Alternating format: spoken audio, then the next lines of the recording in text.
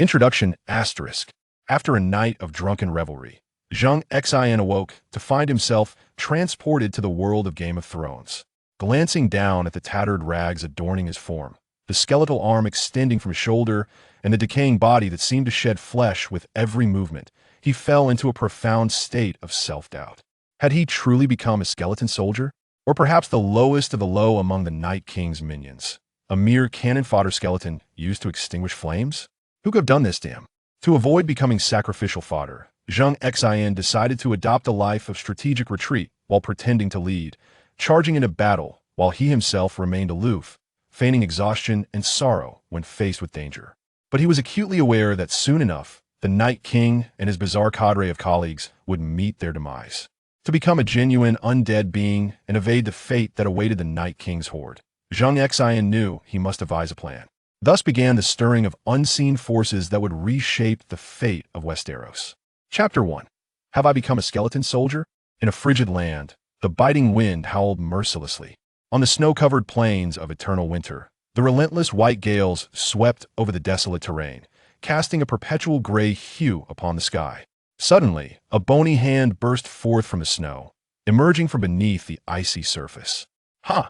Zheng Xin yawned and opened his eyes, surprised to find no throbbing headache as he had anticipated. The previous night, he had celebrated his promotion with colleagues, and in the haze of merriment, he had unwittingly indulged a bit too much. He had assumed his co-workers would see him safely home, or at the very least, secure a room for him to rest. Thus, he had no cause for concern. However, upon awakening, he discovered himself ensconced in a frozen wasteland, devoid of any familiar landmarks, with visibility limited to a few hundred meters. Where the hell have they tossed me? He muttered, struggling to rise. As he moved, he realized something was amiss. The hand he had extended had transformed into a skeletal appendage. Staring incredulously at his palm, his eyes widened in disbelief, followed by a sharp, piercing scream that echoed in the stillness. The sound rivaled that of a naive heroine in a drama, discovering herself unclothed in the bed of a villain, who approached her menacingly with a small whip in hand. Then, like the heroine, he flung off the covers, not blankets, but the white snow blanketing him, only to be met with an impenetrable darkness. After a moment, Zheng Xin roused himself, hoping it was all merely a dream. With renewed hope, he extended his hands once more, only to be met again by those skeletal fingers. This is a dream. It must be a dream. I must have drunk too much. A little more sleep will surely remedy this. Zheng Xin murmured as he lay back down, closing his eyes tightly. His reasoning stemmed from the fact that, despite the icy surroundings, he felt no chill. If this were not a dream, then what could it be? Yet, sleep eluded him, and even a hint of drowsiness was absent. Soon, a voice shattered all illusions. The voice resonated within his mind, as though through a telepathic connection. A mere 2 words echoed. Assemble. The tone was commanding, leaving no room for doubt. Received. Instinctively, Zheng Xin sprang to his feet, but reconsidered, thinking he was still dreaming, and chose to ignore it. Damn it, accustomed to being bossed around. Even in dreams I must respond. Curse that leader. Just as he contemplated lying down again, the sound of rustling filled the air. Turning his head, he was nearly struck with terror. From the snow-covered expanse, decrepit arms emerged, and with hands propped against the ground, grotesque skeleton soldiers began to crawl out from the snow. The scene was disconcertingly vivid. Aside from the lack of sensation, it mirrored reality to an uncanny degree, leaving Zheng Xin unable to discern whether he was dreaming or ensnared in reality. What is happening? He stammered, struggling to comprehend the situation. Noticing that the newly emerged skeletons bore him no ill will, but instead wobbled in a specific direction, Zheng Xin sensed an invisible tether connecting him to the distant horizon. This connection imbued him with strength, enabling him to move with ease. Simultaneously, a voice in his subconscious urged him to follow and serve the exalted king, to die for him, to surrender all for his cause. Zheng Xin shook his head, dismissing the intrusive thought. He was not gravely ill, nor was he destined to die for another. Yet, as all the skeletons assembled toward a common goal, his stillness rendered him an anomaly. It seemed prudent to follow and discern the circumstances. The vast snowfield sprawled endlessly, and as he walked, more skeletons converged from all directions, akin to a tie to bone. Upon a cursory count, he estimated their numbers to exceed 10,000. He walked for the better part of the morning, and when the sun reached its zenith, he finally beheld the exalted king. From a distance, Zheng Xin was nearly compelled to cry out in astonishment. Is that the Night King from Game of Thrones? How have I become a skeleton soldier in his service? At that moment, the Night King, regal upon his skeletal steed, stood imperiously atop a high cliff, flanked by 4 other figures, similarly mounted and imposing. They wielded ice spears, their stature commanding and silent, exuding an air of formidable majesty. Yet, Zheng Xin understood that despite their current display of might, their time was limited. Soon, when the Night King breached the wall and invaded Winterfell, they would all meet their end. The protagonists of such tales are not easily trifled with. The Night King summoned his troops into the canyon, turning to depart with unwavering confidence, believing that if he commanded them to remain, they would not budge an inch. Except for Zheng Xin. At that moment, Zheng Xin felt an urgent anxiety. He had become a skeleton soldier under the Night King's command. What sins had led him to this fate? He was unaware of how far the plot had progressed, but undoubtedly, if he remained passive, he would meet his end alongside the Night King. He refused to accept such a fate and resolved to find a way to survive, even if it meant abandoning his original world. Living on in this one would suffice. Even the lowly seek survival. How much more so a living man like Zheng Xin? To ascertain the plot's progression, he first needed to escape the canyon, but he was uncertain of the guard's vigilance. If the Night King discovered a deserter among his ranks, retribution would be swift and merciless. Zheng Xin glanced around. The high-ranking wights had vanished with the Night King, and aside from the skeletons standing mindlessly like him, no guards were in sight. Tentatively, he took a cautious step back, observing the surrounding skeletons for any signs of disturbance. Upon taking another small step, still no reaction ensued. Gradually, Zheng Xin felt a sense of relief wash over him. Since the skeletons were merely standing idly, their formation was chaotic enough that the absence of one would likely go unnoticed by the Night King. Though he was aware from his viewing of Game of Thrones that these skeletons were mindless automatons, executing the Night King's commands without thought, his own survival took precedence. As Zheng Xin continued to inch closer to the periphery of the sea of skeletons, he still detected no signs of guards, allowing him to fully relax and begin striding boldly toward the canyon's exit. The Night King was indeed overly confident, never considering that beneath his command lay a diminutive skeleton soldier who had awakened self-awareness. Or perhaps, it was more accurate to say that an external soul had taken residence within one of his subordinates. This seemingly inconspicuous skeleton soldier would later emerge as a figure capable of stirring the very winds of Westeros. Chapter 2. 4 Paths. Upon exiting the canyon, Zheng Xin exhaled deeply. The sensation of being surrounded by skeleton soldiers was truly unnerving. Though he too was now a skeleton soldier, his soul remained human, rendering the experience profoundly discomforting. Once outside, Zheng Xin placed his hands on his hips and chuckled. The Night King, who has instilled fear across the continent for millennia, is not as formidable as I imagined. I managed to escape with such ease. However, after basking in his triumph for a moment, he was once again consumed by worry. Now that he had escaped, what is he to do next? Where could he gather information regarding the current situation? The only 4 races that had long occupied the eternal winter snowfield were as follows.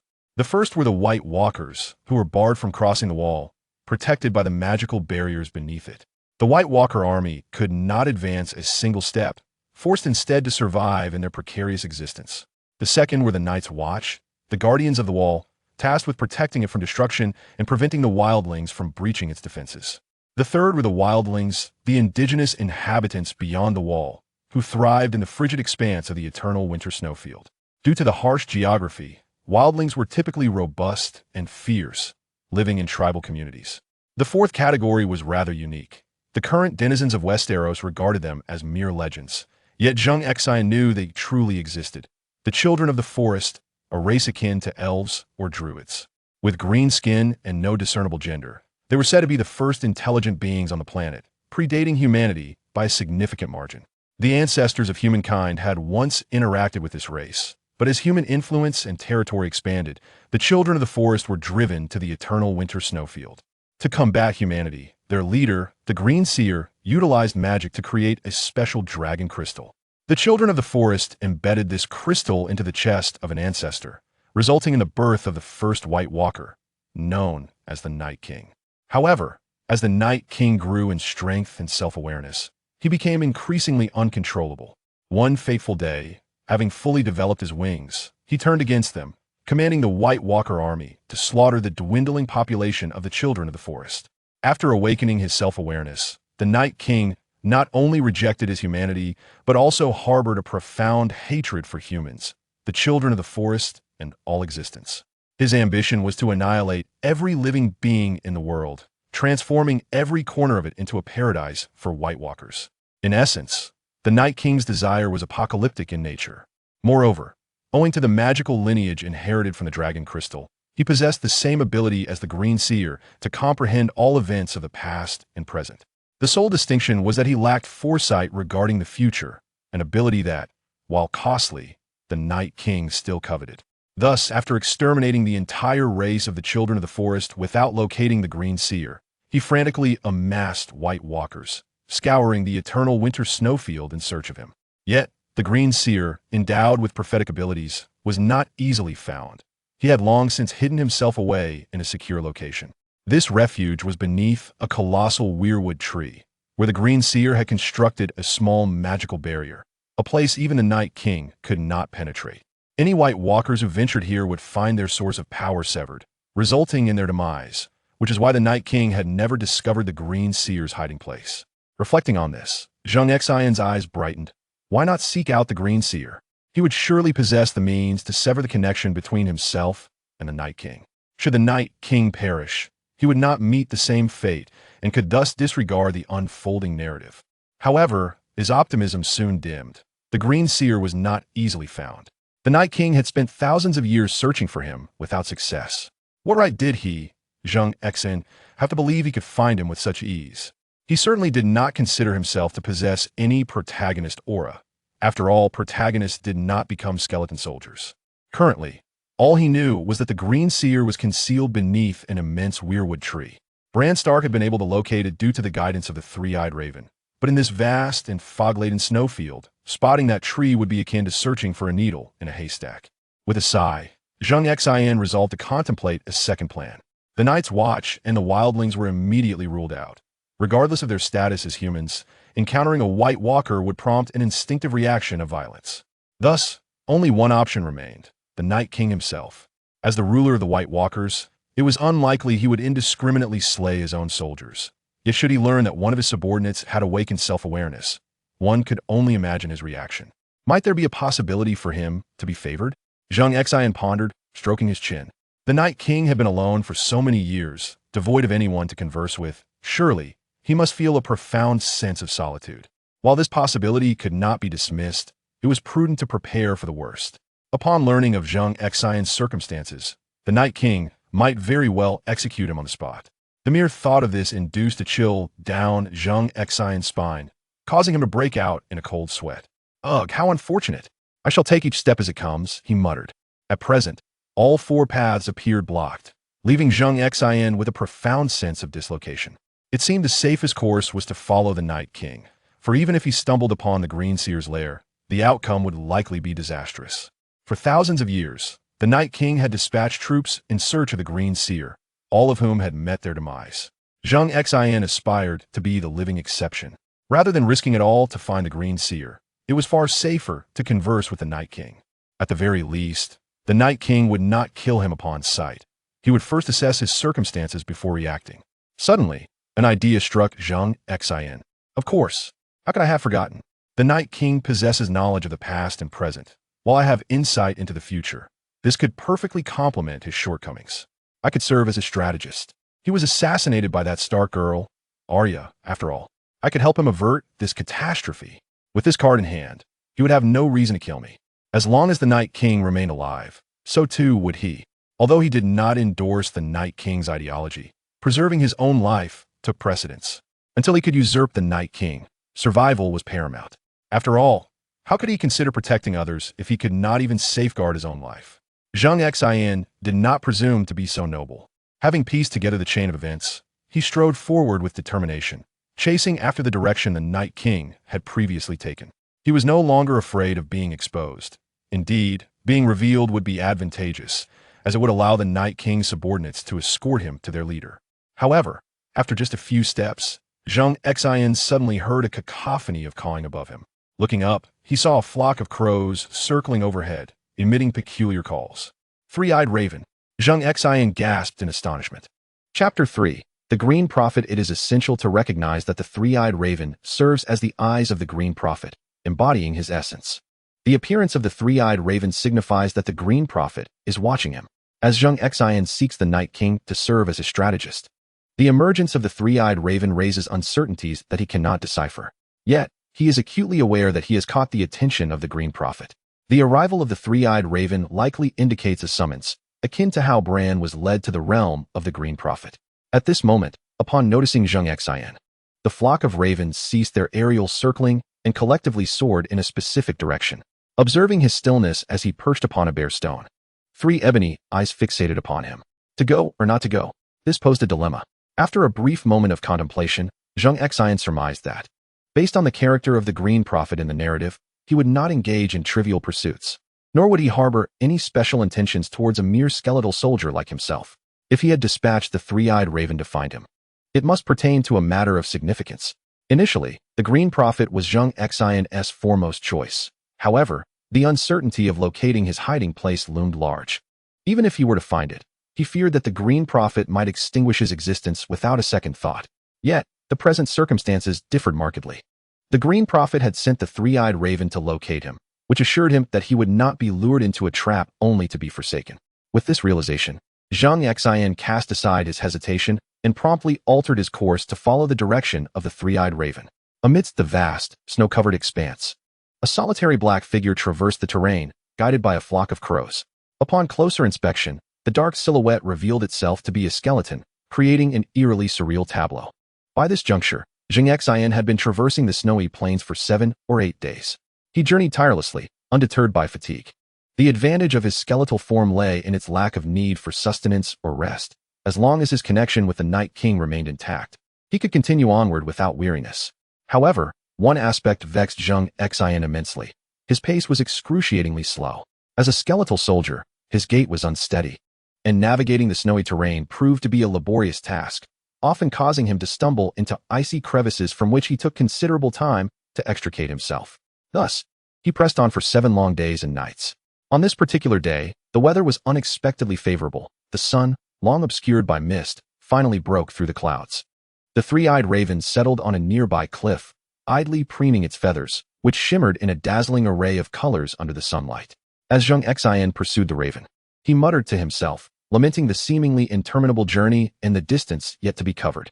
Had he known it would be so far, he might have reconsidered his venture, a stroke of ill fortune. Nevertheless, for the sake of his own survival, Zheng Xin was compelled to continue.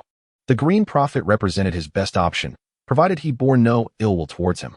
Upon traversing a prominent hill, the landscape suddenly opened up before Zheng Xin. Nestled within a depression of the hillside, an immense fishbeam tree appeared before him. Upon sighting this magnificent tree, Zheng Xin was nearly overcome with emotion. At last, he had arrived. The tree was truly colossal, adorned with vibrant red leaves reminiscent of autumn's maple foliage. The fishbeam tree stood against the backdrop of a steep peak, which sheltered it from fierce winds and biting cold. This tree nearly matched the height of the cliff, possibly reaching over 100 meters. Its breadth was equally astonishing. With no other trees nearby vying for sunlight, it spread horizontally, its canopy extending an impressive 70 to 80 meters, far more breathtaking than depicted in any cinematic portrayal. The three-eyed crow, however, did not afford Zheng Xin much time to marvel, promptly retreating into the dense treetop. Beneath the tree, the roots twisted and turned, emerging from the earth in a labyrinthine fashion. At that moment, a small green head peeked out from behind one of the roots, greeting Zheng Xin with a cheerful hey. Startled, Zheng Xin turned to the source of the sound. It was a diminutive, humanoid creature, approximately 1.5 meters tall, with green skin that made it indistinguishable in gender. This must be one of the children of the forest, Zheng Xin mused. The creature tossed a piece of wood towards Zheng Xin, who caught it with an outstretched hand. It was an utterly ordinary piece of wood, resembling a mere twig collected haphazardly. Puzzled as to why the child of the forest would present him with such a trivial object, Zheng Xin looked back at it. Noting his confusion, the creature explained, "Hold on to this, and you shall gain entry. Otherwise, do you wish to become a mere pile of bones? Follow me." Before Zheng Xin could respond, the creature turned and vanished. Realizing the significance of the seemingly worthless wood, Zheng Xin hurried after it, entering the maze of roots. He followed the child of the forest, twisting and turning until they finally arrived at an entrance. Though referred to as an entrance, it was merely a denser network of roots forming a wall. Only by following the child of the forest could one gain access. Where is this place? And why have you brought me here? Zheng Xin contemplated, already suspecting that the Green Prophet sought him out. Yet he intended to extract further information from the child of the forest.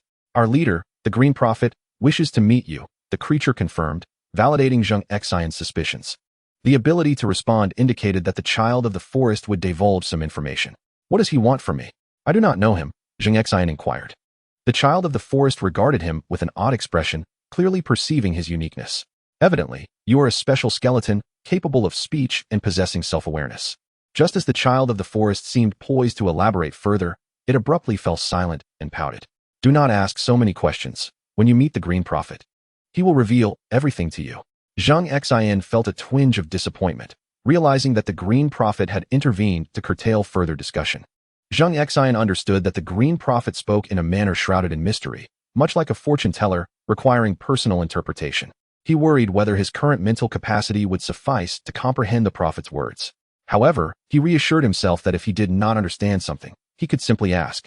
Following the child of the forest through a winding path, he sensed that this passage descended, indicating that the Green Prophet had concealed himself deep underground.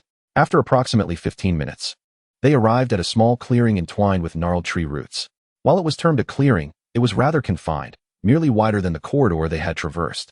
An elderly man with a white beard was ensnared by the roots, his hands, feet, and half of his body completely enveloped, resembling the character from the original narrative. The Green Prophet was embedded within a wall of roots suspended in midair.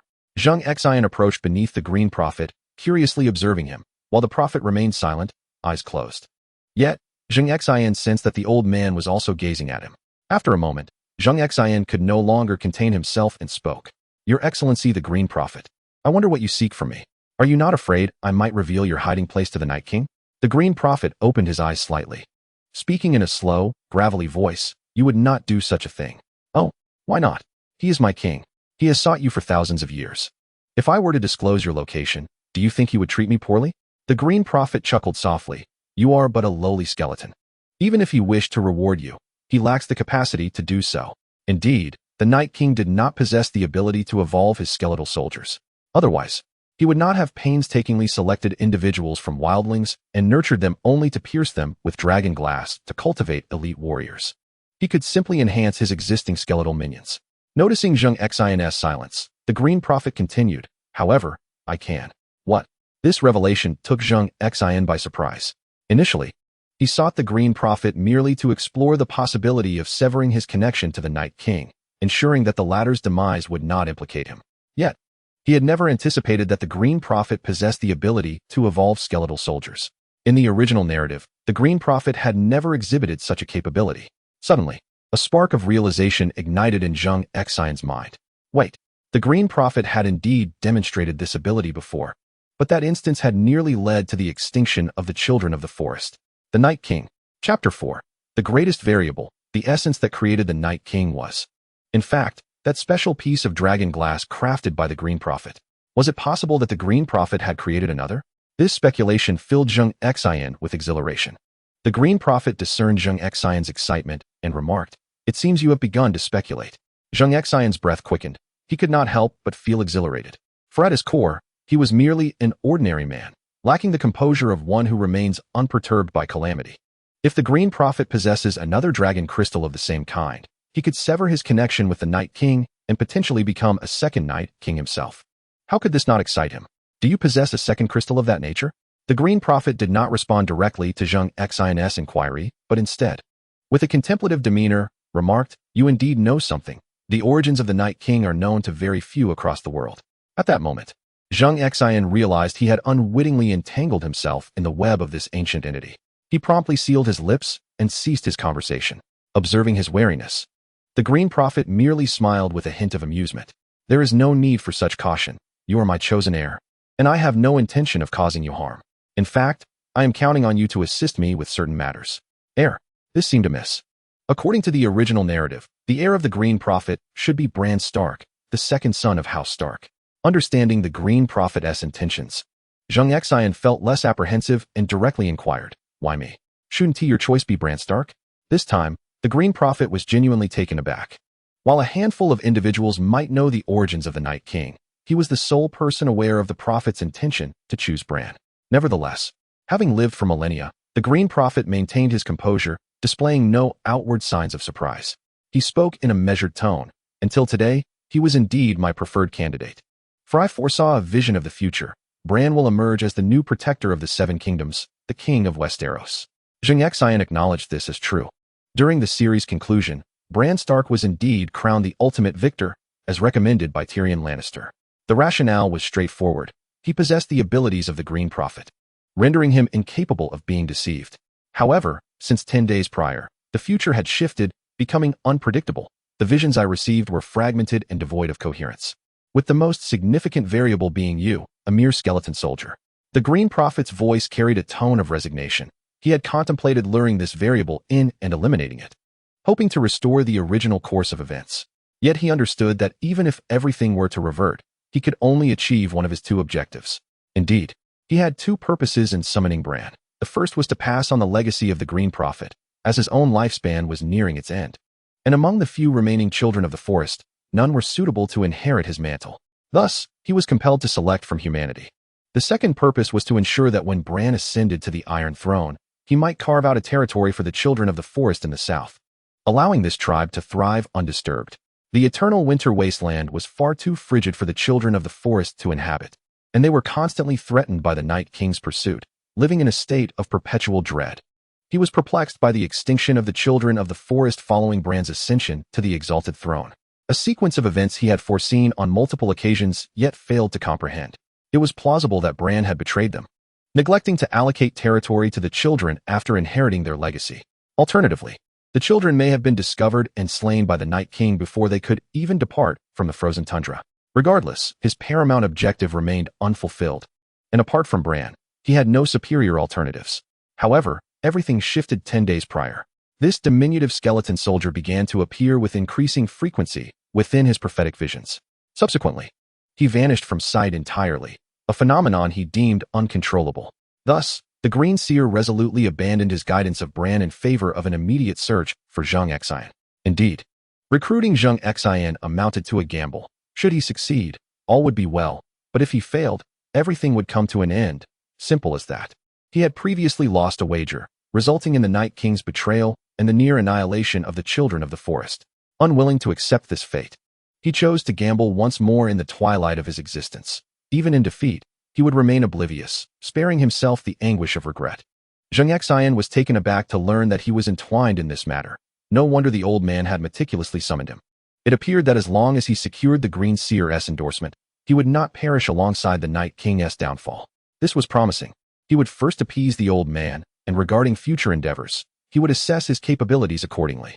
If it were a simple task, he would not hesitate to lend a hand. Thus, it seemed you have chosen me over Bran. What of Bran now? Have you begun to guide him to you? Zheng Xin posed this inquiry to grasp the progression of events. Bran's acceptance of the Green Seer's legacy marked a pivotal juncture. Upon completing this rite, the Night King would surely seek out the Green Seer and effectively obliterate the children of the forest. Following that, he would acquire the Bone Dragon, dismantle the wall, and march southward with a formidable army, engaging in a grand battle against the human alliance in Winterfell, ultimately meeting an untimely demise. This was nearing the climax. Zheng Xin felt fortunate to arrive just in time. Had the Green Seer not found him, he might still have been plotting cautiously, and whether the Night King would trust a mere skeleton soldier was debatable. If he were not believed, his head could easily become a chamber pot. He dared not dwell on that thought. Now that a better option had presented itself, he decisively abandoned the Night King, allowing him to perish. After all, at several millennia old, he should relinquish his position. How could the youth ascend if he refused to step aside? Such ignorance of sustainable development principles was astounding. That old wretch would find his head serving as a chamber pot once he was gone. The Green Seer relinquished Bran to seek out Zheng Xin, while Zheng Xin forsook the Night King to ally with the Green Seer, truly a mutual endeavor. Indeed, Bran had already crossed the wall and ventured deep into the haunted forest. If you did not appear soon, we would likely meet in a matter of days. Zheng Xin found himself at a loss for words.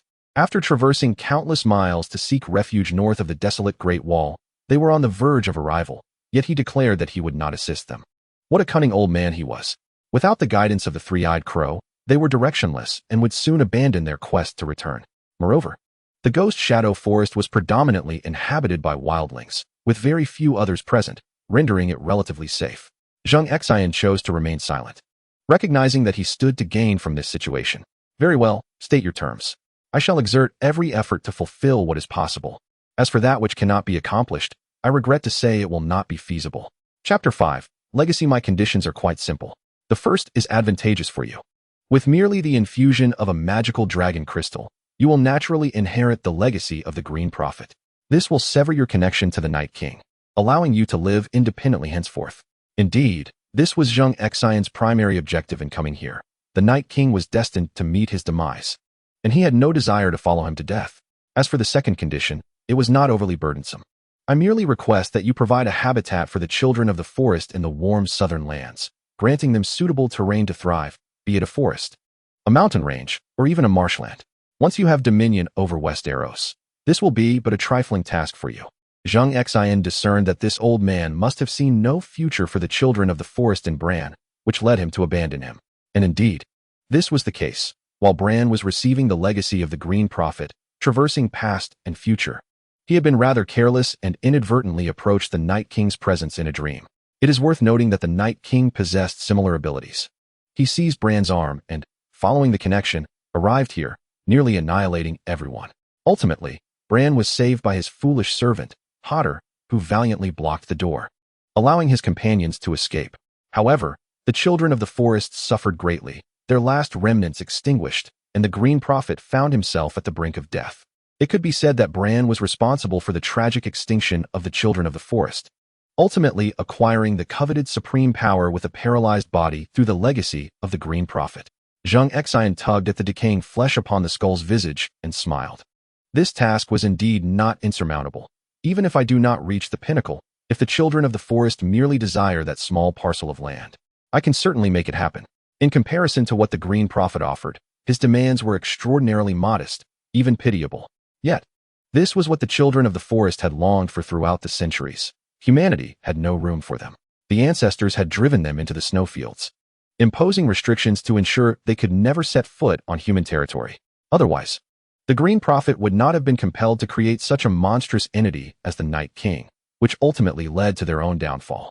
Upon hearing Zheng Xin's agreement, the Green Prophet's weathered face broke into a relieved smile. He was unperturbed by the possibility of a change of heart. The wisdom gained from experience was certainly understood by the Green Prophet. Initially, he had not placed any restrictions on the dragon crystal given to the Night King, a decision he deeply regretted. However, the dragon crystal he subsequently crafted was unlike the previous one. Should he fail to fulfill his promises, that crystal would reclaim all that he had bestowed upon him. Naturally, the Green Prophet would not divulge this to Zheng Xin, to avoid planting any seeds of doubt in his mind. Very well, I believe you, the Green Prophet said, gazing into Zheng Xin's eyes as he slowly extended his hand to retrieve a deep blue dragon crystal from a hollow at the base of a nearby tree. The crystal emanated an eerie, bluish glow. Unlike the one belonging to the Night King, this ordinary dragon crystal was a lethal weapon against the White Walkers. Yet this particular one offered the hope of transforming back into a human. The Green Prophet's words struck Zheng Xin like a thunderbolt. He had never imagined that the Green Prophet possessed such a means, capable of converting White Walkers back into humans. Indeed, if he could turn people into White Walkers, he surely had the ability to reverse the process. But before Zheng Xin could revel in this newfound hope, the Green Prophet continued, "This is merely a hope. In my lifetime, I have crafted only 2 special dragon crystals, each forged with tremendous effort, possessing unique effects and powers. You have obtained this one. Yet you must also acquire the other to achieve a complete fusion of the 2 crystals, thereby enabling your transformation into a human. Furthermore, you would gain the ability to traverse freely between the realms of humans and White Walkers. The power of the dragon crystals is immense. The extent of their fusion is beyond even my comprehension, and you must explore this for yourself. As for the whereabouts of the other dragon crystal, you are well aware. It resides within the Night King's body, and obtaining it will not be a trivial task. It is not merely a challenge. Had he arrived several centuries, or even millennia earlier, it might have remained forever beyond his grasp. However, the situation was different now. Zheng Xin knew that soon. The Night King would meet his demise, the ultimate antagonist making a grand entrance only to be swiftly vanquished, akin to the character Zheng Xin from a Jet Li film, whose dramatic entrance was overshadowed by a hasty exit. Nodding indifferently, Zheng Xin was resolute in his quest to obtain the Night King's dragon crystal. According to the narrative, after Arya and Bran defeated the Night King, he shattered into a myriad of ice shards, with no one searching for his remains, departing with a sense of righteousness. That dragon crystal likely lay undisturbed in that place, never to be mentioned again until the story's conclusion. I understand. I shall honor my promise. Once I obtain the dragon crystal and its legacy, I will take responsibility for protecting the children of the forest. From henceforth, they shall be my children. Zheng Xin declared solemnly, striking his chest in a gesture of commitment. The Green Prophet was well pleased, waving his hand to toss the dragon crystal to Zheng Xin, who then pierced it into his own chest. It is yours now. As Zheng Xin held this unique dragon crystal, its smoothness was akin to soft jade, devoid of any sharpness. Emitting a gentle, deep blue glow, he gazed at it for a moment before, without further thought, he plunged the crystal into his chest. This endeavor is not insurmountable. He is devoid of pain, and at present, he exists as a skeletal warrior, his form already marred and broken, with flesh falling away at the slightest movement. Piercing the dragon crystal between two exposed ribs is tantamount to embedding it within his chest. The instant it penetrates and merges, a tidal wave of power surges throughout Zheng Xin's entire being. The sensation of possessing divine strength renders him momentarily spellbound. This exquisite feeling evokes visions of the entirety of Westeros since its inception, as the river of history floods forth, warm and profound. The Green Seer guides him through this authentic illusion, traversing magnificent mountains and witnessing the vibrancy of human existence. Time appears to stretch into millennia, or perhaps pause for just a fleeting moment. When Zheng Xin finally opens his eyes, they reflect a radical transformation. He comprehends why both the Green Seer and the Night King possess that all-encompassing gaze. It is a demeanor forged through the tribulations of life and the passage of endless years. Previously, Zheng Xin resembled an ordinary citizen, and despite the opportunity for transcendence, he remained shackled by over 2 decades of ingrained habits. However, having received the Green Seer's legacy, he now understands that the composure exhibited by the Green Seer and the Night King is not a facade of arrogance, but rather a genuine tranquility and poise. He recalls their expressions at the time of death, neither panic nor despair nor hysteria, only an unwavering calmness throughout. He finally grasps that, for beings such as them, death is a trivial matter, for all things inevitably have a beginning and an end. Nothing is eternal, including themselves, the very ground beneath their feet, and the azure sky above, all destined to meet their demise one day. The Night King's ambition is merely to hasten that day by a fraction. Chapter 6. Encircling support in an instant. Zheng Xin undergoes a profound transformation from a shrewd, petty individual, accustomed to acknowledging assembly orders, to someone entirely renewed from within. Though it appears as a fleeting moment, he has traversed thousands of years within the illusion. This extensive passage of time, while seemingly a mere vision, has indeed honed Zheng Xin's temperament, allowing him to emerge reborn and revitalized. Once again, he finds himself beneath the roots of a tree, amidst the old man and the skeleton. Yet, everything has irrevocably changed. Zheng Xin clasps his hands together in earnest reverence and slowly utters 2 words, "Thank you." The Green Seer's aged visage seems even more weathered, yet his expression has softened considerably. From this moment forth, he recognizes that the individual before him is truly prepared to fulfill his promise. The embedding of the dragon crystal alters Zheng Xin's skeletal form prior to entering the illusion. His body had been restored, adorned in ice-blue armor. His stature has been forcefully elevated to over 2 meters, and his once decayed body now resembles that of a formidable warrior, exuding strength and an imposing presence. A pair of skeletal eyes deepened into a profound and tranquil gaze, emanating an icy blue luminescence. However, upon emerging from the illusion, Zheng Xin reverted to his inconspicuous, tattered form as a little skeletal soldier. This was not yet the opportune moment to showcase his prowess. The Night King's forces were overwhelmingly vast, with an undead legion numbering in the millions. Despite Zheng Xin's myriad abilities, he remained utterly feeble in the face of such formidable power. Moreover, it would not be long before others would confront the Night King on his behalf. Why should he expend his own efforts? The Green Prophet waved his hand, weary. Go, but do not forget your promise. Without uttering a single word of protest, Zheng Xin rose and departed the cave, once again traversing the boundless expanse of the snowy plains. After enduring millennia in companionship with the Green Prophet, their spirits were inextricably linked, rendering words unnecessary. He comprehended the Green Prophet's intent. Soon, his own life would reach its conclusion. The Green Prophet harbored no regrets, only concern for the children of the forest. Now, entrusting them to Zheng Xin, he felt a sense of relief. Zheng Xin prepared to continue his existence under the Night King's dominion, opting to engage in subtle undertakings rather than overt actions, for the time was not yet ripe. Across the snowy plains, scattered skeletal soldiers could be seen congregating towards the canyon from which Zheng Xin had arrived, evidently preparing for a significant undertaking. Reflecting on the unfolding narrative, Zheng Xin recalled that the Night King should have, through Bran, discovered the Green Prophet's hiding place. Intent on obliterating both him and the children of the forest, Bran had also retreated beyond the wall. A slight smile graced Zheng Xion's lips. He knew precisely how to proceed. After another arduous journey, he followed the fragmented skeletal soldiers back to the canyon assembly point. Barely a day had passed since his return when all the skeletal soldiers around him suddenly sprang into motion, charging forward behind a towering, mounted wight. Zheng Xin had severed his connection with the Night King and could no longer receive messages. However, remaining concealed was straightforward. He merely needed to follow the skeletal soldiers, mirroring their actions while resolutely refraining from rushing forward. He refused to be mere fodder. Cheering and rallying were tasks at which Zheng Xin excelled. Thus, he feigned the demeanor of a dim-witted, slow-reacting skeletal soldier, swaying along with the main contingent, occasionally emitting sounds of laughter and cheer to appear diligent. Unfortunately, his performance went unnoticed by the mounted leader, who could only cast flirtatious glances at the blind, maintaining a steady pace behind the main force.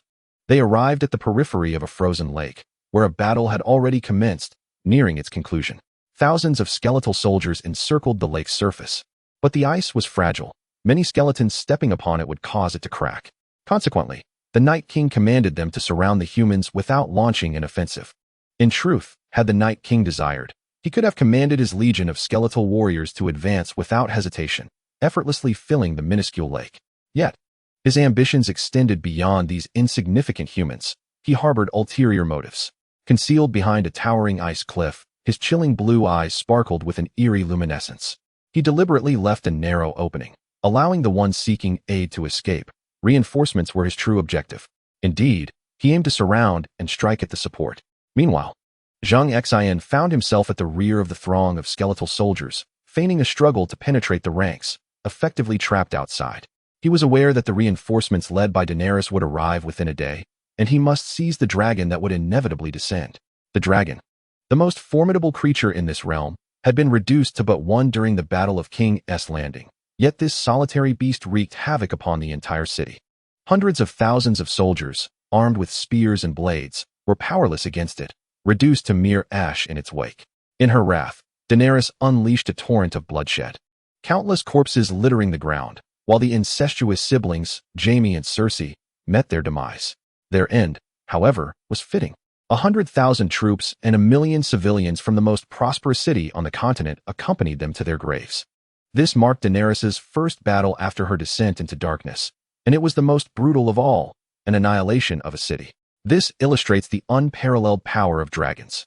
Not only the Night King coveted them, but Zheng Xin too harbored desires. Thus, he awaited patiently.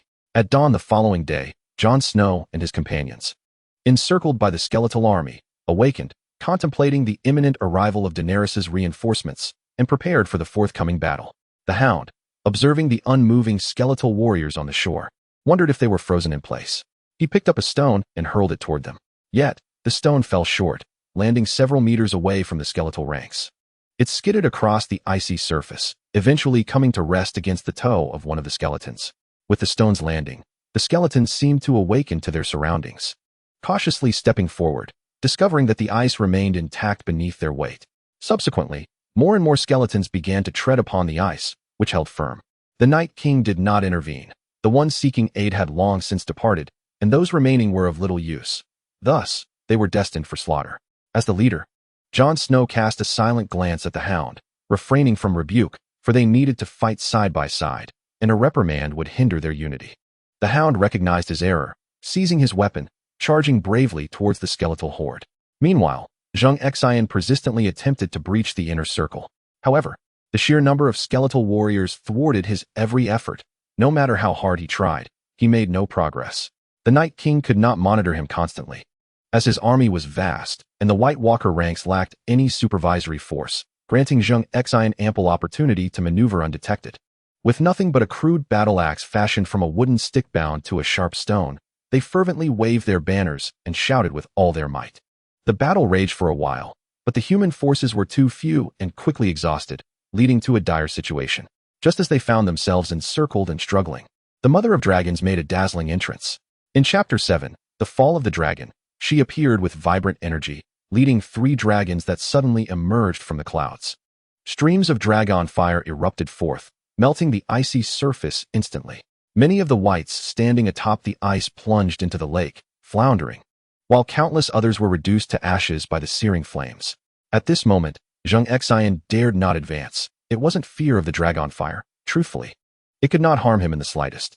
Yet, while he remained unscathed, the other skeletal soldiers trembled at the prospect of being engulfed in dragon fire, becoming mere piles of ash while he stood whole and intact. If that occurred, not only would the Night King notice, but even the mindless skeletons would realize something was amiss. Thus, Zheng Xin lingered on the periphery, avoiding confrontation, occasionally colliding with other skeletal soldiers, causing chaos as they struggled to right themselves. Ultimately, he sought refuge in a crack in the ice, peeking out after a while to observe the rampaging dragons above before retreating to rest once more, until he heard a resounding dragon roar, filled with anguish and terror. Zheng Xin decisively emerged from his hiding spot. Indeed, the Night King had struck, driving a spear directly into the massive abdomen of the dragon. The Night King's spear was not to be underestimated. It was enchanted with effects of tearing and bleeding.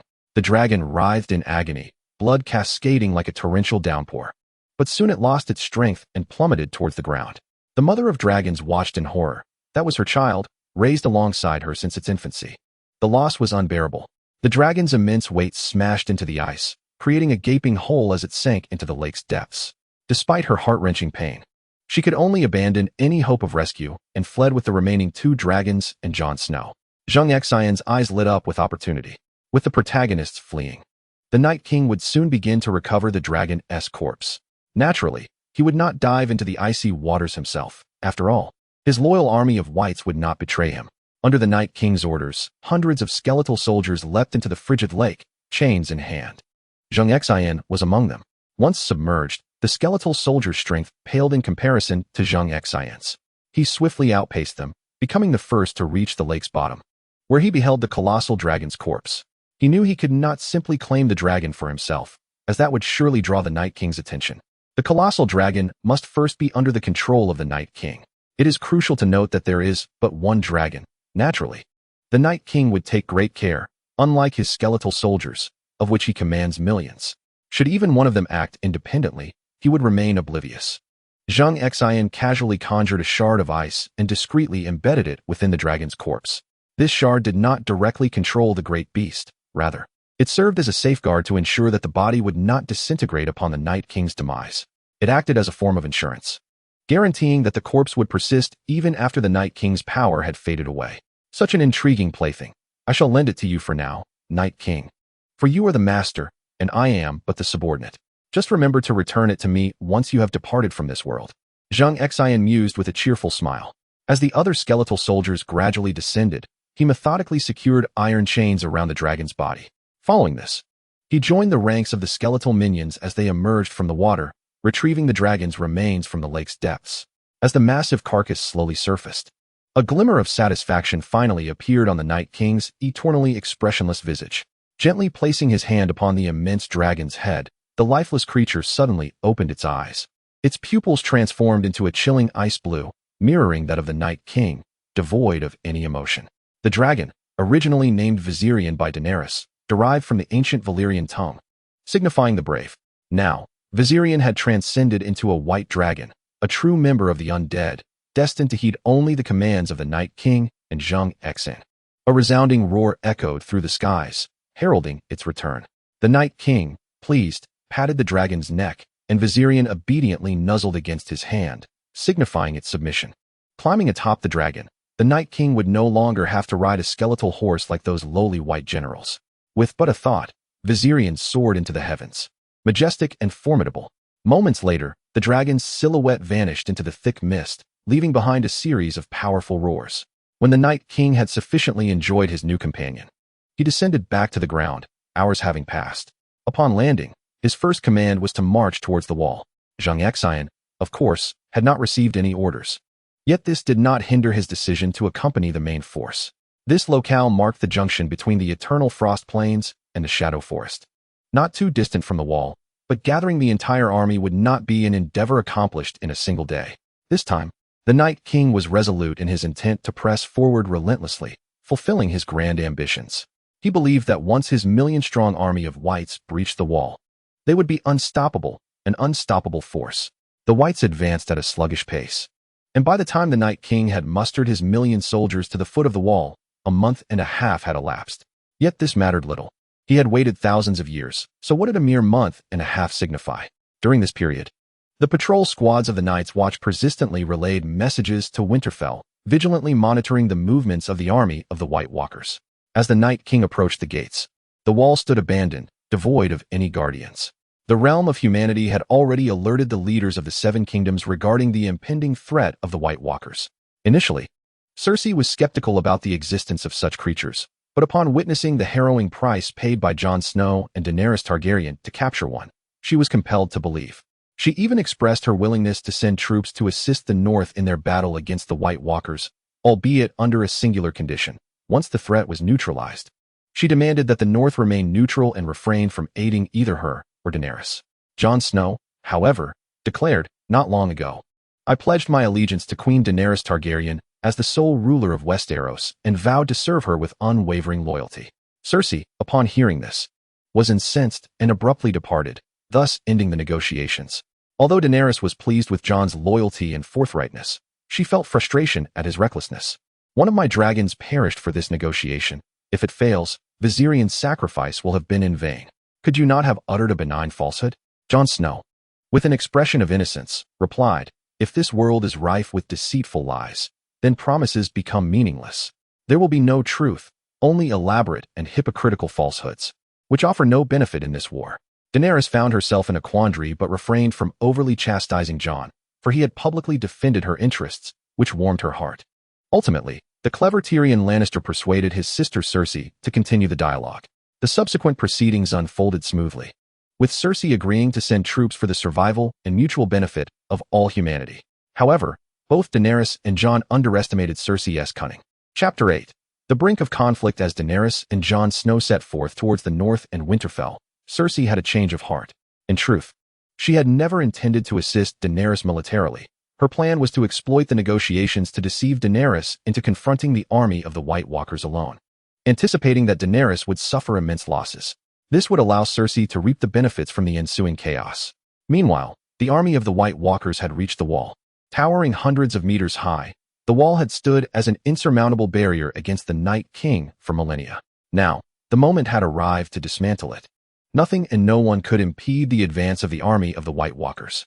The Night King, mounted upon Viserion, soared into the sky, and his harsh, grating voice echoed, "Dragon fire."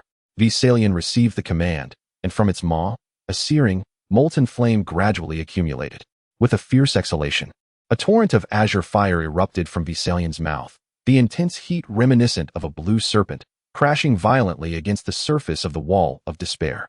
The tremendous force, imbued with an absolute temperature, swiftly melted the icy exterior.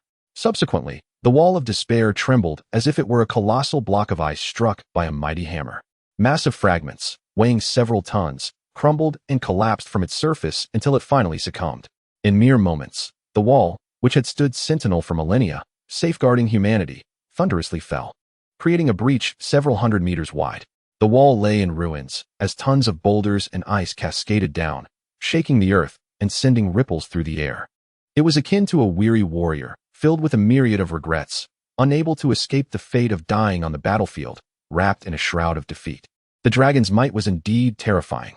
The Night King, empowered by Viserion, felt as though he had been granted wings. He caressed Viserion's neck in a gesture of reward, and Viserion, haughty and imposing, lifted its head high, surveying the desolation beneath with a scornful gaze, as if to declare that the Wall of Despair was but a mere triviality. The Night King brandished his spear, pointing forward, and an army of 1,000,000 surged forth, crossing the ruins of the fallen wall, officially entering human territory. In Winterfell, Daenerys had been encamped for over half a month, fortifying the stronghold into an impregnable bastion with her followers.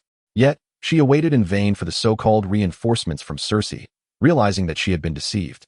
However, the pressing concern was not to confront Cersei, but to respond to reports from the front lines indicating that the army of the White Walkers had crossed the Wall of Despair and was now advancing into the Wolfswood. North of Winterfell lay the very outskirts of the Wolfswood, meaning the 1,000,000-strong army of White Walkers was now perilously close. Upon receiving this intelligence, the High Command of Winterfell convened an urgent meeting, continuously simulating tactics and strategizing on the war table. Currently, Winterfell's garrison consisted of over 50,000 Dothraki cavalry brought by Daenerys, alongside 10,000 unsullied warriors and 2,000 members of the Second Sons, her elite forces. In addition, they had troops recruited from Meereen, Qarth, and Astapor, all infantry, totaling fewer than 50,000. Moreover, Jon Snow's forces were considerable, comprising over 70,000 from the northern cities. The Night's Watch and wildlings gathered from outside the walls, amounting to nearly 100,000 in total.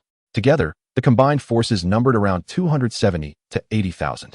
If not contending against the White Walkers, this formidable strength would be invincible against any faction on the continent.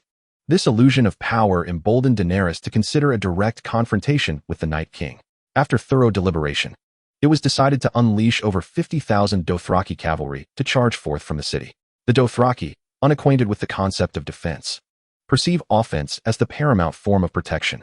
Moreover, the notion of cavalry overpowering infantry is a timeless principle of warfare, particularly in the wilderness where an advancing cavalry is an unstoppable force. Initially, the cavalry will shatter the enemy's resolve, followed closely by the unsullied phalanx, whose shield and spear formations are perfectly equipped to counter the impact of infantry assaults.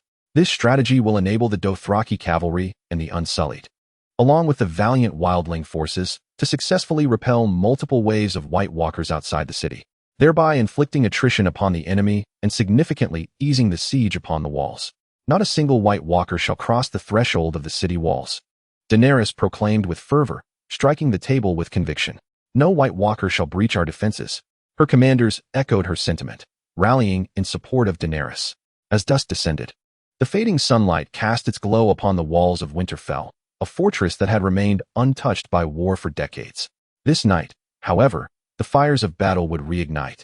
The battlements were manned with watchful soldiers, while the cavalry returned to the city, for venturing into the woods now would be tantamount to courting death. As the forest was teeming with White Walkers, the Night King awaited the arrival of night, for the daylight offered humanity clearer vision, while darkness belonged to the realm of the undead. As time trickled away, the anxiety within the hearts of the townsfolk grew palpable. Some trembled, their hands quaking around their weapons. They were not faced with living adversaries, but rather with the soulless, pain-immune specters of the White Walkers. The mere sight of their grotesque visages could instill terror so profound that it shattered the resolve of even the bravest souls. Such is the natural manifestation of humanity's primal fear in the face of the unknown. The sky was cloaked in darkness, and the forest outside began to stir with unsettling restlessness. Those with keen senses could even hear the distant howls of the White Walkers. To alleviate the ordinary soldier's dread, Daenerys ordered that they commence their advance. The gates swung open, and the unsullied legion emerged first, for they were orphans who had been enslaved since childhood, emasculated, and trained to eradicate every vestige of their humanity, leaving only two words: obey. Whatever their master commanded, they would execute without hesitation, even if it meant snatching a babe from its mother's arms to slay it, or stepping into the abyss. These individuals were unwaveringly loyal to Daenerys.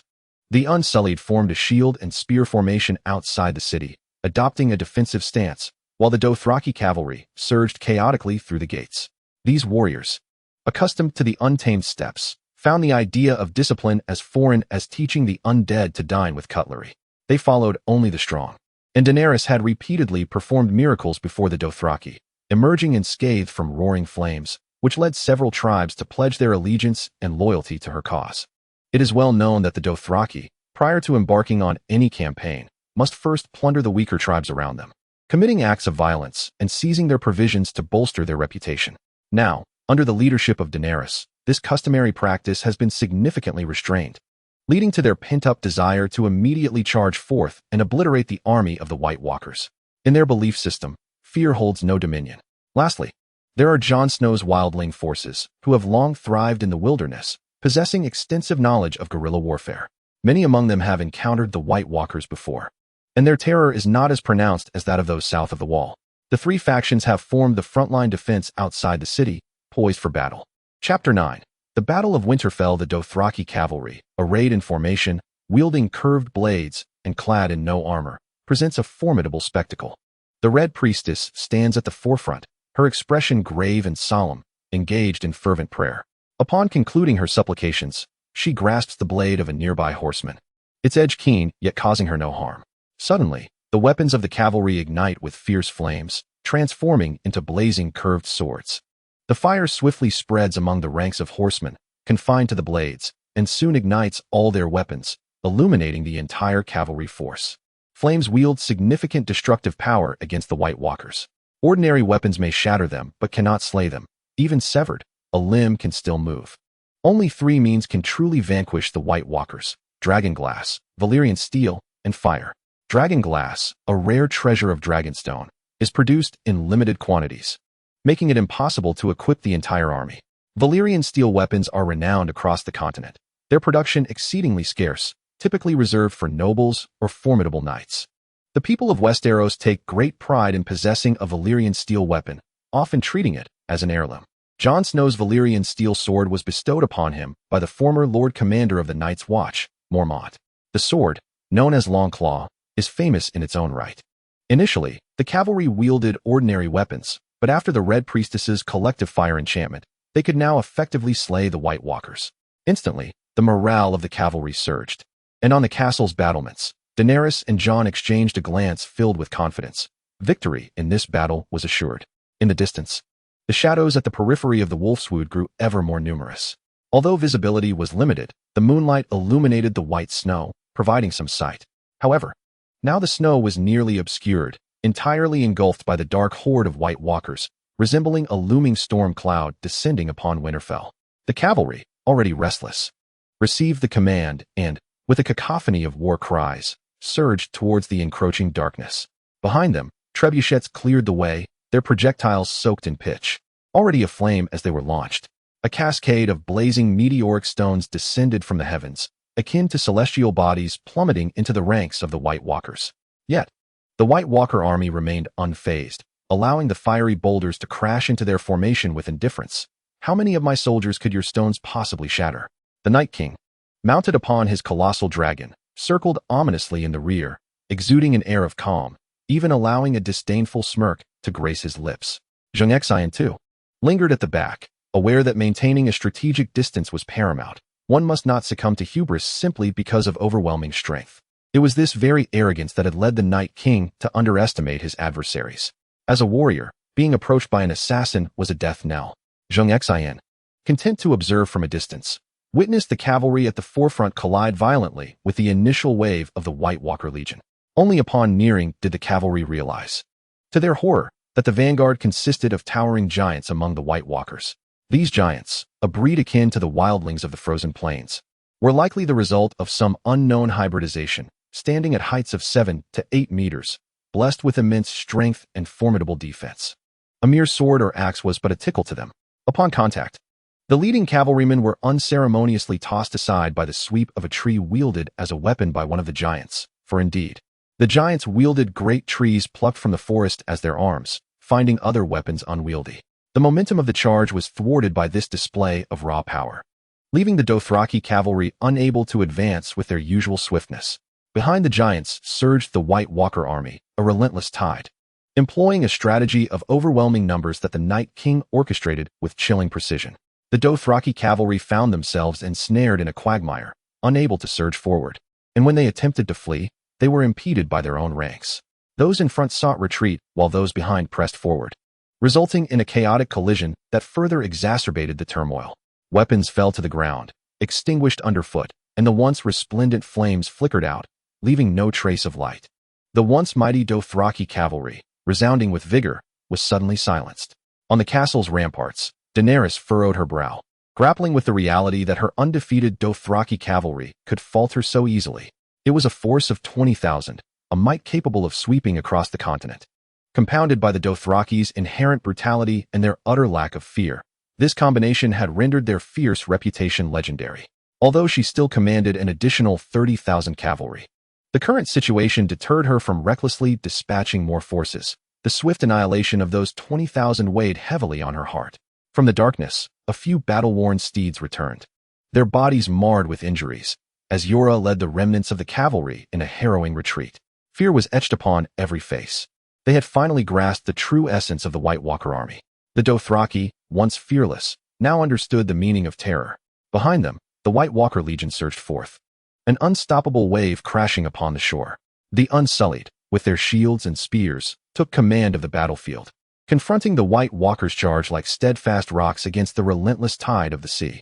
Yet the Unsullied are but flesh and blood, and when faced with an army of others that vastly outnumber them, their frail bodies are unable to endure for long. Soon, the Unsullied began to fall in droves, overwhelmed by the tide of the undead. Daenerys watched in anguish. Each loss felt like a dagger to her heart, for these were her loyal troops, utterly devoted to her cause. Her eyes ablaze with fury, she mounted her dragon and soared towards the battlefield, while Jon Snow too took to the skies upon Regal, joining the fray. With the arrival of the two mighty dragons, the tide of battle swiftly turned. Torrents of dragon fire obliterated countless others, transforming the battlefield into a scene of unimaginable carnage. The dragons wreaked havoc upon the undead, reducing many to mere ashes, unable to rise again. However, the Night King was not a mere spectator. As he witnessed the two dragons wreaking havoc, he summoned Viserion with a commanding gesture. Viserion, understanding the cue, unleashed a deafening roar and lunged at the two brothers who were mercilessly slaughtering his kin. Accompanying this was the Night King's chilling sorcery. He unleashed a vast wave of ice magic, and a frigid gale swept over the land, the icy mist stinging their faces and blinding them. Daenerys and Jon, atop their dragons and without any protective measures, found themselves disoriented and unable to see the ground below. Yet for the Night King, this presented no hindrance. It was, in fact, his domain. The two were compelled to ascend above the clouds, but the Night King seized the opportunity to unleash his slaughter amidst the blizzard, turning the tide once more as the human forces below faltered and retreated in panic behind the castle gates. If this continued, Winterfell would surely fall. Desperate, Daenerys and Jon resolved to guide their dragons back into the storm, seeking the Night King with the intent to slay him. Chapter 10, Eternal Night. Yet within the storm, visibility was severely compromised, making it exceedingly difficult to locate their foe. Lost in the blizzard, they could neither find the Night King nor discern the ground, plunging them into dire straits. On the ground, the northern forces retreated behind the castle gates, while the Unsullied held their ground, without the Queen's command. They would not retreat an inch. Grey Worm, the commander of the Unsullied, witnessed the retreat of the main army into the walls, leaving behind a few thousand brothers who could only surrender with tears in their eyes. However, a mere few thousand could not hope to halt the advance of the others. To create a barrier against the undead and assist Daenerys and Jon in finding their way, the Red Woman took action once more. Outside the castle gates stood rows of caltrops, encircling Winterfell. The Red Woman pressed her hands against the caltrops, praying to the Lord of Light for flames. Yet, having recently ignited the weapons of 20,000 cavalry, her magical reserves were severely depleted, and she could not restore them quickly. After an extended prayer, she was still unable to ignite the caltrops. As the last Unsullied fell outside the gates, the army of the undead surged towards the Red Woman. In that moment of peril, it was uncertain whether her prayers had taken effect or if her magical strength had partially returned. The barricades were set ablaze, flames roaring into the air, igniting the wooden stakes surrounding the city. The wights, fearful of fire, were halted in their tracks, unable to advance. Within the circle of flames, the armies of the living and the dead gazed at each other across the fiery divide. The flames illuminated the grotesque visages of the wights, whose expressions bore no anger or fear, only an endless indifference and apathy. Concurrently, in the heavens, Daenerys and Jon Snow discerned the situation below. Without hesitation, dragon fire erupted, unleashing a massacre upon the wights encircling the city. From his vantage point, the Night King observed the unfolding chaos. He would not be deterred by such a trivial barrier. With a mere wave of his hand, the wights surrounding the flames lunged into the fire, extinguishing it with their own bodies, thereby clearing a path for their brethren. Instantly, The once blazing circle was marred by numerous breaches, and the White army surged forward, treading upon the corpses of their fallen comrades toward Winterfell. Inside the city, the inhabitants did not harbor the illusion that a mere ring of fire could thwart the Whites. They were already prepared to fight. As the White army approached the walls, the defenders atop the battlements began to unleash fiery arrows. The flaming tips struck the Whites, some extinguishing, others igniting them. Yet the damage remained but a drop in the ocean, for the Whites were far too numerous to be vanquished.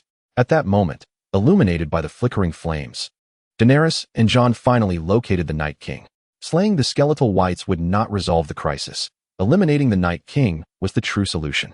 Mounted on their mighty dragons, they ascended into the sky, engaging the Night King in combat. Since they had been discovered, the Night King had no reason to shy away from battle, charging directly at the two riders and their dragons. The three colossal dragons became entangled, unable to unleash their fiery breath, resorting instead to primal and savage tactics of biting and clawing. However, one dragon found itself at a disadvantage. During a fierce struggle, the Night King was cast off its back. A victorious smile graced Daenerys' face as she soared above the Night King, looking down upon him and uttering the words, "Dragon fire." The dragon, without a moment's pause, amassed a tremendous torrent of flame and directed it at the Night King, engulfing him in an inferno of extreme heat. With a sigh of relief, Daenerys believed all was concluded. In her experience, no creature could emerge unscathed from the embrace of dragonfire, save for herself. Yet, she had underestimated the Night King. After enduring the prolonged scorching, the flames dissipated, revealing the Night King unscathed as he emerged from the remnants of the dragonfire. The intense heat failing to penetrate his icy aura, the Night King retained his formidable presence, a hint of disdain flickering across his face as if to mockingly ask, "Is that all?" Seizing an ice spear from the ground, he hurled it toward the flying dragons. Fortunately, Daenerys had anticipated the danger. Upon witnessing the Night King's emergence, she realized the gravity of the situation. Even the dragon flame could not inflict the slightest harm upon the Night King, leaving her utterly at a loss for what to do. The colossal dragon evaded the incoming ice spear, pivoting to soar elsewhere. Zheng Xin lay among the remains of numerous skeletal soldiers, feigning death, carefully burying himself beneath a framework of bones. He felt a surge of relief at having kept his distance. Had he been caught in the flames, his remains would have turned to ash, revealing his presence. He bore witness to the battlefield, famously dubbed the final conflict of the Game of Thrones, and mused that this immersive experience was far more exhilarating than viewing it on a screen. The acrid scent of smoke, the throngs of thousands rushing forth, and the tremors beneath his feet were truly unparalleled, incomparable to any special effects displayed on a monitor. However, a grave concern soon dawned upon Zheng Xin. A potential disruption to all his future plans. How could he have forgotten this? He smacked his forehead, recalling a crucial point. The reason Arya and Bran succeeded in their ambush against the Night King was that the latter was aware of Bran's inheritance of the Green Seer's legacy. The Night King aimed to annihilate all of humanity, for the legacy of the Green Seer contained the entirety of human history and knowledge from ancient times to the present. To eradicate humanity, the Night King must first eliminate the Green Seer, which explained his prolonged inaction over the years. He could not locate the Green Seer. This circumstance afforded Bran the opportunity to use himself as bait, luring the Night King beneath the weirwood tree, where Arya, concealed among the dense branches, descended and struck decisively. Yet the situation had altered dramatically. The Night King sensed the demise of the Green Seer, prompting him to obliterate the wall and embark on his own agenda. The one who inherited the Green Seer's legacy had shifted from Bran to Zheng Xin. Consequently, the protagonists lost their bait for luring the Night King. Would the Night King still meet his end? As this thought crossed Zheng Xin's mind, he couldn't help but feel a deep anxiety for the protagonists and himself. Should the Night King remain unvanquished and humanity falter in this battle, the army of the dead would advance southward without impediment. With only a handful of forces remaining on Cersei's side, they would undoubtedly be no match for the Night King. If the protagonists were to be annihilated at Winterfell, his plans might very well succeed, and the realm of Westeros would truly face obliteration. The world would be plunged into an eternal night. Zheng Xin's head began to ache at the thought of such a bleak future. Having witnessed the rich culture and history of humanity in Westeros spanning millennia, he was loath to see it descend into hell. The civilization here, distinct from that of Earth, still radiated its own unique brilliance and splendor. It harbored both filth and purity, light and greatness. While petty squabbles could be tolerated, a world dominated by the undead, was simply unacceptable to Zheng Xin. Since this upheaval was wrought by his own actions, he resolved to take responsibility for the outcome. For he had promised the Green Seer to create a paradise for the children of the forest. Chapter 11. Despair indeed, after Daenerys took to the skies. The Night King did not advance into Winterfell as per the original narrative.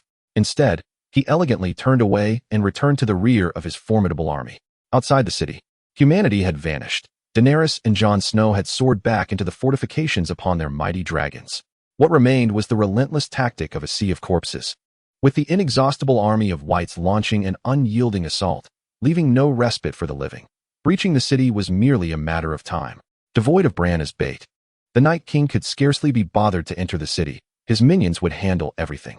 The siege raged fiercely, the tide of the dead was ceaseless, and the skeletal remnants piled higher beneath the walls. Soon, the White Army ascended the ramparts, stepping upon the bones of their fallen comrades as a staircase. The soldiers atop the walls, despite swinging their swords until they emitted smoke, could not hinder the inexorable advance of the Whites.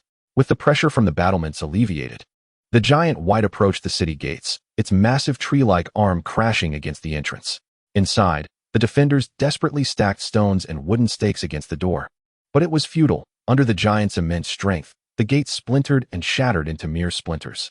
As it bent low and squeezed through the doorway, a volley of arrows rained down upon it. Yet the giant merely swatted them aside with a dismissive gesture, continuing its assault. Leading the charge among the defenders was none other than Lyanna Mormont, the young head of House Mormont, despite her tender age of 12.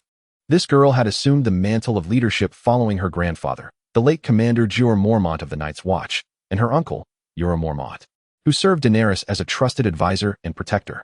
The Mormont family had long been loyal to House Stark, and not a single coward resided among them. Not even this 12-year-old girl. Although the disparity in size between her and the giant was greater than tenfold, she bravely raised her dragonglass axe to confront the looming threat. The giant, however, casually swatted her away, sending her crashing to the ground, gravely injured. The giant approached, grasping the girl in its massive hand, its simplistic, frozen mind unable to comprehend why such a diminutive creature would dare to provoke it, when she was hardly larger than its palm. Bringing Lyanna close to its eye, the giant scrutinized the unconscious girl. Unexpectedly, she was not truly unconscious. She had merely feigned it, her hand still clutching a weapon. Though her dragonglass axe had been knocked away, she still possessed a dragonglass dagger. Seizing the dagger, she plunged it fiercely into the giant's eye before it could react. The giant let out a pained howl, and as the dragonglass energy coursed through it, the Night King's icy magic was dispelled from within. In an instant, the giant's colossal form disintegrated into shards of ice, scattering across the ground. Lyanna, too, fell from the height, crushed under the weight of the giant's icy remnants, dying on the spot. Scenes such as this unfolded throughout the city as the Whites breached its walls, even at the cost of their lives. The warriors of the North never yielded. With the mindset of breaking even by slaying one and profiting by vanquishing two, the warriors fought valiantly. Inspired by these brave souls, everyone summoned their courage to confront the undead, momentarily managing to hold them at bay. Utilizing the structures within the city, humanity engaged in urban warfare against the Whites, resulting in a stalemate in the battle within a short span. Despite the overwhelming numbers of the White Army, their quality was lacking in one-on-one encounters. None could match the prowess of a trained soldier. Particularly in the confined terrain, humanity exerted nearly all their combat strength to contend with the horde of Whites. However, such a scenario could not endure for long. Though the Whites were inferior in combat skill, they possessed a remarkable stamina. They were impervious to fatigue and fear, capable of fighting indefinitely. In contrast, humans were not so resilient. They became weary, frightened, and required sustenance to maintain their strength. In the current situation, there was no time for rest or nourishment, with even the luxury of pausing to catch a breath seeming unattainable. Waves of Whites surged forth relentlessly, appearing inexhaustible, with many of the newly risen Whites being former comrades, which weighed heavily on their hearts, making it unbearable to strike at them. Despair flickered in many eyes. How could the living triumph over the dead? The thought that one might fall and, in the next moment, join the enemy's ranks, turning against their own, was a haunting reality. A pervasive sense of hopelessness spread among all, corroding the spirits of the soldiers. As time progressed, this phenomenon worsened, leading some to abandon their weapons and flee, uncertain of their destination. They only knew that living for another moment was paramount. They wished to avoid confronting such monsters or becoming one themselves. If it were destined for all to transform into wights, let them be the last to succumb. Daenerys and Jon Snow, the two leaders, soared above the battlefield on dragons, their expressions heavy with disillusionment. The chaos below, with humans and wights entangled in disorder, left them too apprehensive to unleash the dragon's fiery breath, for the already sparse human forces could not withstand such losses. Jon dismounted from the dragon, drawing his sword, ready to join the fray. Yet, while he could engage, Daenerys could not. Although unafraid of flames, she remained a woman of limited physical strength. Her combat ability only marginally superior to Cersei's. Should she fall, the troops would be left leaderless, ensuring inevitable defeat. Upon joining the battle, Jon was immediately targeted by the White Army, besieged by dozens of them. Daenerys could not bear to watch him perish. To avoid harming her fellow humans, she released a small burst of dragon fire from low above, providing Jon with cover. Grateful, Jon glanced skyward before continuing his fight. The battle rages on, yet the number of humans on the battlefield dwindles. The encirclement of Jon Snow by the White Walkers has swelled from dozens to hundreds. Daenerys unleashes a torrent of dragon fire, scorching a vast area as her mighty dragon descends, eager to lift Jon onto its back. However, blinded by fury, Jon refuses to climb aboard. In that brief moment of delay, the army of White Walkers closes in once more. While Jon remains obstinate, the White Walkers are relentless, their hunger insatiable. Numerous creatures ascend the dragon's legs, tearing at its flesh, causing the beast to writhe in pain, desperately attempting to shake off these bothersome pests. In the chaos, the dragon inadvertently tosses Daenerys from its back as it soars into the sky, uncertain of its destination. Daenerys crashes to the ground, disoriented and dazed. The White Walkers advance again, seizing the opportunity to attack the one who had ridden the dragon, intent on dismembering her. Meanwhile, Jon finds himself ensnared in a desperate situation, unable to offer aid. In a moment of despair, Daenerys closes her eyes, wondering if this is the end. Chapter 12. The Night King is dead. A new king must rise. At this critical juncture, a longsword interposes itself between Daenerys and the advancing White Walkers. With deft precision, the sword swings, cutting down those who dare approach. It is Jorah, the eldest son of House Mormont, who has faced expulsion from Daenerys multiple times, yet has returned to her side as her sworn protector. Exhausted and battered, his loyalty and devotion compel him to fight once more for his queen, and this time, it shall be his final stand. The White Walkers surge forward, but Jorah positions himself time and again before Daenerys, vowing to shield her from harm for as long as he draws breath.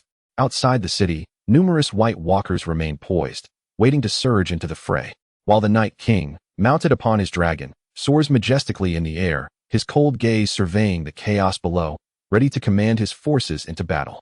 Meanwhile, Zheng Xin has stealthily positioned himself directly beneath Viserion. He smirks to himself, realizing that had the Night King been astride a skeletal steed surrounded by numerous undead generals, approach would have been perilous, likely alerting him. However, at this moment, the Night King rides an ice dragon, seemingly imposing, yet perfectly suited to Zheng Xin's intentions. He has tampered with the frost giant Viserion, and with but a thought, the dragon will switch allegiances, obeying only Zheng Xin's commands. Recognizing the opportune moment, Zheng Xin acts without hesitation. With a snap of his fingers, the previously suspended Viserion emits a mighty roar as it vigorously shakes its body. The Night King, believing the chaos of battle has startled the dragon, clings tightly to the protrusions on its back, attempting to soothe it with a hand upon its neck. Simultaneously wielding ice magic to command the frost dragon, the Night King immediately sensed something amiss as soon as the spell was cast. He found himself severed from the dragon. A bewildering occurrence. Such an event had never transpired before. The creatures he controlled were bound to him for eternity, with no rebellion in the span of thousands of years. Yet, this dragon had inexplicably cut off their connection, leaving the Night King momentarily perplexed. It seemed as if the dragon had received a command from another, soaring into the sky, carrying the Night King higher and higher until they reached the clouds. Only then did the Night King realize the precariousness of their altitude. A fall from such heights would surely inflict grave injuries, even upon him. He hastily commanded the army of wights to gather beneath him, forming a cushion to soften his descent. As anticipated, once they ascended to a considerable height, the dragon Viserion began to thrash violently, ultimately dislodging the Night King, who plummeted downward. Fortunately, a sufficient number of wights lay beneath to absorb the impact of his fall, ensuring that any injuries sustained would not be severe. Despite the betrayal of the dragon, The Night King maintained his composure, his expression unyielding. He fixated on Viserion until the dragon vanished from view, his mind racing with thoughts of what could have gone wrong. As he descended towards the mound of wights below, the Night King remained impassive, plunging directly towards the center of the cushion. In no time, he struck the wights like a meteor, sinking deeply into the throng of skeletal forms. Just as he commanded them to disperse so he could rise, a sudden jolt coursed through his lower back. The surge of power dissipated swiftly. Turning to look, he found himself surrounded entirely by his skeletal soldiers, with not a single human in sight. Could there be traitors among them? Impossible. This fleeting thought marked the final reflection of the Night King's illustrious life, and that glance was his last, filled with the grotesque visages of skeletons. Until his dying breath, he remained oblivious to who had ambushed him. With the Night King's demise, his magical essence evaporated, and the amassed skeletal army crumbled into lifeless bones, collapsing to the ground. The same fate befell the city. The once despondent and numb populace awaited the death of the final combatant, believing that would signal the end of all. Yet, happiness often arrives unexpectedly. One by one, the wights, wielding their slaughtering blades, fell lifeless, collapsing into piles of skeletal remains. Unfortunately, before the skeletons disbanded, Yora suffered a fatal blow amidst the chaos. Pierced through the chest by one of the skeletal soldiers, a torrent of blood erupted from his mouth as he summoned his last reserves of strength. Swinging his sword towards the skeleton's neck, he fought solely on will and determination, uncertain if he had struck the wight, but it did indeed shatter apart. Then, to Daenerys' astonishment, all the skeletons surrounding them collapsed, never to rise again. As Yora crumbled into dust, his battered body finally succumbed to the weight of exhaustion. He collapsed to the ground, closing his eyes forever. From the moment he pledged his unwavering loyalty to Daenerys, even before she commanded a single soldier. He bore witness to her ascent from despair to glory. He had endured exile multiple times, yet he never wavered in his oath. Even in the final moments of his life, Daenerys held Yora's lifeless, scarred form in her arms, tears cascading down her cheeks, lost in her grief. He had saved her life on numerous occasions, preventing her from peril. While his cunning paled in comparison to Tyrion's, his martial prowess was overshadowed by Dario, and his abilities were eclipsed by Grey Worm. None could contest that in loyalty, Yora was her most devoted subordinate. He had accompanied her from nothingness to commanding legions, from destitution to the status of Her Majesty the Queen. Yora's departure pierced Daenerys' heart like a dagger, for over the years, she had grown accustomed to his presence. He had bled his last drop for her, and in his final moments, he had no time to utter a farewell. After weeping until her strength waned, Daenerys resolved to give him the grandest of funerals. Jon Snow stood 100 meters away, breathless and bloodied, still grappling with the events that had unfolded. How had the army of the dead vanished so suddenly? Who had vanquished the Night King? Upon seeing Daenerys struggling to carry a corpse, a flicker of guilt crossed his eyes. He regretted his impulsive decisions. Had he mounted the dragon sooner, Daenerys might not have faced such danger. The body in her arms was unrecognizable, drenched in blood. Daenerys did not glance at him as she made her way toward the inner city, cradling Yora's remains. "I am so sorry," Jon wished to say, but at that moment, words felt futile. All he could offer was his apology. Victory had been achieved, though it came with a perplexing sense of triumph. Humanity had triumphed over the Night King, obliterating a formidable threat, and this was undoubtedly a cause for celebration. Daenerys and the Northern Coalition had paid a heavy toll for this victory, a tale both poignant and heroic. In the aftermath, Daenerys and Jon Snow held a grand funeral for those who perished in battle, honoring them as valiant warriors who fought and sacrificed for humanity. A tribute that could not be overstated. While the city mourned, in a secluded corner of the Wolfswood, Zheng Xin gleefully toyed with a dragon crystal shimmering with an ethereal blue light. With the Night King vanquished, a new king was destined to rise. Chapter 13. The emergence of the new king. If one were to identify the greatest victor of this battle, it would undoubtedly be Zheng Xin. He had been astute, skillfully exploiting the Night King's vulnerabilities, lurking amidst the army. From the moment the Night King fell into the pile of skeletons, his fate was sealed. The battlefield was littered with weapons forged from Valyrian steel, and Zheng Xin casually picked up a dagger. The individual who once wielded this blade must have been an exceptional warrior, for he possessed a weapon of Valyrian craftsmanship. Yet, he was not exceptional enough, as this weapon was merely a dagger. However, a dagger sufficed. Even if Zheng Xin were given a long sword amidst a pile of skeletons, he would find it unwieldy. The dagger was just right. The Night King's fate was to perish beneath a dagger. In the original tale, he met his end at the hands of Arya, who struck him down with a Valyrian dagger. One might conclude that his demise was fitting. Following the Night King's death, the army of the dead crumbled, leaving Zheng Xin as the sole remaining wight in existence. If he so desired, he could become even more terrifying than the Night King, for he possessed 2 unique dragon crystals. Seizing the moment while everyone was still in disbelief, Zheng Xin stealthily returned to the Wolfswood under the cover of night. The forest was shrouded in darkness, its terrain intricate.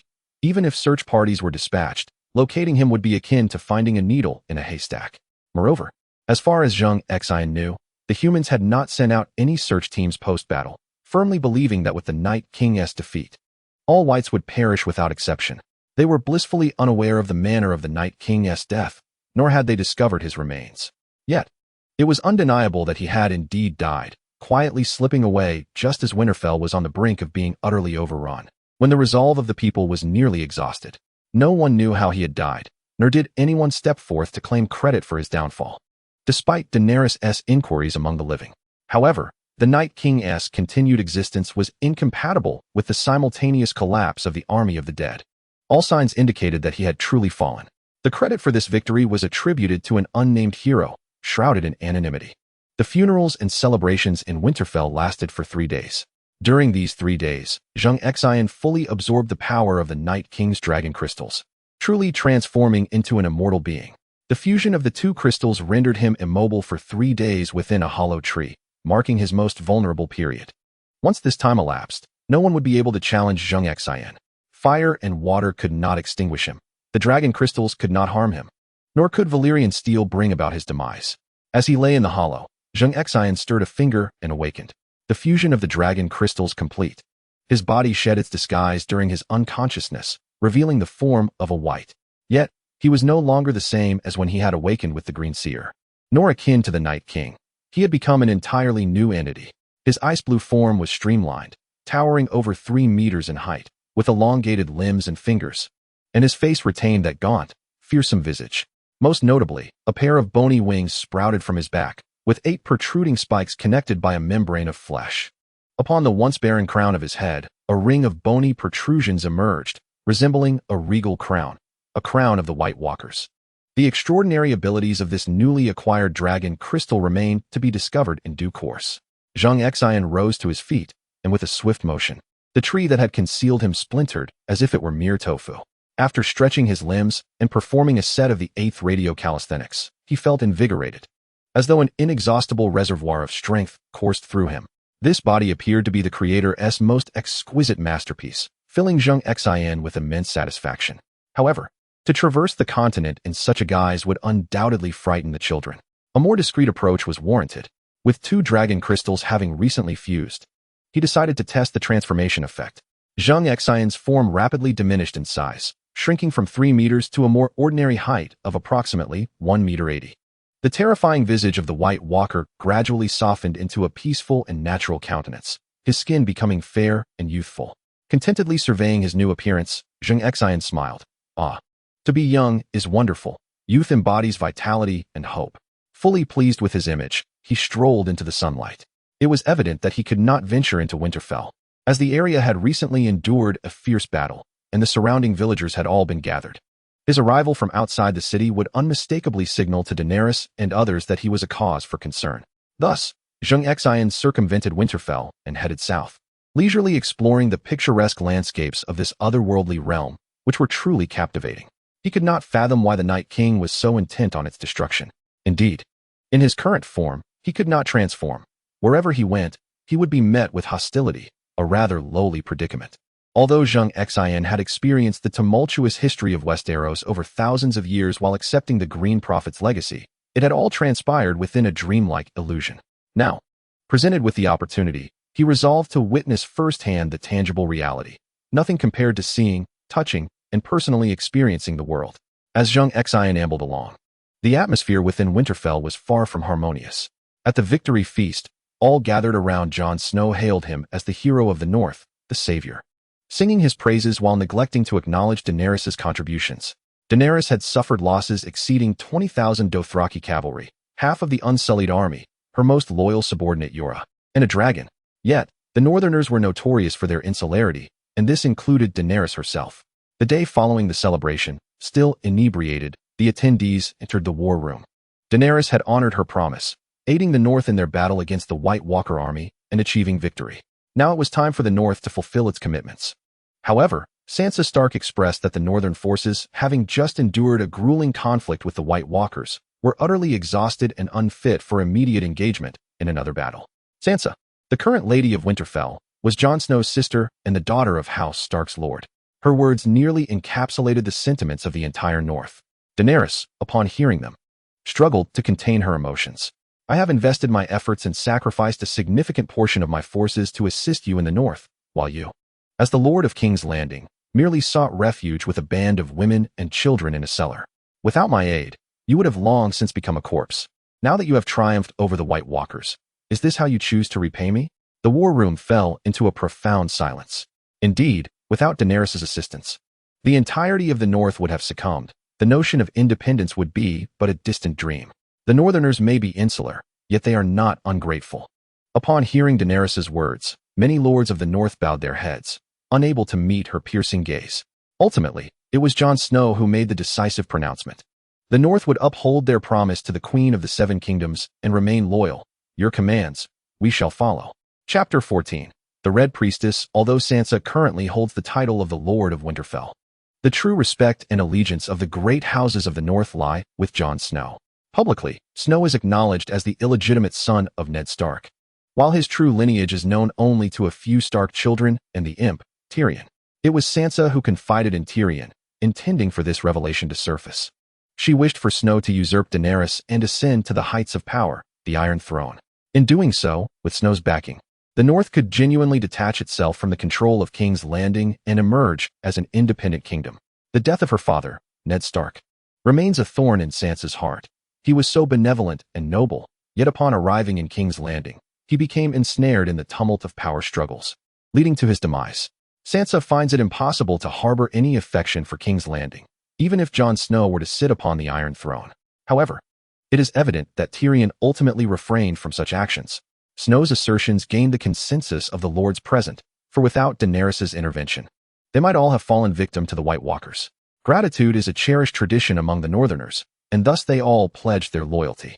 Daenerys' countenance brightened considerably, just as Daenerys consolidated her forces and the great houses of the North prepared for battle. Zheng Xin had already circumvented Winterfell and arrived at a small town to the south, called White Harbor. This settlement lies at the southernmost tip of the North, strategically situated at a crucial choke point, steadfastly guarding the neck. It was here that the first men and the children of the forest once fought to repel the Undul invasion. Presently, it is a dense forest interspersed with swamps, rendering large-scale troop movements impossible and serving as a natural moat for the North. While White Harbor is merely a small town, it is home to a singular individual, one who would prove immensely significant to Zheng Xin in the forthcoming events, the Red Priestess. Indeed, she is the very one who ignited the cavalry's weapons prior to battle, and when the forces faltered, and Daenerys and Snow found themselves disoriented in the skies, it was she who ignited the stakes of Winterfell. After the conclusion of the Battle of Winterfell, before the celebratory feast could commence, the Onion Knight eagerly stepped forth to seek retribution against the Red Priestess. His animosity towards her was indelible. His former lord, Stannis Baratheon, had been ensnared by the Red Priestess's manipulations, rising in rebellion against Cersei after the death of King Robert. The first to do so was, of course, House Stark, whose patriarch, Lord Eddard Stark, was executed in King's Landing, his head displayed on the city walls for 7 days. This ignited a fierce uprising in the North, led by his eldest son, Robb Stark, who sought to avenge his father by severing Joffrey's head. The second to rebel was Stannis Baratheon, the younger brother of the late King Robert. After Joffrey's demise by poison, he believed himself to be the rightful heir to Robert's legacy and, under the sway of the Red Priestess, assassinated his younger brother, Renly. The Onion Knight's hatred for the Red Priestess did not stem from her instigation of Stannis' rebellion or her use of dark magic to slay Renly. Rather, it was her persistent persuasion that led Stannis to sacrifice his own daughter under the guise of offering her to the Lord of Light. This deity, whom the Red Priestess fervently worshipped, was the sole god in this tale to have manifested miracles. Indeed, this was the aim of Zheng Xin, the Lord of Light. He understood that deities did exist within this realm, as evidenced by Beric Dondarrion, who had been resurrected 6 times by the Lord of Light. Jon Snow himself had been brought back to life once through the intervention of the Red Priestess, a genuine resurrection. This occurred while Jon served as the Lord Commander of the Night's Watch, betrayed by his own men, each stabbing him until he lay dead, his blood drained. It was the Red Priestess who restored him to life, prompting Zheng Xin to contemplate whether he might establish contact with the divine through her. Zheng Xin perceived his current strength as unparalleled. Should he wish, he could summon a million-strong army at any moment for an apocalyptic confrontation. Yet such an endeavor would be devoid of purpose. The Lord of Light possessed the extraordinary ability to resurrect the dead, a power Zheng Xin lacked, and one that transcended his understanding of strength. He yearned to comprehend and anticipated such power. This was merely a lesser deity, the Lord of Light, whose following was scant and whose historical significance was minimal. It is critical to recognize that this world is rife with complex beliefs. From the children of the forest and the first men to the old gods worshipped by the Northerners, and the 7 gods revered by the Undulls, who also established the 7 kingdoms. These were the grand deities with numerous followers and disciples. In contrast, the Lord of Light could be regarded as an inconspicuous minor god. Yet, even such a minor deity possessed the capacity to grant life anew. What, then, could be expected of the greater gods? Zheng Xin harbored great anticipation regarding this matter. He sought to unravel the mystery of his arrival in this realm. Was he summoned by some divine entity? Could he return home? Or was there a task or mission he was meant to fulfill? He yearned to unravel the mysteries surrounding him, and to do so, he must establish contact with the divine entities. As it stands, the only individual known to possess the ability to commune with these deities is the enigmatic red-robed witch. Naturally, she would not linger in King's Landing awaiting her reckoning. Despite her significant contributions, her identity rendered her a figure of distrust and enmity. Following the conclusion of the conflict, she feigned her demise to escape, retreating to this small town. It was common knowledge that her source of power resided in the ruby necklace adorning her neck. In a moment of desperation, she had cast aside the necklace, leaving it upon the blood-stained snow, and succumbed to the cold. Her once youthful visage transformed into that of an elderly woman. The townsfolk were resolute in their belief of her death. However, only Zheng Xin was privy to the truth. She had not perished, but had instead seized the opportunity to liberate herself from the ruby's constraints. Emerging as the true emissary of the King of Light, she abandoned the ruby necklace and her frail corporeal form outside Winterfell, while her soul awakened in the forge of a blacksmith's family in Seven City. In recent days, the blacksmith Elman had been filled with joy, for his daughter, a simpleton since birth, had miraculously regained her faculties just 2 days prior. At the time, he was diligently crafting a hoe when his daughter emerged from the house. Although she had always been mentally challenged, she was their sole offspring, and he and his wife loved her dearly, never permitting her to wander alone. The northern cold was harsh, and they feared she would lose her way and perish in the bitter elements. Furthermore, the region was fraught with turmoil. The Lord had conscripted the able-bodied men of the town to Winterfell, purportedly to engage in battle, though the enemy remained unknown. In any case, the blacksmith was not among those called to arms. His duty lay in the forging of weapons. Thus, he intercepted his daughter, as he often did, cautioning her about the perils outside and gently persuading her to return indoors. They had come to accept that her condition rendered her unsuitable for marriage and motherhood. Keeping her at home to accompany them seemed a reasonable consolation. When they grew old and feeble, they planned to seek refuge with his brother in White Harbor, who made his living through fishing. Though not affluent, Elman believed that he would gladly care for his daughter, drawing upon the meager savings they had amassed over the years. As Elman contemplated this, a tender light shone in his eyes. His daughter had always been obedient, and despite her limitations, she would never defy their wishes. Yet today, something was amiss. He grasped her arm, urging her to return indoors, but she remained unmoved. Turning to face her, he was taken aback by the spark of vitality illuminating her eyes, a brightness that mirrored that of a normal person, imbued with a lively essence. No longer did she appear as the lifeless shell she once was. Nada, he murmured, astonished. Chapter 15. The Tavern of Romea. Before Elman's astonished gaze, Nada slowly spoke. Father, I am well. Nada is 16 years old this year, and in the realm of Westeros, such an age is considered quite mature. Many individuals are already wed by this time. However, Elman has never entertained such notions. Nada's circumstances are unique, despite her evident beauty from a young age. Her foolishness led her to abandon any aspirations of marriage, fearing the potential for mistreatment after becoming a wife. Now, to Elman's ecstatic surprise, Nada has spoken. Is this truly happening? Thank the old gods. Oh, Nada, you have truly recovered. Speak again so that I may hear your voice. Hearing her father express gratitude to the old gods, Nada furrowed her brow slightly. "Father, it is the Lord of Light who has healed my affliction. I have sworn an oath to serve him alone for all my days." She had freed herself from the constraints of the ruby necklace, symbolizing that the Lord of Light had accepted her and officially appointed her as his earthly emissary. As the Lord of Light's representative, she could not allow her father to worship any other deity. Nevertheless, she realized that she must temper her fervor. She would wait until Jon Snow and Daenerys descended before spreading the teachings of the Lord of Light. For all were aware that the Red Priestess was a devotee of the Lord of Light, and her feigned death had been a means of escape. It was imperative not to arouse any suspicions during this sensitive period. The Lord of Light, what is that? Elman had never heard of the Lord of Light, yet he had been told that he had healed his daughter and gained her devotion. This indicated that he must indeed be a divine being. And one should never provoke a god, even if one does not worship him. There is little to say. In essence, I am the messenger of the Lord of Light, and mortals must serve him. Well, regardless, the news of your recovery must be shared with your mother. Come with me. Elman took Nada by the arm and exited the blacksmith shop, making their way to a nearby tavern owned by his wife, Romea. The couple ran a blacksmith shop and a tavern, living relatively comfortably, which afforded them the confidence to keep their daughter unwed. Romea, come quickly, see Nada."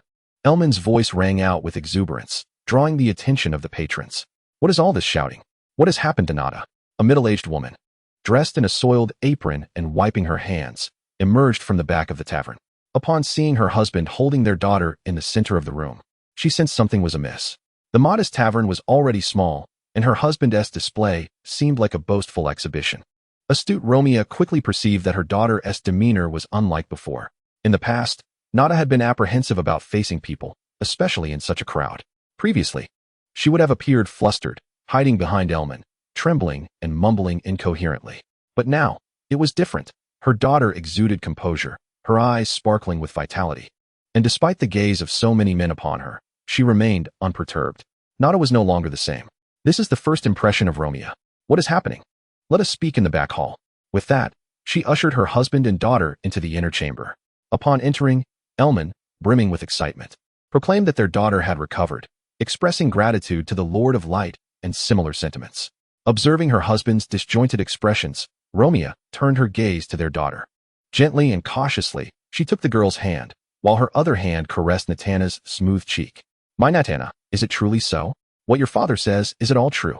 she asked, her eyes glistening with tears, incredulous. The rapid improvement of her daughter was astonishing. Just yesterday, she was unchanged from the previous 16 years, dazed and foolish, requiring a bib even for meals. How could she be well today? Natana nodded. "I am truly well, Mama. Today, while warming myself by the fire, I gazed into the flames and became entranced. Then, a face emerged from the fire. It spoke, declaring itself to be the Lord of Light, stating that wherever there is light, there it is omnipresent. At the moment I beheld the Lord of Light, a brilliance filled my mind, dispelling the clouds that had long obscured it. The sunlight returned, and my reason was restored. I have vowed to serve the Lord of Light for my entire life, to be his follower and messenger until death." Listening to her daughter's slow yet coherent narrative, Romea was utterly convinced. They had previously worshipped the old gods. Yet these deities had offered no blessings or care to their family. Since the Lord of Light had healed their daughter, and she had vowed to serve him, they too must devote themselves to the Lord of Light, for they are a family. However, changing one's faith is not a simple matter. The local old goddess church maintained a roster of believers, with their family's names inscribed therein. It was not merely a matter of desire to change, unless they were to relocate to a place where no one knew them. To approach the old goddess church with a request to convert could lead to them being treated as heretics. Although the continent of Westeros does not enforce strict regulations on faith, an unwarranted desire to change beliefs is an affront to the divine and could result in expulsion. Yet, since the Lord of Light had already manifested a miracle upon their family, they must believe, and with unwavering conviction. The matter of changing faith could be resolved in due time. If necessary, they could relocate to White Harbor. But for now, they must celebrate their daughter's recovery and the favor bestowed upon them by the Lord of Light. It is known that it has been many years since any divine miracles have occurred on the continent. Each miracle is a momentous event worthy of great mention. However, this particular miracle is known only to their family. Even if shared, others would likely disbelieve. And there are no like-minded followers of the Lord of Light to celebrate with them. Thus, they shall celebrate alone. The ceremony, though modest, must be observed. Elman grandly announced in the main hall that to commemorate their daughter's recovery, they would be free for 3 days. In the tavern, the patrons erupted in applause, exchanging words of congratulations as they savored the complimentary wheat beer. After all, kind words cost nothing when one is enjoying free libations. On the final day of this generous offer, a newcomer graced the establishment. The tavern had been thriving these past few days, buoyed by the allure of free beer, leading to a notable increase in the sales of other provisions. A seemingly unremarkable young hunter entered, a short bow slung across his back and a dagger at his waist, his appearance suggesting he had traveled far and wide. Upon stepping inside, he glanced around and called out, "Madam, I heard there is free wheat beer to be had here." Lomia, the tavern keeper, had honed her conversational skills over many years. "Please, take a seat. Your timing is impeccable. Today is the last day, and if you come tomorrow, you shall miss out." As she spoke, she approached with a large jug of wheat beer and placed it before Zheng Xin. Chapter 16. Speak not, but feel deeply. Zheng Xin inhaled deeply, the potent aroma striking his senses, sharp and invigorating, akin to a blade piercing his nostrils. Nevertheless, he raised the jug and took a hearty swig, wiping his mouth afterward. What a kick! The moment I set foot in the mountains. This was what I longed for most. Lomia chuckled in response. Indeed, the more formidable the hunter, the stronger the drink they must consume. Our tavern is renowned for its robust brews. However, have you returned from the Mingwa mountain range? Did you manage to procure any worthy game? Before Zheng Xin could respond, Lomia pressed on, eager to scout for fine game to celebrate her daughter's occasion. Believing that only the finest fare would do justice to her daughter and the King of Light, they had inquired for several days. Yet it seemed that recent hunters either returned empty-handed or had not yet made their way back. Zheng Xin's eyes sparkled with intrigue as he turned to Lomia. "What price might you offer?" Upon hearing this, Lomia quickly took a seat, her interest piqued. "That depends on the game. If it's of good quality, I shall pay handsomely. What of an iron-horned deer?" I managed to bring down a magnificent specimen weighing 700 pounds. Lomia gasped in astonishment. A 700-pound iron-horned deer was a rare find, as the average weight of such creatures hovered around 500 pounds. Though herbivorous, male iron-horned deer possess an aggressive temperament and a fierce territorial instinct, often leading to the demise of many predators beneath their formidable antlers. Most hunters would think twice before attempting to hunt one. This unassuming lad had indeed secured an impressive trophy. Moreover, a 700-pound iron-horned deer could rightfully be deemed the king of deer. Lomia, resolute, knew she could not let such an opportunity slip away. She decided to offer a high price, banking on the hunter's future endeavors should he continue to procure remarkable game. "I'll take it, the complete iron-horned deer. I shall offer you this sum." With that, she raised 4 fingers, indicating 40 silver coins. Typically, a pound of iron-horned deer meat commands 5 copper coins, translating to 35 silver coins for 700 pounds. Yet Lomia was prepared to pay 40 silver coins for the entirety of the deer. Firstly, it is wise to cultivate a favorable relationship with Zheng Xin, who possesses remarkable skills capable of hunting the esteemed deer king. Establishing a rapport with him may yield future rewards. Secondly, he has the ability to display the deer prominently. After meticulously removing the meat, the hide, bones, and antlers can be preserved as specimens, serving as a living advertisement outside the tavern. With an iron-horned deer king on display, who would not cast an admiring glance? This would undoubtedly attract more customers. One cannot deny that after years of running a tavern, Lomia possesses a certain acumen for business. Zheng Xin responded with a beaming smile. "Very well, I shall bring it over shortly. Would you like assistance? My husband is a blacksmith and possesses considerable strength." Zheng Xin shook his head, saying it was unnecessary as he had a cart to transport it directly. Indeed, the iron-horned deer was available, having been conveniently hunted during Zheng Xin's excursion. This unfortunate creature, seemingly lacking in wisdom, dared to attack the strongest individual of this era, earning itself a swift demise at the hands of Zheng Xin. The carcass was thus brought to Savin City. As he was currently clad in the attire of a hunter, it would be unreasonable to return empty-handed without a trophy. This also served as a clever guise, allowing him to experience the simple joy of a common hunter's success. Along the way, many inquired about the price. But since Zheng Xin intended to use it as a cover, he chose to ignore their inquiries and proceeded directly into Savin City. The deer now rested on his cart, covered with an oilcloth, concealing its true nature from passers-by. Zheng Xin circled around outside, retrieving the cart and the iron-horned deer, and made his way to Lomia's small tavern. Lomia greeted him with exuberance, her joy evident upon seeing such a magnificent iron-horned deer. Her worries had been alleviated. She promptly paid him, then returned to find Elman, for she could not manage such a large deer alone and required her husband's assistance. The red-robed witch, Nada, accompanied her, as she remained in a period of dormancy. Daenerys and the Northern Army were preparing to head south, necessitating an assembly of troops, the expansion of forces, and the preparation of weapons and supplies. Most critically, they needed to prepare ships, a task that could not be accomplished in a day or two. This time, Daenerys planned to avoid land routes, as traversing them would require passing through the Neck, an area unsuitable for marching, which would also necessitate circumventing the Moonlight Mountains, leading to significant delays. The route devised by Daenerys and Jon Snow was to first reach White Harbor, where the bulk of the army would gather to embark by sea, navigating around the Fingers Peninsula, through the Narrow Sea, and directly to Blackwater Bay, with plans to land at King's Landing. However, this proposal faced opposition from the Onion Knight, who, having experienced the Battle of Blackwater Bay, was well aware that, despite its proximity to King's Landing, the area was fraught with treacherous reefs and steep cliffs, heavily fortified against invasion. His former lord, Stannis, had met his downfall there, suffering significant losses, leaving the Onion Knight with a deep psychological scar. Ultimately, Daenerys acquiesced to the Onion Knight's counsel, deciding to land at Rosby, a location with gentle terrain and a harbor, where defenses were not as formidable as those at King's Landing, making it more suitable for a large army's disembarkation. The final siege would still rely on land forces to succeed. The Grand Army at King's Landing has prepared to embark towards White Harbor, adhering to their established strategy.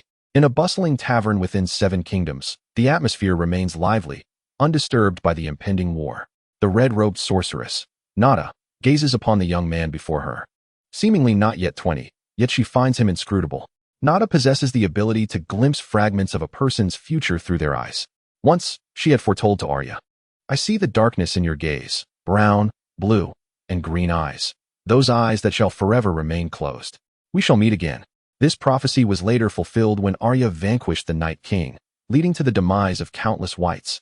Their eyes shuttered forever. It was also she who bestowed upon Arya the courage to confront the Night King. What should we utter in the face of death? The hour had not yet arrived.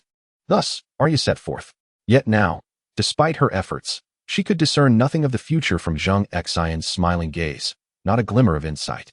Logically, having completed the task assigned by the King of Light, her powers should have grown, yet in the presence of this ordinary hunter, she remained blind.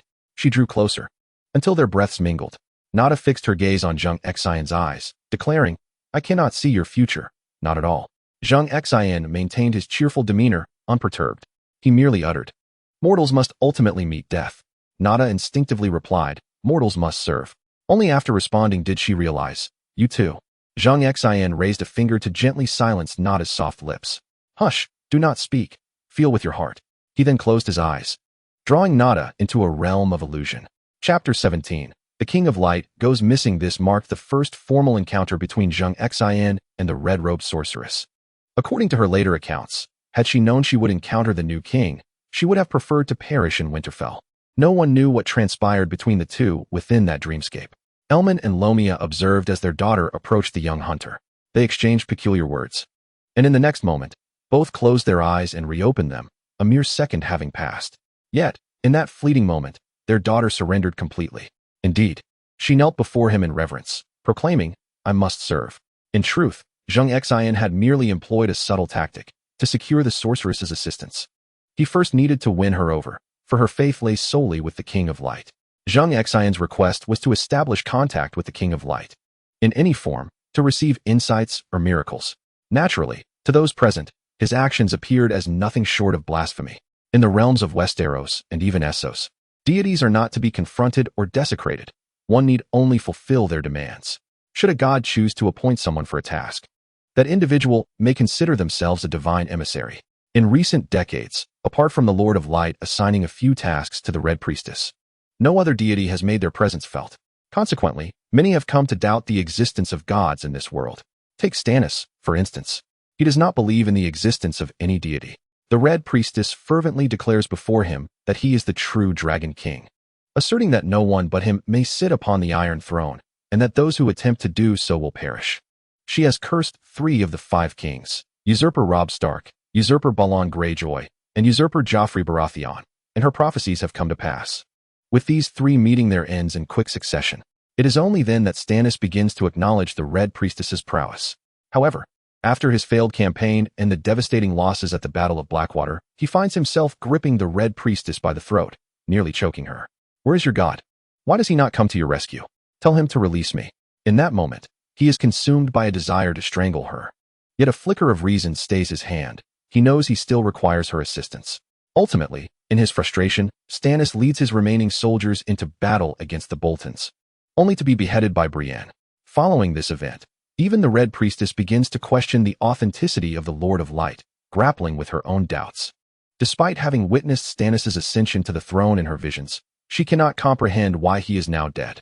It is only after resurrecting Jon Snow that she grasps her true purpose. The Lord of Light's actual aim is to vanquish the Night King, rather than to assist anyone in claiming the Iron Throne. The Lord of Light shows no interest in who sits upon the Iron Throne.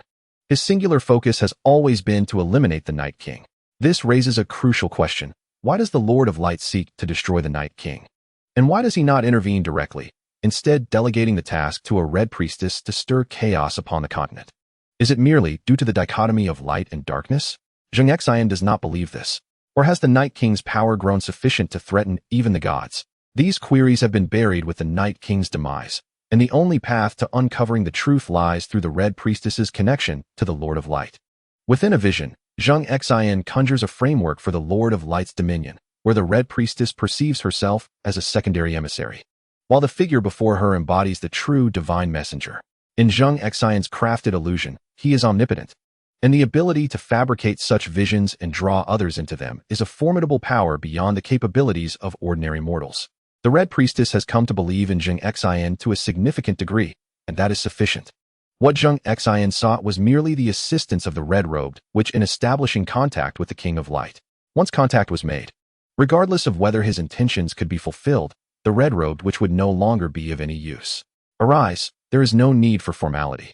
We are but servants of the King of Light, he said as he helped Nada to her feet.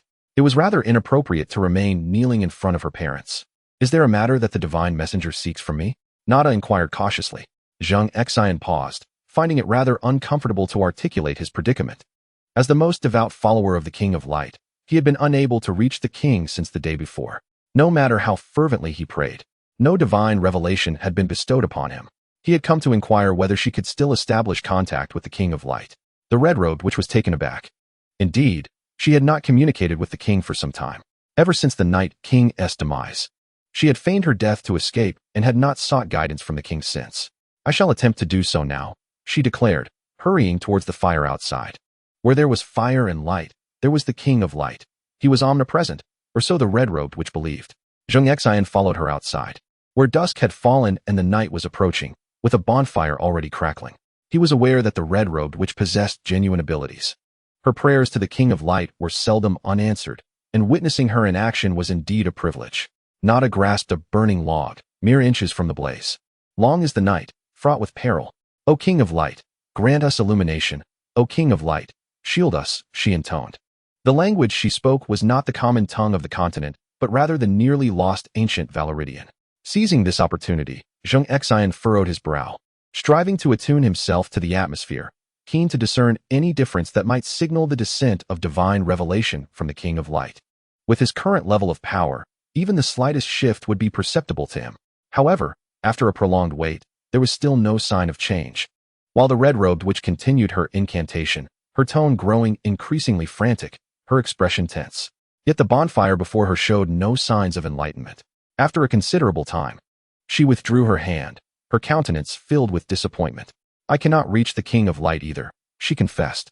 Zheng Xin feigned a serious demeanor, pondering that something must have transpired for the king to be unable to attend to them. Yet in his heart, he mused. Could it be that the King of Light wishes to descend before me, but refrains from making an appearance? This conjecture furrowed Zheng Xin's brow as he stroked his smooth chin. The Red-Robed which was also experiencing such an occurrence for the first time. Logically, having just officially become a servant of the King of Light, she should not be forsaken. The most probable explanation was what the senior attendant suggested. Something unforeseen must have transpired that was beyond their understanding. Even the most esteemed of attendants are unable to reach the King of Light, so it is only natural that she too is unable to make contact. However, one cannot help but ponder the circumstances surrounding the King of Light. What has transpired, and do they require assistance? With these thoughts, the The Scarlet Sorceress felt a surge of anxiety within her. Chapter 18. The plan from Zheng Xin's perspective. The King of Light's disappearance bodes ill. Firstly, since the fall of the Night King and the escape of the Red Witch, there has been no further communication. Secondly, apart from the King of Light, no other deities have revealed themselves for decades, if not centuries. All these signs suggest a singular truth. This continent, or perhaps this world, may no longer possess anything of significance to draw the attention of the deities. Historically speaking, the cataclysm that befell Valyria is likely attributable to the actions of a deity. Valyria was once a formidable civilization, renowned for occupying nearly half of the Essos coastline and 1/5 of its territory. It flourished economically and culturally, representing the pinnacle of known civilization at the time. Yet, this great empire, which rode dragons and wielded magical artifacts to conquer vast lands, was obliterated after 14 volcanic eruptions and numerous tsunamis. The famed freehold of Valyria was reduced to ruins, enveloped in thick volcanic ash. Moreover, the region became shrouded in vengeful spirits and toxic fumes, causing those who ventured too close to suffer from the grisly affliction known as grayscale, turning them into bloodthirsty and frenzied beings that attacked any creature approaching the ruins of Valyria. Additionally, the waters surrounding the Valyrian peninsula became dangerously toxic, transforming into a smoldering sea that birthed monstrous sea creatures. While these calamities may appear as natural disasters, Zheng Xin is convinced they are the handiwork of a deity, who first annihilated the Valyrian civilization and then forbade any beings from approaching. What purpose does this deity serve, and what secrets are they concealing? Zheng Xin is left in the dark, yet if one wishes to study the divine, that place undoubtedly presents an intriguing opportunity. However, the distance is daunting. It requires traversing the strait to another continent and journeying southward from the north to the region of Dorne. Before embarking, Zheng Xin has several hypotheses to validate, which necessitate the assistance of one individual, Daenerys Targaryen. Yes, the very mother of dragons, who is fated to be betrayed by her lover and vanish without a trace. The northern forces in Daenerys' coalition have already set forth towards White Harbor, facing turbulent weather along the way. Her second son, Rhaego, is poised to meet his demise at the hands of Euron Greyjoy, plunging into the sea. At that moment, Zheng Xin intends to tame Rhaego, making him his second steed. The ambitions of dragons are vast. Thus, Zheng Xin has concealed the ice dragon Viserion, awaiting his command to emerge. But it is clear that the time is not yet ripe. If he successfully brings Rhaego under his command, then after Daenerys' demise, the formidable Drogon will capitulate without a battle. The ideals of Daenerys, unfulfilled in life, shall find their realization in death. Zheng Xin's lips curled into a smile. Once Daenerys passes, his plans can commence. He intends to dismantle the belief system of the Seven, painstakingly established over centuries on the continent of Westeros. To gauge their response and discern their attitudes, it was the followers of the Seven who incited the Undul invasion, wreaking havoc in the Weeping Woods and driving the children of the forest to the lands of eternal frost, allowing them to perish in isolation, all in an attempt to obliterate the faith in the old gods. Now, having inherited the legacy of the Green Seers, Zheng Xin feels compelled to act, beginning with the destruction of their faith. With this determination, he has resolved his next destination, the juncture of the Narrow Sea and Blackwater Bay. The Red Priestess has outlived her usefulness, and Zheng Xin does not wish to squander any more time here. He decides to concoct an excuse to leave, only to find the Red Priestess stubbornly clinging to him. "My lord, we cannot reach the Lord of Light. Something must have transpired that eludes our knowledge. Your status is superior to mine. You should possess insights you can share with me. Perhaps I could be of assistance." "No, you cannot help. Remain here and await my return. I will seek the truth and come to you. My lord, while I cannot currently contact the Lord of Light, I am well versed in dark magic. Please trust in my capabilities. I am certain I can be of use." The Red Priestess, known as Melisandre before her devotion to the Lord of Light, is no simple figure. She has practiced dark magic. Zheng Xin recalls how Melisandre once wielded shadowy sorcery to assassinate Renly Baratheon and cursed Robb Stark to death. Her abilities are indeed formidable, and he may require her skills at some point. However, the nature of his forthcoming actions does not permit her presence, so he replies, "Very well. Take this shard of ice. If I find myself in dire need of your assistance, I shall contact you." Zheng Xin conjures a shard of ice and hands it to Melisandre. This is no ordinary fragment. It is a trinket crafted from ice magic. Through it, the bearer can be drawn into an illusion at any moment. Melisandre takes the shard, feeling its coolness, which, while brisk, carries a certain warmth. Excellent, my lord. Should you require anything, do not hesitate to summon me. Melisandre bows respectfully. Then I shall take my leave. Many matters await my attention. Patiently await my message. With that, Zheng Xin does not linger, turning to slip into a room, and upon glancing back, he has vanished without a trace. The narrow sea lies tranquil. This body of water, nestled between two continents, typically experiences little in the way of fierce winds or tumultuous waves, making it a favored locale for fishermen venturing out to sea. At this moment, upon the tranquil surface of the sea, a formidable fleet navigated forth, the very armada of Daenerys' Unsullied. The Unsullied had always served as Daenerys' vanguard, unwavering in the face of peril, even at the cost of their lives. This fleet constituted the leading forces of the coalition, entirely manned by Unsullied. Although only 4,000 remained, the number of vessels required for their seafaring expedition was still in the hundreds, a considerable fleet indeed. Behind them, a substantial contingent composed of the northern forces and Dothraki cavalry, orchestrated by Jon Snow, followed closely. Daenerys stood at the bow of the ship, feeling the invigorating sea breeze as she inhaled deeply. Missandei, do you sense it? She inquired, her eyes closed, not turning her head. Missandei, observing her mistress's suppressed excitement, felt a swell of emotion herself. Soon, Daenerys would fulfill her dream. Once they reached King's Landing, Cersei's forces would crumble, and the Iron Throne would be within her grasp. Indeed, Your Grace, I can already perceive it. It is the scent of freedom. The people of King's Landing and the Seven Kingdoms await your arrival. She understood her queen's desires and knew how to please her, which was why she held the esteemed position of Daenerys' confidant, a role irreplaceable by others. Daenerys regarded her as a sister, for Missandei understood her profoundly. Yes, everyone has waited far too long. Daenerys gripped the ship's railing tightly, her knuckles paling. Chapter 19, The Resurrection of Rhaego. The mere thought of unifying the Seven Kingdoms ignited a fervent thrill within Daenerys. She yearned to reach King's Landing swiftly and sever Cersei's head from her shoulders. They had initially agreed to form a united army to confront the White Walkers. Yet Cersei's sudden betrayal nearly led to the demise of both her and the northern forces at Winterfell. Daenerys seethed with resentment. It was clear Cersei had intended for her and her allies to bear the brunt of the confrontation while she remained secure in the rear, waiting to reap the benefits of their mutual destruction. Such cunning calculations seemed flawless. Yet fate had other plans. No one anticipated that the Night King would perish mysteriously outside the city, resulting in the obliteration of countless White Walkers within. This unforeseen turn spared the inhabitants and preserved much of the army, coupled with the support from the north, granting Daenerys the means to contend with Cersei on equal footing. This time, she would descend upon King's Landing as a sovereign, usurping Cersei, the false queen, from the Iron Throne, and ensuring her demise would quench the hatred that burned within her heart. As these thoughts coursed through her mind, Daenerys could not suppress her exhilaration. She let out a sharp whistle, prompting her two sons to slow their pace, allowing her to mount one of their backs. With her dragons soaring above, Daenerys departed from the main forces to survey the seas and gather intelligence, though her true intent was to express her inner fervor. As she ascended into the skies on Drogon, she remained blissfully unaware that the scenes unfolding ahead would pierce her heart with profound sorrow. Just as the two dragons ventured further, reaching a realm strewn with rocky outcrops, the unforeseen awaited them. A colossal bolt was launched from the crags, aimed directly at Rhaego. Caught utterly off guard, Rhaego was pierced through the neck, emitting a mournful cry as blood rained down like a deluge. Daenerys could scarcely believe her eyes, yet this was merely the beginning. Immediately, a second and a third bolt soared through the air, each striking Rhaego with deadly precision. In that instant, Rhaego was rendered incapable of resistance, plummeting straight into the sea.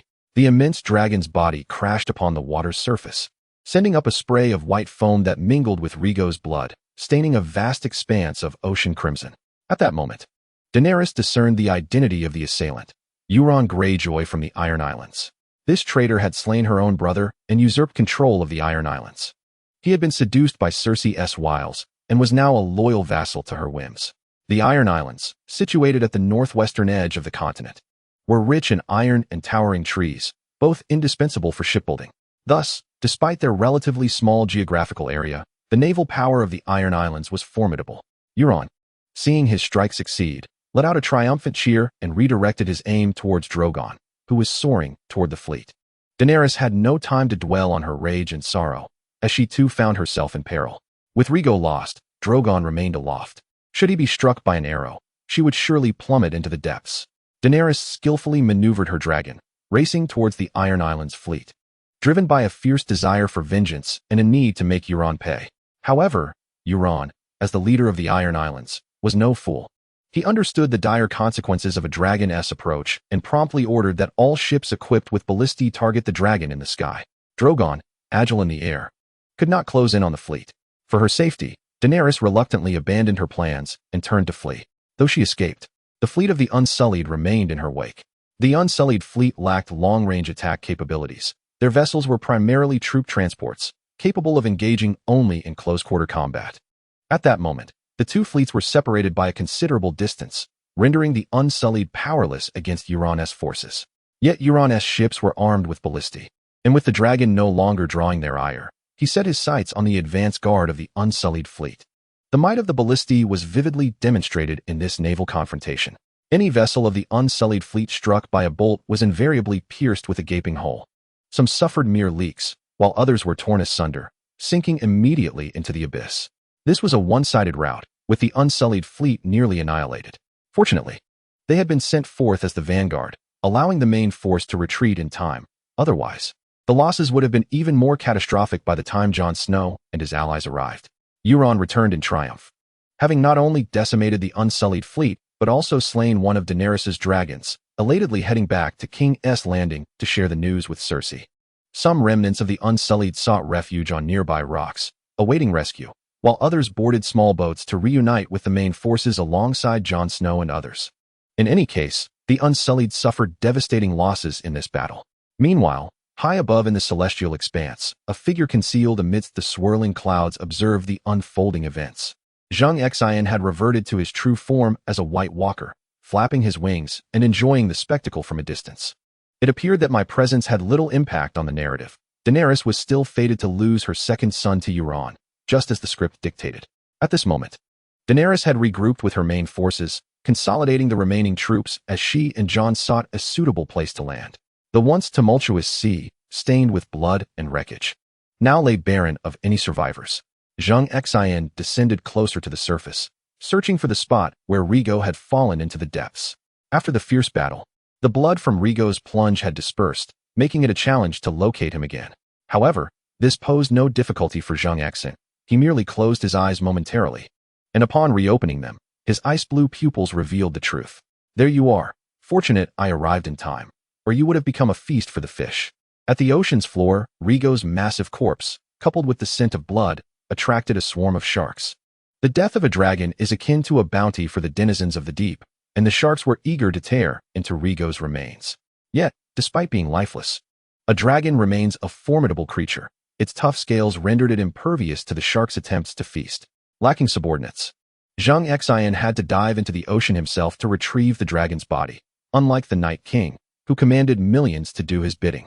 Observing the vast school of fish below, Zheng Xin unleashed a spell of ice, causing pillars of frost to spread across the seabed, encasing the fish in solid ice. He then fashioned a massive chain of ice to secure Rhaego's submerged body and began to swim toward the surface. With Zheng Xion's current strength, lifting Rhaego into the sky was a trivial feat. He placed Rhaego's body atop a prominent exposed reef. He extracted the 3 crossbow bolts lodged in the neck and abdomen. The wounds, soaked in seawater, no longer bled, perhaps due to the blood having been drained. A smile graced Zheng Xion's terrifying visage, a flicker of triumph dancing across his face. He gently placed his hand upon Rhaego's dragon head. At last, I shall take on the role of the Night King. Rise. My ice dragon Rhaego. With Zheng Xion's inner incantation echoing in his mind, Rhaego stirred to life. The eyelids, which were meant to remain forever closed, opened, revealing ice-blue pupils that signified his newfound loyalty to Zheng Xion. Ha ha ha, splendid. Now, go find your brother and await my summons. Your mission is far from complete. Zheng Xion gently caressed the forehead of the ice dragon. Rhaego, who tilted his head and nuzzled against Zheng Xion's arm, obediently soaring towards a distant destination. Chapter 20. The Wrath of the City. The next day, Daenerys and the Northern Alliance, having reorganized, set forth on their march towards King's Landing. Meanwhile, Cersei was also prepared. She arranged all civilians and slaves at the base of the city walls, forming a human barricade. You, Daenerys, claim to be the liberator, reputed for your mercy. Very well. I shall place the innocents before you. Let us see if you dare to kill them. Should you slay the civilians, You shatter your facade of compassion, should you refrain. Entry to King's Landing shall be barred. Additionally, on the battlements, every 10 meters, a giant crossbow was mounted, specifically aimed at the last dragon. Within the city, the Golden Company boasted an impressive force of 20,000 men, Cersei's elite, the Royal Guard, arguably one of the most formidable armies on the continent. They wielded the sharpest weapons and donned the sturdiest armor, having received the finest education from a young age, each a battle-hardened warrior. At this juncture, Missandei had fallen into Cersei's grasp. Cersei audaciously sought to leverage this humble handmaiden to coerce Daenerys into surrendering. One must admit, the woman's thought process was indeed peculiar. Zheng Xin, amidst the clouds, flapped his wings, seated comfortably, munching on seeds he had surreptitiously acquired while offering sardonic commentary. Although he was far removed, invisible to others, his prowess allowed him to effortlessly observe every movement on the ground. As anticipated, the negotiations between the imp and the prime minister of the empire collapsed, resulting in Missandei's execution. Cersei's folly was astounding. Had she spared Missandei, Daenerys might have accepted the surrender of King's Landing. However, that was no longer an option. The death of Missandei became the final straw, tipping Daenerys into darkness. The slaughter of the city was now inevitable. The recent losses of her second son, her third son, Missandei, and Jorah, all closely tied to Daenerys, weighed heavily upon her. The deaths of Rhaego and Missandei were directly linked to Cersei, igniting Daenerys' fury. With her eyes ablaze, Daenerys turned away, abandoning any hope for negotiations. The prospect of a peaceful resolution for King's Landing had vanished. Now, her singular desire was destruction. To annihilate everyone within the city, for only through bloodshed could she assuage her profound rage. The following day, the siege officially commenced. Daenerys, alone, riding Drogon, emerged suddenly from the clouds, with Jon Snow leading the army in pursuit. The dragon descended with such swiftness that the defenders of King's Landing were caught completely off guard. A single breath of dragon fire incinerated a row of warships, rendering the giant crossbows ineffective. Soon, the navy of King's Landing was either slain or fled, disintegrating into chaos. The Golden Legion had long prepared within the city, yet Daenerys denied them any opportunity.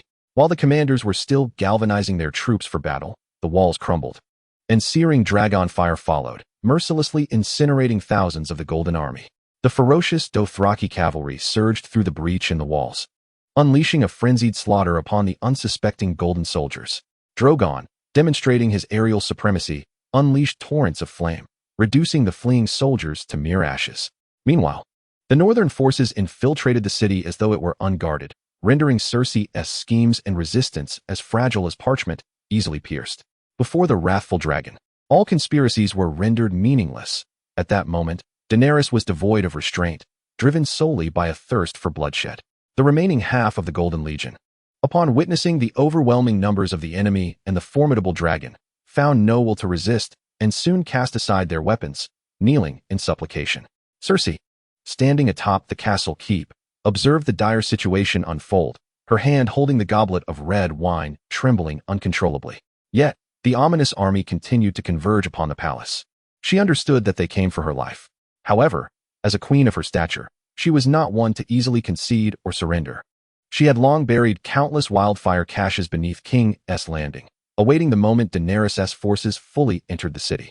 At that time, she would ignite the wildfire, and together they would ascend to the heavens.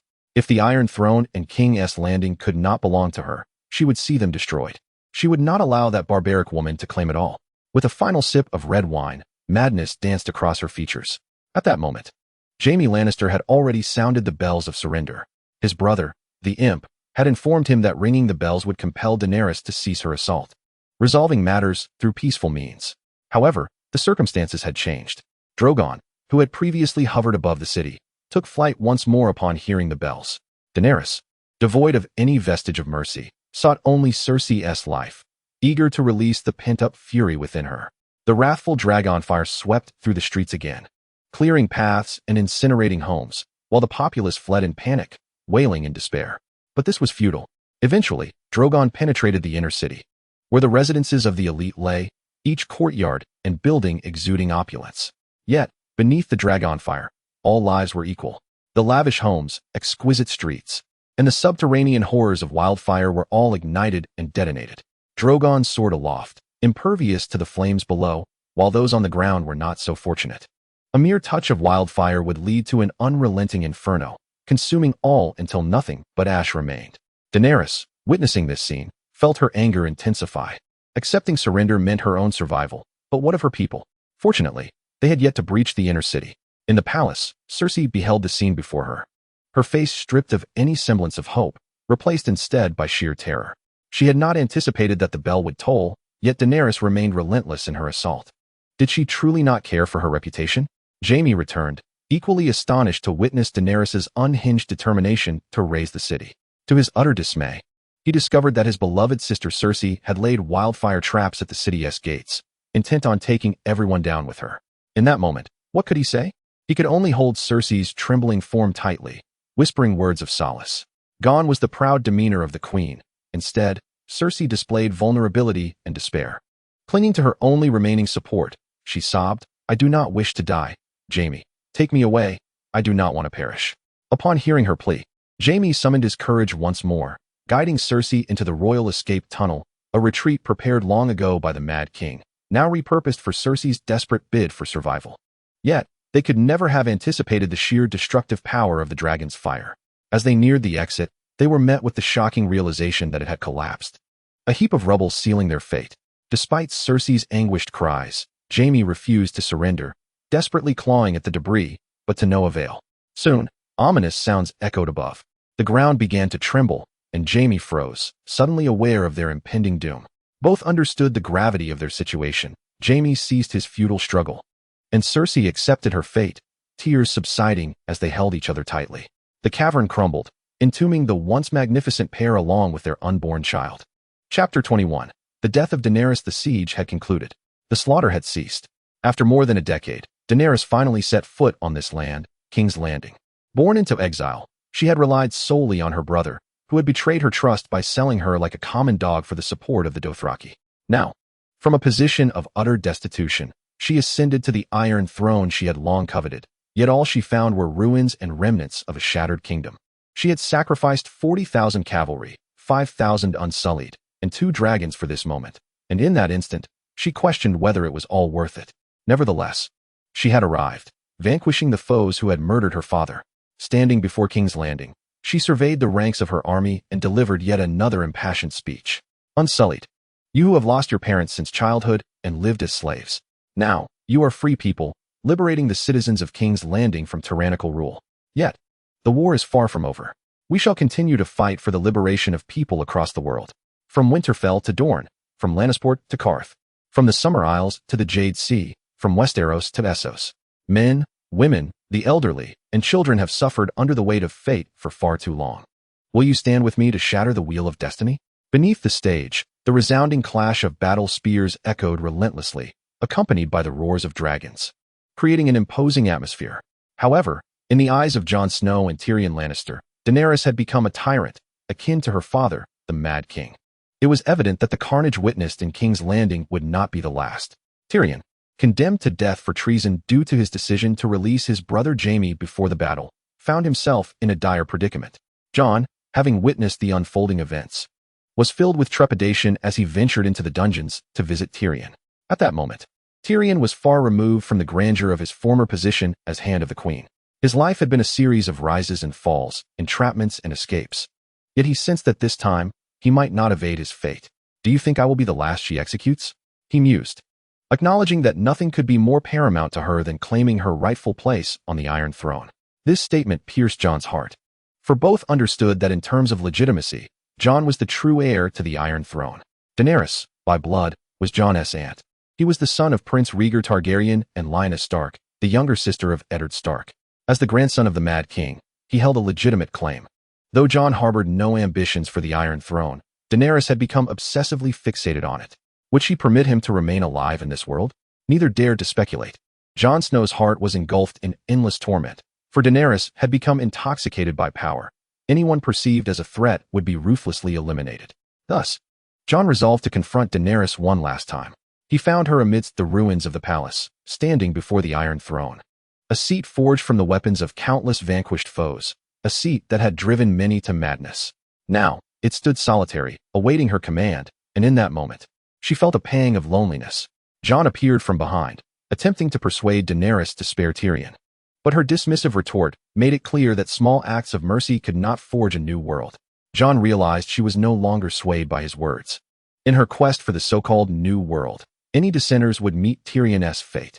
Ultimately, Jon resigned himself to this grim reality and declared, "You are my queen, now and always." He then pressed a deep kiss upon Daenerys, engulfed in the fervor of her lover's kiss. She was unprepared as a dagger found its way to her heart. In disbelief, Daenerys gazed at the man she cherished, unable to fathom that he had plunged a blade into her chest. She had once ventured into the midst of a horde of White Walkers for his sake, faced the Night King to rescue him, even sacrificing a dragon. She had nearly forfeited half her army for him and relinquished the best opportunity to seize the Iron Throne. Ultimately, what was acquired was betrayal. Perhaps this game of power was doomed to end in tragedy from the moment she fell for this man. Blood trickled slowly from the corner of Daenerys' mouth, and until her last breath, she remained incredulous, her eyes wide open in disbelief. Jon Snow gently lowered Daenerys to the ground. His gaze remained tender, yet the hand that delivered the fatal blow was resolute. He did not believe he was in the wrong. He acted for the sake of the common people, to spare them from the ravages of war. He fought for the peace of the world. Daenerys' ambition had transcended the aspirations of a mere queen of the Seven Kingdoms. She sought to unify two continents, a desire he deemed far more brutal than that of his mad grandfather. Thus, even at the cost of losing his beloved and bearing the weight of infamy, he felt compelled to act. At that moment, Drogon seemed to sense something amiss. He slowly soared down, landing beside Daenerys' lifeless body, the dagger still embedded within her. In that instant, fury ignited within him. He longed to incinerate the man who had slain his mother. Jon Snow braced himself to confront the fate that awaited him. Perhaps this was the most fitting conclusion. Yet, the anticipated flames of the dragon did not descend upon him. Instead, they swept past, igniting the coveted Iron Throne until it melted into a pool of molten metal. Having completed this act, Drogon seized Daenerys' body in his claws and ascended into the sky, vanishing from sight. High above, Zheng Xin observed all as if a deity surveying the scene. Was it over? No, everything was merely beginning. Unbeknownst to anyone, Zheng Xin followed Drogon, soaring toward the distant mountains. Drogon, heartbroken, mourned the loss of his two brothers and his mother, questioning the purpose of his own existence. Now, only he remained, a solitary dragon, and the world around him felt devoid of meaning. He landed on a precipice, emitting mournful cries that echoed through the heavens. Zheng Xin, above the clouds, witnessed this sorrowful spectacle and smiled. It was finally time for his entrance. With a tall, slender form, he descended from the clouds, his immense wings folding gracefully, appearing like a demon of the earthly realm before Drogon. Though engulfed in grief, Drogon retained his instinctive wariness, especially towards such a peculiar being as Zheng Xin. He eyed this stranger with caution, dragon fire coiled within his throat, ready to unleash upon any threat to his mother. Indeed, in Drogon's eyes, Zheng Xin appeared even more monstrous than himself. "Relax, child, I mean you no harm." Zheng Xion's grotesque face attempted to convey a gentle smile. However, Drogon was clearly unconvinced. "Do you wish to reunite with your brothers? Do you long for your mother's revival?" Chapter 22. The Resurrection of Daenerys. Drogon, an ancient dragon, belonging to the world's most venerable and powerful race, undoubtedly comprehended the meaning behind Zheng Xion's words. However, at this moment, he was evidently displeased. Both of his brothers had perished, and his mother was also gone. Did Zheng Xian wish to slay him as well, in order to reunite their family of four? The dragon fire surged within his throat, radiating a fierce crimson glow. Yet, Zheng Xian merely smiled at him, refraining from any excessive actions or utterances. This dragon fire, while seemingly formidable, posed no threat to him whatsoever. Even the Night King, possessing but a single dragon crystal, remained unfazed by dragon fire, let alone Zheng Xin, who wielded two special dragon crystals fused into one. Were it not for the subsequent plan that required this young dragon and Daenerys to assist him, Zheng Xin could easily have dislodged a tooth from the dragon's maw should it dare to bare its fangs. Noticing the lack of malice from Zheng Xin, Drogon moderated his demeanor. The man had just proposed the resurrection of his mother. Of course, he longed for it, and would even offer his own life in exchange for hers. Yet, the immutable law of mortality dictated that the dead could not return to life, a truth that no one could transgress. What audacity did this man possess to claim he could revive her? At that moment, two resounding dragon roars echoed through the sky, one after the other, as if heralding their return. Just before Zheng Xion's appearance, He had already mentally summoned the two dragons to converge upon him. And now they had arrived. Drogon gazed in disbelief at the heavens. There were his two brothers, Rhaegal and Viserion. He understood that Viserion had been transformed into a malevolent undead creature, but he never anticipated that Rhaegal would share the same fate. In that instant, he grasped the true meaning behind the notion of resurrection. It was not the return of his mother to life, but rather her transformation into an undead being, a wight. If that were the case, he would resolutely refuse. He would vow to protect his mother's remains with his life. Zheng Xin seemed to penetrate his thoughts and gently spoke, "Fear not. My abilities surpass those of the Night King 1,000-fold. His trivial methods are no match for my prowess. When I resurrect Daenerys, I will ensure that she retains her original memories and consciousness. She will not become the grotesque abomination you fear. You can rest assured of that." Drogon's simmering fury was instantly extinguished upon hearing Zheng Xin's words. If she could retain her consciousness and memories, she would not merely be a walking corpse. Moreover, she would possess the extraordinary longevity characteristic of the undead. In that case, would they not be able to remain together eternally? Contemplating this, the notion of becoming an undead creature began to seem less intolerable. Drogon raised his gaze to the sky, letting out a long roar to signal his brothers to descend. With Zheng Xin's consent, Rhaegal and Viserion unfurled their vast wings and emerged from the clouds, alighting upon the rocky precipice. Observing his once reddish-brown brothers now cloaked in icy blue, Drogon's heart was tormented by conflicting emotions. Upon closer inspection, it became evident that the two brothers were not merely mindless undead beings, but rather a novel species that amalgamated the extraordinary longevity of the undead with the self-awareness characteristic of living creatures. Zhuge gradually made his way to the side of his brothers, extending his snout to inhale their scent, engaging in a brief exchange with Rhaegal. Zheng Xin could not discern the nature of their communication, only able to hear the sounds emanating from the dragon's throat, a mix of gurgles and whimpers. The three dragons intertwined their necks, resembling humans embracing in a moment of profound sorrow. Zheng Xin allowed them ample time to process their emotions, understanding that Zhuge required this moment for a shift in his mindset. Ultimately, persuaded by Rhaegal and Viserion, Zhuge acquiesced to Zheng Xin's proposal, yearning for his mother and unwilling to accept her ambiguous demise.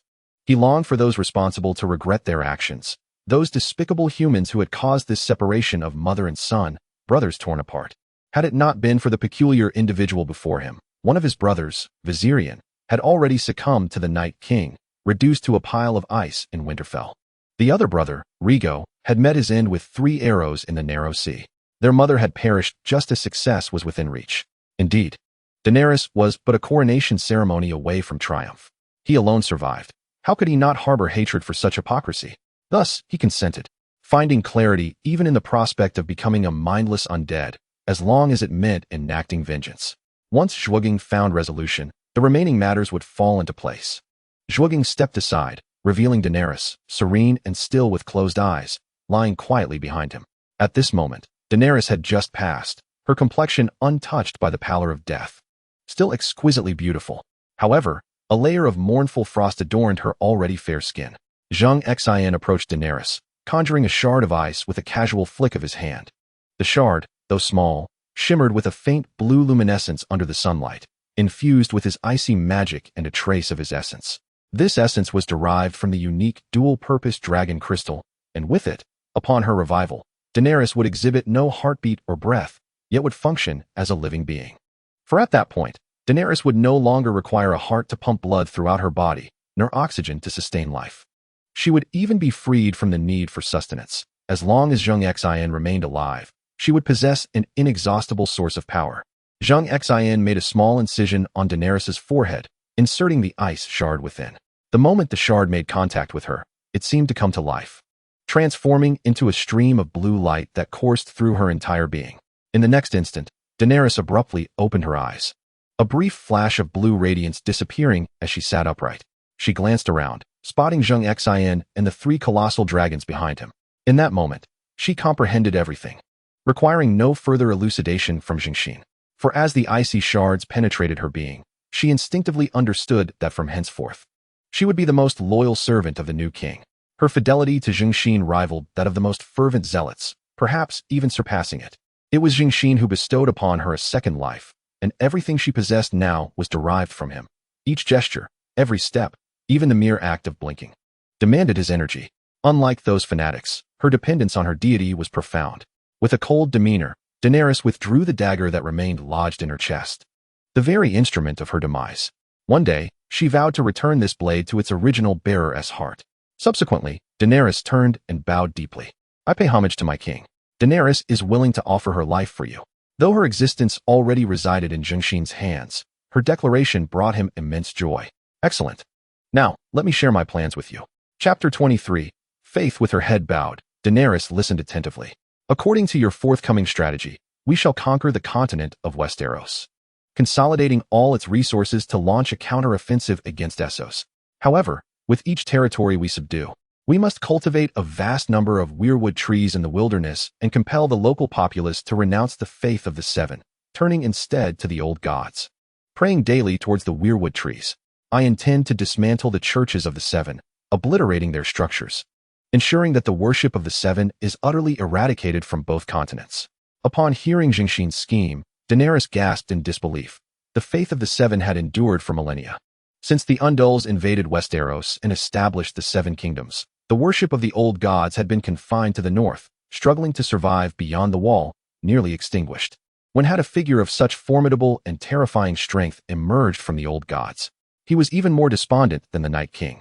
Indeed, after receiving the legacy of the Green Seers and the Dragon Glass from the Night King, Zheng Xin distinctly felt a transformation within his being. The subtle threads of faith emanated from the children of the forest. Although their numbers were dwindling and the weirwood trees were nearly extinct on the continent, their essence still allowed Zheng Xin to perceive the changes brought forth by this flicker of belief.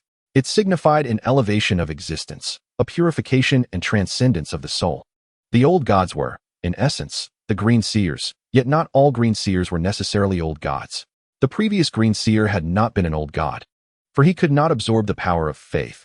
Thus, despite an extended lifespan, he ultimately succumbed to the passage of time. Yet, why was it that Zheng Xin could become an old god while the preceding Green Seer could not? This question remained elusive to him. If the issue lies with the dragon crystals, it is perplexing that both unique crystals were crafted by the Green Prophet himself. It stands to reason that he should absorb and inherit their power, rather than allowing Zheng Xin to benefit. Yet, let us set aside this conundrum for the moment. The paramount goal is to seize more territory and gather the strength of faith. This is also why Zheng Xin has not descended into madness like the Night King, who seeks merely to extinguish all of humanity without the need for belief. Zheng Xin, on the other hand, desires to conquer their very souls, while Daenerys aims to subjugate their bodies. Their needs complement each other perfectly, creating a harmonious alliance. After Daenerys completes her path of conquest, her most urgent task will be to dismantle the old belief system. Her original plan was for her people to forsake the gods in favor of their queen. But circumstances have changed. Since the new king requires faith, she will ensure that her subjects wholly embrace this new monarch. Little does Daenerys realize that such an action could invite her own demise. The Seven Gods are indifferent to who rules the continent. They only care to maintain their sources of faith. Should Daenerys sever these ties, the Seven will not need others to intervene. They will come for her themselves. Let us not forget how the once mighty Valyrian civilization fell. Go forth, summon your forces, and let your enemies witness the fury of Daenerys Targaryen, born of the storm, as it sweeps across two continents. Kneeling, Daenerys professes her unwavering loyalty to Zheng Xin with the utmost reverence. Yes, my king, I, Daenerys Targaryen, shall be the most faithful servant of the new king. I will risk my life to secure the faith of all humanity for you.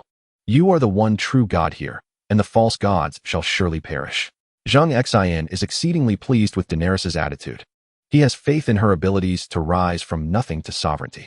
Had she not been betrayed by Jon Snow, these two continents would undoubtedly have fallen under her dominion.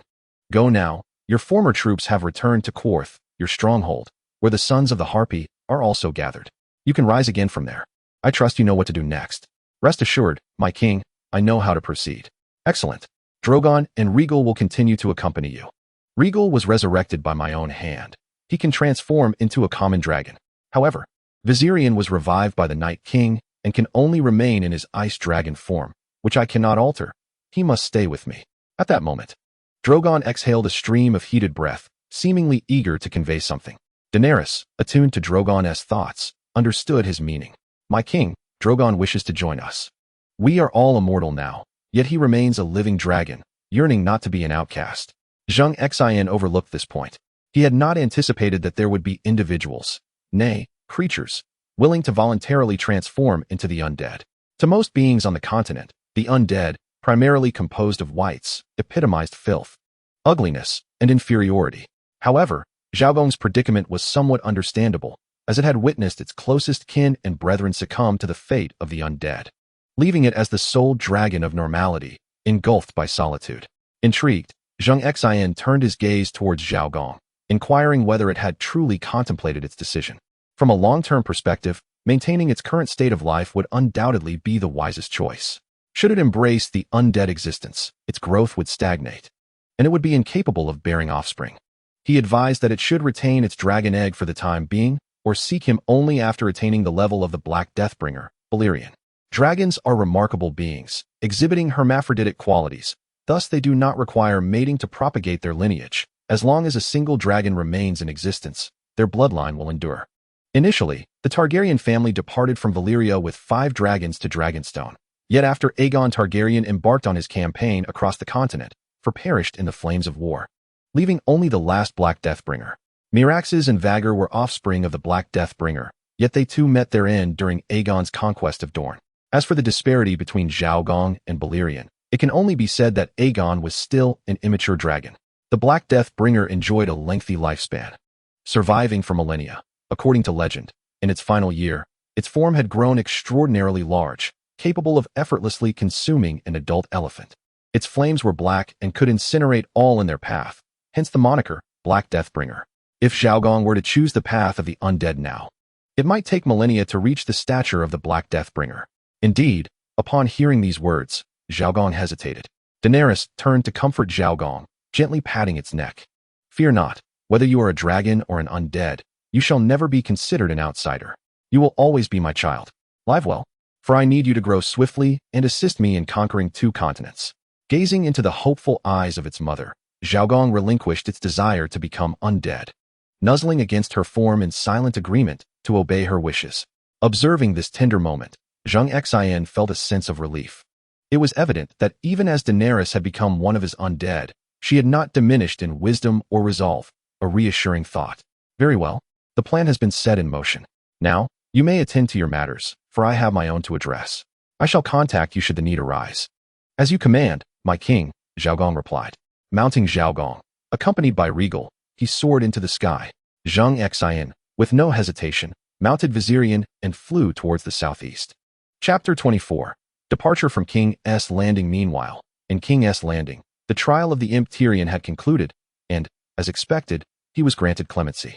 Though Grey Worm felt a sense of discontent, he found himself powerless. His queen had perished, and his beloved Missandei was gone. He had lost all motivation and hope. Born a slave, his existence had revolved around obedience to commands, yet now he found himself devoid of a master and devoid of any future plans. In this moment of profound confusion, he gazed upon the dwindling 3,000 Unsullied, all eyes upon him. With the absence of their queen, Grey Worm had become their leader. Fortunately, the newly appointed King Jon Targaryen had ordered their return to Qarth, a land far removed in Essos, where the influence of Daenerys still lingered. Since Daenerys' demise, Jon Snow had reclaimed his rightful surname, Targaryen, the name of his father, Rhaegar Targaryen, a name he was destined to bear. In the north, Snow was the common surname for bastards, as the people believed that such children were unworthy of their father's name, deserving only of the surname Snow. The position of the protector of the 7 kingdoms, which began with the conqueror Aegon Targaryen and ended with the mad king Aerys Targaryen, had basked in glory for centuries, briefly seized by the Baratheon family for 2 generations before ultimately returning to the Targaryens. This merely attests to the unshakable legacy of House Targaryen. With Jon Targaryen at the helm, the North could not possibly seek independence. Moreover, it had become Jon's staunchest ally among the 7 kingdoms. The ambitions that Daenerys had pursued tirelessly throughout her life were effortlessly achieved by Jon, who would seamlessly assume her mantle. The war had only just concluded, and King's Landing lay in ruins, making it impossible to retain an army that remained loyal solely to Daenerys. Although they numbered merely 3,000, each Unsullied was a battle-hardened warrior, forged in the crucible of blood and fire, a single one worth 10. Jon had contemplated the prospect of incorporating them into his ranks. Yet neither Grey Worm nor the others, including the Viper and the Grasshopper, offered him even a glance. Instead, they looked upon him with disdain and loathing, viewing him as the betrayer who had slain Daenerys. Allowing them to return to Qarth was Jon's reluctant concession. Should a conflict arise between the forces within King's Landing and the Unsullied, the outcome remained uncertain.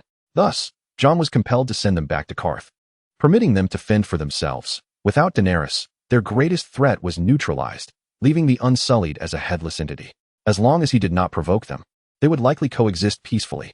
Soon, Jon immersed himself in the reconstruction of King's Landing, soothing the populace, repairing homes, and restoring the city. This was paramount. At the port outside King's Landing, Grey Worm was methodically boarding ships with his 3,000 Unsullied and fewer than 20,000 Dothraki riders. They were returning to Qarth, for they felt no sense of belonging to the Seven Kingdoms. Essos was their true home. Were it not for the desire to follow Her Majesty Queen Daenerys, they might never have set foot upon this land. Grey Worm's countenance bore the weight of despair, yet as he observed the demoralized Unsullied and the disorganized Dothraki, he could only muster a semblance of spirit. If he did not take charge now, no one else would. The Dothraki were herding their warhorses aboard, for to them, their steeds were of greater value than women, lifelong companions, second only to their own existence. Thus, they would never relinquish their horses to the likes of King's Landing or that pretender Jon Snow.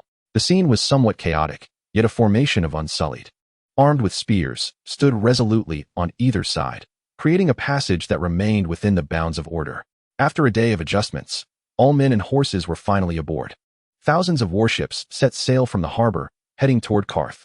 On the vast ocean, these ships unfurled their sails, harnessing the winds as they navigated the waters. Grey Worm's legion of Unsullied led the charge. He stood at the bow of the ship, lost in thought. Upon their return to Qarth, he wondered how Daario would behave. Despite his seemingly genteel demeanor, Grey Worm knew that Daario, as the leader of the Second Sons and a man who had found favor in Daenerys' bed, harbored considerable ambition. If Daario lacked ambition, he would not have fled his family, formed the Second Sons, and managed to instill fear in the city-states of Essos with merely 2,000 cavalry, compelling them to pay protection fees for peace and sanctuary. It is worth noting that any lord of Essos possessed sufficient forces to obliterate the Second Sons, yet none dared to act against him. This was attributable not only to the cavalry's agility and keen insight, but also to Daario's formidable prowess and intellect. Contemplating this, Grey Worm felt a pang of headache. He was surrounded by no one with whom he could deliberate. The queen was dead, Missandei was gone, and Tyrion remained in King's Landing as Hand of the King. Now, he was left only with the brawny yet simple-minded Dothraki and his own subordinates. Although the Unsullied were disciplined and formidable in combat, they were limited in their capacity for negotiation, making the Dothraki seem more amenable. With a soft sigh, Grey Worm's heart longed for home, at least to return to the company of Daario. Initially, Daario had insisted on accompanying them, but Qarth required a trustworthy and capable individual to remain behind as a sentinel. Otherwise, the slave masters would inevitably rise in rebellion, a scenario Daenerys could not abide. Thus, Daario had to be left behind, for that was Daenerys' stronghold, her true sanctuary. Just as Grey Worm's mind was a tempest of thoughts, a sound from the heavens seemed to pierce the air, so familiar that his body shuddered. What did he hear? The roar of a dragon? Was it the Queen's dragon? Drogon returning? The heart of Grey Worm was a tumult of emotions, for he was acutely aware that at that moment, Drogon had carried away Her Majesty's remains. If Drogon were to entrust the body to him, upon his return, he could provide an explanation to Daario. Although Her Majesty had passed, being able to return her intact remains was the only thing he, as her subordinate, could accomplish. Grey Worm raised his gaze to the thick clouds above, yearning to glimpse that formidable silhouette. Indeed, the sound of dragons grew progressively clearer and louder until a figure gradually emerged from the clouds. From such a distance, Grey Worm could ascertain that it was undoubtedly a dragon, yet he could not discern the petite figure upon its back. That was until another dragon appeared. Regal? Had it not perished? At that moment, Grey Worm was truly taken aback. He had witnessed Regal being struck down from the sky by a giant crossbow, plummeting into the sea, lost to sight. However, having spent so much time alongside the Queen and her 3 dragons, how could he fail to recognize Regal's form and coloration? The 2 dragons circled in the sky for a moment, seemingly confirming something, and shortly thereafter, they descended gracefully, landing upon Grey Worm's ship. Their thunderous roars proclaimed their return, capturing the attention of all present. The figure that had been crouched on the dragon's back now stood upright, and those nearby finally discerned the identity of the silhouette. Upon this revelation, Grey Worm was struck with astonishment, a mixture of shock and boundless joy enveloping him. Your Majesty, you are alive. Chapter 25. The Rise of Valyria. At this very moment, all the Unsullied in the vicinity instinctively stood at attention. Even though their humanity had been stripped to its barest essence, the resurrection of their queen profoundly impacted their hearts. That scoundrel Jon had repeatedly proclaimed, with unwavering conviction, that he had slain Queen Daenerys and was willing to accept any punishment for his actions. He believed that in King's Landing, with the support of a formidable northern army behind him, the Unsullied would not dare to confront him, even if Grey Worm sought vengeance. He lacked the means to do so. Indeed, faced with the overwhelming circumstances, the support of all the Northerners and the people of King's Landing, Grey Worm could only endure in silence. For if he did not restrain himself, he would not return, let alone avenge the queen. Thus, he bore the humiliation and spared Jon and Tyrion, hoping that once back in Quarth, Daario could reorganize the queen's forces and strike back at King's Landing. And now, not only had the queen returned, but she had also brought Rhaegal with her. The two dragons flanked the warship, lowering the water level precariously close to its deepest draft. Gazing in awe at the living embodiment of Daenerys upon the dragon's back, Grey Worm found himself momentarily lost for words. Surprised to see me return? Daenerys smiled, her head held high, exuding confidence and poise. Grey Worm immediately realized that Her Majesty the Queen had indeed returned. He understood that Daenerys Targaryen could not possibly perish as Jon Snow had claimed.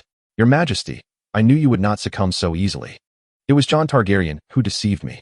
Grey Worm knelt on one knee, striking his chest as a gesture of welcome for the Queen's return. At this mention, a rare and intense hatred flashed across Daenerys's otherwise impassive face. She regarded him as a beloved, having sacrificed so much for him, only to be met with betrayal. How could she not feel resentment and fury? However, her forces were now dwindling, and much of her original plan relied on the northern armies and conscription from the Seven Kingdoms. Even if she sought vengeance, launching an immediate counterattack would only lead to her demise. Her immediate priority was to return to Qarth, rally her forces, and recruit extensively, ensuring the stability of the city-states she currently controlled before she could return to Westeros. Having been resurrected, Daenerys found her obsession with the Iron Throne diminished. Her perspective had shifted from self-centeredness to a focus on fulfilling the tasks entrusted to her. Returning to Qarth, she vowed that those deserving of retribution would not escape her reckoning. A fierce glint sparkled in her eyes, her anger boiling, yet tempered by an extraordinary calmness. As you command, Grey Worm found renewed resolve, once again discovering purpose in life. Wherever the Queen directed, there his blade would follow. While he lacked the strategic acumen to lead, he excelled in the heat of battle. Two dragons soared through the sky once more, as Daenerys aboard the Unsullied warship made her way to the port of Qarth. When she eventually returned to Westeros, the flames of war would reignite, not out of a desire for brutality, but because all that was owed to her must be repaid. In the distant sky, where the air was thin and the cold winds biting, a dragon and its rider flew swiftly. Zheng Xin was hastening towards the next destination, the ruins of Old Valyria. Within the realms of his visions, he had traversed the millennia of the continent's evolution, intimately aware of all significant events. He understood the journey of the Valyrians from nomadic tribes on a peninsula to the establishment of a mighty empire, and ultimately, their destruction. The earliest Valyrians resided near the 14 Flames, where they inadvertently discovered the existence of dragons. They befriended and tamed these creatures, unraveling the secrets of magic within the ancient dragon ruins. Thus began their path of conquest. Initially heading north from the Valyrian peninsula, they gradually expanded their influence, clashing with the dominant civilization of the time, the Giscari. The collision of old and new civilizations was destined to spark the flames of war. While the Valyrians still lived a nomadic life, the Giscari had already established a magnificent civilization in the city of Gisk. They exert control over vast territories extending from Slave Bay to Jade Sea and eastward to the Bone Mountains, maintaining a firm grip on maritime trade. Adopting the Harpy as their totem, they erected numerous temples and pyramids, conquering extensive lands on both sides of the Bone Mountains through their disciplined and formidable infantry legions. With their influence continually expanding westward, crossing Slave Bay into the Valyrian Peninsula, the Valyrians, seeking to develop, were inevitably compelled to confront the Giscari. At that time, their activities were limited to the vicinity of the 14 Flames, with no significant outward expansion. Yet, their dragons posed a palpable threat to the Giscari, prompting the latter to strive to extinguish this looming menace in its infancy. Thus commenced the war between the Giscari and the Valyrians. Despite their relatively modest territory, the Valyrians, leveraging the advantages of the volcanoes, became adept in fire magic and metallurgy, intricately weaving fire magic into their weaponry. This was the renowned Valyrian steel. Mounted on their dragons, the well-armed Valyrians created considerable turmoil for the then-dominant Giscari. Although their ground forces were insignificant compared to the Giscari legions, the power of the dragons exceeded their wildest imaginations. In their initial clash, the Valyrians, harnessing dragon fire, repelled the Giscari. Soon, numerous nomadic tribes from the Dothraki plains joined the Valyrian alliance to collectively oppose the Giscari Empire. It was not until the Fourth Valyrian War that a fundamental shift in power dynamics occurred. It became evident to all that Valyria's ascendance was inevitable. No force could withstand the flames of the dragons. All Giscari combatants either fell in battle or were captured and enslaved, forced to mine in the depths of the 14 flames. Realizing their unstoppable momentum, the Valyrians grew bolder and initiated the Fifth Valyrian War. In the final confrontation, Valyria utterly crushed the Giscari Empire, reducing their temples and pyramids to ashes, turning them to dust. Most of the Giscari people were transformed into prisoners of war and slaves. Following the destruction of the ancient Giscari city, the Valyrians emerged as the new sovereigns west of the Bone Mountains. This marks the genesis and rise of Valyrian civilization, whose downfall would be intertwined with their own hubris and loss of humanity. Chapter 26. The War between Valyria and the Loinai after conquering the Giscari Empire. The Valyrians relentlessly expanded westward and northward, capturing slaves, mining the ores within the 14 flames, and producing Valyrian steel, thereby augmenting the influence and power of the free cities. The freehold is governed by 40 of the most powerful dragonlord families, residing atop volcanic cliffs, closest to the source of magic, and wielding the greatest strength. The other Valyrians had no choice but to venture beyond the Valyrian peninsula to conquer additional lands. A multitude of free city-states was established, maintaining trade with the bastions of liberty and continuously flourishing. Centuries later, the Undulls began to rise in the northern region adjacent to the Shivering Sea, on the Axe Peninsula. Innately combative, the Undulls learned the art of ironworking from the Loinans while engaging in trade with the free cities of Valyria. Upon gaining strength, they commenced their campaigns of conquest. Their initial foray was against the long-haired folk residing in the hilly terrain, resulting in a massacre and the occupation of Andaz. Andaz is bordered to the north by the free city of Braavos, established by the Valyrians, and to the south by the mother river of the Loinans, the Rhone. This region is also the birthplace of the Faith of the Seven, where it is said that the Seven manifested among the mountains to crown the first king of the Undulls, Hugo the Hill King. After conquering the hills, the Undulls, true to their nature, sought to subjugate the city-states of the Loinans. However, the Loinans were not so easily vanquished. They were well-equipped and adept in water magic, instilling fear even in the hearts of the Valyrians. It was precisely because the Loinans stood between Valyria and the Undulls that the latter managed to escape unscathed. Yet they soon turned against their benefactors. After suffering a crippling defeat at the hands of the Loinans, the Undulls took a respite, but soon, oblivious to the peril, again reached out towards the free cities. They expanded from the Axe Peninsula to Lorith, initiating a siege against the trading city of Norvos. Ultimately, the Undulls' audacious demeanor provoked the Valyrians of the free cities. The dragon lords of Valyria dispatched 100 mighty dragons to safeguard this distant outpost of freedom. The dragons surged up the Rhone River, launching a surprise attack on the besieging Undulls. The entire Undull army perished in flames. Moreover, the dragon lords, intent on imparting a lesson to the Undulls, advanced northward to Lorith, bringing blood and fire to its inhabitants. The Undulls in Lorith were utterly annihilated, with even the vast labyrinth of rocks charred beyond recognition, losing all semblance of its former glory. The Undull stronghold, Andaz, was also on the brink of ruin, forcing them to retreat back to the Axe Peninsula. Yet, having provoked the Valyrians, it was no simple task to quell the wrath of the dragon fire. The Valyrian peninsula was in need of new slaves to mine its riches. Thus, an unrelenting army, accompanied by hundreds of dragons, surged towards the Undulls' homeland on the Axe Peninsula. Faced with this onslaught, the Undulls had no choice but to flee. They began constructing warships, setting sail in search of a new sanctuary. However, their exodus brought calamity upon Westeros. The Undull fleet sailed westward along the Shivering Sea, landing on the Five-Finger Peninsula in northern Westeros. Here, they encountered the most formidable adversaries, the First Men and the Children of the Forest. The First Men, wielding bronze weapons, decimated half of the Children of the Forest, while the Undulls, armed with iron, exterminated the remainder. It is precisely against this historical backdrop that the monstrous figure of the Night King was born. Wherever the Undulls ventured, they decimated the fish-leaf trees, and the ancient worship of the old gods was supplanted by the faith in the Seven. After centuries of warfare, the Undulls secured various ancestral kingdoms south of the Neck through marriage alliances and conquest, with only the king in the north managing to halt their advance at the shores of the Bay of Carlin. In terms of civilization, Westeros lagged far behind the continent of Essos. The Undulls, as defeated fugitives, arrived in Westeros and began to rampage unchecked, waging wars far and wide. This was largely due to the formidable prowess of the Valyrians and the Rhoynar.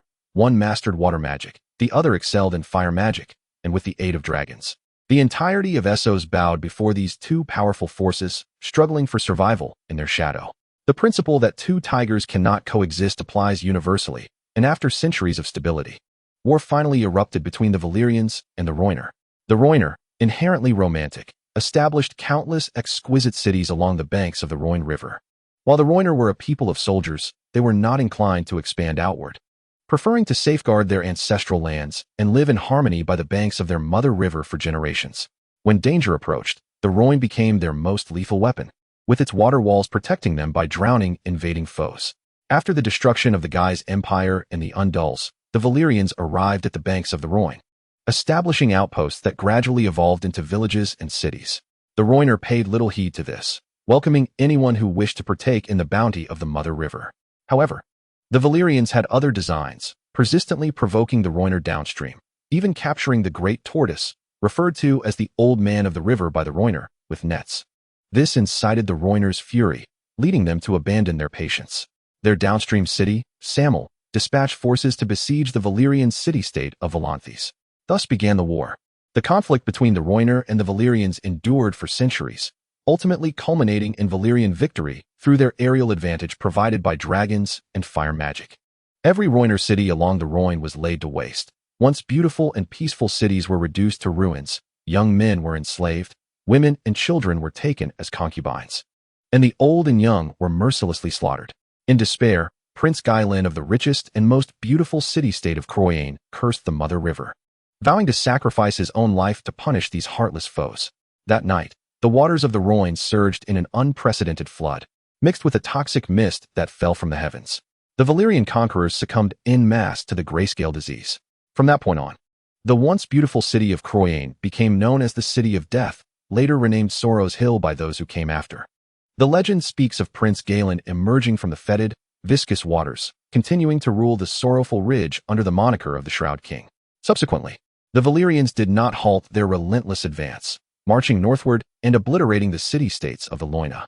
Queen Namelia of the newly established Nazis gathered all the elderly, weak, and women to flee, embarking on ships towards the south, ultimately enduring numerous tribulations to reach the Dornish lands in the southern expanse of Westeros, where she wed the Prince of Dorne at that time.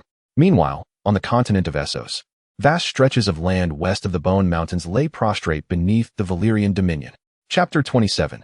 The Sea of Smoke. After vanquishing the Giscari Empire, expelling the Undulls, and driving away the Loina, the Valyrians officially ascended as the sovereigns of this territory.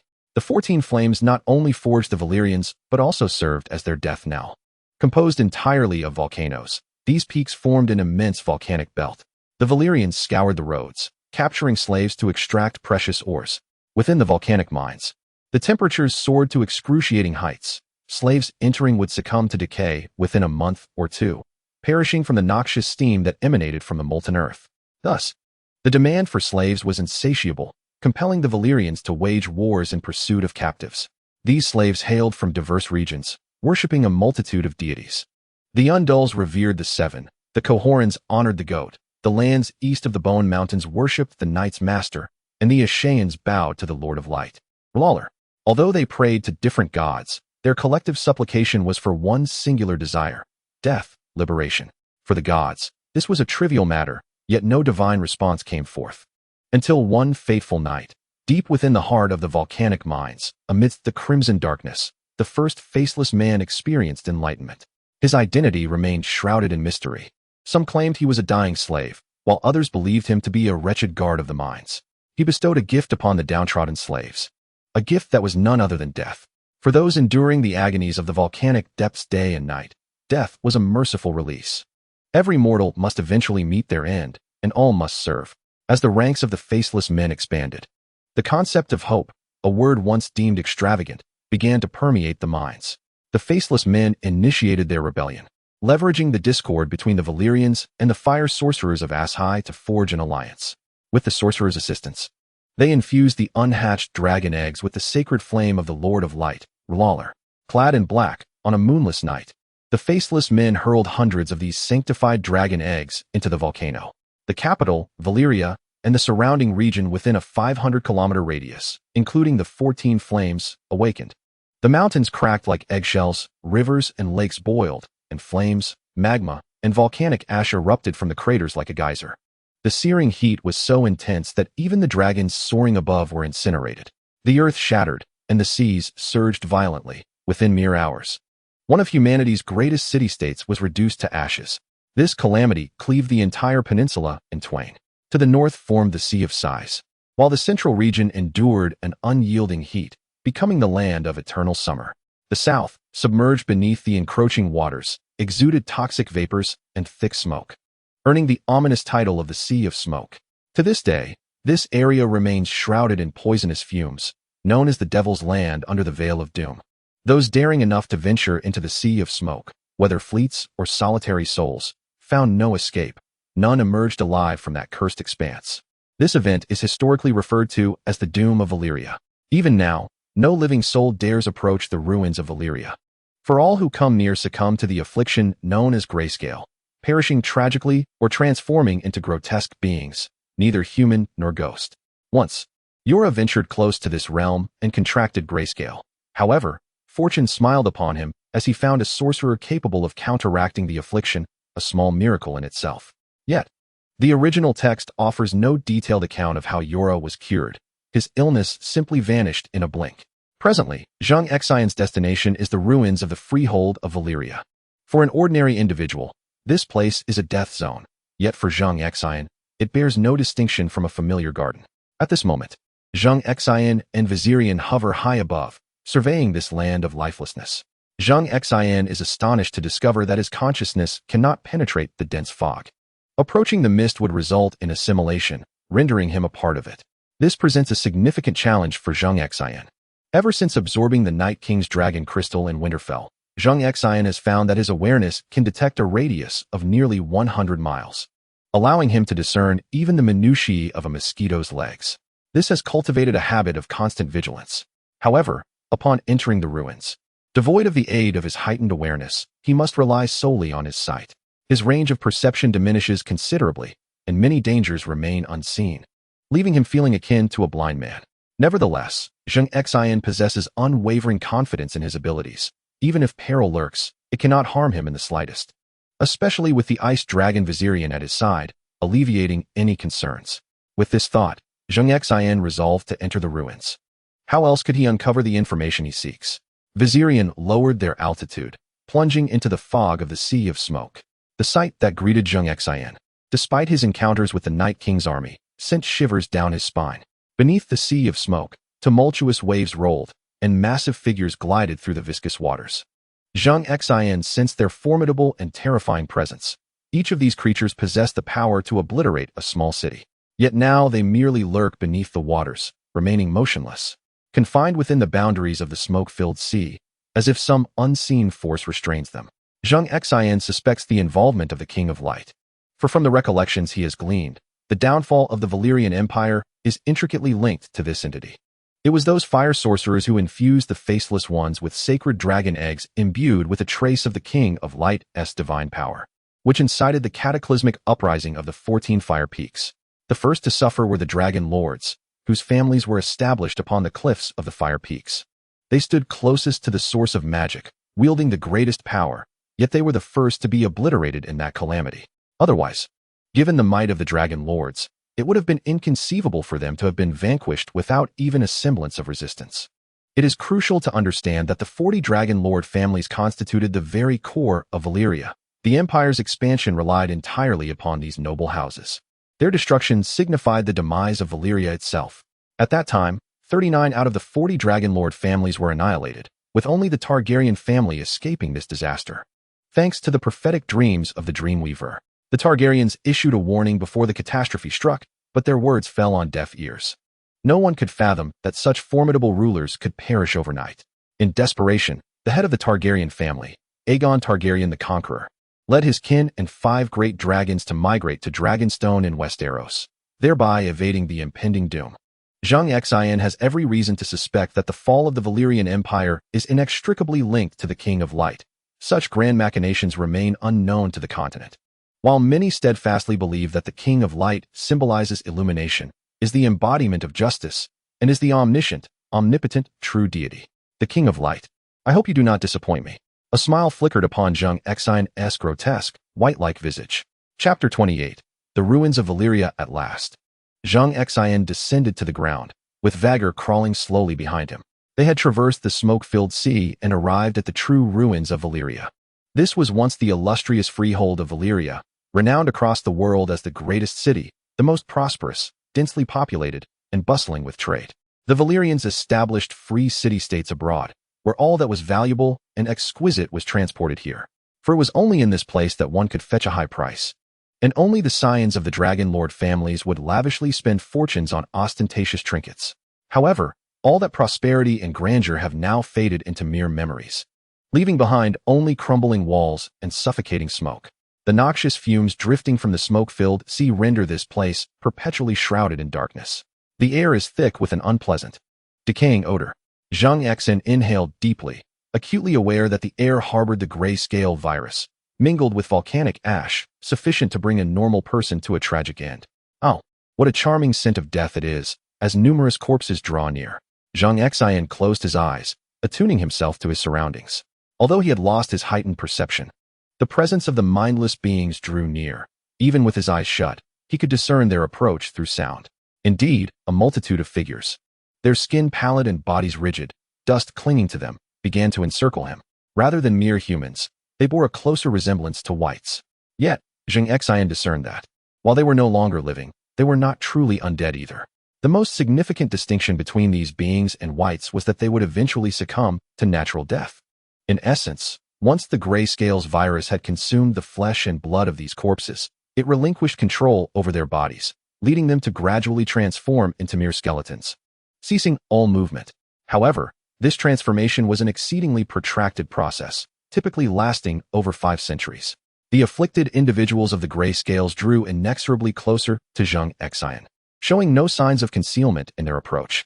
They howled, sweeping away everything in their path, intent on rendering the lone man and dragon before them akin to themselves. Observing these figures, Zheng Xin wore a disdainful smile. He tilted his head back, raised his hand, and conjured his magic. The pallid eyes of the grayscales began to shift towards an icy blue. Indeed, this was the Night King's necromantic power. No deceased non-living entity could escape his call. Before long, large swathes of the grayscales' eyes transformed from white to blue, and instead of menacing gestures, they bowed their heads in submission to Zheng Xin. His expression betrayed no joy or anger, yet the glint of amusement in his eyes revealed his satisfaction. The Night King's ability proved exceedingly practical, many times. The protagonists on the battlefield had witnessed this power in action. Hard-fought foes that had been vanquished would rise again at the mere lift of the Night King's hand, including wights they had slain and comrades who had fought alongside them just moments prior. All stood with vacant stares, their faces devoid of emotion, observing them. Now, Zheng Xin activated this variability, transforming all deceased within a kilometer radius into wights, who bowed in deference. He estimated their numbers to be around 50,000. If this was indeed the handiwork of the Light King, Zheng Xin doubted he could remain unperturbed. Once, the Light King had been adamant about eliminating the Night King. The reasons surely extended beyond the simple dichotomy of light and dark. One could only conclude that the Night King's summoning magic was remarkably effective against these grayscales. With a mere lift of his hand, your soldiers became mine. What sport was left to be had? With the danger averted, Zheng Xin continued his exploration. The summoned wights remained stationary, awaiting his command, for without his orders, they would not act. He chose not to lead them, as it bore little significance. Summoning more grayscales would only bolster his power at the Valyrian ruins. However, should he summon too many, it would inevitably provoke the interests of others, drawing opposition to him. If no one truly intervenes, he would not hesitate to transform this peninsula into his private garden. As Zheng Xin advanced, the number of patients assimilated into wights grew increasingly. On this site, devoid of any greenery, one could say it was barren, consisting almost entirely of bare stones formed from the cooling of volcanic lava. It would indeed be peculiar for any plant life to thrive in such an environment. Nevertheless, the dense fog significantly impeded visibility, rendering it to a mere 200 to 300 meters.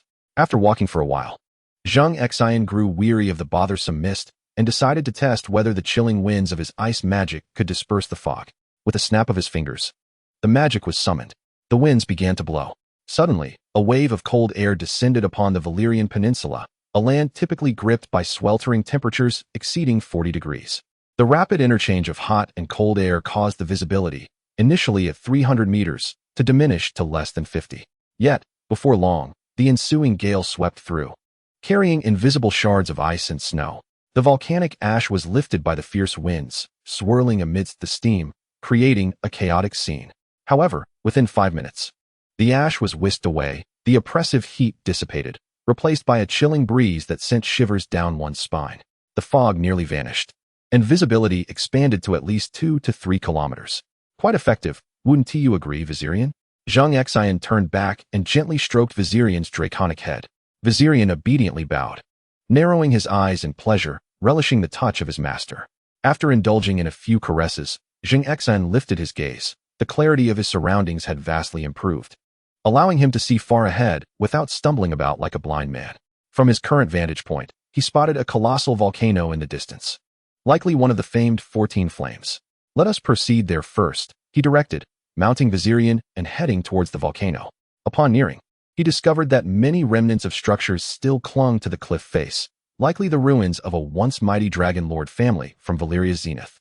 Remarkably, these edifices had not all been obliterated. Many remained intact on the precipice. Constructed on meticulously leveled platforms carved from the cliffs, each structure was exquisite, akin to a work of art, starkly contrasting the architectural style of present-day Westeros. Adorned with intricate carvings and ornate patterns, these buildings were astonishingly well-preserved, impervious to the ravages of time, and untouched by the pervasive toxic smoke. It was as if a protective space had been intentionally preserved here. This discovery illuminated Zheng Xin's thoughts. Indeed, there was more to this than met the eye. Chapter 29. The fire sorcerers of Shea. With the noxious smoke no longer encircling him, Zheng Xin's consciousness was free to explore.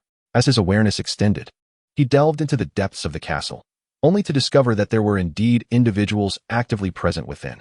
In many areas, even Zheng Xin's consciousness was repelled, unable to penetrate further, as it was kept at bay. The figures within donned long, crimson robes, reminiscent of the attire worn by the Red Priestesses. Fire sorcerers? These individuals hailed from Shea. Shea, the third continent beyond Westeros and Essos, lay to the southeast of Essos, and throughout the narrative, little information had emerged about that realm. It was only after the defeat of the Loiner people that they had sought refuge by sea, once having taken refuge there.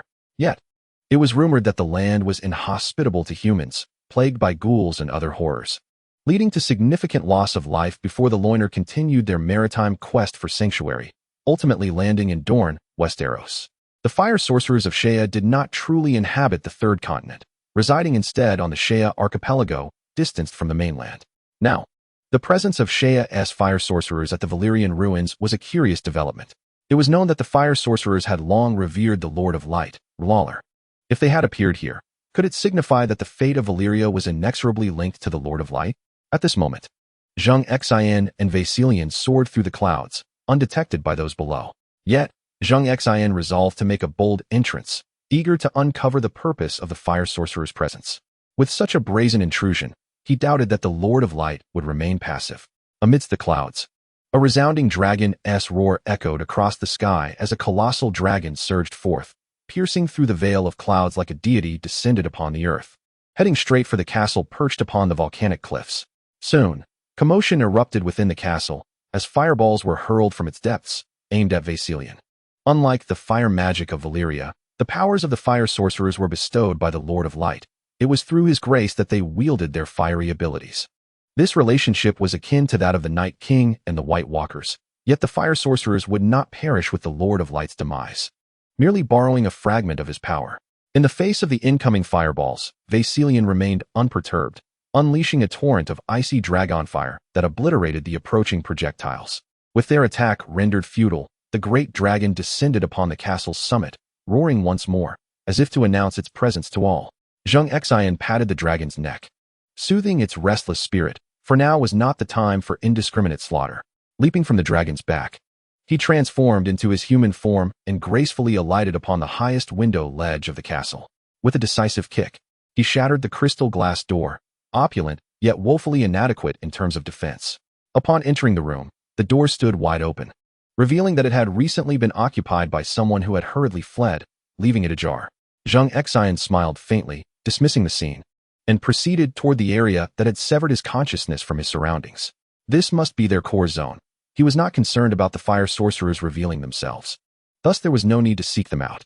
In the corridor, the distant sounds of hurried footsteps and animated conversations echoed, but they were far enough not to reach Zheng Xin's ears without his keen senses. His perception expanded once more, revealing the castle's interior. Save for a few isolated regions, he observed a considerable assembly of crimson-robed fire sorcerers gathered 2 levels below him, numbering in the dozens, engaged in rapid discussion. Subtly stationed to guard certain locations, Zheng Xin paid them little mind and continued towards the isolated area. As he approached, the sorcerers noticed his direction and grew anxious, hastily forming a blockade along his path. Soon enough, at the end of a corridor, Zheng Xin encountered the fire sorcerers. Their astonishment was palpable upon seeing him dressed as an ordinary individual, yet they did not dare to underestimate him.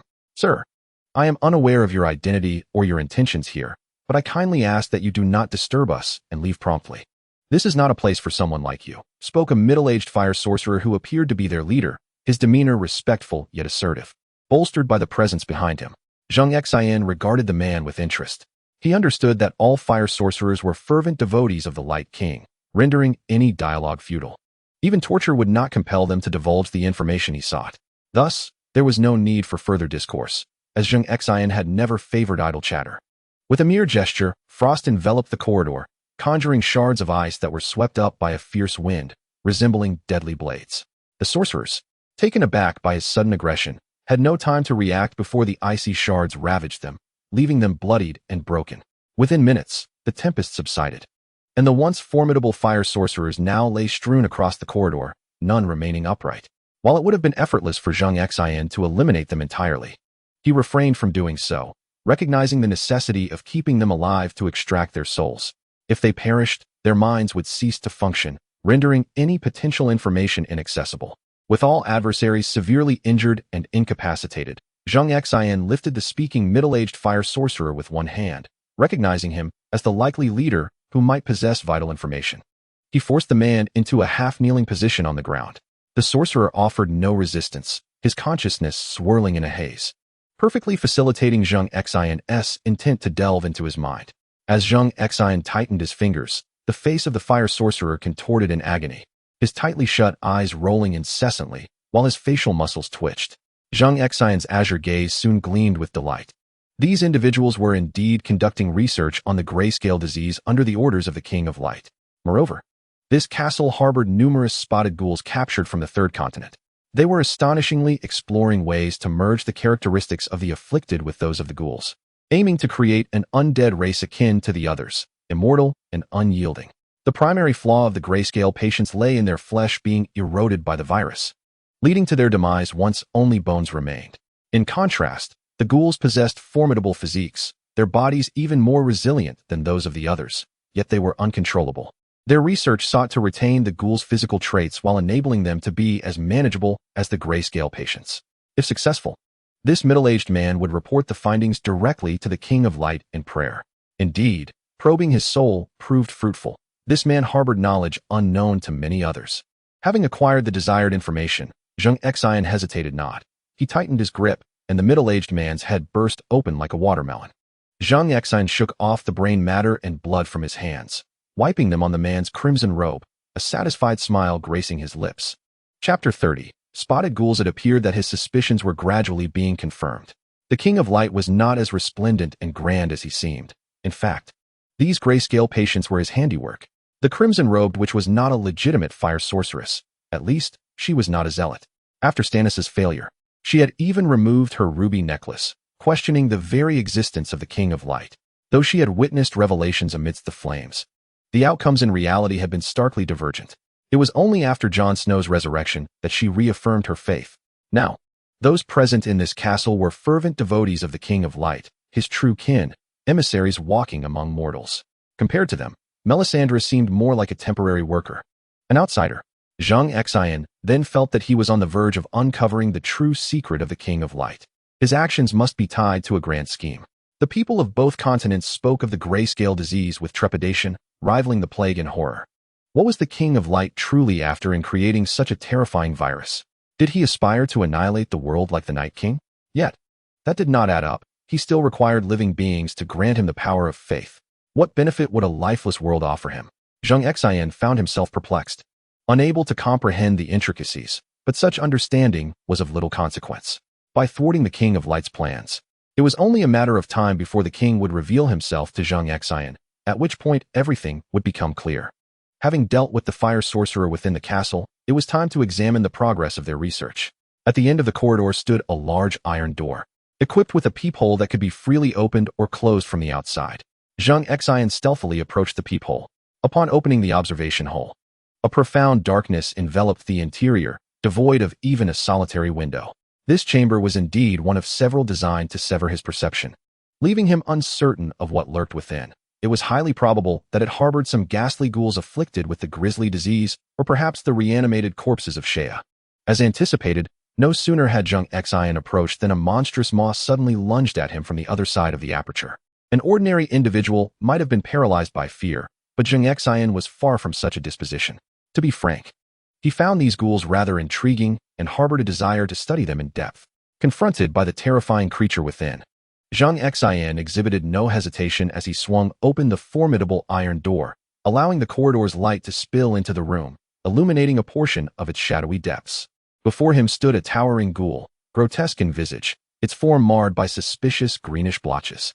This creature appeared to have been captured not long ago, still brimming with untamed ferocity, and it charged at Zheng Xin with a primal roar, wholly ignorant of the concept of fear. In contrast, Zheng Xin remained unfazed, his eyelids barely flickering as two tiny shards of ice, sharp as blades, pierced the ghoul's legs. In an instant, the lunging ghoul collapsed to the ground in disarray. Its limbs transformed into solid ice, rendering it immobile. Yet, devoid of any sense of pain, the creature clawed at the ground with its hands, dragging itself forward, its sharp nails etching deep grooves into the rocky floor. As he invoked his summoning magic, Zheng Xin sought to ascertain whether he could exert control over these ghouls. Logically, ghouls were classified as undead beings, not living entities, and thus should have been susceptible to his summoning spells. However, an unexpected phenomenon occurred. He found himself unable to summon the ghoul. As his magical energy penetrated its body, an overwhelming force of repulsion expelled it, thwarting any attempt to establish a mental link. According to the memories of that fire mage, the Light King was also fervently probing methods to control the ghouls, indicating that this repulsive force was not due to the Light King's prior dominion over them. So, from whence did this repulsion originate? Zheng Xin pondered, scratching his head, piqued by curiosity. The control of undead beings had always been the Night King's forte, his most formidable attribute. Legions of undead numbering in the tens or hundreds of thousands surged forth, overwhelming any nation upon the continent. Yet this time, the Night King's ability to command corpses faltered against the ghouls, leaving Zheng Xin both astonished and aligned in thought with the Light King. Why was control unattainable? What was the source of this repulsive force? Observing the ghouls still struggling on the ground, Zheng Xin contemplated conducting a minor experiment. With a flicker of intention, a shard of ice penetrated the ghoul's brain. This was a technique he had previously employed to manipulate Vesalian in his betrayal of the Night King. While the Night King relied on mental control, Zheng Xion's ice shards possessed a higher priority in command, and he could scarcely believe that this would not suffice to establish control. Ice shards penetrated the zombie's brain as Zheng Xian continued to unleash his control magic, a technique so potent that even dragons could not evade it, let alone a mere zombie. However, to Zheng Xion's astonishment, once the ice shards infiltrated the creature's head, it fell utterly silent and motionless. Upon investigation, he discovered that the zombie was, in fact, dead. Zheng Xin was acutely aware of the efficacy of the ice shards. Given the formidable nature of a zombie's physique, such damage should have been insufficient to cause death. Thus, It suggested the presence of some external force compelling the zombie to perish. Alternatively, it could be inferred that the control exerted by his ice shards clashed with another's influence within the zombie's mind, leading to an overwhelming confrontation that resulted in its untimely demise. It was evident that the entity controlling the zombie was certainly not the King of Light, also known as Shuo, indicating that there were other conspirators at play. Zheng Xin felt as though he had inadvertently stumbled upon a grand secret. Beyond the surface presence of the King of Light, a more enigmatic force was orchestrating the actions of the zombie. The King of Light seemed oblivious to this fact, as he was preoccupied with dreams of merging the zombie with the grayscaled patients. With the zombie now lifeless, Zheng Xin circled the room, finding no other noteworthy items. He proceeded to explore other inaccessible areas within the castle. Most were occupied by grayscaled patients, while 2 locations housed zombies that, without exception, were bound and lacked the previous ferocity they had exhibited. Instead, they appeared lethargic and dispirited, likely having been imprisoned for an extended period. Zheng Xin noted that these 2 zombies differed from the previous one, their skin displaying faint green spots and unmistakable characteristics of grayscale disease. A layer of grayish-white keratin coated their skin. Upon gently touching it, the keratin flaked away like wall dust, revealing the foul, darkened flesh beneath. Had the zombies been infected with grayscale disease? Zheng Xin unshackled the chains binding the zombies, setting them free to observe whether they would instinctively attack him. Yet, it was clear that these 2 zombies, after contracting the disease, were in a notably poor state. Not only did they refrain from attacking Zheng Xin, but they also cowered in a corner, trembling. The display of fear akin to that of a human surprised Zheng Xin. Logically, undead beings should not experience fear. Even if they did not engage him, they should at least disregard his presence. The emergence of such emotions was decidedly peculiar. Chapter 31. The King of Light appears. Zheng Xin circled the 2 trembling zombies, huddled together like injured maidens, filled with perplexity. He regretted not having retained 2 of them alive to inquire about the progress of their research. The zombies' abnormal behavior left Zheng Xin uncertain about the advancement of the fire sorcerer studies. He understood their research aimed at transforming the traits of zombies, making them controllable while retaining most of their combat attributes based on the grayscaled patients. Yet, it is evident that the current progress in research is rather minimal. Zheng Xin stepped out of the door, continuing his journey to the next location. The fire sorcerers here had all perished, leaving no one to impede his advance. And he soon arrived at the lowest basement of the castle. This was the focal point of the fire sorcerer's studies, and it was expected to contain something of great significance. However, since entering the basement, Zheng Xin had felt as though a pair of eyes were observing him. He was unable to discern the source, merely sensing it through an instinctive subconscious awareness. Zheng Xin had never dismissed such feelings. Perhaps his interference with the Light King's domain had already attracted the Light King's attention. Yet, this was unavoidable. One of his purposes for coming here was to lure out the Light King.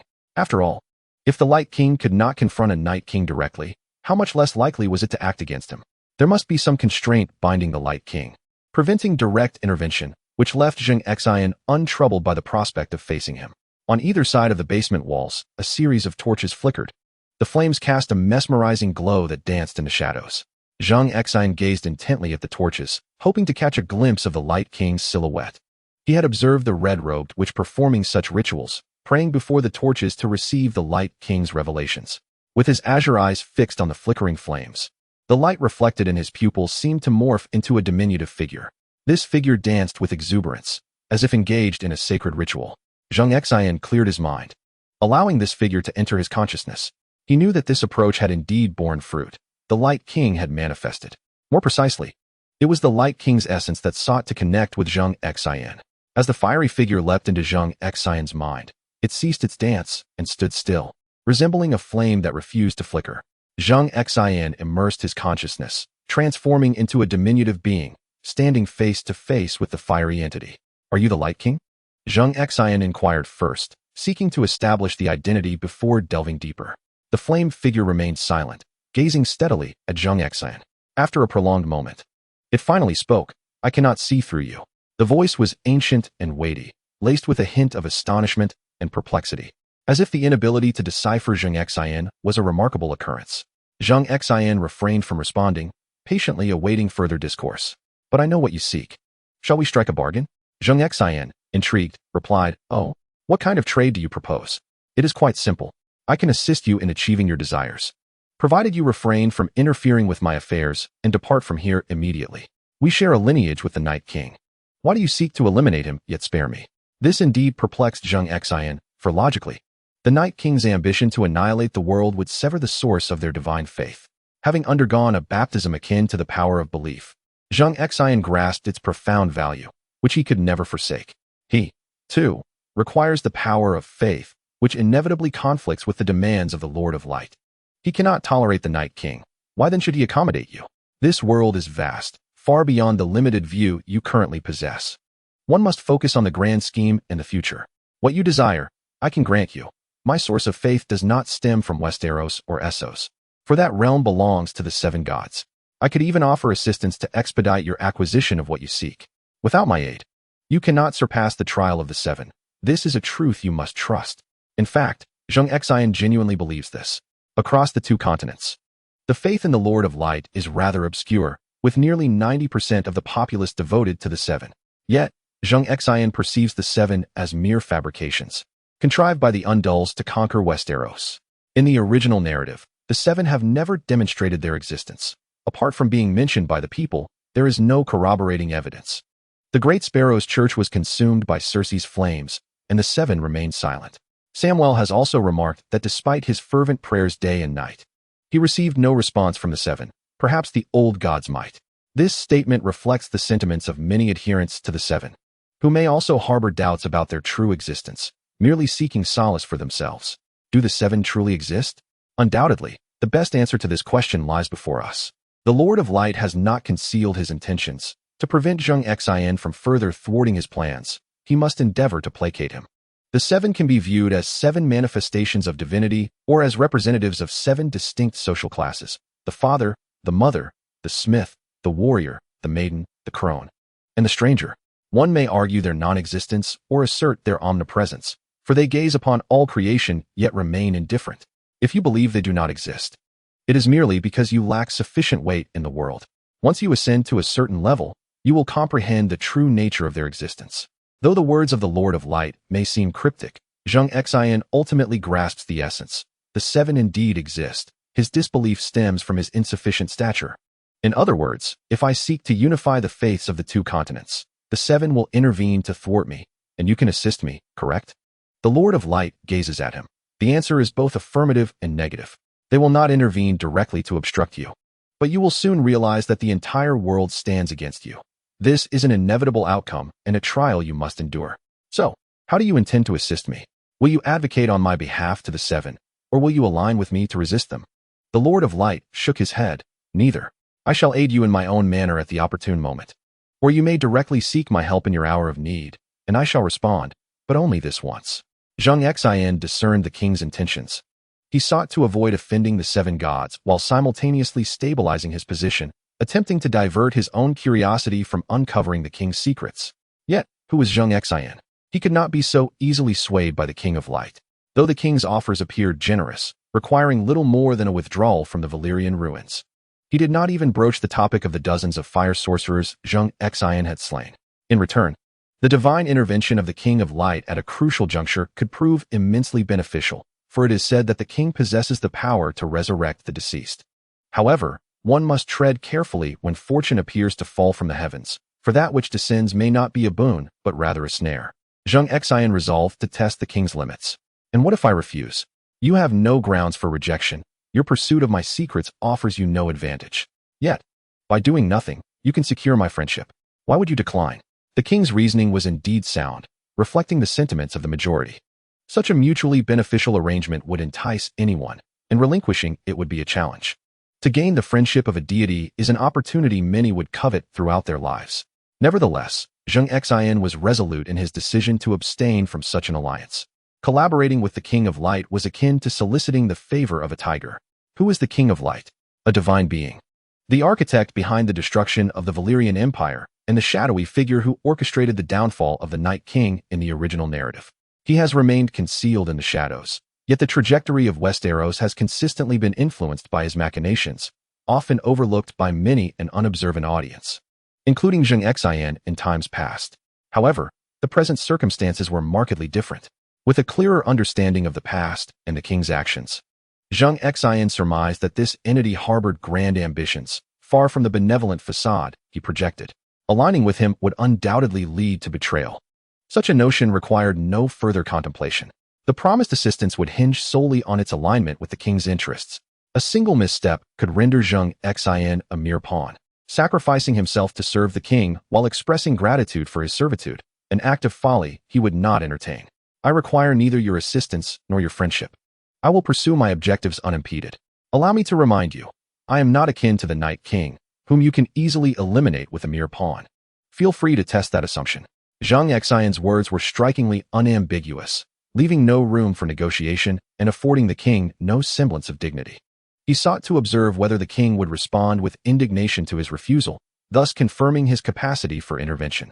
The king's repeated reliance on pawns raised a crucial question. Was it that the Night King was beneath his direct involvement, or was he incapable of directly influencing the world? This verification was of utmost importance to Zheng Xin. Upon hearing Zheng Xin's response, the King of Light was momentarily taken aback. He had not anticipated that. Despite offering such generous terms and promises, the individual before him would resolutely decline without hesitation. Do not feel rushed to respond. I shall grant you 3 days to contemplate. However, if you require no deliberation, I can take your answer now. I refuse. Before the King of Light could finish his sentence, Zheng Xin interrupted him, no longer wishing to probe further, as it had become evident that the King of Light was indeed unable to act directly. This realization made many matters considerably easier. You cannot act directly. What pretense are you putting on? Understand this. It is you who seeks my assistance, not the other way around. After all the unsavory deeds you have committed, how dare you call yourself the King of Light? What audacity you possess. I have discerned your secrets. Seeing that Zheng Xin was unyielding, the King of Light ceased his attempts at persuasion, leaving behind only the words, "Then take care of yourself."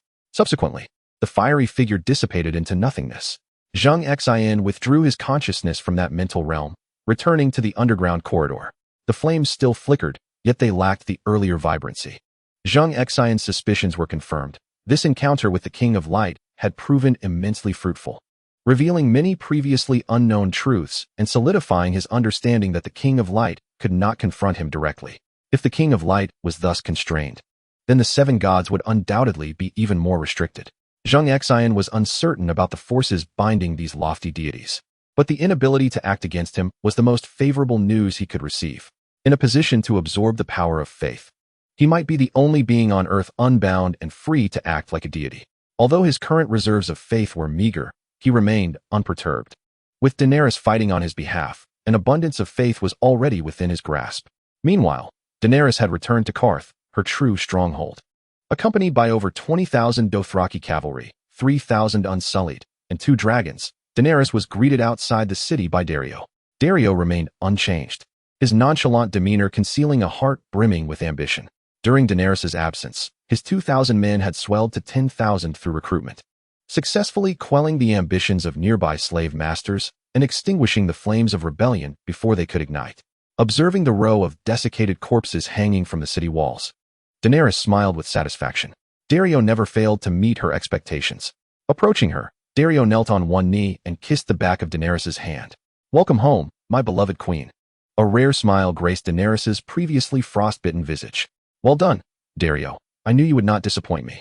Receiving her praise, Daario's face lit up with a charming grin. "It is my honor to alleviate the queen's burdens." As the crowd returned to the grand hall of Qarth, it remained as resplendent as ever. Yet the faces surrounding her had changed irrevocably. Tyrion, once the queen's hand, had betrayed her. The stalwart Yora had sacrificed himself, and her most cherished translator and confidant, Missandei, had met a grim fate. Daenerys found herself in a dire predicament, devoid of allies. Her journey through Westeros had unveiled the treachery of human hearts, and even she had nearly perished there, were it not for her later encounter with Zheng Xin. Her skills were still too immature for the intricacies of Westeros politics. Ultimately, she was yet an unseasoned politician.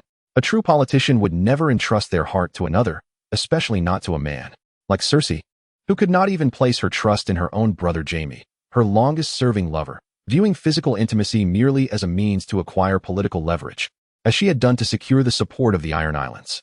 Thus, Daenerys, in her current state, was nearly a different person, her corporeal form unchanged. Yet her spirit had transformed. In this moment, she embodied the exalted queen, unassailable by mortals. Daario, positioned at the foot of the steps, sensed this shift. Astutely, he refrained from voicing his inquiries. He understood that Tyrion, Yora, and Missandei would not return, and the implications were evident, with her closest allies decimated. His own position would undoubtedly rise. Indeed, upon her return, Daenerys's first monumental decree was to appoint Daario as the hand of the queen, the prime minister, personally fastening the emblem of her hand upon his chest. Elevating a warrior to such a political role was a reluctant necessity, yet precedents existed within the Seven Kingdoms, as exemplified by Tywin Lannister. Subsequently, she officially designated Grey Worm as the commander of the military, entrusted with leading all forces under Daenerys's command. Grey Worm had now earned her complete trust and recognition, as she relinquished military power to him, confident that he would never betray her. After all, upon her demise, Grey Worm had chosen to forego readily attainable power and wealth, instead returning with all his comrades to Quarth. This alone sufficed to prove his loyalty. It was clear that had Grey Worm shown even the slightest inclination to submit, Jon Snow would have offered him high office and the chance to remain behind. His refusal to do so signified his unwavering loyalty, rivaling that of Yora, granting Daenerys peace of mind in her reliance on him. The matters ahead involved conscription and military training. She intended to march north along the banks of the Rhoyne, seizing all city-states along its shores. Grey Worm, can you assist me in achieving this objective? Chapter 33. Departure. I am willing to lay down my life for you, Your Majesty, Grey Worm proclaimed, his fist striking his chest, his posture rigid and proud. Excellent, Daenerys replied, gratified by his unwavering resolve, devoid of any pitying exhortations to temper her ambition. Gazing upon her two most trusted confidants, an idea began to take root in her mind. Grey Worm, you have been a slave since your youth. Although I have bestowed upon you the gift of freedom, your name can no longer remain as Grey Worm. Furthermore, you now hold the esteemed position of commander of the national army, the Grand Marshal. Henceforth, I grant you the noble surname Targaryen, and you shall be known as Gregor Targaryen. Do you accept this? Daenerys's idea of bestowing a new name upon Grey Worm was recent, yet she spoke it with conviction. His current identity is no longer one that can be associated with such a lowly name. To utter that the supreme commander of the army is called Grey Worm would be unseemly. Moreover, Daenerys had several considerations in mind. Firstly, the Targaryen lineage has dwindled. Although a prophecy from the Dreamer once allowed the family to endure, the relentless wars, betrayals, and bloodshed have left only Daenerys and her nephew Jon as the last remnants of this ancient house. Adding Gregor to the family would alleviate the perception of their decline. Secondly, granting Grey Worm the royal surname would instill in him a deeper sense of belonging, ensuring his unwavering loyalty and commitment. Why would one not embrace such a prospect? Indeed, upon hearing Daenerys's words, Grey Worm felt a surge of emotion, his eyes glistening with tears, trembling with excitement. Targaryen, such an ancient and illustrious name. The last vestige of the Valyrian dragon lords, the only legitimate rulers of the Seven Kingdoms. As long as this name endures, the Iron Throne shall not fall into the hands of others. Grey Worm, nay, Gregor, would honor the Targaryen name, vowing to defend the glory of the realm unto death, without regret. This was his heartfelt conviction. Since the dawn of his memory, no one had ever shown him such kindness. He had never known his biological parents, nor had he siblings. The Unsullied were his only brothers. Trained for slaughter, stripped of humanity, he obeyed his master's every command, even if it meant leaping into roaring flames. No one cared whether a slave was willing, for it was an order. Yet now, since being embraced by Daenerys, the queen had declared that each individual is an independent entity, free to choose. You may fight for me, or you may reclaim your freedom and go wherever your heart desires. Nevertheless, no one wished to leave. All willingly chose to follow the queen, driven by profound gratitude. Even in the face of the grotesque and terrifying White Walkers, Grey Worm remained resolute. Now, as Gregor Targaryen, he stood on the verge of tears in this moment of exhilaration. How could he not dedicate his life in service to one who treated him thus? Kneeling on one knee, he solemnly accepted the badge of command that Daenerys extended to him, a symbol that, in her absence, would grant him authority over the army.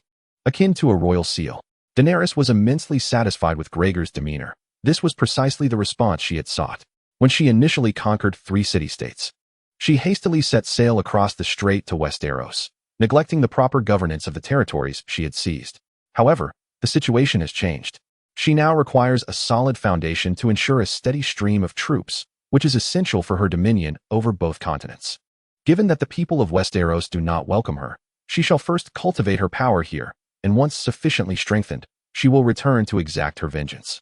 She believes that by that time, none shall stand against her, not even Jon, her beloved yet loathed rival, her own nephew. This is a civil war within House Targaryen, the House of Dragon Lords. Jon lacks the support of dragons, whereas she commands 2 dragons and has the backing of an omnipotent new king. The victory shall undoubtedly be hers. A cold smile crept upon her lips. Very well, Gregor Targaryen. I, in my capacity as queen, command you to commence immediately with the conscription and expansion of our forces. Advance along the banks of the Rhine River and seize all the free cities. I shall restore the glory of old Valyria, spreading its name across both continents. The Targaryen family is, after all, the Dragon Lord lineage of ancient Valyria. There is nothing amiss in reviving it under the banner of Valyria. Presently, the banks of the Rhine are dotted with numerous city-states, with Qarth located at the southernmost point. At the river estuary, nearby lies Astapor, where she once recruited 8,000 Unsullied. The third city-state is Yunkai, where she also amassed the second sons. However, Yunkai is rather distant from the Dothraki Sea, which is not the immediate destination of her journey. They intend to venture into the Dothraki plains. Countless Dothraki tribes inhabit that vast expanse, and the Dothraki she has already conquered represent only a fraction. Tens of thousands await her call. Daenerys has resolved to commence her journey from Qarth to Astapor, and from there, delve into the Dothraki Great Plains to continue her conquest of more Dothraki until the plains are unified under her reign, becoming the Khaleesi of all Dothraki. Following that, she will move from east to west, conquering the fertile lands along the Rhine. At that point, her forces will swell to nearly 100,000. 3 days later, Gregor had completed the preparations, and all troops stood at the gates of Qarth, awaiting Daenerys' command. As queen, Daenerys chose to lead the expedition herself. For to conquer the unruly Dothraki, her personal involvement was imperative. Her mastery of fire would mitigate unnecessary complications and significantly reduce casualties. With 3,000 Unsullied, 5,000 second sons, over 20,000 Dothraki cavalry, and 2 dragons ready for action, she left 5,000 troops and the second son's second-in-command to guard the base in Qarth. This time, Daenerys brought along Daario, a man of both courage and cunning, who always brought her comfort. Daenerys trusted that Daario's intellect rivaled that of the cunning Tyrion Lannister. Daario was quite pleased that she had not abandoned him for this expedition. He believed that this time, as the queen's hand, he would be left behind to guard the home, but to his surprise, Daenerys had brought him along. The primary reason was the lack of reliable personnel. The secondary reason was the apprehension that bringing Daario might sow discord. Nonetheless, it was imperative that Daario accompany them this time. With nearly 30,000 troops ready for deployment, 2 great dragons soared through the sky. The dual forces of wisdom and might flanked her sides, instilling Daenerys with unwavering confidence. She delivered a simple yet stirring pre-battle address. And as a master of persuasion and a natural orator, Daenerys ignited the fervor of all her subordinates, including Daario and Grey Worm, who were deeply captivated by her charismatic presence. Fueled with unbridled ambition, they set forth towards Astapor, where the march felt devoid of tension, as it was also the queen's territory. After a brief respite, they gathered their ranks to a full 30,000 in Astapor. Daenerys gazed upon the vast expanse of the Dothraki Sea, the land where her rise began and where her first husband, called Drogo, had met his demise, an emblem of her youth. With a flick of her whip, she commanded, "Let us depart." Chapter 34. Daario's fury. Though the Dothraki are often perceived as savage and brutal, they are indeed a people with a rich historical legacy. Long before the rise of Valyria, the Dothraki tribes had established vast territories across the plains. The Giscari had attempted 3 invasions of the Dothraki, each time returning in defeat.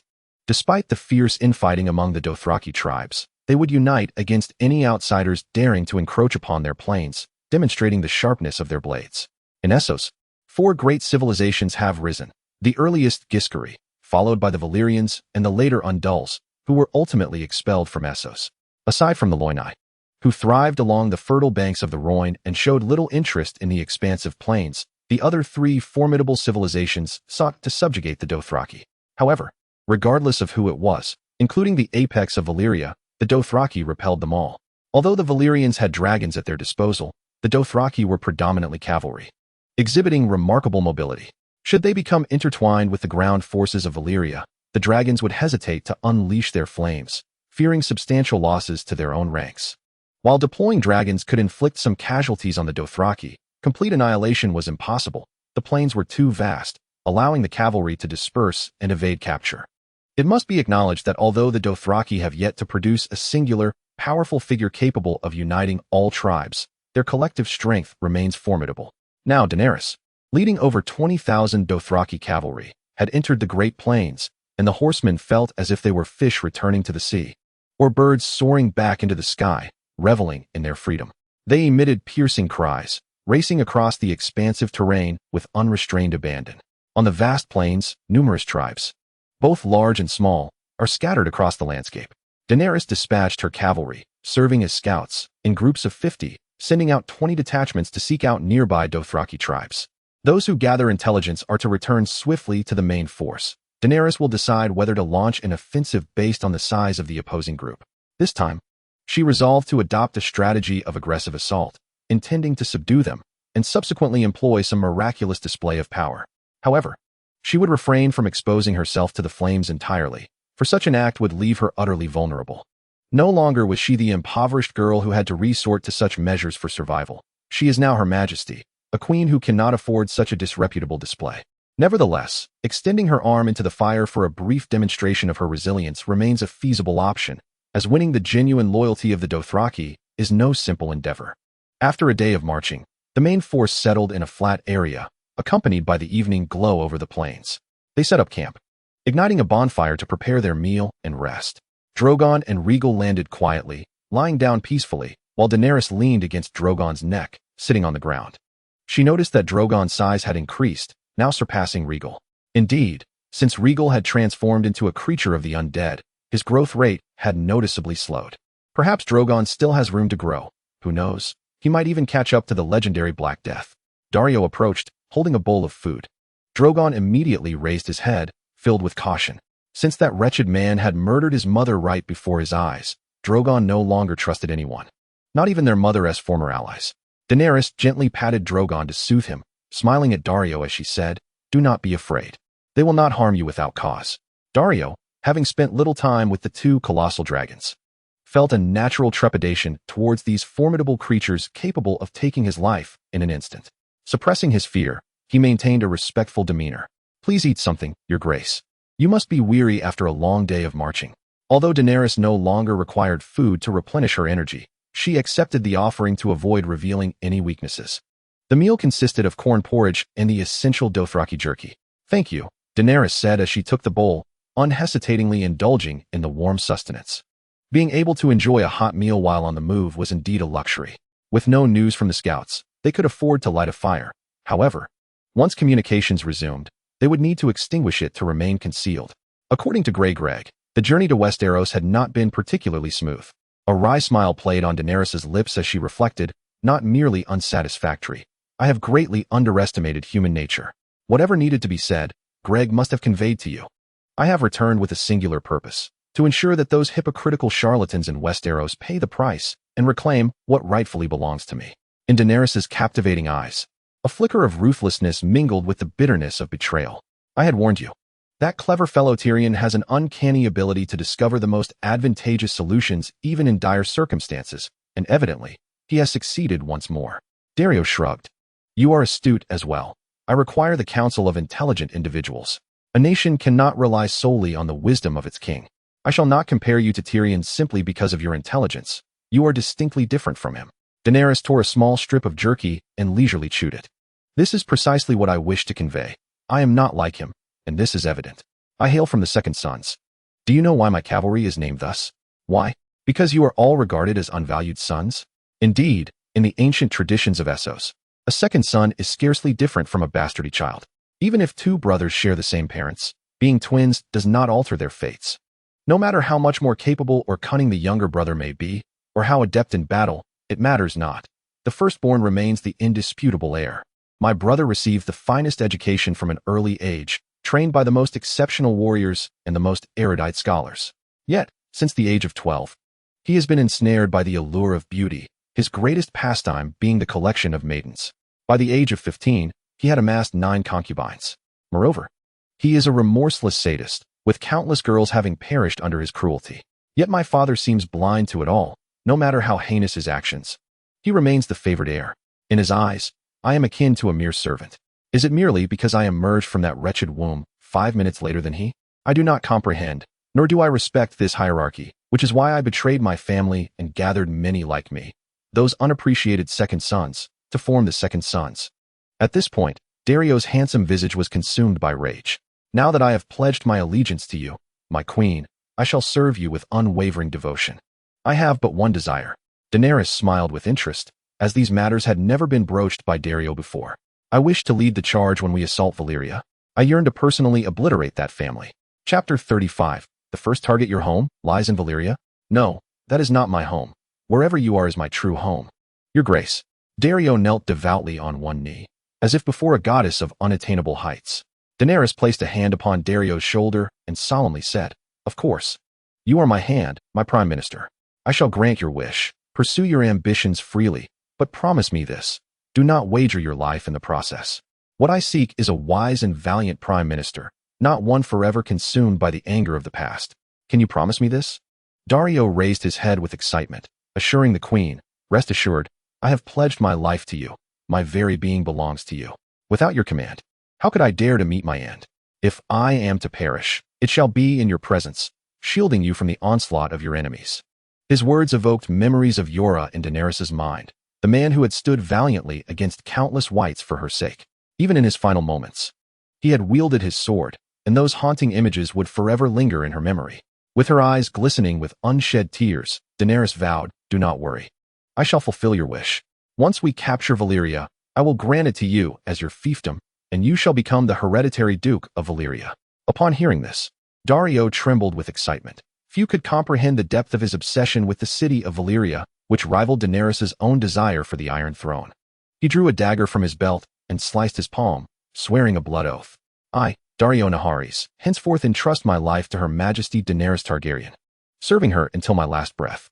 An indescribable sensation surged within Daenerys as she realized that Dario's vow had taken root. This enigmatic feeling was unprecedented. Gently supporting Dario's arm, she helped him to his feet. "You are my prime minister. I trust you. Do not speak of death." In that moment, Daenerys understood that both Gregor and Dario were individuals she could utterly rely upon. Following her bestowal of a name upon Gregor and her promise to Dario, their loyalty matched that of Yora, allowing her to rest easy in their service. Having encountered betrayal multiple times, Daenerys' vigilance towards those around her had reached new heights. Yet these two had earned her trust. Just as Dario was about to speak again, the sound of galloping hooves echoed in the distance. Scouts had returned. They rode the swiftest horses, a small number, carrying only provisions for 2 days to avoid the burden of excess weight during their swift travels. The fact that scouts returned after just 1 day indicated they had likely gathered intelligence on nearby Dothraki tribes. Indeed, it was not long before Gregor approached Daenerys. Having received a report from the scout leader, "Your Majesty," Gregor said, kneeling before her in a gesture of respect. "While on the march, there is no need for such formalities. Do you have news?" "Yes, Your Majesty. Karla's scouting party has discovered a gathering of Dothraki 300 miles to the west. Based on our observations, this tribe comprises approximately 15,000 individuals, with 6,000 to 7,000 able-bodied men among them. The rest are elderly, weak, or women and children. We are fully capable of engaging them. The Dothraki are a nomadic people, and the arid plains of the Dothraki Sea offer limited grazing for their horses. Consequently, they migrate in search of suitable pastures according to the changing seasons. Very well, let us regard this tribe as our initial target. We shall depart at dawn tomorrow, instructing the scouts to maintain a vigilant watch on the enemy's movements, ensuring utmost stealth to avoid premature exposure." A glimmer of determination flickered in Greg's eyes. "Rest assured, Your Majesty, once he has set his sights on prey, there is no chance of escape. Moreover, this marks the first step for Her Majesty the Queen in unifying the Dothraki plains, and a resounding victory is imperative." At the break of dawn the following day, the entire army set forth. With the absence of news from other scouts, they were compelled to act swiftly and decisively, expanding their might with each tribe they subdued. A march of 300 miles posed little challenge for cavalry, and soon, Daenerys and her companions found themselves atop a high ridge, surveying the Dothraki tribe below. Chaotic yet orderly. As the scouts had reported, the tribe was indeed modest in size, comprising just over 10,000 souls. Nestled near a water source and surrounded by a lush pasture, this Dothraki tribe thrived in their temporary abode.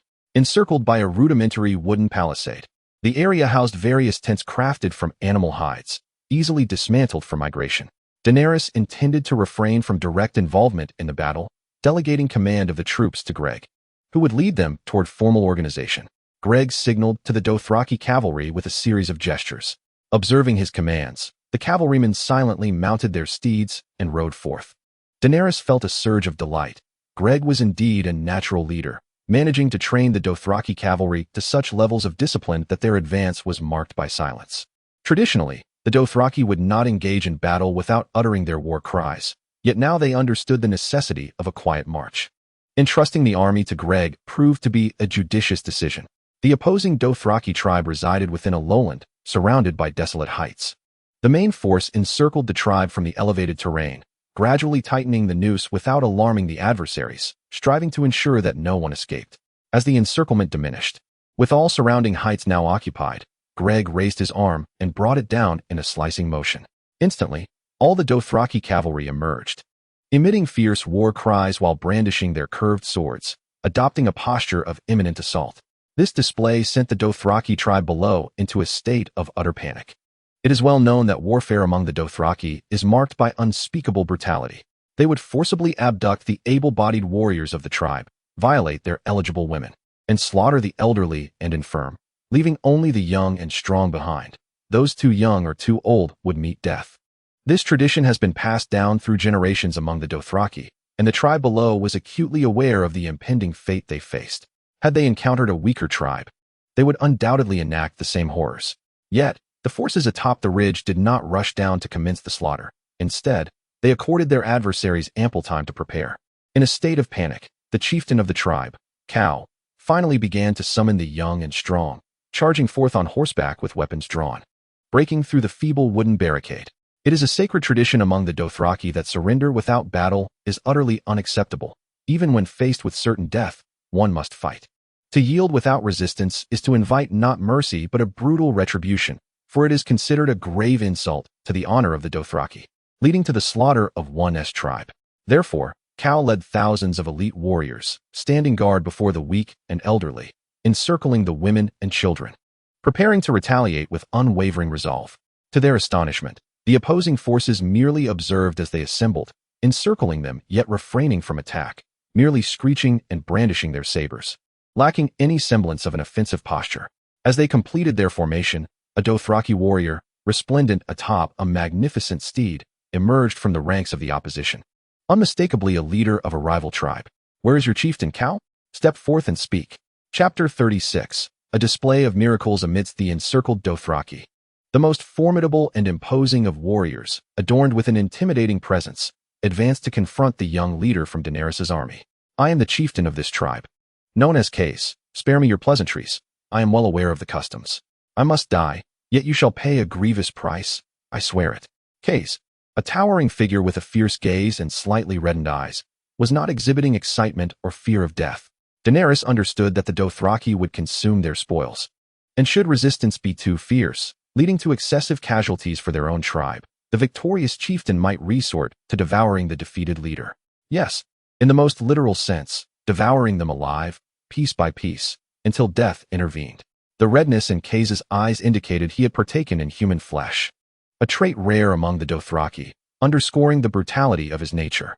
Indeed, the once arrogant young leader found his confidence diminished upon witnessing the intensity in Case's gaze. This Case declared, "Let it be known, we are not here to slay. We serve Queen Daenerys, intent on restoring the Valyrian Empire.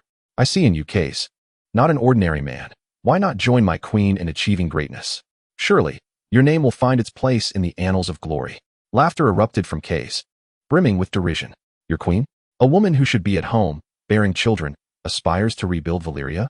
What right does she have to utter such words? Even if it means my death, even if I were to leap from the 14 flames, I shall never become a lapdog to a woman. If battle is to be waged, let it commence. I have no time for idle chatter."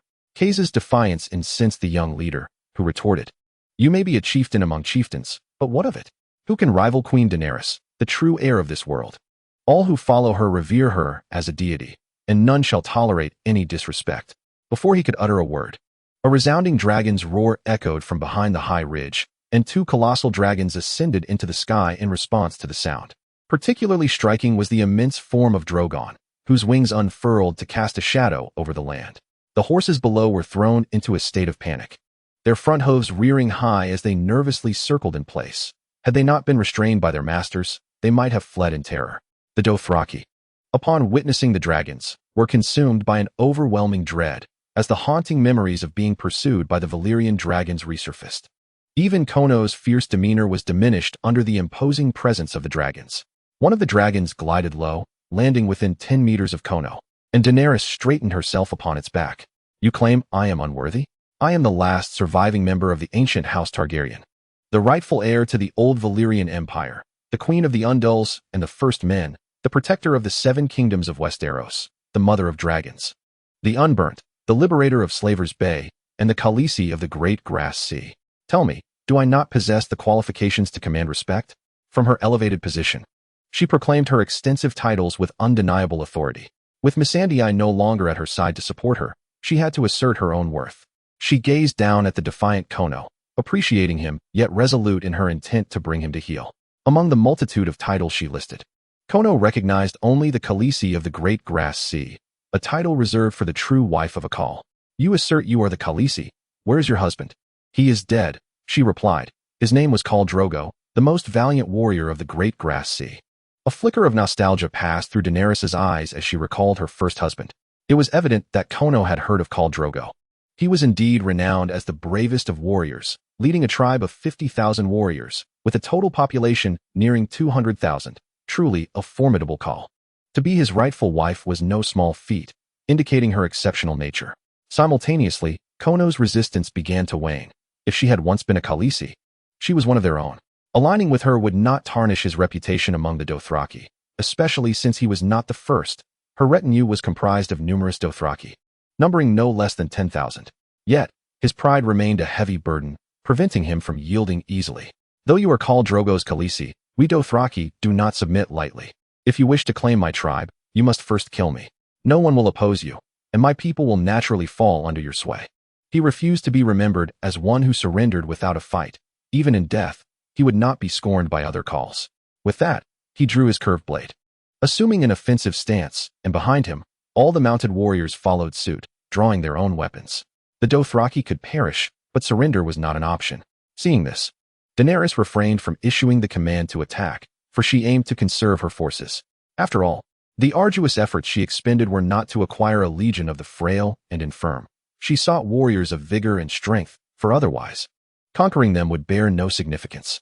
Daenerys dismounted from her dragon, and though Grey Worm intended to follow with a contingent of Unsullied, she gestured to halt him.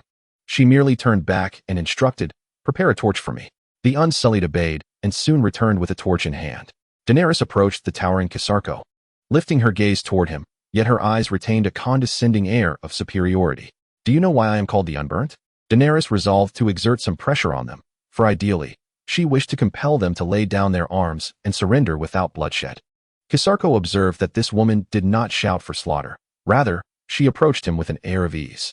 He realized that with a mere flick of his blade, her head could be severed, transforming her into a lifeless corpse, an act he had often committed with ease. Yet, inexplicably, he found himself unable to strike, as a voice within urged him vehemently not to act, warning of regret. For what reason? Kisarko puzzled over this. Did it imply a fearlessness of fire? Who could possibly be unafraid of flames, unless they were a deity? Daenerys smiled softly as she reached behind her to take the torch from the Unsullied's grasp. However, she did not grasp it by the unlit end. Rather, she seized the blazing flame itself. Kisarko watched in astonishment as her delicate hand plunged into the fire. The anticipated screams of agony did not ensue, nor was there the scent of charred flesh. She appeared to hold merely a cold, ordinary stick, devoid of any peculiarity. Kisarko was dumbfounded. Uncontrollably, he dismounted, drawn closer to observe. Yet before he could approach further, the flames flared, singeing his beard. The searing heat enveloped him, prompting him to hastily extinguish his burning facial hair. Within moments, his once long beard was singed to a state resembling that of a chewed-up morsel. Yet he paid it no heed. Instead, he gazed incredulously at the woman clutching the torch and then at her face, as if to confirm that she was not merely putting on a brave front. But such a notion was impossible. No soul could remain composed amidst such torment. The recent burning of his own beard served as a testament to that feeling. Chapter 37. The Special Ghoul. You truly fear not the flames? Kisarko felt his legs weaken, struggling to suppress the impulse to kneel in reverence. Daenerys smiled with pride. I have proclaimed that I am a descendant of the ancient Valyrian dragon lords. True dragon blood courses through my veins. How could I possibly fear fire? Daenerys had emerged from flames time and again, thus conquering the Dothraki, who now rallied to her side. She believed that this time would be no exception. The ancestors of the Dothraki fervently adhered to this belief, and it has endured through the ages. Now, you ask me if I possess the right to revive the glory of old Valyria? Indeed, in this world, no one is more deserving than you. At that moment, Quisqueo felt a tingling sensation at the back of his head, his heart rejoicing at his own restraint.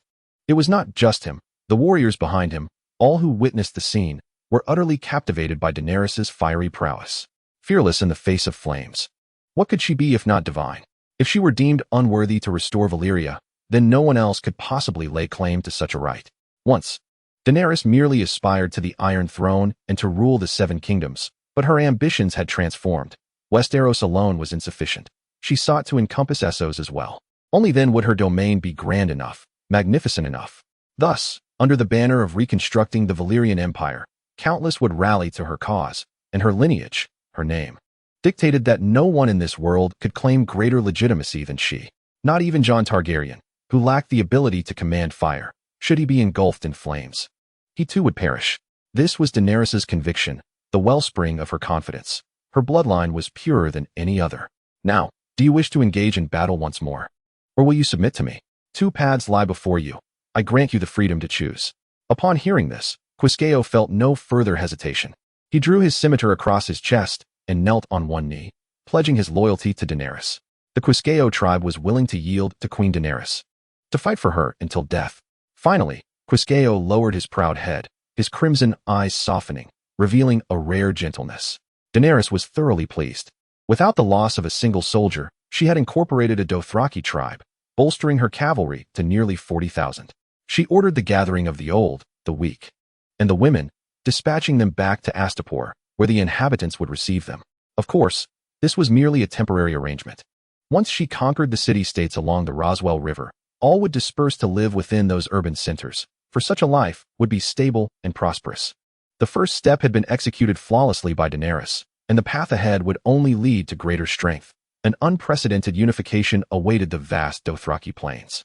Meanwhile, Zheng Xin, having declined the proposal of the Lord of Light, found that the castle now harbored no living souls. He had thoroughly explored the fortress, uncovering numerous experimental records and processes documented by fire sorcerers. Zheng Xin discovered that the research of these fire mages was not without merit. At the very least, he had identified the reason behind the fearsome ghouls. According to the fire mages' accounts, ghouls were merely undead beings, but a rare few would undergo peculiar mutations when infected with the grayscale disease. Most ghouls were immune to the grayscale virus, as their skin had long since rotted away, and their internal organs and brains had ceased to exist. After relentless attempts and experiments, the fire sorcerers discovered that newly transformed ghouls, specifically those who had become ghouls less than a year prior, exhibited a remarkable compatibility with the grayscale virus. This phenomenon occurred due to the fact that the skin of these ghouls had not yet fully decomposed, and their internal organs remained relatively intact, thus providing a suitable environment for the virus to thrive. However, experimental calculations revealed that instances of such new ghouls merging with the grayscale virus were fewer than 1 in 1,000. The distinction between these individuals and ordinary ones has yet to be elucidated.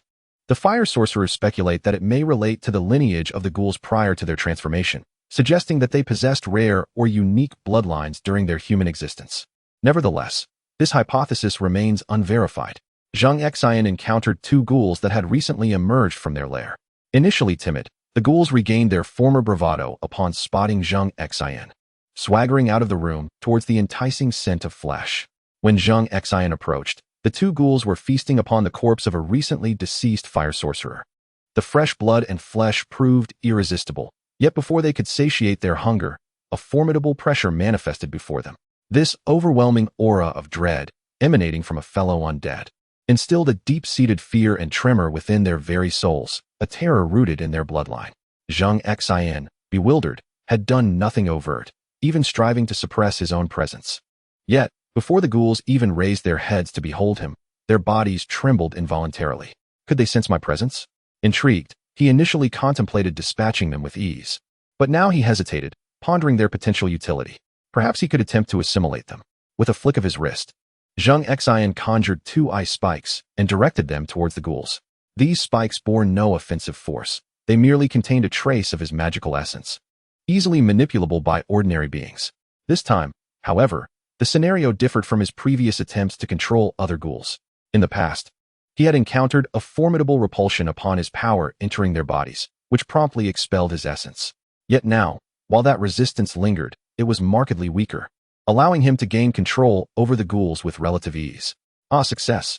It seems these 2 ghouls must possess some unique talent or bloodline from their former lives. No longer fearful of Zheng Xin, the ghouls lifted their heads, their vacant eyes revealing a hint of confusion as they gazed upon him.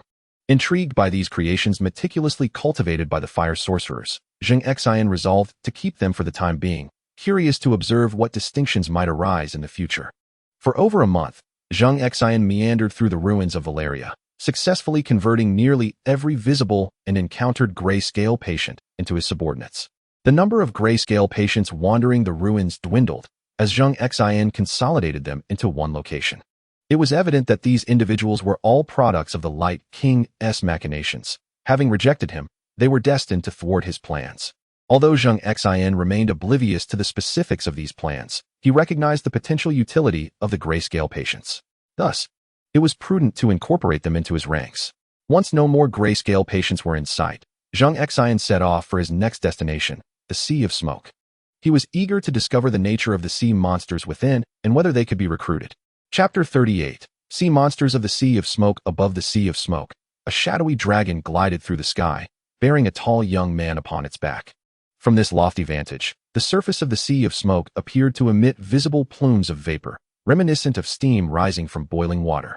Once a part of the Valeria Peninsula, this land succumbed to the cataclysmic eruptions of the 14 fire peaks, which caused seismic waves to submerge the land, allowing the sea to engulf it, a testament to the vast reach and profound impact of that disaster. Though the dragon was of the fire element, it dared not engage in combat with the sea monsters, for such an act would be tantamount to courting death. Consequently, Zheng Xin left the dragon on land and ventured into the Sea of Smoke, prepared to personally confront these creatures.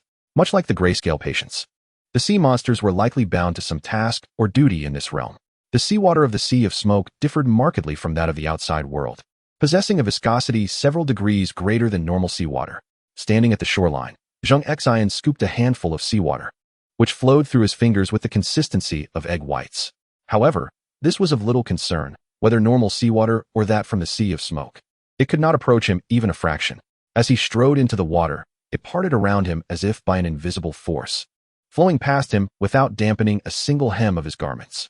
As the water deepened, he found himself enveloped, yet a circle of dry space surrounded him, as if he carried a mythical water-repelling pearl, allowing him to navigate freely beneath the waves. The abyss was shrouded in darkness, yet Zheng Xin's consciousness remained unbound. Unlike in the midst of the ruins, at the seabed of the Sea of Smoke, his awareness expanded, covering a radius of 1 kilometer.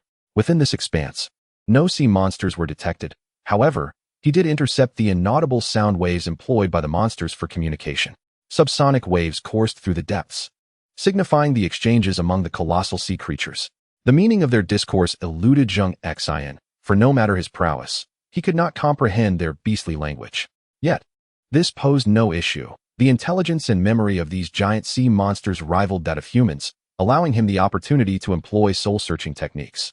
The priority now was to swiftly locate a sea monster. Zheng Xin transformed into a wraith-like form, unfurling his wings as he swiftly advanced towards the source of an extraordinary supersonic wave. Before long, a colossal silhouette emerged within his consciousness, a gigantic saber-toothed shark, measuring an astonishing 500 meters in length, with a head width exceeding 100 meters. Such an immense creature was a sight Zheng Xin had never encountered in his 2 lifetimes. At this moment, the saber-toothed shark remained oblivious to Zheng's approach, primarily due to the considerable distance and the diminutive size of Zheng's form, which had not yet aroused its vigilance. However, Zheng's speed was remarkable. In the blink of an eye, he closed the 1 kilometer gap between them. Though Zheng's stature paled in comparison to the shark, akin to a mere morsel caught between its teeth, the terrifying aura he exuded instilled fear in the creature. Yet, the saber-toothed shark was not aimlessly wandering. It had a mission to fulfill. It understood the grave consequences of failing its master, and despite the apparent insignificance of the approaching figure, the thought of its master compelled it to take a risk and engage. However, it was overestimating its own capabilities. Beyond its size, the shark possessed nothing that could rival Zheng Xin. Just as the saber-toothed shark gathered its courage, preparing to unleash its formidable jaws and employ its innate skill to devour the grotesque entity before it, Zheng merely raised a hand. To its astonishment, the shark found itself utterly immobilized, regardless of the strength it exerted, all efforts proving futile. It could only watch helplessly as Zheng leapt atop its forehead, steadied himself, and pressed his palm gently against its crown, uttering 2 words, soul search. In less than 5 seconds, the saber-toothed shark was subdued, and Zheng extracted its memories. Indeed, the shark was an intelligent being, having lived for over 1,800 years in these waters since the dawn of its recollection. It had a master whose identity remained a mystery to it, though Zheng recognized him as the King of Light. Its master had instructed it never to stray beyond the misty sea, to vigilantly guard this realm, slaying any intruders, and had endowed it with awakened intelligence and the innate skill of devour, enabling it to consume any creature smaller than itself and grow in size with each consumption. The shark's domain was a submarine archway, a place it dared not approach due to its master's commands, tasked only with safeguarding the vicinity against all approaching beings. Having gleaned the answers he sought, Zheng Xin lingered no longer. He intended to explore that submarine archway, certain it concealed the secrets of the King of Light. Leaving behind the soulless, saber-toothed shark, he proceeded towards the location etched in its memories. Yet, he had not ventured far when another colossal figure materialized within his consciousness, a gigantic octopus, its size dwarfing that of the saber-toothed shark. Each tentacle extends over 1,000 meters. The colossal octopus hangs inverted beneath an underwater cliff, easily overlooked unless one observes closely. Fortunately, Zheng Xin's awareness is remarkably acute. The giant octopus possesses a level of vigilance far superior to that of a saber-toothed shark. Nearly at the moment Zheng Xin perceives it, the creature also becomes aware of him. Its supple yet powerful tentacles begin to reach towards Zheng Xin, and it is not difficult to envisage the catastrophic fate of being ensnared by such a behemoth. The tentacles move with incredible speed, akin to a whip, darting swiftly across the ocean floor. Yet Zheng Xin is even swifter. He deftly evades the initial assault of the tentacle before their paths collide. In a fluid motion, he reveals a crystalline ice blade in his grasp. Preferring the practicality of a knife for cleaving and exerting force rather than a sword, he wields the ice blade, which emanates a chilling aura. As the tentacle launches its second attack, Zheng Xin swiftly repositions himself behind it and decisively brings the blade down. The ice blade, imbued with an intense cold, cleaves through the tentacle, which measures 10 meters in diameter, creating a significant gash from which azure blood spurts forth. However, it is not long before the chilling aura of the blade freezes the wound, binding the surrounding seawater to it, and forming a substantial ice mass that severely impedes the tentacle's speed. The octopus, taken aback by the unexpected tenacity of this seemingly insignificant adversary, prepares to extend a second tentacle for another strike, but Zheng Xin will not grant it that opportunity. With unparalleled speed, he races toward the underwater cliff, the octopus's lair. Its enormous head clings to the base of the cliff, countless suckers adhering to the rock face. Sensing imminent danger, the giant octopus abandons any semblance of hope. It realizes it has encountered a formidable opponent. All 16 tentacles surge forth, unleashing their full might. Determined to leave no opportunity for counterattack and aiming for a fatal blow, the tentacles weave an impenetrable net of limbs as they descend upon Zheng Xin. Chapter 39, The Doorway. The confined terrain of the underwater cliff leaves Zheng Xin with limited space to maneuver. The 16 tentacles, each extending over 1,000 meters, adequately cover all potential escape routes. But will Zheng Xin flee? Regrettably, he shall not. As he gazes upon the deluge of approaching tentacles and the writhing suckers above, Zheng Xin flicks his wrist, causing the ice blade to expand from an ordinary 2-meter length to an imposing 20 meters. Previously, the 2-meter blade was manageable for his height of over 3 meters, yet it lacked the capacity to sever the 10-meter tentacles in a single strike. Now, with the blade extended to 20 meters, he is fully capable of cleaving through the tentacles directly. Come forth, let me witness the prowess of the King of Light's minions, he declares, wielding the 20-meter blade as he prepares to confront the advancing net of tentacles. In an instant, a blinding light flashed, and the octopus's tentacles were severed into countless segments, disintegrating into chaos. 16 tentacles were cleaved into hundreds of pieces. Zheng Xian's blade was simply beyond the octopus's physical capacity to withstand. With a 20-meter-long sword in hand, Zheng Xian wore a sinister grin. Attempting to flee? Is there still time? The colossal octopus, having lost 16 of its tentacles, now desperately swung its remaining limbs in an effort to escape. However, without its elongated appendages, its swimming speed was severely diminished, akin to a legless being dragging itself across the ground with its forelimbs. Zheng Xian leisurely pursued, effortlessly stepping onto the octopus's head. Employing the same technique once more, he initiated the soul-searching process. It turned out that the guardians of the underwater archway were not limited to the saber-toothed shark. The shark merely served as the outer sentinel, while the giant octopus was the true defender near the archway. As he traversed to the deepest part of the cliff's base, behind a rock formation resembling an inverted mountain peak, he discovered a waterless area, akin to an upturned ship, with a surprisingly spacious interior. Emerging from the water, Zheng Xian marveled at this underwater wonder. The space was roughly the size of half a football field, with the ground littered with crushed bones and shells, each step producing a crunch as countless remnants were shattered beneath his feet. Most of the debris consisted of fish bones, along with some remnants of shellfish. On the cliff wall stood a massive archway inscribed with the words "Respond" to the door. This was in the ancient Valyrian tongue. Had it not been for Zheng Xian's extensive knowledge, he might have been unable to decipher the meaning of the inscription. Respond to the door? What could that signify? Although he recognized the characters, the precise meaning eluded him. Nevertheless, regardless of its significance, having arrived at this juncture, he felt compelled to find a way inside, as it likely concealed the grand secrets of the King of Light. Otherwise, it would not be guarded by two sea beasts. The archway stood approximately 15 meters tall, imposing in its grandeur. Zheng Xian approached and exerted all his strength, but the door would not budge, confirming it could not be opened by brute force. He searched for mechanisms, yet the cliff face appeared barren, revealing no signs of hidden mechanisms. However, upon soaring into the air, he discovered a handprint at the apex of the archway, resembling a human palm, albeit slightly larger than that of an ordinary person. Zheng Xian extended his hand, perfectly aligning it with the handprint of his wraith form. Was it designed specifically for me? Upon reflection, that seemed implausible. The King of Light would not provide such an overt clue if he intended to hinder Zheng Xian. It must be mere coincidence. Pressing his palm against the imprint, he held unwavering confidence that whatever lay within could not harm him, a testament to his absolute faith in his own power. The moment his hand made contact with the imprint, a fierce suction erupted, greedily drawing the magic from within Zheng Xian. He attempted to resist, only to find himself utterly immobilized, unable to move an inch. Zheng Xian's magical energy stemmed from two unique dragon crystals, nearly inexhaustible in their supply. Yet, as things progress, Zheng Xian is uncertain whether unforeseen consequences will arise. Ever since he fused two extraordinary dragon crystals, he has felt invulnerable, as if nothing in this world could pose a threat to him. However, the sensation of being powerless is an experience he has not encountered until now. The gravitational force emanating from the gate persisted for approximately an hour, during which Zheng Xian's magical energy surged forth like a raging torrent. Finally, as the pull began to wane, he regained his freedom and instinctively withdrew his hand. The gate before him cracked audibly, splintering like ancient stone weathered by the elements for millennia. The 15-meter-high structure crumbled into fragments, collapsing under its own weight. Within, a pitch-black void loomed, unfathomably deep, emanating a chilling aura that sent shivers down his spine.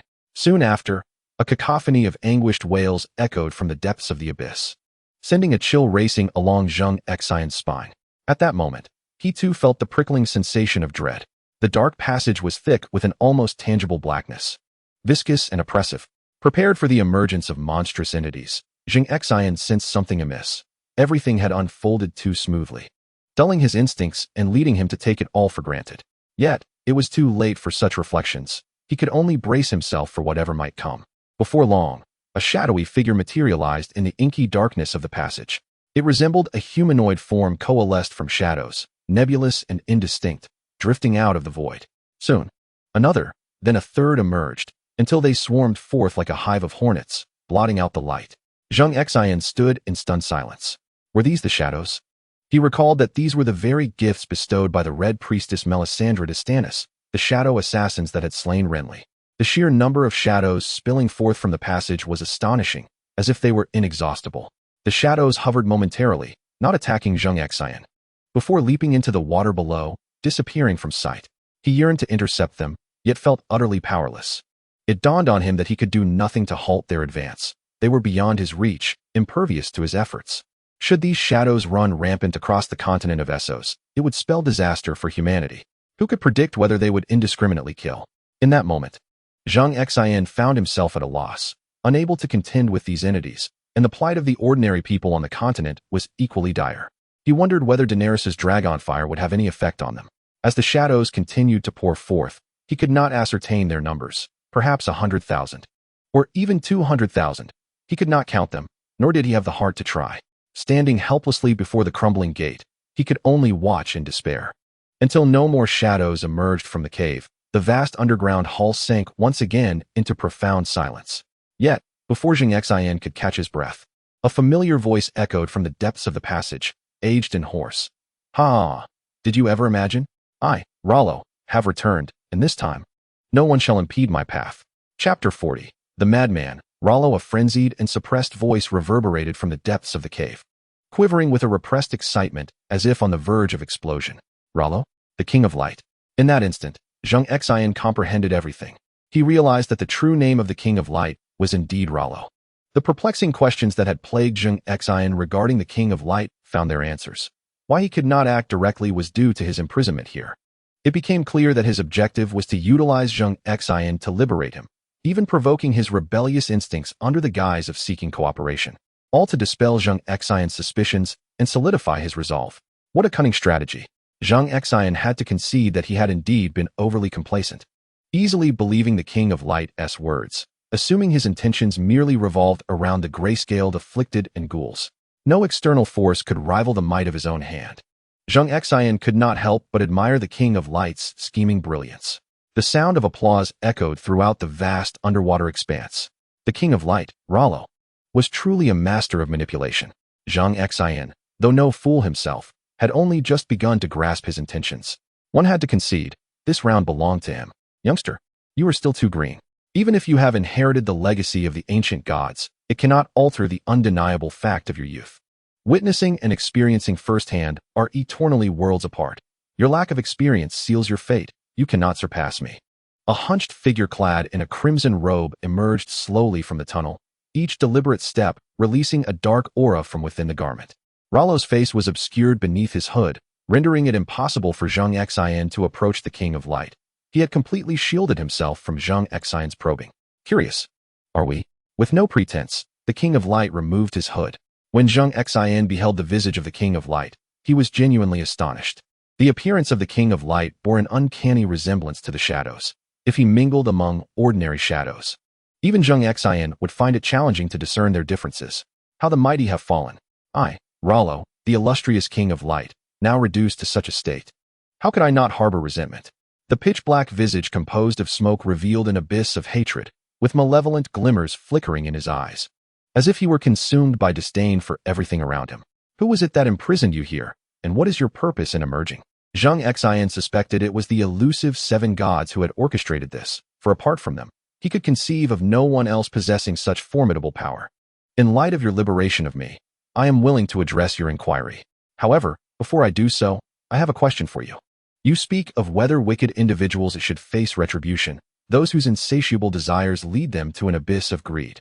Those who have committed heinous acts ultimately reaping the bitter fruits of their deeds, and those wielding immense power, cold-hearted and devoid of compassion, juxtaposed against the truly benevolent, who are treated like mere swine. The order of the world ought not to be this way.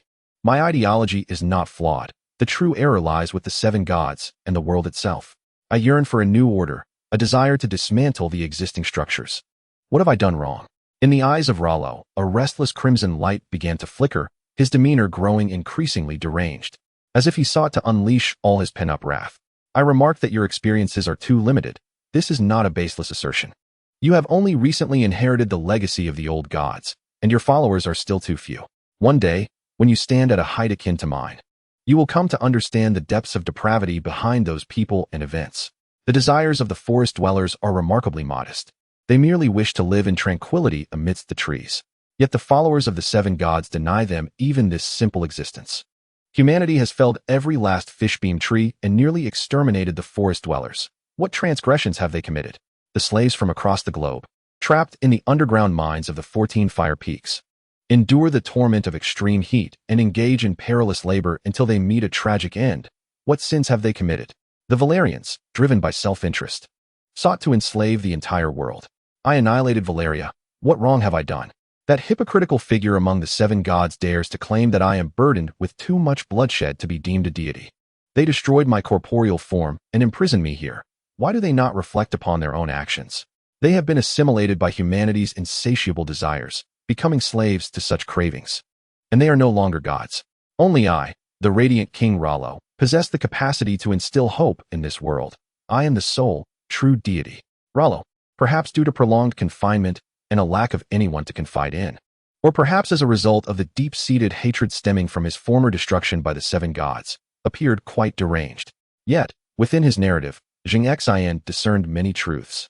Even through the lens of an ordinary individual's perspective, one cannot dismiss the notion that malevolent individuals must indeed be held accountable, a fact that remains indisputable. However, the brutal extermination of an entire empire's populace, leaving the vast Valyrian peninsula in a state unfit for human habitation even after millennia, is undoubtedly a grave matter. Furthermore, the implications of Rollo's words suggest that his ambitions extend beyond merely targeting the Valyrians, encompassing the slaughter of the forest dwellers, the Undulls, and their ancestors. Should the continent of Westeros descend into the same abominable state as the Valyrian peninsula, Zheng Xin could scarcely fathom such a conclusion. He recalled a theory he had encountered on Earth, one stating that the path of heaven is devoid of compassion. What is the way of heaven? It is the natural and primal evolution of all things, without imposing an idealized vision upon the world, for to do so would strip humanity of its intrinsic spirituality. The concepts of good and evil, light and darkness, yin and yang, heaven and earth, are all oppositional yet interdependent. Excessive human intervention is not a boon. As a divine being, witnessing the punishment of wrongdoers is inconsequential, for an individual is but a speck in the vastness of the universe. However, to indiscriminately annihilate a nation for its transgressions is a grievous error. Can one assert that a nation is comprised solely of malevolence, devoid of virtue? Moreover, humans are complex creatures, not easily categorized as simply good or evil. As a deity, harboring excessive selfishness may lead to unpredictable consequences. Yet, to adopt a one-size-fits-all approach, like that of Rollo, and obliterate a nation is profoundly misguided. Zheng Xin refrained from countering, for he recognized that reasoning with a madman is futile. Rollo, having been imprisoned for millennia, has long since reached a mental impasse. His current focus should be on resealing this lunatic. Should everything proceed according to Rollo's desires, how would he differ from the Night King? Chapter 41. The First Encounter. Little one, I discern your thoughts. You surely disagree with my perspective. Yet, I shall not impose my beliefs upon others, for I require no validation. I shall simply pursue what I deem right, and that suffices. How you perceive matters is your own concern. With that, he offered Zheng Xin no opportunity for retort and soared into the sea. However, Zheng Xin could not allow the King of Light to escape so easily. He must be retained here. Though aware of the challenge, Zheng Xin was unwilling to relent without making an attempt. Instantly, he unleashed his formidable aura, transforming into his most powerful form as an otherworldly being. The ice dagger reappeared in his hand, and under the influence of ice magic, the underwater cavern morphed into a winter-esque grip, freezing the sea's surface in an instant. Should you wish to depart, you must first inquire whether I consent. Rollo, recently unsealed, had not yet regained his full strength, rendering this the opportune moment to re-imprison him. Should he escape, capturing him again would prove exceedingly arduous, and Zheng Xin was wary of Rollo's cunning. Ha ha ha, I have stated before, having emerged, I cannot return.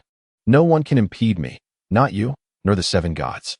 Dark energy surged around Rollo, and a dagger materialized in his palm. He understood that to achieve his escape, he must engage in combat. He had manipulated the young man before him, and regardless of the circumstances, the youth would undoubtedly thwart him. As reasoning failed, it was time to fight. With a powerful flap of his wings, Zheng Xin harnessed the swift currents of air, maximizing his speed in his icy domain.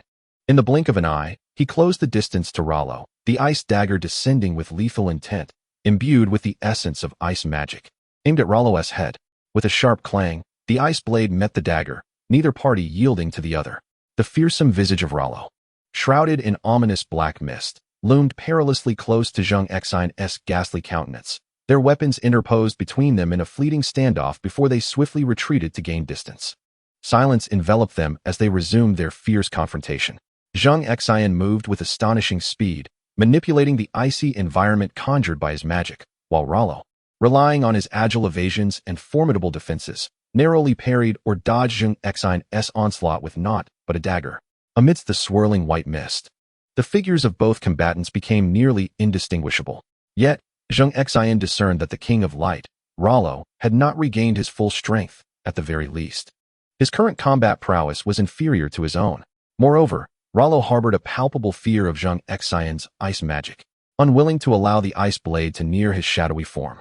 The ice magic must inflict harm upon his very soul, thus he sought to evade its touch. In the vast underwater cavern, the white mist thickened, the air itself seemingly on the verge of crystallizing into frost.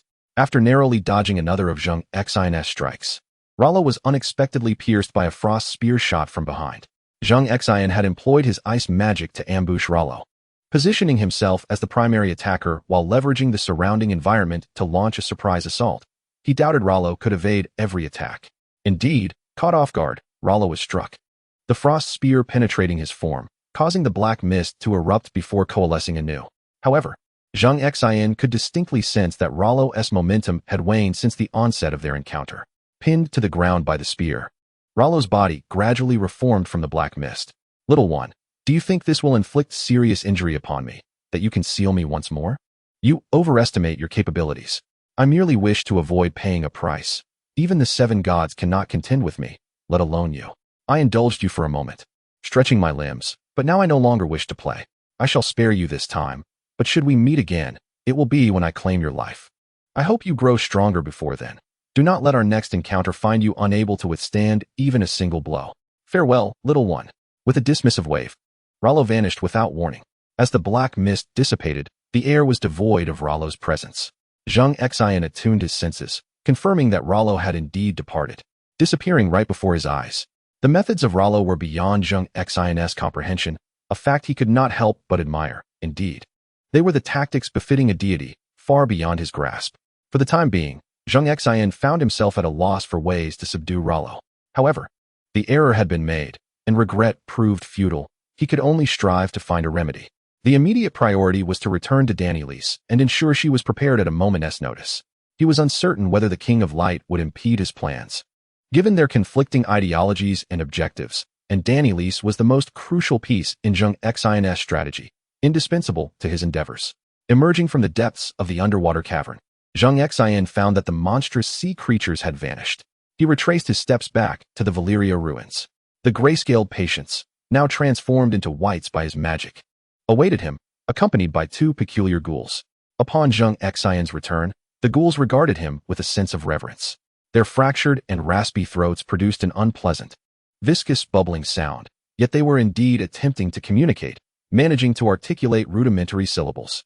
This revelation uplifted Zheng Xin's spirits, the longer these ghouls remained in their state, the further they drifted from their human origins. These 2 ghouls, initially human before succumbing to the ghoul infection, had subsequently been afflicted by the gray scale after being captured by a fire mage, and now Zheng Xin had further transformed them into wights through summoning magic. They could be deemed the most intricate and metamorphosed undead beings in history. Zheng Xin felt a twinge of curiosity about their eventual evolutionary path. Now that they could gradually articulate human speech, he wondered if the memories of their human existence might awaken within their minds. If that were to occur, it would undoubtedly be an intriguing development. Observing their anxious yet voiceless demeanor, Zheng Xin offered an encouraging nod. "There is no need to rush. You are already progressing in a positive direction. Take your time and allow things to unfold naturally. Do not force it." The 2 eager ghouls tilted their heads in a somewhat endearing manner, as if trying to comprehend his words. Zheng Xin resolved to take them along to observe their future development and potential for change. His immediate goal was to locate Daenerys. Primarily to assess her progress and to consolidate their forces temporarily, they must not disperse. If Larhal were to shamelessly attempt to assassinate Daenerys, even with dragons and numerous guards at her side, her fate would be sealed. An ordinary person, even one resurrected as an undead by Zheng Xin, could not withstand the assault of a deity. The significance of Daenerys was self-evident. Zheng Xin had no desire for her demise at this juncture. With Larhal's methods, He was confident that those slain by him could not be revived through summoning magic. He instructed the two ghouls to mount the dragon's back. Initially, the dragon resisted vehemently. As an ancient and powerful race, it was inconceivable for a ghoul to ride upon its back. However, after some amicable interaction facilitated by Zheng Xin, the dragon relented. Maintaining his white form, Zheng Xin sensed Daenerys' location and set off at great speed towards the north. Chapter 42. Dividing forces after more than a month of relentless conquests. Daenerys had subdued a total of 21 Dothraki tribes, large and small. Among them, the largest tribe boasted a population exceeding 70,000. With 30,000 able-bodied warriors, a considerable force on the vast plains. Of course, there were also particularly unruly tribes. Ko, in particular, was utterly unwilling to surrender, necessitating a forceful assault. For cows perished beneath the dragon's fire, and a tribe, ignited by the demise of its cows, unleashed its bloodlust. Every warrior and member of Daenerys' forces fought until the last breath. The elderly, women, and children all chose to end their lives. And though the tribe's population exceeded 20,000, it was not excessively large, yet the staggering loss of life left Daenerys profoundly shaken. She had not anticipated such fierce resolve among the tribes of the grasslands. Regrettably, their obstinacy rendered them unyielding to her cause, making them targets that could not be spared. Daenerys was no longer the woman she once was. Having undergone an experience of death, she recognized that allowing those disloyal to her to remain by her side, regardless of the circumstances, posed a grave risk that must be eliminated for her own peace of mind. Presently, her forces had surpassed 300,000, predominantly consisting of Dothraki cavalry, with the Unsullied designated as her personal guard, ever vigilant at her side. The Second Sons, under the command of Daario, had detached from the battlefront, tasked with logistical responsibilities, including the transport of supplies and escorting Dothraki women and children into the city. The vast army imposed an immense strain on food resources, as the daily consumption for 300,000 was no trivial matter. Fortunately, with each successive conquest, the number of tribes subdued grew, prompting Daenerys to alter her strategy. She aimed to expand outward from her existing territories, establishing a robust foundation for her army and ensuring sustenance for the women and children. Astapor, being the closest to the Dothraki plains, became a crucial hub for the war, facilitating the entry of Dothraki women and children into the city, while the Second Sons transported provisions from Karth and Yunkai to the front lines. This cycle perpetuated a beneficial loop. Though this approach would induce temporary food pressure on the three cities, such hardships were fleeting. With an increased population, productivity would rise, and the advantages of a larger populace would eventually manifest. With the Grand Army in motion, scouts continually traversed in and out, relaying intelligence from various fronts, which would ultimately be compiled and presented to Daenerys. "Your Majesty, I believe the time has come for us to divide our forces," proposed Daario. 300,000 strong can be split into 3 paths, each led by myself, General Grey Worm, and Quentin, advancing towards the east, west, and north respectively. This would enhance our efficiency and save precious time. The proponent was Daario, whose understanding of warfare and strategic foresight surpassed that of Grey Worm, whose loyalty, obedience, and formidable abilities were unquestionable. Daenerys knew he would follow her orders without fail. As for Quentin, the first cows to submit, Daenerys had granted him considerable authority, positioning him as Grey Worm's deputy to command the Dothraki cavalry. His imposing stature and fierce appearance, with a beard reaching his chest and braids cascading to his waist, epitomized the Dothraki's definition of strength, signifying that he had never faced defeat beyond his allegiance to Daenerys. Those Dothraki who have submitted to Daenerys do so largely in pursuit of the Kiskeya, with many not requiring Daenerys to perform miracles. As the formidable army approaches, the mere appearance of the Kiskeya stirs fear in many khals, who, upon witnessing the crimson depths of his eyes, find their will to fight extinguished. When they learn that surrender entails no death, they yield with little resistance. For such invaluable subordinates, Daenerys is not reluctant to bestow upon him greater authority. I concur with Daario's suggestion. As our forces multiply, a division of 10,000 soldiers is sufficient to conquer the majority of tribes. Furthermore, this strategy of division will alleviate the strain on our provisions. The tribes we conquer possess ample supplies, enabling us to sustain our campaign through warfare, thus relying minimally on the provisions from Astapor. Gregor also supports Daario's plan and speaks in favor of it. Daenerys is aware that the current magnitude of her forces indeed places considerable pressure on Astapor. An army of 300,000 besieging tribes of merely several thousand renders many of her soldiers superfluous, and the rations acquired from a single conquered tribe will hardly suffice for 300,000 mouths. After a brief deliberation, she acquiesces to Dario's proposal. Indeed, Dario proves himself to be the hand of the queen, possessing a nimble mind. However, I must emphasize the importance of preserving the living strength of the tribes. Our objective is not land, but rather the populace. As long as the opposition does not resist vehemently, we should strive to minimize casualties. Moreover, for those capable calls, I invite your recommendations. Our newly established nation is in urgent need of talent. Indeed, Daenerys finds herself in dire need of capable individuals.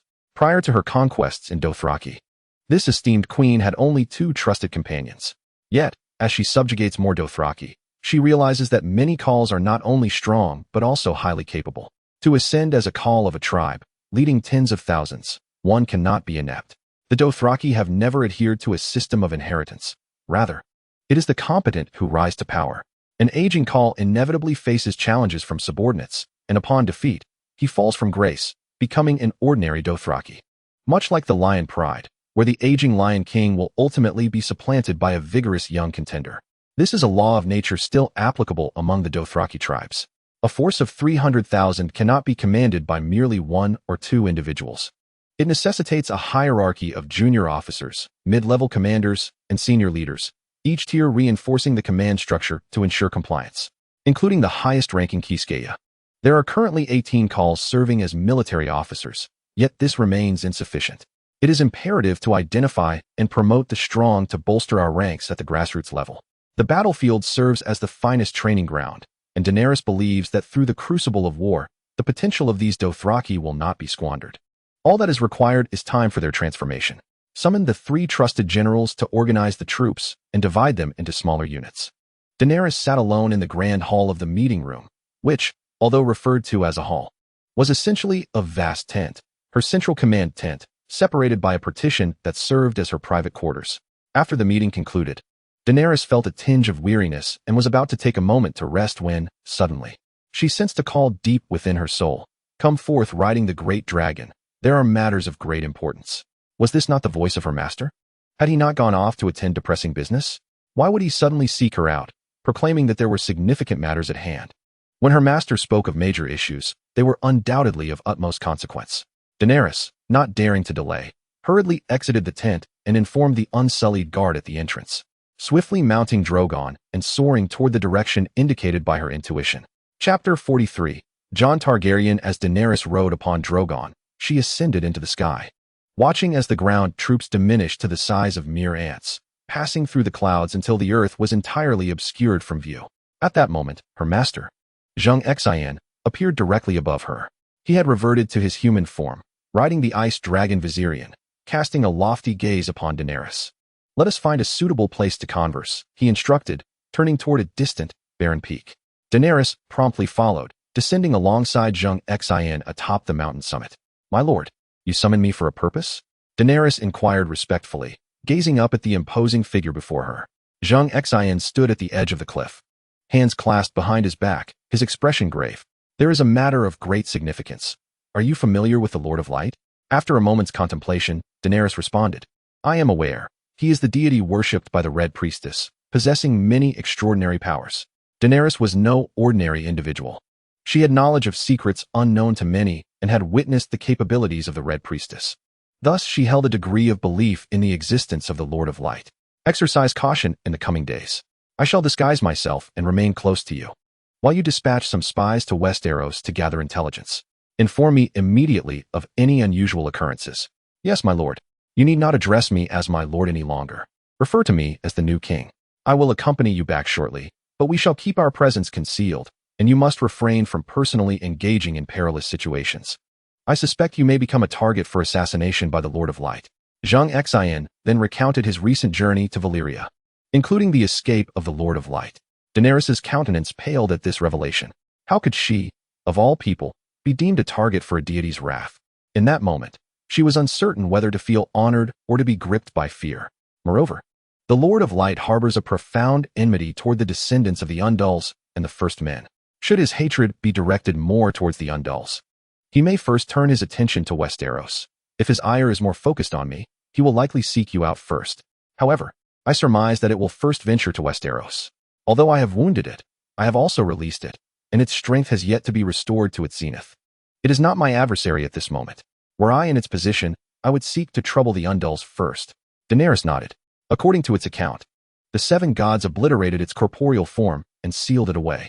While the Undulls are not only devotees of the Seven, but also the perpetrators of the massacre of the children of the forest, for whichever reason one considers, it is incumbent upon it to first journey to Westeros. Once there, it would pose no threat and could more readily regain its strength.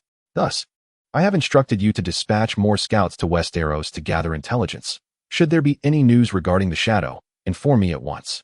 Daenerys remained unaware of the Red Priestess's manipulation of the Shadow to assassinate King Renly, and thus could not envision the nature of the Shadow. Nonetheless, the ability to strike down their king amidst a multitude attests to the fact that this entity is not so easily thwarted by mere caution. Very well, I understand. I shall return at once to make arrangements. You may depart. I possess methods of concealment. If the Lightbringer becomes aware of my return, it may act. Let us not raise any alarms. Proceed as if you are unaware of this matter. Understood, Daenerys replied, mounting her dragon and soaring back to the camp, continuing her endeavors. As per the plan, her forces advanced in 3 divisions toward the conquest of the entirety of the Dothraki Sea.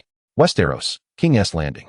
The great battle had transpired 2 months prior, and Jon Targaryen rallied the entire nation to reconstruct King's Landing. 2 months ago, the city lay in ruins, with scarcely a single edifice remaining intact. Even the royal palace had been reduced to rubble, and the Iron Throne melted into molten iron by Drogon's wrath. However, united under the banner of the Seven Kingdoms, human resources, materials, and finances were all directed toward King's Landing, resulting in a remarkably swift reconstruction. Over the past 2 months, the city has undergone significant transformation. At the very least, the palace has nearly completed its reconstruction, and the grand residences within the inner city, along with the affluent districts, have largely restored their order. The slums, having suffered less damage compared to the wealthy quarters, were deliberately spared by Daenerys, who understood that the massacre of the rich and officials would inflict greater anguish upon Cersei than that of the impoverished. Moreover, the wildfire had primarily been buried within the inner city, and the combined devastation of dragonfire and wildfire had wreaked havoc upon the affluent areas. Now, after 2 months of collective effort from hundreds of thousands, the streets and buildings of King's Landing have largely returned to their former state. The newly constructed edifices are taller and more opulent, and the palace has not reverted to its previous style, but instead adopted Tyrion's recommendations. Jon, as the newly crowned sovereign, it is unwise to indulge excessively at this juncture. Let us first restore the palace's appearance and fundamental structure. The interior can be attended to gradually. You must instill confidence in the lords and subjects of King's Landing and the Seven Kingdoms, demonstrating that the new king is not a man of extravagant excess. In this time of reconstruction following calamity, you must set an example. Regarding Tyrion's proposal, Jon found himself in complete agreement. He was not a man driven by strong desires. His upbringing as a bastard had endowed him with a profound understanding of human nature. The palace, with its dark, unadorned stone walls, bore witness to a lack of meticulous craftsmanship, aside from the council chamber, which was somewhat presentable. Even Jon's own chamber was devoid of windows. Fortunately, King's Landing, situated in the south, enjoyed a temperate climate. Had this been in the north, in Winterfell, he would have long been frozen solid. Observing King's Landing gradually revitalizing, flourishing with life, Jon felt a sense of happiness. Although he harbored guilt and self-reproach regarding Daenerys, there was no regret in his heart. He acted to spare the 2 continents from the agonies of war, to prevent the tragedies like that of King's Landing from recurring. For the sake of countless common folk, even if he faced scorn, he would never regret his choices. He often comforted himself with the thought that had he not delivered that fateful speech, things might have been different. Indeed, it was Daenerys, standing before an army of hundreds of thousands at the dilapidated palace gates, who uttered words that ignited Jon's resolve against her. He had never fathomed that his beloved, who was also his aunt, harbored such grand ambitions. The visceral fear he felt upon first hearing her words was known only to him. If he did not intervene, it seemed no one could halt Daenerys. In the stillness of midnight, Jon frequently dreamt of Daenerys, of her gentle demeanor, her imperiousness, her iron heel trampling across vast lands, leaving a trail of corpses in her wake. He believed his actions were justified. Was it not preferable for the Seven Kingdoms to be stable and prosperous, basking in peace, rather than indulging in such overwhelming ambition? Lying in his modest chamber, on a bed lacking in opulence, Jon gazed out at the night sky, lost in contemplation. Chapter 44. Possession at midnight, the once vibrant King's Landing descended into silence. The reconstruction efforts were nearing completion, focusing primarily on the structural framework. To restore the city's former splendor would require at least a year or two. During the day, the populace toiled under strenuous labor, leading to deep slumber at night. Little did they know, an unexpected visitor had arrived in King's Landing that night. A shadow, melding seamlessly with the darkness, traversed the pitch-black streets. Even amidst the city's bustling past, no one would have detected this shadow, for it was the King of Light, a deity. Within the castle, the King of Light discovered Jon Targaryen's chamber. Slipping through the windowless frame with languid grace, it approached the bed of the newly appointed protector of the Seven Kingdoms. Should it succeed in seizing his body, the Seven Kingdoms would fall under its dominion. The Seven Kingdoms are the result of various compromises, marriages, and wars between the Undulls and the First Men. Such a sordid and despicable union of humanity should never have come into existence. Should one become its master, the annihilation of this realm would be an effortless endeavor. It could command Westeros to assemble a grand army to launch a counteroffensive against Essos. Ever since the fall of the Valyrian Empire, the continent of Essos has languished in decline, birthing no formidable civilization of note, and to this day remains entrenched in a system of slavery, far behind the Seven Kingdoms of Westeros in terms of cultural advancement. As long as one can strike before the puppet of that individual unifies Essos, while their foothold is still tenuous, a counterattack would render Essos utterly defenseless. Rallick, having devised a plan, hesitated no longer and lunged towards Jon, who lay upon the bed. Just as he was about to penetrate Jon's being, he was taken aback when the seemingly slumbering Jon suddenly sprang up, brandishing a Valyrian steel sword and cleaving towards Rallick. This unforeseen turn of events caught Rallick off guard, and the steel sword pierced through him. Valyrian steel is no ordinary blade.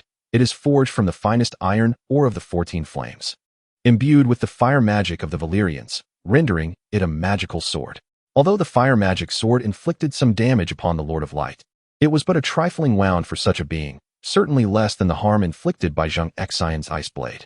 For over 2 months, Jon had suffered sleepless nights, haunted by dreams of Daenerys, her hair disheveled, questioning his heartlessness. For the first time, he had truly felt emotion, having taken the life of his beloved, which had inflicted a profound psychological blow upon him.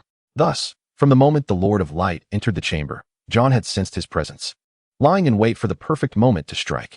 However, he never anticipated that Valyrian steel, which had never failed him before, would falter against this malevolent creature of shadow. Of course, Jon remained oblivious to the fact that this dark mist was none other than the infamous Lord of Light.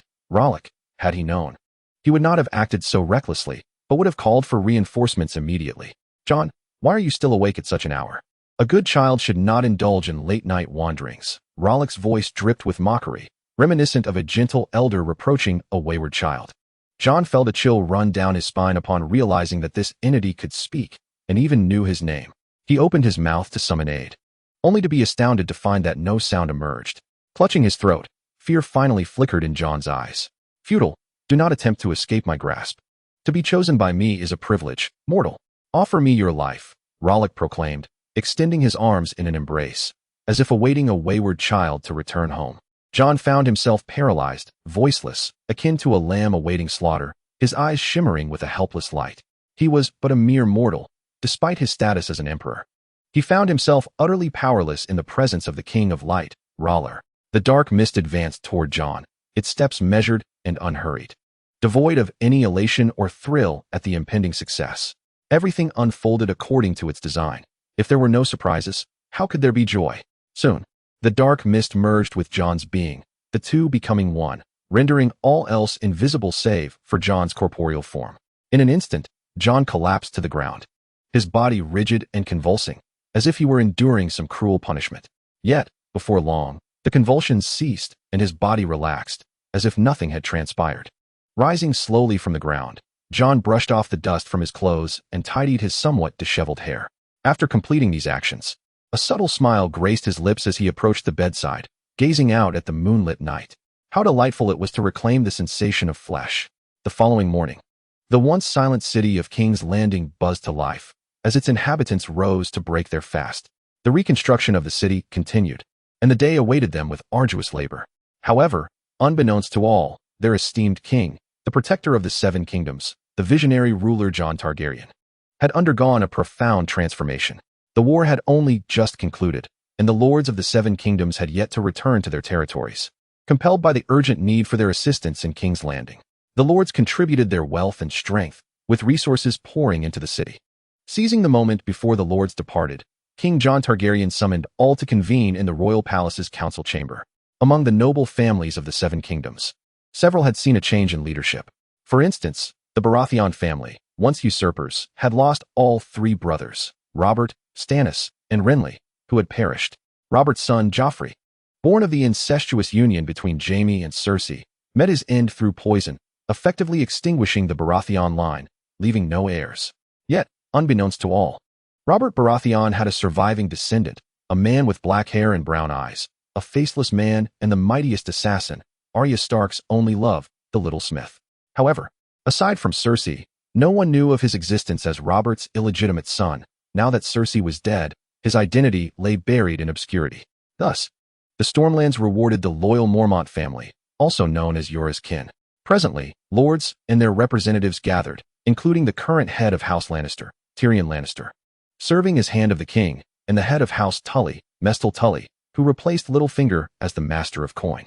Jon recognized Mestal as a mercenary of convenience. Yet he had no choice. House Tully was exceedingly wealthy and possessed considerable military strength. To ensure the stability of the Riverlands, Jon resolved to employ this cunning old fox. Moreover, there is Marcus Arryn, a knight of the Arryn family, who is the true heir of the house, yet not in line for succession. The representative of House Martell from Dorne, who oversees all affairs in King's Landing, is also present. Lastly, there is his former sister, Sansa Stark, an ambitious woman. Jon, have you summoned everyone here for a significant matter? Tyrion, as Hand of the King, was the first to inquire. Jon, seated upon the newly forged Iron Throne, gazed down at the assembly below and spoke slowly. Prepare the armies. We must ready ourselves for war. The proclamation of King Jon sent shockwaves through the gathered lords. The kingdom had just begun to enjoy a semblance of peace, a time for recuperation. This was hardly the moment to reignite conflict. Those who once held great hope for Jon now questioned whether ascending the Iron Throne had awakened an insatiable thirst for power within him. It seemed a reckless pursuit of war. Jon, against whom do you seek to wage war? Regardless of the adversary, this is not the opportune moment. The reconstruction of King's Landing and the restoration of livelihoods should be our foremost priority, Tyrion advised earnestly. Indeed, brother, Sansa added, her expression grave, particularly for the North, which has suffered devastating losses. We fought the White Walkers first, then aimed to reclaim King's Landing. The noble houses of the North are nearly depleted, and we simply cannot muster any more soldiers. Your Majesty, I implore you to reconsider. The Seven Kingdoms have only just ceased hostilities, and the nation is already stretched thin in terms of manpower. Furthermore, financially, King's Landing has long been in deficit, relying on the support of the great lords for reconstruction. If war is to be pursued, we truly cannot afford it. Maester Luwin interjected, his aged face contorted with concern, his disheveled hair standing on end from agitation. Yet amidst the dissent, the Arryn Knights diverged from the chorus of opposition, standing resolutely in support of Jon, stating, "The Vale stands ready to fight for the king." Jon was taken aback by the unexpected support from the Arryn family. Even Tyrion, his most steadfast ally, and Sansa, his sister, opposed his call to arms. The Arryn family had undergone a transformation. Following the deaths of Lisa Tully and Robin Arryn, the family's cadet branch, led by Roberson Arryn, had taken control of the Eyrie. The Vale Knights had previously aided Jon in winning the Bastards' War, helping House Stark reclaim Winterfell. Jon had forged a deep friendship with Roberson, thus solidifying the ownership of the Eyrie alongside Jon's ascension. Now, despite the challenges ahead, the Arryn family remained unwavering in their unconditional support for Jon, a testament to their loyalty and a form of repayment for his past alliances. Moreover, the Vale of Arryn has steadfastly maintained its neutrality throughout both of these great conflicts, rendering no assistance to Cersei nor to Daenerys. This prudent stance has allowed them to preserve a formidable reserve of strength, ensuring that even now, should conscription be enacted, a considerable number of able-bodied individuals can be summoned. Consequently, at the behest of his cousin, Robson Arryn, Marcus Arryn has chosen to lend unwavering support to the newly appointed King Jon. Following the spokesperson's remarks on behalf of the Vale, those who harbored intentions of dissent fell silent. Indeed, the freshly crowned monarch may merely be testing the waters to discern who among them would loyally pledge their allegiance, even in the face of such unreasonable demands. Your Majesty, May I inquire as to whom we are declaring war against, and the rationale behind this declaration? Cautiously asked Oberyn Martell of Dorne, hesitant to align himself either for or against. Rhaegar observed the reactions of all present and felt a sense of assurance, confident that success was nearly guaranteed. He understood that Jon had recently ascended the throne, his position still precarious. Thus, he must seize this opportunity to establish his own authority. Mere acts of kindness would not sway anyone. He needed to exude sufficient vigor and wield formidable military power to solidify his reign. After all, his ambition was to bring down the Seven Kingdoms, and prior to that, he must secure a stable footing, lest he end up like the Mad King, abandoned by all. Rhaegar composed his expression, adopting an air of reluctant resignation. I recognize the validity of your arguments. However, I am compelled to wage war for reasons that cannot be ignored. You are all aware that I personally ended Daenerys' life to usher in peace and spare the populace from the ravages of war. Yet, I was blindsided by the revelation that Daenerys did not perish. I had plunged my dagger into her breast, certain of her demise. However, her dragon, Drogon, rescued her, and perhaps she was not entirely lifeless when she was taken away. Upon her return to Essos, she evidently found a means of survival, and against all odds, she has returned to reclaim her power. A collective gasp echoed through the assembly at Jon's account. The deranged woman had, astonishingly, survived and returned to Essos. With her fierce ambition and ruthlessness, it was almost inevitable that once she regained her footing, she would launch a counteroffensive against Westeros. At this juncture, the hall fell into a profound silence, opposition stifled. Rhaegar smiled with satisfaction. Furthermore, according to intelligence I gathered in Essos, Daenerys' forces are currently unifying the Dothraki Sea, and her army has surpassed 500,000 strong. Do you comprehend the magnitude of that figure? Such a force could easily lay waste to the Seven Kingdoms of Westeros. At this pronouncement, even Tyrion and Sansa involuntarily shuddered.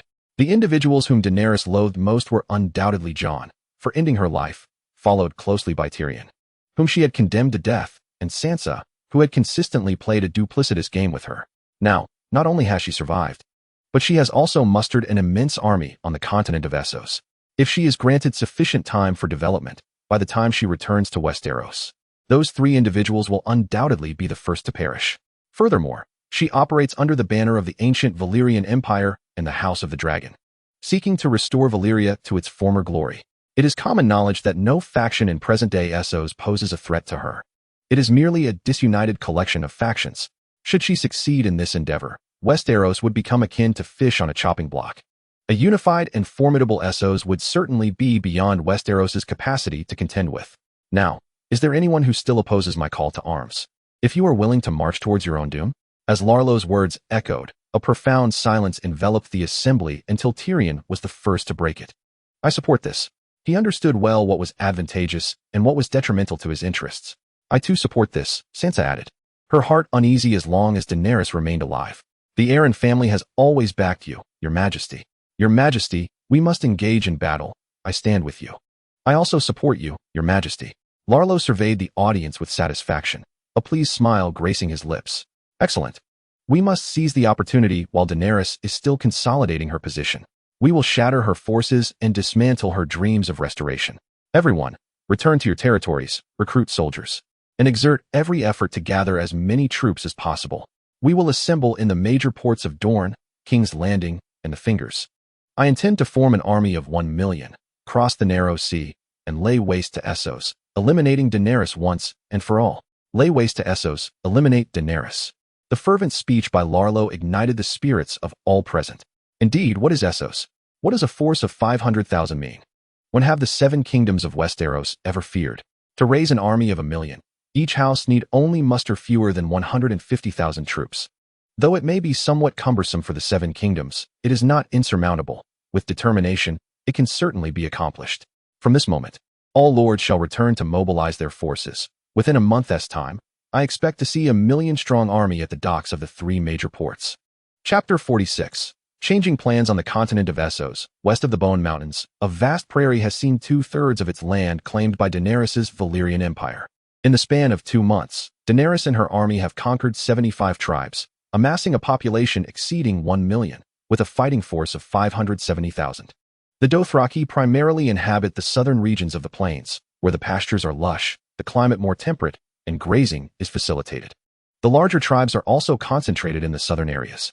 Thus, even though Daenerys's forces have advanced northward, the further they travel, the smaller the Dothraki tribes they encounter, some comprising fewer than 1,000 individuals. Dividing the army into 3 routes has saved considerable time, with each contingent continually growing, 2 of which boast nearly 200,000 soldiers each. Under the command of Quiska, a formidable force of 210,000 individuals has emerged, largely due to his bloodline of the Dothraki, which facilitates the submission of weaker tribes. In contrast, Gregor and Dario's contingents number less than 200,000, primarily because numerous tribes prefer death to surrender, resulting in significant casualties among the Dothraki and a consequent depletion of their ranks. Nevertheless, this achievement brings immense joy to Daenerys. At this moment, Daenerys, stationed at the heart of the camp, refrains from making public appearances. Since receiving news from Zheng, she has been particularly vigilant regarding her safety. She has dispatched numerous spies from the cities of Quarth, Astapor, and Yunkai to Westeros to gather intelligence. Although these agents have been absent for over half a month and no significant information has been relayed back, she remains unperturbed. In her view, the absence of news is, in fact, the best news. Daenerys hopes for more time to prepare and strengthen her position. For only with a robust force can she contend with the divine machinations of R'hllor. Daenerys plans to first conquer the entirety of the Dothraki Sea, then march westward to seize the region of the Rhoyne, take control of coastal cities, and ultimately utilize the wealth of affluent slave masters to construct a formidable fleet, launching a counteroffensive against Westeros. This overarching strategy has been established in concert with her advisors, though various details remain to be finalized, such as the formal announcement of the Empire's establishment and the coronation ceremony, all of which must be accomplished prior to her campaign. As Daenerys pored over the sand table map within her tent, a raven alighted at the entrance, cawing twice to capture her attention. Approaching the door, she seized the bird, untying the small bamboo tube affixed to its leg, which contained a note. This was a reply from her spies in Westeros. Each day, several ravens return, primarily to report on the reconstruction of King's Landing, usually in just a few words. However, today's raven bore a different message. The note was larger than usual, densely packed with tiny letters, leading Daenerys to immediately sense that significant news was contained within. As she meticulously examined the note, her brow furrowed deeper with each line she read. To her astonishment, the 7 kingdoms of Westeros had commenced recruitment and military preparations. This confidential missive had been sent by a spy concealed in Dorne, revealing that the Martell Duke had begun enlisting troops within Dorne. In merely 3 days, over 20,000 recruits had already been gathered, with numbers continuing to rise. Any eligible young man with siblings was mandated to enlist, and the spy deduced that under such conditions, Dorne could soon muster an army exceeding 100,000 soldiers. Given its proximity to Essos, Dorne's intelligence was the first to arrive. In the ensuing 2 days, news from the spies within the 7 kingdoms fluttered into Daenerys's hands like snowflakes. Without exception, all reports indicated a conscription effort, with the first wave of vanguard troops assembling towards King's Landing. Your Grace, what is your perspective? Zheng Xin, upon receiving Daenerys's message, materialized within the tent. His brow furrowed as he perused the myriad of reports. After a moment, he set down the parchment, contemplating the cunning of the Lightbringer, and the artful stratagem of utilizing a blade not his own. Using another's blade? Daenerys pondered, her understanding limited by her lack of military training. The swiftest and most effective means of obliterating the 7 kingdoms lay in warfare. All he needed to do was relay the news of her survival, while she remained alive and expanding her influence in Essos to the higher echelons of King's Landing. One could only imagine Jon's reaction. Indeed, Jon, who had always been a paragon of virtue to the world, found himself most indebted to Daenerys. Her existence represented an incessant source of anxiety, likely robbing him of peaceful slumber. Zheng Xin suspected that R'hllor had divulged Daenerys's continued existence through some prophecy or divine revelation, instilling fear within Jon.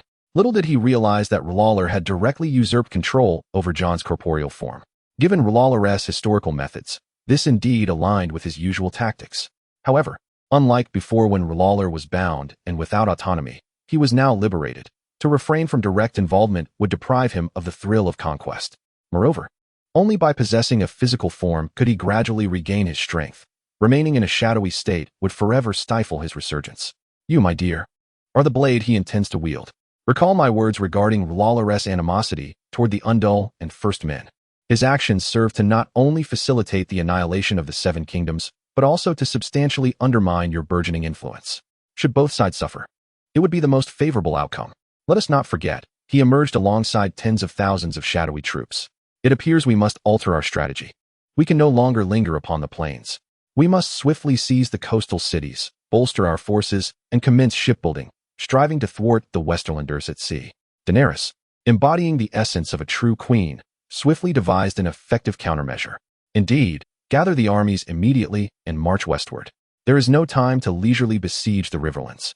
Let us negotiate with the slavers of those city-states. Provided they do not impede our progress, we may grant them clemency. Our objective is the ports of the coastal city-states.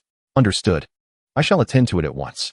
The following day, Grey Worm, Dario, and Quentin found themselves seated within Daenerys' war tent. As they beheld the confidential missive in her grasp, astonishment rendered them speechless, Quentin especially.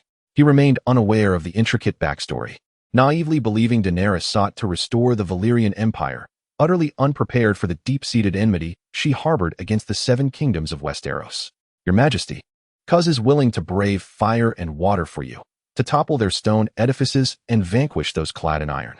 Though the intricacies of cause and effect elude him, he is resolute in his understanding that this is your desired objective, and thus he shall endeavor to achieve it. The Dothraki do not yield easily. Yet when they acknowledge a king, it is a commitment unto death. Their lexicon knows not of treachery or betrayal, only an unwavering advance. Chapter 47. The Kingdom of Cotton. Daenerys was quite pleased with Cuz's demeanor, and his words evoked memories of Drogo. The Dothraki refer to the knights of Westeros as cowards in iron attire, mocking their sluggishness and clumsiness. The Dothraki, being light cavalry, don leather armor and wield bows and curved blades, far surpassing the heavy cavalry of Westeros in agility and maneuverability. However, in matters of close combat and protection, heavy cavalry holds the advantage. Iron armor provides substantial defense against sword strikes, with some of the most extreme heavy cavalry even equipping their steeds with scale armor, rendering them armed to the teeth. Among them, Ser Gregor Clegane, the Hound's brother, stands as a paragon. Should a clash of arms occur on the plains, it is imperative that the Dothraki do not engage the heavy cavalry of Westeros head-on, for they would undoubtedly suffer losses, Daenerys mused. It is indeed a formidable challenge for our grand army to traverse the vast grasslands and directly cross the region of the Rhone River. You must be aware of the insatiable greed of those slave masters. Dario paused, and then continued, Your Majesty, your reputation as the liberator of slaves has spread far and wide. Upon hearing your name, they react like startled cats, lacking the support of the slave masters. And with no vessels to ferry us across the Rhone, our only recourse, if we do not wish to capitulate, is to launch a direct assault. Yet time is not on our side. The slave city-states of the Rhone River region indeed posed a significant hindrance to Daenerys' grand army. Originally, these city-states belonged to the Loiner, but following their defeat, most cities were razed by Valyria. However, many surrendered and thus preserved their existence. Later, with the fall of the Valyrian Empire, these city-states were left without guardians, allowing the slave masters of Slavers' Bay to seize control of them. They amassed vast wealth through the slave trade with the Valyrian Empire, and the slaves at their disposal served as soldiers. Now, many former slave masters have proclaimed themselves kings, transcending their former lowly status and aspiring to greater heights. Such individuals would not easily allow a vast army to pass through their territory. Daenerys' maneuvers on the Dothraki plains have already drawn their attention, prompting them to take corresponding measures. They formed an alliance, the Free Coalition, mutually binding themselves to agreements that require nearby allies to assist whenever Daenerys mobilizes her forces. The Rhone River stretches majestically through Essos from north to south, its vast basin rightfully earning the title of the greatest river in Essos. The land here is remarkably fertile, conducive to agriculture, capable of sustaining a substantial population. To the north lies the Andes Mountains, rich in iron ore, facilitating the production of iron tools. Although no particularly powerful civilization has emerged, the collective strength of these smaller states should not be underestimated. Presently, along the course of the Lorne River from south to north, 3 prominent kingdoms stand. The slave state centered around Valisa, the Kingdom of Cotton, ruled by King Mysis Harris, the very man Darien yearns to eliminate. There is also the Chaion Kingdom, founded upon the ancient city of Chaion, established by the descendants of the Loinans, whose long-standing enmity with the Valyrians renders any notion of peace negotiations utterly futile. Lastly, at the northernmost point lies the ruins of Nassashen, which were rebuilt and revitalized by slave masters after the Loinans vacated the area. Zheng is situated at the foot of the Andes Mountains, with impassable ranges stretching further north, rendering any military advance virtually impossible. These three kingdoms do not share borders. Interspersed among them are numerous smaller city-states that later emerged, remaining independent of any dominant power. Most of these are slave states, though some thrive on trade and transportation, managing to survive in the interstices between the three major kingdoms. The four individuals gathered before the sand table, engaged in meticulous study. Ultimately, under Darien's strong suggestion, they resolved to advance from the southernmost kingdom of Cotton. The southern region of Cotton boasts a seaport with a vast harbor. Capturing this location would enable them to commence shipbuilding endeavors. Undoubtedly, seizing the kingdom of Cotton offers abundant advantages, both politically and personally, leaving no rationale to overlook this opportunity. Despite Darien's earlier departure in a fit of anger, he is still the son of the king of Cotton, bearing the Harris name. A pretense of reconciliation could easily win his father's trust, allowing him to gain entry into the city. Once inside, he could utilize a secret passage leading directly into the heart of the city, the same route he had once taken to escape. Otherwise, how could his father have allowed him to leave so easily? When Daenerys' forces approach, he and his company of second sons could act as internal allies, orchestrating a seamless collaboration to open the city gates for their army. Capturing Valisa would render the surrounding smaller cities of the Kingdom of Cotton vulnerable and easily subdued, as long as their actions remained discreet and swift. Cheyenne's reinforcements would be unable to arrive in time. After all, even light cavalry would require a considerable portion of the day to travel from Cheyenne to Valisa. Under normal circumstances, breaching a heavily fortified city that is perpetually vigilant would be a formidable challenge within such a time frame. However, with internal support to unlock the gates and the assistance of a dragon, if they cannot secure the city within that time, it would only reflect the incompetence of the forces involved. Are you confident in this endeavor? After all, your role as the Queen's hand is no secret, and I imagine King Mysis is already aware of it. Dario shook his head, saying, "No, you do not understand him. My father is an exceedingly traditional and conservative individual, with a strong sense of clan loyalty. In his perception, those of the same bloodline are immensely trustworthy and worthy of bearing significant responsibilities. This is why he would prefer to appoint a fool as his heir rather than me, his more capable second son. He believes that I would, out of brotherly affection, wholeheartedly assist my brother in solidifying his claim to the throne, yet he fails to comprehend the resentment that brews within me." Daenerys cast a deep gaze at Dario. "Very well, this task is entrusted to you. Whether we succeed rests upon your shoulders." Dario knelt before Daenerys. "My loyalty to you is as steadfast as the heavens bear witness." He then took her hand and gently pressed his lips upon it. "Go forth and act. I await news of your triumph." He turned to Greg and Cuz, stating, "Dario will serve as an insider within the city. You shall lead an army of 560,000 in a concentrated assault. We must focus our strength at a single point and strive to seize the Cotton Kingdom with utmost speed. Rest assured, if we fail to capture Valisa, I shall present my head before you," Cuz vowed, solidifying his oath. Greg, alongside Dario and Cuz, knelt on one knee. "We shall secure Valisa at all costs." Chapter 48. The return of the second Prince. Valisa, a city belonging to the ancient Valyrian people, was established as a free trade city-state. Later, when Prince Garin of Cheorn launched his southern campaign, his first target was the nearby town of Seru. The Valyrians hastily prepared for battle, assembling a meager force of 30,000, including 20,000 defenders from Valisa. However, confronted by Prince Garin's hundreds of thousands of troops and water mages skilled in aquatic sorcery, the defenses crumbled within a day. With Seru fallen, Valisa became the next target. Yet its defenders had been dispatched to Seru, rendering it nearly a ghost town. Prince Garin effortlessly captured it. The Valyrians strategically abandoned Valisa, regrouping their forces at the next stronghold, Violences, dispatching 3 mighty dragons to confront Prince Garin.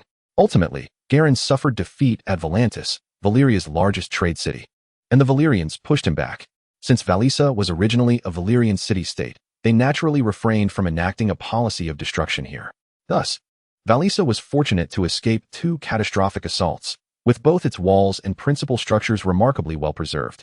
This preservation was also the reason why the ancestors of the Harris family chose it as their capital.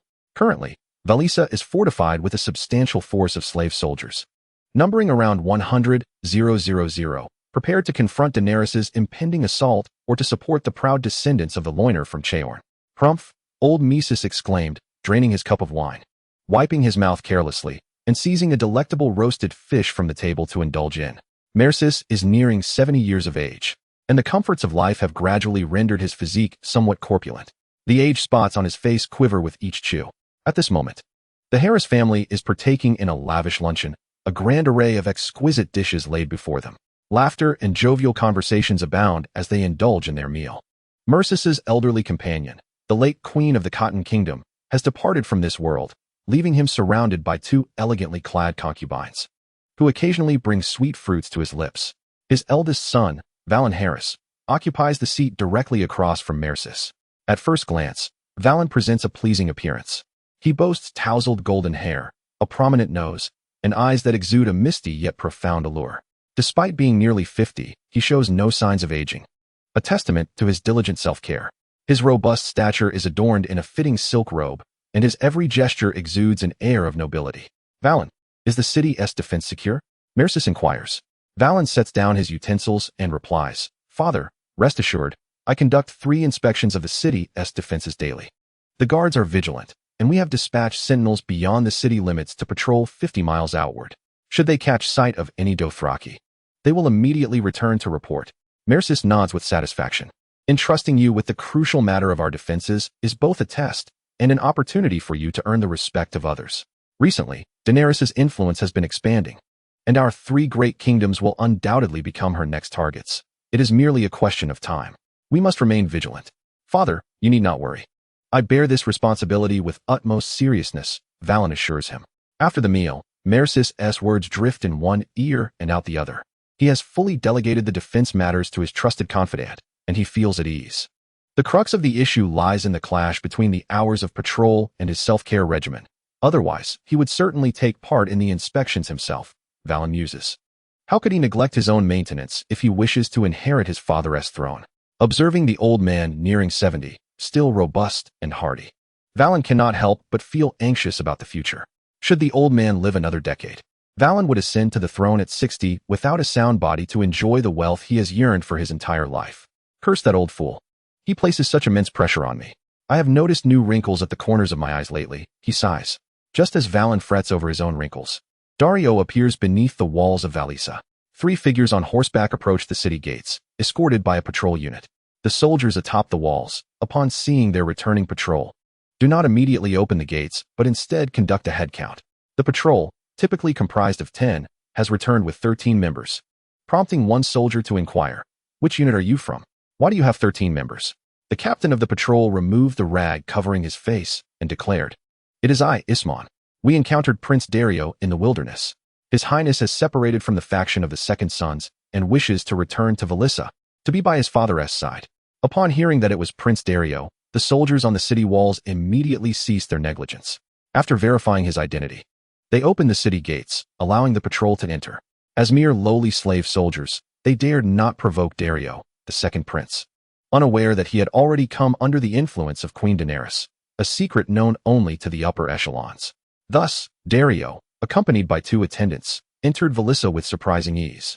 The process was even smoother than anticipated, as a low-ranking soldier took it upon himself to open the gates without a single officer's intervention. A messenger galloped swiftly to the royal palace to relay this good news to King Mises. Upon hearing it, Mises's countenance shifted dramatically. Who allowed him entry? Why was I not informed? The messenger stood bewildered, unable to comprehend the king's ire. Your Majesty, the soldier, trembling, was at a loss for words, unable to fathom why the king was so agitated. To the soldiers of the lower ranks, the return of the second prince was undoubtedly a positive development, particularly in this time of impending conflict. Very well, how many accompanied him? Did he mention his purpose? Mises, though valuing familial bonds, was no fool. The return of his son, after years of absence, during such perilous times, surely raised suspicions. Your Majesty, the prince brought only 2 attendants. He mentioned that life outside has become increasingly difficult, and that he bears grave news that could spell the nation's doom. This was the message relayed to the soldier before he returned. Mises's expression fluctuated, but he ultimately commanded, Let him come to me. Yes, Your Majesty, the soldier replied, sighing in relief as he swiftly returned to convey the king's words. Meanwhile, Daario awaited outside the palace. The messenger emerged, drenched in sweat. Your Highness, the king bids you enter. Daario nodded, adjusted his attire, and strode confidently into the palace. Chapter 49. The shocking news at this moment, Mises, accompanied by Valen and several close advisors, awaited Dario's arrival in the council chamber. Mises wore a troubled expression, torn in his thoughts. The allegiance of his second son to Daenerys was a well-known secret among the elites of the three kingdoms. Whether this return would herald fortune or misfortune remained uncertain. The ministers in the council shared similar concerns, primarily fearing that old Mises, in his emphasis on familial ties, might be easily swayed by Dario's words, thereby planting a ticking time bomb within Valissa. Yet, Prince Valen harbored a different worry, whether his younger brother had returned with ambitions to seize the throne. Ever since Dario's failed coup and subsequent departure, Valen had enjoyed a life of ease, appearing rejuvenated by a decade. In the Grand Hall, the assembly awaited the arrival of Dario, each individual lost in their own thoughts. With a creak, the doors to the council chamber swung open, two guards parting the way for Dario's entrance. Years had passed since they last met. The elements had weathered Dario's appearance, rendering him more aged than his brother, Valen. Yet, his spirit remained vigorous, with a wild glimmer illuminating his eyes. Upon entering the hall, Dario completely relaxed. I am finally back. This time, I shall not depart. I concede, being the second prince has its own merits. He casually approached the exquisite mahogany table, seized a silver wine jug, and poured himself a generous glass of wine, indulging in large sips, wholly indifferent to the varied expressions of the assembly. Dario, do not dare to tell me that your return bears no ulterior motive. I am not so foolish as to be deceived. Believe me, I could command your queen's hand to be imprisoned in a water dungeon this very moment. Mercis slammed his hand upon the armrest of his chair, the flesh of his face quivering in agitation. Enough, father. I know you well, and you know me equally. If I lacked confidence, would I have returned? I merely wished to avoid sharing a grim fate with Daenerys. Dario remained unfazed by Mercis's ire. Finding a chair to recline in, propping his legs upon the table, and leaning back in comfort. Impudent wretch. This is the council chamber. Do you not have any regard for your father? Sit up straight. Valen leapt to his feet, rebuking Dario, seizing every opportunity to assail him. Pray, brother, do you comprehend why I have returned? Our rivalry serves no purpose. You will never ascend to the throne. The kingdom of Cotton is on the brink of transformation into a duchy, or perhaps even a marquisate. Dario remained nonchalant, still reclining comfortably. His words stirred a tempest within the council chamber. What do you mean, second prince? Are you asserting that we are destined to succumb to that woman, Daenerys? I assure you, it is not inevitable. If you have returned to flaunt your bravado, you have come to the wrong place. The highest general of the kingdom of Cotton, Luther, rose and spoke with authority. Dario regarded Luther as if he were a fool. Did you not hear my proclamation? That woman, Daenerys, will not survive much longer. I deceived her this time.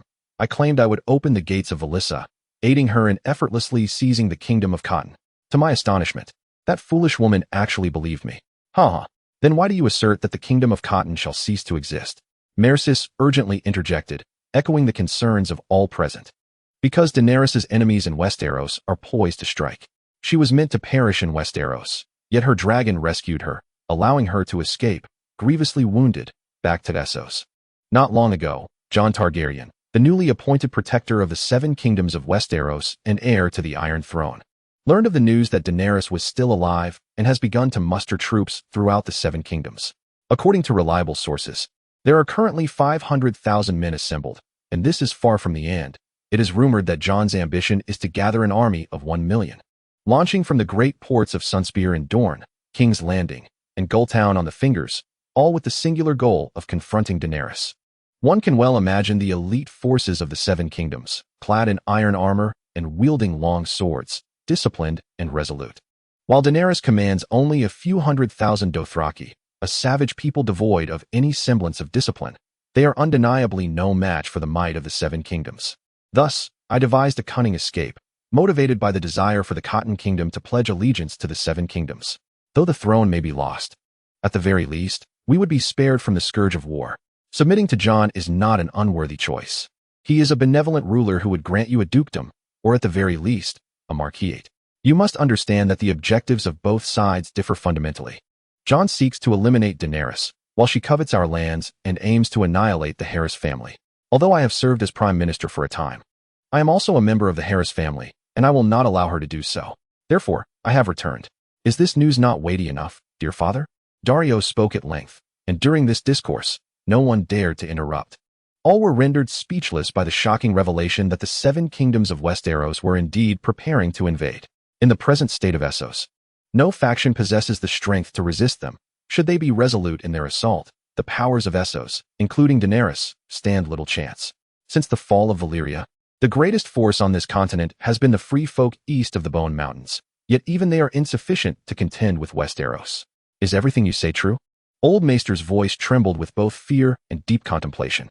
Though he was deeply reluctant to relinquish his current throne, he had to weigh the feasibility of the submission plan against the looming specter of death and annihilation of his lineage. Absolutely, if you doubt me. You may dispatch spies to Westeros to inquire. There, they are fervently enlisting soldiers. The momentum is overwhelming, and it cannot be hidden. This is not mere fabrication on my part. At the current pace, within half a month, they will gather sufficient soldiers and construct a formidable fleet to cross the narrow sea and stand before you. Your time for hesitation is dwindling. Upon hearing this, Valen's wine cup shattered upon the ground. If this is the case, then what have I been waiting for all these years? What have I been striving for? Merely for a title? It is crucial to recognize that an independent kingdom cannot be compared to a noble bound to serve, even if that noble is a duke. The disparity is glaring, and the prospect of merely being a marquis is a devastating blow that left Valen momentarily undone. Daario cast a scornful glance at Valen. So, I shall no longer contend. Rather than be a lord beholden to others, I would prefer to be an indolent scion, at least able to enjoy a peaceful twilight. Wouldn't you agree, my dear brother? Chapter 50. The High Council of Cotton. It must be said that Daario's words resonated with everyone present. Who among us desires to meet an untimely demise when we can simply live? Westeros is vast and distant. Even if they were to submit, they would not garrison here, merely maintaining a nominal allegiance. The Emperor's decrees are often ineffectual, and over time, they would revert to their former ways. However, should they fall under Daenerys' rule, the Harris family would undoubtedly face annihilation. Such a choice is one that anyone would make. What do you plan to do next? Await the arrival of the Westerosi and greet them at the gates? Old Maesters, despite having been kings their entire lives, could not escape the innate greed and self-interest of a slave owner. Their foremost thought was always self-preservation. No, I already have a plan. The sons of the Second have followed me for many years. They are all my protégés, loyal only to me, and I shall not abandon them. I told Daenerys I would allow the sons of the Second to enter the city, but that was merely a tactic to placate her. Next, I intend to detach the sons from Daenerys and send them to Westeros to forge an alliance with the 7 kingdoms. I believe they would greatly welcome an ally on this unfamiliar continent of Essos. So, you intend to let the sons of the Second first enter the territories of the Kingdom of Cotton? Valen expressed his greatest concern that his younger brother remained obstinate. He had heard of the sons of the Second, fierce warriors, capable of taking on 10 men each, and fiercely loyal to Daario. Allowing them entry would be more detrimental than beneficial. Daario saw through his brother's apprehensions. We have merely a few thousand warriors, and they shall not enter the city. Rather, they will circumvent it and enter the straits to the west of the Kingdom of Cotton. If you still harbor doubts about this, I must say, brother, you are indeed as timid as a mouse. The emphasis on brother dripped with sarcasm. Valen clenched his teeth, finding his younger sibling perpetually insufferable. I concur with the second prince's proposal. The aged scholar Cauricardo was the first to support Daario. We have only 100,000 men. What good does it do to remain defiant? Even with the addition of the other 2 kingdoms, we would certainly be unable to survive amid the 7 kingdoms and Daenerys. Making a choice to ally with one side is the prudent course of action, whether from the perspective of long-term interests or the survival of the crown. Westeros is our only viable option. Furthermore, let us not forget the descendants of the Loiners, who harbor deep-seated enmity towards Valyria. They will never yield to Daenerys. Even when considering alliances, we must turn to Westeros. At this point, Cauricardo's expression was tinged with sorrow and indignation.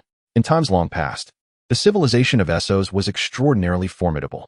When the Giscari established the city of Gisk, becoming the dominant power of the continent, Westeros had not yet seen the shadow of humanity, inhabited only by primitive children of the forest and giants. Even the Undulls, who had been scattered and beleaguered in Essos, found it effortless to vanquish the native inhabitants upon their arrival in Westeros, thereby founding the 7 kingdoms. Yet, what do we witness today? The Undulls have flourished and multiplied in Westeros, their influence steadily growing, while Essos, having suffered the cataclysmic devastation of Valyria, has since languished, bereft of a substantial empire. This is undoubtedly a lamentable state of affairs. As a learned scholar, Cauricardo was well versed in history and literature, Yet the more he knew, the more contemplative he became, acutely aware of how to maximize his choices for benefit. His current fealty to Westeros was merely a pragmatic strategy. He firmly believed that Essos would one day give rise to a superlative civilization, though he himself would not live to witness that day. Once Caracado had spoken, Myesais fell into deep contemplation. Indeed, he had already been swayed by the words of his second son, Daario, and Caracado's endorsement had solidified his resolve. Caracado, being an esteemed scholar, spoke with weighty authority, and none in attendance could ignore him. Let us proceed promptly. Arrange for the second sons to enter. The ships capable of crossing the narrow sea are readily available, thus no preparations are necessary. You are correct. We have little time left for hesitation. Father, we cannot allow the second sons to enter. If negotiations are to be held, it should be you who sends representatives, not the second sons. Valen understood that he could not dissuade his father's determination to surrender, yet the envoy representing the Cotton Kingdom in negotiations with Westeros could not be the second sons. It must be someone of royal stature. Myesais nodded in agreement, though he felt it necessary that Valen voice this sentiment. How about this? Let you and Daario serve as the envoys, and I will dispatch a contingent of guards to accompany you. Deep down, Valen was reluctant to share the journey with Daario, uncertain if his younger brother might betray him at sea. Father, it would be better for the scholar to go. I have no experience in negotiations, Daario objected as well. No, the second sons must be allowed to enter, and they must all come. I cannot abandon them to remain with Daenerys. They would surely perish. Myesais understood that without the protection of the second sons, the city would be overrun by Valen's men, and Daario's life could be in jeopardy after his own demise. He did not wish to see his two sons turn against one another. Thus, it was imperative to provide Daario with adequate protection, as the presence of the second sons would deter any rash actions from Valen. Enough of this debate. The most pressing matter is the negotiations. Let the scholar and Daario go forth to negotiate, with the second sons accompanying them as protectors. We must swiftly draft the terms for the talks, and I entrust this task to the scholar. It must be presented to me by tomorrow. Scholar Caracado nodded slightly, indicating his readiness to undertake the assignment. Mercis made a decisive statement, leaving Valen with little room for further discussion. The old king then turned to Daario and instructed, expedite the entry of your second son's regiment into the territory of the Cotton Kingdom, but do not enter the city just yet. Only those accompanying you for negotiations may proceed. The rest shall remain stationed outside the city. Daario understood that Mercis had not fully entrusted him. Reluctant to plant a potential time bomb within the walls of Valiza at such a critical juncture, thus keeping a contingency plan in place. Very well. I had no intention of allowing them into the city anyway, lest certain timid individuals become excessively alarmed. Daario cast a sardonic glance at Valen, his words dripping with mockery. Valen's face fluctuated between shades of green and white, yet he ultimately refrained from retorting, his fists clenched tightly, cracking with suppressed rage. Just wait. What does it matter if the second son's regiment is involved? Once the old fool is gone, I will ensure your demise. 2,000 men to safeguard your life. How naive. The assembly dispersed, each individual preoccupied with the tasks assigned by Mercis. The news Daario brought heightened the already tense atmosphere in Valiza, provoking even the usually lethargic Valen, who habitually defied his father, to feel the looming threat, leading him to patrol the city walls for the first time. As he observed Daario exiting the city gates with 2 attendants to meet the second son's regiment, a flicker of inscrutable emotion crossed Valen's eyes. Chapter 51. Striking at the root, Laro had made his appearance in Westeros, as we had anticipated, and he did not seek you out initially. Zheng Xin sat within the central military tent, savoring the sweet wine. Indeed, however, he has disseminated the news of my survival, effectively restraining me while simultaneously aiming to weaken the 7 kingdoms. Daenerys nodded, refilling Zheng Xin's cup. The King of Light, the dragon, is elusive. Having allowed him to escape once, capturing him again will not be easy. I must depart for a while, so you must exercise caution during my absence. I cannot guarantee that the King of Light will not strike back unexpectedly, but I cannot remain forever. Daenerys nodded gently, aware that the new king possessed power rivaling the divine, making it improbable for him to act as her protector. Rest assured, to die for the new king's grand aspirations would be my honor. I have faced death once, it holds no terror for me. Proceed with your plans. Go and make the necessary arrangements. Daario's second son's regiment has already begun their movements. Do not concern yourself with me. Daenerys accepted her orders and exited. Yet Zheng Xin did not hurry away. Instead, he closed his eyes, delving into the events of the past. He needed to swiftly uncover the whereabouts of the King of Light, ensuring that he did not regain his strength. For now was not the time to confront him as an equal. If possible, he aimed to eliminate this threat altogether. If not, he must at least create obstacles to hinder his unrestrained recovery. Soon, Zheng Xin found himself immersed in memories. Following the trail of Laro, whose body had dissipated from the wound of an ice blade, he discovered that it had undergone a physical transformation with a shadow that had emerged from the cave. It turns out that such means were employed to escape.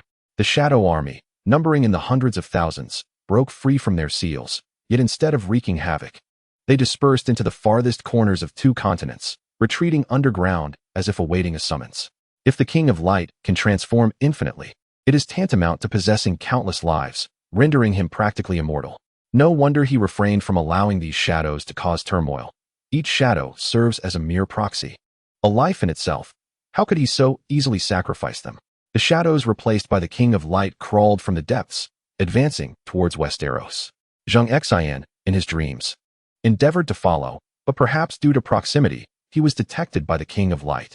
With a mere wave of his hand, a dark mist surged forth, severing the connection between them, and thereafter, the King of Light vanished from Zheng Xin's consciousness. Frowning, Zheng Xin exited the dream. Indeed, the King of Light possessed remarkable abilities, capable of perceiving even the slightest intrusion into his dreams. It seems this tactic would not suffice. However, Zheng Xin had long anticipated such a situation. If the Night King could sense it, how much more so the King of Light? Since tracking through dreams was futile, it was time to cut off the source. You seek to incite war between the 7 kingdoms of Westeros and Essos? Then let us first eliminate Jon, this mere mortal.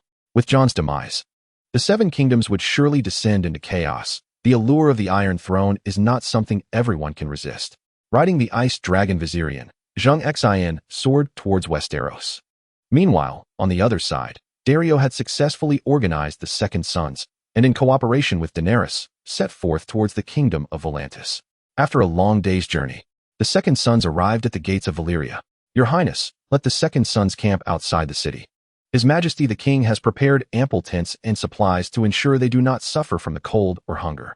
The guards were from Volantis, having been specifically arranged to await Daario's arrival, aiming to instill a sense of trepidation. What if your men have arrived? They still cannot enter the city. Valyria belongs to Volantis, and no one shall seize it. Daario smiled. As you wish. The soldier was taken aback. He had expected Daario to rebuke him, to vent his frustration, yet Daario simply accepted it with calmness. After receiving the supplies and provisions, he ordered his troops to remain stationed and entered the city with 2 of his trusted companions. Is everything properly arranged? Maester sat behind the table, observing as Carlicato presented the terms for negotiation. Upon seeing Daario's return, he inquired. The Second Sons have been fully brought back, totaling 3,000 men. I plan to take 500 to Westeros. Has the Grand Maester completed the negotiation materials? Yes, it is completed. I believe the feasibility is quite high. It not only offers the 7 kingdoms the respect they deserve, but also preserves the interests of our kingdom of Volantis to the greatest extent. Take a look, after all. This negotiation centers around the 2 of you. Daario perused the documents with meticulous attention and could not help but acknowledge the shrewdness of Carlicato. Between the lines, a profound reverence for the 7 kingdoms of Westeros emanated, accompanied by an earnest desire to join their ranks and seek their protection. To this end, he expressed a willingness to lower his status, transforming his independent kingdom into the 8th realm under the aegis of Westeros, subject to the constraints of King's Landing, paying tribute annually, while beseeching King Jon to dispatch forces expeditiously, as the kingdom of Cotton was perpetually threatened by Daenerys. He lamented the sparse population and barren lands of Cotton, which rendered sustainability exceedingly difficult, yearning for the resources and economic support of the 7 kingdoms. He meticulously extolled the Iron Throne of King's Landing, listing the urgent supplies needed by Cotton, hoping for favorable backing from the capital. The astuteness of his proposal lay in retaining the title of kingdom.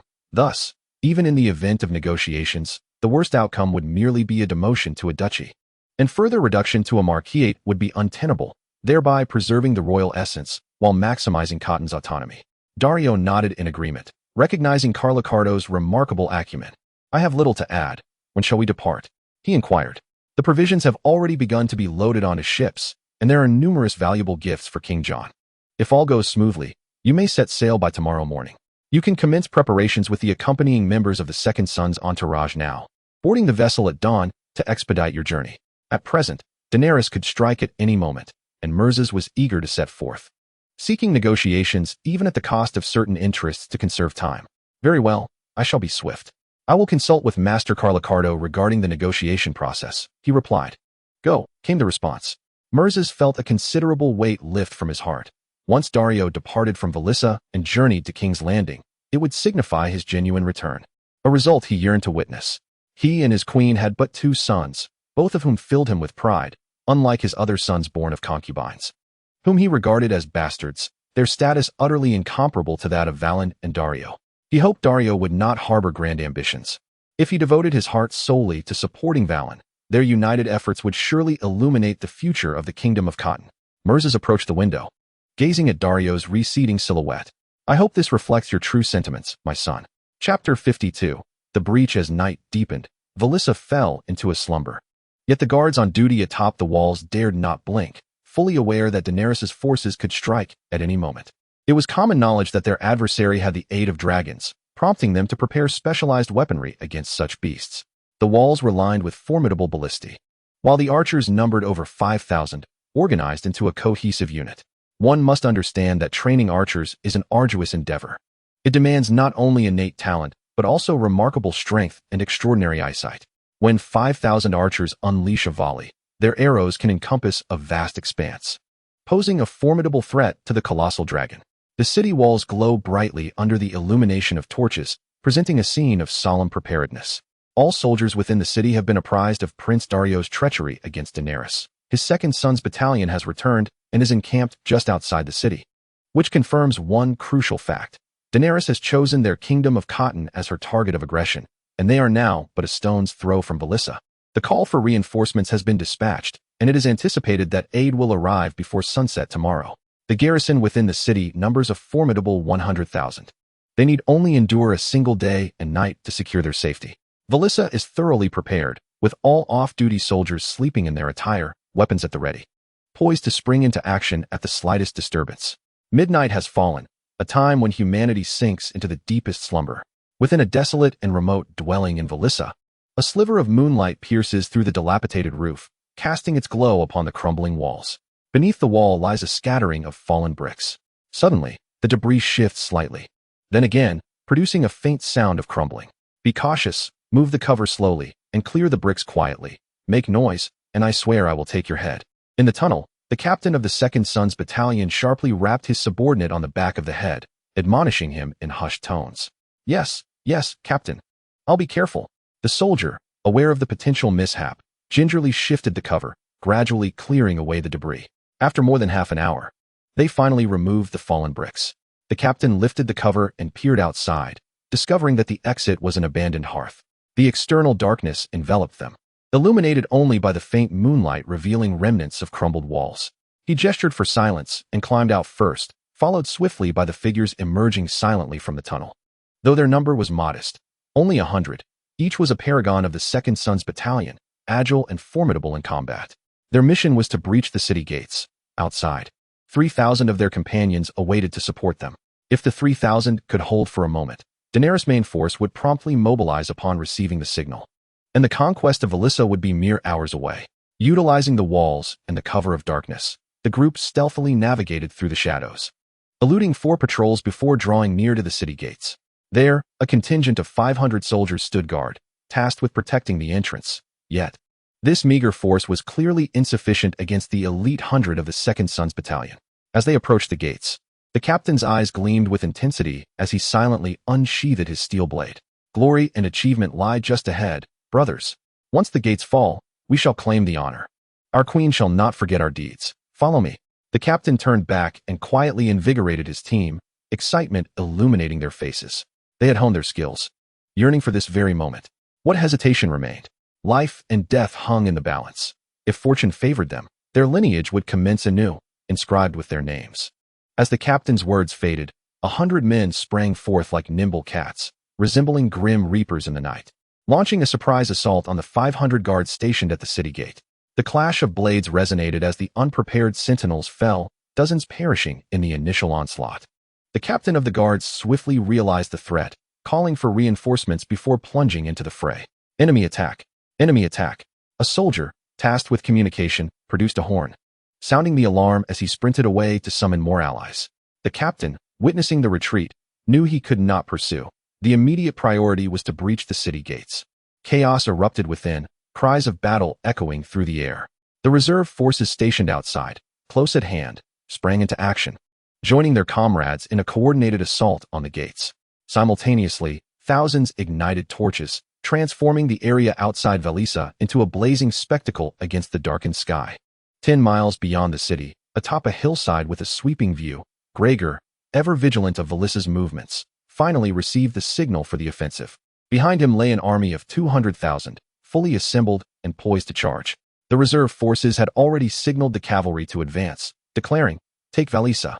With a commanding shout from Gregor, the Dothraki riders began their descent down the slope, a force that could shake the very earth. Meanwhile, assistants to Kays and Dario, lying in ambush on the flanks of Valisa, commenced their own commands for the charge. Dario, having penetrated deep into Valisa, relinquished control of his troops to his capable assistant, Coman, who did not disappoint. Together with the main force, they surged from the side, maintaining formation and exuding formidable momentum. Inside Valisa, after a brutal clash, the 500 guards were annihilated, yet more soldiers rallied from all directions. The defenders of Valisa were remarkably swift, rising from their slumber and assembling at the gates in under 10 minutes. However, within this brief span, the gates had succumbed. At this juncture, only 60 members of the reserve forces remained within Valisa, having suffered significant losses from the desperate counterattack of the 500. Fortunately, victory was still within their grasp.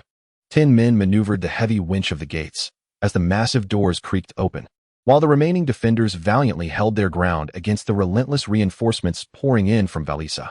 The narrow terrain at the gate provided the reserve forces with an opportunity to leverage their numbers, ensuring that even with more opponents, those who could approach would not exceed a few hundred. As the valiant guards suffered near annihilation, the city gates burst open with a thunderous roar. Thousands of members from the Second Sons surged in like ravenous tigers, determined to prevent the gates from closing once more. The blood-soaked captain, almost bereft of reason, mindlessly swung his steel blade, which had already shattered. At that moment, a figure placed a reassuring hand upon his shoulder, taking over the fray. "Well done, Mannington. Leave the rest to me. Kill." Chapter 53. The Battle of Valisa at the city gates. A fierce battle raged, rivers of blood flowing as the Second Sons showcased their formidable prowess. Dario had not exaggerated. Each warrior was indeed worth 10. Inside the city, chaos reigned as the captain of the royal guard roused the slumbering Mises from his dreams. "Your Majesty, trouble looms. The Second Sons have revolted and seized the eastern gate. Daenerys' forces have encircled Valisa, and the city is on the brink of falling." The captain spoke with trembling urgency, breathless from his exertions. For his duty was to protect the king closely, not to engage in frontline combat. Half awake and startled, Mises leapt up, shedding his usual languor. "What did you say? The Second Sons have taken the eastern gate? They have rebelled." He could scarcely fathom the implications of such news. He understood all too well that this foretold the imminent demise of the Cotton Kingdom.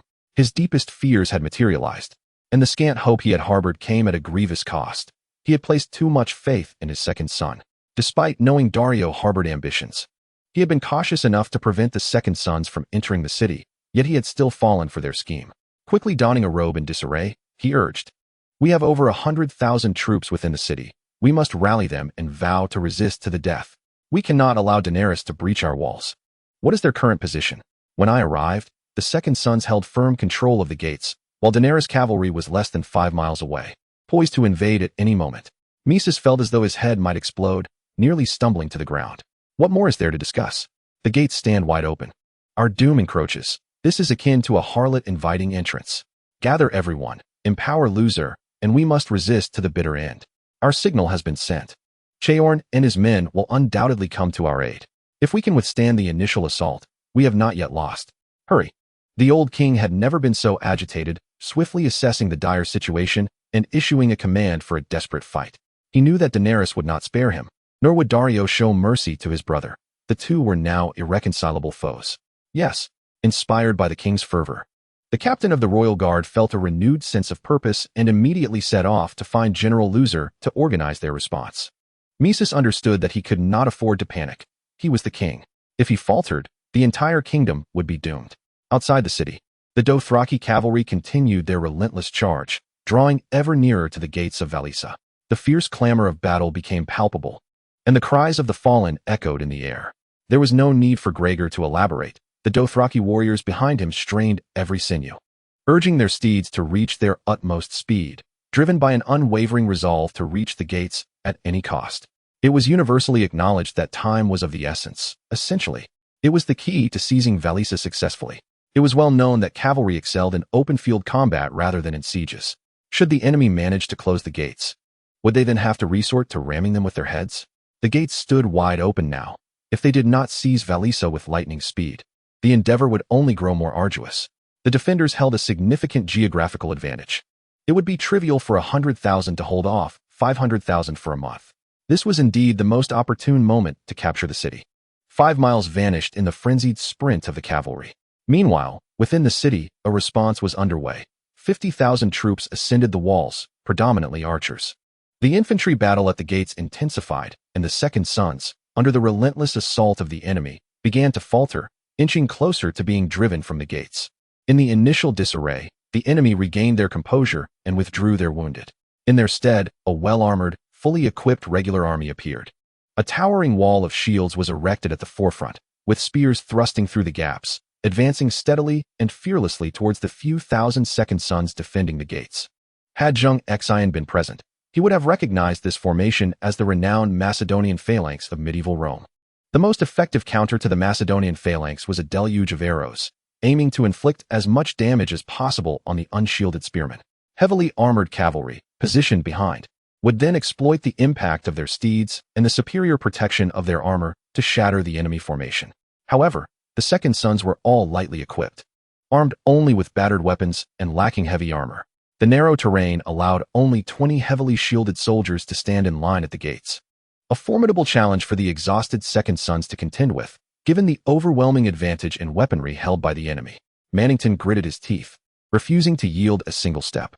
The bloodstains on his face obscured his original complexion. His trembling hands clutched his weapon, not out of fear, but from sheer exhaustion brought on by the fierce combat, sustained only by sheer willpower. No retreat. For Prince Dario, hold the line, hold firm.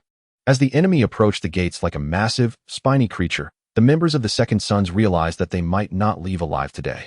Yet, for the sake of Prince Dario, what did death matter? With Mannington's hoarse shout, the Second Sons surged forward, launching a desperate countercharge against the shield and spear formation. Even Luther, commanding from atop the walls, was profoundly shaken by this scene. Is Dario truly worth such devotion from these men? Certainly.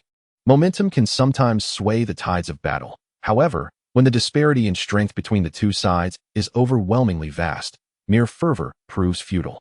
The members of the secondary Son S Battalion, recklessly charging at the forefront, attempted to sever the long spears with their blades, yet they underestimated the prowess of their adversaries' pikemen.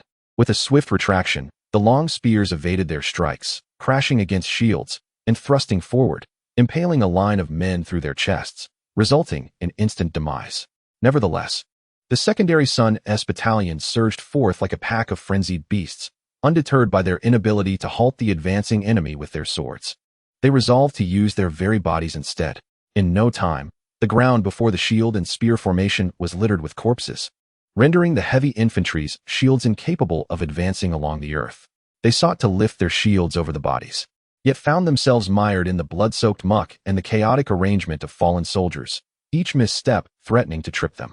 Even more disconcerting, the barely alive members of the secondary Son S Battalion grasped at the ankles of their foes, clinging desperately. Even a fleeting delay was deemed worthwhile. The shield-bearers drew their swords, emotionless, and severed the hands clutching their ankles. Though the arms were broken, the grip remained unyielding. Within mere minutes, the secondary Son S Battalion suffered catastrophic losses. Mannington lay on the ground, unable to move, a gaping wound through his chest accompanied by dozens of slashes. My lord, I shall take my leave. I truly have done my utmost. Observing the decimation of the thousands defending the city gates, Luther atop the wall saw the approaching army mere paces away. With no time for celebration, he bellowed, "Hurry! Close the gates! They are upon us!" Without need for further instruction, the soldiers rushed forward, eager to operate the winch and hasten the closing of the gates, for none wished for their own demise. As the winch turned, the gates began to rise slowly. These gates were of the drawbridge variety, opening upwards, and were constructed as a single unit, making them nearly impervious to brute force. The gates were ascending, while outside, the Dothraki cavalry drew within 20 paces. Gregor, leading the charge, wielded his spear, striking the flank of his steed, which, in pain, surged forward, swiftly covering the distance in the blink of an eye. At that moment, the gates had risen halfway. In mere seconds, they would be sealed, at least to a height that would prevent the horses from leaping over. Yet, it was still insufficient. Arrows rained down from the battlements, relentlessly targeting Gregor and the approaching Dothraki cavalry. With deft movements, Gregor deflected several arrows with his spear, then flicked the reins, prompting his steed to leap as if propelled by the very wind, bounding onto the half-open gates. As the grim scene within the gates unfolded before his eyes, Gregor realized the secondary Sun-S battalion had indeed been annihilated. Though the sheer brutality of their fate was shocking, the ground was strewn with bodies. Scarcely a whole corpse remained, most missing limbs or bearing decapitations. With eyes wide in fury, Gregor launched his spear, which soared through the air, embedding itself in the workings of the winch. The mechanism halted, ceasing the closure of the gates. Greg unsheathed his longsword, his steed leaping forward to plunge into the throngs of combatants. Behind him, the Dothraki cavalry surged forth, following Greg into the city gates. With a sweeping strike, Greg sent 3 entangled soldiers flying, his visage twisted with fury, his eyes ablaze with a crimson hue as he bellowed, "Kill them all, leave no prisoners." Chapter 54. The Fall of Cotton. Ultimately, the eastern gate of Valissa could not withstand the onslaught. On the battlements, Luther was drenched in cold sweat as he beheld the relentless ferocity of these barbarians, each unyielding in the face of death. The tide of cavalry below surged like a tempest, leaving Luther engulfed in waves of despair. "Fire! Keep firing, do not cease," he commanded. The wall remained under his control. Yet the vast enemy forces below required no precision. Even blind shots would find their mark. However, the Dothraki were overwhelming in number. As more cavalry flooded in, the defenders within the gate faltered and began their retreat. "No retreat. Hold your ground."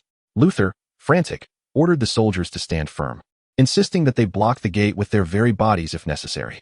They must not allow the enemy's main force to breach the walls. Hope for reinforcements was futile, as they would not arrive until at least noon the following day. They could only rely on themselves now. Yet commands were mere words, and execution was another matter. The defenders, though willing to fight, found themselves powerless against the ever-increasing horde of Dothraki. Many soldiers succumbed to the crushing weight of horses, trampled beneath the stampede. The Dothraki cavalry surged like a deluge, carving a path through the chaotic masses. The newly arrived cavalry seized the winch, turning it in reverse, slowly lowering the gate once more. With this, the final barrier was removed, and the cavalry, riding their steeds, surged into Valissa as if entering a void, a torrent unleashed. The eastern gate ultimately fell. As more cavalry poured in, some dismounted, assaulting the walls via the staircase. These detestable archers, perched above, had claimed countless lives of their kin. Their vengeance could only be sated by the destruction of these foes. At this moment, the Dothraki's hatred for the archers surpassed that for the infantry. The battlements were relatively small, cluttered with arrows, boulders, and various fortification materials, taking up considerable space. Only a few thousand archers defended the walls. The Dothraki, undeterred, pressed forward with ferocious resolve. The archers, armed primarily with bows and daggers, were no match for the Dothraki's curved sabers. Most critically, Luther, the commanding general of Valissa's forces, stood atop the wall, surrounded by Dothraki on both sides, with his own troops dwindling. Realizing the time for a desperate fight had come, he drew his sword and raised it toward the heavens, declaring, "Valissa shall stand forever." Pushed back with fury, with an imposing presence yet utterly futile, the archers continued to fall in droves. Luther, wielding a steel sword, surged to the forefront, cleaving a Dothraki warrior in twain. "See, they are not so formidable. Let us carve our way out," he proclaimed. However, before he could finish his declaration, more Dothraki encircled him. Despite his evasive maneuvers, he could not escape, and a curved blade severed his sword-bearing arm. "Ah!" Luther cried out in excruciating pain, clutching his wound with his remaining hand. Before he could gather his wits, an onslaught of blades descended upon him, and Luther, the supreme commander of the Valyrian forces, was torn apart by the frenzied assault. With the eastern wall breached, the significance of the defenders at the other two walls diminished, compelling them to retreat and gather at the lowly battlements of the palace. More a symbol of royal dignity than a true fortification, it was scarcely capable of sheltering anyone. Merely a decorative facade. Yet, in such dire straits, even a mere ornament must serve a purpose. Valen, the esteemed prince, had never encountered such terror within a single night. His identity, status, and grandeur had evaporated, his very life hanging by a thread. Trembling, he grasped the arm of a soldier standing protectively before him. Daario, where is he? Go find him. Tell him I concede, I was wrong. The throne is his. I will grant him whatever he desires. Just please, do not kill me. Valen wept bitterly. His voice choked with despair. At that moment, genuine fear gripped him. He could not fathom how, after merely a night's slumber, the world had turned upside down. All of this was orchestrated by Daario, against whom he had protested returning. Yet, his father had disregarded his counsel. What could he do? Reduced to such a state, it seemed that the Harris family would be left with none but Daario. Old Maester sat alone upon the throne, a solitary figure, akin to a dying lion, grasping at life. Never had he felt so powerless. He had succumbed, defeated by his affection for kin, underestimating Daario's ambition. Daario, it seemed, had forsaken even the 7 kingdoms of Westeros. Was this truly worthwhile? At that moment, Daario had returned. Having departed earlier with 500 mounted warriors and the scholar Calicado under the pretense of inspecting supplies. As the battle erupted, he received word and hastily returned. Yet it was too late. The remaining mounted warriors had been annihilated. Upon his return, Daenerys rode above Valyrian city on dragonback. The palace was now completely surrounded, with the remnants of Valyrian's 30,000 soldiers cowering within its confines. In the span of a single night, over 60,000 defenders had perished, primarily due to the overwhelming number of Dothraki cavalry and their merciless efficiency in slaughter. Groups of mounted warriors patrolled the streets, mercilessly slaying any dressed in Valyrian garb, following General Gregor's orders to eliminate all, leaving no prisoners. This delighted the Dothraki, who unleashed their carnage without hesitation. At this moment, the threat of the enormous crossbows had dissipated, allowing Daenerys to ride her dragon with impunity through the sky, gazing down upon the throngs of people within the palace. Most soldiers had lost their fighting spirit, devoid of any notion of resistance. They lifted their gazes towards the colossal figure above, their hearts filled only with fear and trembling. Lay down your weapons, and I shall grant you freedom. I know you are all slaves. I am Daenerys, the liberator of Slavers Bay. You can trust me. If you surrender, I will not slay you. Her words instilled a flicker of hope in the despairing soldiers. Indeed, Queen Daenerys would not indiscriminately slaughter the innocent. Her reputation resonated across the continent of Essos. I surrender. So do I. Me too. The power of example is boundless, especially in such dire moments. To refuse surrender meant certain death. Was it worth sacrificing oneself for a king who had exploited their ancestors for generations? The answer was unequivocally no. One man cast aside his weapon, prompting those around him to follow suit without hesitation, until all stood unarmed, willingly opening the grand doors of the palace. Upon witnessing the encircling Dothraki cavalry, their faces fierce and intimidating, the soldiers timidly opened the city gates, their hearts racing with trepidation. What if Daenerys ordered a massacre? What could they do? Their weapons had been relinquished, leaving them to fate, relying on Daenerys' mercy. This time, they had wagered correctly. They were luckier than the defenders of King's Landing and the Golden Company. King Mace Tyrell had not provoked Daenerys, and in her rationality, she did not mind extending a gesture of goodwill towards these ordinary slave soldiers. Daenerys dismounted from her dragon and stepped into the palace, where soldiers parted to create a path for her. Daario and Grey Worm approached her side, serving as her steadfast allies. Inside the palace, only the old Mace Tyrell sat alone upon the throne, awaiting their arrival. Chapter 55. Jon's anomaly. Old Mace Tyrell's countenance was ashen, in a single night. He appeared to have aged a decade, drained of vitality, resembling a man on the brink of death, slumped upon the throne with little strength left to lift his gaze.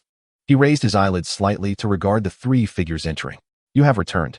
His voice was hoarse and unpleasant, as if a thick phlegm lodged in his throat, impossible to swallow or expel.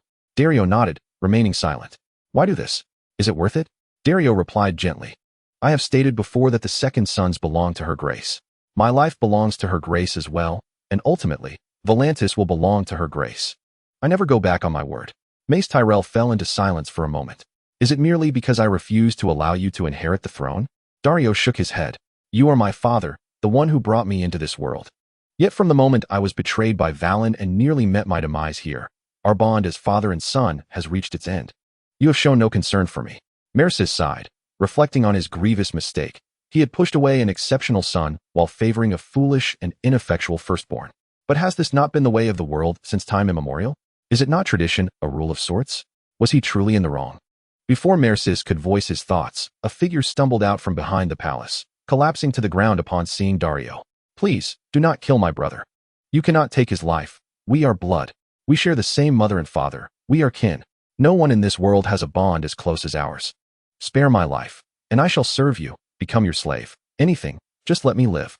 As Dario gazed upon this brother, kneeling and pleading, years of pent-up resentment within him began to dissipate. He raised his foot and kicked Valen in the chest. Begone, you worthless fool. You are unworthy to be called my brother. Yet Valen clung to Dario's leg like a wretched dog, refusing to let go. Promise me, please, do not kill me. Do not kill me. At that moment, fear of death engulfed Valen, compelling him to forsake all dignity and pride. He only wished to survive. Daenerys exchanged a glance with Gregor, knowing that Dario ultimately could not bring himself to execute his brother. Without hesitation, Gregor seized Valen by the collar and hurled him out of the hall. Valen fell to the ground, blood spewing from his mouth as he writhed in agony. Daenerys stepped forward. Lord Mercis, as the heir to the Valyrian Empire, I hereby declare that the Kingdom of Cotton is henceforth disbanded. Its lands, cities, and people shall yield to the Valyrian Empire, and their faith shall revert to the old gods. Do you consent? Whether he agreed or not was of little consequence. It was merely a formality. Nevertheless, he understood the necessity of this ritual. It seemed Daenerys was prepared to show mercy for Dario's sake. Mercis managed a grim smile. As you wish, your majesty. The Harris family stands ready to heed the commands of Queen Daenerys Targaryen. With great effort, Mercis rose from the throne, approaching Daenerys step by step, and knelt upon one knee, expressing his willingness to submit. What choice did he have? Submission was inevitable. Regardless of who he bent the knee to, it all hinged on whether Daenerys or Jon would ultimately prevail. Daenerys smiled with satisfaction. The kingdom of Cotton and Valiza had finally fallen.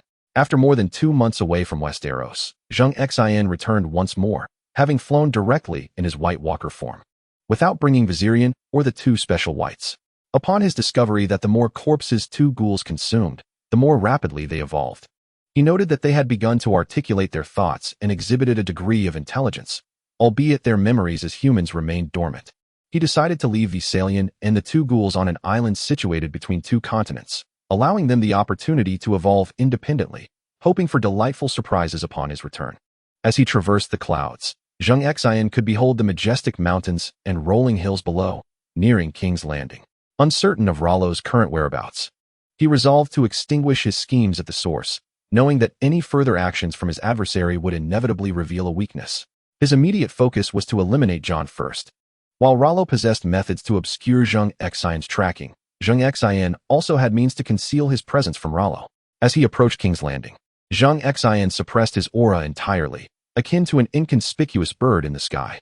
That night, seated high above, Zheng Xin opened his eyes, revealing his white pupils. A flock of sparrows flying beneath him suddenly fell into disarray, but this chaos lasted less than a second before they regained their order. The sparrows then dove towards King's Landing, swiftly landing atop a grand structure, the recently renovated castle of the royal palace. The castle was quite modest, a stark contrast to its former grandeur during Cersei's residency. The sparrows dispersed, occasionally alighting on eaves and windowsills, seemingly searching for something. Zheng Xin employed this method, wary of extending his consciousness within King's Landing, as doing so would expose his presence. Should Rollo be nearby, he would instantly sense Zheng Xin's arrival. Thus, he prioritized caution. The principle of hypothesis proved to be the safest approach.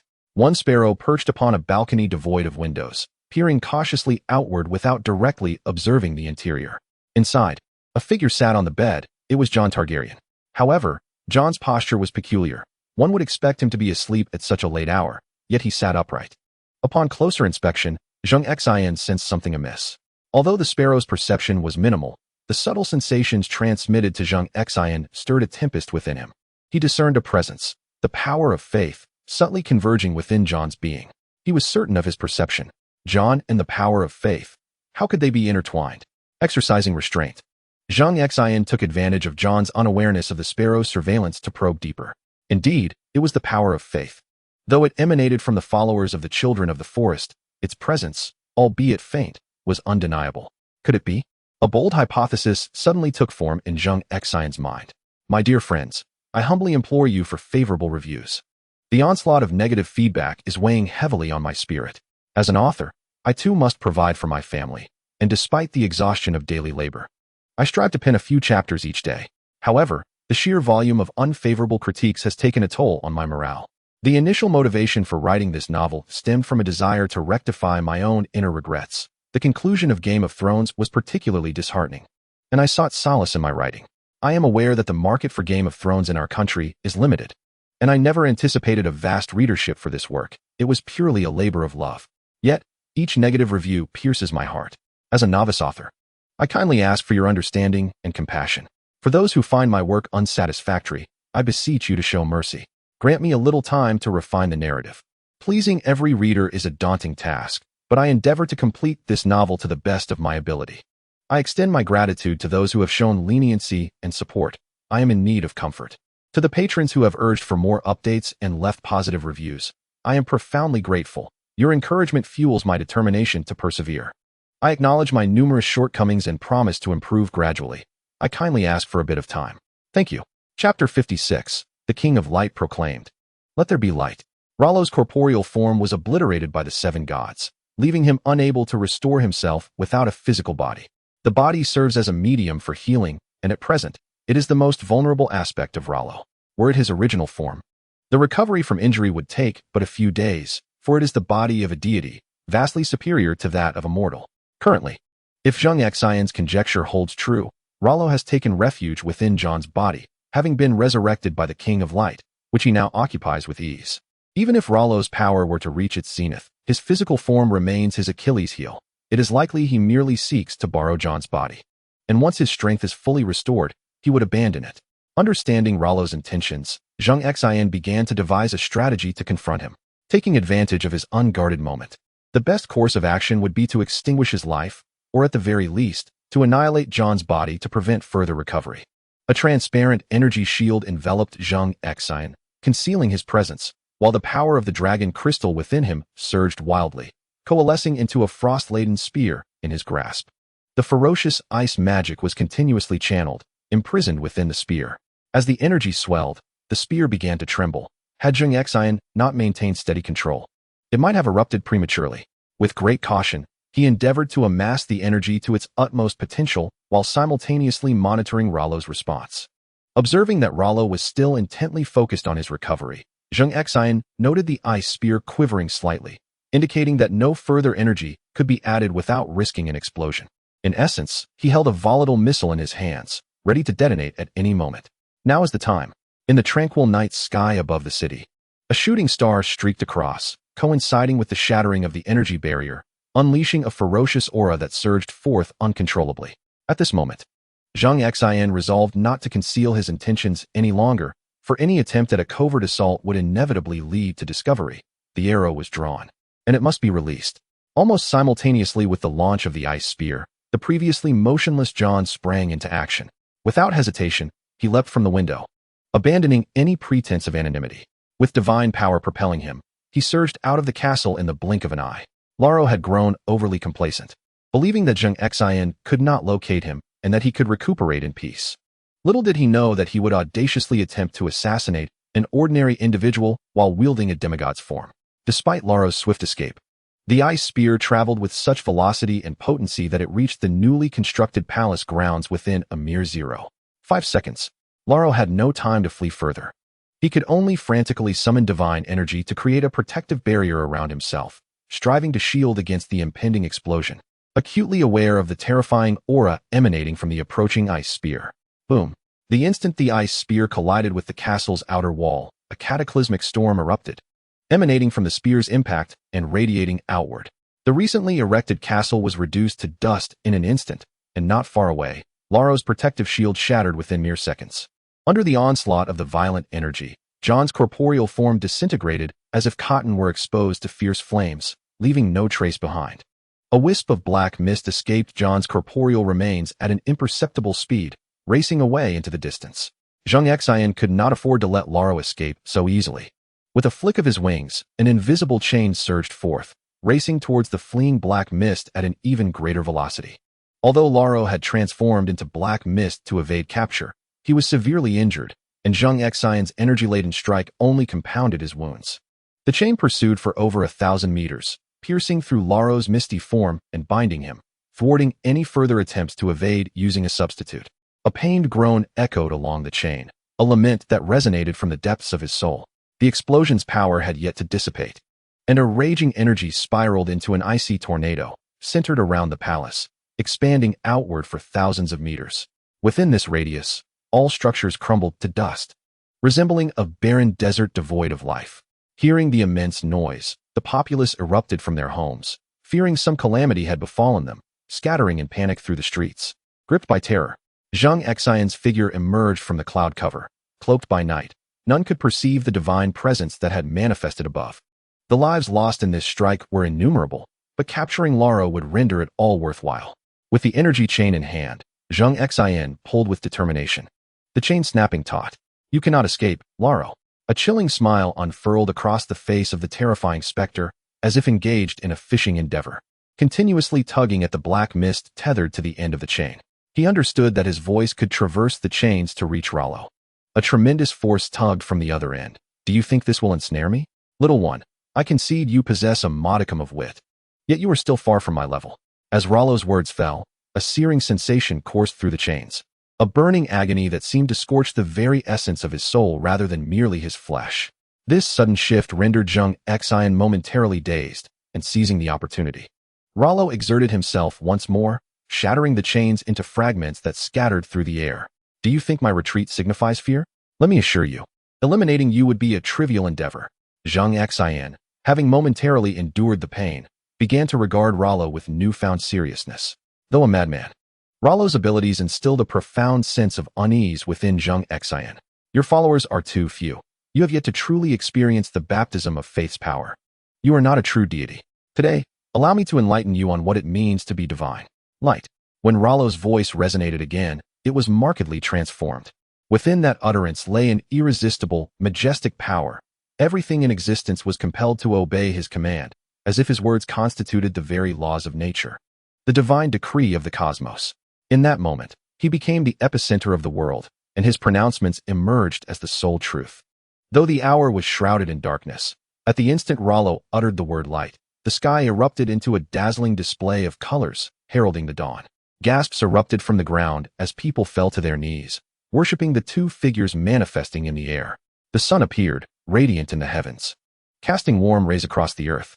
While this sunlight offered mere comfort and warmth to the ordinary, for Zheng Xian, it elicited an entirely different sensation. That piercing, searing pain returned. Each ray felt like steel needles penetrating his skin, burrowing into his innards, stabbing deep into his very soul.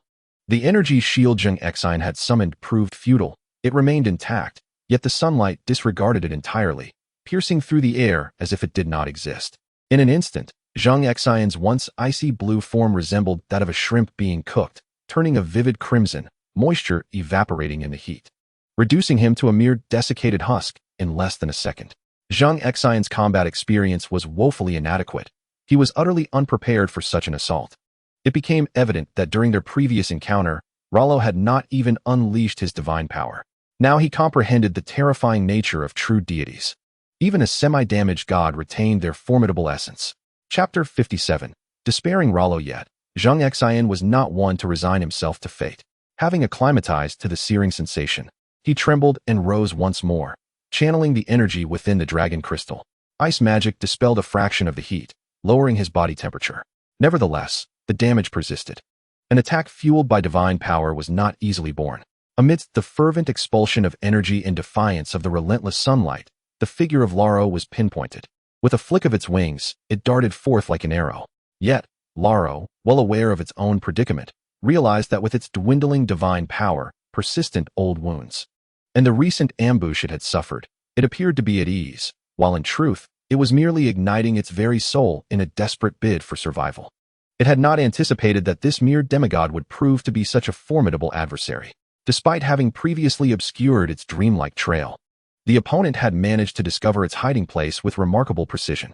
The art of shifting forms and the enveloping darkness required a soul coordinate to facilitate each exchange. The greater the distance, the more soul energy was expended, akin to a slow form of self-destruction. Thus, it was a method Laro would resort to only in dire circumstances. Moreover, as a being of great renown who had reigned for millennia, Laro possessed a sense of pride that forbade it from being pursued like a wretched hound. If its adversary could locate it once, they would undoubtedly do so again. Fleeing was not a viable solution. Thus, it resolved to muster all its strength for a final confrontation, though it harbored deep reluctance. If it did not impose a cost upon its opponent, if it did not inflict pain, it would forever be followed like a shadow, impossible to shake off. And so, the incandescent king of light, Laro, was incensed. Should it fight with all its might, it was confident it could drag its enemy down to the depths of Hades alongside itself. Meanwhile, Zheng Xin, oblivious to such complexities, was singularly focused on eliminating this threat. As long as the King of Light existed, the danger it posed would persist. Laro observed Zheng Xin approaching with the swiftness of an arrow, remaining unperturbed. With a sweeping motion of its hand, a beam of sunlight descended from the sun like a laser, aimed directly at the crown of Zheng Xin's head. Though swift, Zheng Xin could not outpace the speed of light and was struck by the solar energy, sending him hurtling away, a gaping wound tearing across his back. His massive form crashed to the ground like a meteorite, creating a small crater upon impact. Laro, too, felt the repercussions of its attack. This strike had halved its soul energy. Such self-destructive tactics were not sustainable in the short term. Turning to regard the crater where Zheng Xin lay, Laro noted the charred remnants of his form. Yet, with a flicker of blue light, the burnt skin shed away, and he rose once more. Shaking off the remnants of his ordeal, the horrific wound on his back began to mend. Is this truly all you are capable of, Laro? If this is your limit, then you certainly fall short. Once more, the power of the dragon crystal surged within him, and with a powerful beat of his wings, countless ice spears shot skyward towards the shadow overhead, his body following in their wake, launching a direct assault upon Laro. As Laro's strength waned, the sun in the sky dimmed, akin to the twilight hours, as darkness gradually enveloped the realm. Gritting its teeth, Laro summoned a wall of black mist to intercept the ice spears, and Zheng Xin's silhouette was soon engulfed within the murk. Yet, he swiftly emerged from behind, only to find that the sky had succumbed to complete darkness, the night having returned to its normalcy, and the King of Light had vanished without a trace.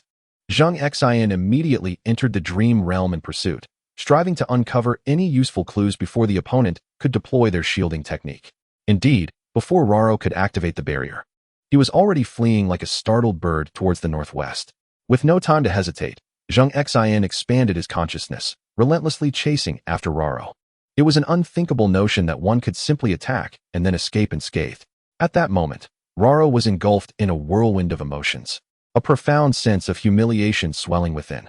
He had exerted all his efforts to deceive this individual into unbinding the seal, believing he would be free as a fish in the vast ocean or a bird soaring high in the sky. Yet, he found this adversary to be exceptionally tenacious, leaving him in a state of perpetual anxiety, akin to a lost dog. Although it appeared that he was the aggressor throughout the battle, in truth, he was merely reacting, fearful that should the opponent seize an opportunity to counterattack, he would be sealed away once more. Death was not an option for him. He was shielded by his faith. As long as there was even one soul in the world who worshipped him, he would not fade into oblivion. This was precisely why he had to ensure the demise of the Night King. Now, the Night King's successor, the half-god of the White Walkers, clung to him like a parasite, preventing him from regaining his strength. In his current state, having overexerted his soul energy, he was no longer a match for his pursuer. A single misstep could see the illustrious King of Light plunged into eternal slumber once more, an outcome he vehemently wished to avoid. Zheng Xin, however, granted him little time for contemplation, drawing ever closer, the sound of ice spears whistling past him. A single hit would render Laro incapable of sustaining another soul transfer. Aware of the dwindling power within him, Laro, despite his reluctance, was compelled to make a choice. Soul transfer. As Laro initiated the transfer, his essence vanished, merging with a shadow concealed in an unknown refuge. The shadow, newly transformed, barely had time to react before Zheng Xin's blade severed its head, disintegrating it into a cloud of black mist, accompanied by a final, anguished cry that faded into the void. Laro escaped once more through the soul transfer. And though he seemed on the verge of success, Zheng Xin could only vent his fury upon the shadow. It was a near miss, yet this time, Laro would not emerge unscathed. It was likely he would refrain from causing further chaos for an extended period. This interval would mark Zheng Xin's prime opportunity for development. Attaining the power of belief, inspiring genuine devotion and worship within the hearts of the people, is no trivial task, especially in Westeros. where the inhabitants have revered the seven since the arrival of the Undulls. Altering their faith is far more challenging than extinguishing their lives. Currently, Zheng Xian's strength derives entirely from the dragon crystal. He has yet to transition from magical prowess to divine power. However, since acquiring the faith of the children of the forest, there has been a slight shift. Yet this shift is minuscule. Akin to a single drop of water in the vast ocean, he requires a greater influx of faith. This transformation holds numerous advantages. For instance, the phenomenon recently exhibited by Raro, where day and night were reversed and commands became reality, is beyond Zheng Xian's current capabilities. For instance, should an invincible deity emerge during a time of unparalleled might, such as the seven gods, they could effortlessly annihilate Zheng Xian's corporeal form and extinguish his very soul. However, if he were shielded by the power of faith, his soul's flame would remain unquenched unless the seven gods were to eliminate all his believers. This is precisely why the seven gods refrained from obliterating Rallo and instead opted for his confinement, not out of desire, but rather due to impossibility. Presently, with Rallo incapacitated for a span of at least a decade, if not a century, Zheng Xian is finally free to pursue his ambitions without reservation. Chapter 58. Manifestation in the early morning. In King's Landing, the events of the previous night seemed like a fleeting dream. Yet the ruins surrounding the royal castle served as a stark reminder that this was no mere illusion, but a reality that had transpired. Tyrion stood before the rubble, a jagged scar slashing across his cheek, rendering him particularly fearsome. Prime Minister, he began, the battle witnessed by nearly the entire city last night was undeniable. The sun's sudden emergence at midnight, the two figures in the sky emanating an overwhelming sense of dread, and the countless individuals kneeling in reverence, all bear witness to the truth. Even Tyrion himself had been fortunate. His residence was a considerable distance from the palace, or else he too would have perished in that calamity. He immediately summoned the dukes of the other 6 kingdoms to King's Landing. With the death of His Majesty Jon and Daenerys lurking in Essos, now was not the time for internal strife. Furthermore, who were those 2 deities, and what was their purpose in this conflict? All of this remained shrouded in mystery. It was imperative to pacify the populace and elect a new king to stabilize the situation. By the way, seal the city, no one enters or exits. Suppress the news of the king's demise. Otherwise, Tyrion did not finish his thought, but his guards understood. If the news were to leak, chaos would inevitably ensue. True to his reputation as history's most astute dwarf, Tyrion swiftly recognized the crux of the matter. Now was not the time for infighting. A peaceful selection of a new king was the only prudent course of action. Rest assured, not a single fly shall escape King's Landing. A guard affirmed as he took his leave. Yet, the bravado of the moment was soon to be challenged. A chilling wind swept through, stirring up dust from the ruins and raising clouds of debris. The formidable figure from the previous night reappeared above King's Landing. The once clear skies were swiftly shrouded by ominous clouds, which coalesced into a swirling vortex, with the very center hovering above the figure. This strange phenomenon captured everyone's attention, for none had ever witnessed such an eerie spectacle. Soon, someone recognized Zheng Xian, the very participant from the previous night's conflict. The present situation was unmistakable. He was the victor. People remain uncertain of his intentions upon returning. Does he seek to annihilate all of King's Landing? Such concerns abound, especially upon witnessing the vast expanse of ruins, a testament to his handiwork. However, Zheng Xian clearly harbors no such designs. Slaughter cannot bestow the power of faith, only engender hatred and revulsion. Fearful submission does not equate to genuine allegiance. Zheng Xian must subtly influence the ideological consciousness of the people, while conquest relies upon Daenerys. Just as the 7 gods personally crowned the first Undull king, Hugo, in the Undull's mountains, a divine presence requires a spokesperson among mortals, someone to construct temples, to offer sacrifices, to spread the word. Coupled with Zheng Xian's occasional miraculous appearances, one day, the entire continent shall once again revere the old gods rather than the 7. The Undulls did not merely conquer their predecessors. Through alliances, marriages, and suppression over centuries, they successfully propagated the faith of the 7 across the land. To amass sufficient power of belief, it is imperative to dismantle the old faith. This endeavor may encroach upon the interests of the 7 gods, compelling Zheng Xian to tread cautiously. However, based on Rallo's words in the underwater cave, it seems the 7 will not intervene for the time being. Zheng Xian cannot verify this, but he can probe the waters. If the 7 truly remain passive, then a sweeping reformation of faith can be boldly enacted. Let King's Landing serve as the initial testing ground.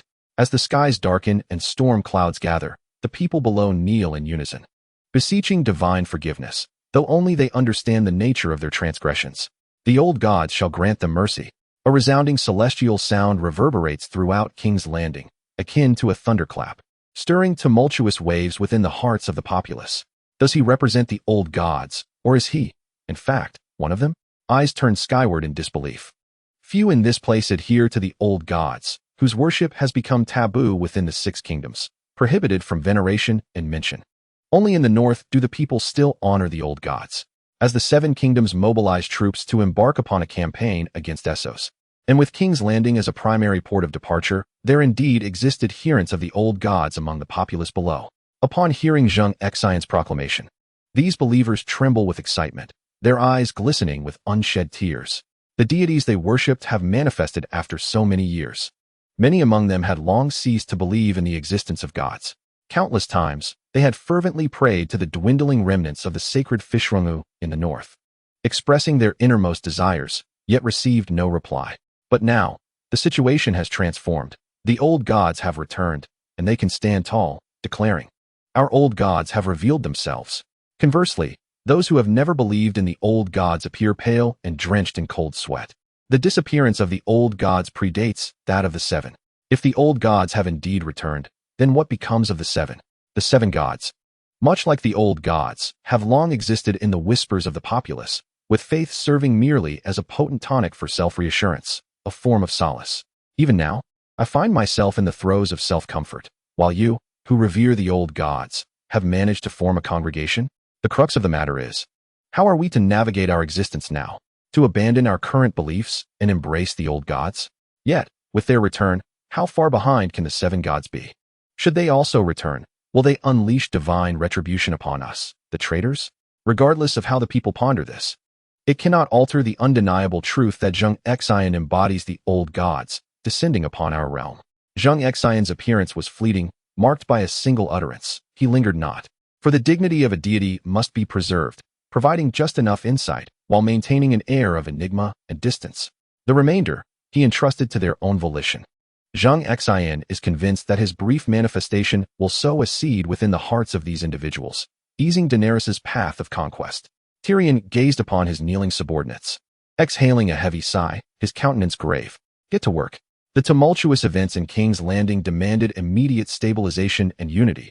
Any semblance of error was intolerable. The first order of business was to gather the lords of the other six kingdoms to deliberate on the next steps, whether to continue the campaign against Essos and to select a new king. Tyrion, being the guardian of the Westerlands and the sole bloodline of House Lannister, was indeed qualified to contend for the throne. The mere thought of possibly grasping that supreme seat stirred a tempest within him. His very existence as a dwarf is deemed a transgression. This was what Tyrion proclaimed during his trial, a time when he felt utterly powerless against the false allegations of Joffrey's poisoning. His only recourse was to voice this truth. If I were to become... Tyrion shook off his fanciful reveries and returned to the Hand's residence. Exhaustion weighed upon him. He had been writing until 2 in the morning, and with Monday's dawn, he would rise at 7 to toil anew. Once more, I beseech you, dear brothers. 10 favorable reviews will earn an additional chapter. Come forth and pummel me with your critiques. Chapter 59. The arrival of the Seven Dukes. It must be noted that the confidentiality measures in King's Landing are exceedingly stringent. Within 3 days, the city's guards had shot down 19 messenger ravens, all dispatched to various territories. Yet, it was evident that not a single message had managed to escape. For all 7 lords, including Tyrion, the dukes of the 7 kingdoms, had gathered in King's Landing. Initially, all had returned to their domains to muster troops in preparation for a grand undertaking. However, 3 days prior, all lords received an official missive from King's Landing. A change is afoot in the capital. Hasten your arrival. The message was succinct yet profoundly shocking. Typically, even in times of crisis, a letter would provide some context. The absence of information is, indeed, the gravest of situations. 7 individuals, representing the pinnacle of power in the 7 kingdoms, congregated in King's Landing. From the Westerlands, it was Tyrion Lannister. In the north lies the kingdom of Winterfell, ruled by Sansa Stark. In the Vale resides House Arryn, led by Robertson Arryn. The Riverlands are governed by Maester Tully, while the Riverlands are under the stewardship of Edmure Tully. Dorne is presided over by Doran Martell, and his son, Oberyn Martell, known as the Red Viper, has recently reached adulthood, inheriting his father's dark hair, but lacking Oberyn's ruthless demeanor due to his youth. In Storm's End, we find Stannis Baratheon, the uncle of the late Lady of Bear Island, Lyanna Mormont, and the younger brother of Jorah Mormont, who succeeded her following her demise at Winterfell. Among these 7 lords, Doran and Stannis are deemed the least likely contenders for the throne. Doran is too young to command respect. While the Mormont family has historically been vassals to House Stark and has only recently assumed leadership of Storm's End, their foundation's still fragile. The others, however, are formidable figures. Tyrion and Sansa need no introduction. One is the current hand of the king, and the other is Jon's sister, both wielding substantial military prowess. Edmure Tully, for instance, is Jon's nominal elder and Sansa's uncle, as the previous Lady of House Stark was Catelyn Tully. It is worth noting that Edmure has greatly benefited from the advantageous marriages of his 2 sisters to 2 prominent lords. Robertson, a steadfast supporter of Jon and a distant relative to the title, is also ill-suited to vie for kingship. This brings us to the last lord, Maester Tully of the Riverlands. This cunning old fox appears to be placid and disinterested, yet his ambition is the most profound. At this moment, the lords remain unaware of the events transpiring in King's Landing. Upon entering the city, they were whisked away to the Hand's residence without even disembarking from their carriages. Your Grace, has His Majesty summoned us for a specific purpose? Doran Martell inquired first, being the youngest present and unable to contain his impatience. With Doran's question, the others turned to Tyrion, their faces reflecting a mix of curiosity and concern. Tyrion's expression was grave as he declared, "What I am about to reveal is astonishing. But every word is true, and all of King's Landing can attest to it. Come, let me take you to a place where you can see for yourselves." His words left the 6 lords perplexed, yet they understood that Tyrion would never jest about such matters on the eve of battle. They suppressed their confusion and followed him out of the Hand's residence. The Hand's abode was not far from the royal palace, yet numerous buildings obstructed their view, so initially, none noticed the change. Surrounded by guards, they proceeded towards the palace. Under the impression they were to meet Jon, their demeanor relaxed along the way. Suddenly, they encountered a desolate expanse, a wasteland devoid of vegetation, strewn with gravel and mud. When did King's Landing acquire such a barren stretch of land? It is incorrect, logically. This should indeed be near the palace. As I surveyed my surroundings, I observed the edges of the desert strewn with collapsed buildings, evidently ravaged by immense force. The group exchanged glances, each at a loss for words to convey the profound shock they felt within. If my conjecture is accurate, the palace has been reduced to rubble? This is utterly preposterous. Who possesses the audacity to obliterate the palace in King's Landing? Could it be that Daenerys, mounted on her dragon, launched a surprise attack here? Before anyone could voice their thoughts, observing their varied expressions, Tyrion interjected, "This is the work of the divine. O Edmure, do not be agitated. Allow me to finish." Tyrion, noting his feet had left the ground and Edmure's hands tightly gripping his collar, shouted, "I understand this is hard to believe, but it is the truth. Do you take us for fools? Where is this god? Tell me, where is he, and why would he lay waste to this place?" Not only Edmure, but the other 5 were equally incredulous. "And Jon, your Majesty has passed." Once Tyrion finished speaking, he felt a release at his collar. Edmure's hands fell limply at his sides. "This must be a conspiracy. Tyrion, you have concocted such a ridiculous scheme to deceive us. Do you think we are but children of 3? My dear Prime Minister, this is no jest. I demand the truth." Sansa's face darkened ominously, clearly distressed by the news of Jon's demise. Though reluctant to accept it, she understood that Tyrion would never jest about Jon's life or death. The immediate priority was to ascertain the circumstances surrounding Jon's death and the genesis of this barren wasteland. The remaining lords gazed at Tyrion in uncertainty, doubting his audacity. Tyrion's complexion paled as he said, "I know you will not believe me, but you may investigate freely, inquire of every soul in King's Landing, beggars, soldiers, blacksmiths, or tavern owners, about what transpired on that fateful night 3 days ago. To be honest, I still feel as though I am dreaming." He then recounted the events of that night in meticulous detail, leaving no aspect unaddressed. The listeners appeared incredulous, yet recognized that Tyrion could not possibly fabricate such a naive lie to deceive them. "We shall investigate the course of events. But I must return to my territory. Without my own forces here, one cannot guarantee you will not engage in underhanded tactics. This place is filled with your men. Who dare speak the truth?" Mastilia remarked. Others concurred, acknowledging the rationale. The city was brimming with Tyrion's soldiers, and until there existed sufficient armed strength to oppose him, who would dare utter the truth? Even if he claimed Jon exploded on the spot, these people would affirm it as fact. Unexpectedly, Tyrion shook his head. No. You cannot leave. Until we elect the next king, none of us 7 may depart from King's Landing. Chapter 60. Tyrion's compromised mace was furious. Tyrion, do you intend to confine us? How audacious. Are you seeking to incite a civil war? Despite his diminutive stature, Tyrion's presence was formidable. Allowing you to return would indeed ignite a civil war. I am acutely aware of your intentions. The 7 kingdoms are currently leaderless, and the death of King Jon has once again destabilized the realm. I will not permit a civil war to break out at this juncture. I harbor no intention of imprisoning you. Firstly, the entire city of King's Landing is aware of how the king met his demise. You are free to investigate without my interference. Secondly, we must elect a new monarch through peaceful means. Lastly, let me clarify. I, Tyrion Lannister, will not partake in the competition for the throne. You 6 shall be the candidates, and I shall serve as the impartial arbiter.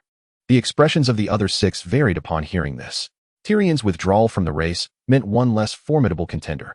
His cleverness was well known throughout the continent, and his absence would certainly enhance their own chances.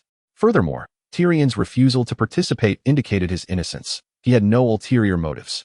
As there was nothing to gain from the throne, his choice was also a reluctant concession, who would easily relinquish the opportunity to grasp the Iron Throne. Yet, as the sole duke present in King's Landing at the time of Jon's death, he could not escape suspicion.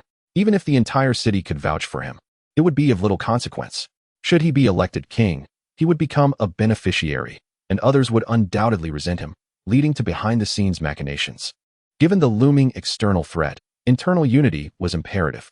Thus, he relinquished this once-in-a-lifetime opportunity, a compromise and a demonstration of political acumen.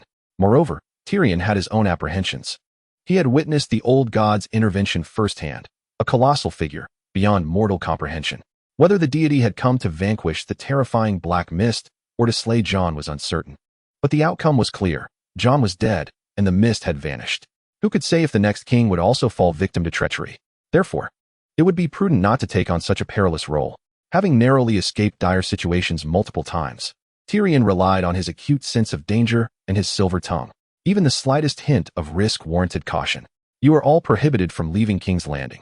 Allow your attendants to conduct investigations. After all, there are plenty of them. Beyond that, your actions within the city remain unrestricted. Once your inquiries are complete, please inform me, and we shall commence the election of the next king. I urge you to expedite this process, as we currently face formidable external adversaries. Daenerys has already seized vast territories in Essos and the Kingdom of Qarth, gaining control over several major ports at the mouth of the Rhoyne River. It is likely she will soon turn her gaze toward us. This news has reached the ears of all the great lords. Since the revelation that Daenerys is alive, the 7 kingdoms have dispatched thousands of spies to the continent of Essos, meticulously observing her every move. Similarly, the news of Jon's demise may have already reached Daenerys. And if they do not hasten their actions, she could very well exploit this window of opportunity to launch a fierce assault on Westeros. What was once perceived as a guaranteed victory for Westeros has suddenly turned into a precarious situation, an unforeseen twist that has left many astounded. In the city of Valyria on the continent of Essos, Daenerys gazes at the messages relayed by her spies, her heart aflame with a tumult of emotions. Jon is dead, the man she both loathed and loved with a maddening intensity.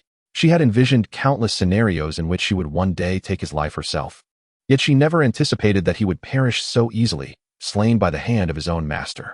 In this moment, Daenerys finds herself at a loss, torn between exhilaration and sorrow, but the reality remains unchanged. After regaining her composure, Daenerys hands the note to Daario. The latest news confirms Jon's death. However, under Tyrion's leadership, the situation in King's Landing remains stable, and the 7 great lords have yet to select a new king.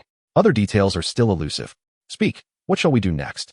Daenerys' forces have grown significantly since their humble beginnings. After conquering the Harris family of the Kingdom of Cotton, her administrative staff has been steadily reinforced.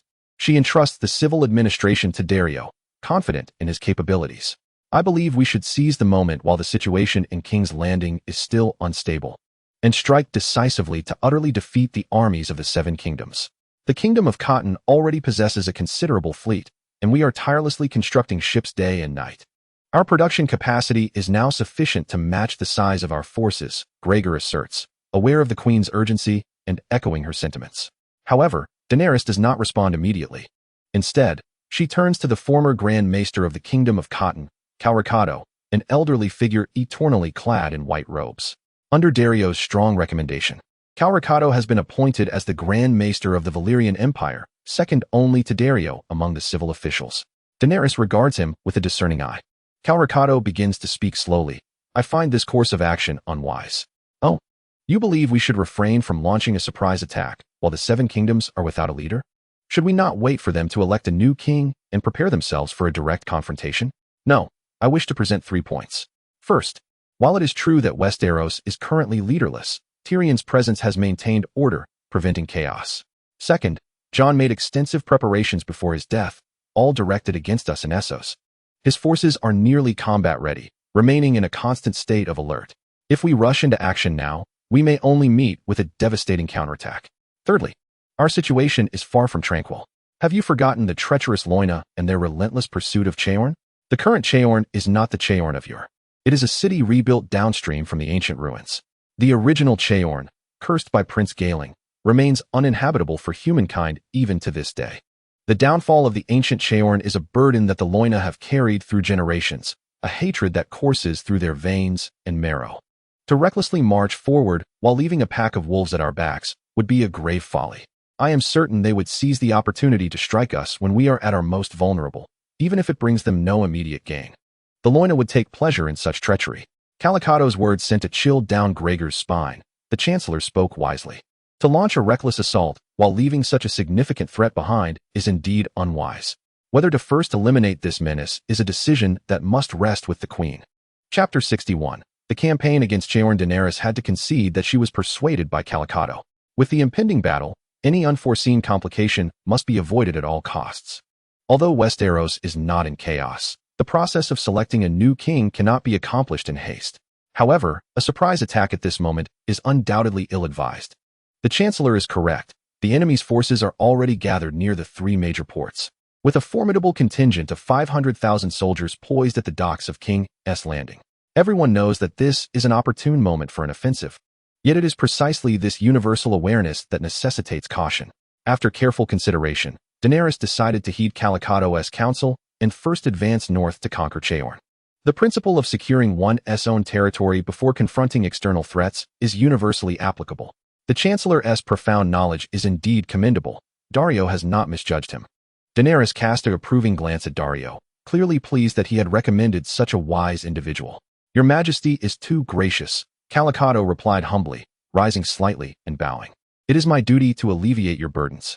Dario spoke only this single sentence, yet it was evident that Calicato's sentiments mirrored his own. Having given both men ample encouragement, Daenerys turned her attention to Gregor and Cuz. The two immediately straightened, meeting her gaze with unwavering resolve. Gregor, Cuz, you shall lead my campaign, commanding 30,000 troops. It is imperative that you seize Cheorn. Can you accomplish this? We shall not disappoint your Majesty, Gregor declared, thumping his chest with enthusiasm. Ever since the Queen had bestowed upon him a name, he felt his life had gained purpose, and he bore the noble Targaryen surname. No longer was he a lowly worm. Such a transformation inspired unwavering loyalty. Daenerys was pleased with Gregor's attitude. Very well. Assemble your forces at once and prepare for immediate departure. We shall not be afforded much time by Westeros. Rest assured, your Majesty, the cavalry is ready. We shall set forth at dawn tomorrow. Excellent. I await your good news. The following day, as the first light of dawn broke, a sharp whistle pierced the air at the encampment outside the city of Valissa. The Dothraki horsemen had already partaken of their breakfast and stood in neat formation. The Dothraki had been organized into ranks by Gregor. 10 men formed a group, 10 groups constituted a squad, 10 squads made a battalion, 10 battalions comprised a regiment, and 10 regiments formed an army, each with designated leaders. Though this classification was somewhat rudimentary, it was undeniably more orderly than the previous chaotic methods employed by the Dothraki, who were no longer a disheveled mass. The chieftains of the various tribes were appointed to positions of command above the regiment level. Presently, the entire force consisted of 6 armies, each comprising 100,000 troops. Among them, the 6th Army was a mixed force of over 60,000 Dothraki and more than 30,000 surrendering defenders from the former city of Cotton. The remaining 500 members of the Second Sons served as Daenerys's personal guard, abstaining from battle to ensure the Queen's safety. This was the greatest testament to the trust placed in the Second Sons, who had suffered a catastrophic loss of 4,500 in the battle for Valissa, rendering them the most decimated unit. The remaining 500 were escorted to the docks by Dario under the guise of protection. Had they engaged in combat, they too would likely have met a grim fate. The Second Sons were now rebranded as the Kingsguard. Had Yura still been alive, Daenerys would undoubtedly have entrusted the Kingsguard to him. However, the responsibility now fell to Edith, the former second-in-command of the Second Sons, stationed far away at Korth.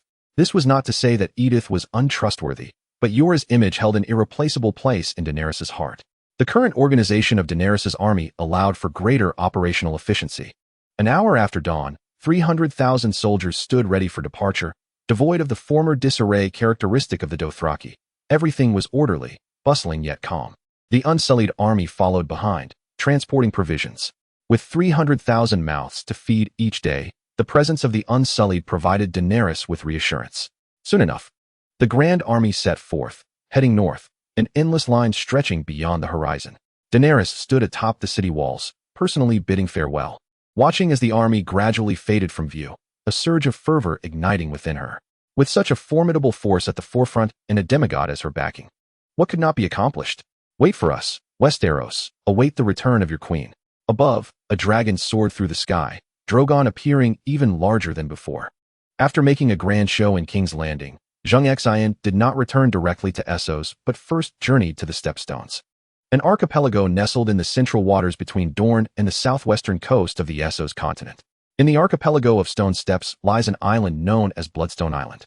This place, shrouded in the white mist of the Smoke Sea, is perpetually enveloped in a noxious haze. While life is not entirely extinguished here, the creatures that manage to survive are either fierce, bloodthirsty predators or carrion eaters rife with disease. Before venturing to Westeros, Zheng Xin cast Viserion and 2 mutated ghouls upon Bloodstone Island, knowing that no matter how ferocious or sanguinary the local fauna, they would transform into docile creatures upon encountering Viserion. Viserion was tasked with hunting for the 2 ghouls, supplying them with flesh, while Zheng Xin was eager to observe the remarkable traits of these specimens, closely monitored by the fire sorcerers of Yasha. These ghouls, already undead, had been infected with the grayscale virus, and with Zheng Xion's recent addition of ice shards, they had evolved into a unique breed of wights. For someone of Zheng Xion's caliber, a direct intervention would not be trivial. Although his summoning of these mutated ghouls lacked the meticulousness displayed by Daenerys, who infused her commands with ample dragon crystal energy, a comparative analysis would reveal that these ghouls were not weaker than the white commanders under the Night King. Curiosity piqued within Zheng Xion. He wondered how far these 2 would develop. Upon discovering them in a dense forest on Bloodstone Island, he was astonished to find the ghouls roasting meat over a fire. Sensing their master's presence, the ghouls immediately rose to greet him, no longer cowering but instead kneeling on one knee in submission. Had they awakened a semblance of human consciousness? The act of cooking over fire suggested they had transcended their primal, devouring instincts, their thoughts gradually aligning with humanity. "Welcome back, Master," they rasped, their voices still grating yet devoid of the previous incoherence, now articulating complete sentences. It appeared Viserion had been diligent in nourishing them, leading to rapid evolution. Zheng Xion nodded slightly, retracting his wings to touch the ground. "I see you have regained some semblance of rationality." One of the ghouls raised its head, speaking with reverence. "Master, after several days of nourishment from Lord Ice Dragon, we have begun to remember our existence as humans. Thank you to those who have left positive reviews and gifts. Just one more review is needed to reach 10. A bonus chapter is expected tomorrow, so let us rally together." Chapter 62, The Norbert Brothers. Oh, you've recalled so quickly? Excellent. Now, share with me the details. How did this come to be? Where do you originate from? How were you captured? And what makes you unique? Zheng Xian found himself intrigued. Logically, he should not have been interested in these ghouls, easily crushable with a mere finger. However, the importance placed on these mutated ghouls by the servants of Rollo had sparked a flicker of observational curiosity within him, perhaps merely a diversion from boredom. Zheng Xin inquired, and the 2 ghouls, unable to conceal their trepidation, promptly recounted their tale. "We are twin brothers. I am Blaze Norbert, and my brother is Leon Norbert. We hail from the lineage of the Loiner, originally residing on the Isle of Serpents. After Queen Namelia of Nazis fled with all the elderly, weak, and women, her first destination was the abandoned city of Yminter on the continent of Sothoros, a place forsaken for over a millennium, surrounded by skeletal apparitions and ghouls, rendering it inhospitable for human life. Consequently, they abandoned the site. Yet, a faction of our ancestors chose not to venture further into the treacherous, uncharted seas, which could spell their doom at any moment. Thus, many remained on the Isle of Serpents, and we are their descendants. The inhabitants there all worship the King of Light, including us brothers. One day, a group clad in crimson garments arrived on the island, proclaiming themselves as the fire sorcerers, servants of the King of Light. And they displayed miraculous signs that convinced us of their authenticity. They asserted that to join their ranks as fire sorcerers, we must embark with them to the inner reaches of Westeros and complete a task, as all fire sorcerers had done before us. Caught up in the euphoria of potentially becoming servants of the King of Light, we followed them without suspicion. Upon reaching the forests of Westeros, they shockingly instructed us to willingly contract the ghoul virus. As Blaze's voice grew increasingly hoarse, it became evident that divulging such a burdensome narrative was taxing for him. Noticing his brother's struggle, Leon continued, having spent our lives on the Isle of Serpents, we were acutely aware of the dire fate that awaited those infected with the ghoul virus. Yet, they assured us that the King of Light would safeguard us from becoming ghouls, claiming that only by completing the task could we attain the status of fire sorcerers. Did we think it easy to succeed as fire sorcerers? Though fear gripped us, their reasoning seemed sound, and with only the two of us against their multitude, we mustered our courage and allowed ourselves to be bitten by a ghoul. To our astonishment, as soon as we were infected, they ambushed us from behind, rendering us unconscious. When we awoke, we found ourselves before you. We have no knowledge of what transpired or how much time had elapsed. Upon hearing their account, Zheng Xin was puzzled. It seemed rather unremarkable, merely the tale of ordinary individuals. Had he truly misjudged the situation? However, Leon hesitated before speaking again. But what? Zheng Xin's interest was piqued.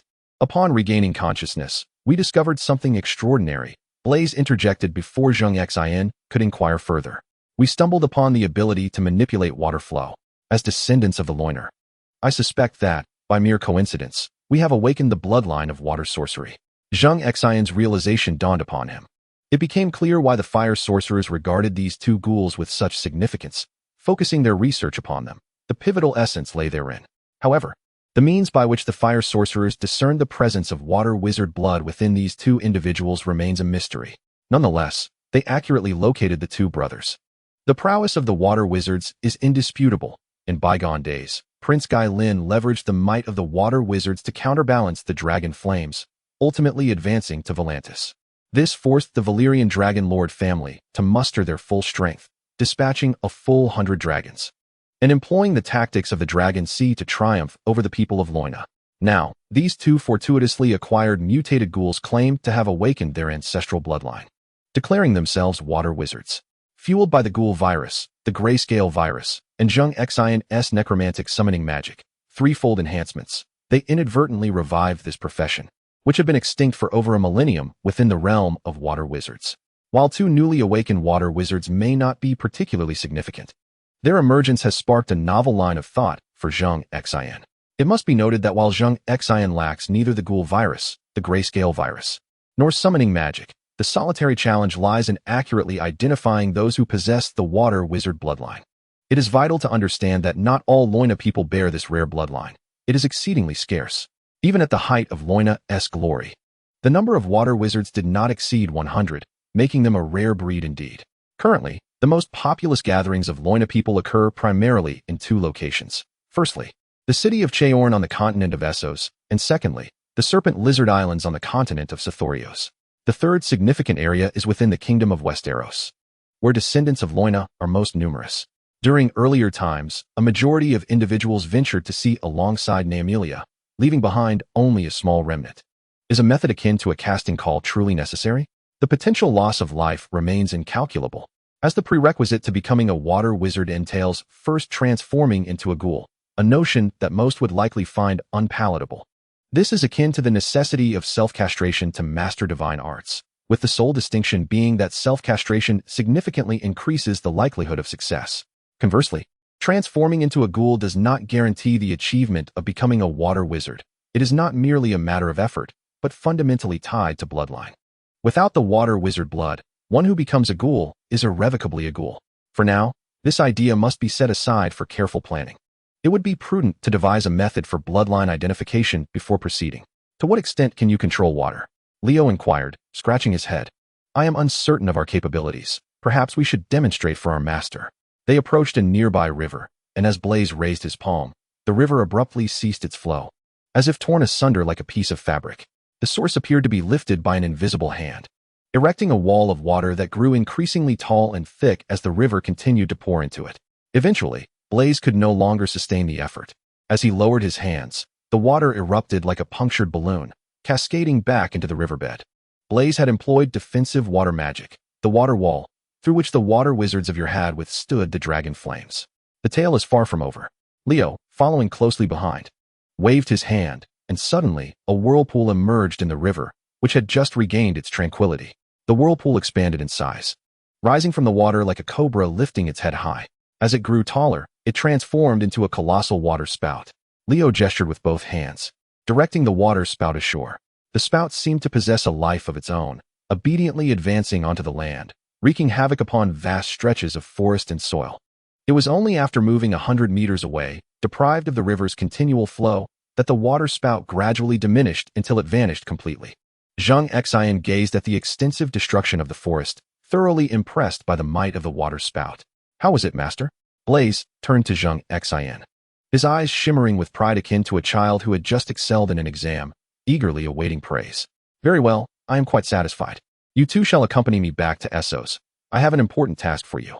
Chapter 63. The Restless Dario. A full day after the army's departure, Daenerys received word from Zheng Xin, instructing her to meet him at a certain location outside Valyria. Daenerys, not daring to delay, swiftly mounted her dragon and reassured the Unsullied that there was no need for concern before venturing out of the city alone. In the distance, Daenerys beheld the massive form of Viserion lying on the ground, flanked by 3 figures, 1 tall and 2 shorter. The towering ice-blue figure could only be her master, Zheng Xin. Drogon descended with a roaring gust, now significantly larger than Viserion, the two having evolved into entirely different realms. Since becoming an undead creature, Viserion could still grow, but its pace had been considerably hampered, while Drogon faced no such limitations. Upon landing, Daenerys greeted Zheng Xin with a bow. Your esteemed presence, my king. Zheng Xin nodded gently, his expression inscrutable. I have several matters to discuss with you. Daenerys listened attentively. I have already made my presence known in King's Landing. In the name of the old gods, before you set forth to Westeros, I shall crown you as the Empress of the Valyrian Empire, which shall be under the protection of the old gods, provided the populace adheres to their faith. Zheng Xion's intentions were clear. He would crown Daenerys as Empress in the name of the old gods, granting her their protection. Now, it was common knowledge in King's Landing that the old gods had returned, and during battles against the Valyrian army, this factor would undoubtedly influence the soldiers, potentially leading to insubordination or even rebellion. Do not underestimate the power of faith within a person's heart. Sometimes, it can compel one to pay the ultimate price, especially when the deity they worship has manifested miracles and even appeared in person. Followers may easily transform into fanatics. Rest assured, my master, I have commanded the construction of temples to the old gods in Yunkai, Karth, Astapor, and Valyria, planting sacred trees. Henceforth, wherever my army treads, they shall be enveloped by the glory of the old gods. Excellent. Zheng Xin acknowledged Daenerys' decisiveness. As once the temple was constructed and the fishwood trees were extensively planted, he would be able to harness a substantial amount of faith energy. Daenerys' territory had indeed grown considerably, populated by many, and soon, a vast influx of faith energy would flow into Zheng Xion's being, for he was well prepared.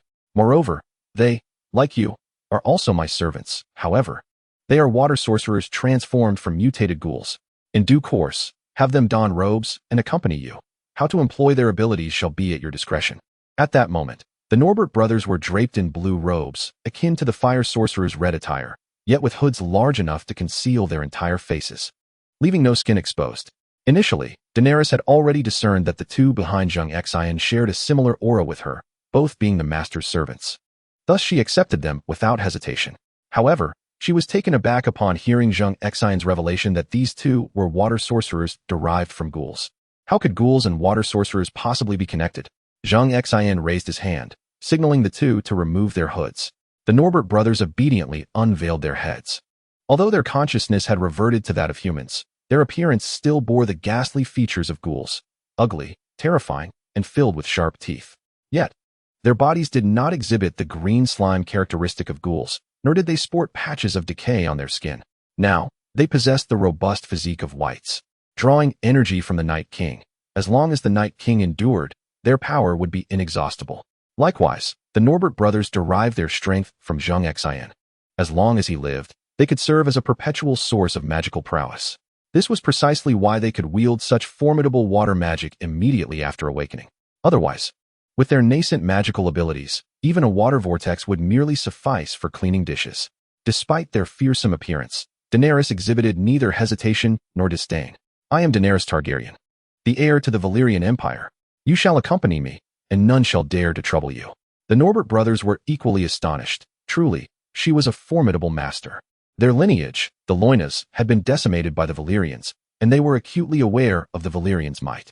Now, the one who was reconstructing the Valyrian Empire was, like them, a servant of the master. It appeared they were destined to serve Daenerys henceforth. Yet, despite their heritage, the loyalty to their master transcended all. The grievances of their past had been entirely erased from their consciousness, leaving them solely devoted to serving their master with unwavering dedication. Very well, let us return with them. They will prove useful. Daenerys set forth upon her mission, yet this time she did not mount her dragon. Drogon, despite his formidable presence, was not an undead creature. He possessed his own temperament and would not permit two wights to ride him. To convey her respect for Zheng Xin, Daenerys accompanied the two brothers on foot back to Valyria. Fortunate that the distance was not great, and they soon arrived. As Daenerys approached the gates of Valyria, the guards were taken aback. The queen was known for soaring through the skies on her dragon. Never had they seen her walk such a distance. Moments earlier, they had witnessed the dragon take flight from within the city, leaving them bewildered as to why she would return on foot. Following closely behind her were two enigmatic figures clad in blue robes, their features obscured, yet being in the presence of Her Majesty assured the guards of their allegiance. Upon spotting the queen, the soldiers swiftly opened the gates to welcome her return. While the origins of the two water sorcerers remained a mystery that none dared to inquire about, except for Daario. Observing the increasingly mysterious Daenerys, Daario approached her. Your Majesty, who are these two? Although Daario sensed an impending crisis, it was not rooted in fear of Daenerys' distrust. If that were the case, she would not have entrusted him with significant responsibilities or allowed him to return to Valyria for his mission, nor would she have appointed him as her hand. His concern stemmed from the fact that Daenerys had returned for quite some time without once inviting him to partake in their previous intimate encounters. It was well known that before her departure to Westeros, they had shared numerous passionate moments, and from the very first glance, Daario had been entranced. Willing to betray the other two leaders of the Second Sons for her, the fervor that once burned brightly before her journey had now waned, leaving him anxious at the thought that he might never again share such pleasures with the queen of his dreams. Daenerys cast a knowing glance at Daario. She was acutely aware of his sentiments, yet all she could offer him in return was a silent apology. These two are water sorcerers whom I have summoned. I intend to dispatch them to Cheorn to assist Gregor. With their aid, I believe the time required to seize Cheorn will be significantly reduced. Water sorcerers? Anyone well-versed in the chronicles of the continent would know their esteemed origin. Akin to the dragons of Valyria, they were the national treasure of the Loinai.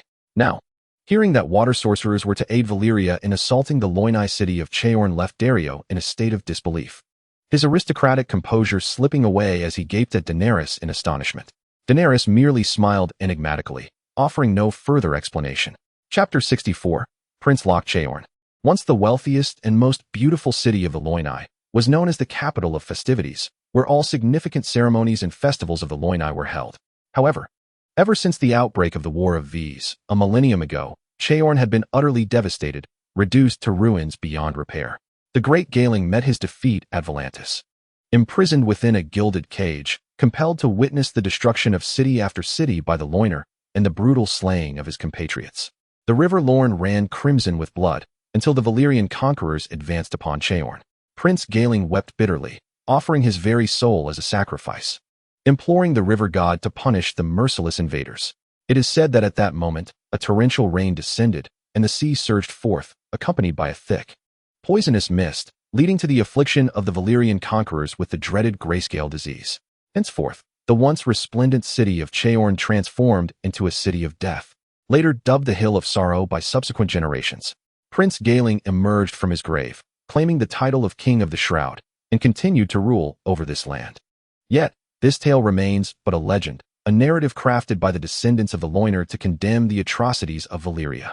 In truth, the land had indeed become inhospitable to humankind. Thus, those Loiner who did not accompany Nymelia to sea rejoiced when Valyria collapsed, and near the ancient Cheorn, They reconstructed the present-day city in the image of its predecessor. They regarded themselves as the true loiner, eschewing intermarriage with outsiders and expansion, content to safeguard their modest domain. However, not long ago, news arrived that incited a tremor of fury among all loiner.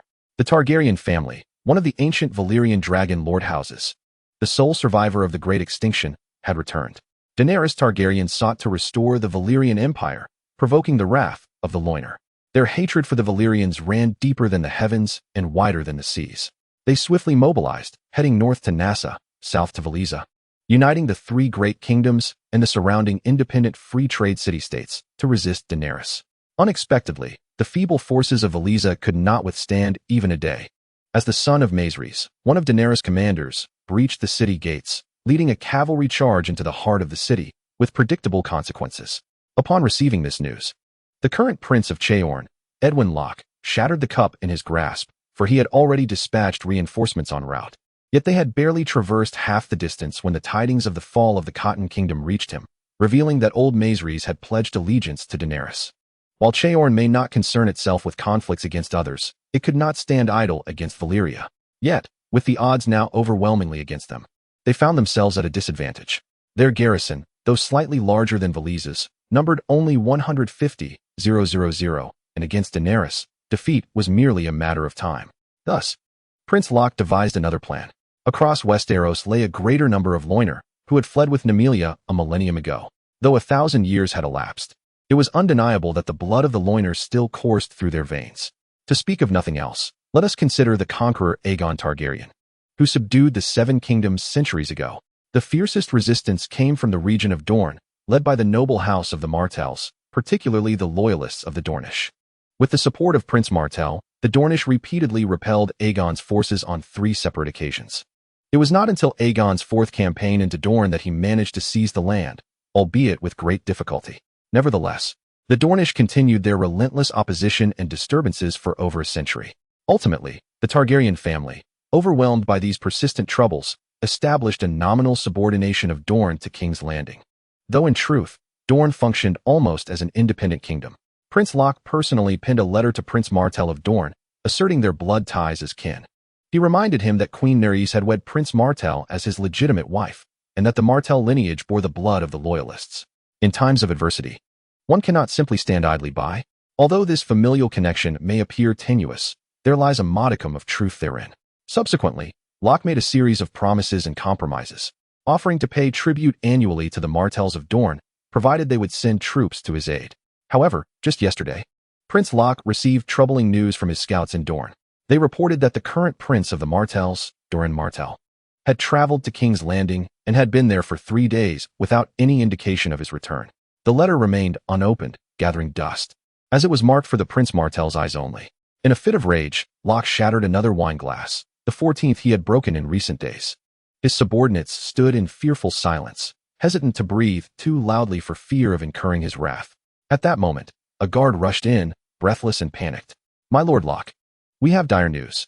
Locke's temper flared, and he contemplated executing the fool who could not read the room. Yet he restrained himself, rasping, "What is it? Speak clearly." A wave of unease washed over him. Could it be that Daenerys had arrived? Their scouts had reported a substantial army approaching from the direction of Valyria, consisting of at least 30,000 cavalry, certainly Daenerys' forces. Locke felt a wave of dizziness, clutching his forehead, nearly collapsing. They had come. They were here. "Quickly, summon General Berdu." "At once," the guard replied, hurrying off to fetch the general. Before long, a tall man clad in silver-scaled armor entered the chamber. "Your Highness," General Berdu greeted, bowing slightly before meeting Locke's gaze. "General, dispense with the formalities. Daenerys is upon us. What shall we do? Think of a solution." As Berdu witnessed Locke's disarray, he couldn't help but let out a sigh. Prince Locke, undoubtedly a benevolent ruler during times of peace, is compassionate, beloved by the people, economically astute, and adept at development. Yet, he possesses a singular flaw: timidity. Born into nobility, Prince Locke enjoyed a life of luxury from a tender age, seamlessly inheriting his father's authority to govern Chaorn. Having never experienced the turmoil of war, he has reveled in peace for far too long. Little does he realize that while he longs for tranquility, there are those whose ambitions will not permit him to remain unchallenged. At times, cowardice can indeed be a grave sin. Nonetheless, Berdu felt compelled to offer words of solace. Your Highness need not be so alarmed. We command an army of 150,000, fortified by towering walls, with an arsenal of defensive machinery amassed within the city, and countless weapons and armor at our disposal. I assure you, regardless of the number of adversaries that may approach, they shall not return. Moreover, we do not stand alone. Surrounding us are 4 noble houses of slavers. Do they wish to be conquered? They shall ally with us. Additionally, the Free Alliance coalition, though the kingdom of Cotton has fallen, still has the formidable slaver leader of Zheng at its helm. He may not possess much, but he commands a vast number of followers. I have already sent word to Zheng, and their reinforcements will soon arrive. Our forces shall match theirs in strength. Your Highness can rest assured. Beldu's words and calm demeanor deeply reassured Prince Locke.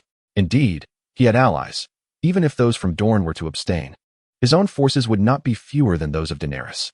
Furthermore, General Beldu is a seasoned warrior of unparalleled might, the indisputable champion of Cheorn. With him, the city shall be as impregnable as a fortress. Ultimately, the outcome of this conflict remains uncertain. Chapter 65. The election begins in Westeros. At the Prime Minister's residence in King's Landing, the Dukes of the Seven Kingdoms reconvened, after 3 days of employing various stratagems. Inquiries into the cause of Jon Targaryen's demise all led to the same conclusion. He was struck down by a falling star. To the common folk, it was believed to be a celestial omen. Those with a modicum of insider knowledge speculated that Jon had slain Daenerys, inciting divine retribution. The Dark Mist was deemed a demon that had come to protect Jon, who had purportedly allied himself with dark forces. In summary, the findings were as diverse as the individuals questioned. Each person offered a unique interpretation, vividly recounting their tales, often embellished with their artistic flair. However, the essence of the narrative aligned closely with Tyrion's account. This did not resemble a unified narrative crafted post facto. Rather, it appeared to be a collection of personal testimonies, each shaped by individual imagination and conjecture. Each duke's entourage consisted of no fewer than 50 to 60 members, with some numbering in the hundreds. Over the course of these 3 days, they had been dispatched to gather intelligence, and after collating and analyzing their findings, the final conclusion was that Tyrion had not spoken falsely. There were also 2 additional points that could corroborate Tyrion's assertions. Firstly, the intense explosion that affected a 1-kilometer radius is unprecedented in both Westeros and Essos. No one has yet demonstrated such capabilities. The devastation wrought by dragon fire yields results that differ markedly from the current state.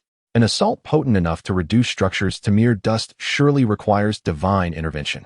The extensive range and the magnitude of the destruction are beyond the realm of common understanding. Likewise, even if Tyrion were to stage a performance, he could not reach such extraordinary heights.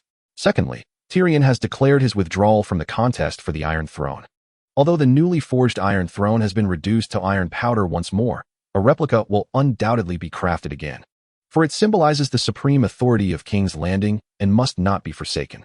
Tyrion's withdrawal speaks volumes. His brother Jaime, having betrayed the Mad King, has borne the title of Kingslayer throughout his life, yet few would truly seek to avenge a man as deranged as the Mad King.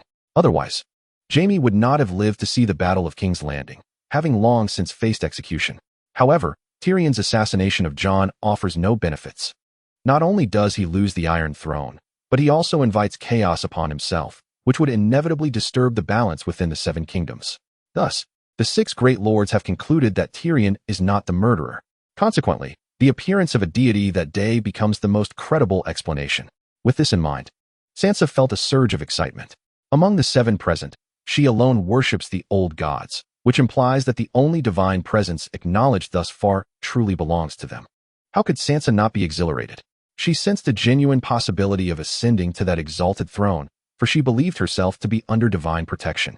Your Excellency, the Prime Minister began, after 3 days of investigation, we have indeed discovered that the facts align with your account. While it is astonishing, I have always held firm in my belief in the existence of the old gods. I believe that the old gods did not come to slay Jon, but rather to confront that demon. You have exonerated yourself and proved your innocence. We are grateful for your contributions to King's Landing and the peace and stability of the Seven Kingdoms. You need not withdraw from the election for the Iron Throne. A wise and respected individual like yourself is more than qualified to run, and I shall cast my vote for you. Sansa Stark was the first to speak, her words resonating not only for herself, but for the entirety of the North. Mistral sneered softly, recognizing the cunning of this woman as she began to court the Prime Minister's support. She was well aware that Tyrion's words could not be retracted, and thus began her flattery. Regretting her slow speech, Maester felt it was not too late for a remedy. Indeed, Lord Tyrion, I believe that if you were to be elected king, it would be most convincing. We, at the very least, in the Riverlands, shall have no objections. With that, she cast a challenging glance at Sansa, then turned her gaze toward Tyrion with sincere intent. Cunning as Tyrion is, it is unimaginable that he would fail to perceive the ulterior motives of these individuals. However, having already declared his withdrawal, he would not wade into this murky water again. Should he acquiesce now, those present would undoubtedly don an entirely different facade. No, I was in King's Landing when Jon perished, and that is an undeniable fact. I shall refrain from participating.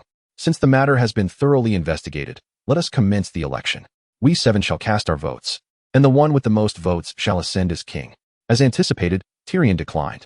Upon his utterance, 6 individuals involuntarily tensed. To be precise, 3, Sansa, Edmure, and Mira, Doran, Stannis, and Robson were acutely aware of their disadvantage, understanding that their chances of triumph were virtually non-existent. Each person possessed but a single vote, and casting it for oneself was prohibited. Thus, this vote bore significant weight, prompting some to consider abstaining rather than supporting another without personal gain. The 3 viable candidates had, over the past few days, garnered a measure of support through various means, and now all eyes turned to the voting outcome. Those in favor of Prince Doran Martell, please raise your hands. A profound silence enveloped the room, with no hands lifted, an outcome entirely expected. Doran offered an awkward smile, choosing not to elaborate further. Those in favor of Stannis Mormont, please raise your hands. Still, no hands emerged. Tyrion's gaze swept across each individual present, and after a brief stillness, he announced, those in favor of Robson Arryn, please raise your hands. Again, no hands were raised. The failure of these 3 candidates was entirely logical, leading to the main event. Those in favor of Sansa Stark, please raise your hands. Stannis Mormont was the first to raise her hand, affirming that House Mormont would steadfastly stand behind House Stark. Edmure Tully also raised his hand. Prior to this, Edmure and Sansa had reached an agreement to mutually support one another, aiming to exclude Mira from contention, while subsequently vying for their own votes. Their kinship, as uncle and niece, meant that regardless of who triumphed, it was preferable to Mira's ascension. With 2 hands now raised in support of Sansa, she cast an eager glance towards Tyrion, who, without hesitation, lifted his own hand, akin to how he had raised another limb the previous night. Among those present, save for Tyrion, no one was aware that from the very first day he set foot in the north and beheld that bashful girl, her eyes solely filled with images of Joffrey. He had developed feelings for her, yet he was acutely aware of his unworthiness to love her. Thus, he endeavored to treat her with kindness. On the day Joffrey was poisoned, he sought out Peter Baelish, devising a plan to aid Sansa's escape, albeit Peter had his own motives. Nevertheless, Tyrion's scheme succeeded, allowing Sansa to escape by ship while he himself became the target of public ire, nearly facing execution. Had it not been for his persuasion of Jaime to secretly facilitate his release, he would have met his end that day. In summary, Tyrion harbored a profound love for Sansa, a sentiment he never dared to express. However, there once existed a betrothal between them, which, due to a series of subsequent unforeseen events, had faded from discourse. Sansa, as the Duchess of the North, would not have approached Tyrion last night to revisit the past and mention their former engagement had it not been for her resolute ambition for the Iron Throne. Though the proposal had initially been made by Tywin to humiliate Tyrion, it now afforded Sansa a pretext to pursue Tyrion, rendering her intentions less overtly mercenary. Ultimately, Sansa successfully secured a vote from Tyrion. Moreover, Tyrion realized a long-held aspiration. Despite his awareness of Sansa's ambitious nature, it mattered little to him, for in his eyes, she remained the naive Sansa of yore. Love can be disorienting, and the allure of unrequited affection is undeniably potent. Brothers, a favorable review brings forth an update. And I assure you, I speak truthfully.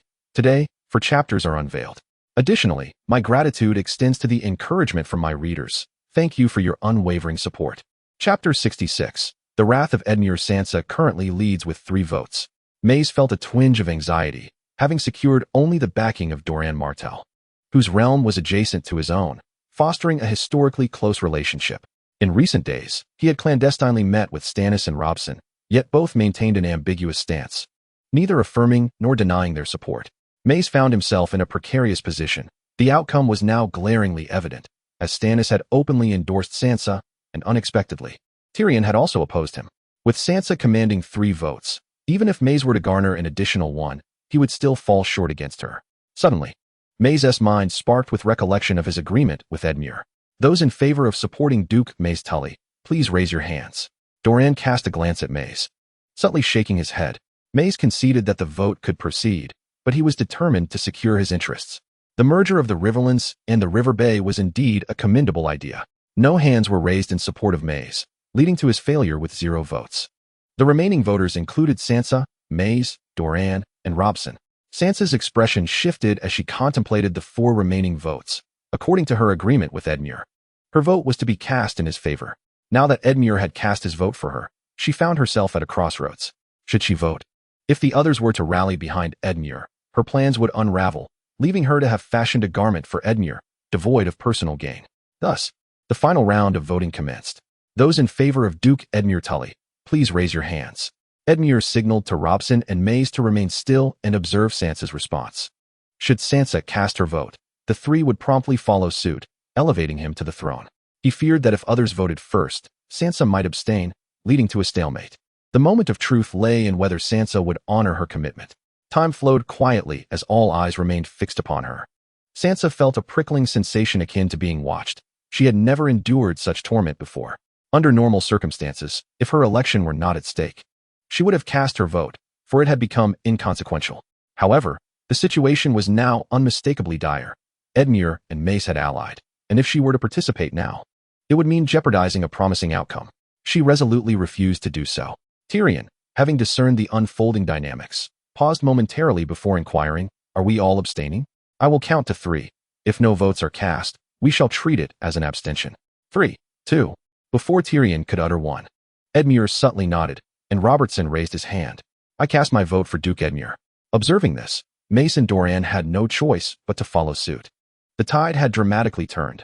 Now, only Sansa remained without a vote.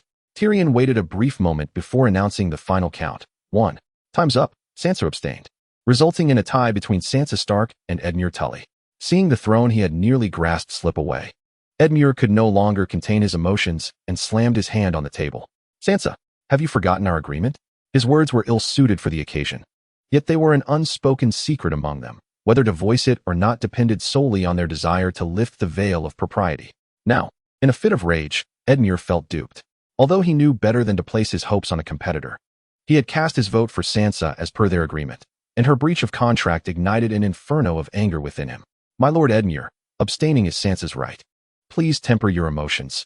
This is not the time for infighting." Tyrion interjected at an opportune moment. Just as he was about to elaborate, Sansa, pressing her forehead with her hand, stood up. "I apologize, everyone. I am feeling unwell and must take my leave to rest. We shall reconvene on this matter another day." With that, she swiftly exited the room, leaving no time for anyone to respond, her pallid complexion evident. Sansa hurried away, fearful that someone might propose a re-election. Should that arise, she would only have 2 votes in her favor, while Edmure would possess 3. She needed to employ delay tactics to secure an additional vote from Edmure's side within the coming days. Edmure, noticing Sansa's hasty departure, realized the implications but understood that with Sansa gone, the election could not proceed. Though seething with resentment, he saw no viable options and resolved to solidify his support in the ensuing days, denying Sansa any opportunities. Tyrion's expression was grim. If the next king could be elected smoothly, everything would fall into place. His greatest fear was that someone would stir trouble during the election's interlude. He had not anticipated that Mace would join forces with Edmure against Sansa. Initially, he believed Sansa had a significant advantage and that by subtly aiding her, both would achieve their desires. What could be more agreeable? Yet, it appears he has underestimated the avarice of these individuals. One cannot fathom what Edmund has promised Mace to elicit such unwavering support from this turncoat. A surge of unease welled within Tyrion. May this ordeal conclude smoothly. I have truly exerted my utmost. On the continent of Essos, outside the city of Croyane, a formidable force of 300,000 has arrived, besieging the city with an impenetrable blockade. Meanwhile, the reinforcements from the newly allied forces have already infiltrated the city. Within Croyane, 25,000 defenders have amassed, rendering the fortifications nearly impregnable. The walls of Croyane are tall and the waters deep, surrounded by a moat, making it a bastion that is easy to defend yet challenging to assault. If they choose to retreat into a defensive stance, our disadvantage will be considerable. Quis approached Gregor, who hailed from the Dothraki Khalasar and understood the limitations of cavalry in an assault, which is far less convenient than that of infantry. Gregor wore a serious expression. He was acutely aware of the difficulties in breaching Croyane. Their forces, merely 5,000 stronger than the defenders, could not ignore the disparity in sacrifices between attacking and defending. A frontal assault was unfeasible. The trebuchets must first clear a path. Even if they could not demolish the walls, they needed to fill the moat. The moat posed a daunting challenge to the besieging forces. The ladders could not be raised, and there were no footholds for an assault on the gates.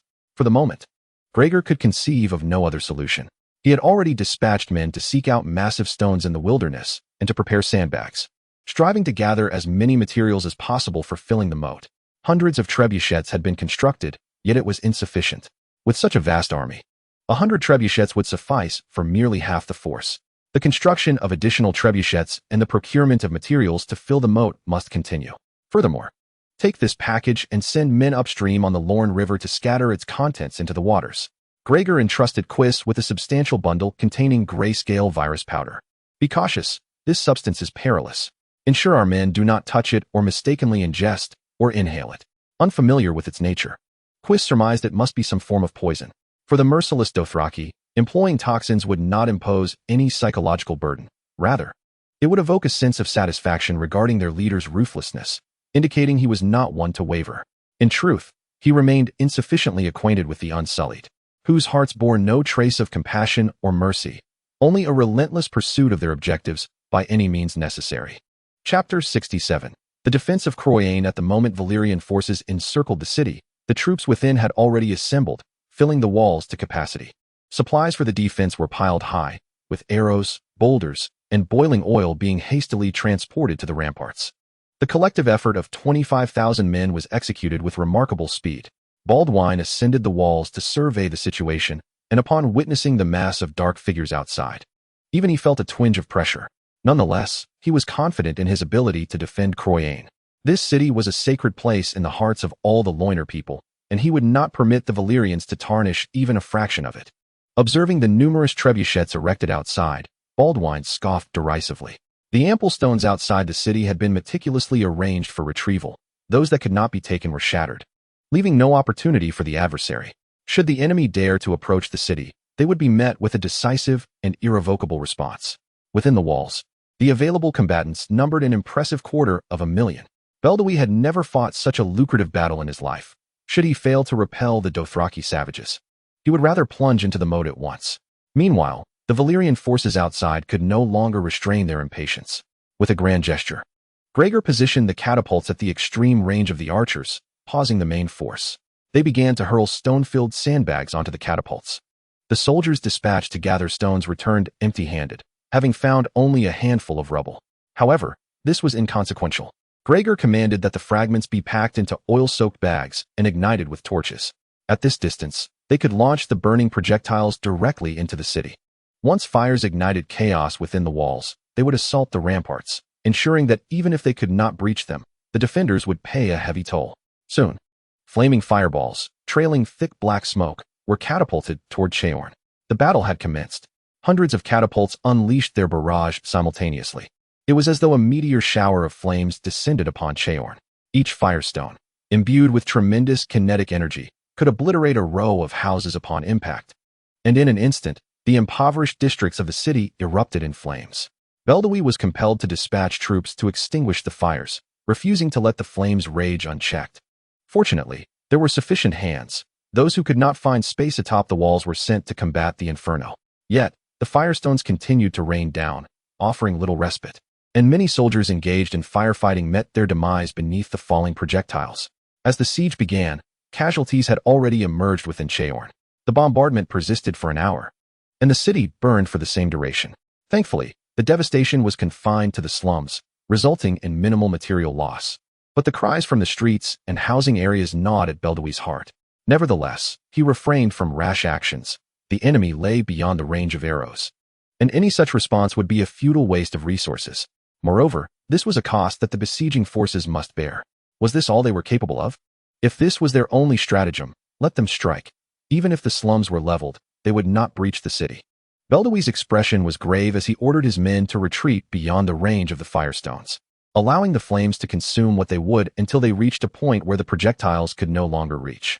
Seeing the destruction nearing completion, Gregor raised his hand to cease the assault on the inner city, retracting the catapults and redirecting their aim toward the city walls. Even if they could not penetrate, they would fill the moat. Lacking stones, they would utilize sandbags, as it was unacceptable to expend lives in such a manner. Cheorn was merely a minor obstacle in the queen's path, easily cast aside without incurring excessive costs. The catapults resumed their bombardment, with Gregor focusing his main assault on the southern gate, while the other three sides merely feigned an encirclement. The primary issue lies in the insufficient number of catapults, which are still under construction. The moat is quite deep, having been artificially diverted from a tributary of the Lorne River, excavated to be both deep and wide. Greg had refrained from igniting stones and sandbags. Instead, he ordered them to be hurled directly against the city walls. Simultaneously, he commanded the heavy infantry to advance, shielding the workers as they transported soil in flatbed carts towards the moat. Rows of soldiers began to approach the city walls, appearing from above like an army of ants, orderly and methodical in their advance towards the moat. Upon witnessing this, Beldu commanded his archers to shoot at the approaching forces below. In an instant, arrows rained down upon the city, transforming the foremost heavy infantry into a pincushion of bolts. Nevertheless, the casualties among those shielded were not substantial, at most. A few stray arrows pierced through the gaps in the shields, striking a fortunate few, though the probability was minimal, keeping losses within acceptable limits. Before long, the flatbed carts drew near to the moat, and the sand and soil were dumped into the water, causing only a splash without any significant alteration. This was merely the beginning. Greg was not anxious, instructing his men to expedite the filling process, aiming to obstruct the river within a day, a task that required patience. As the sun began to set, 17 catapults had been rendered unusable, yet more new ones had been constructed, though they remained unutilized.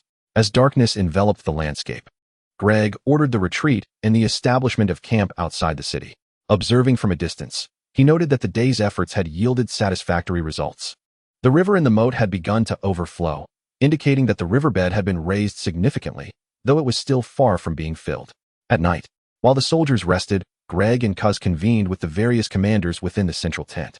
The massive sand table displayed a detailed topographical map of Cheorn. Cuz anticipated that by the following day, the river outside the southern gate would be successfully blocked, allowing for the formal commencement of the siege. Once the siege began, the losses would undoubtedly be considerable, as the number of defending soldiers was not markedly inferior to their own. The crux of their discussion was centered around minimizing casualties. Amidst their deliberations, a commotion erupted outside, followed by a fierce wind that caused the tent to flap violently. The gathered leaders hurried out to investigate. To their relief, it was revealed that Her Majesty the Queen had arrived, accompanied by 2 colossal dragons, having just landed, as numerous soldiers bowed in reverence. Daenerys straightened her posture atop Drogon, surveying the assembly with an air of regality. On Viserions' back, 2 figures cloaked in blue robes were present, their faces obscured. However, to accompany the Queen and ride upon the dragons signified a profound trust bestowed by Her Majesty. Greg swiftly approached to greet her. "Your Majesty, what brings you here in person? Leave this matter to me. I shall ensure the capture of Cheorn." Daenerys placed a reassuring hand on Greg's shoulder. "I have every confidence in you, Greg. My purpose in coming here is to introduce you to 2 individuals. With their assistance, seizing Cheorn will be a mere formality." Daenerys refrained from mentioning the reduction of casualties, for she placed her unwavering trust in Gregor, confident that his strategic acumen would account for the welfare of their soldiers. Yet, human resources can occasionally be limited. With the arrival of 2 dragons and 2 water sorcerers to her side, capturing Cheorn would undoubtedly fall within her grasp. The urgency of the situation weighed heavily upon her. She had little patience to linger any longer, for she needed to conquer the 3 great kingdoms before she could embark on her campaign with peace of mind. Chapter 68. The dragon's assault on Cheorn. Gregor was taken aback by the presence of these enigmatic figures, who had garnered such praise from the Queen. Their involvement was said to make the conquest of Cheorn a mere formality. He had spent the day grappling with his frustration over Cheorn, the Water King, devising nothing beyond filling the moat to breach the defenses. Setting fires or poisoning the wells would only incite chaos within the city. But coaxing a surrender from the enemy seemed nearly impossible. It appeared that Daenerys perceived Gregor's skepticism and continued her introduction. "These 2 are the Loina water sorcerers, now allied with our Valyrian Empire. They will serve as the high priests, overseeing the churches, temples, and the followers of the old gods." "Loina? Water sorcerers?" Gregor stood in stunned silence. Setting aside the fact that the Loina water sorcerers had been extinct for countless years, if they were to re-emerge, one would expect them to assist Cheorn in resisting the Valyrians. When had he ever witnessed water sorcerers aiding the Valyrians against the city-state of Loina? Such an act would be tantamount to betraying their forebears. Yet, his blind faith in the queen prevented him from voicing any doubts. Regaining his composure, he thumped his chest in reverence, exclaiming the queen's might. "Your Majesty, you have arrived early. Has the progress been satisfactory?" Daenerys inquired about the state of affairs. "Your Majesty," came the response, "the walls of Cheorn are formidable, reinforced by a deep moat housing a garrison of 250,000 soldiers. They are akin to a turtle concealed beneath the waters. We must find a way to fill the moat before we can launch a formal siege. Otherwise, our losses will be catastrophic." Daenerys nodded in understanding. Cheorn was indeed a challenging opponent. No city-state of the Loina people was easily subdued. Their men were nearly all soldiers, and they had inherited exceptional forging techniques from the ancient Loina, resulting in razor-sharp swords and armor that balanced protection with mobility at the joints, a testament to their advanced craftsmanship. However, the tides had turned. Daenerys now commanded both dragon fire and the prowess of water sorcerers, and no matter how formidable the warriors may be, they would surely fall beneath her might. "Prepare for an assault. I shall launch a night raid on Cheorn." Within the city of Cheorn, despite experiencing a minor disturbance during the day, Prince Locke felt a sense of relief. Beldu was not mistaken. Their defenses were indeed impenetrable, and their warriors were valiant beyond compare. No Valyrian had crossed even a step into Cheorn. After several sleepless nights, Prince Locke finally found solace in sleep that night. Yet, Beldu remained awake, for he needed to organize men to clear the river while darkness enveloped the land. Today, the river channel has been filled with a considerable amount of sand and stones. He discerned the intentions of the adversary. Thus, it was imperative to take advantage of their momentary halt in aggression to clear the river channel, thwarting their plans. The mere thought of observing the moat restored to its original state by tomorrow morning filled Beldu with a sense of satisfaction, envisioning the frustration and helplessness of his opponents. To breach the city he guards? Perhaps in another life. It must be said that Beldu is an exceptionally capable commander. Under the cloak of night, he led his men to stealthily clear the river channel without the aid of torches, successfully completing the majority of the task. Just as the completion was within reach, he sensed a subtle change. Standing atop the city wall, he observed the progress of the work, yet his keen instincts detected an unusual acceleration in the river's flow, accompanied by an increase in volume. He could even faintly hear the ominous roar of waves, which was peculiar. The moat was merely a small canal diverted from a tributary of the Lorne River. That tributary was not substantial, and its waters were not turbulent enough to produce such a cacophony. Peering upstream, he found the darkness rendered visibility impossible. The unsettling feeling intensified until, from his elevated position, he caught a glimpse of the unfolding events illuminated by the faint glow of a torch atop the battlements. A colossal wave was surging perilously close to Cheorn, so near that Beldu could distinctly see the foaming white crest of the wave. In an instant, his expression transformed, and he shouted to the soldiers laboring in the moat below, "Retreat, quickly!" Yet, the monstrous wave approached with such swiftness and ferocity that there was scarcely time to react. The tumultuous waters roared, bearing an immense force as they crashed against the walls of Cheorn. The once firm and sturdy battlements trembled under the onslaught of the wave. Many soldiers stationed atop the walls were swept away by the torrent. Beldu clung desperately to the crenellations, fortunate to survive the initial impact of the colossal wave. The soldiers who had been clearing the channel were not spared. They were mercilessly hurled against the walls, meeting their demise. With no time to contemplate alternatives, Beldu found himself in imminent danger. Before he could issue further commands, his gaze was filled with an immense object. A gigantic water spout erupted from the moat, nearly draining it of its waters, and surged with formidable might toward the city walls.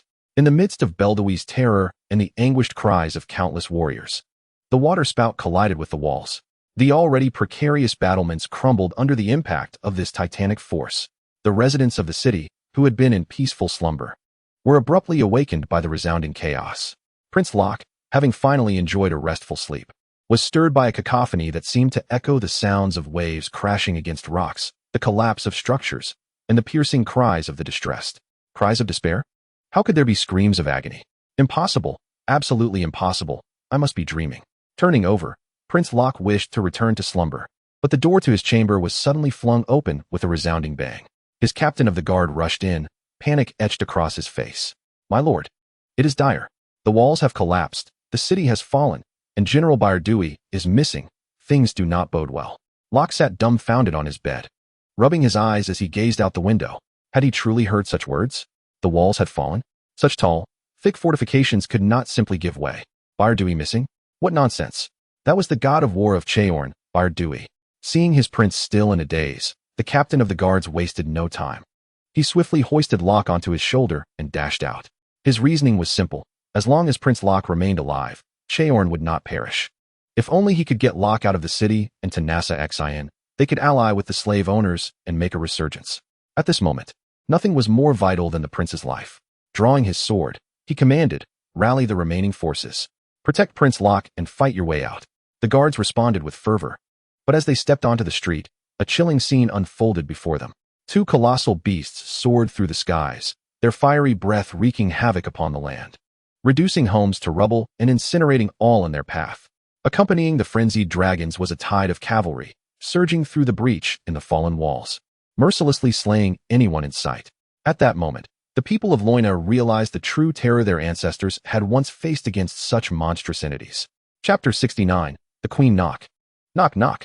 A delicate, alabaster hand gently rapped at the door. With a creak, the door opened slightly, and Roberson Aaron peeked out, glancing around cautiously. Seeing no signs of danger, he quickly opened the door wider, allowing the visitor to enter the room. The newcomer removed her hood, revealing none other than Sansa Stark. "Duke Aaron, there is no need for such caution. If I dared to come, it is because I am well prepared and undetectable." "You know I must exercise prudence," replied Roberson. His face flushed with excitement. If Sansa's message from earlier was indeed truthful, he would be willing to abandon his allegiances and cast his vote for her, this ambitious woman. Is what is written on that note true? Sansa took a seat, her demeanor poised and graceful. "Indeed, Duke Aaron, I am most sincere. I do not know what favors my uncle has bestowed upon you, but I assure you, they pale in comparison to what I can offer, correct?" Roberson pondered momentarily. "Are you truly willing to forsake your ancestral lands? That is the very foundation upon which House Stark has stood for generations." A fleeting, enigmatic expression crossed Sansa's face. "That is a matter of the past. As long as I can take control of King's Landing, this will henceforth be my home. I shall relocate my family here, and the Stark lineage shall ascend to greater heights due to my decisions. In years gone by, it was my father who led the charge into King's Landing, stepping into that grand hall, merely a step away from the Iron Throne. Yet, he did not cherish that moment. He relinquished that honor to Robert. Everything here should rightfully belong to House Stark. Had my father ascended to the throne, a series of chaotic events would have been averted. This should have been our birthright. I am merely reclaiming what we once lost." My father watches from above, smiling with pride. At this juncture, Sansa's expression twisted momentarily before she regained her composure. "My terms are unequivocal. I am willing to sign an accord with you, provided I can ascend the Iron Throne. In that case, both Winterfell and the entirety of the North shall be yours, Duke Aelin. You must understand, the North encompasses the largest expanse among the Seven Kingdoms. And I come bearing sincerity. To be candid, Sansa's proposal is exceedingly tempting, igniting a fervor within Aelin. Furthermore, I can divulge a significant piece of information. Should I fail, I shall sever the North from the Seven Kingdoms, no longer bowing to King's Landing. By choosing me, you also uphold the integrity and peace of the Seven Kingdoms." Aelin was momentarily taken aback, pondering the rationale behind such a move. Would my uncle Edmure treat me favorably if he were to ascend? The answer is painfully obvious. Indeed, I had breached our agreement, and how could he not harbor resentment? I fear that the northern warriors would become mere pawns in the first wave, and I am not foolish enough to allow that. Sansa scoffed softly, articulating her reasoning. It is true, Sansa's pact with Edmure was known to Robson. Yet, when the decisive moment arrived, Sansa abstained, effectively dismantling all of Edmure's schemes and subjecting him to humiliation before the entire council of the Seven Kingdoms. How could he possibly swallow that indignity? To garner support from the Mace family, Edmure was even willing to offer the entirety of the Riverlands to them, laying a trap for Sansa, all for the sake of that supreme power. Now, Sansa seeks to lure individuals from Edmure's side in a similar fashion, and Robson finds himself at a loss. The North and the Vale are adjacent, which serves as an advantage for Sansa. In truth, Robson has already been swayed. Edmure's terms are evidently less favorable than Sansa's. He has already offered his own lands, leaving him with little to give. With a gentle tap on the table, he pondered for a moment before decisively slamming his hand upon the surface, solidifying his resolve. The following day, as Sansa's health improved, She proclaimed her readiness to continue the elections, fearing the prolongation of uncertainty. The seven reconvened in the meeting room, where Edmure appeared rather discontent. Last night, he had sought negotiations with Stannis, yet he had met with failure. The loyalty of House Mormont to House Stark surpassed his expectations, for, to his knowledge, Sansa had offered Stannis no incentives, merely issuing commands.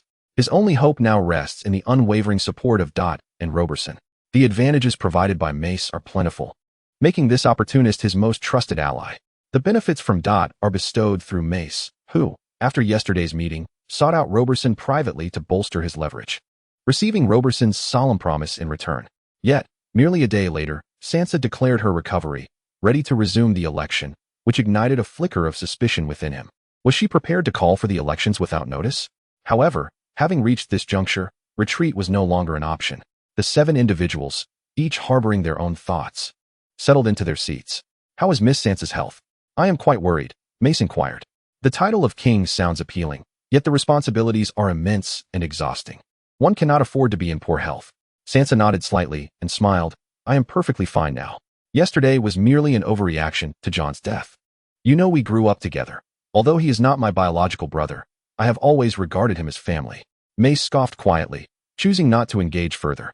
Tyrion adopted a businesslike demeanor, stating, "Since all is well, let us proceed with the election. We must arrive at a resolution today, for Daenerys will not wait for us. Furthermore, regardless of who is elected, dissent and insincerity must not be tolerated. We must unite to vanquish our formidable adversaries. Internal strife will lead to our demise." The others nodded in agreement, signifying their understanding. "Now, let us commence the voting. Those in favor of supporting Sansa Stark, please raise your hands." With that, he raised his hand, and Sansa, unsurprisingly, followed suit. 2 votes. Edmure glanced at Martell, his anxiety mounting as he was unsure how much Mace's stinginess had influenced. If he were to waver, everything would be lost. Fortunately, Martell remained steadfast, showing no inclination to raise his hand. Turning his gaze to Roberson Arryn, Edmure momentarily found it hard to believe his eyes.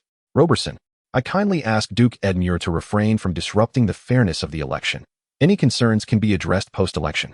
Tyrion interjected just as Edmure was about to unleash a torrent of outrage. Edmure was on the verge of madness. He had not anticipated Roberson, who had received so many benefits, would betray him at such a critical moment by raising his hand in support of Sansa. Sansa wore a composed smile, devoid of any hint of triumph or arrogance.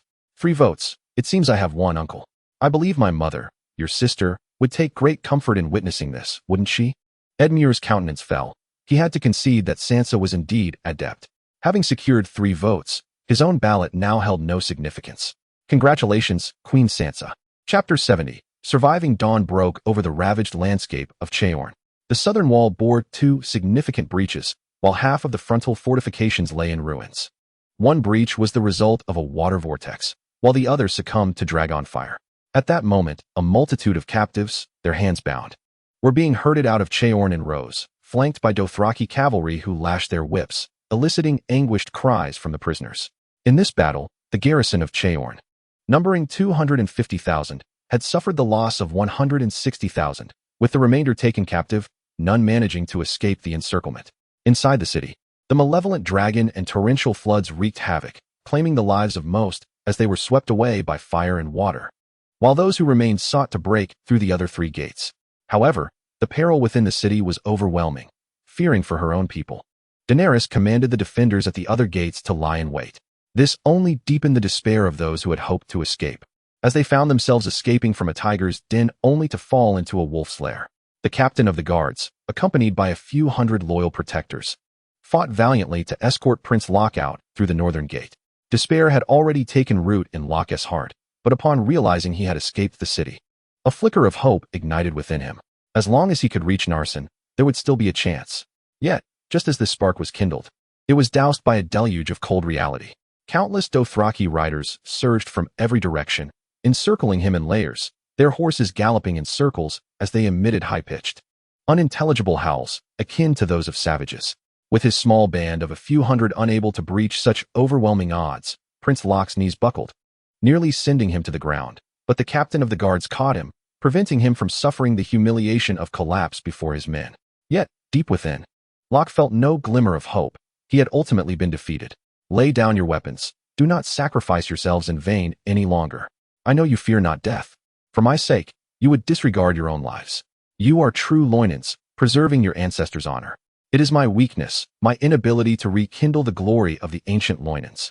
If Daenerys wishes to slay someone, let it be me alone, spare the others. At this critical moment, Locke finally cast aside his frailty, summoning the courage to shout to the leading Dothraki. Upon hearing their prince's willingness to sacrifice himself for their safety, his loyal guards felt a surge of fervor, collectively declaring their unwillingness to abandon him, exclaiming their readiness to fight to the last. This is an order. This is my final command as the High Prince of Cheorn. If you still recognize me, then carry it out. Locke's voice was resolute, yet it could not completely mask the tremor that lay beneath. His followers were left speechless, their eyes reddened with emotion.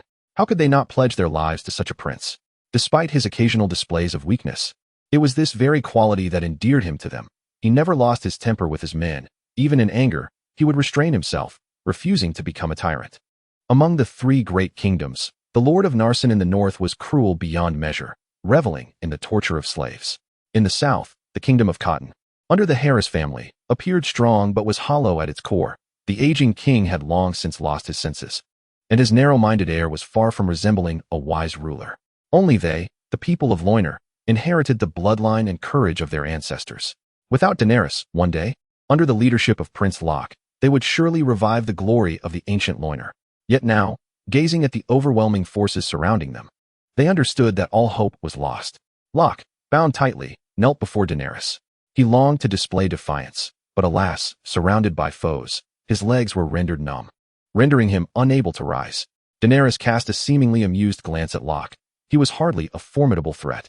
Her true adversaries lay across the continent, and he was but a minor hindrance. You have lost justly. Do you know why I say this? Locke lifted his gaze. Are you attempting to humiliate me? Let me tell you, we Loinor do not bow to the Valyrians. Abandon any hope of that. You should end my life now. Daenerys paid little heed to Locke's words, continuing on her own path. Even your water sorcerers are aiding me. What grounds do you Loinor have to believe you can defeat me? Her words struck like daggers. The water sorcerers represented not only the might of the Loinor, but also their very totem. They revered the mother river, the Lorne, and the water sorcerers were the emissaries of the river god, emblematic of divine authority. Locke had been carried to the northern city gate by his guards while still in slumber. He had not witnessed the battle at the southern gate, yet he had heard the distant sound of waves. It is impossible. How could the water sorcerers assist you? You deranged Valyrians must have employed some trickery, impersonating the water sorcerers. They have been extinct for over 1,000 years. How could they possibly reappear? He understood that Daenerys would not speak without purpose, yet he found it difficult to accept her assertion.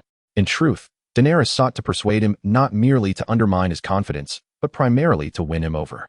Gaining Locke meant gaining the Loinor, and it was crucial to note that a substantial number of Loinor descendants still resided in the Kingdom of Dorne. When the time came, it would be Locke's moment to step forth, and with the water sorcerers as her trump card, it would be wiser to gain their allegiance than to suppress them by force, thus minimizing resistance. The Master had stated that the highest form of rule was not through conquest, but through the ability to subdue one's enemies without battle. Whether they are truly water sorcerers, you shall soon discover. For now, I ask you only this: do you wish to live or die? If you choose death, your entire army will follow you to the grave. If you choose life, they may yet have a chance to survive. I now place the choice in your hands. Daenerys presented Locke with two options. While they appeared straightforward, choosing life would undoubtedly signify the bending of the Loinor's will. If it were only himself, he would unhesitatingly choose death, a final resolution, and in death, he would retain the honor to face his ancestors. However, the situation is no longer within his control. His choices now determine the fate of 100,000 warriors of the Loinor and over 1 million civilians within the city of Cheorn. These individuals represent the pure bloodline of the Loinor, the seeds of hope, while those who dwell outside are deemed mixed-blood Loinor, unrecognized by the inhabitants of Cheorn. Locke found himself ensnared in a profound struggle. Daenerys did not press him. Instead, she sat quietly upon her throne, occasionally sipping her wine. Cheorn truly lives up to its reputation as the festival capital of the Loinor. The wine produced here is rich and sweet, leaving a lingering aftertaste, a rare delicacy. After much internal conflict, Locke's expression shifted repeatedly. Ultimately, with a deep sigh, he recognized that sometimes, living requires greater courage than dying. I choose to live. As he uttered these words, his tightly clenched fists relaxed, as if the very spine of his being had been severed. He sank to the ground, pale and hollow-eyed, as if his soul had been extracted. Daenerys smiled and approached Locke. In time, you will understand that you shall not regret the decision you made today. Chapter 71. The vanished fire sorcerers Zheng Xin, after several consecutive days of relentless flight, arrived in the region of Asha, located east of the Skeletal Mountains on the continent of Essos. This area, situated in the southeastern part of Essos, is inhabited entirely by those who worship the Lord of Light, and the fire sorcerers are a group of fervent believers capable of harnessing the divine power of the Lord. Their ability to accurately locate the Norbert brothers indicated they possessed something that could ascertain the bloodline of the water sorcerers, a crucial element for Zheng Xin, as he was only one condition away from mass-producing water sorcerers. However, upon arrival, Zheng Xin was astonished to discover that the fire sorcerers of Asha seemed to have vanished en masse. Many gathering points of the fire sorcerers were abandoned and empty. Zheng Xin's first destination was Asha City, a vast metropolis with a sparse population constructed entirely of massive black stones, exuding a stifling atmosphere. The tallest structure was the Church of the Lord of Light, but it was tended to by mere commoners. The distinction between fire sorcerers and ordinary people was stark, not only in appearance, but also in the aura of the Lord that the fire sorcerers bore, a quality Zheng Xin had previously sensed among the fire sorcerers in the Valyrian ruins. Yet now, no one here bore the characteristics of a fire sorcerer. Transforming into human form, Zheng Xin inquired at the church, where an elderly janitor informed him that the fire sorcerers had received a divine revelation last month and had all departed for a mysterious location. Outsiders were left in the dark. Only the fire sorcerers knew, yet they had all vanished, leaving even their families unaware of their whereabouts. It is evident that Rollo had anticipated his arrival, prompting his fervent followers to flee. The fire sorcerers were privy to various secrets of Rollo, secrets he wished to keep from Zheng Xin, such as the means to discern the bloodline of water sorcerers, along with numerous other inquiries being pursued by the fire sorcerers. Following the fruitless expedition to the region of Asha, Zheng Xin, undeterred, sought to explore other cities within Asha. The Shadowlands, Stya, Thunder Isle, and the Scorpion Tail Beast Islands, even the obscure, uninhabited isles within the Jade Sea, yielded no trace of the fire sorcerers, who seemed to have vanished into thin air. Despite Zheng Xin employing his utmost sensory perception, he was unable to locate them. The Asha region, already sparse in population, appeared even more desolate in the absence of the fire sorcerers. Historically, Asha had existed independently, untouched even by the once mighty and prosperous Dawn Empire, which had never exerted its dominion here. The territory of the Dawn Empire stretched west to the Bone Mountains, east to the Grey Wastes, north to the Shivering Sea, and south to the Jade Sea, yet it had inexplicably overlooked the southeastern corner known as Asha for millennia. This raises suspicions that Rollo's influence may be at play. Zheng Xin had meticulously studied the doctrines of the Church of the King of Light within the church. Rollo's primary divine title is the King of Light, also referred to as the Heart of Sacred Flame, the God of Shadows and Flames, the God of Heat and Life. The doctrines further indicate that Rollo has a sworn enemy known as the God of Cold Night and Darkness, the God of Ice and Death. The emphasis lies on the dichotomy of light and dark, life and death, fire and ice. This inevitably conjures thoughts of the Night King, synonymous with darkness, coldness, and death.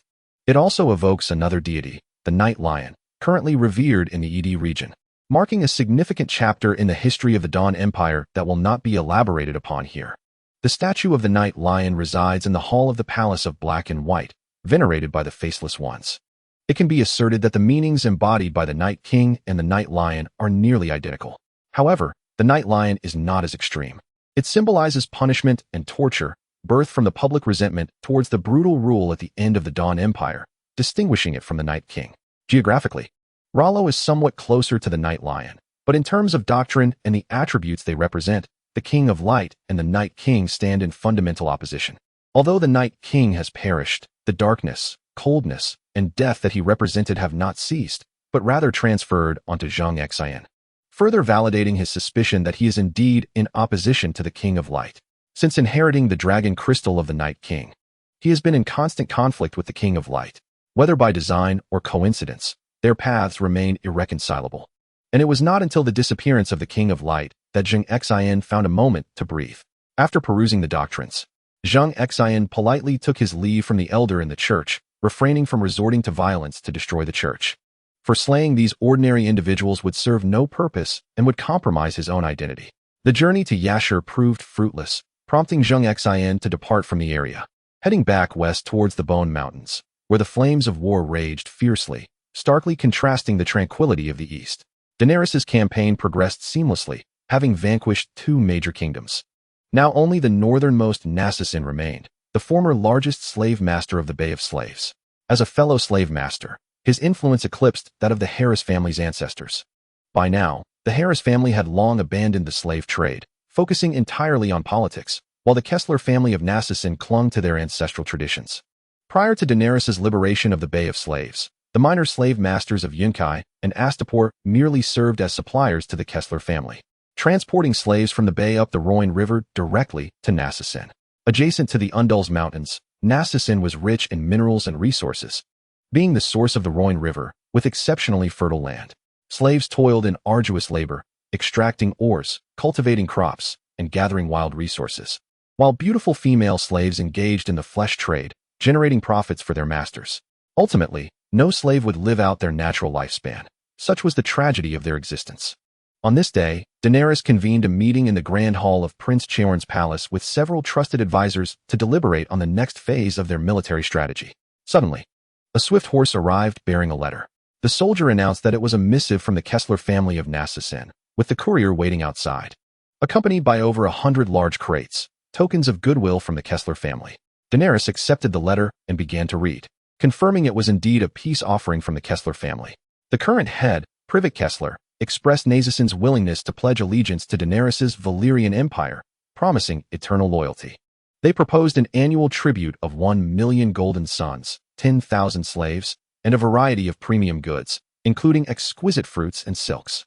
The golden sun was the predominant currency in Qarth. Due to the absence of a unified system in Essos, currencies varied widely. However, following Daenerys' unification of the 3 city-states and her control over the Bay of Slaves, the major slave masters, eager to align with her, transitioned to using the widely accepted golden sun, a small gold coin comparable in size to the copper coins of Westeros, featuring a crown on one side and a skull on the other. This letter could be regarded as both a peace treaty and a declaration of surrender.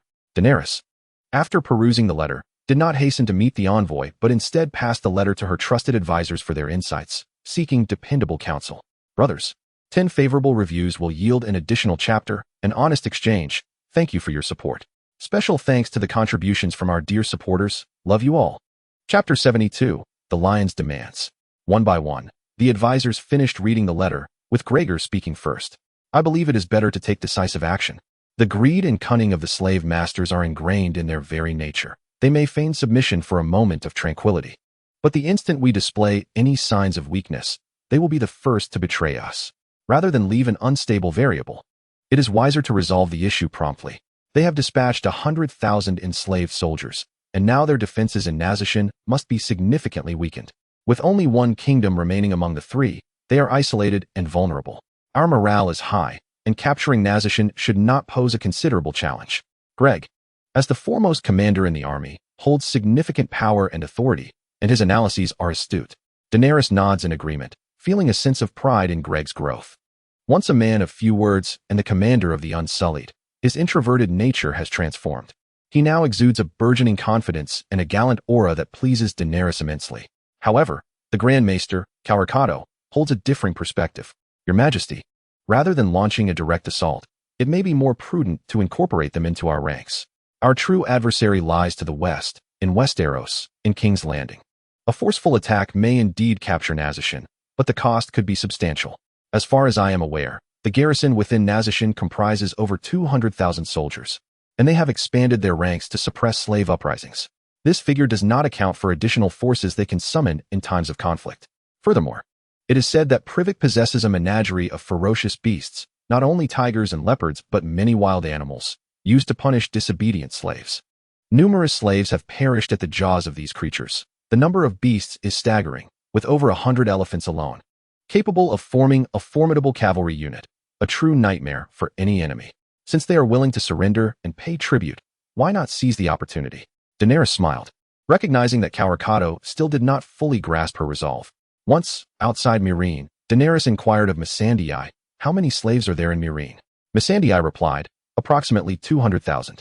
Daenerys responded, then we have 200,000 reasons to attack Meereen. Moreover, Meereen is not even a principal city. It is merely a satellite town of Korth, illustrating the rampant nature of the slave trade at that time. It was then that Greg understood the depth of Daenerys' determination to eradicate the slave masters. Cavalcado's intentions are noble, yet he lacks a true understanding of Daenerys. Daario, concerned that his aide might offend Daenerys, quickly sought to mediate. Perhaps we should feign compliance with the Caesaro family's request for peace, luring them out of the city to surrender, and then apprehend them in one fell swoop. If we capture the family head and key figures, the rest will pose little threat. Slaves yearn for freedom, while Her Majesty the Queen never hesitates to bestow liberty upon her people. When the enslaved soldiers of the city witness their masters captured, they will naturally relinquish their will to resist, rendering Nazacin's defenses futile. This strategy serves as an excellent means of minimizing losses while simultaneously assimilating Nazacin, whose metallurgy and ironworks are resources desperately sought by Daenerys. The region possesses a comprehensive industrial chain, encompassing everything from ore extraction to smelting, culminating in the forging of weapons and armor. Such power must not remain in the hands of slave masters. Very well, let us proceed to negotiate with the envoy from Nazacin. We shall present elevated terms to allay any suspicion, Daenerys declared, rising to adjust her robes before leading the way outward. In the hall, a strikingly handsome envoy with fair skin and short hair stood at the center.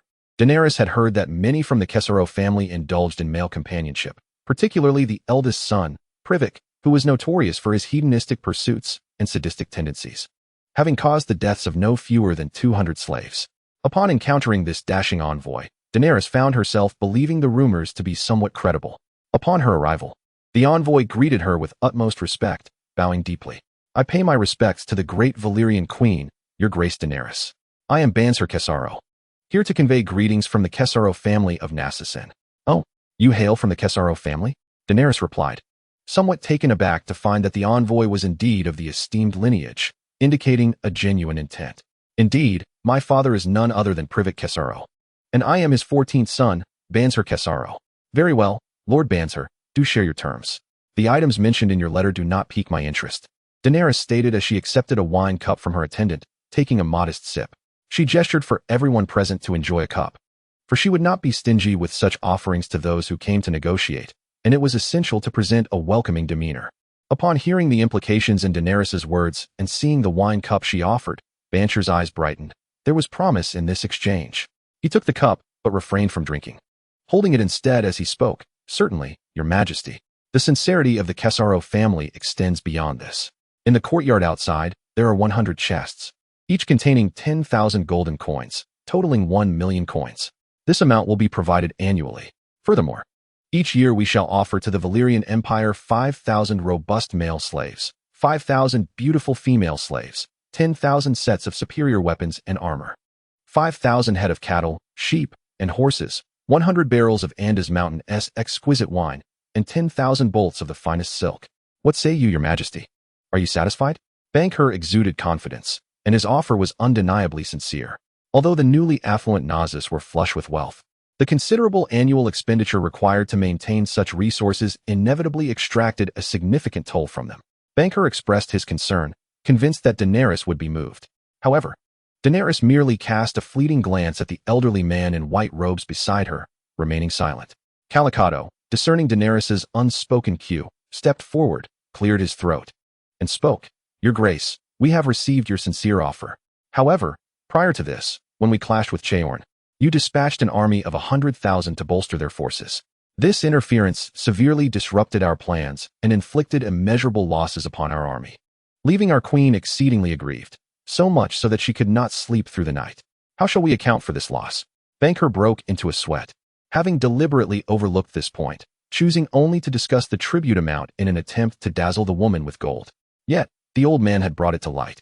Nevertheless, one must bow one's head when under a roof.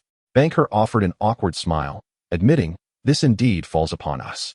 What is your Grace's stance on this matter? At this juncture, he could only await the terms proposed by the other side. We shall not demand much, 10 million golden coins as compensation.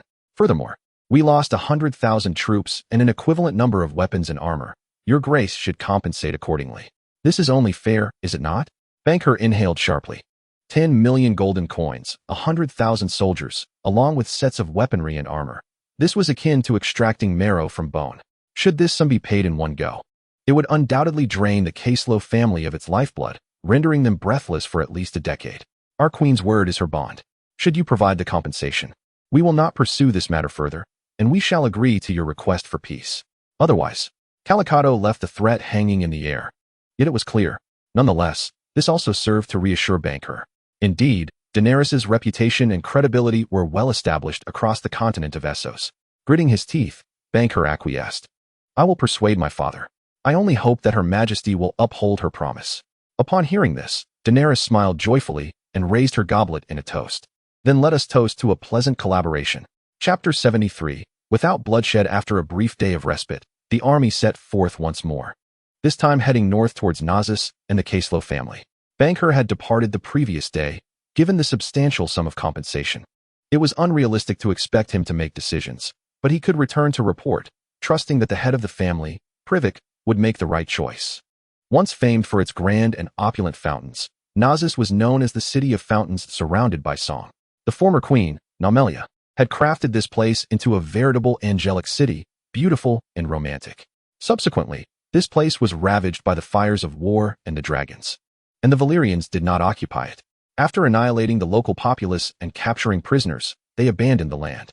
Eventually, following the fall of Valyria, the slave lord Bellicose of Slave Bay recognized the strategic significance of this location and invested heavily in the reconstruction of New Nassa. This decision elevated the Khazaro family, which had previously held a mediocre position among the slave masters, to become the most powerful slave-owning family, unrivaled in its dominance. Their success was attributed to their advanced methods of iron smelting and the fertile plains at the mountain's base.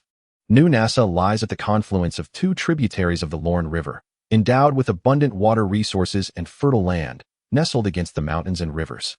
Its natural geographical advantages are strikingly evident. Establishing the family's prosperity here was Bellicos's most sagacious decision. Generations of wealth had accumulated, rendering them as affluent as nations. When the army arrived, Daenerys was first struck by the towering walls, more formidable and lofty than those of the other two kingdoms.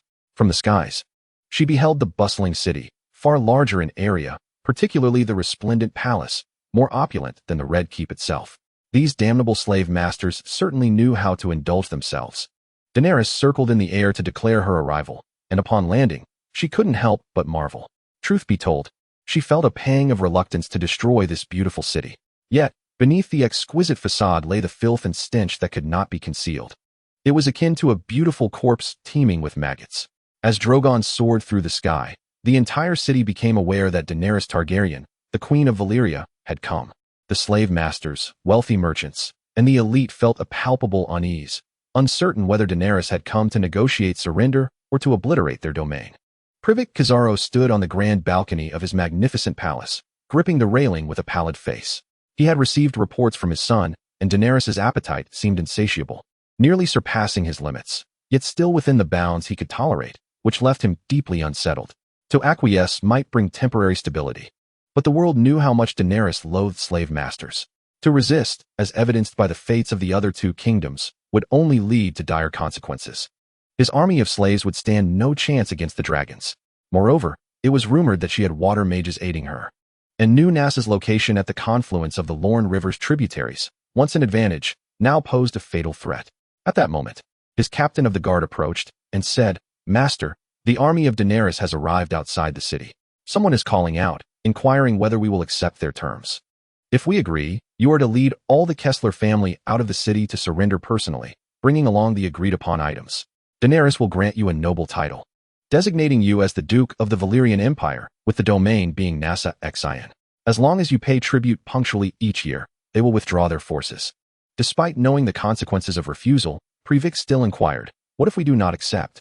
The captain clenched his teeth, replying, "If we refuse, they have threatened to incinerate the city with dragon fire." Upon hearing this, Privik trembled. He had just witnessed the immense power of that creature, and the very air felt heavy with its ominous presence. Contemplating the agony of being scorched by dragon fire, while gazing upon the beauty and prosperity of the city, Privik resolved to take a gamble, to trust that Daenerys would honor her word. Although the prospect of parting with such wealth and resources pained him deeply, it paled in comparison to the prospect of death and annihilation. With a long sigh, the once vibrant countenance of Privik gradually lost its luster. "Let us go, summon everyone, and bring the prepared supplies. We shall leave the city." The final two words were nearly spat out through gritted teeth. "Daenerys, should you falter from your pedestal, I shall repay today as humiliation 100-fold.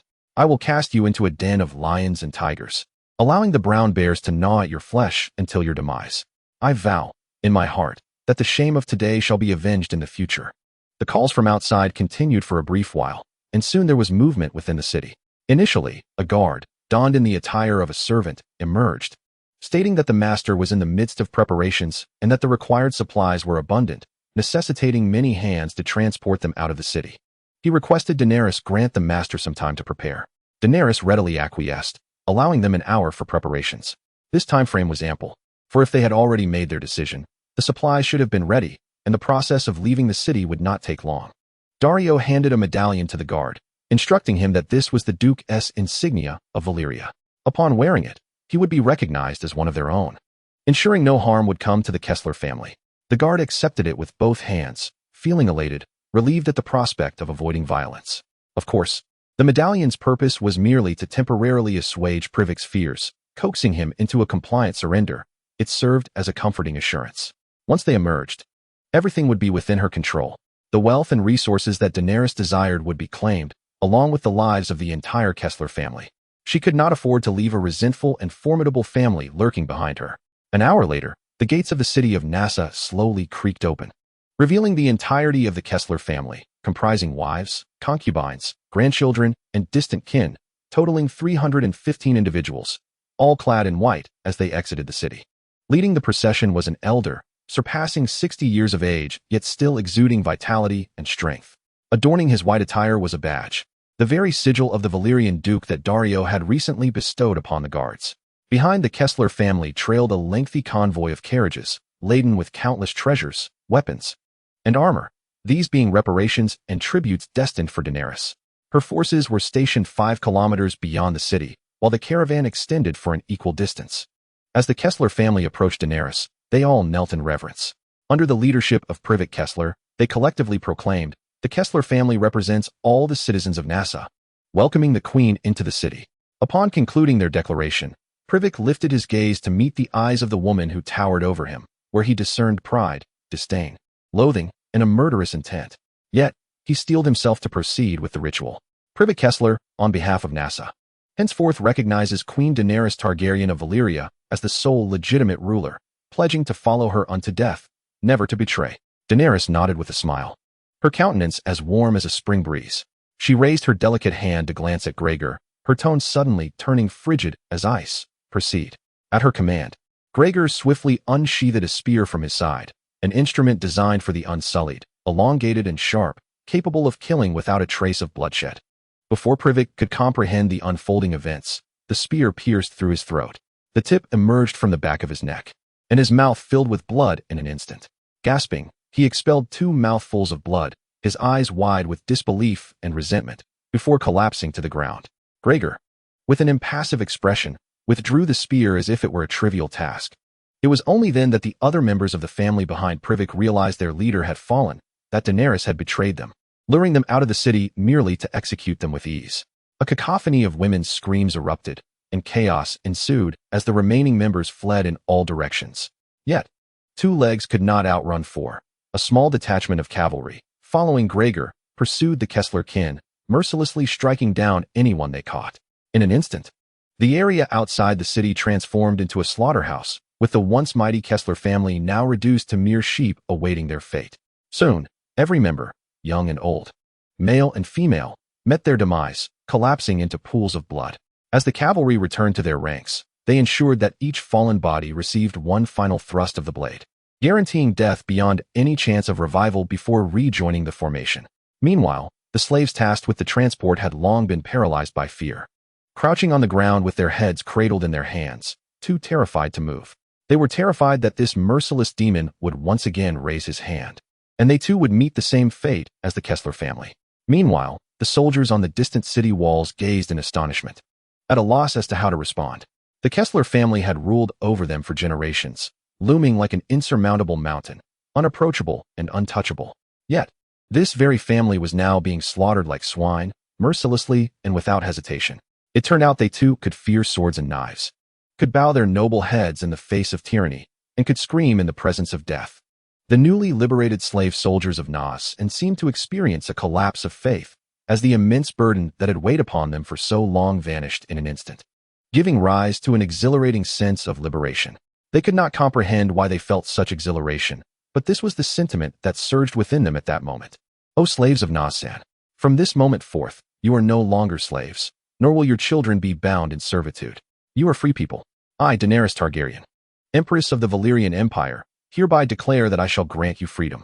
Those who lay down their weapons shall be under my protection and shall become citizens of the Valyrian Empire, continuing to live well in your familiar homeland.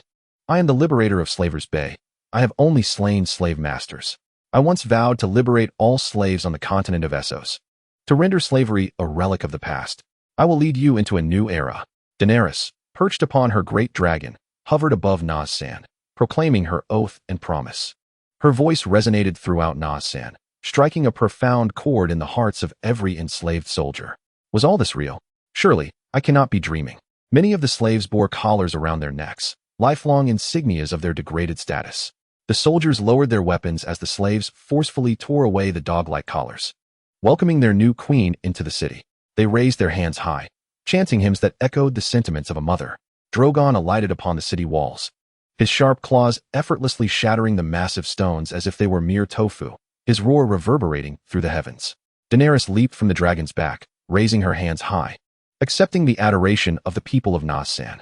At the city gates, orderly battalions of cavalry entered, causing no disturbance, gradually taking control of the city's defense systems, armories, ironworks, treasuries, granaries, and other vital facilities. Many were bound hand and foot and forcibly presented before Daenerys. These were the vested interests that had revolved around the Kessler family. Among them were high-ranking officials from Nasan, local wealthy merchants, and various minor slave owners. After the demise of the entire Kessler family, they sought to escape Nasan. But how could the omnipresent slaves allow these callous oppressors, who had tormented them throughout their lives, to escape? Stripped of the Kessler family's protection, they were nothing. Beaten to a pulp by the very slaves they once looked down upon, tied up and delivered to Daenerys. Daenerys showed no mercy, apprehending all those individuals and awaiting their public trial. These persons served as excellent instruments for winning the hearts of the people and could not be easily forgiven. As the once untouchable noble lords now stood before her, bruised and weeping, pleading for her clemency, the slaves felt a sense of vindication. In truth, they had never had any meaningful contact with the likes of House Targaryen. The majority of their oppressors were these very nobles. The slaves' desires were modest.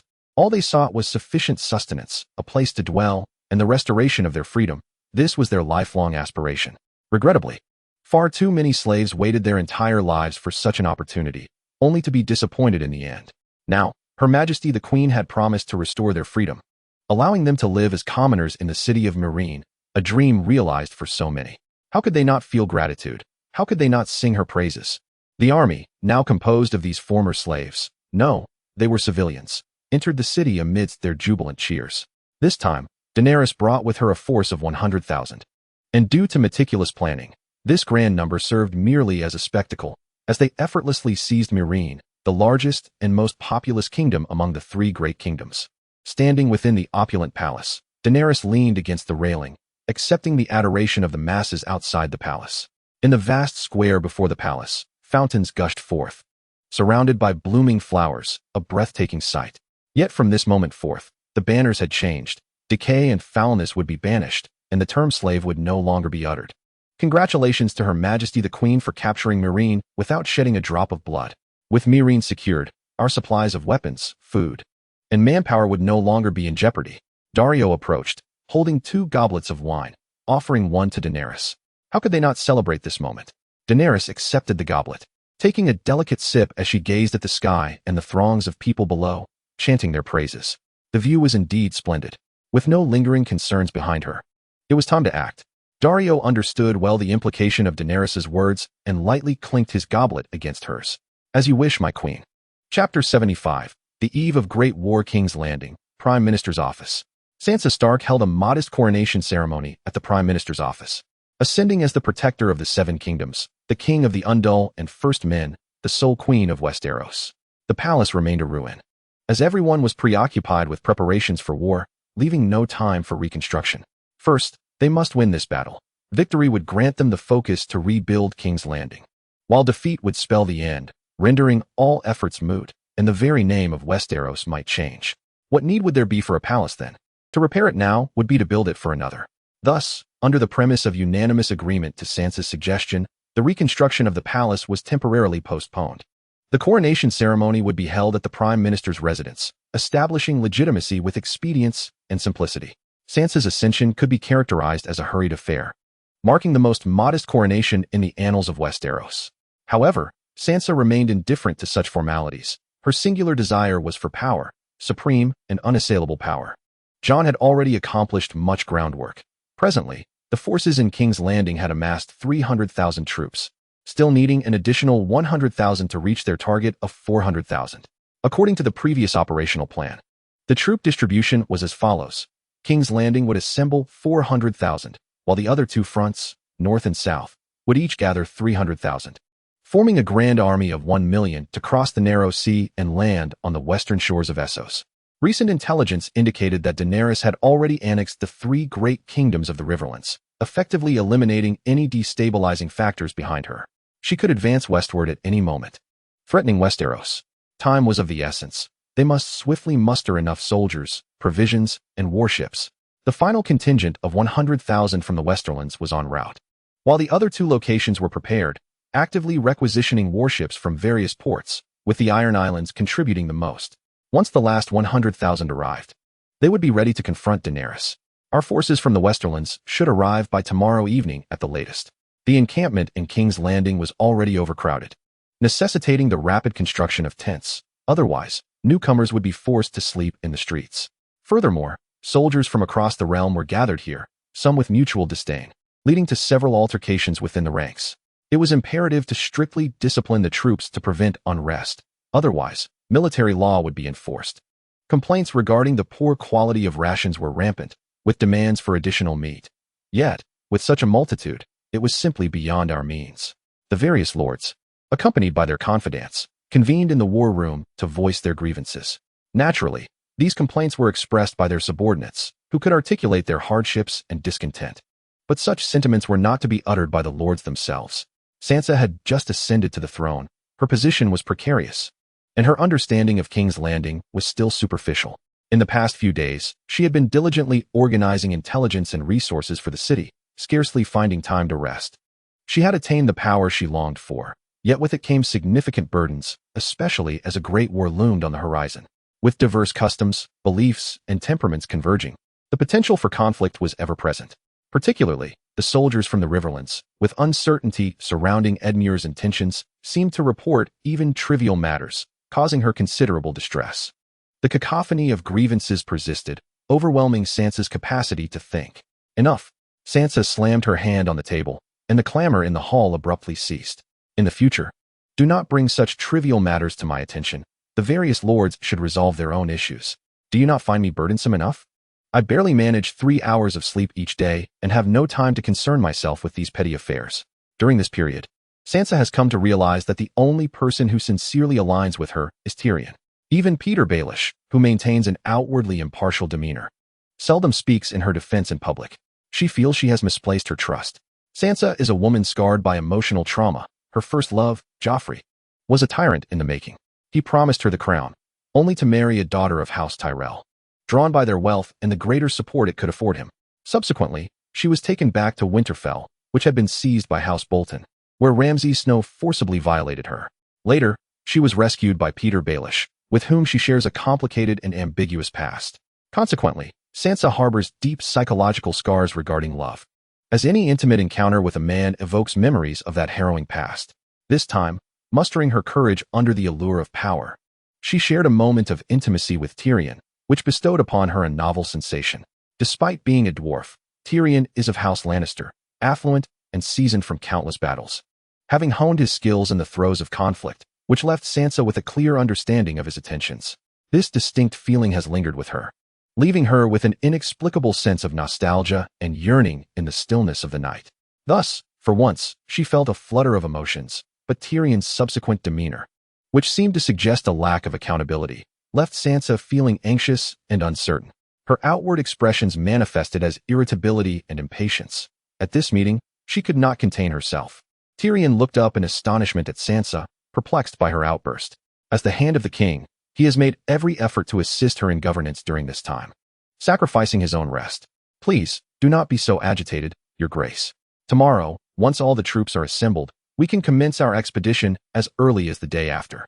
This campaign differs from previous wars. We are engaging in a continental battle, and our adversaries are not weaker than we are. Thus, we must be thoroughly prepared regarding logistics and supply lines. Any negligence could prove fatal if our forces engage at the front while the rear lacks support. Tyrion patiently elaborated, stating that the primary concern now is to determine the commanders for the three armies. Do you have any suggestions? He tactfully shifted the topic, providing Sansa an opportunity to regain her composure. Sansa rubbed her forehead, apologizing. I have not been resting well lately. For the army heading to King's Landing, I propose that Stannis be appointed as the commander. He has emerged from the ranks of various noble houses to lead House Mormont, commanding the Stormlands. It is impossible to achieve such a position without substantial capability.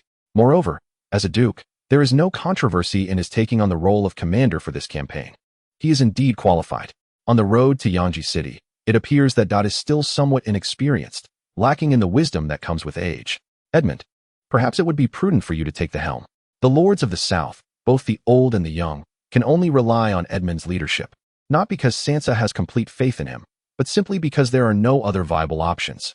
Moreover, she is confident that Edmund will not engage in underhanded tactics when faced with formidable foes. Edmund readily accepted the responsibility, while his military prowess is rather ordinary. It is essential not to show weakness at this juncture. As for the Fingers Peninsula, let that be entrusted to Robeson, for it is inherently part of the Vale, and your oversight would be most fitting. The 30,000 troops are now under your command. I shall accompany the army into battle, with you in King's Landing, Tyrion. I feel reassured. With a few succinct remarks, the most crucial matters were settled, and Sansa pressed her forehead in thought. Very well, it is getting late. Let us all return to rest, and do your utmost to soothe the soldiers below. Our success in this campaign will heavily rely on them, and I will not tolerate any unforeseen incidents. Do you understand? Everyone responded in unison, finally sensing a hint of urgency before the impending battle. Chapter 76. The coronation ceremony. In stark contrast to Sansa's overwhelming concerns, Daenerys leisurely sipped her red wine while enjoying the sight of the fountains and the sea of flowers. With the situation in Essos firmly in her grasp, the regions of the Rhoyne and the Dothraki plains were entirely under her control. To the west, the coastal cities were mere free trade city-states lacking substantial military strength.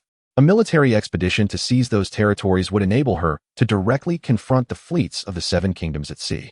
It is worth noting that she currently commands two formidable water sorcerers, and engaging in naval warfare would allow her to maximize their advantages, thus not squandering such invaluable resources. Upon the advice of Dario, Daenerys has dispatched an army of 150,000, divided into three contingents, heading towards the three largest port cities along the western coast. Capturing those cities should pose little difficulty, hence Gregor, Dario, and Kaith remained in Meereen, as they had more pressing matters to attend to. Namely, Daenerys is to be officially crowned as Empress. As mentioned by Zheng Xin, prior to her departure, she is to receive blessings and be crowned in person. This occasion also serves as the perfect opportunity to formally announce the restoration of the Valyrian Empire and the establishment of a new regime, heralding the resurgence of Essos civilization. Once, their ancestor Aegon Targaryen established the Seven Kingdoms, declaring it the conquest. Now, Daenerys Targaryen shall revive her ancestor's glory, forging an even larger Valyrian empire, one that spans two continents, an unprecedented empire. She has resolved to name it the Rise. The entirety of Meereen, as well as the major cities conquered by Daenerys, began to bustle with activity. Exquisite wines, top-tier ingredients, and notable dignitaries were all converging upon Meereen. Loyal subordinates like Dario and Yura were diligently preparing for the upcoming coronation ceremony. This occasion promises to be an unprecedented grand celebration, honoring Her Majesty the Empress upon her ascension to the throne. There is no need for Daenerys to concern herself with the details. She need only await the diligent preparations of her subordinates. She has resolved to establish the capital in Nassau-Exien, the largest city in the Lorne River Basin. Renowned for its prosperity and breathtaking scenery, perfectly aligning with Daenerys' vision of a capital. While cities like Quails and Yuankai are also substantial, they lack the elegance and allure that Nasa Xian possesses, thus making it the chosen seat of power. The following day dawned clear and cloudless. A rare stroke of good fortune. With all preparations complete and the ceremonial procedures rehearsed numerous times, they awaited the moment of the Empress's coronation. The coronation ceremony in Valyria is notably grand and intricate. The most prolonged event was that of Emperor Lonino, who underwent 3 coronations, spanning a total of 2 months. Daenerys, however, could not afford such an extended affair, for battles awaited her, with rumors of unrest brewing across the sea. Hence, they must expedite the proceedings. Nevertheless, the necessary rituals must be observed, albeit with a condensed time frame to complete them within a single day. Thus, Daenerys arose early, donning a silk robe with her hair elegantly styled, preparing to adorn herself in the dragon robe for the coronation ceremony. This dragon robe, emblematic of Valyria, reflects the legacy of the dragon lords who ruled the realm. The emperor must wear the dragon robe and occupy the dragon throne, for the dragon symbolizes Valyria and serves as its totem. Thus, the coronation is intrinsically linked to the dragon. Meanwhile, in the square before the Great Hall, officials stood in formation, the current regime of Daenerys markedly different from its predecessor. After conquering 3 kingdoms, she has embraced a diverse array of talents, welcoming those who had previously been marginalized and oppressed. Daenerys seeks ministers who are capable, courageous, and loyal, and through meticulous selection, she has established a foundational framework for the nascent Valyrian dynasty. The ministers stood in the square, surrounded by guards, while a throng of citizens, as numerous as mountains and seas, filled the periphery, their voices rising in joyous celebration. At long last, under the watchful gaze of the multitude, Daenerys ascended the coronation platform. After a brief address from Caricado, the coronation ceremony officially commenced. In the first step, assisted by her handmaidens, Daenerys extended her arms as they adorned her in the dragon robe, a magnificent black and gold garment intricately embroidered with soaring dragons, exuding both dignity and solemnity. Once clad in the dragon robe, the second step commenced, a ritual honoring heaven and earth. Raising her goblet, she drank in communion with the heavens, signifying divine favor and the promise of a flourishing dynasty. Originally, the third step would involve conferring titles upon the lords and establishing a harem. However, as Daenerys has no harem and the time for distributing titles is not yet ripe, such matters will be addressed post-conflict, once the battles have concluded. Thus, the third step has now transformed into the bestowal of rewards upon the ministers and the clear delineation of their ranks. This had long been premeditated. The civil officials were to be announced by Dario, the hand of the queen and the current prime minister, a figure of immense stature, second only to the queen herself, entrusted with the responsibility of the civil ministers. The military commanders were assigned to Gregor, who had previously made adjustments to the ranks within the army, implementing a decimal system of management and establishing a meritocratic system that significantly alleviated the difficulties of military deployment and communication failures. The military appointments predominantly comprised the Kalas from the former Dothraki tribes, with the lowest rank being that of a captain, commanding a cohort of 10,000 warriors. At present, Daenerys' forces have burgeoned to 1 million strong, bolstered by the incorporation of armies from the 3 major kingdoms and a number of eager young slaves aspiring for prominence, who volunteered for military service.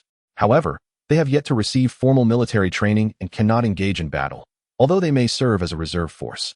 Even so, the main army has swelled to a formidable 80,000, rivaling the 7 kingdoms of Westeros. With the aid of dragons and water sorcerers, each capable of matching 1,000 troops, her might is undeniable. By the time all the ministers had received their rewards, midday was approaching, marking a lengthy and time-consuming endeavor. The next step was to honor the ancestors. The Targaryen family, a colossal entity that had flourished across several eras, now consisted solely of Daenerys and the extraneous Gregor. Thus, during the ancestral rites, Gregor followed closely behind Daenerys in the ceremony. Incense was burned, prayers were offered, and bows were made to console the spirits of their forebears. As the afternoon wore on, the ceremony was left with but one final step, the coronation. Upon completing the coronation, Daenerys would rightfully be declared the Queen of Valyria, a moment she eagerly anticipated. She yearned to witness the manner in which the old gods would crown her. Chapter 77. The coronation of the deity. The ceremony of the ascension was down to its last step, the crowning with the royal diadem. The honor guard flanking the dais sounded the solemn and resounding Dragon's March, a traditional coronation melody of Valyria, permissible only during the ascension of a new monarch. As the dignified tune resonated, Daenerys stood atop the platform, sunlight illuminating her pure and unblemished visage, casting a radiant glow. Just as the coronation was about to commence, a powerful beam of light descended from the heavens, casting shadows that darkened the surrounding sunlight. The gaze of the assembled crowd was irresistibly drawn to the radiant shaft of light descending upon the center of the dais. This unexpected phenomenon left all in awe. It was entirely unanticipated, not part of any rehearsal, and certainly not orchestrated by anyone. It was a sheer accident. The ministers held their breath, hesitant to move.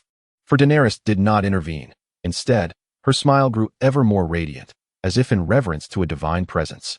A colossal figure of ice-blue hue began to descend from the sky, hovering 5 meters above Daenerys. Immediately thereafter, a resounding and majestic voice reverberated throughout the land. Even those unable to reach the forefront of the square could hear it distinctly from the streets of the city. In the presence of the deities, I, the old god, today bestow upon you, Daenerys Targaryen, the supreme rights and honors of the Empress. You shall reign over this realm, and your wisdom and courage will guide your people toward prosperity and hope. May you be wise, benevolent, compassionate, and just. Here, in the name of the old god, I crown you, and may your reign endure eternally, with mountains and rivers remaining steadfast. Upon concluding these words, a figure of light descended, personally adorning Daenerys with a crown bestowed by the divine. The crown was pure white, resembling jade, with a massive ice-blue gemstone at its center, within which flowed a faint divine essence. This diadem would shield Daenerys from any ambush, capable of withstanding the might of the gods, and it would grant her eternal youth, ensuring she would never age. A true crown imbued with divine power. Before Daenerys could utter a word, the divine figure transformed into a radiant streak of light and vanished, along with the brilliant beam that had accompanied it. It was only then that the assembled crowd comprehended the magnitude of the event. A divine blessing. The old god had crowned the Empress. What an immense honor. Valyria was destined for perpetual glory and invincibility. This spectacle left all present in profound awe. Although they had heard of the old god's return, witnessing the divine presence personally crowning Empress Daenerys spoke volumes. In the annals of humanity's history, there had only been one previous divine coronation, that of the first emperor of the Undulls, Hugo, by the 7 gods in the Andes Mountains. Subsequently, the Undulls unified Westeros, ruling for millennia until the advent of Aegon Targaryen. Yet, Aegon, too, revered the 7 and did not alter the faith of the land. Now the old god, once supplanted by the 7, had re-emerged, signaling an unmistakable message. This was no mere contest of human empires, but a battle for divine faith. The stakes had escalated significantly. It was evident that the Valyrian Empire had embraced the old god's coronation, representing the old goddess resurgence. Meanwhile, in Westeros, the potential for assistance from the 7 remained uncertain. However, all they could observe was the old god beginning to manifest actively across the continent, while the 7 remained silent. Not even a single divine revelation graced the land. This could only imply one of 2 truths. Either the 7 had long departed from the realm, indifferent to mortal affairs, or their divine standing was inferior to that of the old god, rendering them incapable of direct confrontation. In any case, the Valyrian Empire now held a decisive advantage. If they failed to seize Westeros in one fell swoop, they would be failing the trust and blessings of the old god. Among the crowd were many who previously held faith in the 7 or other deities, yet without exception, they all converted to the worship of the old god following this event. The old gods have returned, evidently striving to suppress Westeros while favoring Valyria. There is no reason for hesitation. As Samwell once said, I have prayed countless times with fervor, yet the 7 have never responded. Perhaps the old gods will? Many have come to perceive divinity as a source of solace, a narcotic for the helpless. However, the situation has changed. The old gods have truly manifested. Thus, the shift in faith holds no psychological burden for those present, for they are not fervent zealots. As the coronation ceremony drew to a close, the onlookers beheld Daenerys not as a mere mortal, but as an envoy of the divine, a manifestation of the gods walking upon the earth. Adorning her head was a sacred artifact bestowed by the deities, a sight so opulent that it seemed unattainable. My people, each and every one of you shall receive the blessings of the gods. The divine radiance will illuminate every corner of the Valyrian Empire. From this day forth, you are no longer homeless children, regardless of your wealth or status. All shall equally receive the old god's favor. Now, the 7 kingdoms of Westeros gaze upon us with predatory intent. Are you willing to drive them away, to retaliate against them, to obliterate them for my sake? Daenerys's words resonated perfectly, igniting the crowd still in awe of the old god's arrival. Yes, we are willing. Drive them away, retaliate against them, obliterate them. Let the seven kingdoms become history. Let Valyria's light shine across Westeros. Indeed, they too require redemption. A thunderous response surged forth, united in purpose. As Daenerys stirred the emotions of all present, including Grey Worm, Yora, Dario, and Missandei, no one could remain unmoved by the Daenerys adorned with the crown, radiating an aura akin to that of an untouchable goddess. Very well, the day after tomorrow, I wish to see my armies assembled at the great ports of Nathos, Pentos, and Coer, ready to traverse the seas and repel the invaders from Westeros. Can this be achieved? Daenerys raised her scepter high, once more inviting the chorus of thousands in the square to echo her call. Zheng Xin, concealed in the heights, observed this scene with clarity. His heart swelled with satisfaction. Daenerys was indeed a natural orator, effortlessly galvanizing the spirit of the people. Coupled with the immense endorsement of divine coronation, her prestige on the Essos continent was unassailable. A great war loomed on the horizon, and the impending clash of two colossal forces, each numbering in the millions, filled Zheng Xin with anticipation. As a new month commenced, I wish everyone smooth sailing in the final month of 2024. Additionally, I humbly seek your favorable reviews and express my gratitude for your support. Chapter 78. Prepared and ready the following day. Having just completed her coronation ceremony, Daenerys hastened to the port of Pentos, a former free trade city-state situated along the western coastline of Essos. This land, once unclaimed, is governed by a coalition of 17 major trading guilds, whose intricate alliances are deeply entrenched. However, upon the formidable arrival of the Valyrian army, these guilds expressed their eagerness to welcome Queen Daenerys' rule, pledging their allegiance to her empire and committing to contribute to its economic prosperity. It had been ages since a powerful empire emerged on the continent of Essos, leading each guild to maintain their own armed forces, typically numbering from a mere 3,000 to 5,000 to as many as 20,000, solely to ensure the safe transport of their goods. With the protection of a robust imperial force now at hand, there was little incentive for resistance. Merchants, driven by profit, would seldom engage in violent conflict for political reasons, as such actions would not serve their interests. Moreover, the 17 guilds, each pursuing their own agendas, could aptly be described as a disjointed assembly. Thus, when the Valyrian army of 50,000 arrived at Pentos, despite the larger number of guild troops within the city, none were inclined to take the initiative to confront the invaders. Pentos fell almost instantaneously, a surrender that could be likened to a mere formality. Even Spawn, who had led the troops prepared for battle, found himself perplexed by the docility of the once arrogant free traders. During his previous encounters with these guilds while serving Caer, he had found them to be insufferably haughty, regarding the Dothraki with disdain, scarcely recognizing them as equals. Yet, now they greeted him with smiles and cordiality, prompting Spawn to question if they had always been so amiable.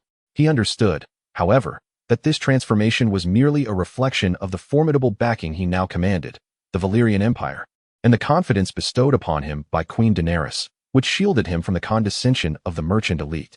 In that moment, Span's loyalty to Valyria and to Daenerys intensified, as he vowed to follow Her Majesty for the rest of his days. Pentos, an immensely significant port city, lies directly across from Blackwater Bay, which in turn is home to King S Landing. This geographical reality meant that Pentos would be subjected to the pressures emanating from the capital. Daenerys had mobilized 1 million troops across 3 major ports, with Pentos housing the largest contingent. Since the conclusion of her coronation ceremony yesterday, the number of eager volunteers for military service had surged, nearly comprising half of the able-bodied youth from the 3 great kingdoms. Nevertheless, Daenerys was aware that she could not exhaust her resources. Such a large enlistment would undoubtedly disrupt the livelihoods of her subjects. With so many young men leaving their homes, who would tend to the fields, forge iron, or care for livestock, countless responsibilities required the labor of the young and able. Thus, Daenerys decreed that families with 3 or more sons could afford to send 1 or 2 to serve, while those with 2 or fewer must remain at home to care for their elders and manage household duties, forbidding them from military service. Yet, despite this, the military force remains excessively large. She commanded Gregor to meticulously select the elite, aiming to limit the army to a standing force of 1 million, a reserve of 500,000, and logistical troops not exceeding 200,000. Currently, the majority of the regular army consists of Dothraki warriors, with a smaller contingent being seasoned veterans from the once mighty kingdoms, all of whom have undergone formal military training and participated in combat. ready to be deployed directly onto the battlefield. New recruits are assigned to the reserves, where they must first undergo military training to grasp the essential rules of warfare. Otherwise, these greenhorns would likely not survive a single day on the front lines, potentially exhausting their ranks in mere skirmishes. At this moment, Daenerys surveyed the vast harbor of Pentos. Under her command, large warships were being hastily constructed. Merchant vessels were being retrofitted, reinforced with steel rams at the prow and thickened sidewalls. With massive ballistae affixed to their flanks, they would serve as formidable warships. Such modifications were not particularly challenging, and a significant number of merchant ships were currently undergoing transformation. While these vessels, designed to carry substantial cargo, often presented challenges in maneuverability due to their size, their bulk also conferred advantages, especially in a ramming confrontation. The million-strong army had already been dispatched, with 30,000 troops led by Gregor facing the Fingers Peninsula in the north, which brought Daenerys great reassurance. Gregor's tactical prowess was systematic. In scenarios where forces were evenly matched, he possessed the capability to decisively outmaneuver the enemy. To the south, the stronghold of Coer was entrusted to Dario, situated across the sea from the significant Dornish city of Sunspear, with a chain of islands in between. Legend has it that many years ago, Westeros and Essos were once connected. Between Dorne and Coer lay a land bridge known as the Arm of Dorne. Subsequently, the first men traversed this bridge into Westeros, ruthlessly destroying the children of the forest and their sacred groves. In response, the green seers among the children employed magic to summon earthquakes and tsunamis, fracturing the Arm of Dorne and giving rise to the present-day stepstones. The terrain here is exceedingly intricate, with maritime conditions fluctuating between turbulence and calm. Dario, possessing a quick wit and adaptability, was ideally suited to command 30,000 troops in safeguarding this region. Meanwhile, Daenerys personally led 400,000 soldiers, with Caesar as her second-in-command, accompanied by 2 formidable dragons and 2 water sorcerers to secure Pentos. Initially, she intended for the 2 water sorcerers to assist Gregor and Dario, one stationed to the south and the other to the north. However, both declined in unison, asserting that their powers could only exert overwhelming force when concentrated. While dispersing might confer localized advantages, it would bear little significance on the broader strategic landscape. They were confident in their ability to manage without external assistance. Daenerys refrained from further argument, acknowledging the truth of the matter. Given Gregor and Dario's capabilities, the absence of water sorcerers would not substantially alter the outcome. Daenerys resolved to surround herself with 4 formidable warriors to safeguard the vast forces of King's Landing. Thus, should the battle here evolve into a relentless onslaught, King's Landing would inevitably fall, and the other fronts would lose their will to fight. Currently, the 2 leaders have dispatched their armies towards Norvos and Coer. Having set forth half a day ago, they parted ways this morning in Meereen, with the 4 of them splitting into 3 paths towards their respective objectives. Daenerys first inspected the progress of the warships at the port, arranging for vessels to patrol the open sea. Upon sighting any forces from Westeros, they were to report immediately, for she intended to intercept them at sea, ensuring they never set foot on Essos. She entrusted the command and coordination of the troops entirely to Quen, whose experience in this domain surpassed her own. Observing the bustling scene around her, Daenerys turned her gaze towards the endless ocean. Aware of the recent election results in Westeros, Sansa Stark, Jon's sister, had ascended as the Queen of the 7 Kingdoms, the rightful heir to the Iron Throne. During her time in Winterfell, Daenerys had discerned Sansa's considerable ambition. The woman had consistently feigned loyalty while harboring ulterior motives. With the threat of the Night King extinguished, Sansa sought to breach their alliance, and had it not been for Jon Snow's steadfastness, she might have turned her attention to besieging King's Landing. Now, across the sea lay Sansa's army, and Daenerys felt a twinge of anticipation. Sansa, when the White Walkers came, you cowered in the cellar to escape peril. Now, let me see how your prowess has grown. Chapter 79, Arya Westeros. King's Landing. Here too, a scene of fervent activity unfolded, albeit in stark contrast to Pentos. As the port of King's Landing was teeming with ships, how have you managed to organize such chaos, causing your own vessels to collide? Were I in your position, I would have sought the 7 gods long ago. Tyrion expressed his dissatisfaction with Stannis' organizational skills, discontented with the latter's failure in naval strategy. Given that Stannis hailed from Bear Island, a place renowned for its expertise in maritime warfare, the exit of the port was nearly overwhelmed by the departing ships. With such disarray, victory seemed improbable. Stannis felt unjustly aggrieved. The forces comprised troops from various kingdoms. They adhered solely to their own commanders and disregarded his orders. When he instructed them to retreat, they surged forward. When he commanded them to stand by, they insisted on crowding with other fleets. If he attempted to enforce military discipline, a mutiny would ensue, and he feared to impose harsh penalties on the commanders. What recourse did he have? Tyrion too felt a sense of helplessness.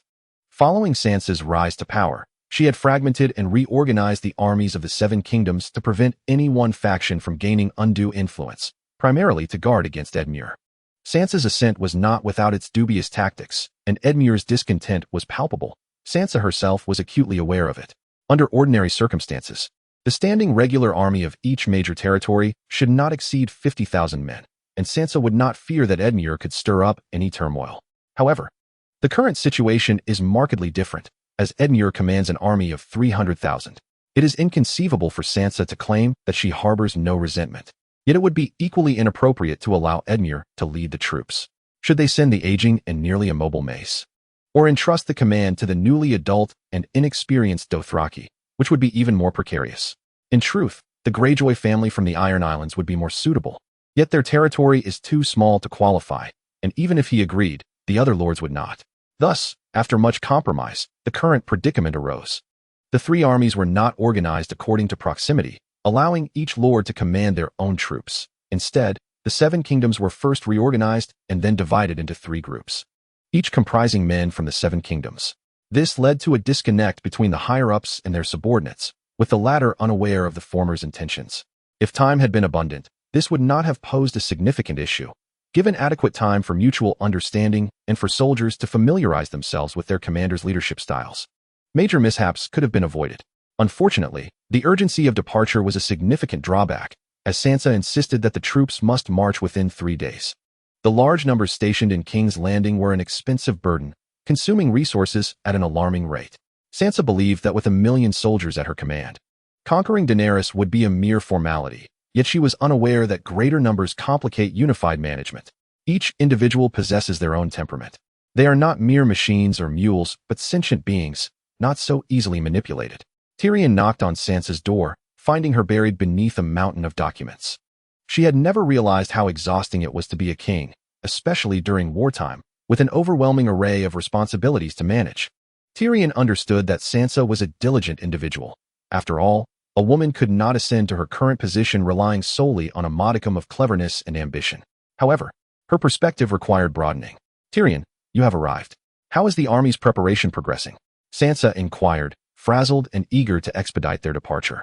Her initial intention had been to accompany the troops, but this proposal was dismissed on the grounds that she, as queen, should remain in King's Landing. Even if she were to join the campaign, her presence would likely have minimal impact on the unfolding events. It was more prudent for her to stay behind and coordinate efforts. In truth, she was also reluctant to engage in battle, and that suggestion was merely intended to demonstrate her resolve as the new queen, to dispel any notion that she was a coward.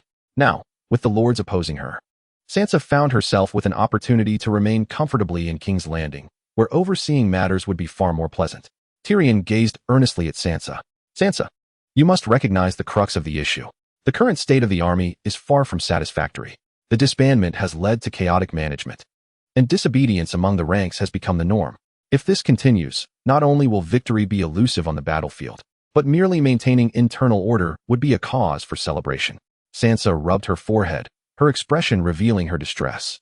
Tyrion, the situation is not as dire as you suggest. Familiarity with the army is merely a matter of time. During these few days, let the various lords get well acquainted with their soldiers and the lower-ranking commanders. Naturally, the circumstances will improve. Moreover, on the battlefield, disobedience to commands is tantamount to courting death, a matter that concerns the safety of every soldier. They are motivated solely by the instinct to preserve their own lives, and will refrain from any reckless actions. Tyrion, observing Sansa's increasingly obstinate disposition and her refusal to heed counsel, felt a twinge of frustration. Is Sansa's ascension truly a blessing for the Seven Kingdoms? Yet, he resolved to make one last effort.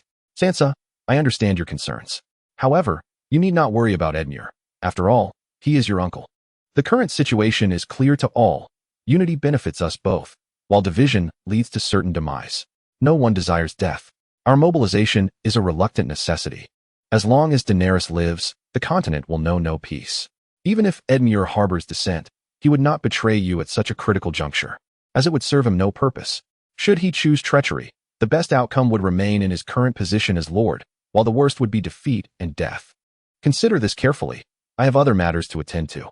With that, he turned and exited without waiting for Sansa's response. He had articulated all that needed to be said. Whether she could comprehend and accept it was now solely her concern. In truth, Sansa understood the rationale. She was not of humble origins, but the daughter of the Warden of the North, having received the finest education and nearly becoming queen in her youth. She considered her intellect on par with any. Yet, the times had changed. She was now the monarch, the ruler of King's Landing, the shared queen of the Seven Kingdoms, and the guardian of Westeros. This identity was an entirely new experience for her.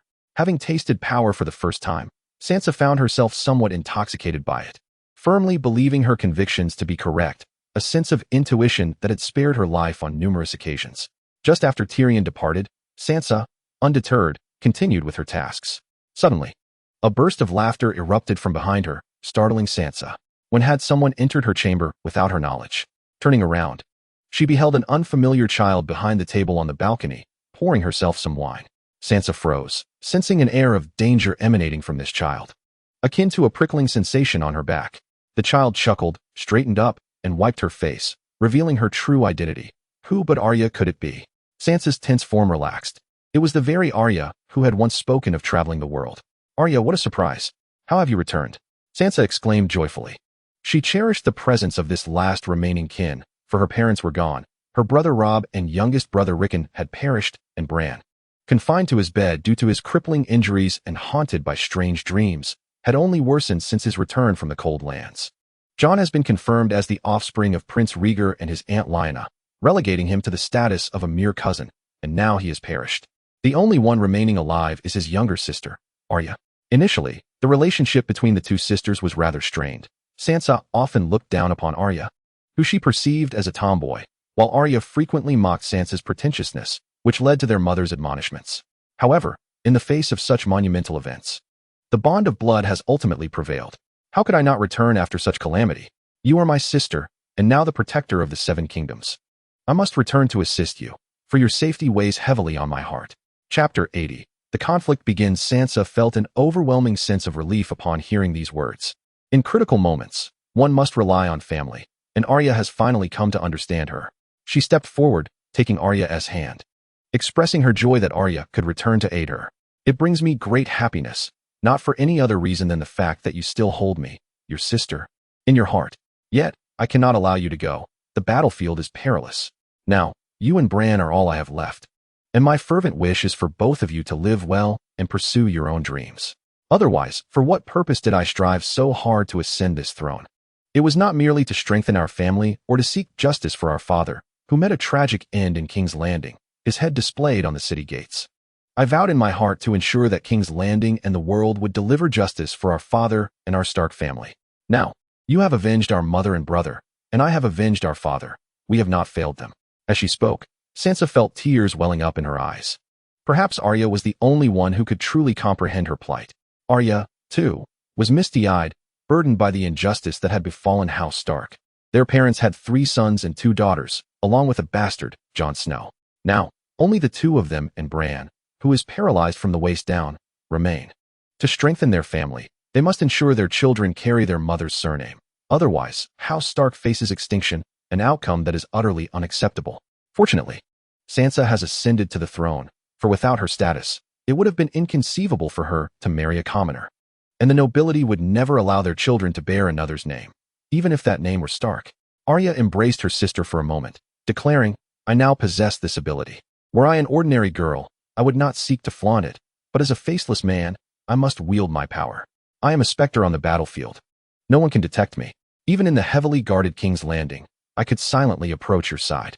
Do you grasp the implications of this? Sansa was taken aback by Arya's words, realizing the gravity of the situation. It meant that if Arya were indeed an agent of Daenerys, then at this very moment, she would already be dead. However, the situation has reversed. Elia is her own sister. If she could silently approach Daenerys, she immediately dismissed that thought. No, Daenerys is unlike me. She is guarded by dragons and is not easily accessible. I shall rely on my army to defeat her honorably, to slay her prideful dragons, and to dismantle her Valyrian empire, compelling her to kneel before me. I have plenty of people willing to serve me. You need not involve yourself. Stay in King's Landing and do not venture elsewhere, understand? Elia shook her head in resignation. Sister, you do not understand me. Just as in our childhood. I promised to assist you, and I shall certainly fulfill that promise. The faceless men revere the Lion of Night, and I now do as well. The Lion shall bless me, allowing me to evade the dragon's scrutiny and approach Daenerys. I am leaving now. You may proceed as you wish.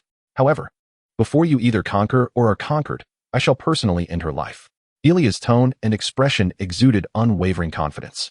Daenerys, at her core, is merely a mortal. All mortals are destined to perish.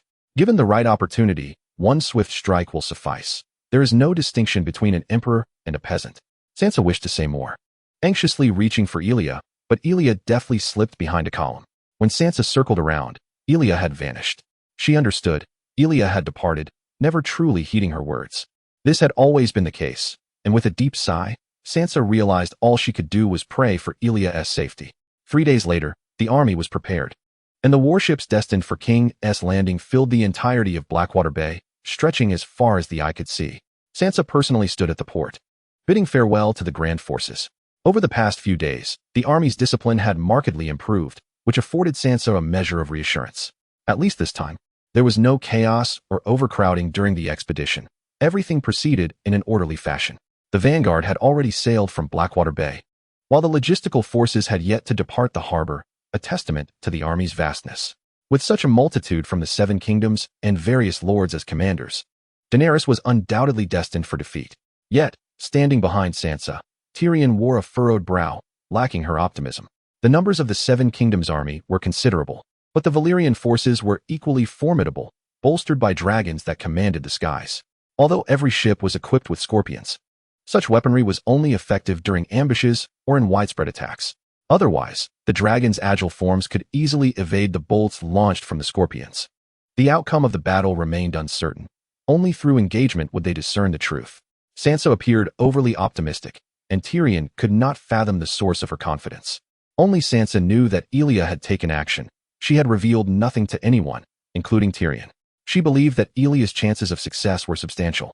Having heard of some occurrences following Elia's disappearance, the Faceless Ones constitute an ancient and formidable organization, with its members referring to themselves as nameless souls. Each individual lacks a fixed name or visage. Perhaps at this moment, you behold a hunched old crone, yet in the next, she could unleash a poisoned arrow from her grasp, piercing your neck. With a mere turn, she may don a different face and swagger away, evading capture with ease. She is unaware of how much prowess Arya has acquired, but judging by her confident demeanor, Sansa holds great hopes for her. For an entire half-day, all vessels departed the harbor in a slow and orderly fashion, embarking on a journey towards the other side of the sea. King's Landing was left with only 3,000 souls, the majority of whom were the Kingsguard, tasked solely with safeguarding the king and ensuring the safety of the city. Each was a seasoned warrior, and 3,000 was more than sufficient to protect both King's Landing and Sansa. With the army deployed, the once chaotic King's Landing became eerily vacant, allowing Sansa a moment of respite. The absence of the troops alleviated a myriad of disordered affairs and eased the financial strain, underscoring that maintaining a large army is no trivial endeavor. Commander Stannis, leading an army of 400,000, exuded an air of exuberance. Originally a scion of the Mormont family from Bear Island, he was not of the direct lineage. Yet, the tides of fate shifted dramatically when the matriarch of the small house, Bear Woman Diana, perished at the hands of the giants and wights in Winterfell, and the old patriarch fell at the Black Castle of the Wall. Jorah Mormont, once a pariah of the family, also met his end during the Battle of Winterfell while protecting Daenerys. In the wake of such calamity, the rightful heirs were extinguished, granting the collateral branches an opportunity to ascend. Through a series of overt and covert struggles, he claimed the seat of the Mormont patriarch, only to find himself elevated to the title of Duke of the Stormlands, thanks to an allegiance with the Starks, whose rise fortuitously bolstered the Mormont house. Stannis, once an obscure figure, soared to prominence, now leading an army of 400,000 on behalf of Queen Sansa. Fortunately, his origins from Bear Island endowed him with familiarity with naval warfare. Otherwise, he would not have dared to undertake such a monumental responsibility. After 2 days of the army's advance, the vanguard fleet reported that they could discern the ships of Essos from a distance, still within the confines of the open sea, indicating that the adversary had long been prepared. Stannis commanded that all vessels ready their rams and proceed at full speed. Upon engagement with the enemy, the vanguard was to launch an immediate assault, with no calls for surrender. This was a contest of life and death, and the side that seized the initiative would gain a significant advantage. He instructed all hands to don their armor and keep their weapons at the ready. Upon nearing the enemy, they were to engage in boarding action. No one was permitted to retreat a single step without his command. Remember, this is open water. Jumping overboard leads only to demise. He urged everyone to muster their utmost vigilance. The true battle was about to commence. Chapter 81. The naval encounter. The Valyrian patrol responded swiftly, opting not to confront the fleet of the Seven Kingdoms directly. Instead, they dispatched a swift vessel to relay the news back, while the remaining ships retreated into their own waters from the open sea. Their numbers were too few, as they were not a large force. The quantity and scale of their vessels were entirely inadequate to confront the fleets of the Seven Kingdoms head-on. They could only retreat into a defensive position, awaiting the arrival of reinforcements. Observe, Valyrian ships have pulled back. They are fleeing. Quick, pursue them. We must not allow them to escape. Let us first take down their patrol boats and achieve a promising start.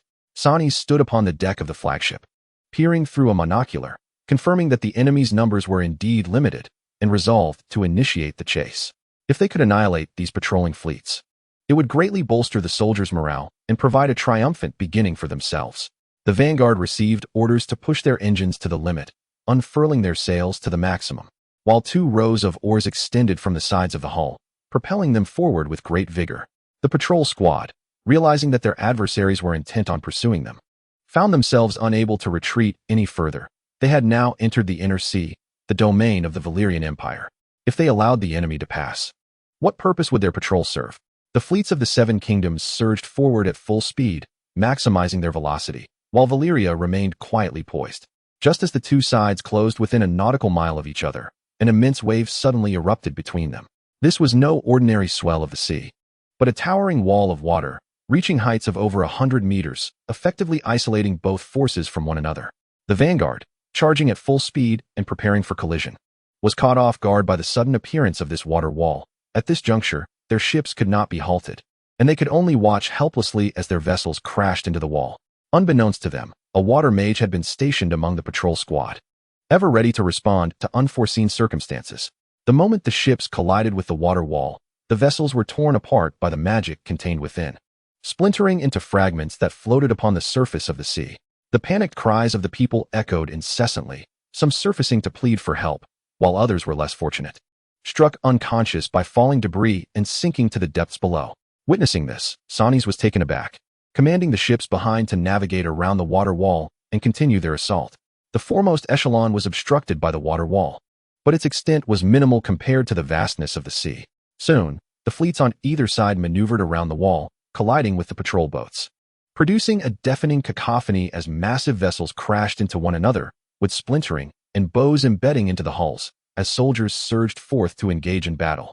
The sounds of clashing swords and cries of war began to resonate across the waters. On duty that day was his brother, Leonibert, who observed the chaos unfolding at the forefront. The skirmish had commenced, making the use of large-scale water magic impractical, as it would undoubtedly harm their own fleet. Given that their patrol squad was significantly outnumbered compared to the enemy, the exchange of one ship for 3 was not advantageous. It was wiser to conserve their remaining forces. Thus, he set his sights on the enemy vessels that had yet to arrive. A water vortex ascended directly from the ocean's surface, wreaking havoc among the fleets of the Seven Kingdoms. Instantly, the previously arranged formations were thrown into disarray. Vessels that came into contact with the vortex were torn apart like mere toys, while those fortunate enough to evade its grasp hastily collided with their neighboring ships. What should have been an easily winnable battle became a devastating affair under the onslaught of 2 massive water spells. Stannis, in a fit of exasperation, realized that the losses had far exceeded expectations. The enemy had set an ambush from the very outset, making the path ahead increasingly arduous. However, retreat was not an option at such a critical juncture. Victory had to be seized at any cost. He understood the adage that compassion does not govern the battlefield. Commands were dispatched, and the fleet charged forward recklessly, finally breaking through the vortex's blockade. The vanguard forces and the patrol fleet made contact. Yet both sides had already sustained injuries. The vanguard's reinforcements arrived, but the patrol fleet found itself at a significant disadvantage. Nevertheless, they had not yet reached the brink of collapse. for Daenerys was acutely aware that the battle would unfold within days. It was inconceivable that she would send only a few small vessels into the fray. The patrol fleet's claims of being outnumbered were merely in comparison to the main forces of the Seven Kingdoms. In truth, each patrol fleet comprised 50 ships and approximately 5,000 personnel. 5 patrol fleets were simultaneously tasked with the outer seas, while 5 others awaited support and rotation in the inner seas. At this moment, other patrol fleets had received the call for assistance and were hastening to the scene. Once all the patrol fleets arrived, they would constitute a formidable force, sufficient to hold until the main army could arrive. At this point, the first patrol fleet, having suffered significant losses, had already sunk half of its vessels. The remaining ships bore various degrees of damage and were entirely surrounded by the vanguard fleet of the Seven Kingdoms. Despite Leo's valiant efforts to resist, the limitations of one man's strength became painfully evident, and he could not alter the tide of battle.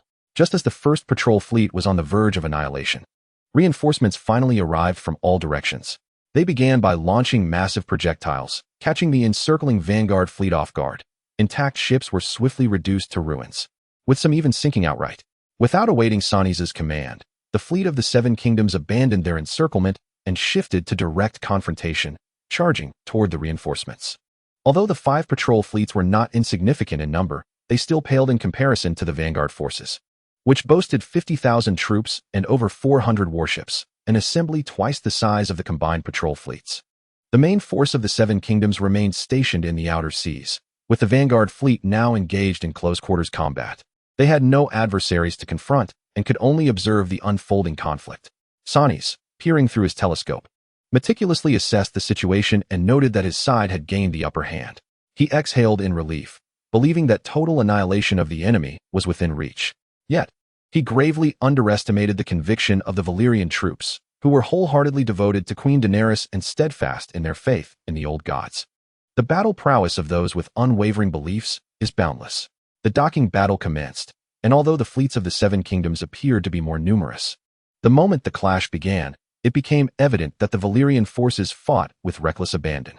They were exceedingly aggressive. Some warriors, having been struck down, could still rise and leap into the sea alongside their foes, choosing mutual destruction. Stannis found himself compelled to dispatch additional ships to reinforce his vanguard fleet, endeavoring to transport more soldiers to the front lines to achieve parity with the opposing forces. Simultaneously, he sought to maneuver around the enemy's flanks and rear, launching long-range projectiles to inflict greater casualties upon the patrols. Despite the Seven Kingdoms enjoying an overwhelming numerical and strength advantage, the battle proved to be exceedingly arduous. What was initially expected to be a swift annihilation devolved into a protracted struggle, much to Stannis' vexation. A significant factor contributing to this difficulty was the intermittent assaults from water sorcerers, who unleashed formidable spells upon his flanking troops, necessitating the dispersion of his fleet to avert greater losses. After enduring for half a day, the patrols had nearly exhausted all their vessels. Only a scant few managed to escape under the cover provided by the water sorcerers. At this juncture, half a day had elapsed, and Stannis' grand army had been effectively delayed by over 20,000 adversaries. Tactically, Stannis had achieved victory, yet strategically, he had failed. For the enemy forces were undoubtedly gathering and preparing to advance. If estimations held true, a direct confrontation between the main forces was imminent. The gravity of the situation weighed heavily on Stannis. Valyria was indeed a formidable adversary, if a mere patrol had proven so challenging. A direct clash with the main army would undoubtedly be even more daunting. Nevertheless, he had to instill confidence in his soldiers, suppressing any hint of apprehension. Initial victories. Inform all soldiers that if we successfully land, we shall feast tonight. Each member of the first wave to land will receive a reward of 100 golden dragons. I pledge my word. The notion of such a bountiful reward ignited a spark in the eyes of the soldiers, invigorating their spirits and hastening the fleet's pace. Chapter 82. The Battle of the Valyrian Inland Sea. Meanwhile, Daenerys was advancing with her main forces towards the fleet of the Seven Kingdoms. The main contingent had been fully prepared, yet they were currently battling against a headwind, necessitating the lowering of their sails to glide by manpower, thereby significantly reducing their speed and the swiftness of their support. Fortunately, the patrol had successfully impeded the Seven Kingdoms fleet for half a day, granting the primary fleet a substantial strategic advantage. Regrettably, the patrol had suffered near total annihilation, which incensed Daenerys. At that moment, she was soaring through the skies atop Drogon, with Regal flying alongside her. The brothers had begun to exhibit a noticeable size disparity, with Drogon being approximately 1/3 larger than Regal, a clear advantage of not having been transformed into an undead creature. The duo, each mounted on a dragon, beheld the vast fleet on the horizon. As the two main forces remained at a considerable distance from one another, Daenerys promptly turned back to her fleet, hovering above them. Command all warships to form a formidable wall across the sea, arranging the colossal crossbows in a line. As soon as they fall within range, let them unleash their fury without granting the enemy a chance to collide. Currently, they are sailing against the wind, while the opposition benefits from the favorable gusts, making a head-on clash disadvantageous for us. Instead, we must harness the power of the colossal crossbows to suppress their momentum. Once all vessels are positioned, the fleets of the Seven Kingdoms emerge on the horizon, a dark line gradually materializing, exuding a palpable aura of impending violence. Though the distance remains considerable, the overwhelming presence already bears down upon us. The soldiers, poised in silence, breathe heavily, their hearts pounding as they strive to quell the rising tide of anxiety and fear. The operators of the colossal crossbows steady their platforms, awaiting the commander's command to commence bombardment. Amidst a multitude of troops, the only sound is the crashing of waves, an oppressive silence enveloping the scene, pregnant with imminent tension. As time passes, the enemy's vanguard draws ever closer, nearing our firing range. At the command of Quays, thousands of colossal crossbows unleash their wrath from the flanks of our ships. A multitude of massive bolts hurtle towards the advancing fleet, colliding with devastating force against the leading vessels. In an instant, splinters of wood scatter as the foremost ship is dismembered, its crew screaming as they plunge into the water. Whether they can swim now matters little. The fate of those who fall overboard is sealed. Yet, the fleet of the Seven Kingdoms does not waver in its charge. Instead, it accelerates, occasionally retaliating with long-range crossbow fire, though with little effect. As the distance narrows, water magic erupts within the enemy ranks, and the Norbert brothers combine their powers, obliterating several ships. This time, Sarnes, having learned from experience, avoids clustering the vessels too closely, mitigating potential losses from the large-scale water magic. Despite a few magical assaults, they do not impede the advance of the forces, and the gap between the two sides diminishes further until we can discern the banners upon their ships, the faces of their crew, and their ferocious expressions. After incurring a certain toll, the fleet of the Seven Kingdoms finally breaches the formation of Valeria's ships. Fearing the onslaught of water magic, Sarnes orders all ships to spread out, elongating the line across the vast expanse of the Valerian inland sea. The breach in the formation was anticipated, thus, Daenerys, soaring high above, finds it easier to observe and direct the battle. With the fleet on the water holding the enemy at bay, the dragons can finally descend, unleashing their fury. The dragon's fiery breath incinerates numerous vessels of the Seven Kingdoms, which sink before they can even approach. Witnessing the devastation wrought by the airborne dragons, Sarnes promptly commands a retreat, as bolts rain down into the sky, effortlessly evaded by the dragons, none finding their mark. Had it not been for the ambush, the dragons would have remained unharmed by the colossal crossbows. There was no alternative. Sarnes had no choice but to command all ships to engage alongside one another. The dragon would unleash its flames indiscriminately, endangering even its own vessel, thereby significantly reducing casualties. Sarnes's orders proved effective, as the multitude of nearly 10,000 warships mingled in close proximity, rendering the dragon's targets elusive. The breadth of its fiery breath was so vast that it could easily incinerate 2 ships at once, a feat beyond Daenerys' capability. Nonetheless, the dragon's impact was undeniably pronounced, having destroyed over 100 enemy vessels in the initial stages, claiming the lives of thousands and avenging the patrols. The sea was engulfed in tumultuous flames, the cacophony of clashing weapons resonating incessantly, interspersed with the harrowing cries of the wounded and the sounds of men plunging into the water. The waters of this domain swiftly turned crimson, the scent of blood attracting throngs of sharks. They competed fiercely for sustenance, feasting on soldiers who had fallen but yet clung to life, a grotesque scene unfolding. The close-quarters combat was brutally savage, with both sides grappling for survival on the confined decks, leaving no room for retreat. Each individual, whether they willed it or not, was compelled to slay every enemy within sight. Their feet were already slick with blood, each step a perilous endeavor, compounded by the ship's relentless swaying. Many were drenched in gore, unable to discern whether it was their own blood or that of their adversaries. The Dothraki were ill-suited for naval warfare. Without their horses, they felt as though they had lost their legs, struggling to adapt in the cramped chaos of battle. Daenerys witnessed many Dothraki fall victim to the fray, mercilessly slaughtered by the chaotic blades of their foes, who were the Ironborn, masters of the sea. These men were raised on ships, growing amidst the scent of fish. Fishermen on fishing boats, pirates on privateers, and skilled sailors on warships. The principal warships of the Seven Kingdoms were predominantly supplied by the Iron Islands. Daenerys had encountered Asha Greyjoy, a fiercely spirited woman of great pride, whom Daenerys held in high regard. At this moment, Asha was personally leading her forces, having ascended to the head of House Greyjoy after Euron's demise. In her capacity as a woman, she commanded the Iron Islands, earning the respect of all, though her title fell short of that of a duke under the Seven Kingdoms hierarchy. In the confrontation at sea, the Ironborn's advantage over the Dothraki was tantamount to slaughter. The home field advantage rendered the Ironborn as if they were in a realm devoid of opposition during the boarding battle. A ship brimming with Dothraki soldiers was swiftly decimated. Witnessing this, Daenerys acted without hesitation, ordering her ship and those of the Iron Islands to be annihilated beneath the dragon's flames. Asha observed Daenerys' actions with a sense of resigned futility. Even if they emerged victorious in the boarding battle, they would reap no benefits. For once the enemy was vanquished aboard their ships, Daenerys would be free to slaughter without restraint. Yet, to abstain from killing would only invite their own demise. They were bereft of any hope of triumph in this conflict. Asha, with resolute determination, issued the retreat order after witnessing the destruction of yet another ship belonging to the Ironborn and the Dothraki.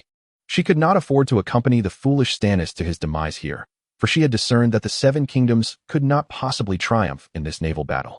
The mere presence of those two colossal dragons rendered them utterly helpless. Remaining would only lead to their gradual annihilation.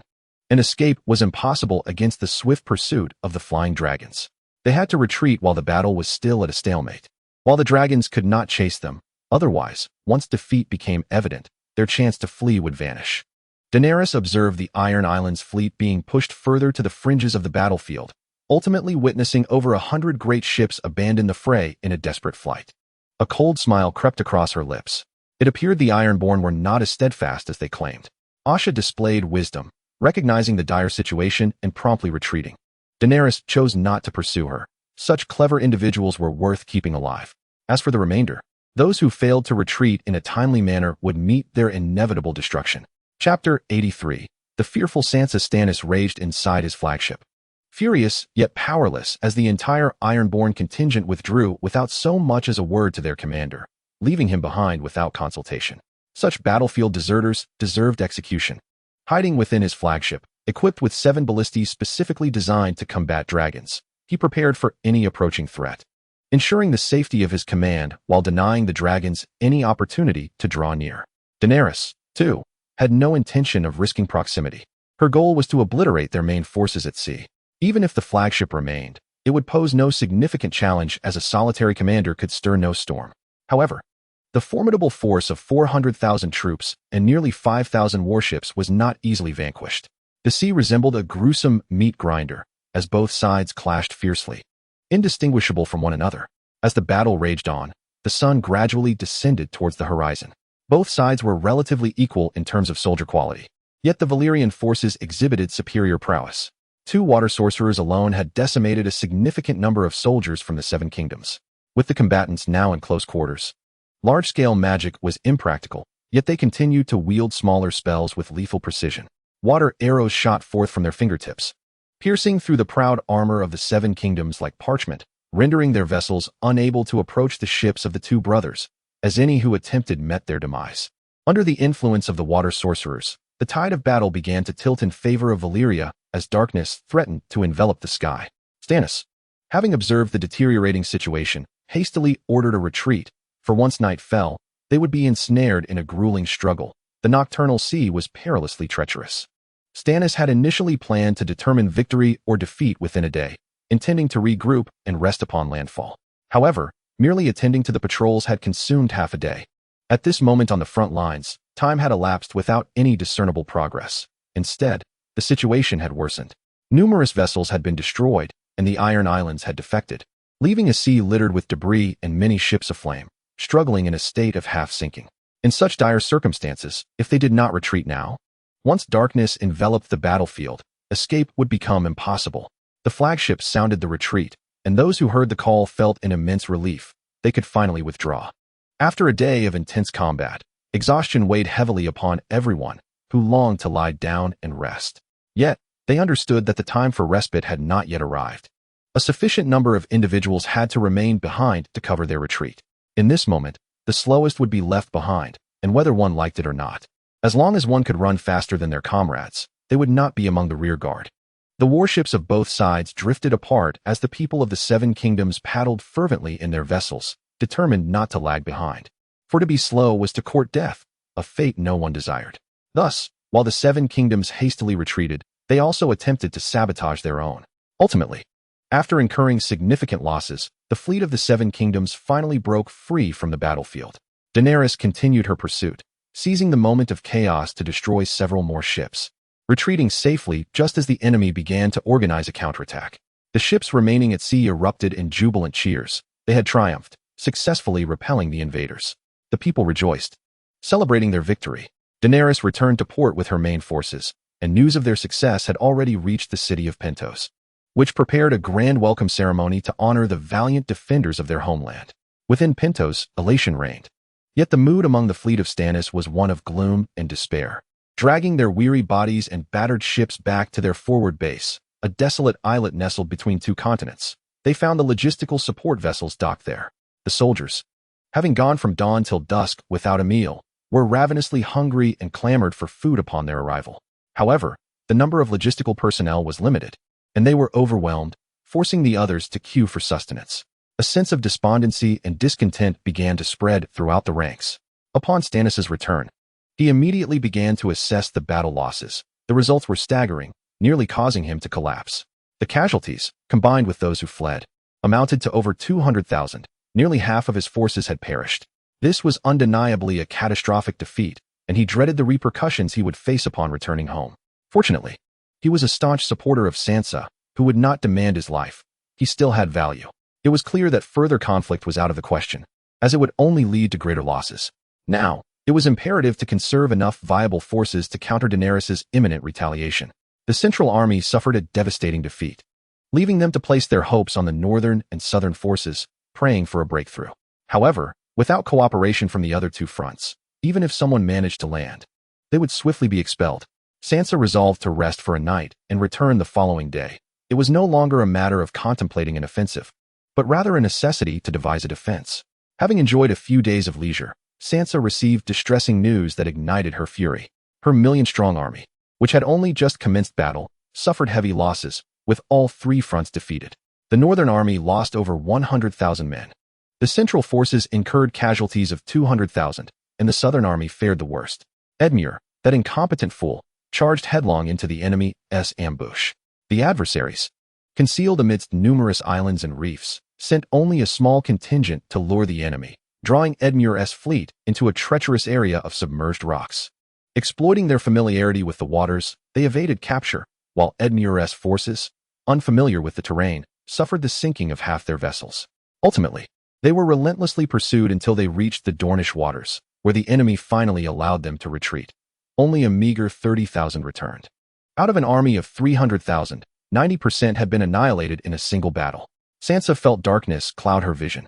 Nearly fainting from the shock of this news, 1 million soldiers had set out, and just days later, barely over 400,000 returned. How could she not be astonished, terrified? When had Daenerys' army become so formidable?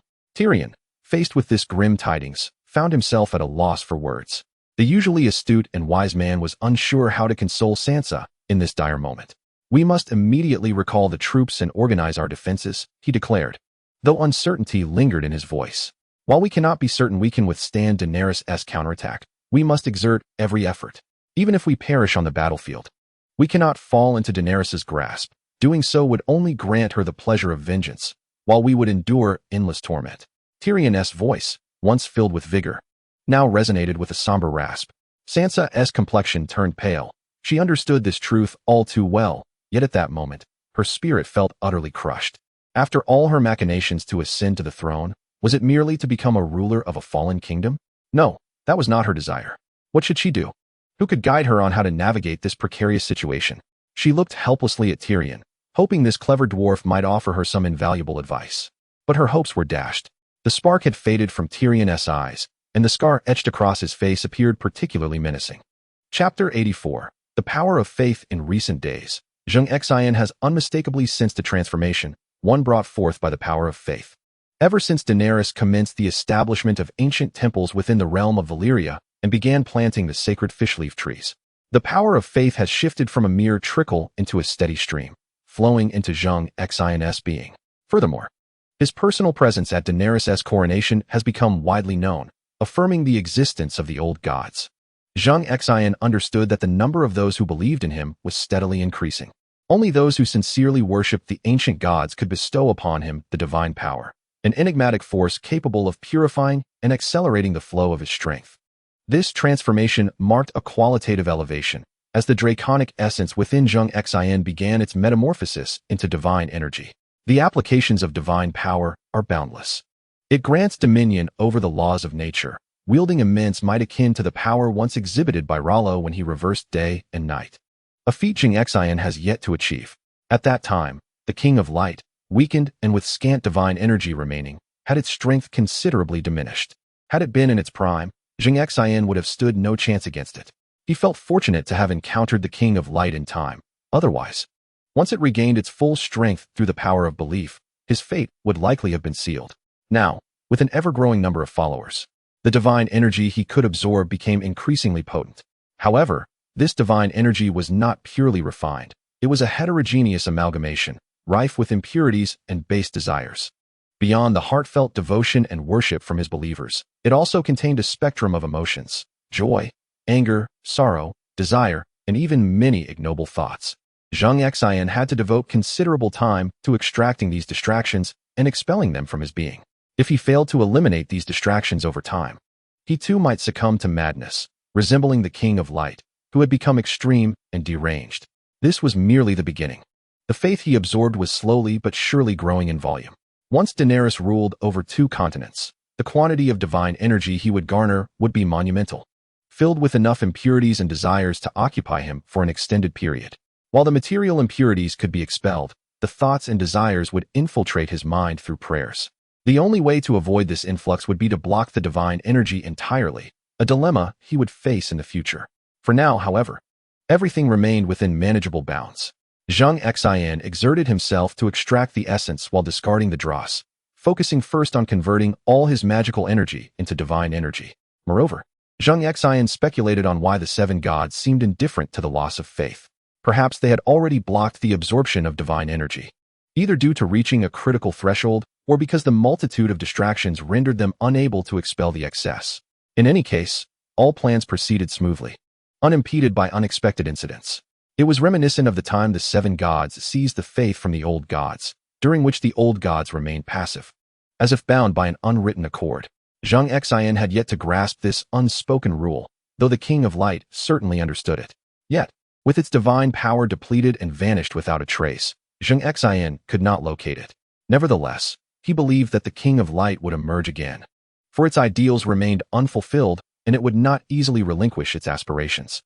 Zheng Xin commenced the arduous process of fully absorbing divine energy while simultaneously purging the impurities within, striving to complete the complex transformation of his internal powers. The current process has only just begun, having achieved less than a fraction of a percent, illustrating the immense power of faith required. If this pace continues, it may take millennia to complete. However, he is aware that Daenerys will garner more followers for him, even fervent zealots. As the number of those who believe in him increases, so too will the power of faith, thereby hastening the conclusion of this endeavor. Thus, he remains unperturbed. Days later, news of the triumphant victories of the 3 armies spread throughout the Valyrian Empire, particularly the Southern Army, which decisively annihilated 270,000 naval forces of the 7 kingdoms, with the most remarkable aspect being that their own casualties were almost negligible. This was an unequivocal triumph, and once again, Daario delivered a tremendous surprise to Daenerys. She had initially thought that her own defeat of 200,000 was a considerable achievement, yet in comparison to Daario's 270,000, it seemed diminutive. Moreover, she had 2 colossal dragons and 2 water sorcerers aiding in the battle, and still, they suffered nearly 70,000 losses to secure the victory. On Gregor's front, close to 100,000 enemy soldiers were also vanquished, with minimal losses on their side.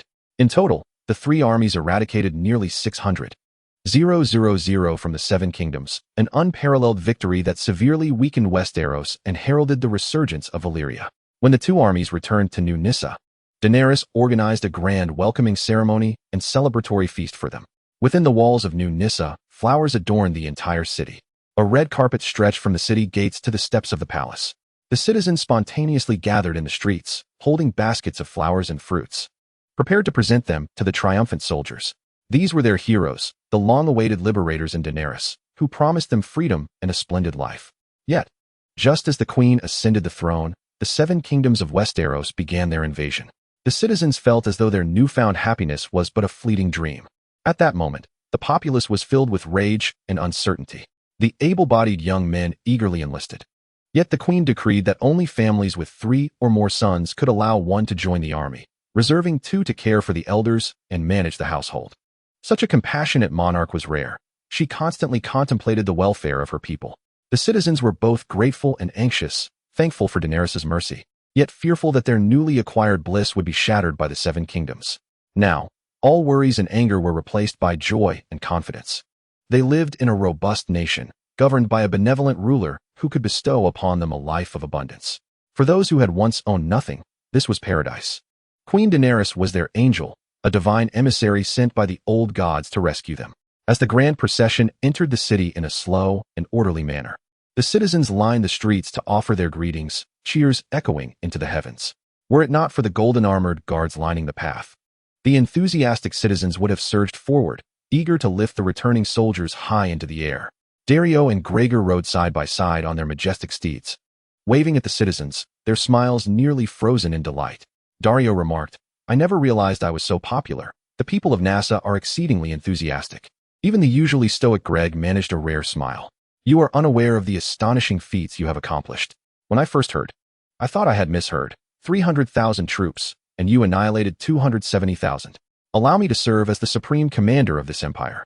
Dario understood that Greg was jesting. "As you know, I am a warrior at heart. Being the hand of the queen feels rather forced. Perhaps we should switch roles.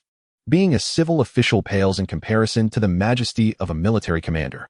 Their banter continued, invigorating their spirits, while the procession behind them stretched long. Daenerys stood beaming at the palace steps, eagerly awaiting their arrival. Chapter 85. The bestowal. The streets outside the palace were teeming with people, for this was the most vibrant locale. Daenerys had set up a continuous banquet spanning 2 streets, celebrating with the populace for 3 days and nights. Every commoner who attended was provided with complimentary food, drawing nearly the entire city to partake. The allure of free sustenance was one aspect, but the opportunity to behold the Queen's visage was paramount. On the second day, Daenerys granted a respite to the expeditionary forces, primarily because everyone, herself included, had indulged in copious amounts of drink upon their return. This resounding victory allowed her to release a long-suppressed frustration. Her previous journey to Westeros had been thoroughly disheartening, leaving her uncertain about the outcome of their confrontations. She was acutely aware of the ferocity with which the people of Westeros waged war, particularly in the north, where they faced the fearsome White Walkers without flinching, steel meeting steel. However, after this battle, she felt a profound sense of relief. The Westerosi forces had been significantly diminished, while she still possessed 50 to 60,000 reserves yet to be deployed. When the next campaign westward commenced, they would be sent to the battlefield to be tempered and to taste the essence of blood. Following a day of well-deserved rest, the populace replenished their spirits. On the third morning, Daenerys convened a formal assembly of all her ministers in the grand hall of the palace. The hall in Nassa was even more opulent and towering than that of Quills, having once been the domain of the greatest slave lords, who prioritized grandeur above all. With no authority to suppress their extravagance, they manifested every luxurious vision imaginable. The former throne had been replaced by the Iron Throne, now adorned with sprawling dragon wings. And at its crest, a carved dragon head glared fiercely, as if scrutinizing all the civil and military officials below. This throne bestowed upon Daenerys an enhanced aura of authority, as she sat upon it, sacred, dignified, and impeccably composed, making it difficult for anyone to meet her gaze. All officials were already in their places. This marked the first significant assembly of the entire council since the founding of the realm, and none dared to arrive late or appear complacent. The civil officials and military generals stood in 2 rows, with Dario at the forefront among the scholars, supported by Yora. Behind them were the High Chancellor, The Minister of Finance, and various heads of powerful departments, all newly appointed, now facing the Queen with a palpable sense of trepidation. In contrast, the military leaders appeared more at ease, with Gregor taking the lead, followed closely by Kyber. The majority were the various tribes conquered by Daenerys, while a small faction comprised the former backbone of the Second Sons, alongside the city guards who had sworn allegiance after the city's capitulation. They were more familiar with Daenerys and did not exhibit the same level of formality as the civil officials. A profound silence enveloped the assembly, each member awaiting Daenerys' address. She surveyed the room, nodding in satisfaction. The empire had been firmly established, having vanquished the invading foes from the 7 kingdoms of Westeros. I have witnessed each of your performances and contributions, and those who have served with distinction shall be duly rewarded. I hereby announce the commendation of Daario Naharis. Daenerys' initial topic was the rewards and accolades, designed to serve as an excellent incentive for the newly formed imperial officials. I hereby bestow upon Daario Naharis the title of Duke of the Duchy of Koth, governing the city-state of Valyria and its surrounding territories, a hereditary position. The Duchy of Koth is the predecessor of the Kingdom of Koth. Daenerys had promised Daario that should he conquer the kingdom, he would be granted rule here. And now she had fulfilled that promise publicly. All eyes turned to Daario, filled with envy, yet he was deserving of such honor. He had been a loyal follower of Daenerys from the outset, providing counsel and securing vast swathes of territory. His past achievements shone brilliantly, particularly the annihilation of the 270,000 strong army of the 7 kingdoms, a feat he regarded as the crowning glory of his life. I now confer upon Gregor Targaryen the title of Duke of Croyane, with dominion over Croyane and its adjacent city-states and lands, also hereditary. Gregor, born a slave among the Unsullied, endured the trauma of castration in his youth. Yet he knew well that he was not entirely diminished, having experienced success with Missandei. Thus, this hereditary title was no mere formality. He had been one of Daenerys' earliest supporters, even before Daario, at a time when she possessed little more than 3 dragons and 2 guards.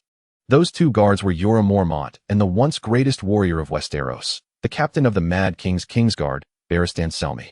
Regrettably, both met tragic ends. One fell victim to the ambush orchestrated by the Children of the Forest, and the other perished protecting Daenerys from the White Walkers in Winterfell. Had they survived, they would undoubtedly rank among the dukes today. In summary, all who have endured to this moment have been elevated, their futures promising. The Unsullied now numbered only 3,000, serving as Daenerys' personal guard, akin to the Kingsguard of Westeros, and were the most esteemed military force in the entire empire. After conferring titles upon her 2 most trusted advisors, Daenerys proceeded to honor other worthy contributors. The Marquis of Norvos, Lord Caricado, is stationed near the harbor, where Daenerys left 50,000 troops upon her departure. The area is now heavily fortified, serving as one of the launch points for the eventual counteroffensive against Westeros, necessitating the presence of loyal allies. Caricado, though advanced in years, possesses a family and offspring, making him an ideal candidate to relocate his household to the territory while he remains in his new position in Nyssa. Next, Cuz is appointed as the Marquis of Vise Dothrak. The Dothraki hold Vise Dothrak as a sacred site, situated in the heart of the Dothraki Sea, close to the largest northern city, the City of Horse Lords. This city has historically been the capital of the most formidable Khals. Capturing it signifies the strongest of all Khals, a universally acknowledged truth among the Dothraki. Khal Drogo once took Daenerys to Vise Dothrak, his pride and joy evident in his words, for during that time, he was the most powerful Khal on the plains. Had it not been for the witch's poison that claimed Drogo's life, his valor would likely have ensured a longer life. Now, the entire Dothraki Sea belongs to Daenerys, and she grants Vise Dothrak to Cuz, fulfilling the aspirations of this loyal subordinate. Cuz stands tall, his already crimson eyes glowing with even greater fervor. Vise Dothrak is indeed a sacred site for all Dothraki, hailing from a minor tribe. He had to cultivate a fierce and brutal demeanor to avoid being devoured by larger tribes. Time and again, he challenged the calls of greater Dothraki clans, emerging victorious and consuming the vanquished, which solidified his bloodshot gaze. Upon meeting Daenerys, he was captivated by her unburnt abilities, willingly choosing to follow her, a decision he deemed the wisest of his life, for he could never have achieved such greatness on his own. The calls of the Dothraki now regard him with reverence, those who once dismissed him with scorn. The bestowal of titles continues, rectifying what was left unfinished during the coronation ceremony. Each important minister receives their due honors, ranging from Marquis to Count, Viscount, and Baron. The viscounts and barons are collectively referred to as lords, without lands or hereditary titles. Their offspring may still leverage their father's connections to forge their own paths to success and higher titles. The awarding of titles persisted throughout the morning, and Daenerys decided to adjourn for lunch, allowing the ministers to rest before resuming the meeting in the afternoon. Chapter 86. The counteroffensive plan after the lunch break. The afternoon assembly reconvened. The ministers, having refreshed themselves, were in significantly better spirits than in the morning, invigorated by the morning's honors, which ignited their enthusiasm and momentarily alleviated their fatigue. In the afternoon, all gathered once more in the grand hall, acutely aware of the agenda to be discussed. As the moment for tranquility had yet to arrive, the battle was far from over. Indeed, once the rewards were conferred, the next step was to deliberate on how to counterattack. Daenerys took the initiative, stating that although we had successfully repelled the incursion from Westeros, it was far too early to grow complacent. The intentions of Westeros to annihilate us remain unshaken. Should we afford them a moment's respite, they will undoubtedly seek vengeance. When that time comes, we shall face an even more ferocious onslaught. Therefore, I have resolved to mobilize our forces for a western campaign in the near future, crossing the narrow sea to reach Westeros. Do any of you, esteemed advisors, have sound strategies to propose? Daenerys set the tone from the outset. The western campaign was not a matter for debate, but rather a discussion on the strategies and meticulous plans necessary for its execution. Upon her conclusion, Gregor was the first to voice his support. The Valyrian army shall surely lay waste to Westeros. Your Majesty, grant me 500,000 men and 5,000 ships, and I shall personally lead the charge to secure Westeros for the Queen. Gregor now possessed the credentials to make such declarations. He was no longer merely a minor commander of 8,000 unsullied, but the supreme commander of a formidable army numbering in the hundreds of thousands. With each battle fought, his illustrious record had only grown, forged through genuine combat rather than mere administrative prowess. Currently, the 7 kingdoms of Westeros lay in tatters, with only 400,000 regular troops remaining. Even if they were to conscript every available man, including laborers and craftsmen, their numbers would barely suffice. Yet, how effective could these recruits be in battle? Many of them had never even held a sword, and how could they hope to contend with a professional army? This time, Daenerys intended not only to conquer Westeros, but also to allow the unblooded recruits to gain experience on the battlefield. I shall provide you with 200,000 regular troops under the command of Qys, who will draw the attention of King's Landing.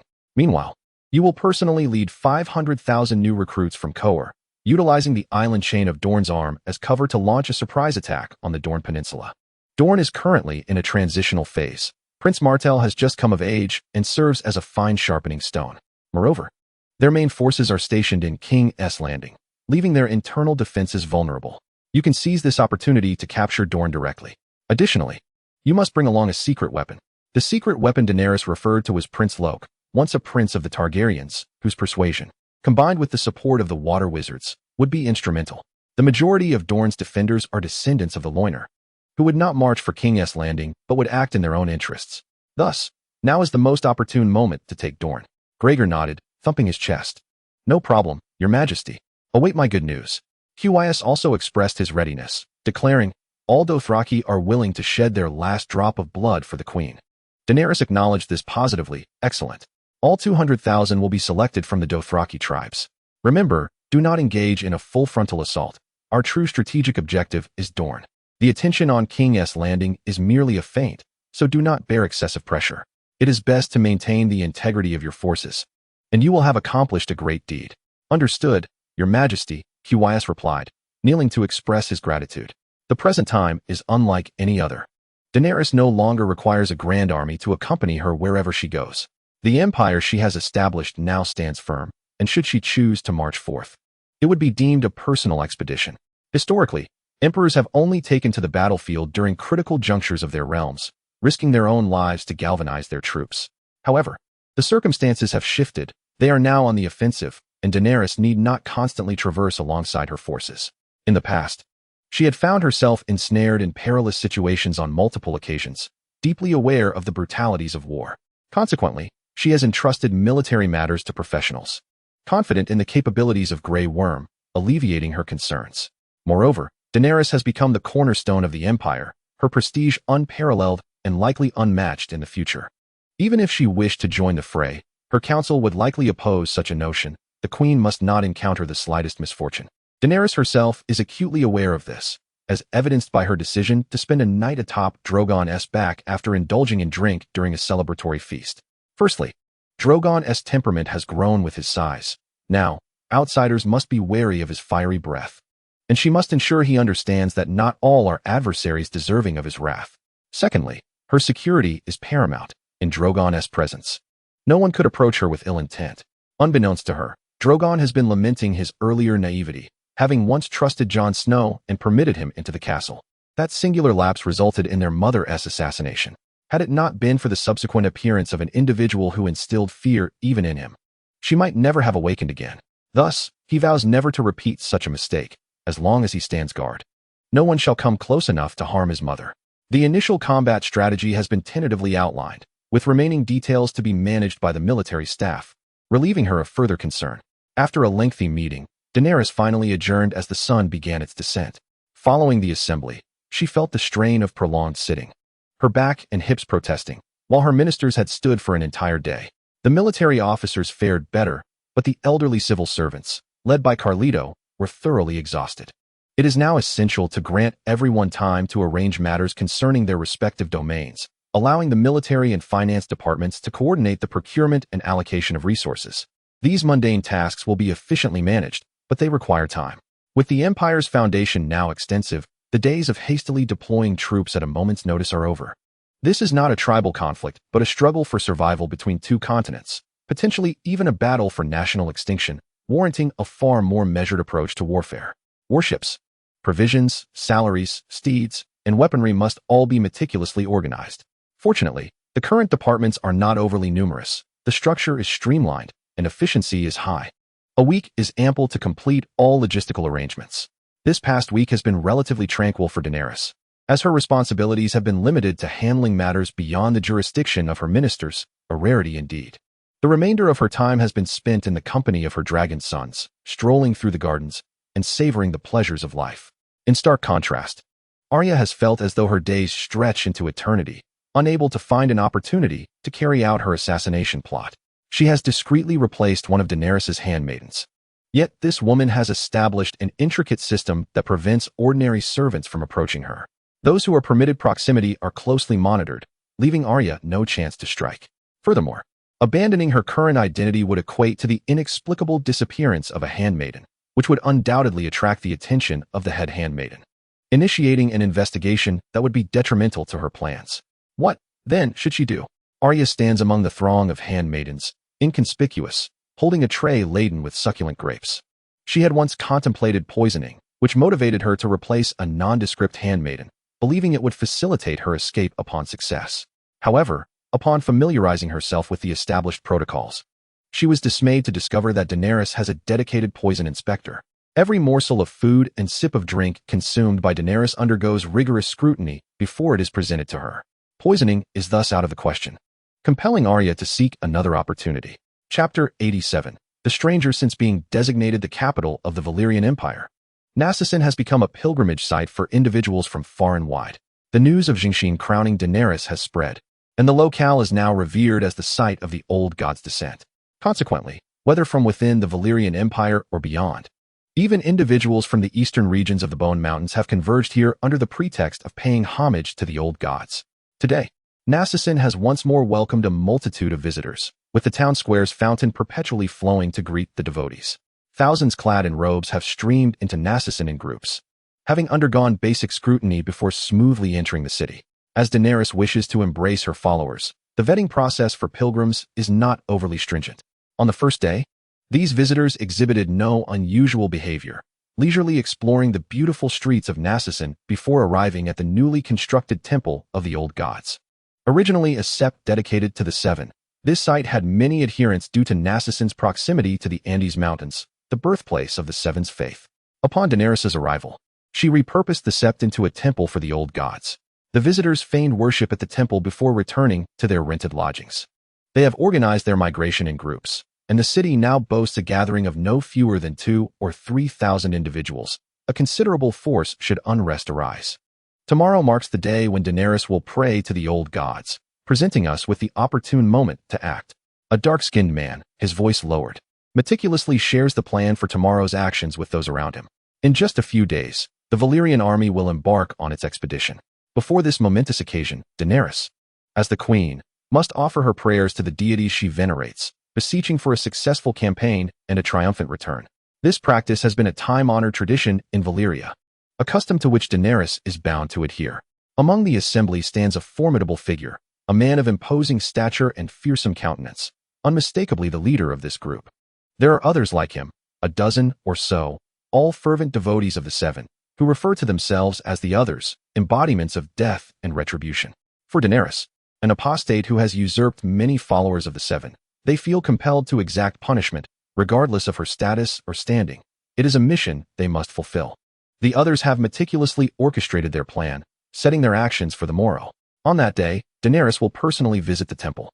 Although the area will undoubtedly be under heavy guard, their companions will incite chaos nearby, creating an opportunity for them to blend into the crowd outside the ancient temple. At the first sign of turmoil, they will surge into the temple and execute their deadly intent. Their numbers are now sufficient, 3,000 strong. They can achieve much amidst the city's disorder. After a night of careful plotting, dawn arrives, bright and clear, with the city in lockdown as Daenerys' prayer journey commences. In truth, if she truly sought the old god's favor, she could have discreetly contacted Zheng Xin. However, her grand display of devotion at the old god's temple serves to send a powerful signal. This is the largest site of worship for the old gods on the continent of Essos, and Daenerys wishes to proclaim herself as their most devoted follower. Her actions serve multiple purposes: to reinforce the faith of her believers, to attract more followers through her influence, and to share in the joy of the populace, thereby setting an exemplary image. Despite the complications it entails, the apparent benefits far outweigh the drawbacks, prompting Daenerys to resolutely pursue this course. In recent days, an influx of newcomers to Meereen has swelled, all drawn to partake in Daenerys' ceremonial worship. Once Daenerys concludes her prayers, these common folk will also flock to the temple, eager to bask in the presence and essence of the old gods, presenting a prime opportunity for the recruitment of new devotees. On the morning of the ceremony, Daenerys, protected by a legion of Unsullied, departs the palace in a carriage, greeted by thunderous cheers from the crowd. The people are elated and honored to catch a glimpse of their queen. For all of Meereen, this is yet another celebration, as throngs gather in the streets, raising their hands in worship of their sovereign. Upon reaching the temple of the old gods, Daenerys, with the assistance of her handmaidens, steps inside. For entry is forbidden to outsiders. Only her personal attendants may accompany her. The guards stand vigil at the entrance, awaiting the conclusion of her prayers. Among the throng, many gaze intently at the temple, while some furtively cast glances at a particular individual within the crowd. When he dons his mask, it will signal the moment to act. Yet, as chaos is yet to erupt elsewhere, he too remains patient, awaiting the signal. As time passed, a thick plume of smoke suddenly billowed from the northern part of the city, as if a fire had erupted. The entire city was under martial law, and the golden-armored guards along with the city defense forces were mobilized. There was no need for the Empress's personal guards to attend to such matters. Others would naturally take charge. However, their attention was irresistibly drawn to the north. At that moment, a stranger concealed within the crowd sprang into action, donning a black mask. Resembling the Grim Reaper, he unsheathed a dagger and plunged it into the neck of a nearby civilian, blood gushing forth and splattering those around. A murder. The strangers began their assault, initially targeting the surrounding civilians, inciting chaos. Indeed, the populace, startled, began to jostle and flee, with some in their panic seeking refuge behind the guards. Yet, the guards would not allow them to approach.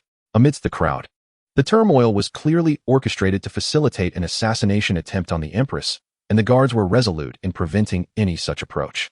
However, the sheer number of frightened citizens was overwhelming. They screamed and scattered, disregarding the soldiers' attempts to halt them. Some even charged towards the guards, attempting to breach the wall they formed, seeking sanctuary within the temple. The strangers, seizing the opportunity, pressed forward, brandishing their blades against the guards. One guard, while defending against the throngs, was stabbed through the chest, collapsing in a pool of blood. Witnessing the death of their comrade, the remaining guards abandoned restraint, thrusting their spears toward the terrified populace, causing the surging crowd to momentarily falter. A voice rang out, accusing Daenerys of disregarding their lives and ordering weapons to be aimed at her own people, inciting a vehement response.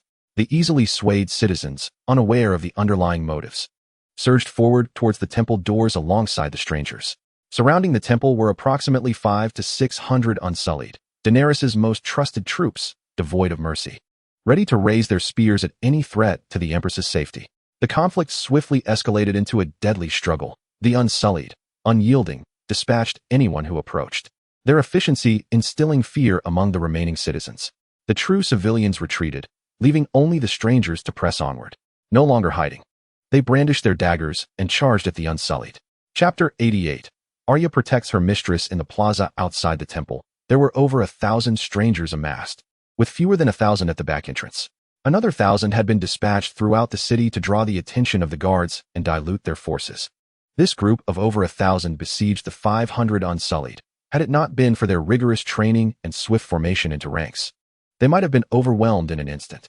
Observing the precarious situation, the new commander of the Unsullied ordered everyone to hold fast at the gate. He retrieved a horn from his pocket and blew a call for reinforcements. The sound signified that the Empress was in peril and urgently sought assistance. The outsider observed the actions of the Unsullied and felt compelled to hasten his own efforts, striving to breach the defenses swiftly while calling for reinforcements. The temple possessed 2 doors, one at the front and another at the rear, and a similar scene was unfolding at the smaller entrance. Although there were fewer Unsullied here, the outsider's numbers were comparable to those at the front. Had it not been for the narrow terrain, he feared that more would have surged in. Their strategy was to launch a primary assault on the rear door while drawing attention at the front, yet the Unsullied's formidable combat prowess and unity, coupled with their military formations, allowed them to effectively counter multiple adversaries, preventing any immediate success at the back entrance. The Black Outsider began to feel anxious. Should the city guard arrive, not only would their mission remain unfulfilled, but they would also face certain death. In a moment of desperation, he produced a wildfire vial, a lethal substance he had brought from Westeros. This liquid, once ignited by the slightest spark, would unleash devastation. Any human contact with wildfire would result in an unquenchable blaze, rendering it their secret weapon. "Stand back," he bellowed, and his fellow outsiders quickly parted, revealing the Unsullied, who were valiantly resisting. With a mighty throw, the Black Outsider hurled the vial towards the Unsullied. One Unsullied, unaware of the wildfire's peril, pierced the vial with his spear, causing the green liquid to spill across the ground. The Black Outsider then retrieved a spark from his attire and cast it onto the pooling liquid. The other Unsullied, sensing the impending danger, could do nothing to avert disaster. In an instant, the wildfire ignited, producing a conflagration that sent Unsullied tumbling in disarray. Their bodies engulfed in flames as they writhed on the ground, desperately attempting to extinguish the fire. Yet, extinguishing wildfire was no simple task. Once ignited, it was nearly impossible to quench.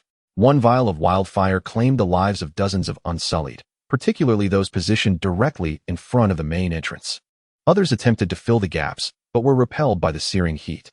As the wildfire blazed, the Unsullied found themselves unable to advance, and the outsiders were similarly stymied. Soon, the bodies on the ground were swiftly reduced to ashes, and the flames gradually subsided. The Unsullied surged forward, but the outsiders were quicker. Before the 2 flanks of Unsullied could converge, they successfully carved a passage through the center. The Unsullied fought fiercely, yet the sheer number of outsiders allowed them to forge a path. The Black Outsider, accompanied by 3 of his men, squeezed through the opening, while the remaining members held back the Unsullied and any reinforcements. They had come with a singular purpose: to succeed, with no illusions of escaping the city of Narcissus alive. The assassination of Daenerys was their ultimate goal. They were prepared to die in the process. Upon entering the temple, the Black Outsider found only a handful of maidens and Daenerys herself. She seemed oblivious to the chaos outside, her steady prayers uninterrupted. This struck the Black Outsider as particularly surprising, but he had little time to ponder. Seizing his weapon, he lunged toward Daenerys. The maidens were struck with fear, yet bravely stood before Daenerys, possessing no prowess in combat, but unwavering loyalty to her. At that moment, Arya found herself at the periphery of the group of maidens, unwilling to risk her life for Daenerys. If these individuals succeeded in eliminating Daenerys, she would have fulfilled her mission. The identity of the assassin mattered not to her. Only the demise of Daenerys did. The enigmatic figure struck down the maiden standing at the forefront without uttering a word. She collapsed to the ground silently. The other maidens attempted to intervene, but they too fell victim to the blades of 3 subordinates.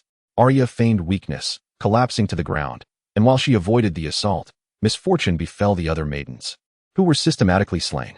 The enigmatic figure faced Daenerys directly, sensing imminent success, Yet he understood that in such moments, calmness was paramount. There was no room for idle chatter. Without hesitation, he swung his blade towards Daenerys's neck, envisioning the scene of the once mighty queen separated from her head. However, the anticipated outcome did not materialize. Daenerys kept her eyes tightly shut, her lips remaining motionless as she recited her prayers. A flash of radiant light emanated from the crown upon her head, deflecting the attack.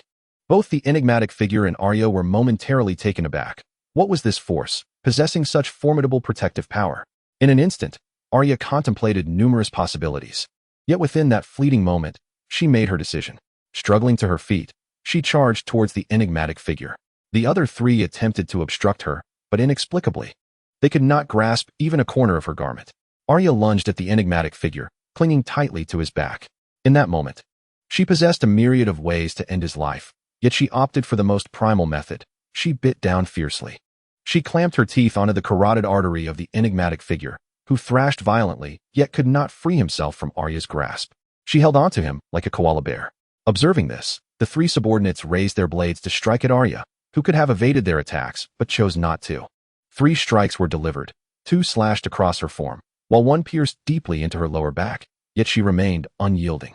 At that moment, reinforcements arrived. A throng of guards surged into the scene, swiftly taking control and dispatching the 3 assailants. Arya remained latched onto the enigmatic figure, who was now on the brink of death, blood gushing from his mouth. With her hair disheveled, Arya continued to sink her teeth into his neck, seemingly entranced. It was only when the captain of the guards gently tapped Arya that she regained her senses. "You are very brave, little maiden. You are injured, quickly seek treatment. We are here. The assassins have been eliminated, and there is no need for concern." At that moment, a significant pool of blood had formed beneath Arya. The 2 cuts being superficial, mere abrasions, but the deep stab wound was severe, likely having injured her internal organs.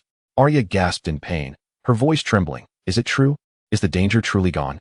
After receiving a positive affirmation from the captain of the guards, Arya rolled her eyes and fainted. She had genuinely succumbed to unconsciousness due to excessive blood loss.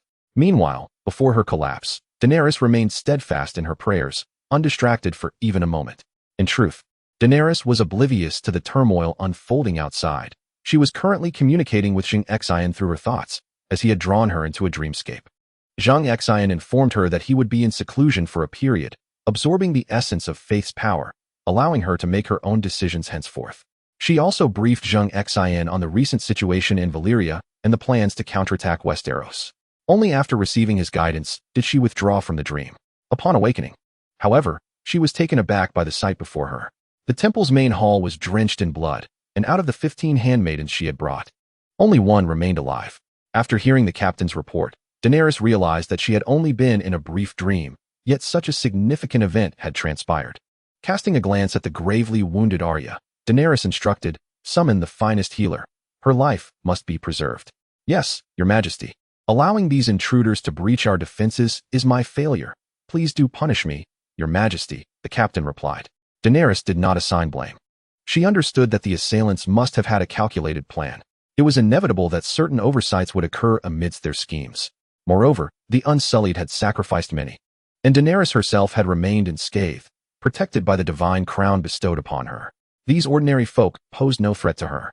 It was simply tragic that so many handmaidens had perished, with only 1 surviving, who had sustained severe injuries. Rumor had it that when the guards burst in, she had fiercely clung to the neck of one assassin, disregarding the 3 knife wounds she received in her back. Daenerys felt a surge of emotion. Since Missandei, she had not formed any close bonds with her handmaidens.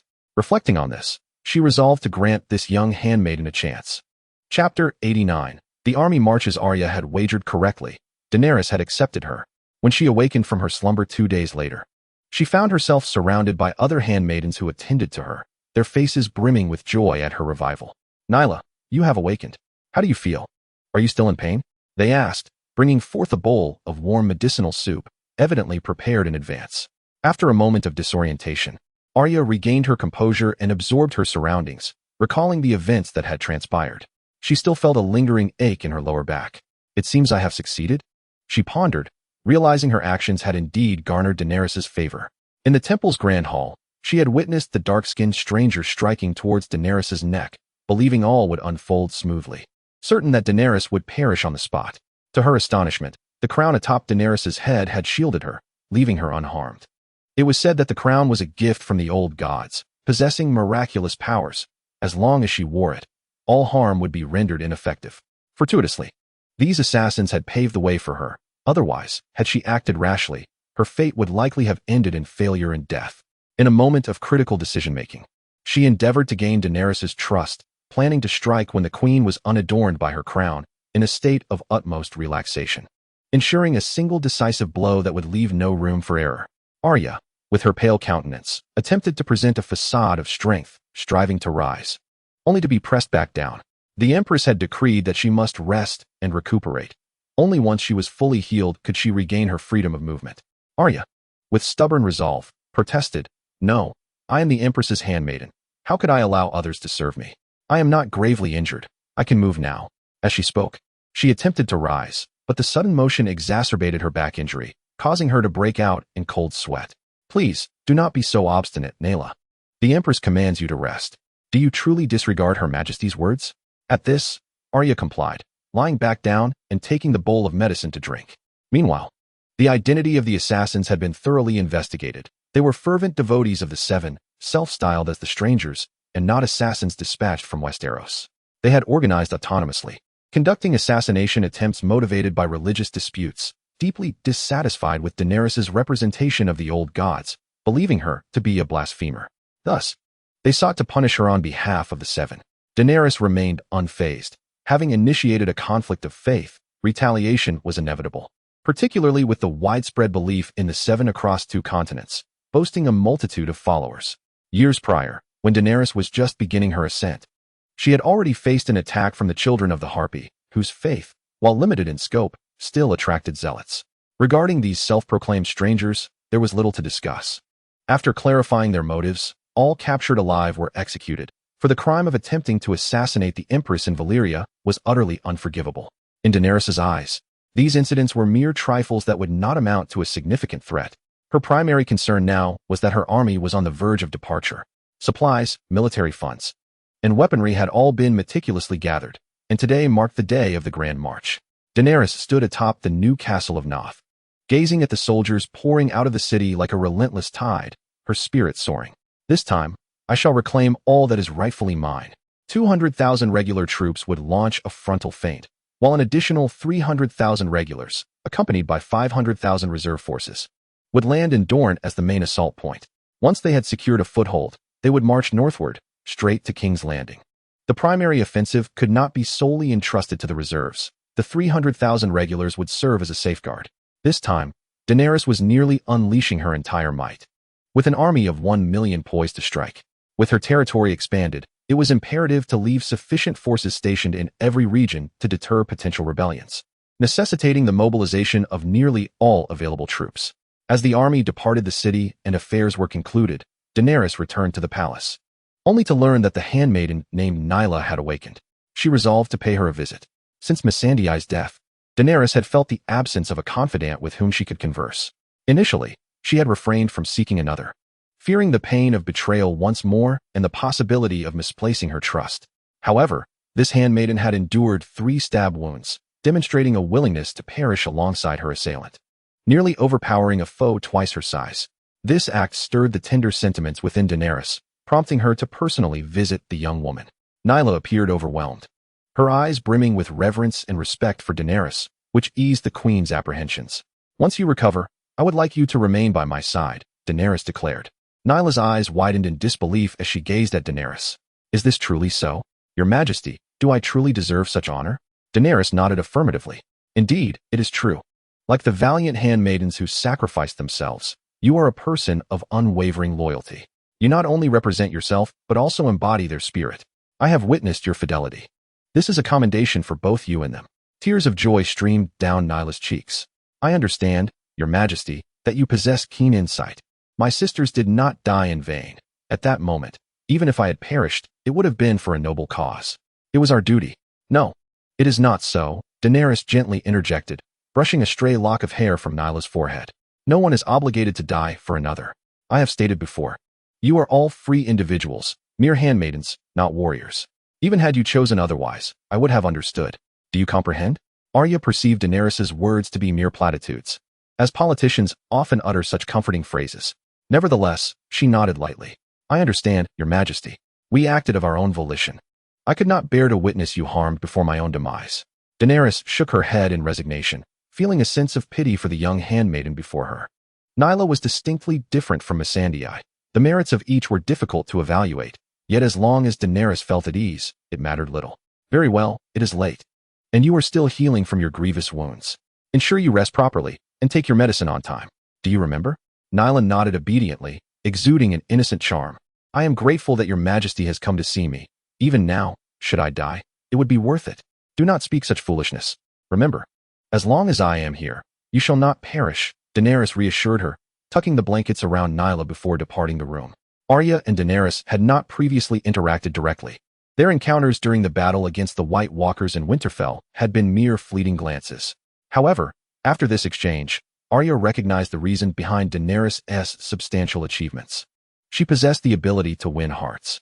Even in her engagement with a humble handmaiden, she lowered herself to extend kindness, a feat not easily accomplished by most. It appears that the assassination plan requires further deliberation. Chapter 90. The city of Sun Spear. Greg commanded an army of 800,000, accompanied by both men and horses, along with substantial logistical support, amounting to thousands of vessels. Such an immense fleet would have inevitably been exposed were it not for the continuous archipelago concealing the passage between Dorne and Essos. However, the recent days have seen the sea shrouded in dense clouds, significantly reducing visibility, as if the heavens themselves were aiding their endeavor. It was only when they neared the Dorne Peninsula, a mere few hundred nautical miles away, that they were detected by Dorne's patrol ships. Upon sighting the Essos warships, instead of attempting to obstruct their advance, the opposing vessels turned tail and fled. Faced with such a formidable armada, their only recourse was to retreat swiftly, lest they meet certain doom. They had to transmit the news post-haste. Even Greg was taken aback by how smoothly this voyage had transpired. It was so seamless that he began to suspect that the enemy was feigning weakness. Yet, having reached this critical juncture, Greg could not afford to hesitate. Though renowned for his cautious tactics, such a fortuitous opportunity must not be squandered. As the enemy hastily retreated, Greg ordered all combat vessels to proceed at full speed, seizing the moment to land before the opposing forces could mount any resistance. The lack of vigilance on Dorne's part could not solely be attributed to overconfidence, for in their previous encounter, they had suffered significant losses, returning with only 30,000 survivors. The other two armies had similarly met with disastrous fates, and their remaining personnel had yet to return to Dorne. Even Prince Doran was still in King's Landing. The commander responsible for Dorne's defense, Edmure, had been summoned back to King's Landing for punishment. There had been insufficient time to fortify Dorne, as personnel were limited at that moment. The defense focus of the Seven Kingdoms lay firmly in King's Landing, rendering other regions somewhat underestimated. Additionally, they had not anticipated such a swift counterattack from Essos. It had been merely a week since the last battle, and Westeros had yet to recover from the shadow of its recent defeat when the enemy retaliated. A turn of events no one had foreseen, as Greg followed the patrol vessels and caught sight of the Dorne Peninsula as coastline. The enemy also became aware of their approach. The port on the shore erupted into chaos, with people scurrying about like ants, some soldiers even engaged in fishing. Such was their disregard for the Valyrian forces. As the Valyrian warships drew near the port, the figures on the shore became increasingly discernible. They managed to muster a meager few thousand men in that brief window of time, a mere trifle compared to the vast army of 800,000. Greg first ordered the release of the giant crossbows, systematically dismantling the port's defenses and clearing a substantial area for the main force to land. Under the relentless barrage of crossbow bolts, the defenders were rendered powerless, swiftly clearing a significant stretch of land. The soldiers of the Valyrian Empire transitioned from large ships to smaller boats, rowing ashore with minimal resistance encountered, until the Grand Army penetrated deep into the territory and reached the outskirts of Yangji City. They encountered only a modicum of resistance. At this juncture, Yangji City was devoid of a prince's presence, yet its populace was far from sparse. Upon hearing of the Valyrian advance, the able-bodied men hastily seized their weapons. Particularly fervent were the descendants of the Loiner residing in Yangji City, whose blood surged with indignation at the mere mention of Valyria, their expressions betraying a desire to consume their enemies whole. Though lacking formal military training, the Loiner, much like the Dothraki, have historically been a people of warriors. In days of yore, when Prince Galen called to arms, throngs of youthful loiner rallied under his banner, effortlessly mustering an army of 100,000. Now, in Yangji City, the mere utterance of the name Valyria invigorated the populace. Their ancestors had been compelled to flee to this sanctuary, and now the loathsome Valyrians refused to relent. Thus, they resolved to fight to the death. The Dornish region primarily consists of plains, interspersed with hills and abundant water. Its climate akin to that of the banks of the Lorne River, one of the reasons Lady Naemilia had chosen this land. As the army besieged the city, Yangji appeared as a solitary island adrift in a vast ocean, isolated and without aid. The loiners stood united, arming themselves with weapons and armor from the city's armory, willingly ascending the battlements to fortify their defense. Initially, the garrison was insufficient, but with the addition of the loiner reinforcements, their numbers swelled to over 100,000. Coupled with the advantages of the city walls and their defensive position, they were now adequately poised to confront the Valyrians. Yangji City lacked a moat, making it susceptible to direct assault. However, a formidable challenge lay ahead. The city was surrounded on 3 sides by the sea, with sheer cliffs rising above, and treacherous reefs lurking beneath the waves, rendering naval access impossible. Thus, the only option was a frontal assault, which left no room for clever stratagems.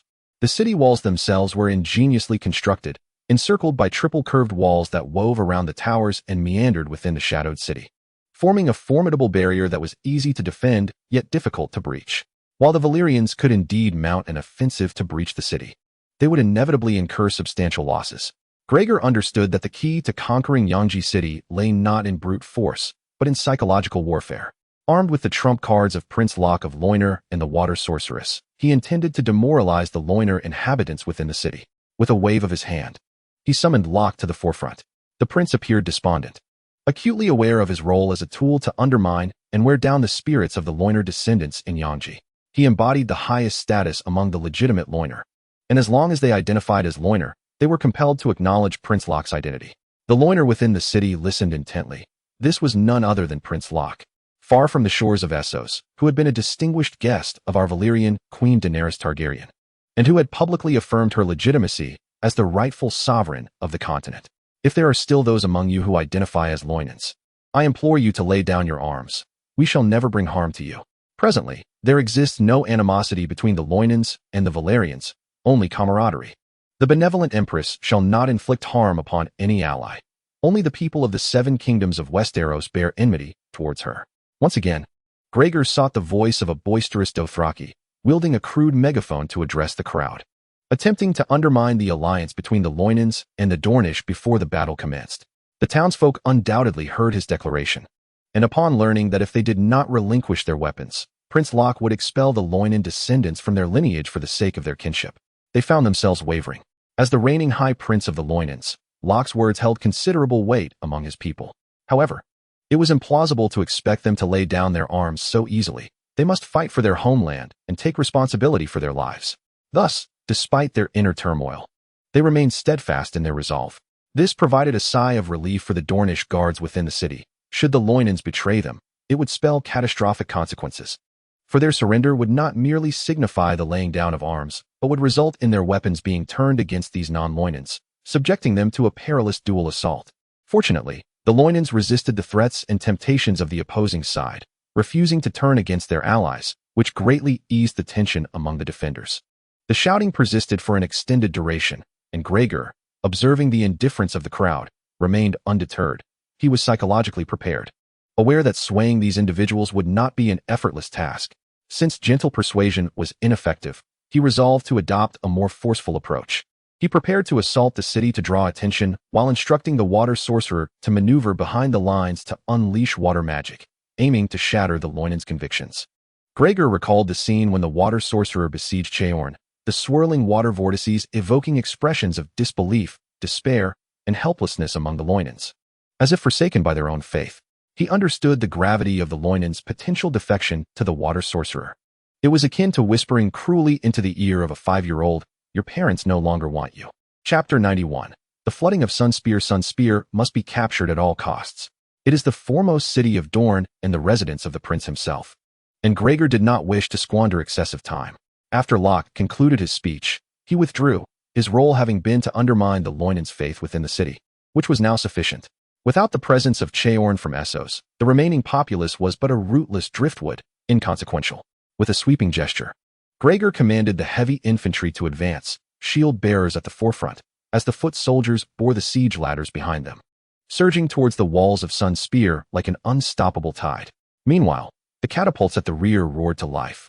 Their purpose not to demolish the formidable walls of Yangji City, which were constructed from massive black stones impervious to such assaults.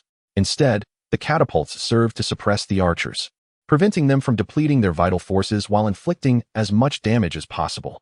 With only one side of the city wall suitable for assault, a mere 20,000 of the 800,000-strong army could engage directly, while the remainder stood ready in the rear to provide reinforcements or replacements at a moment's notice. Nevertheless, the sight of 20,000 men charging simultaneously was a spectacle to behold. The ground trembled beneath their multitude, the heavy thudding of their footsteps accompanied by the battle cries reverberating through the air, instilling fear in the hearts of the defenders atop the walls. Soon, the heavily armored infantry reached the base of the wall first, raising their shields high to deflect the arrows and rolling stones raining down from above. The brutal siege had commenced. Every soldier was fully alert, desperately erecting siege ladders and climbing upward. Although the defending forces numbered only 10,000, they had ample personnel to defend a single wall, with the remainder transporting supplies to the battlements. Waves of stones and arrows were hoisted up and hurled down, their reserves plentiful at the onset of battle. As blood splattered and screams echoed, some assailants were struck down from the ladders, plummeting to the ground below, their bodies reduced to pulp. Yet, undeterred by the mortal peril, more soldiers pressed forward, the number of sacrifices mounting, and soon the entire wall was bristling with ladders, teeming with climbers. At that moment, scalding oil cascaded from the parapets, dousing the ascending siege warriors. A chorus of agony erupted as those who were splattered with the molten substance suffered severe burns, their skin blistering, and their hands losing grip on the ladders, sending them tumbling down, clearing significant areas of the overcrowded battlements. Observing the effectiveness of the hot oil, jubilant cheers erupted from the defenders, celebrating their fleeting victory. However, their revelry was short-lived, as the soldiers waiting below swiftly replaced the fallen, climbing once more. At this juncture, the cumbersome siege ram was also maneuvered to the gates, its considerable weight necessary to breach the massive doors. To prevent disruption, men were sent ahead to create chaos, facilitating the ram's advance to the entrance. The gates of Yangji City, designed as dual doors, were perfectly suited for this purpose, and the ram had now begun its relentless assault. A massive log hung from a transport vehicle stretching over 10 meters, wielded by 10 burly men on either side, who, shielded by heavy armor, began to swing the ram back and forth. The resounding thuds echoed incessantly, each strike reverberating in the hearts of those within the city, who feared that the gates would soon be breached. The gates of Yangji City, ingeniously engineered, though double opening, were also secured with a winch, rendering them impervious to immediate destruction. The siege continues, and the sacrifices on the part of Valeria have already been considerable. Within this brief span, thousands have perished, with countless more severely wounded. Yet, such is the nature of war, sacrifice is an inevitable consequence. As long as the strategic objectives are achieved, every loss becomes a worthy price. Greg observed that the city's defenses had been nearly fully mobilized. He turned to his subordinate and commanded, "Inform the water sorcerer that it is time to act without restraint. Unleash a full-scale assault." "Yes," replied the subordinate, departing with urgency. At this moment, the Norbert brothers had positioned themselves on either side of Sunspear City. Sunspear City protrudes into the sea, transformed by the Dornish into a formidable fortress that is difficult to breach. However, when faced with a water sorcerer, it becomes their nemesis, proving even more advantageous than a moat. The moat's water supply is limited, but here lies the vast ocean, an inexhaustible source, ideal for the sorcerer's incantations. As the messenger arrived, Blaze and Leo, the brothers, unleashed their water magic. The defenders on the city walls, who had been valiantly resisting, were suddenly met with the thunderous sound of rushing water from both flanks, resembling the roar of a waterfall. With wide eyes, they beheld the spectacle. The inhabitants of Sunspear City were merely astonished, questioning the source of this phenomenon. But the descendants of Loiner recognized it immediately, the signature skill of their ancestral water sorcerer, the water tornado. How could this be? After a millennium, does the water sorcerer still exist? Could it be that Prince Locke has summoned the Loiner water sorcerer to attack his own kin? Panic and confusion rippled through the crowd. Some wept openly, their minds swirling with feelings of betrayal and abandonment. The descendants of Loiner were enveloped in a profound sense of despair, their hearts shattered in that moment. grappling with the disillusionment of being forsaken by their faith. Yet, the water tornado remained unaffected by their sentiments. Two colossal water spouts, towering above the city walls, surged forth from the sea, targeting the flanks of Sunspear City. The city's frontal wall was robust, but the sides were not fortified to withstand such immense forces. Surrounded on three sides by the sea, they had deemed it unnecessary to reinforce these walls significantly. With a thunderous roar, it felt as though a torrential downpour had begun, blinding those caught beneath it. Simultaneously, those within Sunspear City felt the ground tremble violently, as if an earthquake had struck. Some were unable to maintain their footing, collapsing to the ground. In a single strike, the walls on either side were obliterated, and seawater surged in, inundating vast areas. Though the ocean should not have reached this far, the presence of the water sorcerer made such an incursion a trivial matter. The citizens of the city were profoundly affected, their spirits of resistance waning. With the seawater surging in, chaos erupted within the walls, leaving many exhausted and unable to combat the forces of Valyria. Seizing the moment, Greg made a decisive move and initiated a full-scale assault. This time, the resistance encountered was far less resolute than before. Scattered stones tumbled down, inflicting negligible harm, as the army charged towards the city walls. As an increasing number of soldiers ascended the ladders to the battlements, they carved a path forward, leading to the eventual capture of the city's summit by Valyrian forces. A smile finally graced Greg's face as he realized the profound impact the water sorceress's actions had on the people of Loina within the city. With the walls breached, the gates were no longer a concern. As more and more entered the city, the gates swung open from within. With a wave of his hand, Greg signaled the horns to sound, and the cavalry surged forward towards the open gates. In less than a day, the city of Yangji had fallen. Chapter 92. A feigned attack on King's Landing. The main forces of Dorne proceeded smoothly. However, Kaz's 200,000 troops encountered obstacles at Blackwater Bay. At present, the Seven Kingdoms had concentrated all their defenses on King's Landing, with 40,000 troops amassed, 30,000 of whom were stationed there, rendering the city impenetrable. When Kaz's fleet appeared beyond Blackwater Bay, news reached King's Landing. Cersei's expression darkened. Daenerys was indeed swift in her counteroffensive. We stand at a critical juncture of life and death, and it is imperative to set aside past grievances and unite against the common foe. She could no longer afford to punish the defeated lords. Now was the time to consolidate every available force. Edmure immediately organized the army. We must ensure that Daenerys' forces are gathered outside Blackwater Bay. If you succeed, I shall absolve you of the loss of 27,000 troops. What more could Edmure say? He was already haunted by shadows of defeat, yet he reluctantly accepted the daunting task. Tyrion, you are in full command of the supplies for King's Landing. Logistical support must be flawless, without a single misstep. Mace, you shall assist Tyrion. Tyrion nodded gravely. While he may not excel in battle, he could certainly manage logistics and handle tasks within his capacity. Stannis, Roberson, take your troops and assist Edmure in setting sail to confront the Valyrians.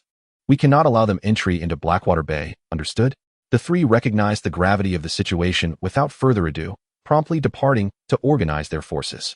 Time was of the essence, and swift defense preparations were imperative. As Kaz led his army toward Blackwater Bay, they were met by numerous patrol ships. King's Landing had transformed into a fortified bastion with ample manpower. Cersei had not relaxed her patrols, dispatching troops to patrol Blackwater Bay at all times, leaving Daenerys no opportunity for a surprise attack. The troop movements within the city were remarkably swift. In a mere 2 hours, all soldiers had embarked on their vessels. Meanwhile, outside the Blackwater Bay, both sides had commenced tentative firing, yet the range proved insufficient for the massive crossbows, resulting in all projectiles plunging into the sea. Kaz patrolled the open waters, refraining from any rash assaults. He remained mindful of his mission, which was to feign an attack, diverting the enemy's attention and presenting the facade of an imminent offensive, thereby exhausting their resources and focus. Observing the enemy fleet's growing numbers, Kaz smirked and commanded his fleet to maintain a safe distance, denying them the opportunity to encircle him. With the forces of King's Landing outnumbering his own and holding the advantage of home ground and continuous supply lines, he saw no necessity to engage in a direct confrontation. Your Majesty, we have successfully forced the enemy back. We now completely control the entrances to Blackwater Bay. With the enemy retreating 10 nautical miles and not daring to mount an attack, a soldier was dispatched to report. Sansa, upon receiving the news, felt a surge of elation, gratified by her side's prompt response and strategic coordination, leaving no room for the enemy to exploit any weaknesses. Excellent. Dispatch heavy troops to continue blocking them. Should they dare to approach, strike them back, she commanded. However, Tyrion sensed a disquieting anomaly. Sansa, their supply lines are lengthy and arduous. If we prolong the standoff, it will yield no advantage for them. I doubt Daenerys is so foolish as to allow her forces to remain trapped here indefinitely. We must conduct thorough reconnaissance on their troop strength. Reports from the front indicated that the enemy possessed over 10,000 vessels. A formidable fleet capable of accommodating 1,000,000 soldiers if fully loaded.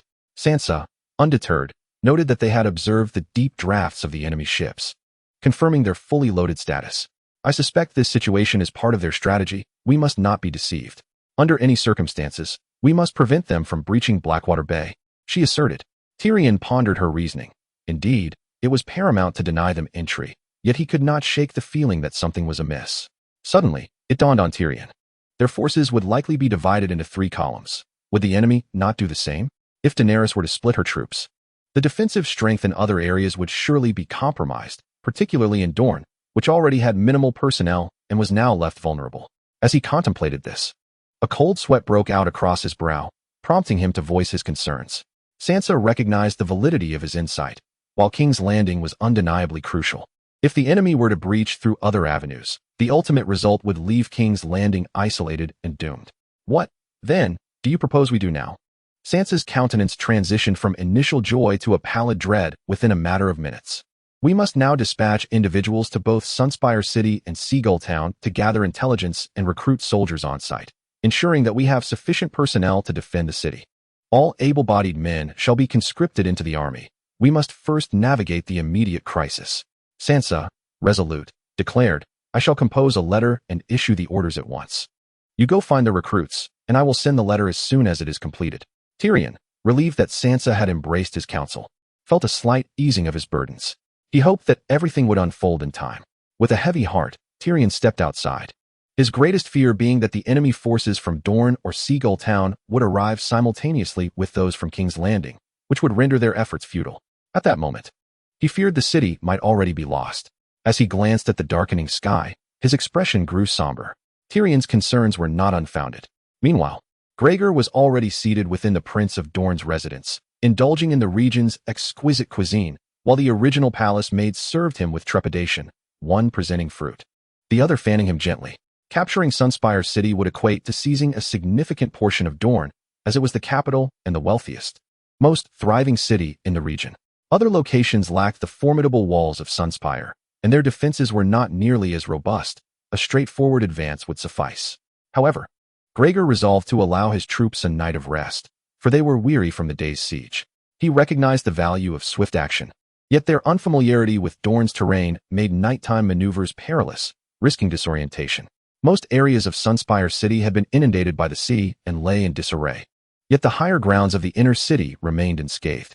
After breaching the city, Gregor refrained from ordering a massacre. Instead, he had the captives bound and detained for centralized management. As long as they remained compliant, he would allow them to live. Chapter 93. The Land Reform of Valyria. 2 days later, Daenerys received news from her raven that Sunspire City had been successfully captured, placing all of Dorne under the watchful gaze of an army of 800,000. The letter had been sent 2 days prior, and it was likely that Dorne had already shifted allegiance, becoming the first overseas territory of Valyria. Connecting Dorne were the Riverlands and Stormlands, one a bountiful granary, the other a rugged Iron Mountain range. Both regions were formidable to conquer, especially now that Dorne was embroiled in warfare. The other 2 territories would undoubtedly be prepared. Unlike Dorne, which had been caught off guard. As the army continued its campaigns, Daenerys, following the advice of Zheng Xin, had commenced construction in more cities across Valyria. An increasing number of newcomers were flocking to the newly revitalized Nassausen, eager for employment opportunities amidst the extensive expansion. Valyria had abolished slavery, mandating that all labor be compensated fairly, including for urban development, mining operations, and industrial production. The nation has been initially established, and all matters are in a state of busyness. Daenerys finds herself bereft of time to save her life. Her ambitions are vast, and her original intentions remain unchanged. She aspires to be a sovereign who enriches and brings happiness to her subjects. Thus, she must spring into action, having previously sought counsel from the old gods on how to achieve her objectives. Before the founding of Valyria, her singular ambition was the Iron Throne. However, after seizing King's Landing, Before she could relish the fruits of victory, she was tragically betrayed and slain by Jon Snow. Now, having successfully assumed control of a vast kingdom, she realizes the enormity of her responsibilities. The multitude of pressing issues leaves her feeling overwhelmed. Ruling a nation proves far more challenging than commanding an army and conquering territories. The wealth of the entire realm is concentrated in the hands of a privileged few, who purchase slaves and exploit their labor to amass even greater fortunes. The lives of these slaves belong entirely to their masters, rendering any notion of wealth a distant dream. As they possess not even a single copper coin, Daenerys abolishes slavery, ensuring that the value created by the slaves now rightfully belongs to them, rather than their masters. Prior to the unification of the nation, all lands, properties, shops, and guilds were owned by the wealthy elite, who controlled the lifeblood of the cities. After conquering the major city-states, the inhabitants did not resist. Instead, they acquiesced, particularly in significant port cities like Pentos, Norvos, and Coer. The various merchant guilds lent their robust support to Daenerys, providing funds, labor, and ships, which makes it difficult for her to impose harsh measures upon them. It was Zheng Xin who suggested a strategy to offer these guilds tax reductions and even policies allowing for free trade, while insisting that they surrender their lands. This is non-negotiable. Land must be relinquished and redistributed to the common people, for only when the populace is well-fed will they refrain from unrest. The tax concessions granted to the merchant guilds will be utilized to pay public workers. Unlike in the past, when slaves worked without remuneration, merely requiring sustenance, now fair wages must be provided to enable individuals to support their families. Stability in society can only be achieved when the common folk possess arable land and reliable employment. Once, Valyria was immensely powerful, yet it ultimately crumbled from within, giving rise to the faceless men who, in alliance with fire-wielding sorcerers, obliterated the Valyrian Empire. Daenerys must learn from history, using it as a guide for better governance. Presently, she faces pressure from the leaders of these merchant guilds, who once believed that aligning with Daenerys and demonstrating sufficient goodwill would safeguard their interests. To their astonishment, her very first decree upon ascending to power was to target these guilds. The leaders of the merchant guilds hold vast tracts of land, which they consider their private property. Without slaves, they could lease the land, generating substantial profits. However, under Daenerys' policy of land redistribution, they would only receive meager compensation, resulting in significant losses for them. They did not dare to confront Daenerys directly. The consequence of such defiance would be dire, yet they would not remain passive. The affluent, typically adorned in finery and displaying grace, now knelt in Daenerys' grand hall with their entire families. The hall was filled to capacity, echoing with lamentations, from the paralyzed grandfather to the inarticulate great-grandchild, all present, prioritizing their interests over their dignity.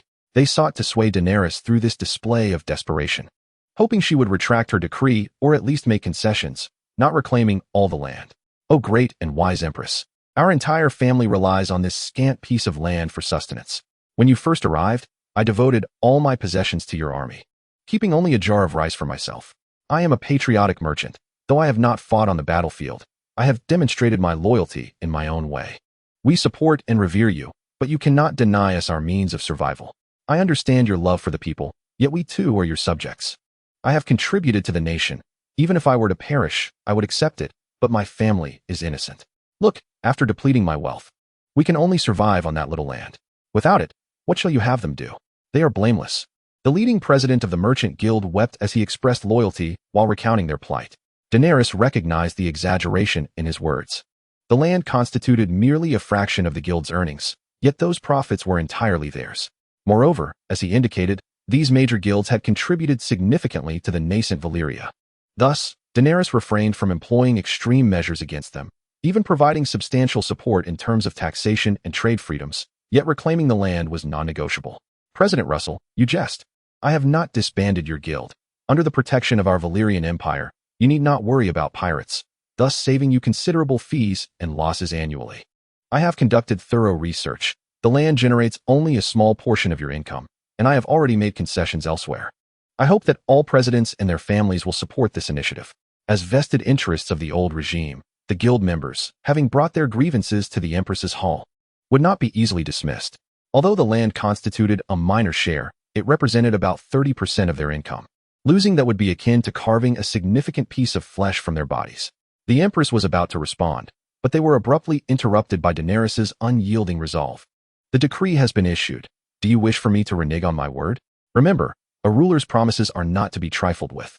I have already made concessions and relinquished certain benefits to you. Should your insatiable greed persist, I can only advise that one ought not to be excessively avaricious. Daenerys, incensed, silenced the mournful cries echoing in the great hall. With the stakes laid bare, the merchants discerned Daenerys's unwavering resolve. Their pleas for sympathy had proven futile, compelling them to seek alternative strategies. Chapter 94. The plight of Arya. After attending to yet another group of merchants beseeching her mercy, Daenerys returned to her chamber, burdened by a myriad of legal matters. To be candid, her mind felt overwhelmed. The plan proposed by the old gods was unprecedented, granting land to the common folk for them to cultivate, bearing the risks and rewards themselves. Such a notion had never before been witnessed in history, nor did it exist in the present-day Westeros, where the land belonged to the great lords, and all were engaged in servitude to cultivate for them. The taxation imposed by these lords was solely their concern. Some, possessing a modicum of conscience and benevolence, like the former Lord of the North, Eddard Stark, collected merely a tenth of the harvest, allowing the rest to benefit the laboring peasants. Other lords varied their levies between 40 to 50%, ensuring that their subjects did not succumb in droves to starvation or freezing, thus averting widespread discontent. Daenerys was uncertain whether such a transformation could be realized, yet since it was the old God's counsel, she felt compelled to execute it resolutely. Even should failure ensue, the worst-case scenario would merely involve quelling dissent through force, a matter of little consequence. Exhausted, she seated herself before the vanity, removing her crown and allowing her flowing golden locks to cascade freely. Without the need for Daenerys's makeup, Arya had approached from behind, picking up a comb and gently tending to Daenerys's hair. "Your hair is truly splendid, abundant and lush, a regal shade of gold," she remarked. Once finished, Arya placed a goblet of wine before Daenerys at the vanity. Within it lay a drop of the sacred water from the house of Black and White, colorless and tasteless. A mere drop sufficient to slay a bull. Arya, skeptical that the sacred water could harm Daenerys, especially now that she had removed her crown, perceived this as the opportune moment. Since becoming Daenerys's handmaiden, the task of testing food and drink for poison had fallen upon her, a role she embraced wholeheartedly. Little did she anticipate Daenerys's naivety in trusting her so readily. As a faceless man, Arya had learned the paramount lesson of controlling her emotions. One must never betray the slightest hint of murderous intent before taking a life. Even with a dagger plunged into the foe's heart, one must maintain an imperturbable demeanor. Thus, even as success loomed before her, Arya exhibited not a trace of anxiety or triumph, but rather, as was her custom, quietly placed the wine goblet before Daenerys and calmly uttered her flattery. Daenerys, unperturbed, had just engaged in a spirited debate with the merchants, and now felt a pang of thirst. Just as she lifted her goblet to take a sip, a series of knocks echoed at the door. Even Arya, with her composed demeanor, could not entirely suppress a flicker of emotion. However, she swiftly regained her composure and approached the door to open it. Standing outside was Daario. Recognizing Nyla, the loyal handmaiden, he offered her a friendly smile and said, "You may step outside. I have matters to discuss with Her Majesty." "Of course, my lord," Arya replied, aware of her position as merely a humble servant. Though she had become a close attendant, there were still many state affairs in which she could not partake. As Daario entered the room, Arya stood vigil at the threshold, her greatest concern being that Daario might drink from the goblet, thus exposing everything, which made her anxious. Upon entering the chamber, Daario bowed deeply to Daenerys. "Your Majesty." Daenerys nodded slightly. "Yes, Duke Daario, you have come to see me at this hour. Is there something you wish to discuss?" Daario paid no mind to the coolness in her words. He understood that women often required a bit of flattery. Despite Daenerys's elevated status, he felt a measure of confidence, recalling their intimate past. With a flourish, Daario produced a bottle of wine from behind him. "Taste this. I had Gregor procure it from Dorne, specifically, the renowned wines from the Kane's estate, famous throughout the continent, as you well know." He shook the bottle, a gentlemanly smile gracing his face. Noticing Daenerys did not refuse, Daario sensed a promising beginning. Cork in hand, he retrieved 2 goblets and poured a modest amount for both. "A fine wine deserves a beautiful companion. The moment I acquired this wine, I thought of you, Your Majesty. Might you indulge me?" Daario presented himself like a proud peacock, and Daenerys understood his intentions clearly. With the pressing matters largely resolved and the war entrusted to Gregor, Daenerys felt assured. As a civil representative, Daario's presence was crucial for her to oversee the comprehensive affairs of the realm. Rising, Daenerys accepted the goblet he offered. taking a delicate sip while gazing at him with a silent smile. Dario mirrored her action, then embraced her slender waist, capturing her long-desired lips. Gradually, he transferred the wine between them. After what felt like an eternity, their lips parted. "Your Majesty, your lips feel much cooler than before. Allow me to warm them for you." Born of royal lineage, Dario was well educated from a young age and later led the Second Sons in defection from the Kingdom of Koth, proving himself a capable commander. He possessed both a refined exterior and a wild spirit, coupled with a robust yet graceful physique, qualities that had initially drawn Daenerys to him. Daenerys wished to experience the distinct sensations of a body unbound by mortality, curious about the differences from her human form. Therefore, she did not refuse Dario, especially since they had previously explored such intimacies before their first journey to Westeros. Daenerys held a profound admiration for Dario's prowess. Meanwhile, Arya stood outside the door, eavesdropping throughout the night. If her ears did not deceive her, it seemed the two had indulged in the wine Dario had brought, leaving untouched the glass that rested on the vanity. This realization brought Arya both relief and frustration. At the break of dawn, Dario emerged from the room, invigorated, only to find Daenerys waiting outside, which surprised him. Nonetheless, he refrained from comment, gaining a renewed appreciation for the loyalty of this young maid. The queen's charisma was truly formidable. Daenerys' devotion rivaled that of Miss Sandai, which was commendable. Nodding in acknowledgement, Dario adjusted his collar and strolled away. Arya, weary and burdened, prepared breakfast for Daenerys, knowing Dario was already awake and that Daenerys would soon follow suit. Should anything untoward happen to the queen shortly after Dario's night in her chamber, all suspicion would undoubtedly fall upon him, a chance too opportune for a top assassin like Arya to overlook. The breakfast was lavish, crafted with care for Daenerys. Having toiled through the night, would surely be famished. Arya had meticulously arranged the meal, confident that Daenerys would devour it. Seizing the moment, Arya retrieved a small vial containing holy water, gritting her teeth as she sprinkled a portion over each dish, ensuring she utilized every drop. Convinced it would suffice to poison her, she then delivered the feast to Daenerys' chamber and placed it upon the table. "Would you care for breakfast, Your Majesty?" she inquired. Daenerys, still enshrouded in drowsiness, merely instructed, "Leave it there. I shall rest a while longer." Arya felt exasperated, wishing to pull her up and feed her. Yet such an act was merely a fleeting thought, devoid of possibility. She could only wait for Daenerys to rise and partake in her meal. Regret washed over Arya. She ought to have reserved some holy water. If Daenerys were to sleep until noon, she would not consume the now-cold food. Chapter 95. 5-year plan. Daenerys slumbered until the afternoon, and Dario, akin to a rampaging bull, had left her questioning whether he had sought the company of women during her absence. "Your Majesty, Lord Carlicado requests an audience." Throughout the morning, Dario had been preoccupied with matters concerning land reform, addressing numerous individuals who had come seeking resolution. Yet, he understood Daenerys' steadfastness. While he recognized the benefits and drawbacks of her decisions, he ultimately believed her vision to be sound, and thus he offered her his unwavering support. Now, following discussions with Carlicado, they had resolved to dispatch professional surveyors to the major city-states to undertake measurement tasks, awaiting the Queen's final approval. As noon approached, Daenerys ought to rise. Thus, on behalf of Carlicado, she extended an invitation for Daenerys to join her. Arya stood outside the door, acutely aware that the plan had once again faltered, as Dario had also included an invitation for Daenerys to partake in lunch. When Daenerys emerged, adorned with her crown, Arya accompanied her to the Great Hall. The two esteemed ministers awaited her presence, and Dario, having diligently attended to a multitude of affairs, had resolved a significant number of official matters. As Duke and Marquis, they, the lords of two grand cities, resolved to lead by example, initiating the relinquishment and surveying of land. They inscribed into the imperial constitution that the land rightfully belonged to the state and its people, and after the requisite agricultural taxes were duly paid, the populace would possess ownership and usage rights to the land. Within the Lorne River Basin and the western plains of Essos, vast stretches of fertile land thrived, enriched and nurtured by the perennial floods of the Lorne River, rendering it exceptionally suitable for cultivation. Beyond the extant fields, Daenerys also urged the citizenry to cultivate the uncultivated lands. Presently, numerous areas in the wilderness remained untouched.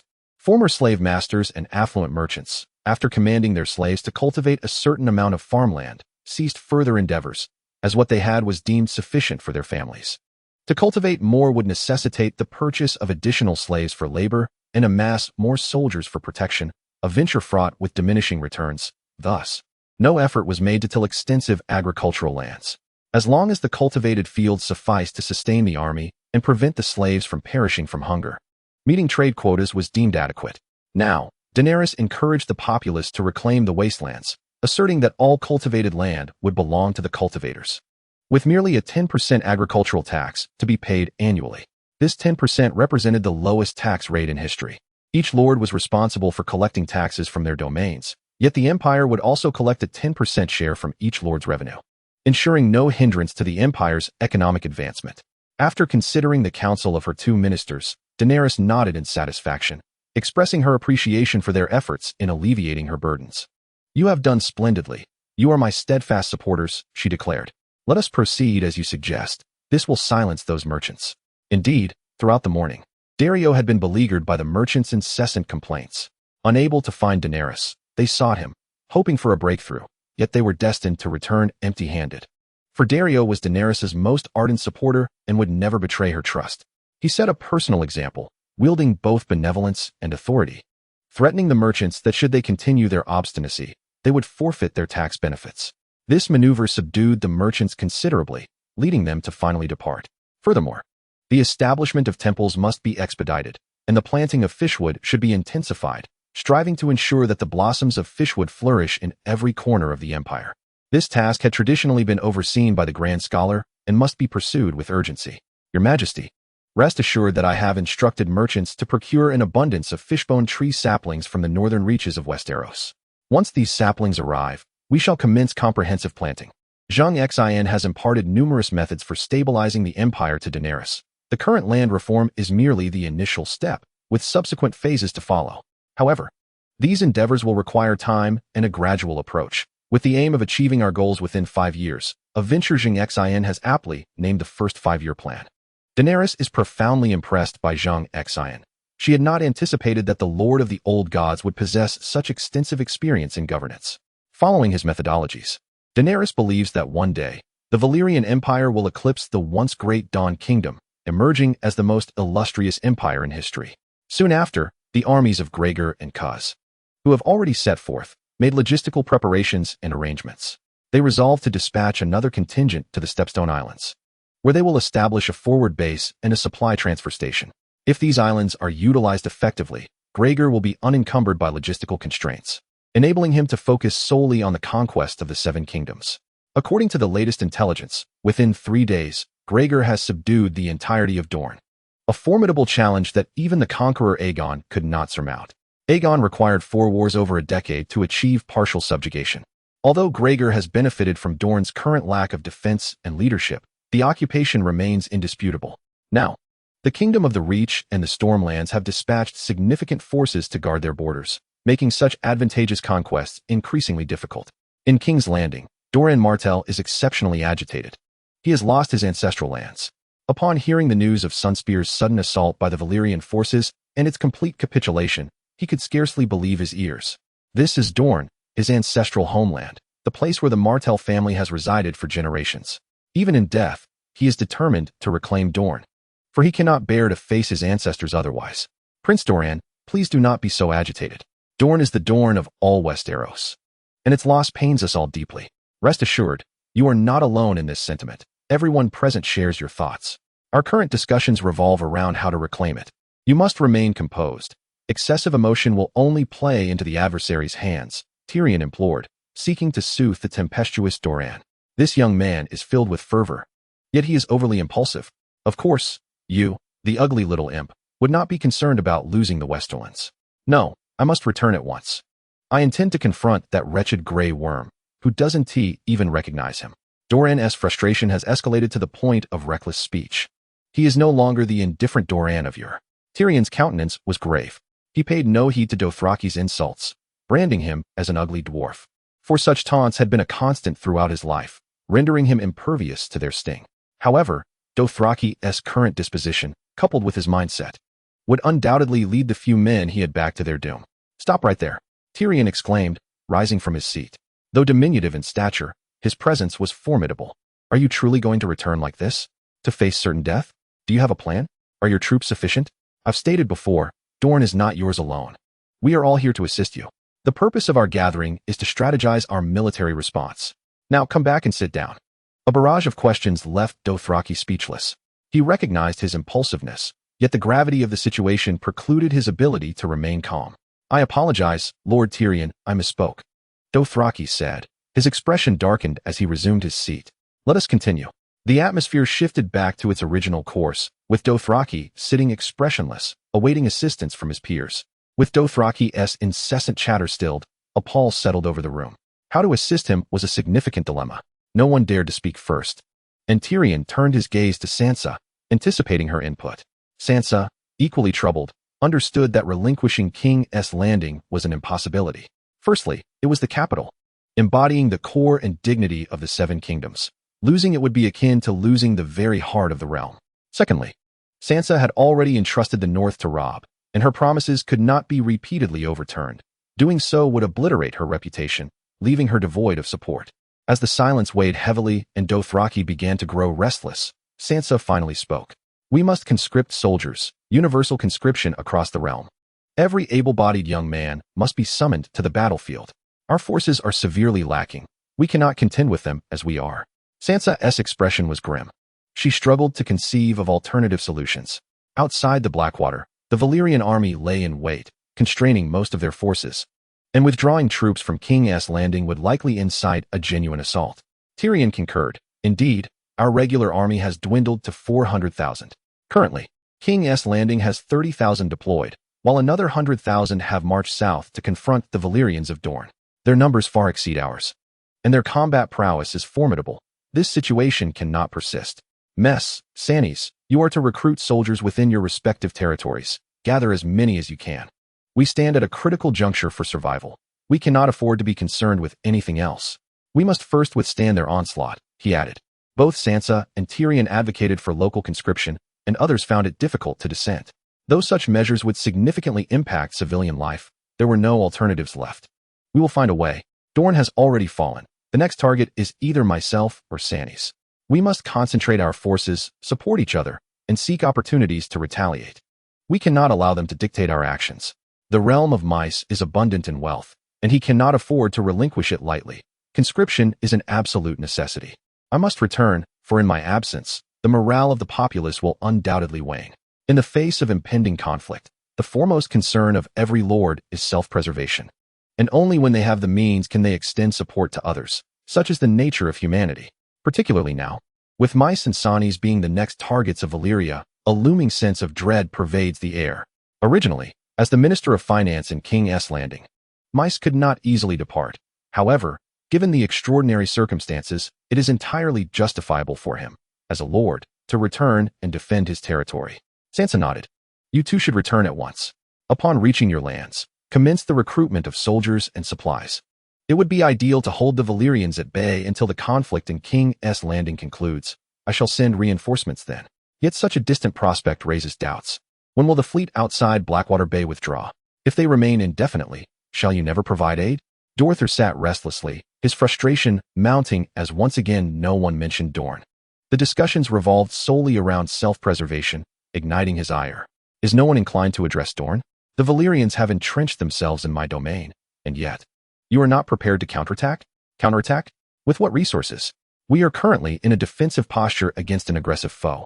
Should we falter in our defense, we risk losing our lands. Expecting assistance to reclaim territory is sheer folly. Fear not, the Riverlands and Stormlands are the front lines of this war. We must first secure our position before contemplating a counteroffensive. Other regions will not remain idle. They too will recruit forces to march south. Therefore, Dorther, you should lead your men back to the Riverlands alongside mice. We shall depart shortly. Reclaiming Dorne is merely a matter of time." Tyrion continued to soothe Dorther, fully aware of his anxiety. Yet the reality remains that the enemy is strong, and we are weak. It is not feasible to eradicate them all. Dorther resigned himself to the situation, hoping fervently that Tyrion's assurances ring true, and that the other lords will act with due diligence. "Roberson, you now command 2 great kingdoms, making you the most formidable among us. This time, I urge you to send additional forces to support the south." Roberson, having secured the north and the Vale, emerged as the second greatest beneficiary aside from Sansa, his power eclipsing all others present. Had it not been for Valyria's rise, all would have been at his mercy. Roberson nodded. "I shall set forth tomorrow, first returning to the Vale, then dispatching men to the north for conscription. He refrained from making further promises, as both regions had already contributed 30,000 soldiers during the last campaign against Essos, only to return in defeat, severely weakening their morale. Even if he were to enlist more troops, he had no intention of sending forth a larger contingent. Discontent already simmered within his territories, particularly in the north, where the populace is fierce and proud. His status as a newly appointed lord, yet to make his mark, could easily lead to unrest. If he were to impose conscription, the northerners might very well oust him from power. Now, he is behaving himself, primarily out of respect for Sansa. To put it bluntly, although he is the nominal lord of the north, the great houses still heed the Stark lineage, which vexes Roberson immensely.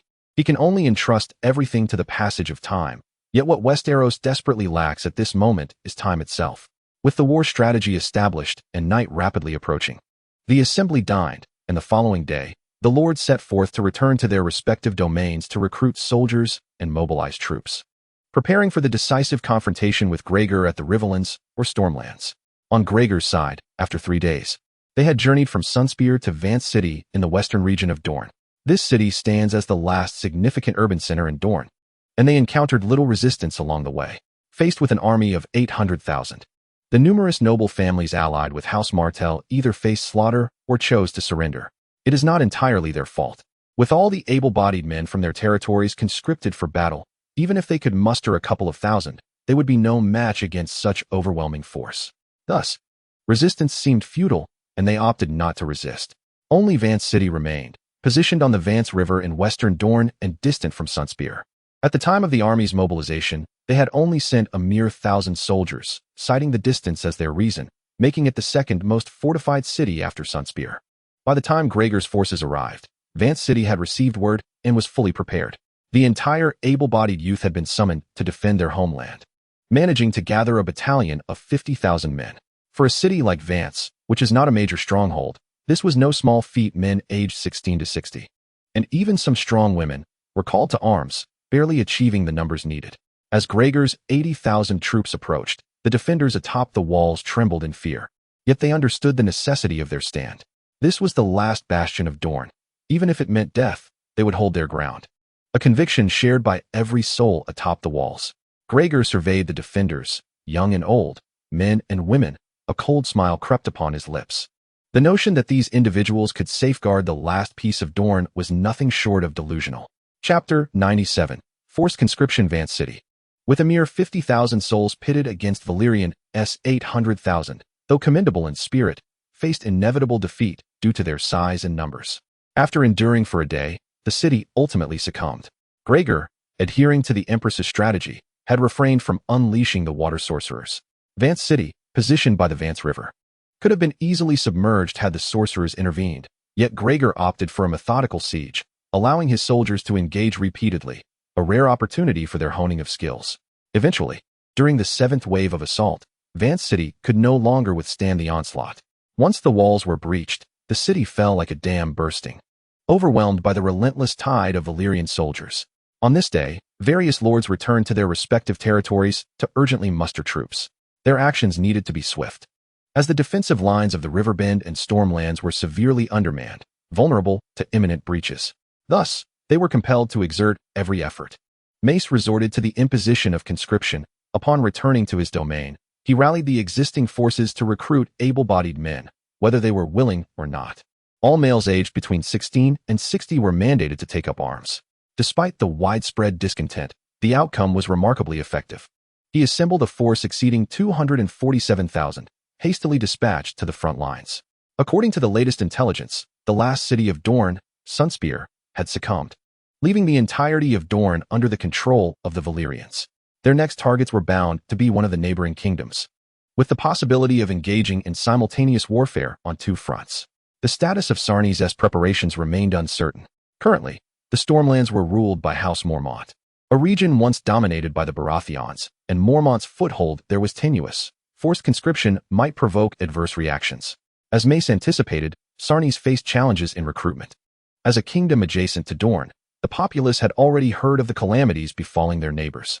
A multitude of war refugees fled Dorne, seeking sanctuary in the Stormlands, primarily comprising the elderly, women, and children, individuals unable to fight and contributing little to the war effort, merely consuming resources. Sarnes had no choice but to accommodate these individuals to demonstrate his benevolence. However, during the conscription efforts, these newcomers spread tales of the Valyrian soldiers' valor and the formidable prowess of the water sorcerers, recounting how 2 water spells had obliterated Sunspear, instilling fear among the able-bodied men. Consequently, most were reluctant to join the fray, organizing collectively in their villages to resist conscription with discipline and resolve. Sarnes offered generous military salaries, enticing a handful of individuals to enlist, yet they remained a minority, with the majority opting to remain passive spectators. They were smallholders reliant on agriculture, and the prospect of abandoning their plows for swords to risk their lives was unappealing. While Mace gathered nearly 250,000 men, Sarnes could only muster 20,000, primarily drawn by the lucrative pay, resembling mercenaries. In such tumultuous times, Sarnes's lack of decisive leadership became glaringly apparent. He could neither impose conscription nor dare to do so, as it would inevitably provoke backlash. In the vast expanse of the Stormlands, the combined number of new recruits and seasoned soldiers totaled a mere 70,000. How could 70,000 withstand the onslaught of Valyria's 800,000? He could only send out messages to inquire when reinforcements from other regions might arrive, placing his hopes on the support of allied territories. The following day, he received a response.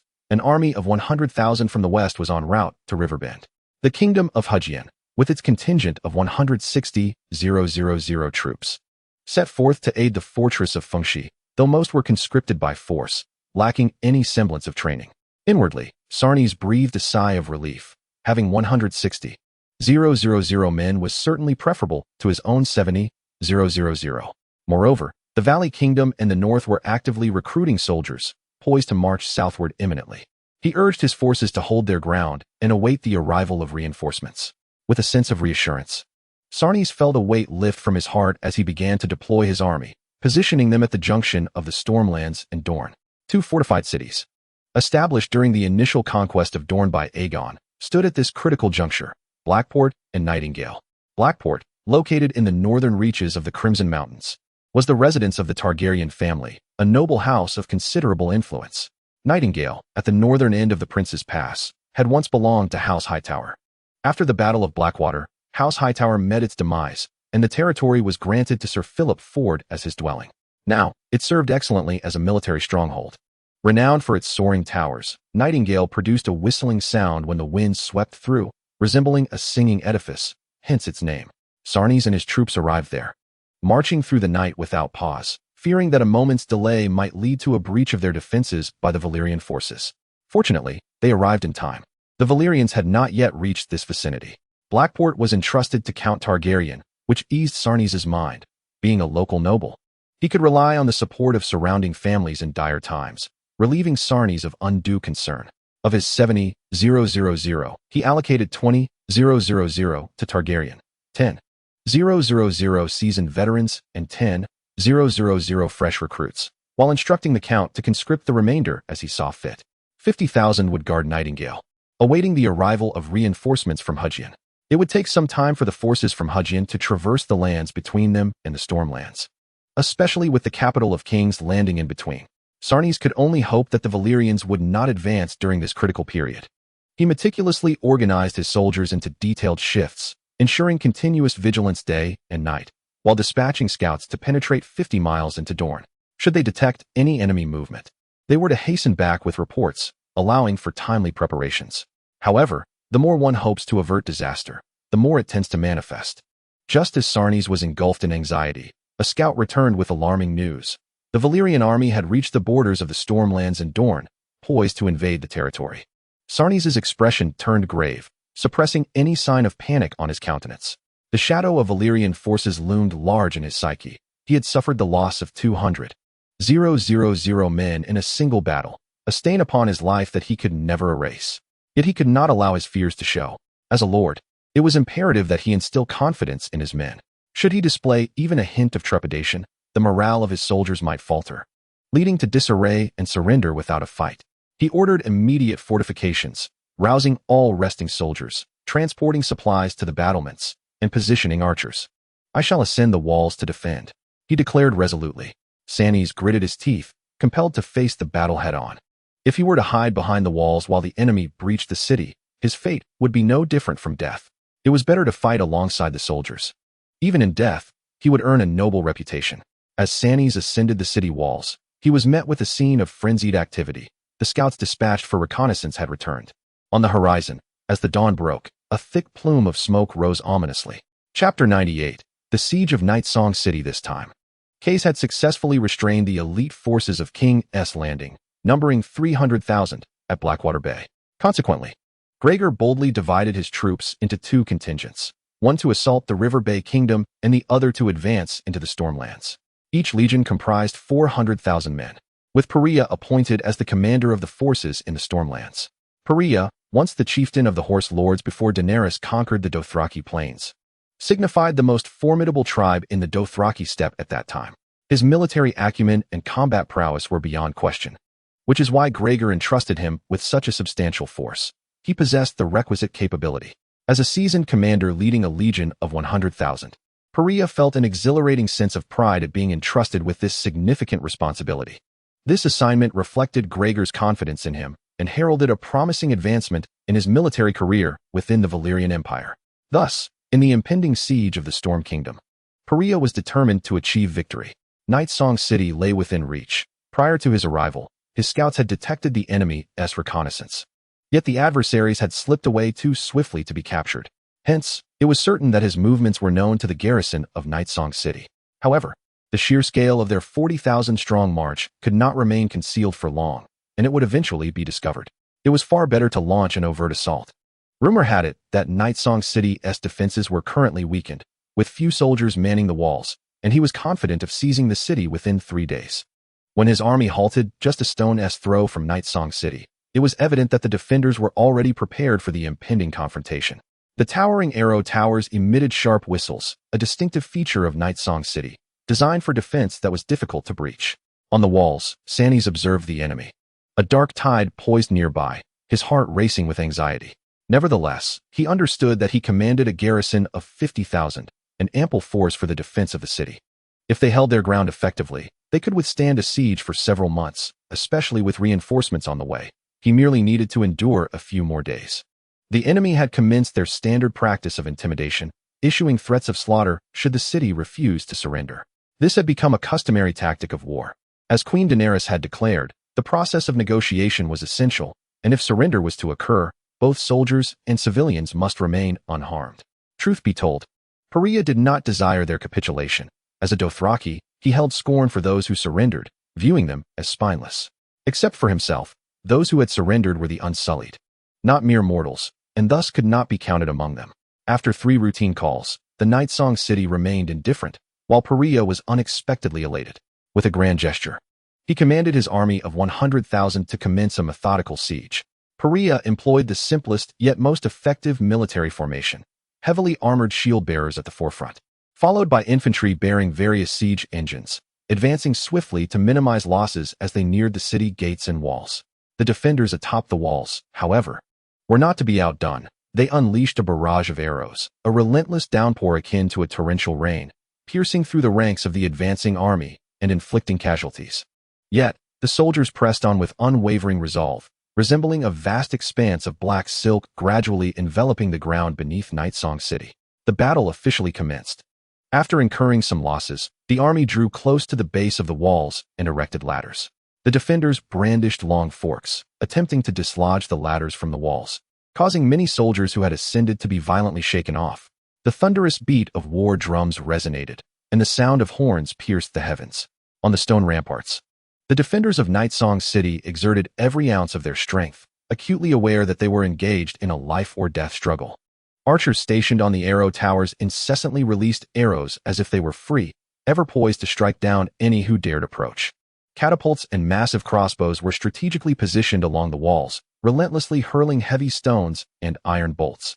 Regardless of the circumstances, the battering ram approached the city gates. Crafted from colossal tree trunks with a head encased in iron, dozens of robust men shouted commands as they propelled it slowly forward. Ladders were also raised, and soldiers scurried up like ants, striving to surmount the walls. Below, Valyria's troops suffered losses as soldiers fell to arrows, yet more persevered, striving to advance through the rain of projectiles. The battering ram finally reached the gates, each impact resonating like thunder. while stones and arrows from the walls rained down upon the shield protecting the ram, leaving it battered and pockmarked. Soldiers endeavored to shield themselves with their shields. Yet many continued to fall. The soldiers on the ladders clashed in brutal hand-to-hand combat with the defenders atop the walls. Amidst the glint of blades and the splatter of blood, some soldiers successfully scaled the walls, engaging in fierce melee with the defenders, while others were pushed off the ladders during their ascent, screaming as they plummeted to the ground. The battle raged for several hours, the sun hung high, and the cacophony of shouts, the clash of metal, and the groans of the wounded intertwined, creating a harrowing tableau of war. Beneath the walls, corpses piled high, blood flowed like a river, and the combat persisted until one side faced utter collapse. At present, both sides were still full of vigor. The conflict had escalated to a fever pitch from the outset. Valyria's forces had managed to ascend the walls multiple times, but lacking reinforcements, they were repeatedly driven back. As the sun began its descent, Perea had cycled his troops, rotating a force of 400,000. Deploying groups of 100,000 at a time to ensure that all remained fresh and capable. Conversely, the defenders could not afford such rotations. They were fewer in number. Yet their resources were ample, requiring many to shuttle supplies back and forth. After a long day, many lay exhausted on the ground. The city gates firmly barricaded with stones from within, rendering entry impossible. At this critical juncture, Sarnes made a desperate gamble. Blocking the gates meant that those outside could not enter, but he too would be trapped. Throughout the day, Sarnes was utterly fatigued, his face stained with blood, mingling with the black dust, rendering the visage of the noble duke unrecognizable. Finally, as fatigue enveloped everyone, the enemy retreated. Perea understood that haste leads to failure. The siege could not rely solely on relentless assaults. After the withdrawal, he encircled the city, allowing the inhabitants to rest while dispatching a team to harass and feign attack. The initiative was now firmly in his grasp, as a feigned attack could easily transition into a genuine one. As darkness fully descended, Sarnes sat by the fire, consuming coarse bread with hot water, sharing the meager rations with his soldiers during these trying times. He deemed it crucial to maintain control over supplies, abstaining from favoritism.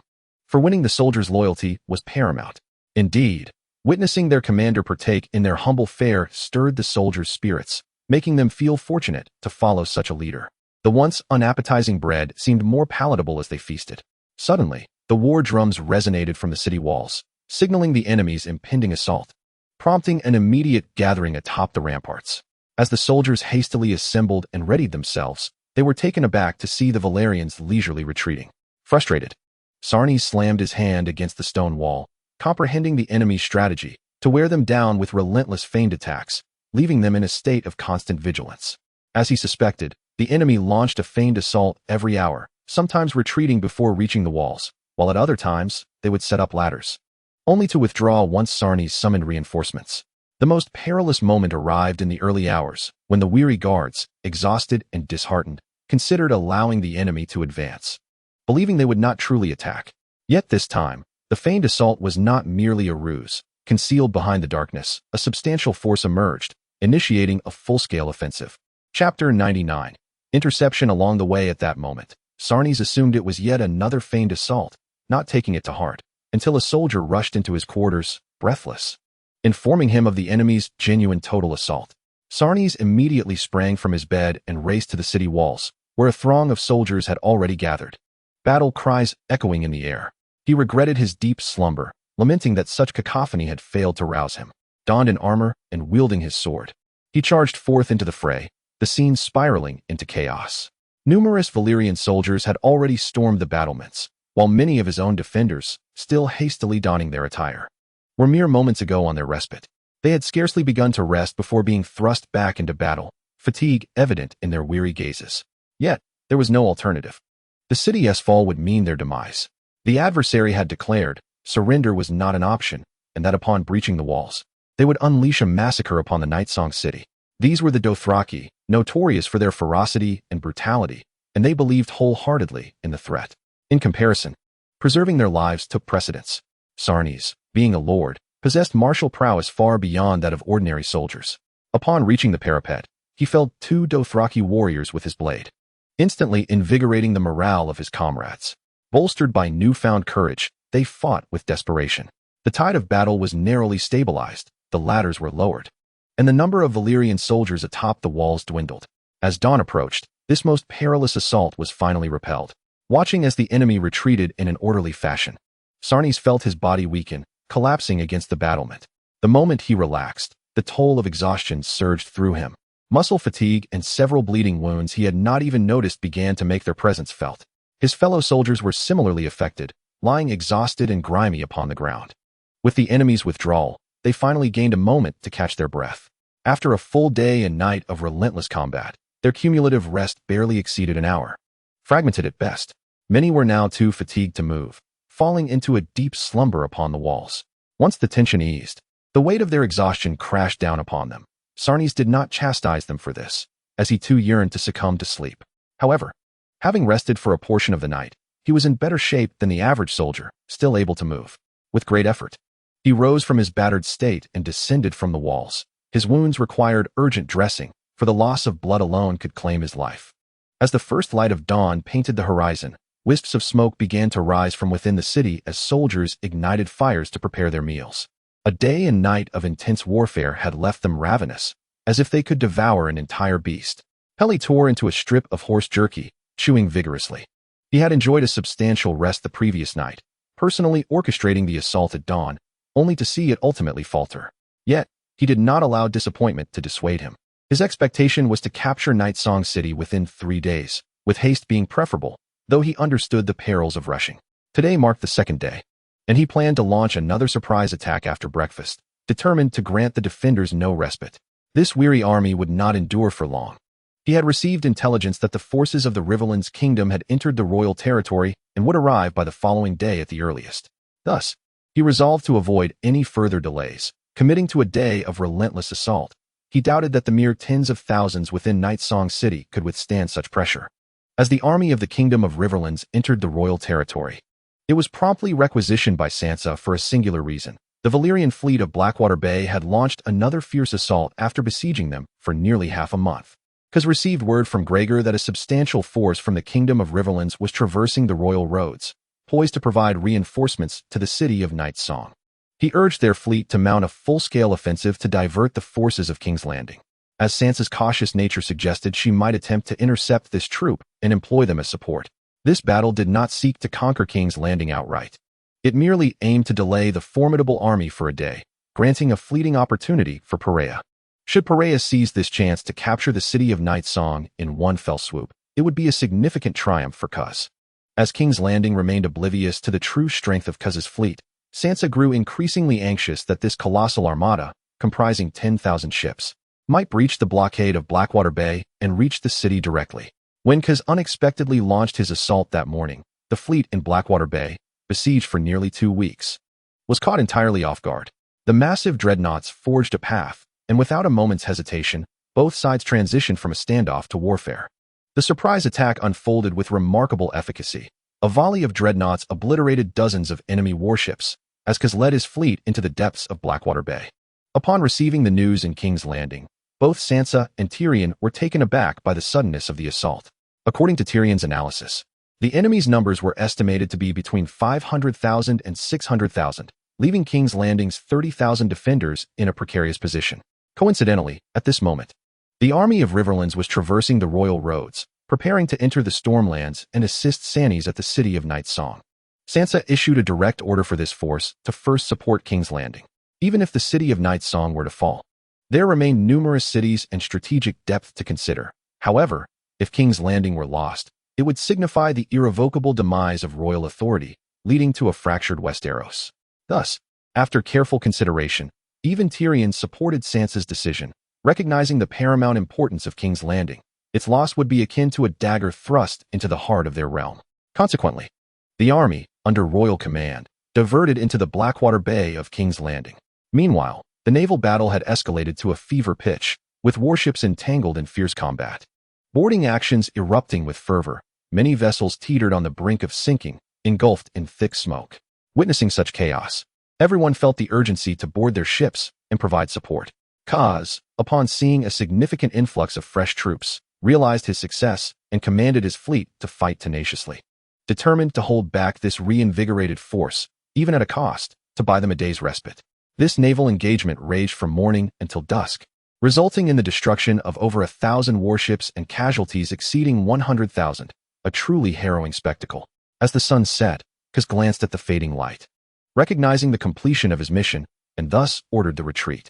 As Sansa finally exhaled a heavy sigh of relief upon witnessing the enemy's gradual withdrawal from Blackwater Bay, she reflected on the fact that the opposing forces had besieged King's Landing for so long. Their sudden full-scale assault was likely an attempt to catch them off guard. Fortunately, reinforcements were on their way. Otherwise, the cunning Valyrians might have succeeded in their nefarious designs. After a day of relentless fighting, everyone was weary, and Sansa ordered them to rest for the night before continuing their journey the following day. She assessed that the enemy had suffered considerable losses that day, and it was unlikely they would launch another large-scale offensive in the near future. For the first time since the war began, Westeros had gained the upper hand. While King's Landing had managed to hold its ground, Stannis of Nightingale Castle had come perilously close to despair. His troops had repelled 5 assaults throughout the day, and he marveled at his own resilience and skill. A mere 50,000 men had withstood the ceaseless onslaught of 400,000 for nearly 2 days and nights. That evening, as he tallied the battle casualties, he was stunned to discover that over 20,000 had perished, with countless others wounded. This meant that, including the lightly injured, he could muster no more than 20,000 men. Gazing down at the throngs of Valyrian soldiers below, a flicker of hopelessness flashed in Stannis' eyes. Chapter 100. Stannis' escape. Stannis had not descended from the battlements all day, his body bearing numerous injuries, his armor in tatters. He struck the parapet with a clenched fist, cursing under his breath, wondering when reinforcements would finally arrive. Though he believed his roar was thunderous, his voice had grown hoarse, reaching only a few soldiers nearby. Yet, none responded. Who could say when help would come? At that moment, a guard hurried toward him, a messenger from the castle who had just received a raven from the stronghold. Without breaking the seal, he presented it to Stannis. Trembling hands unfurled the letter, and after a single reading, he tore the parchment into shreds. Doubts crept into his mind about Sansa's intentions. Did she wish for his demise? The letter spoke of reinforcements, detailing how they had remained in King's Landing to participate in the Battle of Blackwater Bay, valiantly repelling the encircling Valyrian fleet. It assured him that the reinforcements would set out at dawn to support Nightingale Castle, urging Stannis to hold steadfast until their arrival, which was promised by noon at the latest. By noon, Stannis surveyed his weary soldiers, some missing limbs, hastily bandaging their wounds. As long as they could wield a sword, they were expected to remain on the battlefield. Those who were not decapitated were compelled to defend the castle. But what fighting spirit could such a force possess? Were it not for his presence atop the walls, many might have yielded by now. Even he felt the allure of surrender. Was King's Landing not betraying him? Yet, he understood that he must endure this trial, for once the reinforcements arrived, he would finally be able to rest. Just 1 night and half a day remained. He could hold out a little longer. Thus, he consoled himself. Not long after dinner, the Valyrian army outside the city once again sounded the horn of attack. The drums resounded, and the horns wailed as the troops roared like a tempest. The Valyrians seemed tireless. Having finished their evening meal, they returned with renewed vigor. This time, they launched half of their forces, 200,000 against a mere 20,000 defenders. Crucially, these 200,000 had rested for most of the day. While the 2,000 weary defenders were on the brink of exhaustion, the sky had already darkened, and the torches atop the walls illuminated the fierce countenances of the Dothraki, making them appear as if they could devour the very shadows. The defensive horns blared from the battlements, and the remaining 2,000 defenders hurried to the walls. The stones for catapults had been nearly depleted, and while there were still plenty of arrows, the archers were scarce. Only the ordinary infantry could be called upon to draw bows and shoot, hoping to hit something amidst the throng below. The fierce siege had commenced anew. With all aware that the commander intended to capture the city that very night, not wishing to wait for dawn. Indeed, Perea was determined to settle the score tonight, abandoning feigned assaults. 400,000 were divided into 2 waves, relentlessly attacking to seize Night Song before the first light of day. Vice Commander Case had secured a full day and night for him in King's Landing, and should he fail to capture Night Song, he would betray the trust of both General Gregor and Vice Commander Case, marking him as incompetent and unworthy of his position as the third in command of the military. Thus, this battle held significant implications for his future. By midnight, the second wave was dispatched to the battlefield, while the defenders on the walls had already been further depleted. The first wave had surged thrice to the battlements, only to be repelled each time, causing Perea to grow increasingly anxious. So, when the second wave was to commence, he donned his armor and took to the field himself. Armed with his familiar curved blade, he was once the invincible warrior of Ma Wang City. Cow. Sons, follow me to battle. Perea mounted his steed and charged toward Night Song. Sarnes, witnessing the second wave of Valyrian forces having rested through the night, gritted his teeth and commanded his soldiers to bring forth the boulders that blocked the city gate.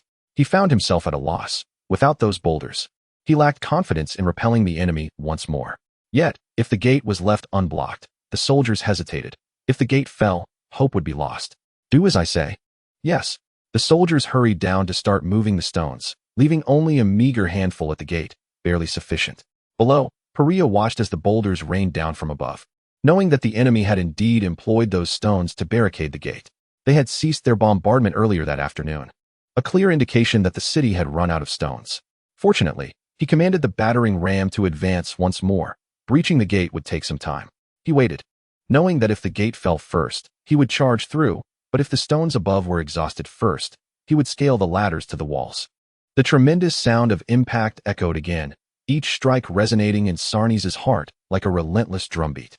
The siege ladders were propped against the city walls, and the enemy soldiers swarmed upward like an unrelenting tide of ants, undeterred by the prospect of death. In that moment, Sarnes was engulfed by despair.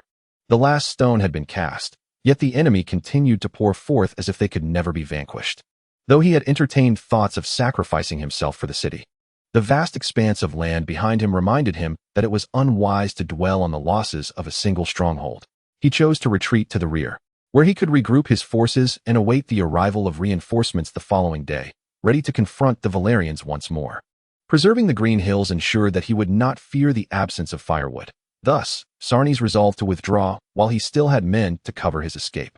Amidst the chaos, Sarnes descended from the walls and, before the soldiers' spirits were entirely crushed, returned to the castle. He opened the rear gate with the guards he had left behind and fled towards the direction of Black Harbor. Meanwhile, the soldiers who had once vowed to resist to the bitter end suddenly realized that their commander had vanished, slipping away from their sight without warning. "The commander is gone," cried an astute soldier, his voice filled with panic, as if the sky itself had collapsed. "Sarnes has fled. It's over. We must surrender." As more soldiers grasped the gravity of the situation, they searched in vain for their leader. This chorus of despair echoed across the battlements, and the morale of the soldiers plummeted. Those who had still resisted lowered their weapons, questioning the purpose of their struggle in the absence of their commander. When Perea ascended the walls, prepared to unleash a massacre, he was taken aback to discover that the enemy soldiers had laid down their arms in surrender, offering no resistance whatsoever. "What happened to your resolve to fight to the end? Where is your spirit?" Perea felt a profound sense of frustration, as if his fervor had nowhere to manifest. Before him stood the soldiers of Night Song City, and behind him, an ever-growing throng climbed the walls, yet none advanced. They awaited Perea's command, while the soldiers of Night Song awaited their fate. The Dothraki had once proclaimed that surrender was not an option, should the city fall. A massacre would ensue. He pondered whether it was too late for surrender now. Perea understood that he could not yield to such impulses. The queen desired not an empty city, but dominion over it. Should he adhere to the Dothraki custom of pillaging, Night Song City would be reduced to ruins. Though he was no stranger to bloodshed, having annihilated countless tribes to reach the king of Horse's city, he now had to consider his future. Sparing the city would undoubtedly serve his interests far better, for it was a significant stronghold and a vital border fortress. After much contemplation, Perea suppressed his urges. "Capture the prisoners. We shall occupy the city and take time to recuperate." A flicker of surprise passed through the soldiers' eyes at General Perea's unexpected decision not to issue a massacre order, which was uncharacteristic of Dothraki tradition. Nevertheless, no one voiced dissent. After all, Night Song City had been secured. Chapter 101. The city of Jiaoling in the aftermath of the battle. The Valyria forces suffered casualties exceeding 50,000 in their conquest of the Night Song City. Such is the price of a fierce assault. City sieges differ vastly from battles on open plains. One may either compel the enemy to surrender without shedding a drop of blood, or launch a vigorous attack, incurring significant losses to seize the stronghold. Night Song City, too, endured losses of over 30,000, a testament to the Valyria Legion's relentless assaults upon the battlements, inflicting substantial damage upon the defenders. As dawn broke, the army prepared itself, refraining from disturbing the civilian populace within the city, akin to their conduct in Dorne. When Perea had accompanied Gregor in Dorne, this was the very approach he had adhered to. The queen had decreed that if the inhabitants posed no resistance and did not create troubles for the troops, they should be spared, provided, of course, that the populace was not comprised of marauders. The establishment of a realm is achieved through force, yet governance cannot rely solely on tyranny. Compassion is an essential strategy and a means to win the hearts of the people. The desires of the common folk are simple. They will support whomever can improve their lives, as long as their lives are not threatened. Sarnes, accompanied by his trusted confidants, rode through the night, arriving at Black Harbor City at dawn. This city, unlike Night Song City, had long been under the dominion of the Targaryen family. Consequently, Sarnes had originally allocated only 20,000 guards here, knowing that the Targaryen family held significant influence. Thus recruitment would encounter little resistance. As anticipated, in the days that followed, the Targaryen family enlisted an additional 20,000 troops, bringing the total number of defenders to 40,000. When Sarnes reached the city gates, his disheveled appearance nearly rendered him unrecognizable to the guards. Fortunately, it was those he had previously assigned who, upon closer inspection, recognized him. They hastily relayed the news and granted him passage, allowing Sarnes to enter the city smoothly. The primary objective of the Valyria army was Night Song City, with Black Harbor City as their subsequent target. Upon entering the city, Sarnes promptly sent a message via carrier Raven to inform the troops to abandon Night Song City, which had already been lost, and to proceed directly to Black Harbor City. The current lord of Black Harbor City is a branch of the Targaryen family. With the death of the main line, Baratin Targaryen, the present lord is Kate Targaryen. Kate's circumstances parallel those of Sarnes, as both ascended to power due to the extinction of their main lines. Thus, she felt a kinship with him. Sarnes, what is the situation in Night Song City? Your injuries, she remarked, observing Sarnes in his tattered armor and the blood-stained visage he bore, having had no time to cleanse himself. With a heavy sigh, Sarnes lamented, Alas, it is my inadequacy. I could not hold Night Song City. He then recounted the events of the past few days to Kate in detail, emphasizing his valiant efforts in leading 50,000 against the relentless onslaught of 400,000 for 2 days and nights, only to be betrayed by the forces of King Lin, who delayed reinforcements. This betrayal ultimately forced him to retreat to Black Harbor City under the cover of night, when it became untenable to hold the fort any longer. Kate, upon hearing the news, could not help but feel a sense of melancholy. From an initial force of 50,000, it had dwindled to just 5,000. Sarnes had exerted every effort, and given that the adversary was his direct superior, he could hardly place blame. I have already sent a missive to the forces at Junlan, instructing them to mobilize and proceed directly to Haigang. Night Song City has fallen, and our paramount objective now is to defend Haigang City at all costs. We must not allow the enemy to advance any further. Upon learning that 100,000 reinforcements would arrive today, Kate's confidence surged. Coupled with his original 40,000 troops, he believed that such a formidable assembly would be sufficient to withstand any assault on his fortified stronghold.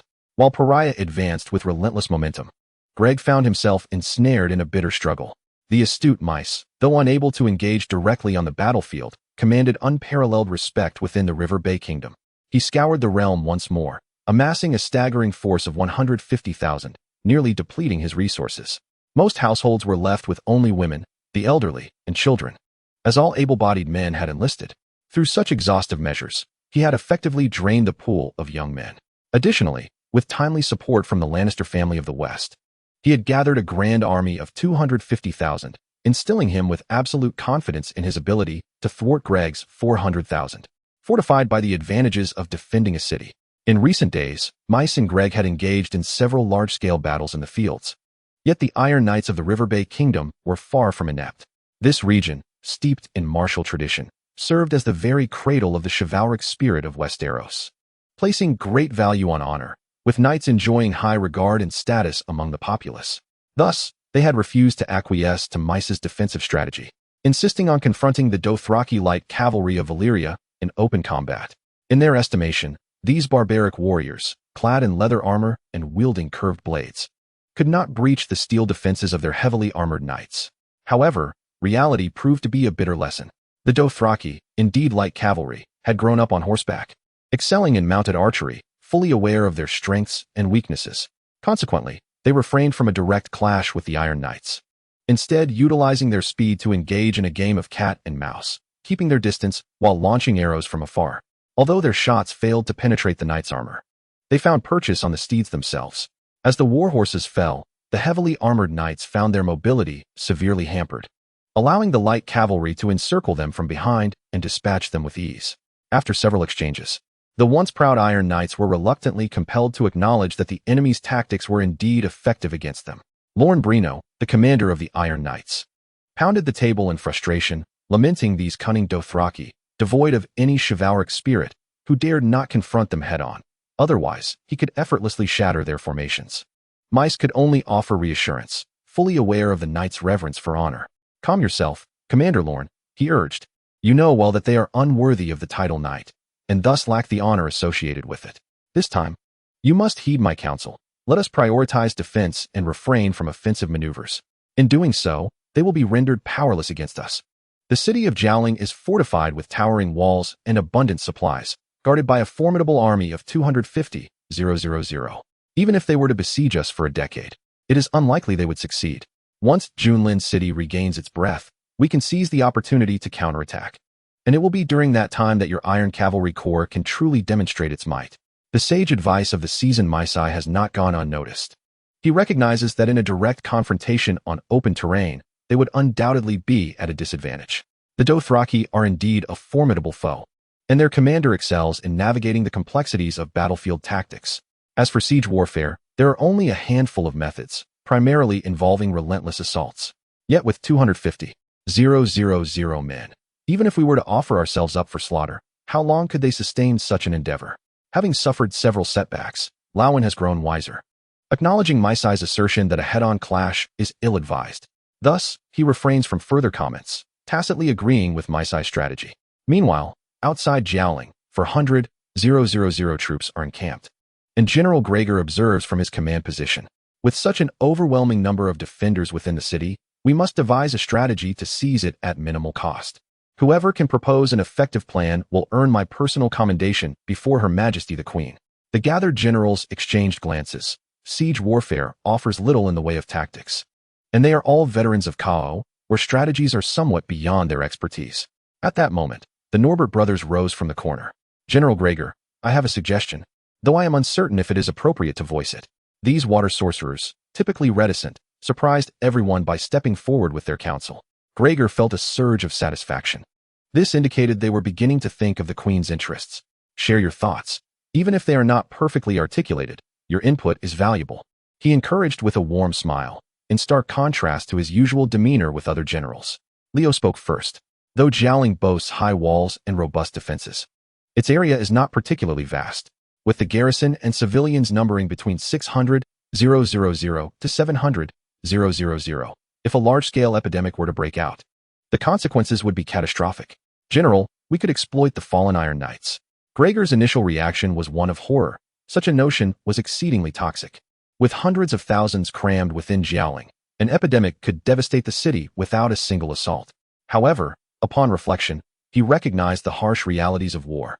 He had previously resorted to poison in other sieges, even contaminating water sources with the grayscale virus, and felt no moral repugnance toward such tactics. Nodding in agreement, Gregor remarked, "Yet we currently possess no lethal virus. Relying solely on a handful of corpses would incite too little chaos. Moreover, the casualties among the Iron Knights have not been significant, and many bodies have already been reclaimed by their own due to the salvageable armor. Consequently, there are merely over 100 corpses on the battlefield. No worries, my brothers have it in hand. As long as the general consents, we shall inject the virus into the corpses and cast them into the city of Cornerstone. The moment they touch the bodies, they will be infected. Currently, this virus is incurable in Westeros. No one can offer a remedy." Leo's face, concealed beneath his hood, remained obscured. Yet the onlookers felt an unmistakable chill run down their spines. Such a malevolent scheme sent shivers through even the most hardened of hearts. Though they could kill without a flicker of an eye, how many could they truly slay with mere blades? In the span of a few exchanged words, the fates of hundreds of thousands were sealed. It would be prudent to limit contact with such enigmatic individuals. Their presence was unsettling. Greg nodded in agreement. "Very well. Let us proceed as you have devised. Carlo, take your men to gather the corpses. The more, the better. Deliver them to the Norbert brothers and await further orders." "As you command." A robust man rose to his feet, accepting the task. Previously, they had disregarded these bodies, allowing them to rot in the wilderness. After 4 days of decay, the stench had begun to permeate the air, though it was not yet unbearable. The Dothraki soldiers suppressed their nausea as they collected the bodies and presented them to the Norbert brothers. The brothers had always resided in separate tents, The Water Witch was a prized asset within the Legion and deserved the finest accommodations. Soon, over 100 putrid corpses amassed outside the Norbert brothers' tent, the stench overwhelming. Even the Dothraki, who had long grown accustomed to the dead, kept their distance. Yet the Norbert brothers showed no signs of discomfort. They had transcended humanity, even feasting upon the flesh of the deceased, rendering them immune to disgust or fear. The brothers each took their course of action, injecting the cadavers with ghoul virus. This virus would induce a rapid transformation of the human body into that of a ghoul. Once unleashed, it would be uncontrollable. On the continent of Sothoros, humanity had vanished, leaving only ghouls in its wake. However, they had infused the virus with a small amount of grayscale virus, ensuring that rather than transforming into ghouls, individuals would simply perish, preventing widespread chaos and upheaval. Throughout the day, the brothers remained engrossed in this endeavor, and by dusk, all the corpses had been converted into biological weapons. Greg commanded the soldiers to retrieve the bodies, standing by the side of his brother. One soldier, inadvertently tearing the skin of a corpse, found it grotesquely decayed. A slight force rendered the body into a state of disintegration. Leo stepped forward, grasping the soldier's hand. Be cautious. If you value your life, it is best to avoid any physical contact with these corpses. Use tools to transfer them onto the boards for transport, and dispose of the used tools immediately. As he spoke, he traced his finger across the soldier's lips. The soldier felt a sudden chill at the corner of his mouth, as something slid down his throat with his saliva, causing him to reply in a panicked agreement. Leo was in the midst of administering an antidote to the soldier, a remedy only they could provide, alongside the sorcerers of the Serpent Lizard Island. However, the locals had neither the time nor the means to venture there in search of a sorcerer. The soldiers soon became aware that the corpses around them were laced with a deadly toxin, prompting them to handle their movements with utmost caution, fearful of direct contact with the bodies. As night fell outside the walls of Jiaoling City, a series of catapults were set up. The guards on the city walls spotted them and assumed an assault was imminent. Yet, the enemy forces had not assembled in full, with only the catapults positioned at the forefront, seemingly preparing for a harassment attack by launching projectiles into the city. The catapults operated swiftly, and before the defenders of Jiaoling City could reach the walls, they began to hurl their ammunition. Soon, the defenders discovered the nature of the projectiles, as they crashed into the city and exploded upon impact, releasing a grotesque mixture of crimson blood and viscous green fluid. Many soldiers found themselves drenched in this noxious substance, while others met a grim fate, crushed beneath the fallen corpses. In no time, over 100 bodies were flung into the city. Yet the turmoil among the defenders remained minimal. They quickly set about clearing the remains, using shovels to bury the shattered corpses in pits, a necessary measure to prevent the onset of decay and potential plague. Mice was roused to report on the recent events, yet he dismissed the enemy's actions as mere provocations, an attempt to disgust them by flaunting the bodies of the Iron Knights, aiming to incite a rash confrontation. He smirked at the thought, recognizing that such tactics might work on the naive but were beneath him. Believing he had discerned the enemy's intentions, Mice ordered the bodies to be dealt with appropriately and instructed his attendants to pacify Lon, urging him to refrain from acting impulsively. He understood that Lon, the commander of the knightly order, was overly earnest and held a strong sense of honor, unable to bear the sight of his comrades' corpses being desecrated. After issuing his commands, Mice returned to his slumber, for age had rendered him weary, especially in the dead of night. A lack of rest would leave him drained the following day. Upon receiving the news, Lon was filled with indignation, eager to lead his troops out of the city for a decisive battle. However, the captain of the guards informed him that Duke Mice had issued a command forbidding any sorties, as venturing out would play into the enemy's hands. Thus, Lon was left to stifle his fury and succumb to sleep. The soldiers gathered all the corpses, burying them in pits, oblivious to the latent danger they posed. The residual blood left behind presented a risk of infection for anyone who might tread upon it, as it was highly contagious. Even the slightest contact with an infected individual could lead to transmission. Unbeknownst to the inhabitants of Jiaoling City, a horrific and widespread plague was on the verge of erupting within their midst. Chapter 103. Surround and constrict. After 3 days of brewing tension, the people of Jiaoling City gradually began to sense the ominous changes around them. Firstly, an inexplicable wave of nosebleeds began to plague many individuals, the crimson hue of blood gradually shifting to a ghastly green, while the skin manifested a thickened layer, indicative of the ominous symptoms of ichthyosis. Yet, before this affliction could fully erupt, once the blood had entirely transformed into green, the individual would be lost. This disease commenced a widespread outbreak throughout every corner of Cornerstone City, affecting soldiers, civilians, and even numerous officials who succumbed to its grip.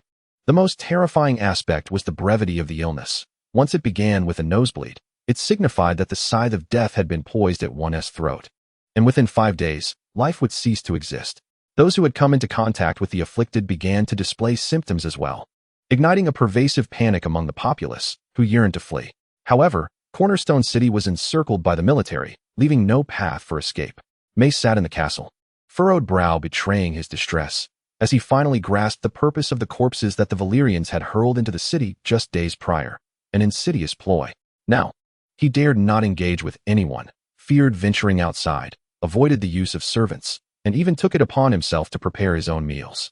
Convening a meeting with the upper echelons of Cornerstone City proved exceedingly challenging, for it was rumored that many generals within the military had also contracted the illness.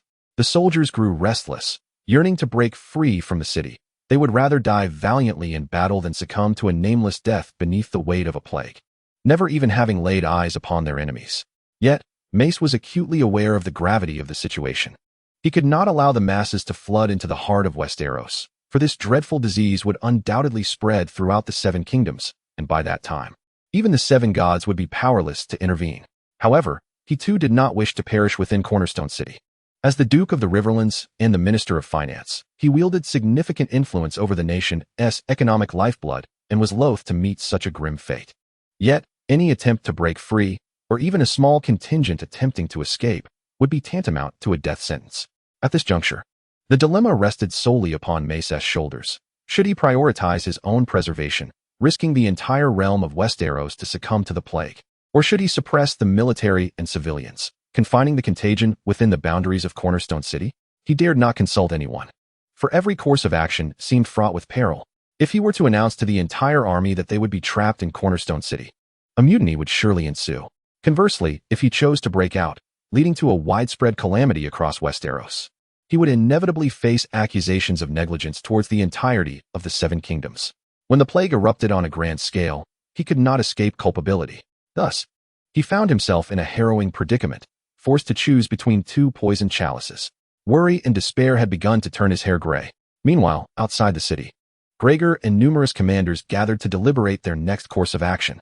Leo, the water you distributed to the troops. There were no issues, I trust? Leo, his voice raspy and subdued, responded, none whatsoever. That is the antidote. Greg secretly breathed a sigh of relief, knowing that the soldiers who had come into contact with the corpse had been administered an antidote by the 2 water mages, thus avoiding infection. However, the soldiers responsible for the body disposal were not so fortunate. Unaware of the risks, some had their hands stained with the deceased's blood. Days later, they began to show symptoms, threatening to spread the contagion throughout the ranks. Fortunately, the 2 water mages acted swiftly to contain the outbreak, as they were the architects of the plague and possessed the means to resolve it. Just before the signs of spread became apparent, they diluted the antidote in the water supply, providing it for the entire army to drink. The effects were immediate. Those with mild symptoms ceased to experience nosebleeds, and severely afflicted individuals recovered after a few days, avoiding any casualties. Yet this incident made Greg acutely aware of the virus's potential devastation. A widespread outbreak would yield unimaginable consequences. Thus, he devised a new strategy. I plan to encircle and isolate, leaving some gaps for the city of Jialing, stationing merely 10,000 troops at the northern gate, while surrounding the other 3 sides with the remainder, allowing not a single soul to escape. Let their main forces advance northward, infiltrating other kingdoms and becoming unwitting carriers of this plague. At that point, I shall see what they possess to resist. With a serious demeanor and a glint of malice in his eyes, Greg was known for his ruthless methods. After all, he had a contingency plan to easily suppress the virus, while the people of Westeros were far less fortunate. The cows, too, were not of benevolent disposition. None dared to refute Greg's inhumane strategy on humanitarian grounds, believing, after all, that in war, there are inevitably casualties. Either you perish or I do. It is better that you die than I. Such tactics would not only significantly reduce the losses of his own troops, but also inflict tremendous damage upon the enemy. What was there not to gain? Thus, this inhumane war strategy was smoothly approved, and the plan was set in motion. With an army of 400,000, 390,000 would encircle the east, west, and south, while only 10,000 would remain at the north. tasked not with a desperate fight to the end, but rather to intercept any small groups attempting to break through, ensuring that no healthy individuals who had yet to be infected could escape. Should the entire army attempt to break out, they would be allowed to pass. A direct confrontation would be avoided at all costs. Greg was now prepared, making it clear to the city's inhabitants that they were not intent on total annihilation. A path to survival remained, contingent upon their choices. Following this maneuver, even Murs had lost his last excuse. My lord, the Valyrians are encircling us while allowing an escape route. We must not fall for this trick. Yet the soldiers were on the verge of unrest, and even the townsfolk began to riot, clamoring to leave the city, indifferent to matters of state, solely concerned for their own lives. A few high-ranking officials chose the largest room, with their seats spaced apart. As of now, they have not succumbed to the infection, which prevents disorder from engulfing Jiaoling City. Nevertheless, it remains uncertain how long this situation can be sustained. After considering various opinions, Maisai slowly spoke. The military can exert control, but the force should not be excessive to avoid backlash. If a rebellion truly occurs, we are powerless to contain such a multitude. Upon hearing Maisai's words, the other commanders fell into silence. Indeed, inaction or cautious suppression seems to be the wisest course. It avoids incurring the wrath of the lower-ranking soldiers while still providing an explanation to the upper echelons. After all, no one can quell the collective resistance of so many soldiers and civilians. Those who claim they can should be compelled to try it themselves. Everyone was captivated by Maisai's cunning. The Duke's considerations were thorough. Thus far, abstaining from making choices was indeed the best strategy. Regardless of the path chosen, the outcome would likely be unfavorable, so why choose at all? Resignation seemed the most sensible approach. He did not wish to be trapped in Jiaoling City under such suffocating circumstances. To die on the battlefield would be honorable, yet succumbing to a plague felt utterly unjust. Who knows, perhaps there are capable individuals outside who could cure this affliction. The possibilities are uncertain. With such self-soothing thoughts, the management of Jiaoling City began to adopt a hands-off approach, retreating to their homes to ensure they remained uninfected, waiting for the tensions among the military and civilians to reach a breaking point. At that juncture, they would naturally make a choice most advantageous to themselves. Chapter 104. Spread days later, the number of infections within the city continued to rise, with tragic deaths occurring daily. The pressure on both the populace and the military intensified. They organized rallies and protests, disregarding the high command's state of emergency. Even if they stayed home, the risk of infection remained. One must eat and drink, and any contact with the outside world poses a threat. What difference does it make to remain indoors versus venturing out? Now, protesting could exert pressure on the authorities, perhaps offering them a chance to escape this city of death. If they continued to ignore the situation, who would take responsibility for their lives? Listening to the cries echoing through the streets, Maisai chose not to appear, as everything unfolded as anticipated. Such occurrences were inevitable and could not be quelled merely by his authority. Thus, he issued no commands and allowed events to unfold. His subordinates, lacking orders, refrained from intervening. With so many gathered outside, who would dare step out? There might be countless infections lurking within, and should they become infected, the consequences would be dire. Harboring such thoughts, neither the military leaders nor the management took action to halt the growing crisis, yet the city gates remained firmly shut. The populace marched, yet did not storm the gates, retaining a sliver of rationality, hoping that the pressures would compel the authorities to relent and open the city for their release. It is impossible to open the city gates voluntarily. Unless you break through yourselves, I will not endanger the lives of the common people. Mice, with his cunning and sagacity, remains unhurried, for he knows that there are many who are far more anxious than he. He is acutely aware of the latent energy that ordinary individuals can unleash when pushed to their limits. The public demonstrations serve not only as a protest, but also as a test to gauge whether the authorities will respond with harsh repression or remain indifferent, allowing the chaos to unfold. These two attitudes are fundamentally divergent. The populace is not devoid of intelligence. They are capable of deducing much from the upper echelon's demeanor. For instance, during the recent protests, the higher-ups displayed no sign of intervention. Not even a single official appeared to quell the unrest. Consequently, many speculate on the implications of this silence and consider escalating their actions in future demonstrations. Should no representatives emerge, they may well conspire to storm the city gates. In recent days, the death toll due to the plague has exceeded 1,000, and at this rate, the entire city, with its hundreds of thousands of inhabitants, faces imminent infection, prompting a sense of urgency among them. The possessions of those who succumbed to the plague have all been deemed hazardous and disposed of. resulting in the frequent sight of thick smoke rising from the city as items are incinerated. Ultimately, under immense pressure, the largest demonstration in the history of Jiaoling City erupted. Armed with hoes, kitchen knives, and rolling pins, the people surged toward the city gates. At this crucial moment, rather than intervening, the soldiers not only refrained from stopping them, but many joined the throng. The guards at the gates, having observed the situation over the past few days, discerned a deliberate leniency from the higher-ups and saw no reason to hesitate. As the citizens charged the gates, the soldiers stationed there did not obstruct them, but rather yielded the winch, allowing the masses to pry open the gates and stream out in droves. Inevitably, many soldiers mingled with the crowd and exited the city alongside them.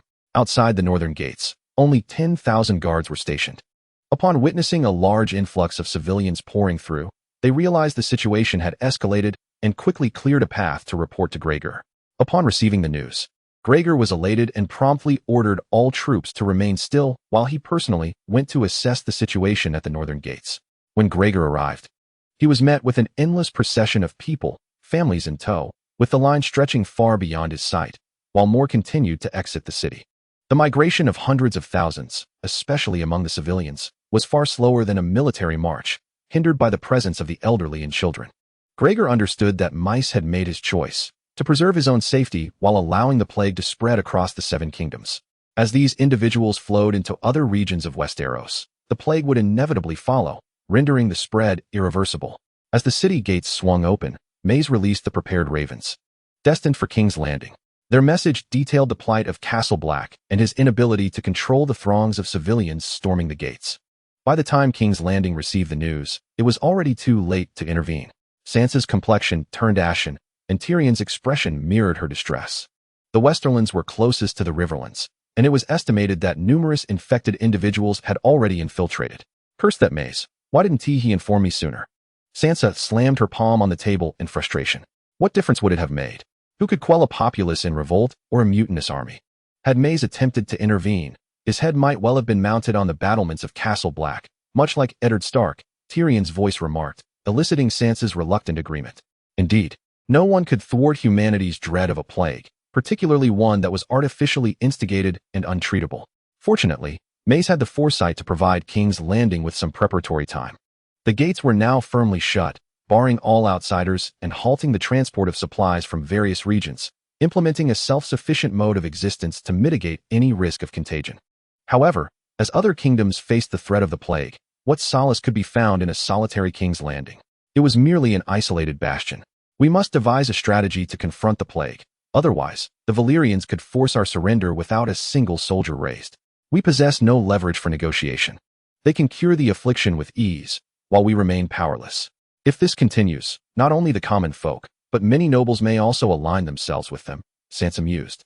Understanding the nobles' propensity to prioritize the kingdom's interests over personal gain. In the face of a life-threatening crisis or the risk of extinction, they would readily bow to anyone. Having once been a noble herself, Sansa had aspired to break free from the kingdom's grasp and establish her own dominion. To her former self, the kingdom's interests paled in comparison to her own.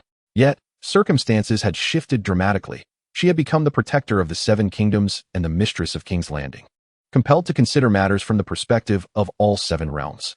This burden weighed heavily on Sansa, who lamented the myriad complications that arose since her ascension to the throne. One could reflect on the Targaryen family's centuries-long reign over Westeros, which had remained largely untroubled until the Mad King descended into madness, prompting the Seven Kingdoms to unseat him from the Iron Throne. Cersei's tenure, marked by revelry and the troubles instigated by Daenerys, paled in comparison to the current entanglement of crises. Sansa had anticipated that her challenges would be manageable, yet chaos reigned in every direction, presenting unforeseen obstacles. As her head throbbed with the weight of responsibility, she found herself regretting her acceptance of this tumultuous legacy. What would Jon do in this situation? Chapter 105. A windfall summoned the scholars and physicians from the major cities to King's Landing to collaboratively deliberate on how to unravel the mystery of this plague. This plague virus was deliberately unleashed by Valyria. Since they possess a means of treatment, it demonstrates that this epidemic is not insurmountable. We must scour all historical records to uncover similar cases and compile the information. I am confident that with the continent's rich history and abundant talent, we can decipher the virus. At a high-level meeting in King's Landing, Sansa proposed this suggestion, emphasizing the need to safeguard those capable individuals from infection. By leveraging their knowledge and expertise, we can navigate this crisis. This is the most viable solution currently available. We cannot allow the plague to spread uncontrollably across the continent. Following deliberations, the Seven Kingdoms swiftly mobilized, arranging for personnel to personally escort these scholars and healers to study the plague and prepare to overcome this challenge. However, this did not deter Gregor's advance. Within 2 days, the city of Castle Black was deserted, with the army being the last to withdraw, ensuring the safe departure of high-ranking officials like Mace. Gregor did not obstruct their exit. His objective was to seize control of the area and drive the inhabitants of Castle Black out to infect more individuals. He certainly would not waste effort in futile pursuit. Now, his forces had already ingested the antidote for the plague, rendering them fearless. Thus, the army of 400,000 marched boldly into Castle Black. Due to the hasty evacuation, Maze and the others could only carry a few days' worth of provisions and a small amount of wealth. It was not that they did not wish to take more, but in the presence of the opposing army, could one brazenly empty Castle Black of all its possessions? Even if the adversary were blind, they would not allow such an escape. Now that the enemy was willing to let them go, any excessive demands could jeopardize their departure. These were unspoken understandings. It was simply a matter of paying for one's life. Everyone was well aware of the rules. If one did not leave enough benefits for others, what reason would they have to let you go? Therefore, when Gregor opened the granaries and treasury of Castle Black, he was momentarily taken aback. Truly, the Riverlands deserved its reputation as one of Westeros's renowned granary regions and affluent areas. Of the numerous massive granaries, only 2 stood empty, while the treasury brimmed with golden dragons, dazzling to the eye. Leading an army of 400,000, Gregor had long faced a shortage of supplies. Now, he need not worry about provisions. Each granary was stocked with enough food to sustain the army for half a month.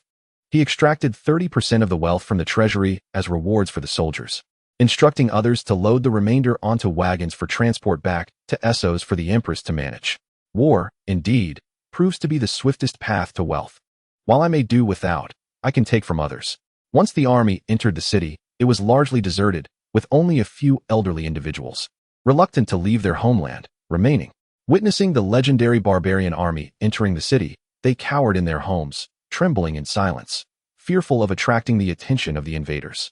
However, after a thorough search from house to house, those who remained were gradually discovered. Yet, these fierce-looking, robust individuals did not unleash slaughter upon them. Instead, they offered a cup of water, urging the beleaguered to drink. This was the antidote to the plague. Consume it, and you shall be unharmed. Yet, skepticism lingered. Could the Dothraki truly possess such benevolence? Upon further reflection, one might question the necessity of poisoning them. If they wished to kill, a mere knife would suffice. After all, poison incurs no cost. Hesitantly, they imbibed, and for some, symptoms alleviated significantly in that moment. Most of those who remained were already infected. Acutely aware that their time was short, fleeing would be futile, yet to their astonishment, staying could offer a chance at survival. Instantly, these individuals were overcome with gratitude, kneeling in reverence, oblivious to the fact that the plague was, in truth, of their own making. A soldier gently patted an elder's shoulder. There is no need for gratitude. The old gods forbid us from slaughtering any civilian. War is a matter for the nobility. Anyone who submits to us is a Valyrian, and every Valyrian will be enveloped in the radiance of the old gods. This rhetoric was imparted to Gregor by Daenerys, who mandated that every soldier employ it when encountering the common folk of Westeros. Such scenes unfolded in every corner of Dragonstone. The soldiers had grown quite accustomed to this approach, having employed it more than once in Dorne. Daenerys sought land and population, loyal subjects, not a throng of bitter souls poised to overthrow her. The populace of Westeros was vast. She could not annihilate them all, nor would she be permitted to do so. Thus, her policy toward the common folk was one of conciliation. They cared little for allegiance, focused instead on their lives and sustenance, relegating all else to the background. Consequently, those who remained in Dragonstone expressed profound gratitude to Daenerys and the old gods, devoid of any rebellious intent. Within the castle of Dragonstone, Gregor had taken command. Thoroughly satisfied with the operation, he summoned all high-ranking military officials to convene a war council to deliberate on the next course of action. This time, we have seized Dragonstone without bloodshed, without expending a single soldier. The Norbert brothers have rendered extraordinary service. I hereby appoint you as staff officers of the Legion, equal in rank to the Legion commander. You shall henceforth participate in the discussions of strategy and tactics, offering reasonable suggestions, which I shall consider earnestly. The Legion commanders and those yet to attain such rank were astonished, for although the two water wizards had previously achieved great feats, such as at Sunspear, they had merely acted on orders without ever engaging in tactical discussions or military strategy. Now, the intentions of Commander Greg are unmistakably clear. The two individuals have secured formidable positions within the military, thanks to their exceptional intellect and formidable water magic. Their status is akin to that of a Legion commander, a title that governs an army of 100,000 and is held by no more than 10 individuals throughout Valyria. This signifies a meteoric rise for them. In times of war, there exist established protocols, and those endowed with capability and cunning swiftly ascend the ranks, much like the Norbert brothers. However, the two have consistently exhibited remarkable composure, betraying not a hint of excitement. Their faces are obscured by hoods, rendering their features indistinct. Yet, their serene presence evokes an indescribable sense of oppression. Expressing gratitude for General Greg's trust, Blaze offered a slight bow, conveying appreciation without uttering further words. Greg remains unaware of their specific identities and backgrounds, only cognizant that they are individuals personally brought back by the Queen, a fact that lends them an air of entitlement. With a slight nod, he suggested they discuss the forthcoming plans. Chapter 106. Heart to Heart Essos, Valyrian Empire, capital of Noth. Daenerys sat behind the royal desk, attending to the day's official duties. According to the battle reports received from the front lines, the army has successfully occupied the entirety of Dorne, having captured both the city of Night Song in Stormland and the city of Dragonstone in the Kingdom of the Reach.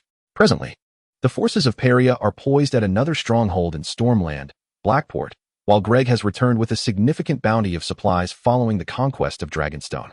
Among these, a staggering 3 million gold dragons, the common currency of Westeros, was amassed, this being merely the spoils from Dragonstone alone, alongside the unique treasures from Dorne, the gold dragons, and various rare artifacts. A total of 45 grand ships are laden with goods, having departed from Sunfire City and nearing Pentos. Daenerys is exceedingly pleased with the campaign's progress, finding it far more favorable than her previous expedition to Westeros. "Nyla, please bring in some fruit," she commanded. "Yes, Your Majesty," was the prompt reply. Arya, who had been accompanying Daenerys, had countless opportunities to act but refrained, uncertain if she could breach the defenses of the crown. She must ensure a single, decisive strike. With the holy water now depleted, Daenerys had not touched any of the food, discreetly disposing of it to prevent others from consuming it, as it would undoubtedly arouse suspicion. Anyone who ingested such food would meet their demise. Arya entered, carrying a beautifully arranged platter of fruits, and placed it before Daenerys. "You seem a bit distracted today," Daenerys remarked, noticing the arrangement was somewhat lacking, missing her favorite green grapes.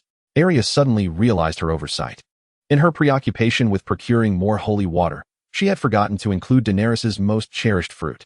This minor flaw must be rectified. "I apologize, Your Majesty. It was my oversight, and I shall procure it for you at once." Upon saying this, she was about to turn and leave, but Daenerys halted her. "It's all right. I am not a tyrant. After perusing these battle reports for so long, I find myself somewhat weary. Please, indulge me with tales of your past.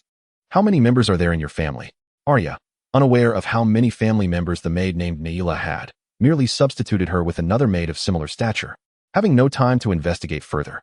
However, Arya was quick to respond, knowing Daenerys likely did not know either and would not mind if she fabricated her answer.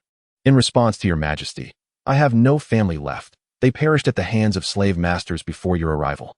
It was you who liberated the slaves and restored our freedom, which is why I willingly entered the palace to serve you."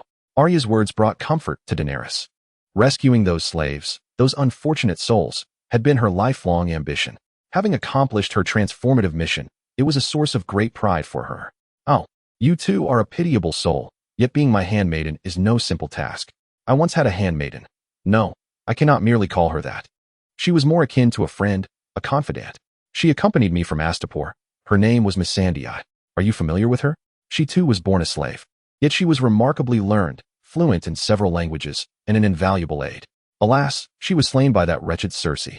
At this juncture, Daenerys closed her eyes, evidently recalling Missandei's unwavering loyalty, even in death. When Missandei was beheaded, her body flung from the castle walls, Daenerys could not bear to witness it. Nor could she bring herself to reclaim her remains. She feared seeing her in a state of disarray, drenched in blood. Since that moment, she vowed to exact vengeance upon King's Landing, ensuring that those greedy souls would meet their end alongside Missandei. She died for me, in my presence. Under Cersei's command, the mountain wielded the executioner's sword, and I have etched their grotesque visages into my memory. Thus, upon breaching King's Landing, I did not relent. Instead, I unleashed dragon fire, obliterating much of the city's architecture and streets, claiming countless lives. Yet, I believe my choice was justified. Do you know what I beheld after the dragon fire had passed? It was wildfires, innumerable wildfires ignited by the flames. Had I recklessly entered to accept their surrender, Cersei would have surely detonated the wildfires. Though I fear not fire, my army would have suffered greatly. In truth, Missandei's death saved countless soldiers. Even in death, she continued to contribute to my cause. Arya knew not who Missandei was. She had never met her. Yet she was astonished that Daenerys held such profound regard for a mere maid. Throughout her life, Arya had encountered countless handmaidens, some loyal, others with ulterior motives, but none had ever garnered such significance in her eyes. Due to her identity, her environment and status continually remind her that she is the daughter of House Stark, distinct from others. She may extend kindness to others, but it must be an act of her own volition, not something demanded of her, for that would relinquish her agency. Although Arya possesses a kind heart and is not a haughty individual, she is acutely aware that people are ultimately disparate. One's origins dictate the limits of their life. Much like Arya herself, who grew up in comfort under the protection of her parents and elder brother. After the loss of her parents and brother, she still retains the resources to pursue her ideals and traverse the world once peace is restored. Her experiences have broadened her horizons, allowing her to witness firsthand the harrowing plight of slaves on the continent of Essos. She is, in fact, supportive of Daenerys' abolition of slavery. Had her ambitions not been so grand, and had she not sought to bring war to Westeros, she might have admired Daenerys from afar. She is indeed a figure worthy of respect. However, rest assured, Your Grace, I too shall remain loyal to you, willingly laying down my life if necessary. Daenerys shook her head, saying, No, you are merely a handmaiden. You bear no obligation to die for me, nor do I wish for you to do so. If, should such a day arise where you find yourself in a similar situation, I hope you choose to preserve your own life rather than sacrifice it for mine. Arya immediately declared, I would not do so. Did you slaughter cities merely for Missandei? That may be one of many reasons, Daenerys replied. You see, the decision to raise a city is a harrowing one, affecting countless lives, and I have paid the requisite price for that decision. The price being the dagger plunged into my own heart. This was the first time Daenerys had bared her soul to another, something she had never done even with Grey Worm or Dario. What do you mean? Arya inquired. Do you understand the anguish of being betrayed by a lover? Feeling the dagger pierce your chest while gazing into their eyes filled with affection, yet holding that very dagger? Daenerys lamented. Arya recalled Gendry, the unremarkable blacksmith. She was uncertain if she loved him or if her desire stemmed from the fear and confusion brought forth by the impending invasion of the White Walkers, compelling her to experience the embrace of love. Ultimately, on the eve of that invasion, she found herself surrendering to the blacksmith, an act initiated by her. In the aftermath, having survived, she reflected on the encounter without regret. Yet, contemplating the possibility of Gendry stabbing her from behind ignited a surge of resentment and indignation within her. You mean? Daenerys nodded. I, of course, did not perish. Otherwise, I would not be here today. It was Drogon who saved me. Later, after my departure, he ascended to the throne of Westeros, occupying that exalted position, the Iron Throne, for which I had toiled my entire life. A dream that once seemed so tantalizingly close, yet remained achingly distant. Daenerys' voice trembled, and Arya recognized that she was aware of Jon's act of killing Daenerys, a consequence of her devastation of cities and her insatiable ambition. At the time, Arya viewed this merely as a natural outcome. Ultimately, one must bear the repercussions of their choices. Yet, she had never truly attempted to empathize with Daenerys' perspective. Why did Daenerys, who was ever compassionate and had built her persona upon kindness, resort to such brutality? It became evident that she too harbored a fragile inner self. Human nature is intricate and capricious, particularly that of women. When one adopts her viewpoint, patterns begin to emerge. Observing your expression, one might surmise that you have someone dear to you. I perceive a tumult of emotions and anguish in your eyes. Arya stared vacantly at the ceiling. Perhaps. I do not know if I truly like him. He merely bestowed upon me the courage to persevere during my most desolate and helpless moments. He is a man of integrity.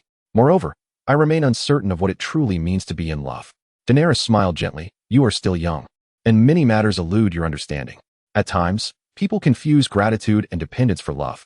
Of course, many times, these emotions can indeed evolve into love. But that requires time to validate, does it not? In that moment, Daenerys appeared as a nurturing elder sister, patiently guiding a young sister on the brink of emotional awakening. Her life experiences were profound, while Arya, in comparison, seemed rather naive. Although she possessed more experience than many of her peers, the authority in their conversation remained firmly in Daenerys' grasp. Perhaps it had been ages since Daenerys had opened her heart to anyone. Their dialogue extended for quite some time, delving deeply until dusk began to settle. "It's time for dinner, Your Majesty. Allow me to fetch it for you."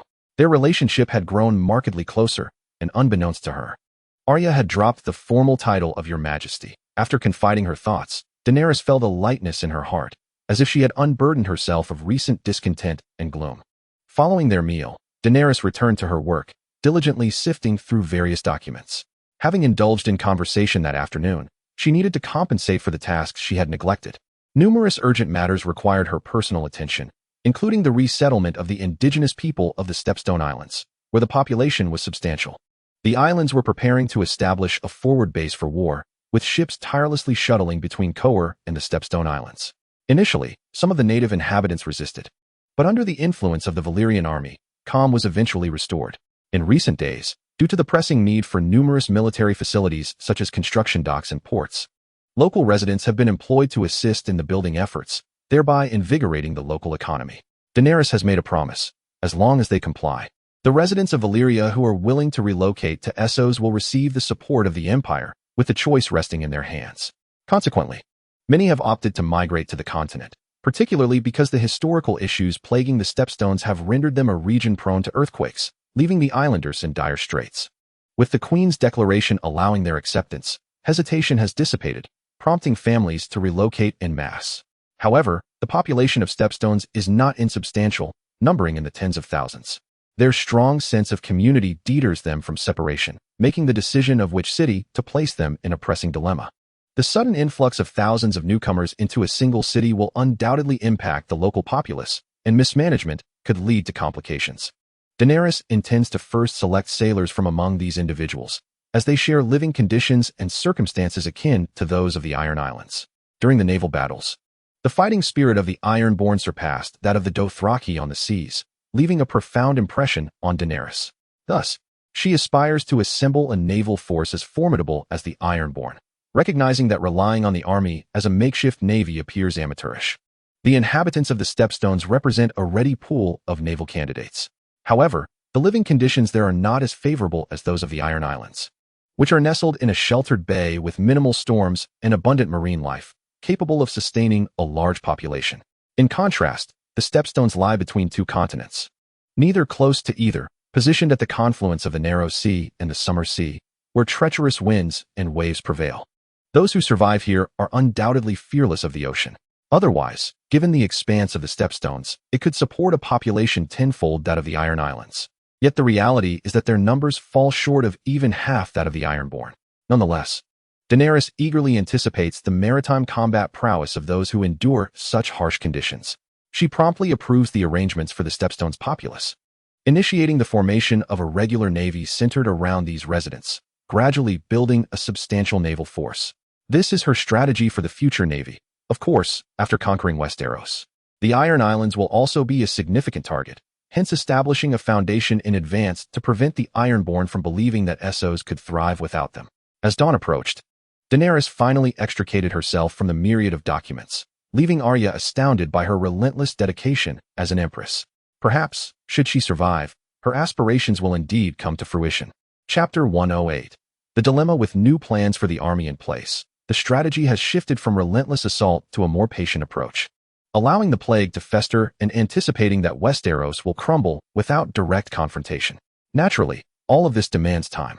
3 months later, as infections began to surface across the north, the realm of Westeros found itself enveloped in a terrifying plague, save for the city of King's Landing. A state of martial law had been declared, with multitudes of refugees clustered outside the city walls, having been forced to flee their homes in a desperate bid to escape the dreadful contagion. Yet, the fortified city barred their entry. What right do you have to deny us passage? We are all subjects of the Seven Kingdoms, uninfected and seeking refuge. Indeed, let us in. We have nowhere else to turn. Do you soldiers not have families? Will you merely stand by and watch your loved ones perish? Undeniably, the soldiers had received strict orders prohibiting any entry into the city. However, these men, gathered from various corners of the realm, too had families and friends. As the plague ravaged the continent, their hearts were heavy with concern and urgency, but military orders were unyielding, and they were compelled to obey. The throng of displaced persons outside had swelled to thousands, with new arrivals pouring in from all directions.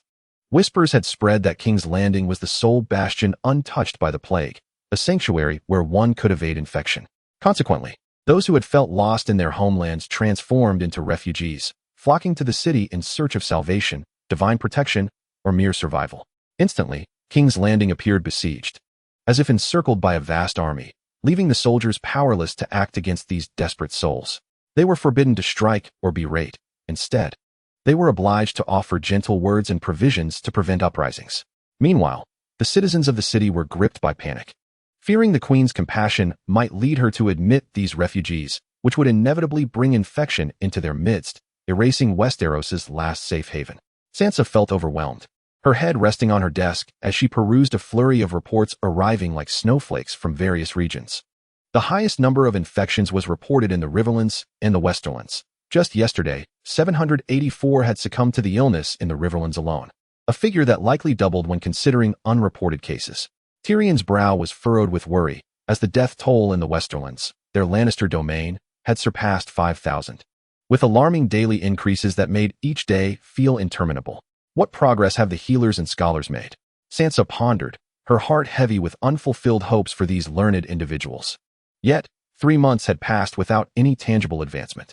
They claimed to have scoured ancient texts and medical treatises, yet found no parallels to this malady. Save for the peculiar detail of the blood turning green, reminiscent of an ancient ghoul mutation virus that had once ravaged the lands of Essos. A glimmer of hope sparked in Sansa's eyes. Finally, there was a lead. Summon Maester Lothar at once. I must inquire directly. Soon. A gaunt old man clad in white entered Sansa's study, a space designated for her meetings with prominent figures. Maester Lothar, I have heard that your research has made some progress. Lothar merely shook his head, clarifying that it was not quite progress, but rather the discovery of some similarities. Initially, we compiled and compared all available literature. There were virtually no analogous cases between the continents of Westeros and Essos. Subsequently, we turned our attention to the long-abandoned continent of Sithorios, where we finally made some findings. Sithorios was home to a civilization that predated those of the other 2 continents, flourishing during a time when Westeros and Essos were largely barren. However, that nameless civilization is said to have perished under a virulent plague, which we now refer to as the wight virus. The wight virus is highly contagious, and once contracted, individuals become mindless wights, characterized by green pustules and spots covering their bodies, with their blood taking on a green hue. Unlike the plague we experience here, those infected transform into wights after death. We, on the other hand, develop white, scaly keratinous growths upon nearing death, which bears a resemblance to grayscale. Hence, we boldly hypothesize that this virus is a lethal hybrid situated between the wight virus and grayscale.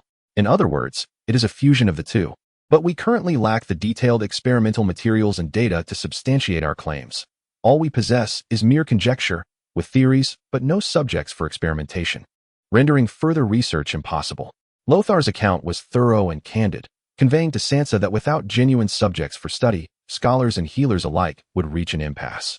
However, allowing infected individuals into the city for their research would require Sansa to muster considerable courage, risking a citywide contagion. Indeed, Sansa's countenance darkened. She comprehended Lothar's implication, but was not prepared to proceed. She feigned contemplation, replying, "Very well, I understand, Maester Lothar. You may take your leave. I shall discuss this further with the Prime Minister." Lothar, an old-fashioned scholar, yearned to conquer this plague, envisioning his name etched in history. A lofty aspiration that every scholar strives for throughout their lifetime. The question now lay in whether Sansa would grant him this opportunity. He believed that if subjects for research were available, with such a wealth of talent, there would undoubtedly be breakthroughs. Your Grace, if we could secure subjects for our study, I assure you I will conquer it. I stake my life on it. For the sake of his legacy, and to save countless lives across the 7 kingdoms. Maester Lothar was prepared to wager everything, including his own life. Sansa found it impossible to feign ignorance any longer, given Lothar's unambiguous intentions. Rubbing her forehead, she felt a surge of frustration. "Master Lothar, I comprehend your sentiments. However, this decision does not rest solely upon my shoulders. It pertains to every inhabitant of King's Landing, for which I must bear responsibility. Please, take your leave for now. I require further contemplation. Lothar understood the necessity of not pressuring the queen too intensely, recognizing the gravity of her choice. Thus, he complied and withdrew, harboring the hope that she would grasp the underlying truths. Summon Tyrion. Sansa wearily instructed the guard at the door. Tyrion awaited just outside, aware that Sansa would seek his counsel following her meeting with the Archmaester. Upon his entrance, Sansa felt a wave of relief wash over her, yearning for his insight. She recounted Lothar's words and expressed his determination to study the plague virus. Speak your thoughts, she challenged Tyrion, presenting him with this daunting dilemma. Chapter 109. Decision. Whispering Hall. Tyrion furrowed his brow, contemplating the matter from a rational standpoint. Such perilous experiments ought not to be conducted. Yet, if inaction were to persist, it would amount to awaiting death. Given Lothar's confidence, perhaps they should procure a corpse for the purpose of research. However, Tyrion shook his head. Sansa, do you not perceive the gravity of our situation? All kingdoms have succumbed. If we remain idle, we will have utterly forsaken them, leaving only King's Landing, which would serve no meaningful purpose. Tyrion spoke earnestly, yet Sansa's brow creased with concern. Indeed, these were times that called for unity. Preserving only King's Landing would result in little more than a solitary heartbeat amidst desolation, leading only to a dead end. Resolutely, Sansa declared, you are right. We must undertake tangible experiments rather than mere theoretical discussions. Tyrion, issue the orders in my name, authorizing the Special Research Institute to commence empirical studies. The Special Research Institute had been established specifically in response to this plague, assembling the most distinguished medical minds and archmaesters from across the continent. As King's Landing resolved to embark on concrete experimentation, Gregor's forces gradually advanced towards the southern region of the Riverlands, arriving at the grand city of Old Town. This city, the second largest in the Riverlands and the most affluent in the south, boasts a rich historical legacy, being one of the oldest cities on the continent of Westeros. At the heart of Old Town lies the highest institution of learning in the Seven Kingdoms, where a multitude of archmaesters congregate, many of whom hail from this very place. Gregor was not hasty in his conquest. He had traversed from Castle Rock, acquiring vast territories and populations along the way, while curing them of the plague. Wherever the Valyrian army marched, the plague ceased to be a concern. However, this news had not spread widely, for those who had been cured were reluctant to return to the infected lands. What if they were to be infected again? Could they still await the mercy of the Valyrian people to relieve their suffering? No one could guarantee such fortuitous circumstances. Thus, there was no one to herald the news of a cure for the plague. Gregor, however, maintained a calm demeanor, asserting that there was no need to dispatch scouts to disseminate information. Should such a course be taken, an influx of people would undoubtedly converge, creating further turmoil in Westeros, rendering his plans futile. His only concern lay with those behind him, the citizens of Valyria, while before him stood the people of Westeros, his enemies that must be conquered. Consequently, when the Old Town was besieged, the resistance was not fierce. In fact, it could be said that there was no resistance at all. The able-bodied men had already departed, retreating to Highgarden.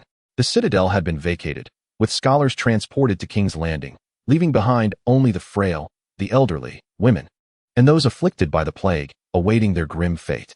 Their eyes were hollow, resigned to the judgment of destiny. This scenario mirrored that of Castle Black. Yet the Old Town was the second largest city in the Kingdom of the Reach, with a considerable population remaining, around 70 to 80,000 souls, sufficient to keep Gregor occupied for quite some time. When the inhabitants of the Old Town retreated, Gregor had not yet encircled it, allowing them to nearly empty the place, leaving him not a single copper coin. While there was still ample food, Gregor lacked no provisions.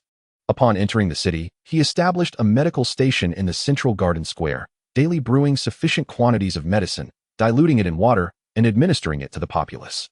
Upon learning that it was the old gods and Queen Daenerys who had bestowed upon them the antidote, and that they would be spared any cost, the people were overwhelmed with gratitude, pledging their allegiance to Valyria, to Queen Daenerys, and to the old gods. One cannot entirely blame these people for their fickleness. Those loyal to the Seven Kingdoms had already retreated with the army to Highgarden, leaving behind the forsaken, the weak, the elderly, and the confirmed infected. This was tantamount to relinquishing their lives. Now, the Valyrian army had offered them a second chance at life, willing to accept them, willing to heal them. Why then should they cling stubbornly to the Seven Kingdoms? That would only bring them further despair. At present, Gregor's army of 400,000 had almost effortlessly seized control of all of Dorne and half of the Reach. The lands they had conquered would naturally be followed up by the Valyrian forces to secure and protect them. Their mission was to conquer, while the task of occupation would be left to Daenerys. Peria had even outpaced them, advancing directly to Storm's End. Storm's End served as the political and military heart of the Stormlands, situated in the southeastern corner of the Stormlands, close to the coastline. One side of the castle was perched upon a cliff that overlooked the sea, featuring a grand gate that allowed the army to enter or exit by water. The geographical significance of Storm's End was paramount, facing Shipbreaker Bay, enabling swift mobilization of forces to provide maritime support in defense of King's Landing. Initially, it was Robert who set forth from this very place, making his way directly to King's Landing at Blackwater Bay, splitting forces with Eddard to besiege the city under the tyrannical grip of the Mad King. Legend has it that the construction of Whispering Fortress is intertwined with the ancient magics of the Children of the Forest, enabling it to withstand the fierce gales sweeping in from the narrow sea, standing resolute against the tempest.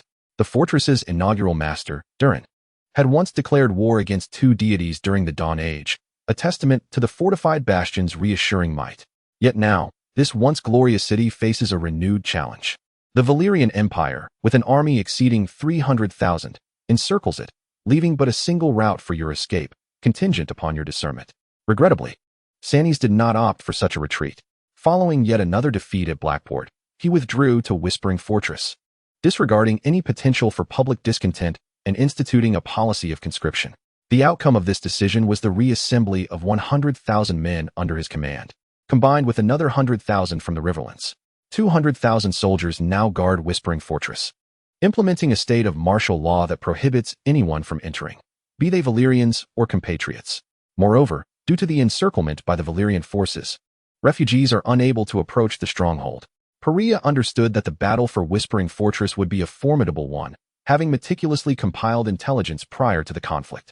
Originally, the fortress was home to a populace of 200,000, thriving economically and boasting formidable military strength, with walls soaring 100 feet high and 40 feet thick. Particularly the seaside face, which measures a staggering 80 feet in thickness, rendering it exceedingly robust. The walls are constructed of 2 layers of coastal rock, filled with abundant sand and gravel, adept at absorbing the impact of massive projectiles. Now, with the deployment of 200,000 soldiers, it could be said to be even more impregnable than King's Landing. Exhausted from his journey, Stannis had not enjoyed a single restful night in Blackport, burdened by anxiety. Now returned to the formidable Whispering Fortress, he could finally catch his breath. His wounds had scabbed over, the pain subsiding. Savoring a fine sip of wine and relishing in a long-awaited feast, Stannis sighed. Ah, at last, I can find a semblance of peace. Chapter 110. The Dragon Assault. Just as Stannis reflected on his ability to withstand the Valyrian forces from within Whispering Fortress, a resounding roar echoed from the heavens. A thunderous bellow reverberated through the air, causing the souls of every inhabitant within the fortress to tremble. Commoners, soldiers, and officials alike rushed into the streets to ascertain the cause of the commotion. 3 dragons soared above Whispering Fortress, circling majestically. One of these dragons was approximately 1/3 larger than the others, its massive head exhaling flames. It was Drogon, alongside Rhaegal and Viserion, who had remained concealed since the onset of hostilities. The 3 sons of Daenerys, her dragons had carved out vast territories, their might proving invincible. At this moment, the sudden convergence of all 3 dragons above Whispering Fortress left the inhabitants in a state of bewilderment, unsure of how to respond. Yet, the 3-headed dragon showed no mercy, unleashing a torrent of flames akin to a waterfall cascading from the heavens upon the streets of Whisper Fortress. In an instant, the earth cracked, buildings crumbled, and the cries of the populace filled the air as they scattered in terror. At that moment, regardless of their status as commoners, officials, or nobles, all souls faced an equal fate beneath the dragon's inferno. Fortunately, Whisper Fortress, a city steeped in a millennium of history, was vast enough that even the relentless onslaught of 3 dragons would require considerable time to reduce it to ashes. However, Stannis could not afford to remain passive. He swiftly rallied his troops to resist, dispatching men to the armory to retrieve their formidable war machines. Yet, the response he received chilled him to the core. The armory had been engulfed in flames at the first strike, leaving them devoid of any means to combat the aerial threat. Originally, they had stockpiled over 200 war machines in anticipation of a dragon attack. Yet now they lay reduced to mere ash, utterly useless. Even more alarming was the largest dragon, making its way toward the fortress walls with unmistakable intent to forcibly demolish them and allow the Valyrian forces to invade. Its failure to obliterate the walls immediately suggested a sinister strategy to first conduct an aerial assault within the city, instilling terror among the inhabitants, rendering them too frightened to resist before unleashing the ground troops to reap the battlefield. What treacherous designs! Was Daenerys herself orchestrating this? A sense of despair enveloped Sarnis. Yet he felt an odd thrill at the prospect of being defeated by the hand of the Valyrian queen, a moment that could be deemed a highlight of his existence.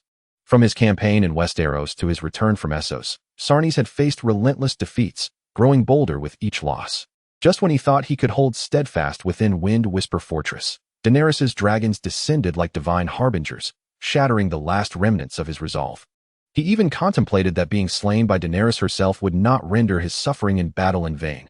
Indeed, such an end would secure his name in the annals of history, a thought that brought him a perverse sense of satisfaction. As the walls crumbled, the cataclysmic scene left the inhabitants of the fortress utterly dumbfounded. When the Valyrian cavalry breached the fallen walls, not a soul dared to move. Any thought of resistance had evaporated in the face of such terrifying creatures. Those who might claim otherwise were silenced by the overwhelming dread that gripped the populace. The entire population of Wind Whisper Fortress was estimated at 400,000 to 500,000, yet the true toll of dragonfire claimed fewer than 10,000 lives, for the devastation occurred in mere moments. Nevertheless, the loss of these lives, coupled with the widespread destruction of buildings, served as a poignant reminder that resistance led only to death, while surrender might afford them a chance to survive. As the Valyrian forces entered the city, Sarnis anticipated a fierce urban battle, only to find the inhabitants of Wind Whisper Fortress laying down their arms. Civilians and soldiers alike, covered in soot and grime, mingled together as the tolling bells from the towers rang out chaotically, the sound of surrender echoing through the air. The shadow of the dragon looms overwhelmingly large, instilling fear so profound that no one dares to resist. Most of the military officials who mustered the courage to organize a rebellion have perished in the dragon's flames, reduced to mere ash. Even the supreme commander of Windrest Fortress, Sarnis, has vanished without a trace, and no one seems to care about him anymore, merely hoping that the forces of Valyria will display the mercy spoken of in legends. This latest conscription marks the largest mobilization since the onset of this conflict. With nearly 500,000 soldiers and civilians in the city, of whom only about 10,000 have fallen to the dragon's wrath, the remaining 460,000 outnumber Valyria's forces, yet among them are the elderly, women, children, and the infirm. Nevertheless, the able-bodied young men number around 300,000. As there are 200,000 regular troops stationed here, Sarnis devoted an entire week to organizing the populace, exercising caution against the possibility of rebellion. Consequently, he had to proceed in phases. In truth, the fear instilled by the dragon rendered these individuals too terrified to resist.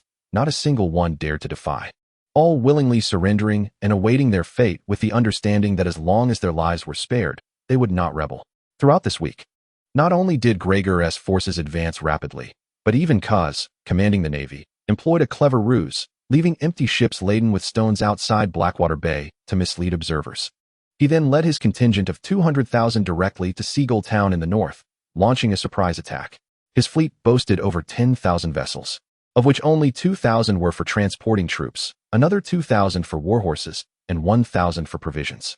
The remaining 5,000 ships were filled with stones, manned by only a handful of sailors.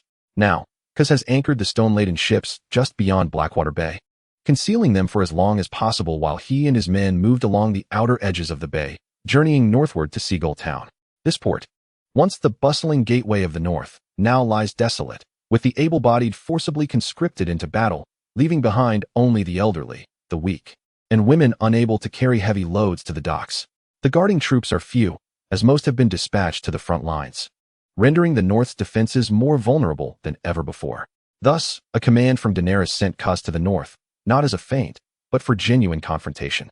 Within a week, the north lost half of its territory, and the most time-consuming aspect was not the siege of cities but the gathering of residents and addressing the plague. They had already received Leo Norbert dispatched by Gregor before landing in Seagull Town. The first concern was the potential infection of their troops from contact with the local populace, and the second was the presence of a water sorcerer to stabilize troop morale. When Sansa learned of the North's invasion, She was nearly overcome by the barrage of grim news. It was Tyrion who stepped forward to stabilize the situation, reallocating forces from the front lines to assist the north. By the time the main body of troops arrived, the north had already lost half of its territory. Chapter 111. The last hope of Stark and Lannister. The vengeance war initiated by Daenerys is destined to culminate in the obliteration of the Seven Kingdoms of Westeros. Once invincible, the Seven Kingdoms have faced near total defeat within a year, succumbing to the onslaught of dragonfire, waterspouts, and plague. The term nearly is used because one bastion remains unconquered, the Crownlands, specifically the city of King's Landing. The highest echelons of nobility in Westeros were comprised of the 7 great noble houses and the royal family of the Crownlands. Yet, in merely a year, 6 of the once unassailable ducal houses have been reduced to naught but dust. The only survivors in King's Landing are Sansa Stark of House Stark and Tyrion Lannister, the Duke of the Westerlands. In the span of just 1 year, Sansa appears to have aged a decade. Gone is the spirited confidence she once possessed when she ascended to power. The burdens of the past year have drained her vitality, leaving strands of gray in her hair. Though only in her 30s, she looks nearly 50. Tyrion, too, has not fared much better. The scars on his face are particularly grotesque as he sits despondently behind the desk in the Prime Minister's office. Their eyes meet for a fleeting moment. A bittersweet smile exchanged, yet no words passed between them. Just yesterday, the final report of the war arrived. The Westerlands had fallen. The last loyal warrior of Westeros had perished, while the remainder knelt in surrender to save their lives. To aid other regions, King's Landing had dispatched 28,000 of its original 300,000 defenders, leaving only 20,000 regular troops within the city. Meanwhile, the Valyrian forces, initially numbering 800,000, had swelled to 1,100,000 after a year of conflict, comprising elite warriors handpicked by Gregor. Those forcibly conscripted as laborers had been sent back to their fields or previous trades. Thus, when a 1,000,000-strong army besieged King's Landing, the city appeared as a solitary leaf adrift in a vast ocean, small, pitiable, and helpless. The stark contrast of 120,000 against 20,000 was evident to anyone, including Sansa and Tyrion. At this moment, silence enveloped the two. While the encircling army outside remained oddly quiet, no taunts, no demonstrations, not even a whisper, simply surrounding King's Landing in stillness as if awaiting something. Sansa tidied her disheveled hair and the attire she had worn for 2 days, summoning her resolve to rise from her chair. "It is time to confront our fate," she declared. Tyrion adjusted his appearance, striving to appear less disheveled. Following Sansa closely, he mirrored her steps as he once did with Daenerys. Amidst the gathering of the city's defense forces, they ascended the ramparts of King's Landing. "I wish to see Daenerys," Sansa spoke, her voice slightly hoarse yet clear. Facing the boundless sea of humanity below, her expression was grave, yet devoid of trepidation. Soon, a colossal dragon descended from the heart of the clouds, hovering 30 meters away from Sansa, towering above her by an additional 10 meters. Upon its back sat Daenerys, the Queen of Valyria, a divine being. Gazing upon this elevated woman, Sansa reflected on the nearly 2 years since their last encounter. Her face bore no trace of the passage of time. Despite being significantly older, Sansa felt as if she were the elder. "Sansa, do you wish to see me?" Daenerys expressed no warmth toward this woman. Recalling how Sansa had reneged on their agreement after withstanding the onslaught of the White Walkers, refusing to send troops. Were it not for Jon, she might not have even reached King's Landing. Queen Daenerys, throughout history, victors and vanquished have been defined. I have failed, and thus, I have no words left. Yet, I implore you, could you allow House Stark to retain a trace of its bloodline? With that, Sansa placed a hand upon her abdomen, her face glowing with maternal radiance. Indeed, she had conceived Tyrion's child over the past year. Daenerys was momentarily taken aback. Sansa was with child. Whose offspring could it be? Her gaze shifted toward the ever-loyal Tyrion, and understanding dawned upon her.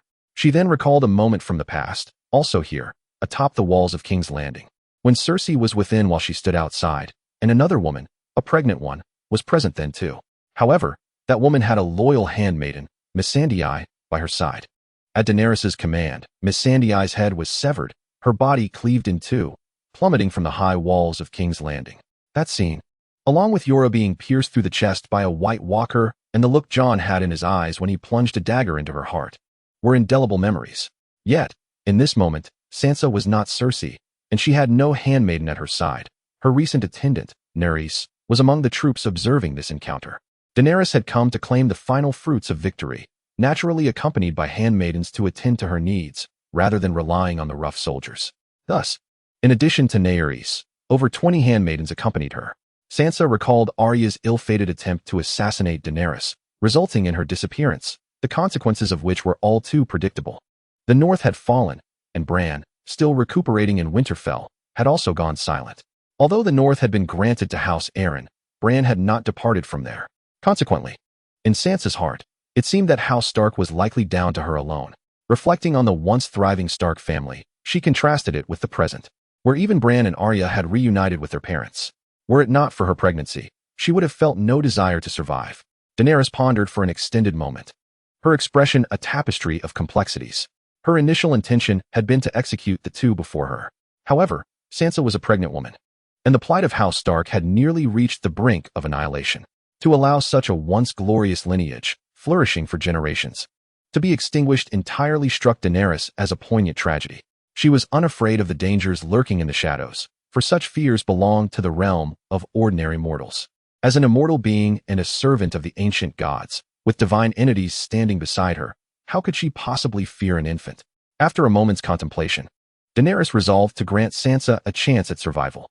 "I can acquiesce to your request," she stated, "but I too have a demand." Pausing, Daenerys continued, "One of you must perish." Her gaze drifted between Sansa and Tyrion, her voice a mere whisper. Tyrion sighed heavily, cognizant that his demise was now inevitable. Yet, if it meant ensuring Sansa's survival, if it meant preserving the life of his child, then perhaps there was still a glimmer of hope. The child within Sansa was not merely the last ember of House Stark, it also represented the final hope for House Lannister. Their lineage had been extinguished, leaving only the life growing within Sansa as their last legacy.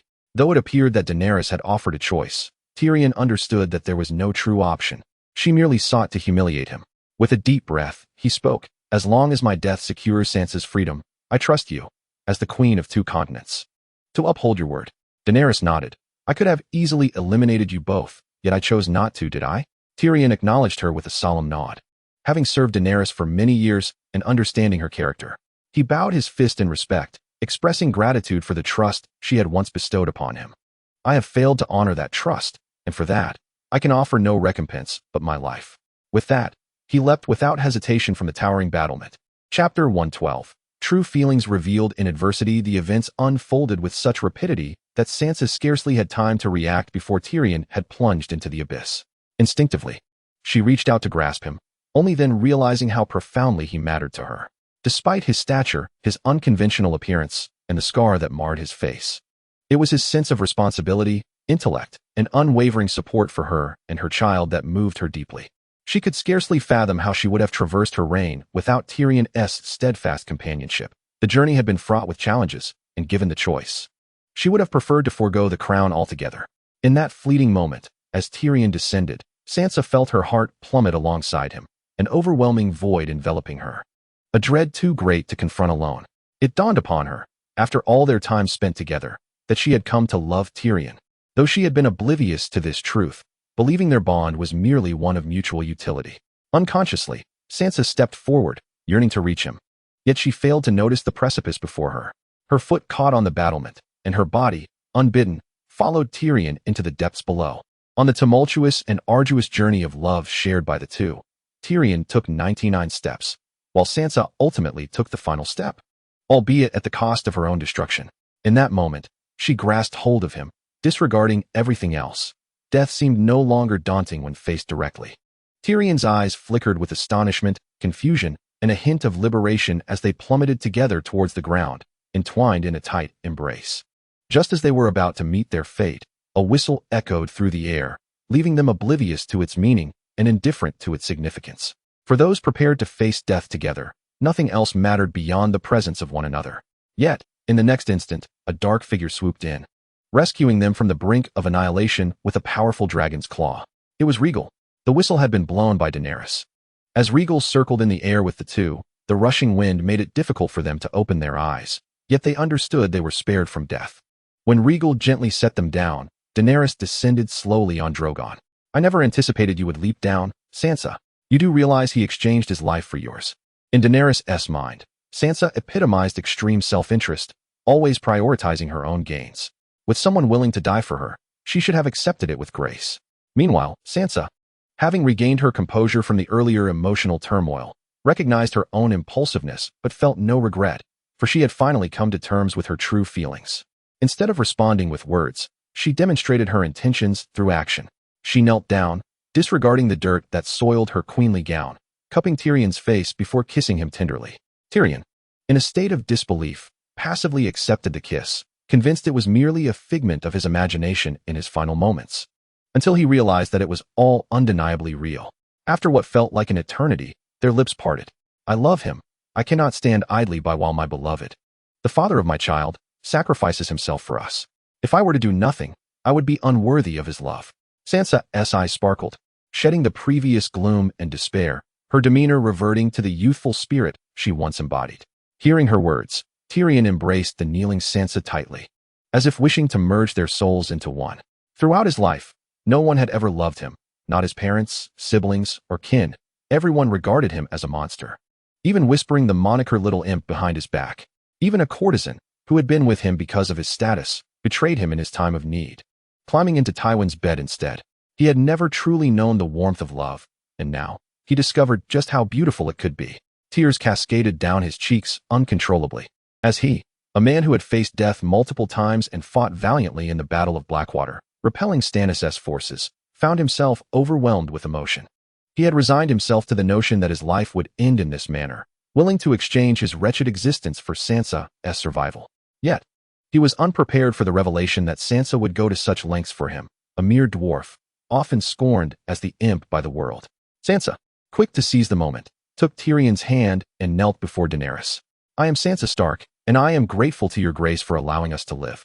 I hereby pledge my allegiance to you, Daenerys Targaryen, the rightful queen of the 7 kingdoms of Westeros and empress of the Valyrian Empire on Essos.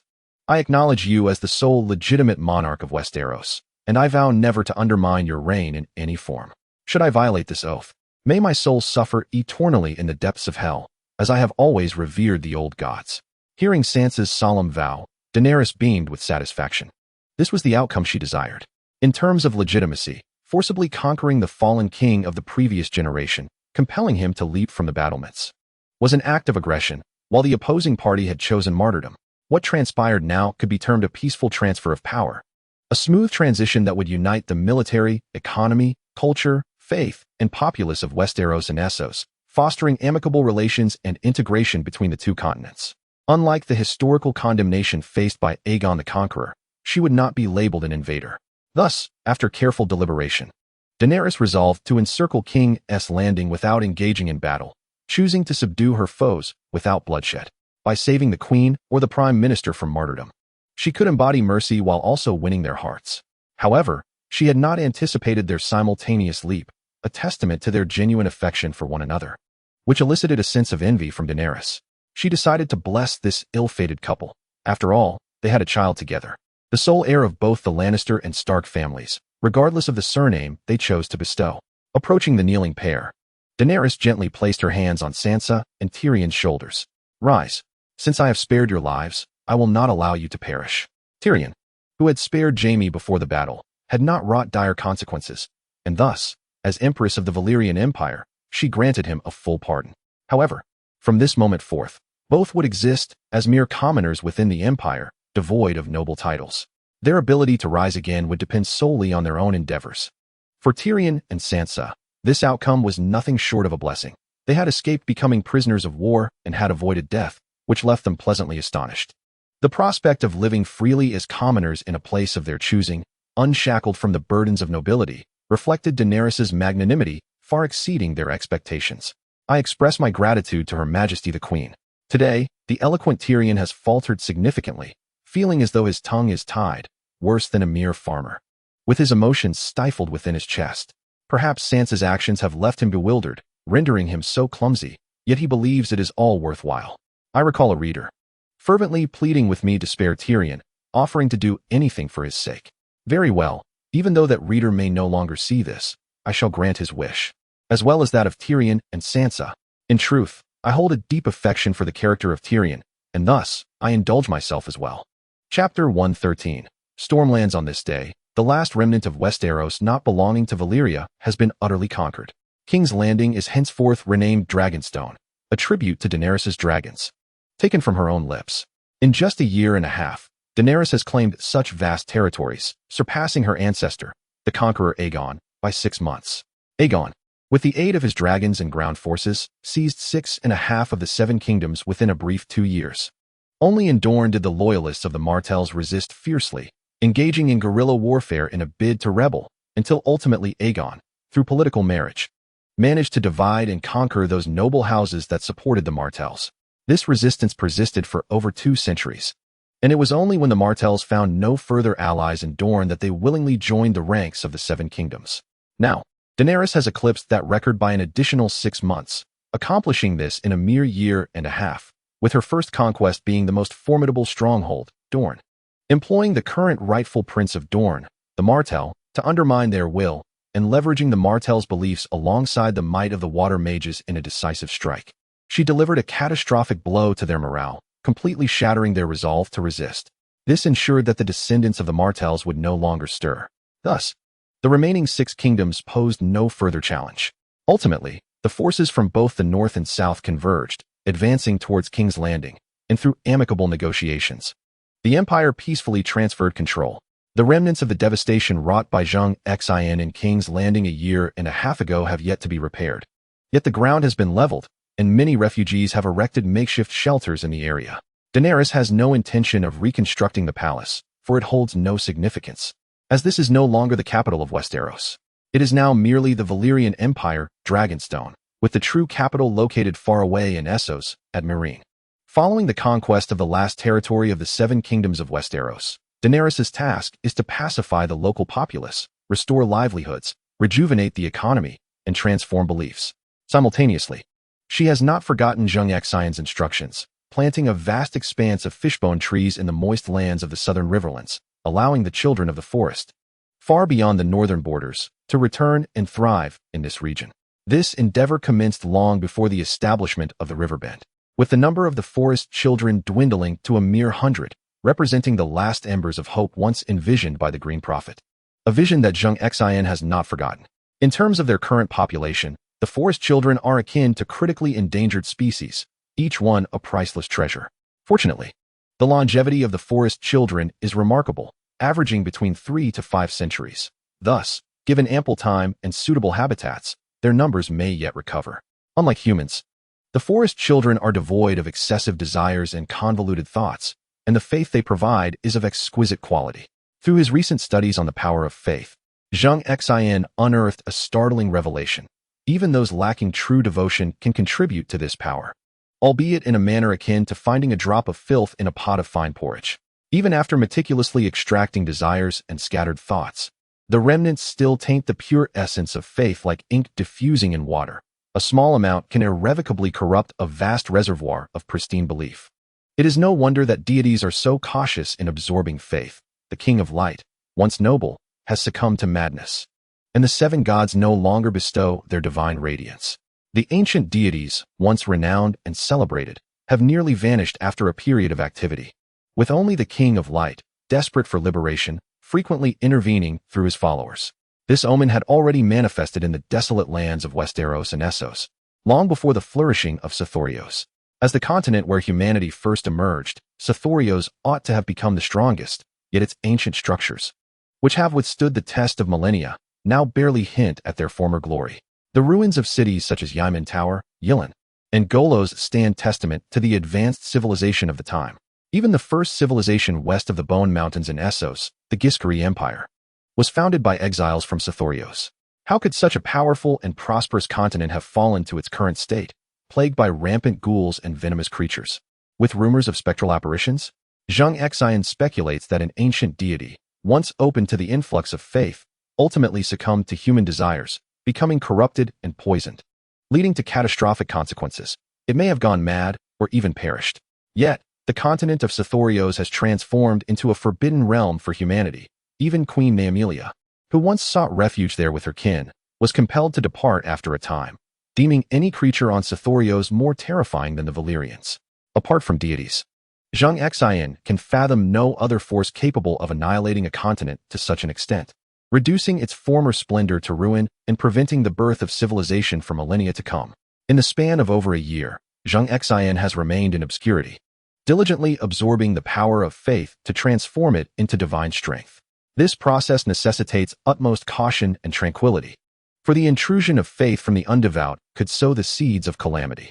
With such a vast population across 2 continents, it is impossible to guarantee that every individual ardently worships him. Many are driven by self-interest, while others feign devotion to survive, secretly adhering to other deities. Consequently, during this brief year, Zheng Xin has not converted a significant amount of divine power, as this transformation is an exceedingly protracted endeavor. Yet, with even the slightest conversion rate, less than 1%, he has achieved feats once accomplished by the former king of light, manipulating the laws of nature and altering the very rhythm of the world.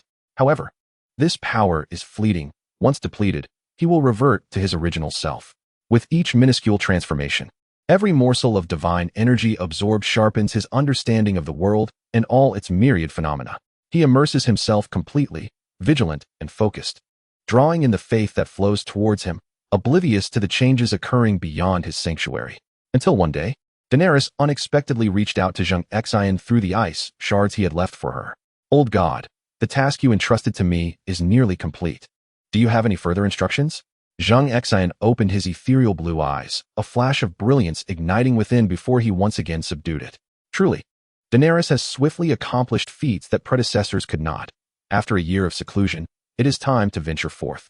As these words echoed in the empty stone chamber, a whirlwind of frost arose, and upon looking again, Zheng Xin's former seat was devoid of presence. Chapter 114. The subtle connection. After arranging affairs in Westeros and establishing a sufficient military presence, Daenerys divided the former kingdoms into provinces, implementing a model of military-civil separation. Every 5 years, representatives from the newly established nascent empire would dispatch both a military and a civil leader to govern the major provinces of Westeros. Each year, the provinces would collect taxes and remit them to the capital of the Valyrian Empire, thereafter enjoying a degree of autonomy. This concept was initially proposed to Daenerys by Zheng Xin. Initially, she had envisioned a feudal system, but Zheng Xin opposed this notion. The drawbacks of feudalism were evident. The 2 continents, separated by vast oceans, suffered from communication challenges. Should any kingdom in Westeros rise from the ashes, they might seize large territories before the nascent empire was even aware of the upheaval. Although he trusted Daenerys' ability to reclaim lost lands, such endeavors would be laborious and costly. Thus, with a more advantageous solution at hand, Daenerys limited the titles of nobility to a select few, all of whom had been her loyal companions in the quest for power from the very beginning. The presence of nobility is inevitable here, yet it does not require excessive distribution. A sufficient amount for Daenerys to command the continent is all that is necessary. Overindulgence would merely inflate the ambitions of certain individuals. Upon returning to Narsen, after nearly fulfilling the tasks entrusted to her by Zheng Xin, Daenerys took the initiative to reach out to him, inquiring about the next steps, whether to conquer more lands. Upon receiving Daenerys' message, Zheng Xin emerged from his seclusion. The faith he had accrued was now abundant, transitioning from a trickle to a vast ocean, tumultuous and nearing his limits. Any further accumulation would not allow him the focus required to purify the impurities. The current quantity was just right, rendering the addition of more followers unnecessary. After contacting Zheng Xin, Daenerys anticipated a revelation, but unexpectedly. The room was engulfed in a swirling frost as Zheng Xin's towering figure materialized in the queen's chamber. The contact had been made in solitude, and thus, no one witnessed his sudden appearance. His impressive height of over 3 meters and robust musculature exuded an air of dominance, compelling Daenerys to lower her gaze. "Master, you have arrived so swiftly." Zheng Xin surveyed the opulence of Daenerys' chamber, which was extravagantly adorned. The recent war had ravaged much of Westeros. Yet the wealth amassed had flowed into Narsen, establishing it as the richest city in the world, without exception. The grandeur of the palace was justified, devoid of any pressure. He casually plucked a bunch of green grapes from the table, devouring them whole. They were Daenerys' favorite fruit, exceptionally sweet and bursting with juice. "I have come to inform you that I shall be departing shortly, and you may find it difficult to reach me for a while. Valyria requires your diligent development according to the strategies I have provided. Other matters can await my return." Zheng Xin's intended destination was Essos, where countless secrets were surely buried. "Essos? That region is notorious as a forbidden zone. Why would you venture there?" Daenerys expressed her astonishment. Although her master possessed immense power, tales spoke of spirits wandering that land, and legends hinted at a place where gods had fallen, a location yet to be verified. merely whispered among the populace. The mere existence of such stories was enough to instill fear. Despite Valyria's military prowess, Daenerys had never contemplated stepping foot in that realm. Zheng Xin gazed upward, perhaps sensing an unseen calling. Since emerging from seclusion imbued with divine power, he had felt a premonition, an instinct urging him to journey there. For it held what he sought. Thus, he chose to meet Daenerys before his departure. He had an inkling that this journey might lead to a prolonged absence, necessitating the arrangement of numerous matters in advance. The King of Light posed the greatest threat. After his last escape, he had vanished without a trace, retreating into some obscure corner to recuperate, lying in wait. Zheng Xin feared that during his absence, the King of Light would re-emerge to wreak havoc. Without Zheng Xin's restraint, the King of Light would be invincible in this realm. Where the crown I bestowed upon you carefully, do not remove it casually. In critical moments, it may safeguard your life. Zheng Xin then recounted the history of his conflict with the King of Light to Daenerys, ensuring she grasped the gravity of the situation. This was a deity, one who had ascended to godhood thousands of years ago. Should it regain its full power and emerge, even Zheng Xin in his current state would not stand a chance. Daenerys was taken aback. She had been unaware of her master's entanglement with the King of Light. It seemed that her master truly intended to be away for an extended period, as otherwise, he would not have taken such care to impart these instructions to her. Rest assured, my lord, I will take good care of myself. Even if the King of Light seeks to regain its strength, it is not an endeavor that can be accomplished overnight. During your absence, I will remain exceedingly vigilant. Very well, I shall take my leave. Without waiting for Daenerys' response, he transformed into a wisp of cold wind and vanished. Zheng Xin's arrival was sudden, and his departure was equally decisive. Having conveyed his concerns, he left without hesitation. Daenerys resumed her seat, pondering Zheng Xin's words and contemplating what measures she should take if the King of Light truly targeted her. Before long, Arya knocked and entered. Noticing the absence of fruit on Daenerys' desk, she picked up the tray and went to fetch another platter. It seemed the queen had quite the appetite today, swiftly consuming a large cluster of grapes. At this point, Arya no longer wished to harm Daenerys, having spared Sansa and Tyrion. Daenerys' charisma profoundly captivated her. She had never witnessed a queen so diligent and tireless, often reviewing documents late into the night without a hint of fatigue upon her face. Even towards the deposed rulers of her enemies, she exhibited grace. Although she had abolished the Stark family's noble titles, she had nonetheless granted others a glimmer of hope for survival. Having accompanied Daenerys for so long, Arya had gradually come to understand the essence of her character and the multitude of adversities she had faced along her journey. Reflecting on her own experiences, Arya had to concede that, had she been in Daenerys' position, she might have crumbled long ago, perhaps when her husband was rendered a vegetable by a witch, or when she was captured by the Dothraki and taken to the confines of the House of the Undying. She did not believe she possessed the courage to rally such a vast number of followers that required not just bravery, but an indomitable spirit and unwavering perseverance. Compared to her own death list, what Daenerys has accomplished is undeniably far more arduous. Yet, in this moment of reflection, her excellence is beyond reproach. Her feelings towards Daenerys are complex, mingling admiration with awe, and any lingering hostility has long since dissipated. For now, let it be so, at the very least. She has not taken Sansa's life, has she? Arya muses inwardly, as if posing the question to the old gods. Chapter 115. The city of Ghost. Zheng Xin's first destination is the Serpent's Isle, located at the northwestern edge of the continent of Essos.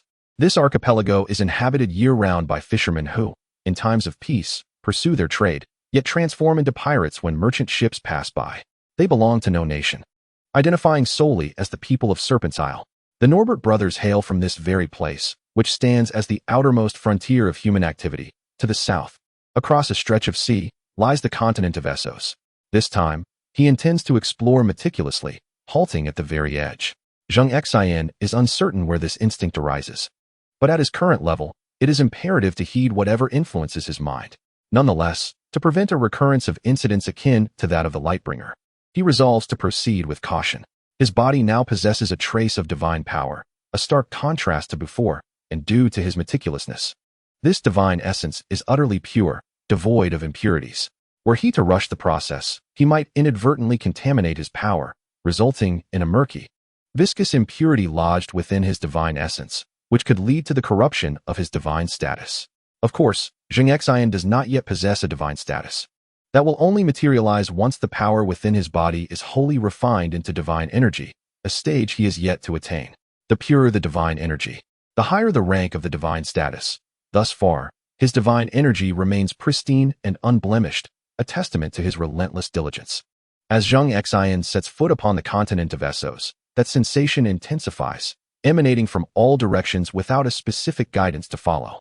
This land is the cradle of humanity, where, according to legend, early humans were robust, muscular, with elongated arms and formidable square teeth, their physical features reminiscent of primitive beings.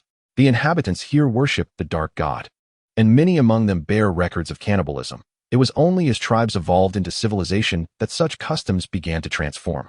Upon entering Essos, aside from the coastline, an endless expanse of primordial forest stretches into the distance. Legends speak of this entire continent being enveloped in ancient woodlands, yet no one has ever verified such claims, as no one has managed to create a detailed map of Essos. In the maps of Westeros and Essos, only the Serpent's Isle and a few surrounding islands are depicted, alongside a small portion of the northernmost lands of Essos. Beyond that, the maps cease to exist. Recalling the mental map within his mind, Zheng Xin makes his way toward the ancient city of Yaiminta. Here lies his initial destination, Yaimin Tower, the city ruins closest to the sea, which once welcomed the expedition of Namelia. Of course, by the time Namelia arrived, this place had already been abandoned for over a millennium. When Zheng Xin hovered above the city, amidst the verdant foliage, traces of its former prosperity could still be discerned. Lush vines entwined the colossal stone edifices, remnants of a civilization that had withstood the ravages of time for thousands of years, a testament to the advanced architectural techniques of that era. Moreover, an unsettling chill permeated the air, an eerie sensation that seemed to arise from nowhere, sending shivers down Zheng Xin's spine, even with his formidable strength. Yaimin Tower is also known on other continents as the City of Hauntings, a reputation carried by Namelia's fleet. They spoke fervently of the terrors that lurked here, of the frightful spirits that roamed the ruins. Zheng Xin now felt as though he had stepped into the realm of the dead, despite his immense power. The pervasive chill of unseen eyes watching him remained unyielding. Ascending too high, he could not discern the source of this gaze, so he cautiously descended, seeking to envelop the city with his acute perception. However, apart from the common snakes, insects, and rodents, there were almost no other creatures to be sensed. With his perception fully activated, Zheng Xin set foot on the ground, where wild grass and creeping vines thrived abundantly, yielding a soft, yielding sensation beneath his feet. Closing his azure pupils, he relied not on sight, eyes can often deceive, but rather on the imagery conjured by his perception. Soon, a vivid mental image radiated outward from his center, encompassing over 100 kilometers and enveloping the entirety of the Yaimin Tower ruins. This visualization unfolded in his mind, as if he were engaged in an omniscient 3D game. Yet unlike a game, a torrent of complex information surged into his consciousness. Beneath the ruins, amidst layers of rampant vines, countless invisible venomous creatures lay exposed. At this late hour, only the moonlight served as a source of illumination. Suddenly, Zheng Xin's figure vanished without a trace, as he sensed something fleeting within his perception. Though it was but a momentary stir, it did not escape his awareness, and he was certain of his observation. Teleporting to the site of the disturbance, he raised his hand, and the space around him became ensnared. A spectral figure attempted to flee, but the confined area Zheng Xin had created proved insurmountable. After several futile attempts to escape, the translucent gray apparition emitted a piercing wail, as if enraged. At that moment, Zheng Xin beheld the entity's form, realizing that the legends surrounding Yaimin Tower were indeed more than mere tales. He had encountered these ethereal specters for the very first time, and felt an urge to study them closely. The specter possessed no lower body, nor arms. Its entire form a translucent gray, consisting solely of a head and upper torso, moving with astonishing swiftness. Had it not been for Zheng Xin's preliminary mastery of spatial manipulation during his meditation, he might have found himself utterly helpless against this entity. Indeed, the spatial rules he had grasped during this seclusion served as his greatest source of confidence. Teleportation and spatial confinement were among the foundational principles he had begun to comprehend. Yet, capturing this apparition proved to be a formidable challenge. Zheng Xin's hand passed through the ghost's form, which lacked any physical substance. In stark contrast to the shadows of the King of Light, the ghost bore a human visage, devoid of expression, resembling nothing more than an ethereal projection, incapable of inflicting any harm upon him. Upon being confined, the specter opened its maw and let out a chilling wail, seemingly summoning its companions. A frigid aura emanated from its being, attempting to invade Zheng Xin's body. This was a coldness entirely distinct from ice magic. While ice magic could only freeze flesh, the ghost's chill seemed to penetrate the very essence of the soul. Fortunately, Zheng Xin's soul was robust, fortified by divine power, rendering the spectral chill entirely ineffective against him. Nevertheless, it was astonishing to observe that even this lowly ghost possessed the ability to target souls. One could only imagine the capabilities of more powerful spirits. Intrigued, Zheng Xin found himself unexpectedly anticipating the encounter. Chapter 116. The Ghost King. He pondered whether this entity could be vanquished. His curiosity piqued. For ghosts exist in legends across all realms, yet witnessing one firsthand was a novel experience. Since it posed no immediate threat, he resolved to study it further. Initially, he employed ice magic, but found it incapable of causing any damage. Instead, it incited the ghost to lunge at him, revealing its gleaming white fangs as it attacked. However, a transparent barrier manifested before him, halting the ghost's advance. Despite its ability to traverse walls and rocks, the ghost collided with the barrier in a fit of rage. Utterly thwarted. Next, Zheng Xin infused the ice magic with a sliver of divine power, and the effect was instantaneous. A small ice spike shattered the ghost's essence, releasing a final, anguished wail before it was completely dispersed. With a wave of his hand, he lifted the spatial confinement, restoring silence to the surroundings. Yet, within Zheng Xin's perception, numerous entities stirred, drifting from afar toward his vicinity. These spirits varied in form, most resembling the previous apparition, while others took the shape of golden, four-limbed skeletons, half-transparent, yet wielding weapons stained with blood. Additionally, there were phantoms enveloped in eerie azure flames, their bodies appearing almost corporeal. In a fleeting moment, an astonishing multitude of over 100 specters congregated around, seemingly drawn by the recently slain spirit. Zheng Xin employed a spatial blockade, rendering sound incommunicable.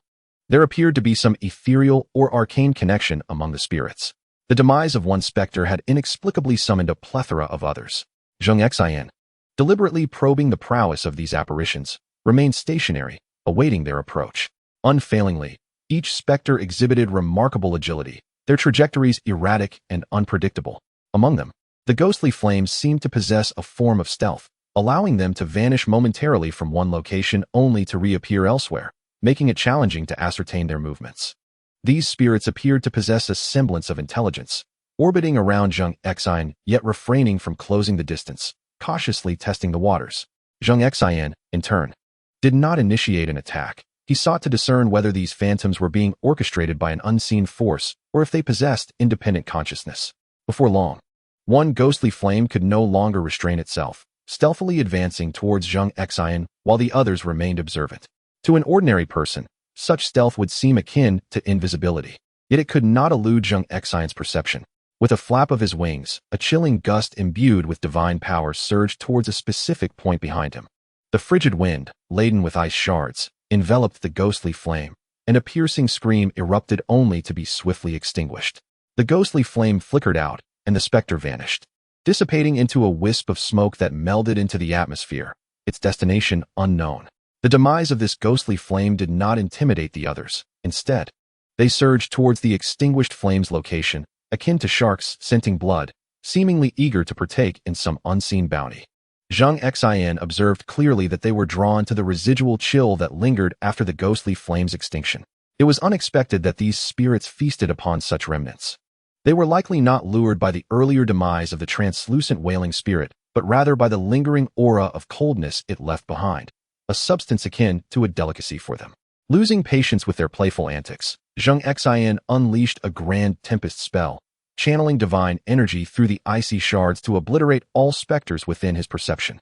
In an instant, the vicinity was cleared, and the cacophony within his senses dissipated. However, the chill in the air intensified. The sudden loss of so many spirits thickened the atmosphere with an oppressive cold. Had an ordinary person stood in this place, they might have succumbed instantly to the frigid embrace. Zheng Xin attuned himself to the chilling air, discerning that it bore no utility for him. In fact, it was tainted with impurities that would corrupt his otherwise pristine divine essence. In the stillness of the night, amidst the ruins of the city, Zheng Xin's presence was more fearsome than any specter, his towering, robust figure complemented by a pair of ice-blue wings, resembling the arrival of a dark lord. Yet, at that moment, an imposing entity suddenly emerged within his perception. This apparition, although a specter, bore a stark contrast to the others previously encountered by Zheng Xin, which were always commensurate in size to his perception.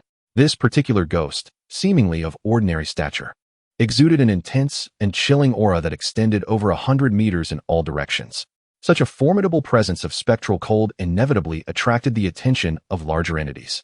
The ghost, with its back turned to Zheng Xin, exhibited no signs of fear, leisurely approaching him with a deliberate pace. The pale moonlight illuminated the figure, revealing it adorned in a striking red garment, making it conspicuously vibrant against the drab hues of the city, composed of gray and green. At last, Zheng Xin made his move, stepping forward to confront the ghost, both parties showing no inclination to retreat. His formidable strength instilled in him an unwavering confidence, knowing that even the most powerful of spirits could not rival him. Remarkably, the ghost, fueled by an unknown courage, accelerated its pace, even resorting to retreating steps, its ghostly white legs emerging from beneath the flowing red skirt. As the distance between them diminished to less than 10 meters, Zheng Xin conjured an icy blade in his hand, aiming a strike at the red-clad specter. The ghost, unflinching and evasive, allowed its long, ebony hair to cascade like a waterfall, surging towards the icy blade. Another segment of its hair lunged at Zheng Xin. The ice blade struck the dark tresses as if cleaving through cotton, rendering no tangible resistance. In an instant, the hair ensnared the weapon, but Zheng Xin deftly twisted and churned, easily pulverizing the strands. He swung the blade once more towards the advancing hair, infusing it with a trace of divine power, a bane to the ghost's chilling essence, which disintegrated upon contact. The specter seemed to grasp the peril, momentarily stunned before vanishing from Zheng Xin's sight. Yet, with his heightened senses fully engaged, Zheng Xin discerned the ghost's trajectory, realizing it possessed an ability akin to teleportation, reappearing behind him with outstretched, claw-like fingers aimed at his back. Just as the ghost was about to strike, Zheng Xin's massive form also vanished from its view. In a sweeping motion, Zheng Xin aimed to cleave the ghost in two, but soon discovered that the specter's formidable cold aura, spanning hundreds of meters, was no trifling barrier. While the divine-infused ice blade could slice through this chilling presence, it required time enough for the ghost to evade the attack. As the cold aura dispersed, the specter appeared significantly weakened, leaping back 10 meters like an agile monkey, crouching low and regarding Zheng Xin with wary eyes. Though its expression remained concealed, Zheng Xin surmised it was far from a pleasant sight. Without affording it a moment to recover, Zheng Xin channeled additional divine power into his ice blade, teleporting closer to the ghost. This time, with a greater infusion of power, dispersing the chilling aura felt as effortless as slicing through air. In a desperate bid, the ghost's black hair surged, enveloping its form entirely, leaving no openings, and resolutely withstood Zheng Xin's impending strike. Although Zheng Xin's strike was merely casual and lacked full force, the fact that the ice blade was thwarted by the long hair still took him by surprise. In his perception, the opponent's chilling aura had entirely retracted, contracting from a wide radius of over 100 meters into a shield woven of black hair, forming an indomitable black sphere. Zheng Xin smiled faintly and raised his blade once more, this time applying a bit more strength. The black sphere shattered in response. Yet the figure in red had long since vanished. Chapter 117. The Ghost King's speculation, the little creature managed to escape? Indeed, one must never underestimate any adversary. This Ghost King's prowess was evidently on a different tier compared to other spirits, yet it was nearly powerless against Zheng Xin. However, escaping from a demigod endowed with divine power was far from simple.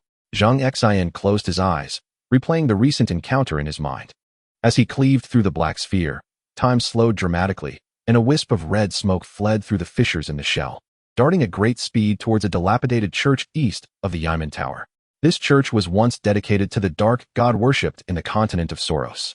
The dark god is among the oldest deities, with followers believing that there exist only two true gods in this world: light and darkness, ice and fire, life and death, day and night, winter and summer. Representing the aspect of light is the king of light, Rallo, while the other, known only by mortals as the cold god, embodies coldness, darkness, and death, the god of night and fear, the god of shadows. The unending conflict between the dark god and the king of light determines the fate of humanity. Thus, the ancestors of the Soros continent revered and worshipped the dark god, believing him to be an indispensable part of the world's order. with the struggle against the King of Light symbolizing the eternal confrontation between life and death, light and dark. Reflecting on this, Zheng Xin recalled the teachings of the King of Light he had learned within his temple, which resonated similarly with those of the Dark God. Now, with an opportunity to gain insight into this ancient cold god, Zheng Xin felt that this journey was worthwhile. Following the memory of the red smoke, he arrived at the temple of the Dark God, which lay in ruins. 12 colossal stone pillars stood on either side of the church, their original colors nearly obscured by rampant greenery. As he tread upon the crumbled stones and debris, ascending the steps, the statue within the temple seemed to open its eyes. Yet it also appeared to have never moved at all, unchanged over the centuries. However, with his heightened perception, Zheng Xin could not overlook such details. The statue's eyes indeed shifted.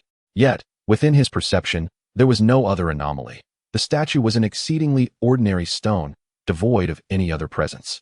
In such a peculiar environment, Zheng Xin was uncertain whether the red-clad specter was at play, or if the statue truly harbored a trace of the cold god's divine essence. To verify its authenticity, Zheng Xin resolved to employ the most direct method. With the ice blade raised, poised to strike the statue, a chilling voice echoed from behind Zheng Xin at that precise moment. "My lord, please cease. Do not disturb the god of darkness." Zheng Xin turned, only to find the red figure standing behind him, now devoid of the earlier frigid aura, though still shrouded by long hair. Intrigued, Zheng Xin sheathed his blade and regarded the speaking specter. "I presumed you were devoid of consciousness. Ordinary spirits lack awareness, yet I am different. I am the Ghost King, personally appointed by the God of Darkness, tasked with guarding the ruins of the Yimin Tower for 5 millennia. Personally appointed by the God of Darkness? The struggle between light and darkness should have concluded, no? Indeed, the conflict between the King of Light and the God of Darkness has reached its end. Yet light and darkness are eternally opposing forces, their struggle persisting beyond the cessation of hostilities between the two deities. It seems you possess considerable knowledge. So, the God of Darkness has failed? Since you are capable of tracking me, I shall not deceive you. The God of Darkness has not failed, nor has the King of Light triumphed. This conflict is destined to be endless, as they embody their respective natural laws, immortal gods, impervious to destruction by any being or entity, including themselves and one another. Do you comprehend? Zheng Xin pondered for a moment. Indeed, when he faced Rollo, the latter was already drained of divine power, struggling to survive, yet repeatedly evaded capture. The King of Light is no insignificant deity. It is the embodiment of light, existing as long as there is illumination, an indestructible entity. The King of Light has likely persisted for countless years, perhaps since the dawn of creation itself. Initially, Zheng Xin naively aspired to eradicate the King of Light. Reflecting upon it, the 7 gods merely sealed it away, rather than vanquishing it. Why? The answer is simple: it cannot be killed. However, he did succeed in thoroughly depleting the King of Light's divine power, plunging it into a state of self-repairing slumber, rendering it temporarily incapable of causing mischief. Yet, I sense something amiss with the King of Light. Its actions seem incongruent with the essence of illumination it represents. What could be the reason? The Ghost King appeared to wrestle with indecision, contemplating whether to divulge certain information to Zheng Xin. Zheng Xin refrained from pressuring it, patiently awaiting its response. After a prolonged silence, the Ghost King finally spoke in a hushed tone. "I can only speculate. The specifics elude my understanding, as they pertain to events prior to the god's intervention. I am merely a minor Ghost King under the command of the God of Darkness. Speak freely. I shall consider it as a reference. As far as I know, the King of Light and the God of Darkness battled for tens of thousands of years, unable to vanquish one another. However, the methods of the deities are beyond my comprehension. Perhaps the King of Light possesses an alternative means to entirely resolve the God of Darkness. In any case, I can no longer sense the presence of the God of Darkness, indicating its disappearance. Thus, based on my conjecture, the God of Darkness may have been absorbed by the King of Light." This revelation landed like a heavy bombshell, leaving Zheng Xin in a state of shock. The King of Light absorbed the God of Darkness? What does this signify? It is self-evident that it represents the union of light and darkness. Indeed, from an external perspective, the King of Light appears to hold dominion, yet in terms of methodology, it is the God of Darkness that prevails. However, if absorption has occurred, does that not imply the demise of the God of Darkness? The Ghost King shook his head. No, absorption does not equate to annihilation. The King of Light absorbing the God of Darkness indicates a coexistence of light and dark within him. As for the consequences, I cannot ascertain. I have merely speculated. and cannot guarantee the veracity of this notion.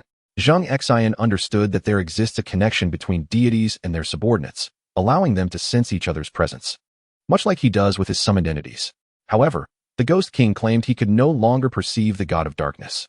Coupled with the God of Darkness's nature of being indestructible, it suggests that he may indeed have been absorbed by the King of Light. Absorption does not equate to extermination. It merely indicates that the principles represented by the God of Darkness, such as darkness and death, have entered the body of the King of Light, which indirectly elucidates his erratic behavior. Furthermore, the King of Light's subordinates and avatars being merely shadows, entities that do not exude radiance, raises the question of whether such beings could truly serve a deity of light. This, in turn, reinforces the plausibility of the Ghost King's conjecture. It is universally acknowledged that when black and white pigments are blended, the result is not gray, but rather, the black pigment overwhelms the white, rendering all colors black. The current state of the King of Light may very well reflect this phenomenon. He is gradually being eroded and influenced by the God of Darkness. Chapter 118. Ancient Secrets. Contemplating this hypothesis, many previously perplexing matters begin to find resolution. Zheng Xin initially believed that Rollo had succumbed to the overwhelming force of faith, losing his sense of self and devolving into madness, only to discover that it was, in fact, due to the God of Darkness. This can also be interpreted as the force of faith having indeed impacted him. For the absorption of the God of Darkness also entails the assimilation of the faith he acquired. Thus, the faith of both light and dark adherents would create a conflict of principles within the King of Light's being. In this light, it is understandable that the King of Light has succumbed to madness amid such profound turmoil. No wonder Rollo has become what he is now. Do you know if the God of Darkness has enlightened any other Ghost Kings? The God of Darkness has not enlightened many. Essentially, they are his right and left arms, assisting him in managing human faith. However, each Ghost King possesses his own territory and may not leave without command. And my territory is this Yamen Tower. Zheng Xin nodded in understanding. Deities do not possess the luxury of time to manage earthly affairs, necessitating the presence of representatives, much like himself and Daenerys. Yet the God of Darkness evidently harbors distrust towards humanity, resulting in his creation of Ghost Kings to aid in the administration of faith. Do you know how the continent of Sothoros met its demise? This question has long remained an enigma, as that era was so distant that no information has persisted into the present age. However, I am well aware of it, for I am a first-hand witness. As the Ghost King gradually recounted the tale, Zheng Xin came to comprehend the magnificent epic that belonged solely to the King of Light and the God of Darkness. In ancient times, the King of Light emerged with the very first rays of sunlight, embodying absolute brilliance, justice, and hope. Yet, alongside light, shadows and darkness were born. When the sun set, the first glimmer of moonlight gave rise to the God of Darkness. Initially, there was no conflict between the two. As each governed their respective realms, the King of Light presided over the day, while the God of Darkness ruled the night. This equilibrium persisted until humanity began to flourish on the continent of Sothoros. The King of Light taught them how to harness fire, and with this newfound skill, humanity could defend against beasts and gradually establish their own civilization, an era known as the Age of Antiquity. During this time, all people revered the King of Light, Laro, and their growing faith endowed him with immense power, widening the chasm between him and the God of Darkness. Unwilling to yield, the God of Darkness sought to gather his own followers, yet the fear of the night deterred many from embracing the dark. In ancient times, as people ventured out to hunt, they often returned late, sometimes even perishing outside and unable to return to their tribes. Thus, they would call out for their companions during the night, gathering around the fire to perform certain rituals, loudly invoking, return. This act inspired the God of Darkness, leading to the birth of the spirits, initially referred to as return. In the darkness, people could reunite with their deceased loved ones, who conveyed that it was the God of Darkness who facilitated their reunion. Gradually, more began to worship the God of Darkness, and return eventually evolved into what we now know as ghosts. Thus commenced the epic struggle between light and dark. This conflict endured for over 100,000 years, until the civilization of Sothoros reached its zenith. It was during this time that those who ventured across the seas established a powerful civilization on the eastern shores of the continent of Essos, known as the Kingdom of Dawn, which has thrived for millennia. Faith flourished during this period as well. People began to venerate other deities, such as the Night Lion, the Daughter of Light, the Harpy, the God of the Multitude, and the Black Goat. Among these, the Black Goat was regarded as the embodiment of death, representing the God of Darkness, while the daughter of light was seen as a descendant of the king of light, symbolizing his teachings in Essos. However, these deities bore no true connection to the king of light or the god of darkness. They were merely figments of human imagination. As the kingdom of dawn prospered in Essos, the confrontation between the king of light and the god of darkness on the continent of Sothoros reached a fever pitch. After countless conflicts and contradictions, the discord between the two has reached an irreconcilable point. The dark god, utilizing spirits and viruses, has conjured forth terrifying ghouls. The ghoul virus is highly contagious. Its emergence sends tremors throughout Sothoros, as if humanity has plunged into an apocalypse. Some perish while others flee, with most seeking refuge in Essos to establish the nation of Gisk. A small faction remains near the Serpent Lizard Islands, awaiting the summons of the Light King. Following the near annihilation of his adherents, the Light King, unrestrained, unleashes his formidable magic to submerge vast territories in seawater, inflicting heavy losses upon the Dark God's followers. As both factions suffer catastrophic blows, neither deity holds back, each intent on obliterating the other. However, as embodiments of order, they cannot destroy one another. Ultimately, in the words of the Ghost King, perhaps the Dark God was destined to fall. On that fateful day, when I felt the severance of my connection to the Dark God, I believed the world was on the brink of collapse. The Dark God could indeed perish. Yet, thereafter, nothing transpired, and life continued as it had before. From that day forth, Sothoros and the Ymintir became a forbidden zone for humanity, inhabited only by spirits and ghouls. Upon hearing this tale, Zheng Xin could not help but indulge in his own speculations. From his encounters with the Light King, it was evident that the Light King's power was not as formidable as the Ghost King had suggested. This opens several possibilities. First, after absorbing the Dark God, the Light King may have experienced a diminishment of power, as light and darkness exist in a relationship of mutual restraint, rather than augmenting his strength. These opposing forces may have eroded what little power he had left. Secondly, it could be that the Gisk established by the Light King's followers in Essos was annihilated by Valeria, explaining the Light King's intense hatred for Valeria, prompting him to perpetrate another massacre to eradicate them. The Light King has executed 2 large-scale purges against humanity, the first against the Dark God's followers, and the second against Valeria. The Light King, stained with excessive blood, has inadvertently lost the purity and righteousness he once possessed at his inception, further contributing to his decline in power. Valeria, a realm devoted to the 7 gods, would not idly witness the slaughter of their devotees. Hence the 7 gods intervened to seal the Light King. This clarification renders everything comprehensible, yet many questions linger unresolved, questions Zheng Xin cannot yet comprehend. For instance, where have the former deities vanished? Moreover, considering the 7 gods had only recently come into existence, could they truly possess the strength to seal the Light King? After all, the Light King is one of the oldest deities. Even in his diminished state, he should not be so easily subdued by the newly birthed 7 gods. However, gaining insight into such ancient secrets has proven to be immensely beneficial for Zheng Xin, who feels that this journey was not in vain. Chapter 119. The Ghost King of Yimin Tower. As Zheng Xin flew out of Yimin Tower with the Ghost King, dawn had already broken. As I have mentioned before, I despise the daylight. I cannot exit Yimin Tower, for the Dark God shall punish me.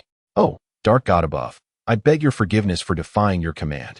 Zheng Xin glanced at the Ghost King, bound by his icy chains, and smirked disdainfully. Did you not assert that the Dark God was absorbed by the Light King? How then could he punish you? My purpose in bringing you along is twofold.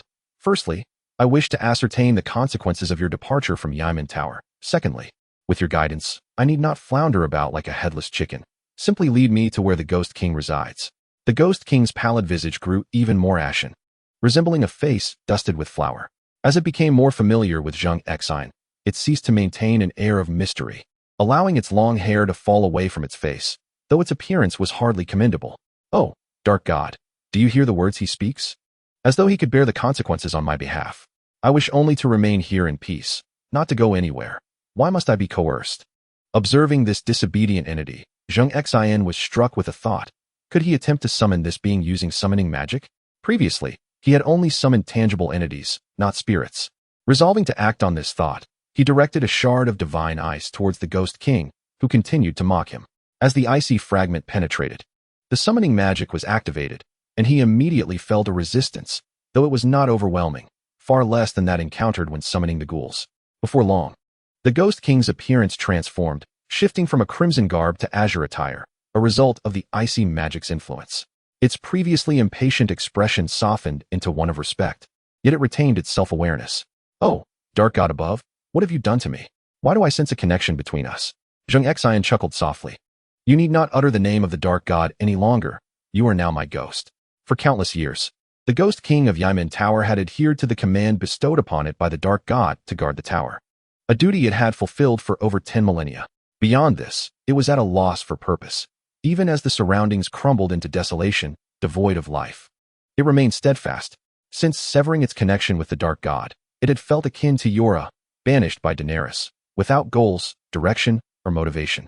It sensed the loss of its guiding light, and its existence had faded into monotony. Yet now, that feeling of purpose surged anew. Though it was reluctant to admit it verbally, its body responded honestly, following Zheng Xin willingly. With the chains removed, the Ghost King ceased its struggles to flee. "Surely you must have a name?" Zheng Xin inquired. The Ghost King shook its head. "I possess no name. The Dark God commanded me to guard Yimin Tower, and thus I am called Yimin Tower. Perhaps that is my name. The Yimin Tower has long been abandoned, and there is no need for you to guard this place any further. Henceforth, I shall bestow upon you a name." Zheng Xin recalled a name from a distant memory, one that had once cast a shadow over him. "From now on, you shall be known as Sadako." The Ghost King tilted its head, expressing confusion at this peculiar name. However, since it was a name given by its new master, it accepted it without question. "Very well, I shall henceforth be called Sadako." Although it differs somewhat from the Sadako in his memories, her flowing tresses possess a certain charm, and it does not seem forced. "Sadako, we have now left the confines of the Yimin Tower. See, there is nothing to fear. Now, you will guide me in search of other Ghost Kings. Which path shall we take next?" Gazing back at the ancient city that had imprisoned him for millennia, with its blackened walls entwined with verdant flora, the Ghost King Sadako fell into silence. It dawned upon her that the true captor had always been herself. With a sigh, she remarked, "There is another in the direction of Yilan, a former trusted aide of the God of Darkness." "Very well, let us proceed there." Zheng Xin moved with remarkable speed, his form flickering as he traversed hundreds of kilometers. The scenery remained largely unchanged, save for the lush greenery of the primeval forest. Upon entering the domain of Yilan, he discovered to his astonishment that no trace of green life could penetrate the walls of Yilan City. All vegetation near the city had perished, reduced to heaps of withered grass and vines, lifeless at the periphery of Yilan. The vibrant primeval forest and the ominous Yilan City stood in stark contrast, their boundaries clearly defined, a striking sight from above. "Is this truly Yilan? The Ghost King here seems more formidable than you." Observing the barren expanse of Yilan, Zheng Xin felt a pang of melancholy. This place is not merely a human forbidden zone. It is a veritable sanctuary of death, where even plants that dare to approach are slain by the Ghost King within, far more lethal than Sadako. Sadako scoffed with disdain. "Yilan may have a notoriously volatile temperament, but to claim that its strength surpasses mine would be a stretch. In my time, I was the most trusted Ghost King of the God of Darkness."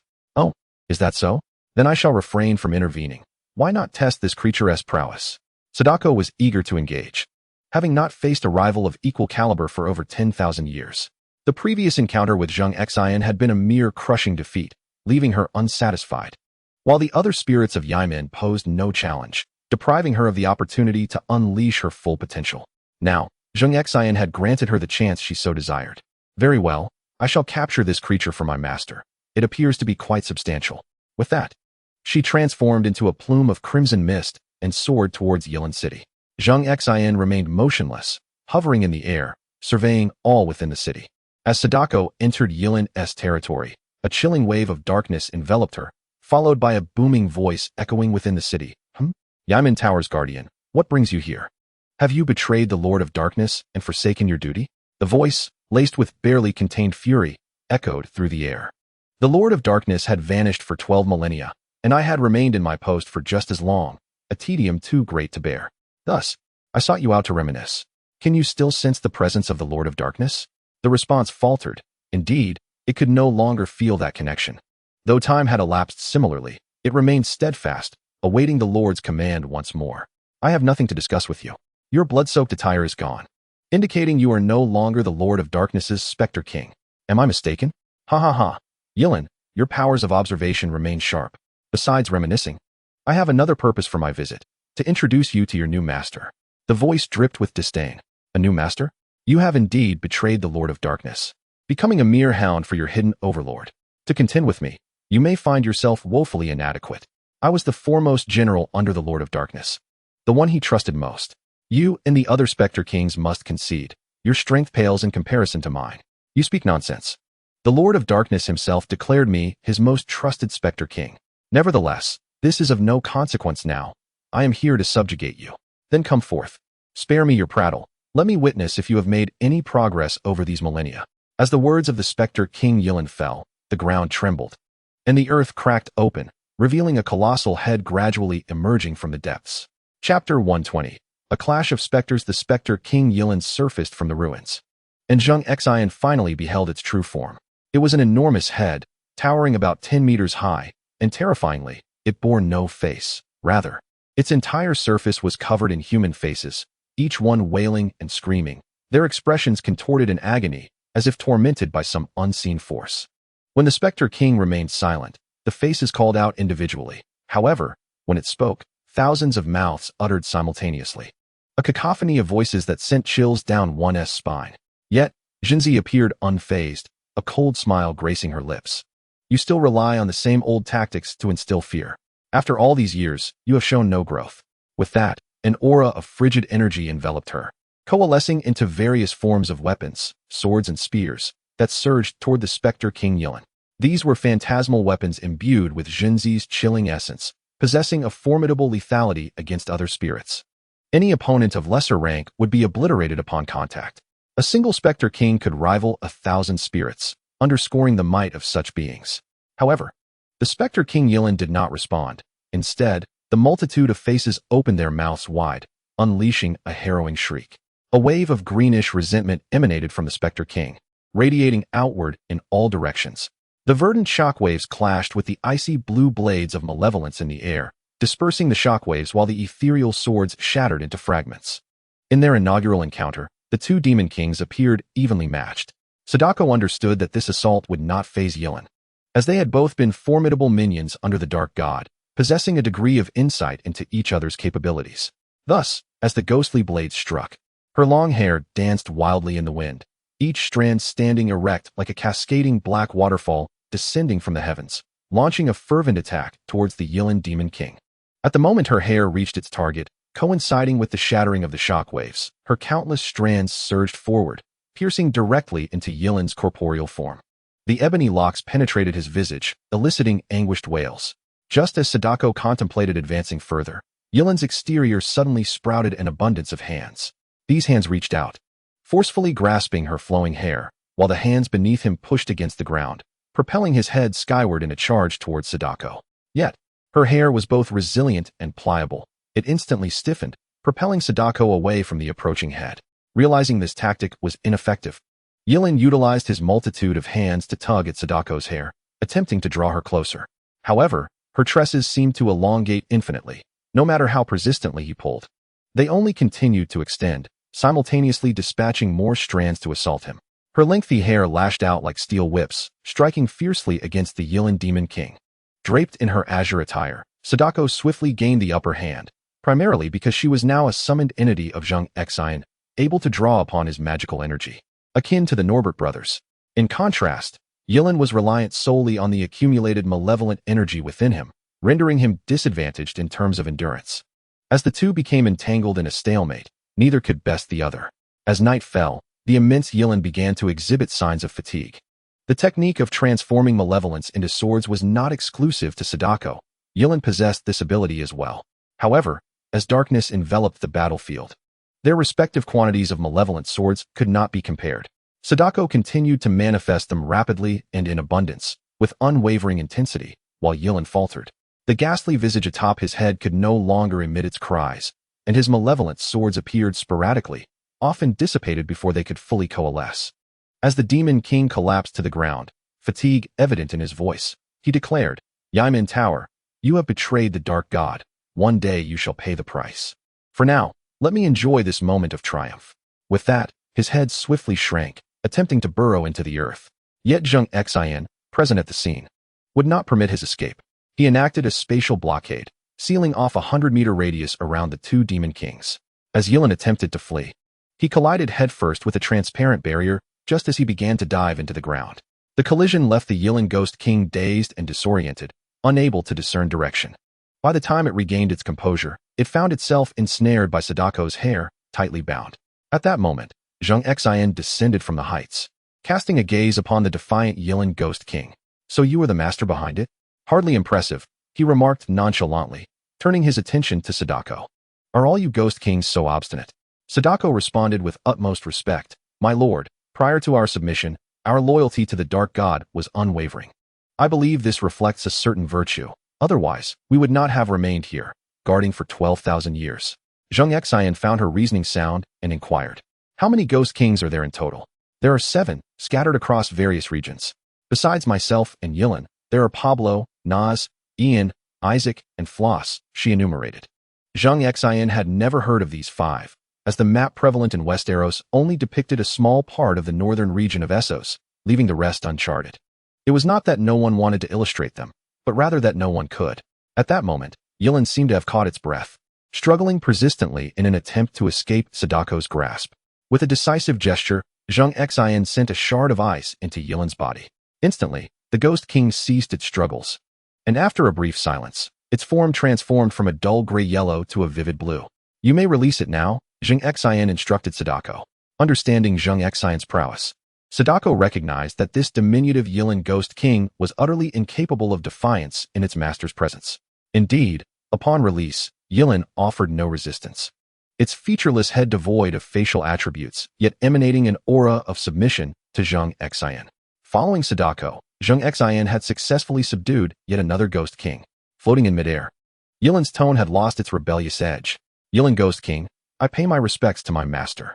Sadako couldn't help but revel in this turn of events, recalling how this particular Ghost King had once prided itself on its defiance.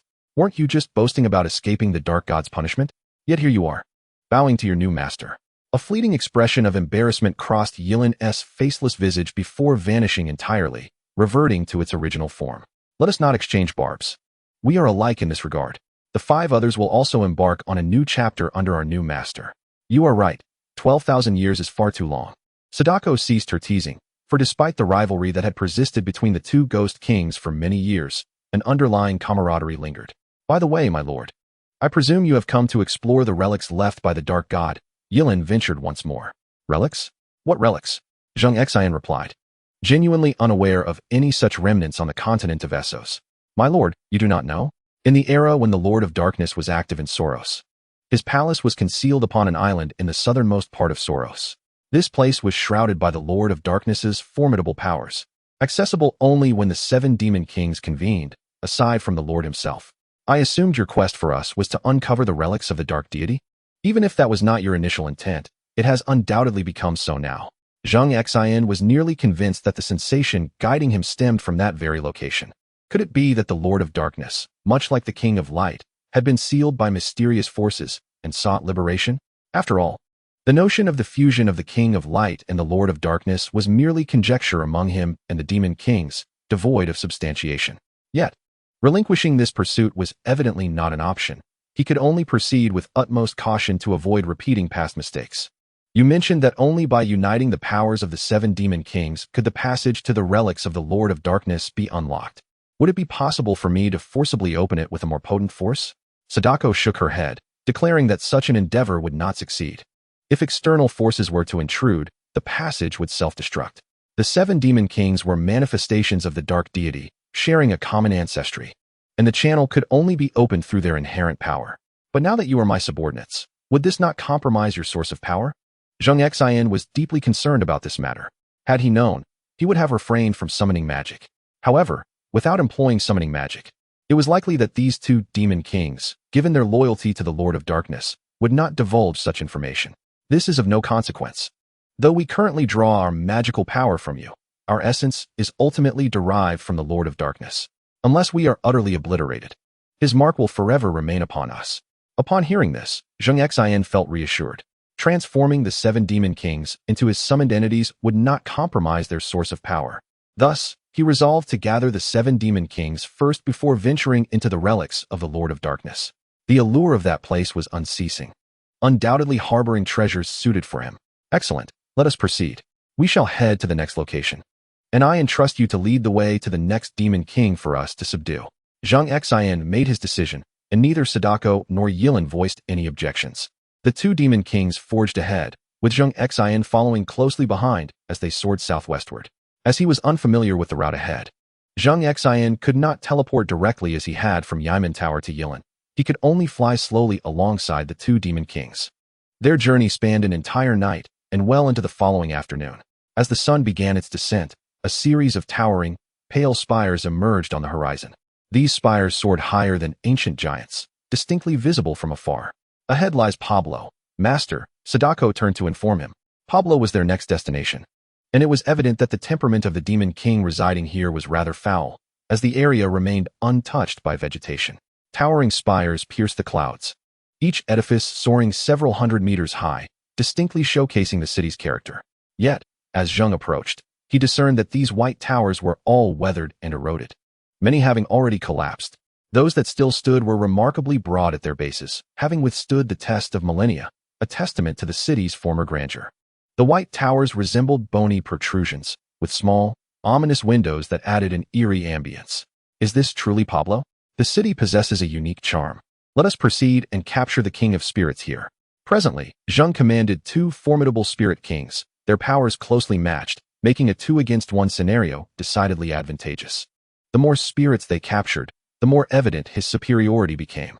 Indeed, my master, Pablo may not even secure a victory in a one-on-one against either of us. United, we shall easily claim him. With that, Sadako and Yilin swiftly surged toward the urban expanse of Pablo, soaring through the sky, exuding the unique aura of spirit kings. This formidable presence clearly roused the attention of Pablo's spirit king within the city. Atop the tallest tower, a white figure merged seamlessly with the structure, its presence nearly indistinguishable upon closer inspection. This spirit king of Pablo was entirely silver, glinting with the luster of ancient bones in the fading sunlight. In truth, it resembled a mere skeletal frame, with arms and legs shaped like blades, standing at about 1.7 meters tall, yet exuding a sharp and commanding presence that rivaled any spirit king. "What brings you two to my domain?" Pablo inquired, recognizing his former colleagues.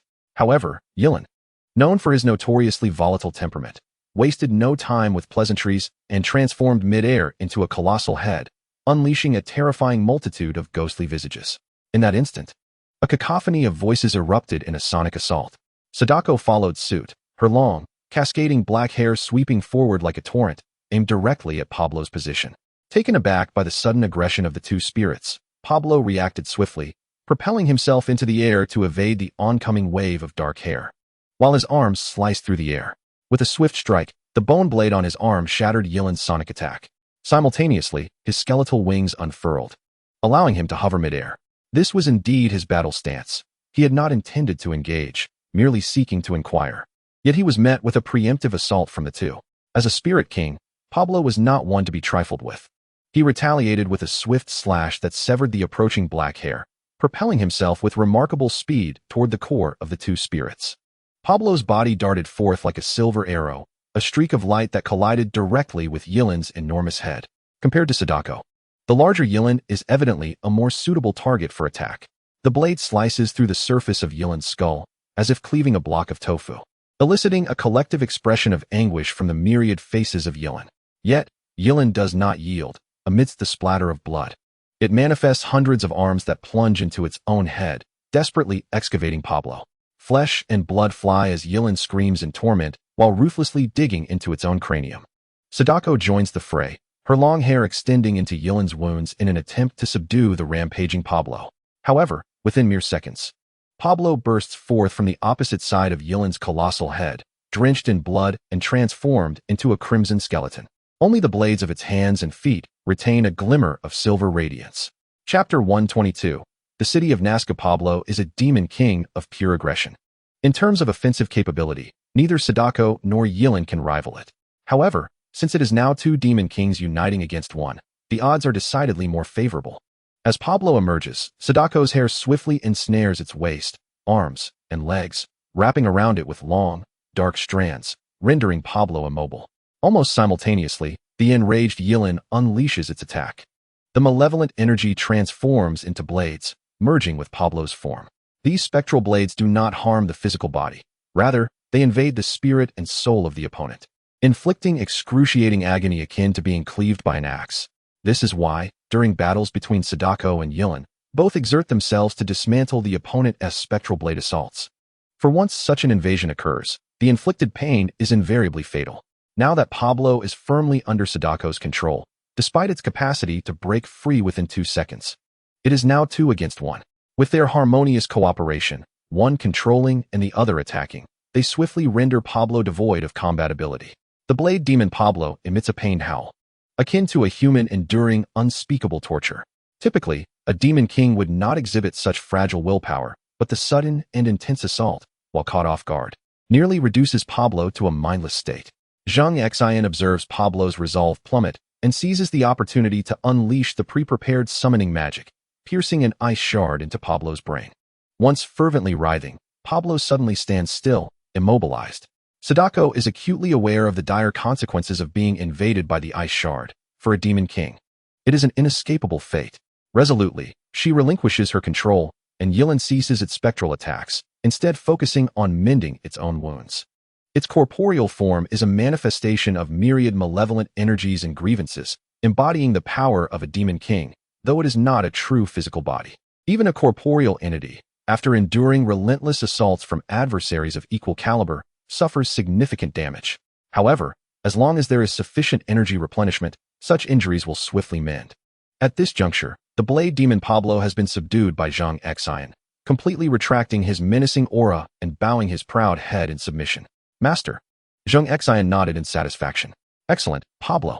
You, along with Sadako and Big Head, shall serve me henceforth, and you shall not be wronged. With the conquest of the demon king Pablo, the city, bereft of malevolent energy to maintain its structure, began to crumble. The blade demon had sustained the city's architecture with his own dark essence while awaiting his master's return. Yet, instead of the god of darkness, it was Zheng Xin who appeared. The edifices here differed markedly from those in Yamen Tower and Yilin, being more slender and fragile. Had they been subjected to the elements, they would likely have vanished from the annals of history long ago. Casting a final glance at the city he had safeguarded for millennia, a flicker of reluctance shone in Pablo's fiery gaze, yet he turned to follow Zheng Xin's lead toward the east. Zheng Xin's next destination was a city in eastern Westeros, known as Nas City, located in the coastal region. Here, the terrain transformed from the endless primordial forest to an expansive Gobi desert, where the winds grew fiercer the further east they traveled. Legend has it that the eastern Westeros was the cradle of human civilization and the site of the earliest signs of human activity. After the establishment of civilization, countless pyramids were erected here. However, due to the relentless sandstorms, most have been obliterated, yet the pyramids of the ancient city of Nas remain remarkably intact, a testament to the demon king's suppression. The local demon king, a mummy, presides over what was once the most populous city among the faithful. Nevertheless, the combined strength of the 3 demon kings should easily suffice to deal with this lesser foe. After grasping the situation in Nas City, Zheng Xin nodded absently, content to leave the matter in the hands of his 3 subordinates. Having learned well from the Night King's lessons, he preferred to remain in the shadows unless absolutely necessary. The terrain beneath his feet gradually shifted from verdant green to a desolate yellow, with the Gobi occasionally adorned by sparse green flora. As they continued eastward, the land transformed from rocky plains to rolling sand dunes, until the outlines of crumbling pyramids emerged on the horizon. This journey lasted 3 days, primarily due to the sluggish pace of the demon kings. Had he known the precise location, Zheng Xin could have arrived in less than an hour. Sadako, Big Head, Blade Demon, this mummy shall follow the old protocol. He is entrusted to you. Zheng Xin had renamed his 3 demon kings for the sake of convenience, finding the original city names cumbersome and unmemorable, opting instead for simpler appellations.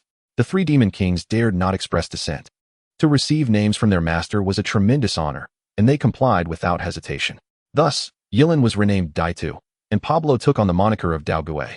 As for Sadako, her name was established from the outset, flowing effortlessly off the tongue. Rest assured, Master, Amir Naz is no match for me. I shall handle it on your behalf. Daoguay, having recently joined Zheng Xin's ranks, was eager to prove his worth and demonstrate his prowess.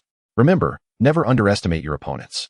Even the most insignificant adversary, weaker than you by 1,000-fold, can bring about your demise. You must not perish easily, understood? At least not before the relic passage is opened, Zheng Xin silently added to himself. Upon hearing Zheng Xin's words, The three ghost kings were deeply moved. Their master cared for them so profoundly. They nodded in unison, assuring him, "As long as you remain alive, we shall not truly lose our spirits. Now, let us swiftly capture the mummy. Sothis is vast, and we have 4 more ghost kings awaiting our command." With that, they quickened their pace. The edge of Na's ancient city soon came into Zheng Xian's perception. As they drew closer, he could not help but marvel at the grandeur of the ancient city. There were no walls, just a series of yellow pyramids surrounding it. Unlike those previously seen, the surfaces of these pyramids were remarkably smooth, with intricate carvings clearly visible. After another hour, Zheng Xin and the 3 ghost kings finally reached the Na's ancient city. As one of the oldest cities in human civilization, it possessed a unique allure. Beneath their feet lay a dense cluster of well-preserved buildings, fully visible in the daylight. At the heart of the city stood a magnificent pyramid, the dwelling place of the mummy. "Now, go and draw out the mummy. Let us end this swiftly." "Yes." The 3 ghost kings immediately surged forth, ascending toward the pinnacle of the pyramid, exuding their formidable aura as ghost kings. Chapter 123. The final target with their overwhelming presence. The 3 ghost kings instantly roused the slumbering mummy. The apex of the pyramid was shattered, and a coffin crafted from pure gold soared forth. "How is it that the 3 of you are gathered here? Have you forgotten your duties?" The words were laced with anger, as if the speaker considered himself the foremost ghost king beneath the dark deity. "We have merely come to visit an old friend. Is our presence unwelcome?" Dao Gui replied, swinging his arm, the sharp blade slicing through the air with a resonant hum. "Since you are here to see an old friend, why not come in for a chat?" The Na's ghost king evidently sensed the ill intentions of the 3 ghost kings, attempting to lure them into his territory. However, the 3 ghost kings were not easily deceived. Entering the pyramid would mean stepping into Na's domain, where he had amassed years of accumulated malevolence and resentment, an inexhaustible source. Capturing the mummy within the pyramid would exponentially increase the difficulty. Dido's form rapidly expanded, transforming from a size comparable to that of an ordinary human head to a towering height of several meters, effectively blocking the mummy's escape route. 3 spectral kings encircled the mummy in a triangular formation. Realizing the precariousness of the situation, Nars took the initiative. The coffin lid was flung open, unleashing a tremendous suction force directed toward Sadako. Simultaneously, a grayish-yellow bandage shot forth, aiming to ensnare the knife ghost. However, the knife ghost's blade was specifically designed to counter such ethereal entities. Before the bandage could ensnare it, the blade struck down, reducing the bandage to mere fragments, as snowflake-like shards rained down from the heavens. Meanwhile, the big head intervened, unleashing a myriad of ghostly blades and swords from behind. Yet all were thwarted by the golden coffin. The mummy had yet to reveal its true form, remaining concealed within the golden sarcophagus, which provided formidable protection against the spectral blades. The mummy's intentions were clear: eliminate Sadako before being overwhelmed, thus alleviating its own burden, and then utilize the protective power of the golden coffin to outmaneuver the knife ghost and the big head. However, the mummy's strategy was flawed. It underestimated Sadako's strength. As fellow spectral kings, with 2 allies to restrain it, there was no way Sadako could be easily drawn into the coffin. Suddenly, her raven hair surged, transforming into a cascading waterfall of darkness, staunchly resisting the internal suction of the coffin. Concealed beneath this veil of ebony locks, an ordinary hemp rope stealthily penetrated the coffin's interior. This was Sadako's weapon, a noose. Anything ensnared by this rope found itself unable to escape unless faced with overwhelming power. Otherwise, among equals, it only feared the knife ghost's blade, having confidence against all else. The mummy was fully engaged in countering the assault from the knife ghost, whose strikes had already marred the golden coffin with several cracks. Should it continue unabated, it would surely meet its demise. In a moment of distraction, Sadako seized her opportunity. The noose tightened around the mummy's neck, yanking it forcefully from the shadowy depths of the coffin. A mummy, wrapped entirely in bandages, emerged before all, struggling to disentangle the noose from its throat with its bindings, attempting to corrode the connection between the rope and Sadako. Yet, the big head and knife ghost would not grant it such a reprieve. The big head unleashed a sonic attack, thousands of mouths emitting soul-shattering sound waves, sending the mummy hurtling away. The knife ghost followed suit without hesitation, slicing through the mummy's wrappings midair, each strike infused with its malevolent energy, stirring turmoil within the mummy's form, rendering it incapable of focusing. After a relentless barrage of attacks, the mummy was easily subdued. As Sadako pulled the mummy back like a dog on a leash with the noose, it was visibly weakened. Among the 4 spectral kings, apart from Sadako, The mummy appeared the most beleaguered in its capture. Its wrappings were nearly shredded by the knife ghost, requiring a substantial amount of spectral energy and time to replenish, rendering it incapable of further mischief for the time being. When the mummy was brought before Zheng Xin, it finally noticed that behind these three spectral kings loomed a master. No wonder they dared to defy the orders of the Dark God and emerge from the realm of guardians, even attacking their own. It turns out they have betrayed their master. Although Zheng Xin could not discern its expression, he nonetheless sensed the mummy's disdainful sentiment. Zheng Xin refrained from further discourse. Engaging in dialogue with a ghost king so devoted to the Dark God would be futile. The only way to alter their perception of their master was through summoning magic. A shard of ice struck the mummy's head, severing its allegiance to the Dark God. As the ice fragment melted away, the mummy was inscribed with Zheng Xin's mark, irrevocably becoming his ghost king. After subjugating the mummy, Zheng Xin casually named it Mummy. Out of the 7 ghost kings, he had already captured 4, leaving 3 remaining, which were distributed to the west and south of Westeros. Due to the considerable distance, it took Zheng Xin and his journey from the eastern city of Nazgûl to the western city of Ian a fortnight. Ian City was home to a mother-son duo of ghost kings. The larger ghost guided the smaller one, and together they possessed a formidable combination attack. Any solitary ghost king would likely falter against this mother-son pair. However, with 4 ghost kings under Zheng Xin's command, the odds of 4 against 2 allowed him to easily subdue them. Although each of these 2 ghost kings was individually weaker than the others, their strength lay in their combined techniques.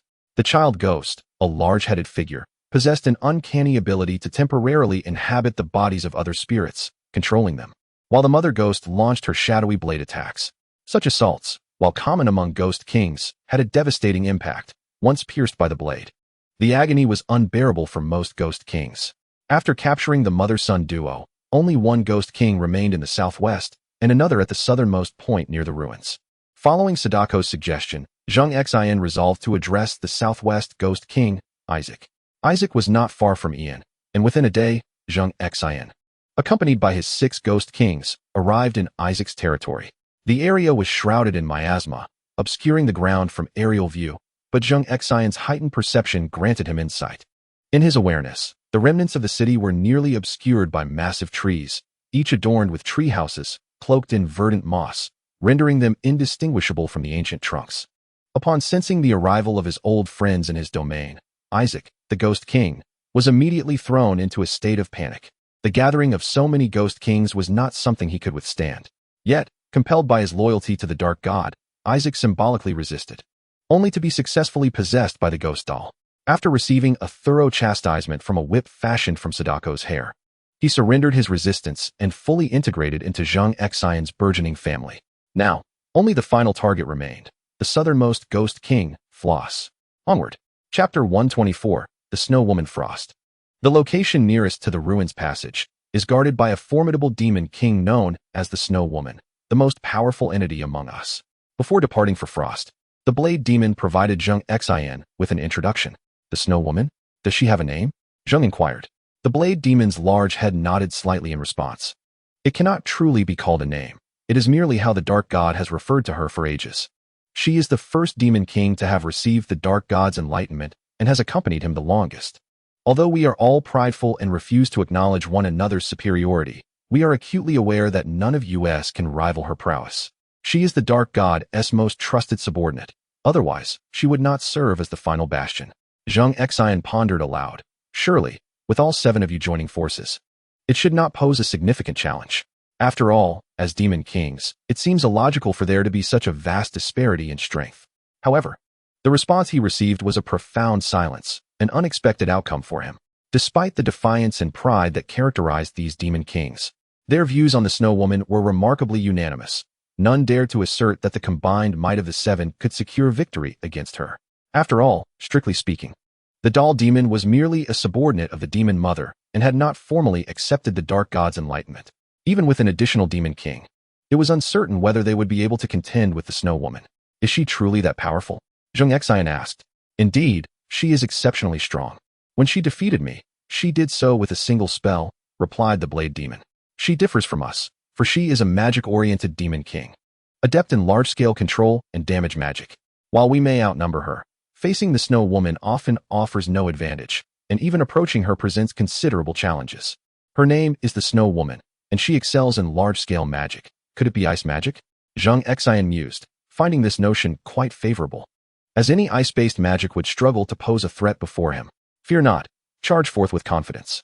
With me leading, what is there to dread? Indeed, the eyes of the other demon kings sparkled with renewed hope. Even if they were not her match, they could always retreat if necessary. With a master now at their backs, they resolved to advance and test their mettle, reassured by the knowledge that the Snow Woman could not slay them. With their plans solidified, the demon kings felt a sense of resolve as they commenced their march southward. As they traveled further in that direction, the weather grew increasingly frigid, and Zheng Xin estimated they were nearing the southernmost point of this world. Indeed, no matter the location, both the South Pole and the North Pole are realms of extreme cold. This journey was the longest they had undertaken, spanning over a month. As the ground beneath them gradually became blanketed in white snow, with not a hint of green vegetation in sight. This vast expanse of the Sorcerer's continent was likely larger than the combined territories of Essos and Westeros. As they journeyed southward, the temperature continued to plummet, with Zheng Xin sensing it approaching a chilling 70 degrees below zero. This place was even colder than the eternal frost plains beyond the wall. Fortunately, these were all demon kings, naturally unfazed by the cold, and Zheng Xin, being a demigod and possessing the ice magic of the Night King, found such conditions merely comfortable. After soaring through the skies for 3 or 4 days, the desolate expanse of snow finally gave way to a magnificent city, sculpted from ice and snow, appearing gradually on the horizon. The conditions here were utterly inhospitable to human life, resulting in a town of modest size, perhaps even smaller than a village in Westeros. However, during the zenith of the worship of the Dark God, this place was indeed inhabited, exclusively by fervent devotees who were deemed worthy to reside here. It could be said that Westeros was the ultimate pilgrimage site for the faith of the Dark God, being the closest location to the Temple of the Dark God. Further south, one would reach the icy island of the Cold God, a realm belonging to the Dark God, where the remnants of the Dark God's temple now lay. The destination of Zheng Xin. Westeros was entirely forged from ice and snow, a vision of pristine white. Yet, before anyone could approach, a gust of wind, laced with bone-chilling cold, swept through, halting the advance of the Ghost Kings. This was likely the Snow Woman's way of alerting them to her presence, indicating her intention not to engage in dialogue. The Ghost Kings exchanged wary glances, each feeling a tremor of fear, but knowing they had come this far with their master at their side, what was there to dread? "Follow me," commanded the Blade Ghost, leading the charge. Its blade was specifically designed to counteract all forms of malevolent energy, proving somewhat effective against the Snow Woman's ice magic. Facing the swirling tempest of dark energy, the Blade Ghost pressed forward, limbs outstretched, transforming into a colossal spinning top, and collided with the storm. Big Head had regained his battle stance, unleashing a thunderous roar, utilizing sound waves to combat the dark energy tempest. The other Ghost Kings showcased their own formidable abilities, uniting their strengths against the Snow Woman's icy onslaught. At last, the storm dissipated with a resounding pop, the obstructive magic shattered, allowing the Ghost Kings to advance once more. However, they had scarcely flown further when they halted, for a terrifying aura emanated from the heart of Westeros, compelling the Ghost Kings to stop in their tracks. The Snow Woman was incensed. She had long sensed the presence of these uninvited guests, and aware of each other's powers, she conjured a dark energy storm as a warning, intending to deter them. To her astonishment, they responded not with reverence, but with defiance, shattering her magic. Though it had been a mere casual display, shattering her own magic was a sign of disrespect. Since they refused her courtesy, they would face her wrath instead. Amidst the haze of swirling snowflakes and frigid air, a tall and slender figure gradually materialized. The Snow Woman was not particularly tall, perhaps around 1.8 meters, yet her frail appearance suggested vulnerability due to her extreme thinness. Nonetheless, the Ghost Kings, whether it be the mountain-like Big Head or the fearsome visage of Isaac, seemed to behold something truly dreadful, their expressions turning grave. The figure of the Snow Woman gradually glided closer, halting at a distance of approximately 50 meters from Zheng Xin and the other 8 figures. Zheng Xin had already discerned the essence of the Snow Woman and her formidable prowess, yet he refrained from revealing any signs of his understanding. He wished to observe the extent of the disparity between the Snow Woman and these Ghost Kings in actual combat. Thus, he suppressed his own aura, rendering himself inconspicuous amidst the assembly of Ghost Kings. The Snow Woman maintained a frigid expression, her lips sealed in silence as she fixed her gaze upon the Ghost Kings. Uttering not a word, her ice-blue pupils radiated a perilous chill, while her cascading white hair danced in the wind. Clad in scant fabric, her exposed skin evoked not fantasies but an overwhelming sense of coldness, instilling a shiver even at a mere glance. At that moment, 6 of the 7 Ghost Kings had arrived, accompanied by an unfamiliar presence. Their intentions were unmistakable. However, the Snow Woman would not allow them to pass easily. Even in death, she would not permit their ambitions to come to fruition.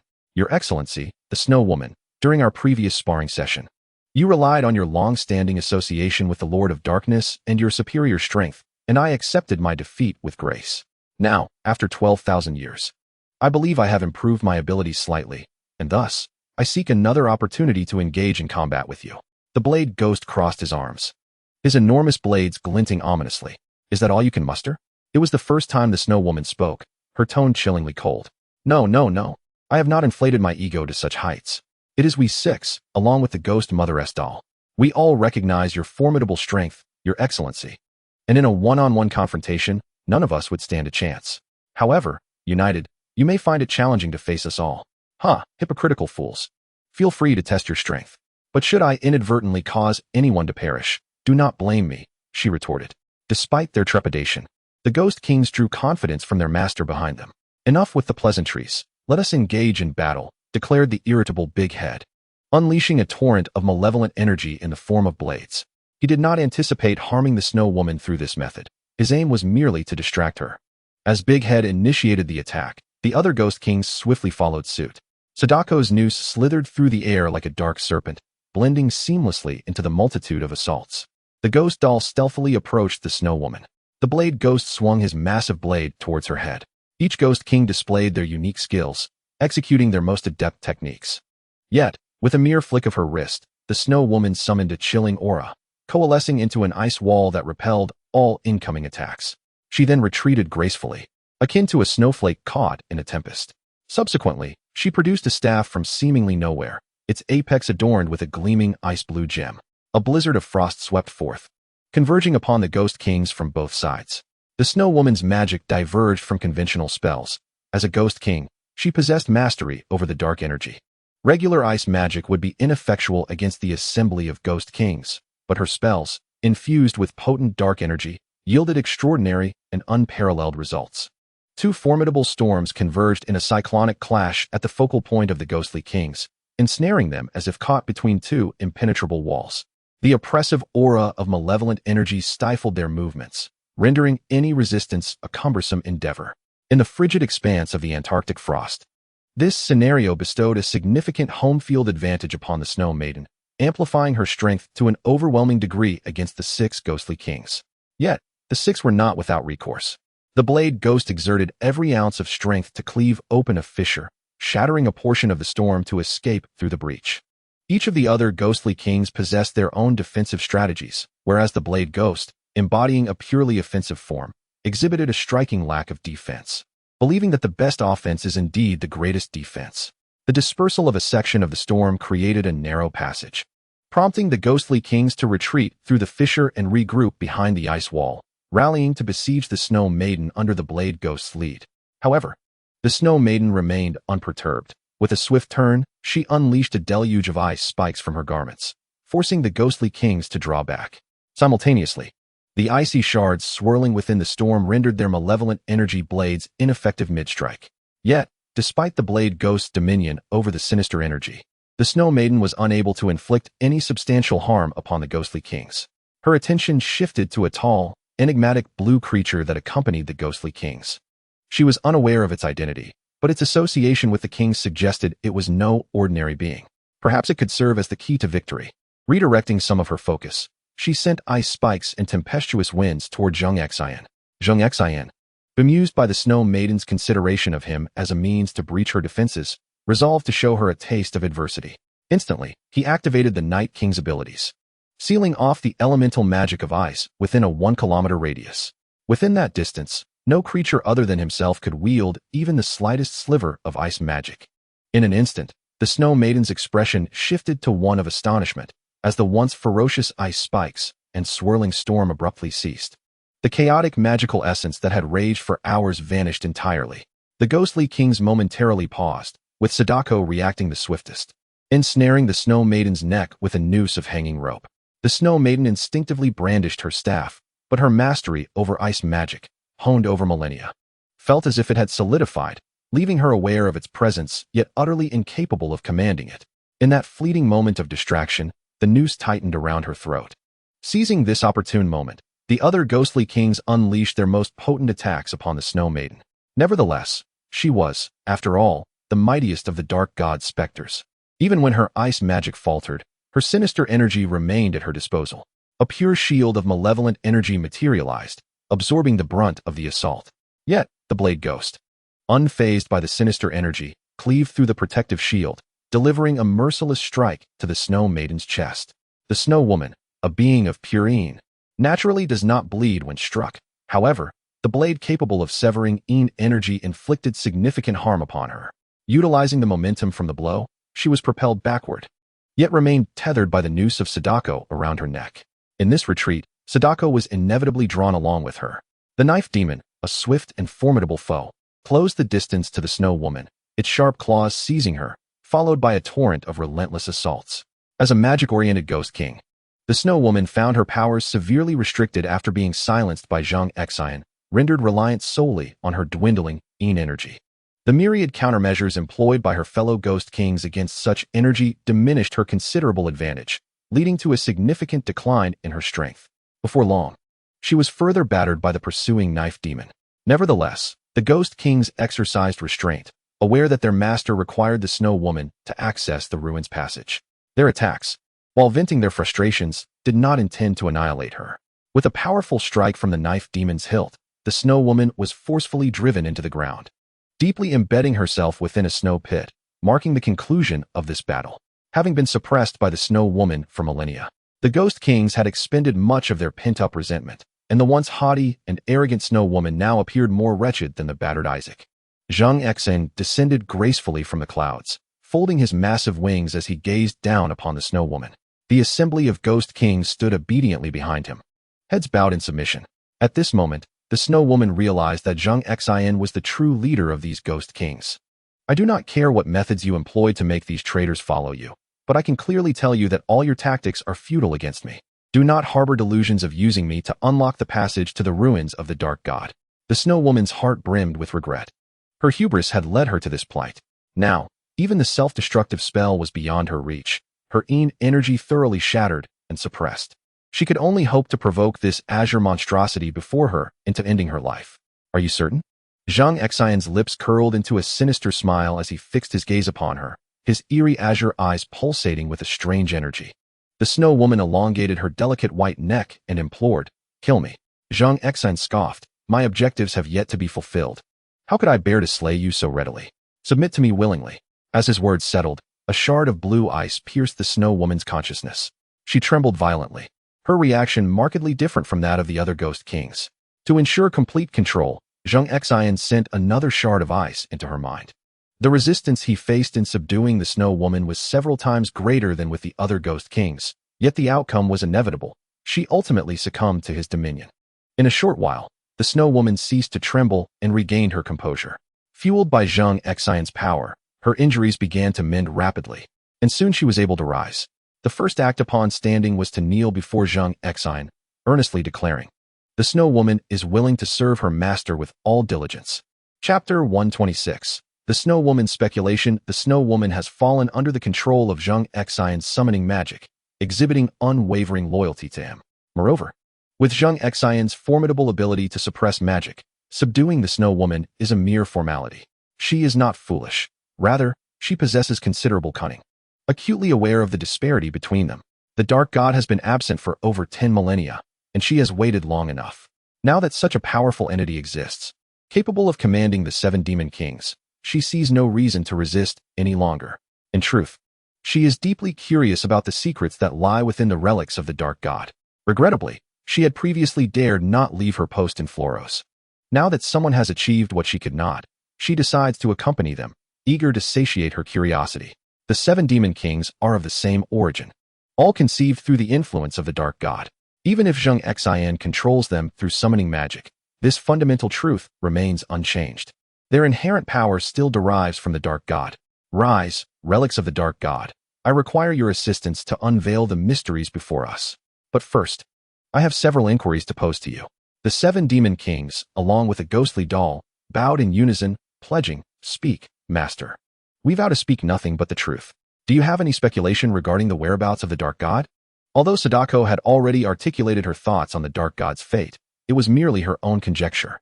Now, with the 7 demon kings assembled, it would be prudent to consult them and uncover any additional theories they might hold. The demon kings exchanged glances, while Sadako remained silent.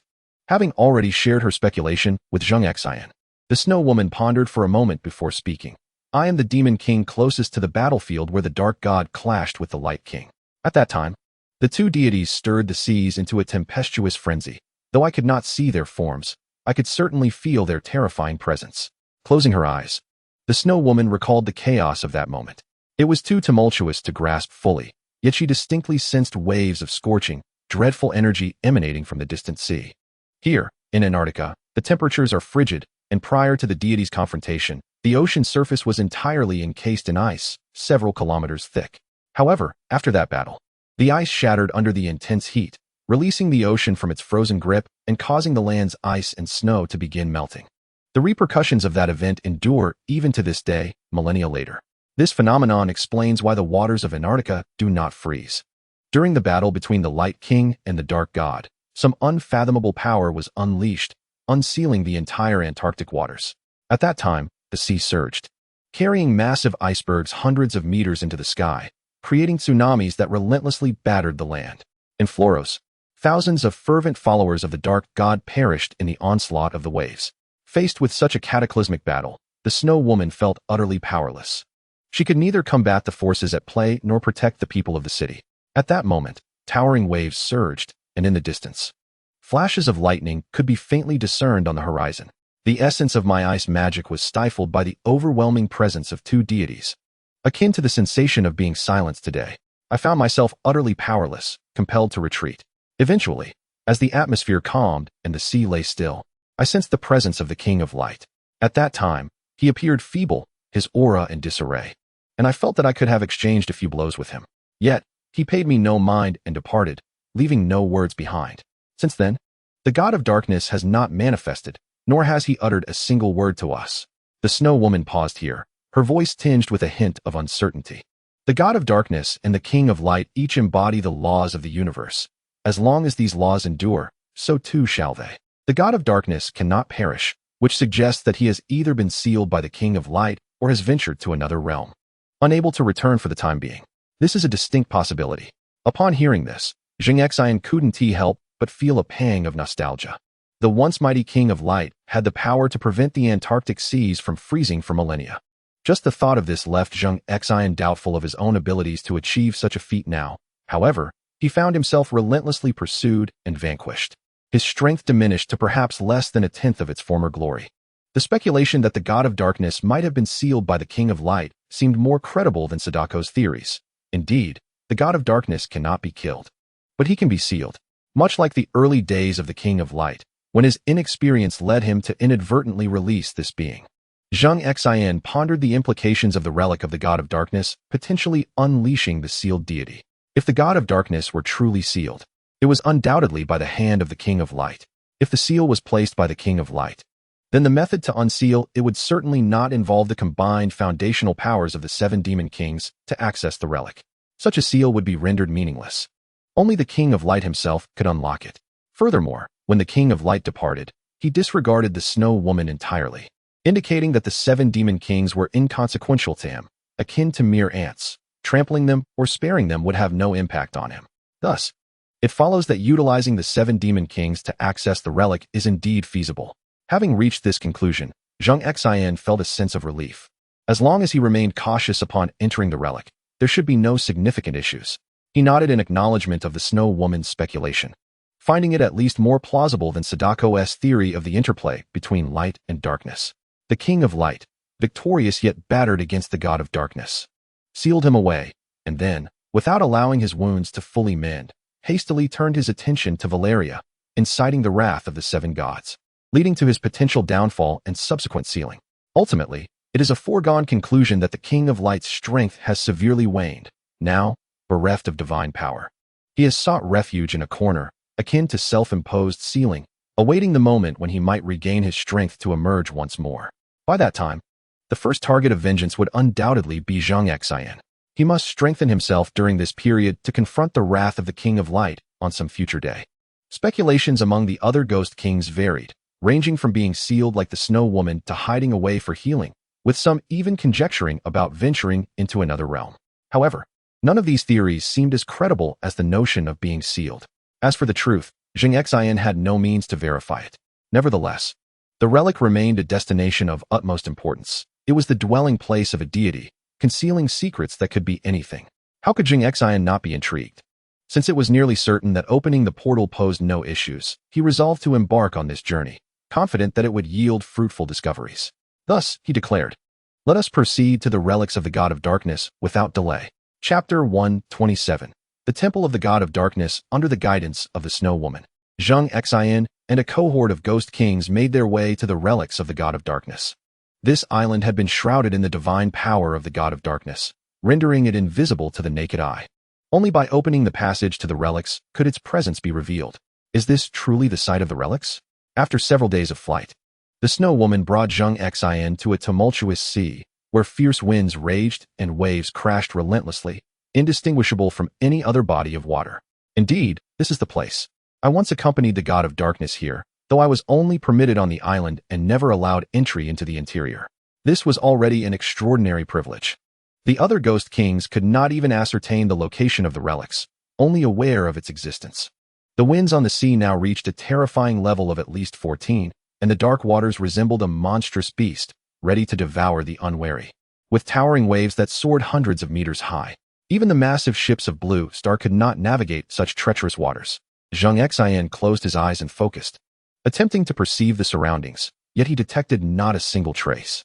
It must be said that the methods of the God of Darkness were indeed beyond comprehension, far beyond his current capacity to unravel. Where, then, lies the entrance? Zheng Xin turned to the Snow Woman. She smiled sweetly. "Please be patient, my master. We shall unveil the passage to the relics." With that, the 7 Ghost Kings positioned themselves according to a 7-pointed star formation, distancing themselves as they mobilized their inner source power, directing it towards the center of the star.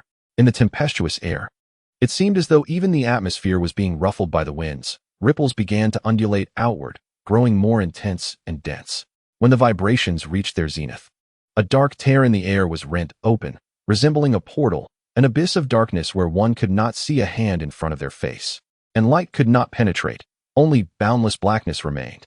Now, the voice of the Snow Woman rang out, and without hesitation, Zheng Xin plunged into the inky passage.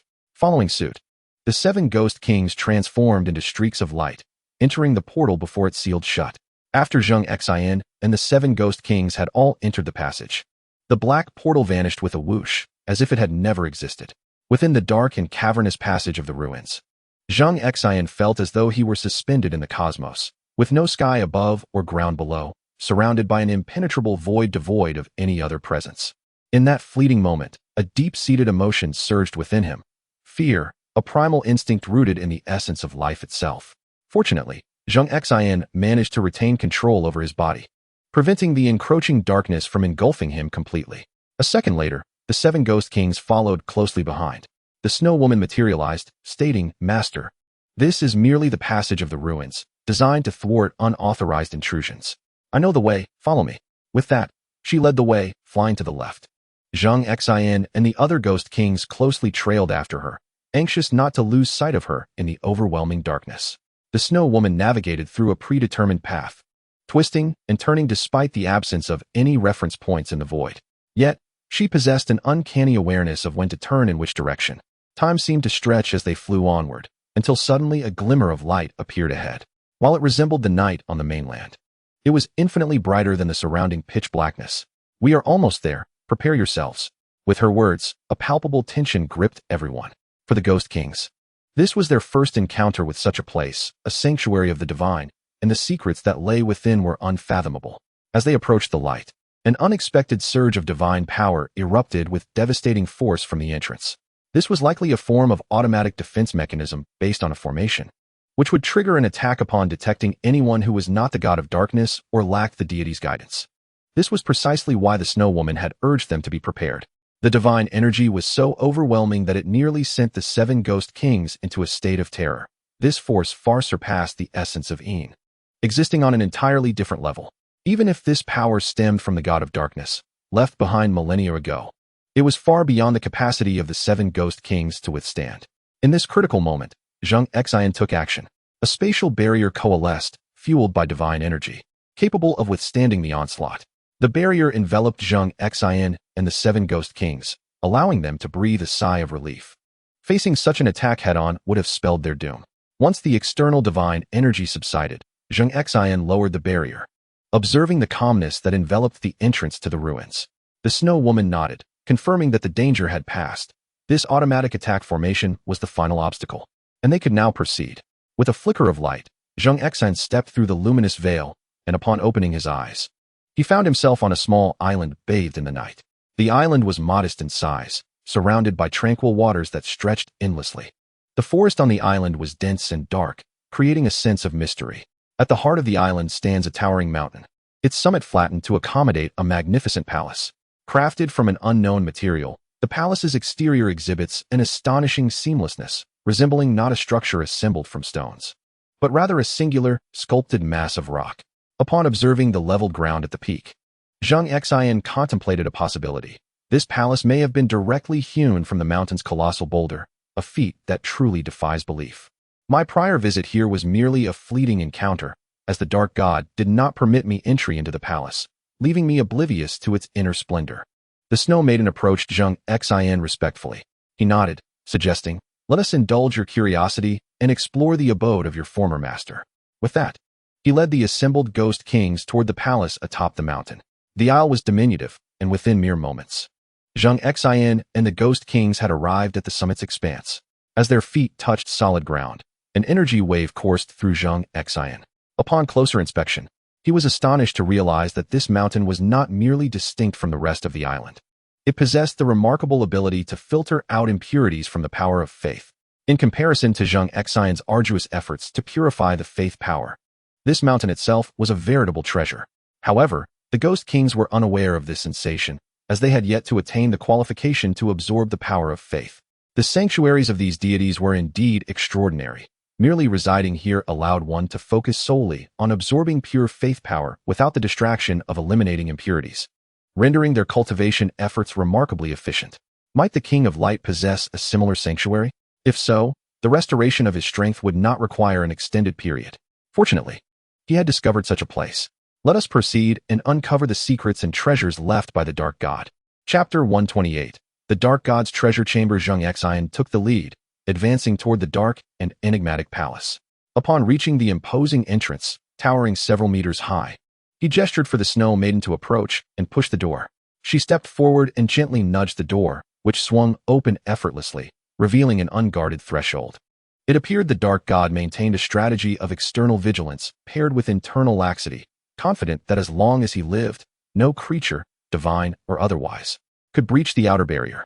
This fortunate circumstance favored Zheng Xin, as the ability of the 7 Ghost Kings to access the relic passages seemed to serve as a contingency plan for the Dark God, anticipating a potential defeat in his conflict with the King of Light, allowing someone to unlock his sanctuary and avenge him. This contingency appeared to be intended for the Ghost Kings, specifically the Snow Maiden. With the door ajar, they entered a vast domed space devoid of windows. Yet, as the entrance swung open, torches along the walls ignited with an ethereal blue flame, illuminating the chamber with a chilling brilliance. The ground was etched with enigmatic runes, each standing independently, yet intricately interconnected.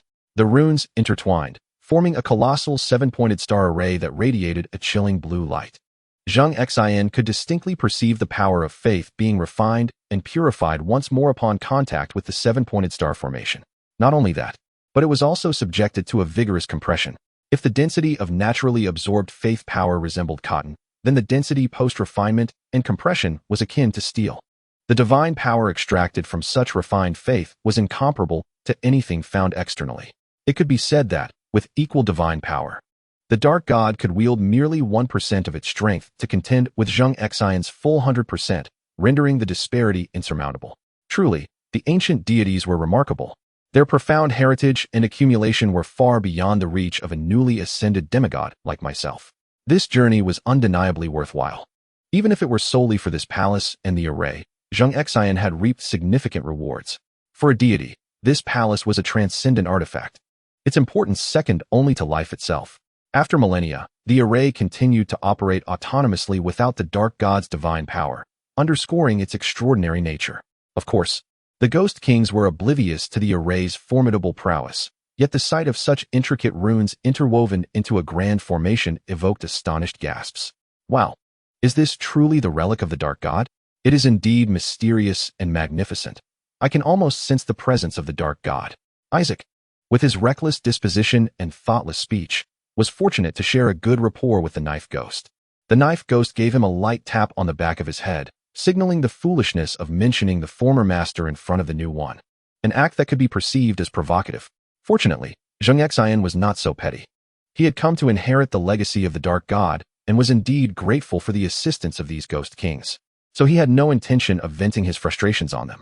Moreover, his spirits were high, rendering him more tolerant, and he chose to disregard Isaac, proceeding inward with purpose. The entire palace lay within the embrace of the seven-pointed star array, and merely remaining inside was immensely comfortable for Zheng Xin. The dark goddess domain encompassed far more than just the main hall. Beyond the foyer, there were the dark goddess training chambers, treasure vaults, alchemical laboratories, and even a study belonging to the dark god. This revelation took Zheng Xin by surprise. He had not anticipated such a need from the dark god. Yet, considering the deity's extensive lifespan and advanced age, it was only natural for them to harbor other interests. Even gods are not thoughtless machines dedicated solely to cultivation. They too require moments of leisure. Naturally, Zheng Xin was most intrigued by the treasure vault. Upon arriving at the door, he did not rush to open it, instead allowing the snow maiden to push it open. He remained vigilant towards the series of mechanisms that might be concealed behind the door.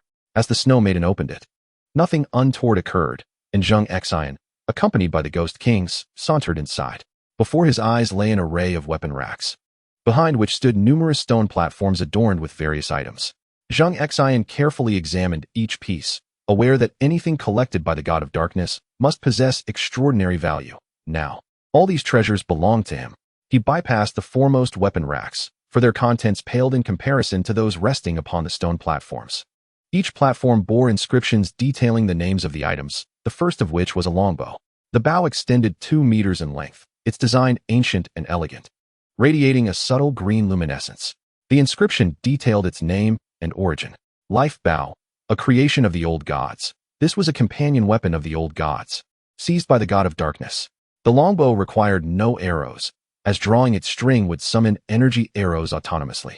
Once released, these arrows would not glide through the air but instead tear through space, arriving directly before their foes. The energy arrows were of 2 types, one red, designed to harm enemies, and the other green, intended to heal allies. When fully charged with life energy, they could even revive the deceased. Such a brief description was enough to leave Zheng Xin in awe. Firstly, that this was a companion weapon of the old gods implied a deep, intrinsic connection to them, a weapon born of their essence. In comparative terms, it resembled the legendary Pangu and his axe from the myths of Blue Star. The god of darkness had plundered the old gods, seizing their fated companion weapon. Zheng Xin felt an overwhelming urge to cry out in disbelief. The strength of the god of darkness was staggering. The theft of a companion weapon signified a profound enmity. Yet he had never heard of the old gods seeking revenge or attempting to reclaim their weapon. This indicated that the god of darkness was far superior to the old gods, who, in this instance, had shown an unusual reluctance. And now, such a weapon of immense caliber lay here, quietly gathering dust, having been so carelessly appropriated by the god of darkness. This was a gross waste. With the inheritance from the old gods already in his possession, reclaiming the life bow felt entirely justified. Zheng Xin eagerly reached for the floating emerald bow. Its 2-meter length was a perfect match for his towering stature of over 3 meters. Upon touching the bow, he sensed an emotive resonance emanating from it, a feeling of joy, excitement, and eagerness, as if it possessed a life of its own, longing to accompany Zheng Xin in battle. Now equipped with a weapon that was perfectly suited to him, he would no longer need to rely on conjuring ice blades for combat.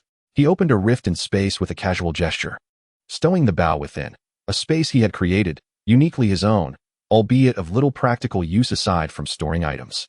The first treasure from the god of darkness had filled Zheng Xin with exhilaration, heightening his anticipation for the treasures yet to be discovered.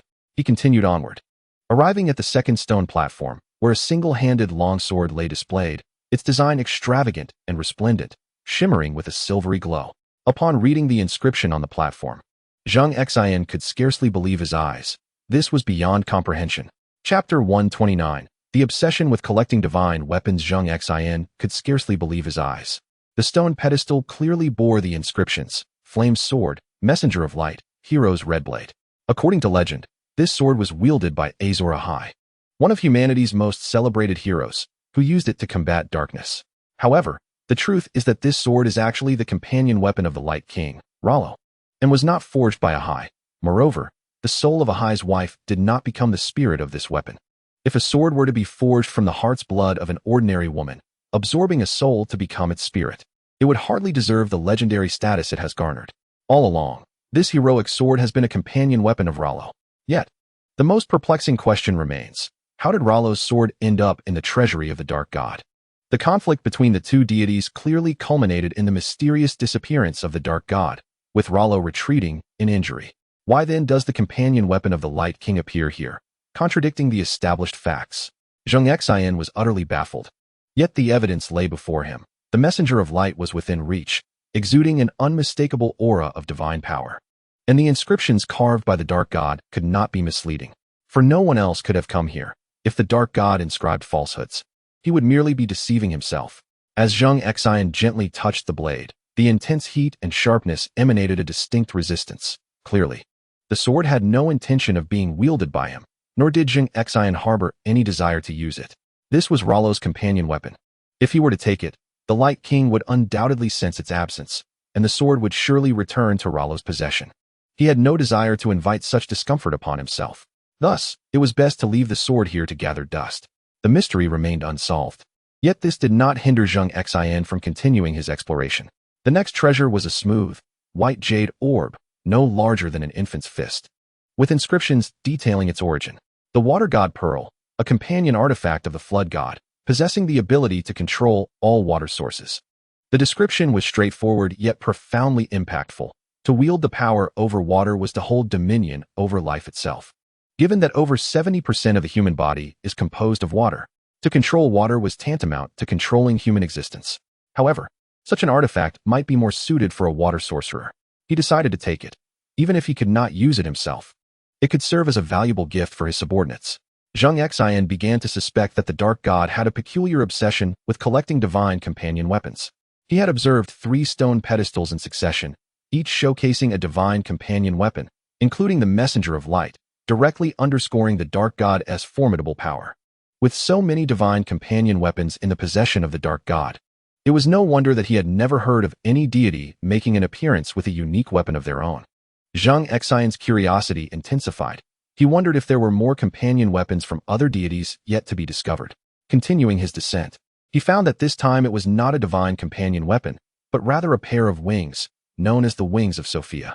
The ability to sprout a pair of ebony wings and soar through the skies holds little relevance for Zheng Xin.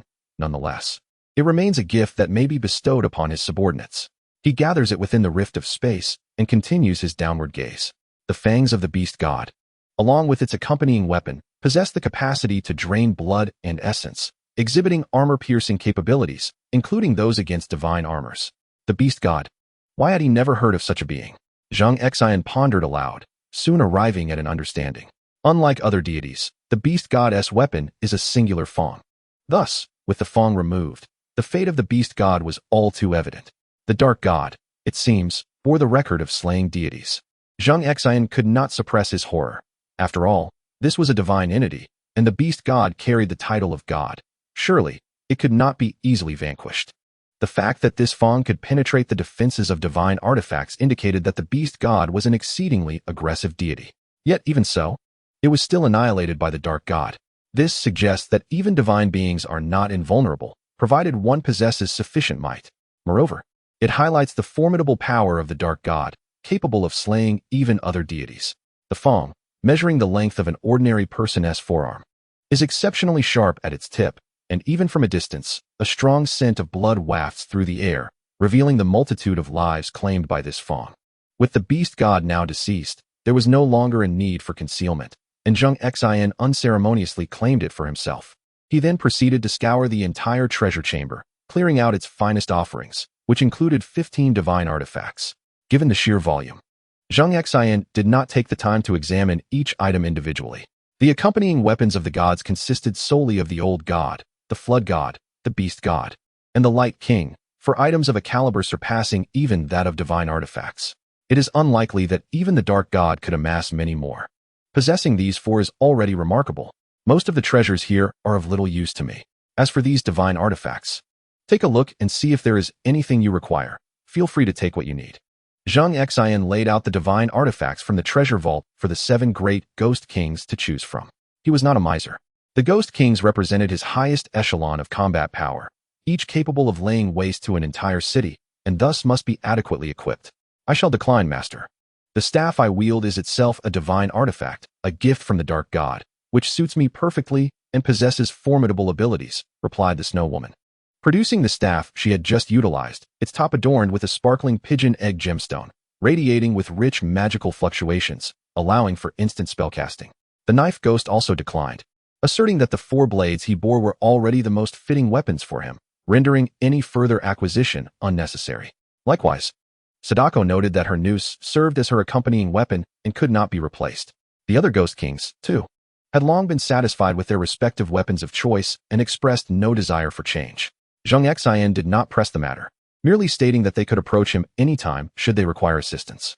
The Ghost Kings acquiesced readily. Zheng Xion's next objective was the alchemy chamber. Zheng Xin was quite curious about the need for elixirs at such a level as the Dark God. However, it must be noted that elixirs are typically reserved for deities or demigods like Zheng Xin, rendering them utterly useless to ordinary mortals. Upon opening the alchemical chamber, he was greeted by shelves brimming with vials and jars, alongside a substantial space housing a cauldron specifically designed for potion brewing. Though Zheng Xin possessed no knowledge of alchemy, it was evident that this cauldron, tailored for the Dark God, was no ordinary artifact. Thus, he decided to leave it there for the time being. His primary intent in visiting was to examine the finished products. Grabbing a vial at random from the shelf, he noted the absence of a name, only a description of its effects, likely due to the Dark Goddess' indifference towards nomenclature. It enhanced the efficiency of faith absorption, ideally suited for use in conjunction with a training chamber. Zheng Xin read aloud, realizing this potion was intended to aid in martial practice, facilitating the absorption of divine power, and was indeed a testament to the Dark Goddess' dedication to cultivation. No wonder the deity was so formidable. The entire shelf appeared to be filled with such potions, and upon a cursory glance, he estimated around 100,000 doses, ample supply for an extended period. Moving on to the next shelf, he discovered divine power pills, which replenished divine energy, promising to accumulate strength with prolonged use. Quite beneficial. There were also barrier-breaking pills, designed for demigods striving to transcend to divinity. The alchemical chamber housed an impressive variety of potions, all of which would prove advantageous for Zheng Xin, still a demigod. These might be elixirs crafted in the early days of the Dark God, now of little use to the deity in later stages. Exiting the alchemical chamber, Zheng Xin approached the door to the study, a place typically laden with secrets. What mysteries might the Dark Goddess study contain? Zheng Xin could not help but feel a sense of anticipation. Chapter 130. The Dark God's Diary in the Dark Goddess Study. Zheng Xin permitted the ghostly kings to explore the palace independently, wishing to avoid any disturbances during this time. This arrangement aligned perfectly with their expectations, as they had long been intrigued by the grandeur of the palace belonging to a deity, with every nook and cranny beckoning exploration. The ghostly kings dispersed in small groups, embarking on their own discoveries.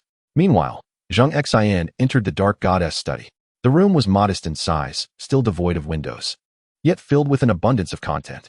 A desk occupied the space, and the walls were carved with rows of niches, all lined with books. Zheng Xin first approached the desk, casually pulling out a notebook. The pages appeared to be crafted from some form of animal hide, yielding a soft and gentle texture. Although the thickness of each page was substantial, the entire book contained relatively few sheets. Zheng Xin opened to the first page. I do not know where I came from, nor why I was brought into existence, but if there truly exists a higher order of deities, then please, let me perish. These were the opening words. with only this sentence occupying the page, yet its profound meaning transcended 1,000 utterances. Could it be that the god of darkness harbors thoughts of seeking death? And what does that phrase about a higher echelon of deities imply? Has it uncovered something profound? Zheng Xin found himself utterly perplexed, compelled to continue his exploration.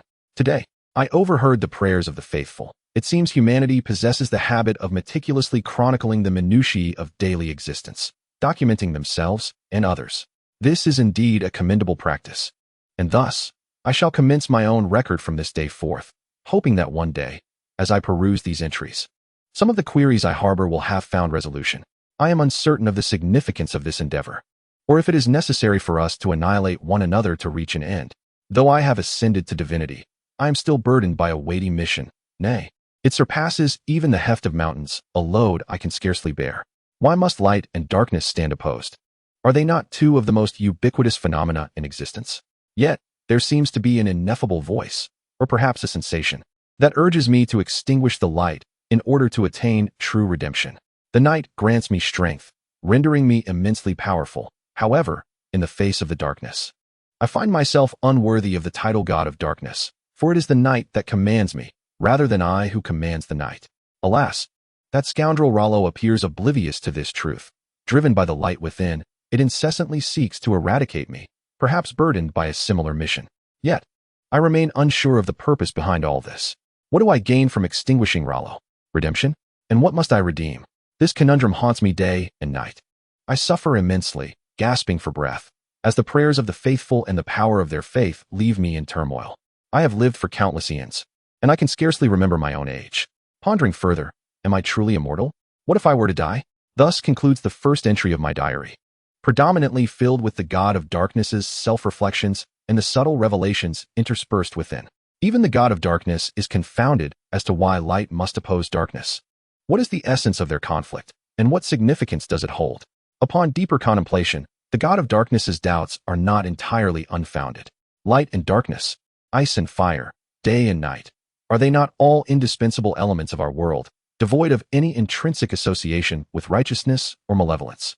What constitutes righteousness, and what defines malevolence? These notions merely reflect humanity's perspective on the cosmos. What benefits humanity is deemed righteous, while that which is detrimental is labeled as evil. If viewed thus, is it not overly simplistic? The night does not epitomize evil. It is a time for humanity to rest, whereas daylight is predominantly when people toil. From this perspective, can the night truly be considered malevolent? If the provision of rest is evil, then what remains in the realm of righteousness? Previously, Zheng Xin had never contemplated such matters. Now, following the line of thought inspired by the god of darkness, it becomes evident that this is indeed the case. Justice and evil are merely the most superficial expressions of universal values within the human realm, serving as the guiding principles acknowledged by the majority, which measure moral standards and distinguish humans from animals. This distinction merely reflects different utilizations of power. To categorically label darkness as evil and light as justice would be an oversimplification. Nonetheless, the prevailing sentiment among most is aligned with this binary perspective. Upon encountering a figure such as the Dark God, whose very name evokes a sense of injustice, individuals instinctively experience a sense of repulsion, often unaware of the underlying reasons for their aversion. After all, the darkness has never inflicted harm upon them. It is entirely reasonable for the Dark God to harbor such doubts. From the moment of its inception, it has never committed acts of slaughter against humanity. On the contrary, under the protection of the Dark God and its followers, the land of Sothoros has flourished, giving rise to some of humanity's earliest civilizations. The Dark God has never exhibited exclusionary behavior towards the followers of the Light King. In stark contrast, the Light King has engaged in several large-scale massacres of ordinary humans. The actions of these two deities are challenging to evaluate. However, possessing the dragon crystal of the Night King within himself and having battled the Light King on multiple occasions, Zheng Xin finds himself aligned with the Dark God. Even now, a year after the Light King escaped its seal, its thoughts remain fixated on exacting revenge upon the seven gods and annihilating Westeros, reminiscent of its earlier destruction of Valyria. While it may possess its own justifications, those reasons appear more akin to a madman seeking excuses for his own insanity.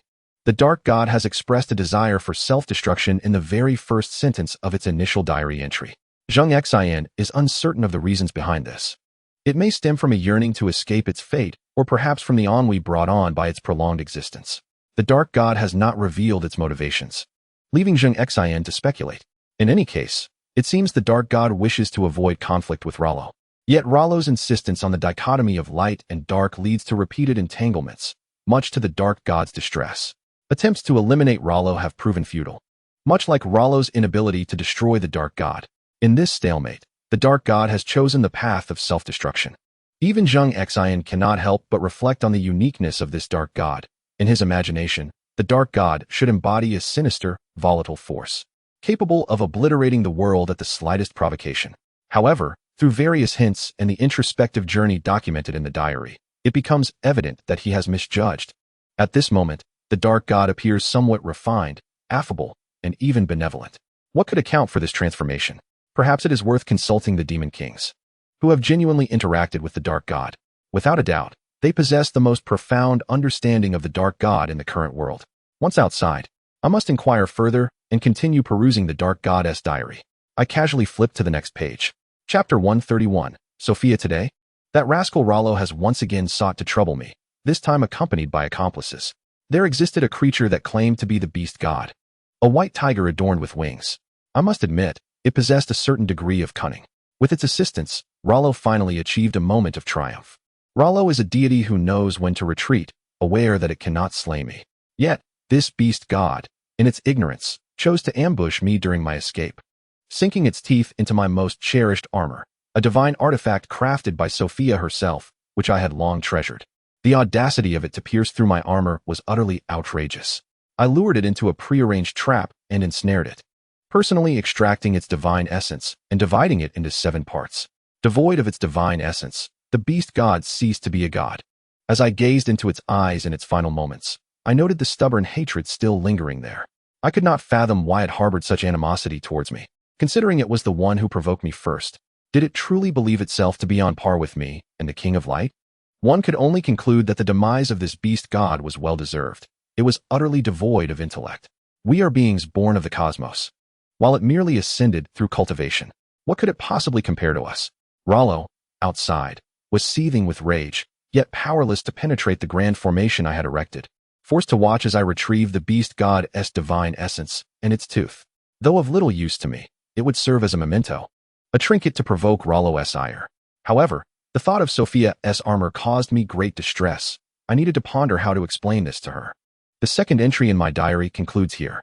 A crucial piece of information emerges. The beast god perished while aiding Rollo, and the Fong was removed in a fit of rage.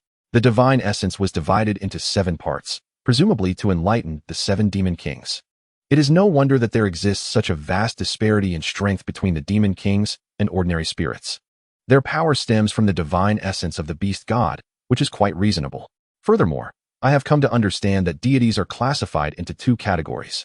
One type consists of gods that emerged with the birth of the cosmos. These beings are immortal and coeval with the universe. Essentially, they are the natural byproducts of creation, such as the god of darkness and the king of light. In contrast, the beast god, having attained divinity through cultivation, while indeed a god, is still a tier below the true natural gods, as it remains susceptible to death. Natural gods typically embody certain natural laws, such as the god of drowning and the old gods. The old gods represent the forces of nature, trees, flowers, and the earth. All are manifestations of the old gods.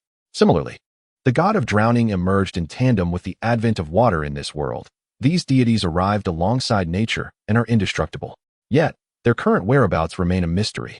The most devoted followers of the old gods, the children of the forest, are nearly exterminated, and still, the old gods do not reveal themselves. Now, the legacy of the old gods has fallen upon Zheng Xin. So, where has that former old god vanished to? Upon perusing the journal of the god of darkness, Zheng Xin found many of his doubts elucidated. However, this revelation was swiftly accompanied by an influx of new enigmas. The alliance between the king of light and the beast god sparked a profound insight within me. My confrontations with that scoundrel, Laro, had consistently left me in a position of dominance. Yet, recently, he conspired with the beast god and surprisingly managed to subdue me. This suggests that he may seek to ally with even more deities, attempting to orchestrate my demise. Thus, I sought out the god of drowning, hoping to persuade him to join forces with the king of light. However, he exhibited a disinterest in our conflict. This individual is remarkably indifferent, even neglecting the development of his followers. It is inconceivable that he would assist Laro. Expressing his dissatisfaction with my unreasonable request, I seized his water god pearl, believing this would compel him to act. To my astonishment, he remained unmoved, declaring that the water god pearl was a gift to me. I turned away, incredulous at his generosity. After all, it is his intrinsic weapon. Ultimately, he truly seemed impervious to my actions. The water god pearl served little purpose in my possession, so I decided to store it away, intending to return it when time permitted. With the god of drowning unwilling to engage, I resolved to approach the old god. Despite being a newly emerged deity, having existed for merely a few millennia, this entity insisted on calling himself the old god. Regardless, I resorted to pilfering the life bow from him. It is said that the old god held his bow in higher regard than his own life, and I was skeptical that every god would be so generous as to readily part with their intrinsic weapon. Fortunately, the old god took the bait, recognizing his inferiority to me, and willingly contacted Laro. When the two deities returned to confront me, I was filled with hope. However, the old god disappointed me profoundly. He was far too feeble. With a mere shroud of darkness, he sustained damage to his very essence and fled, leaving only Laro behind. Having seized his weapon, he too escaped. Why is it so difficult to meet death? Perhaps I should instead seek to console Sophia. The god of darkness mentioned Sophia in 3 consecutive entries, likely referring to the owner of the Sophia wings. Zheng Xin felt a burgeoning curiosity about this Sophia. Could she be the god of darkness' wife or beloved? It was hard to fathom that a deity of such caliber harbored such desires. This particular entry also shed light on the origins of the 4 divine intrinsic weapons. It appears they were all devised by the god of darkness in his quest to find allies to eliminate himself. So how did the god of darkness ultimately vanish? According to the Snow Woman's account, the final battle involved only the King of Light and the god of darkness, with no other deities participating. The King of Light was, in fact, inferior in strength to the god of darkness, even losing his weapon to him. To seek clarity, Zheng Xin flipped to the last page. Sophia is gone, my beloved. You were the sole ray of light in my protracted existence, the perpetual thread of longing throughout my endless years. Every smile and frown of yours torments me ceaselessly. You are so kind, so beautiful. Compared to you, Laro is unworthy of the title King of Light. You alone embody that essence. Now, I yearn to accompany you, yet rest assured, before I depart, I shall undoubtedly take Rala with me. I will compel it to kneel before you and confess its transgressions. Since even the eternal longbow cannot restore your life, I shall ensure that this world accompanies you in death. The final diary entry is brief, yet it conveys a harrowing message. Sophia has perished. Zheng Xin's suspicions were correct. Sophia was indeed the beloved of the god of darkness, perhaps the very one who had soothed the depths of its soul. Her demise has directly unraveled the seal of the god of darkness, which now seeks to annihilate the world in her honor. The details of the final battle, how the King of Light emerged victorious, and the fate of the immortal god of darkness remain unrecorded. It stands to reason, having been defeated, Rala would not allow the god of darkness to chronicle its tale, thus no records could exist. Zheng Xin closed the diary, his heart unsettled for an extended period. Chapter 132. The Corrupted God of Darkness. The diary's middle sections recount various trivial matters, such as enlightening the 7 demon kings and the mundane moments shared with Sophia. From these pages, it is revealed that Sophia was an early deity in the continent of Sorceros, specializing in the art of crafting, particularly adept at forging armor and auxiliary items. Conversely, the god of darkness excelled in alchemy, being not only a divine entity, but also an exceptional alchemist. When Sophia sought to ascend from demigod to deity, she required a wall-breaking pill and turned to the god of darkness for assistance. The concoctions within the alchemical chamber were likely prepared by the god of darkness for Sophia. After her ascension, out of gratitude, she began to assist the god of darkness in crafting, leading to a mutual attraction that blossomed naturally. For deities, emotions are often seen as burdens. Yet the god of darkness, having lived an interminable existence, felt an overwhelming emptiness. The companionship of a kindred spirit infused a semblance of color and novelty into its life. However, fate conspired against the god of darkness. The King of Light, having lost his weapon, sought vengeance and targeted the unskilled in battle, Sophia. This was her vulnerability. In truth, the King of Light merely intended to abduct Sophia to coerce the god of darkness into returning the light bearer. Regrettably, Sophia's fierce spirit led her to believe that the King of Light sought to use her as leverage against the god of darkness. threatening its very existence.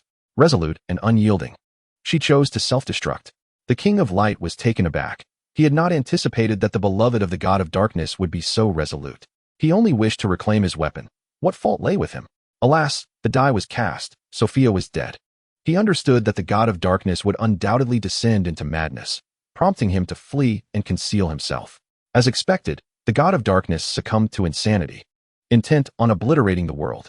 The indifferent God of the flood and the reclusive old God, nursing their wounds, were the first to face treachery, though both were natural deities.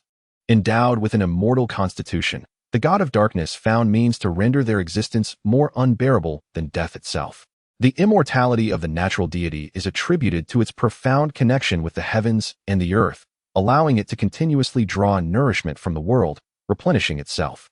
This communion is an unassailable bond, impervious to the influence of any being, divine or otherwise.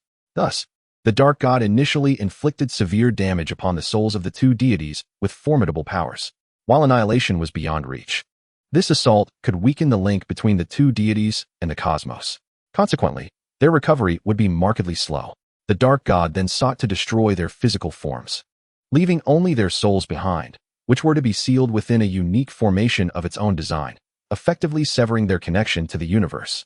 Henceforth, even if they remained alive, they would be eternally confined within the confines of this formation. The only means of escape would be the destruction of either the cosmos or the formation itself. The challenge of dismantling the formation was on par with the obliteration of the universe, a feat no deity possessed the strength to accomplish, not even the King of Light. After vanquishing the threats posed by the old god and the submerged god, the Dark God turned its full attention to seeking the King of Light. However, it was soon astonished to discover that the king was nowhere to be found, as if he had evaporated into thin air. The Dark God surmised that the King of Light must possess a sanctuary akin to its own, but its power was insufficient to uncover that hidden domain. Thus, the Dark God embarked on an intense regimen of cultivation and breakthroughs.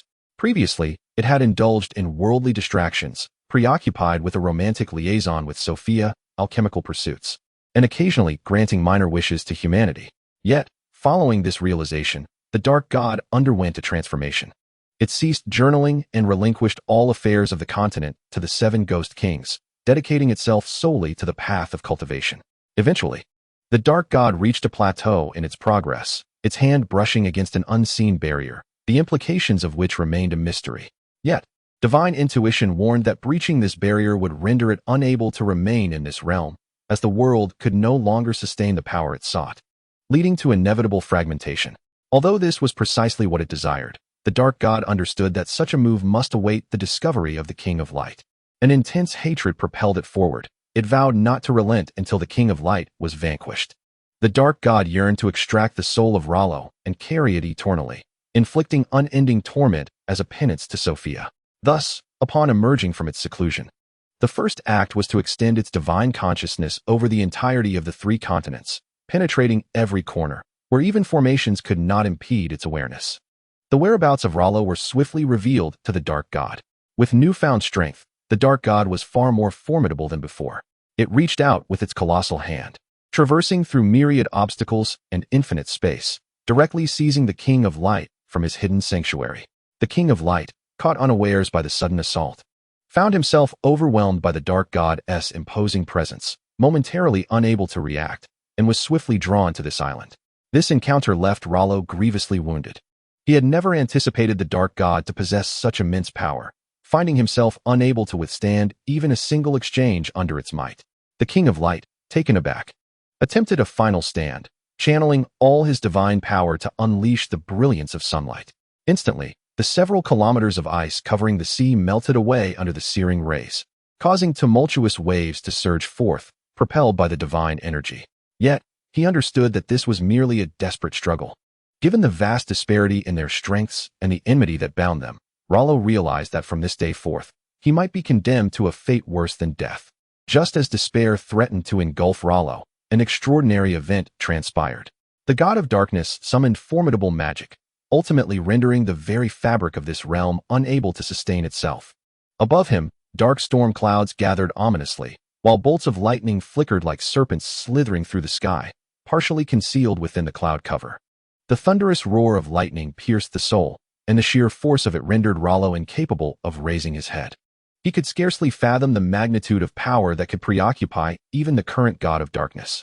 Seizing the opportunity while the god of darkness was ensnared, Rollo fled in terror from the shadowy clouds.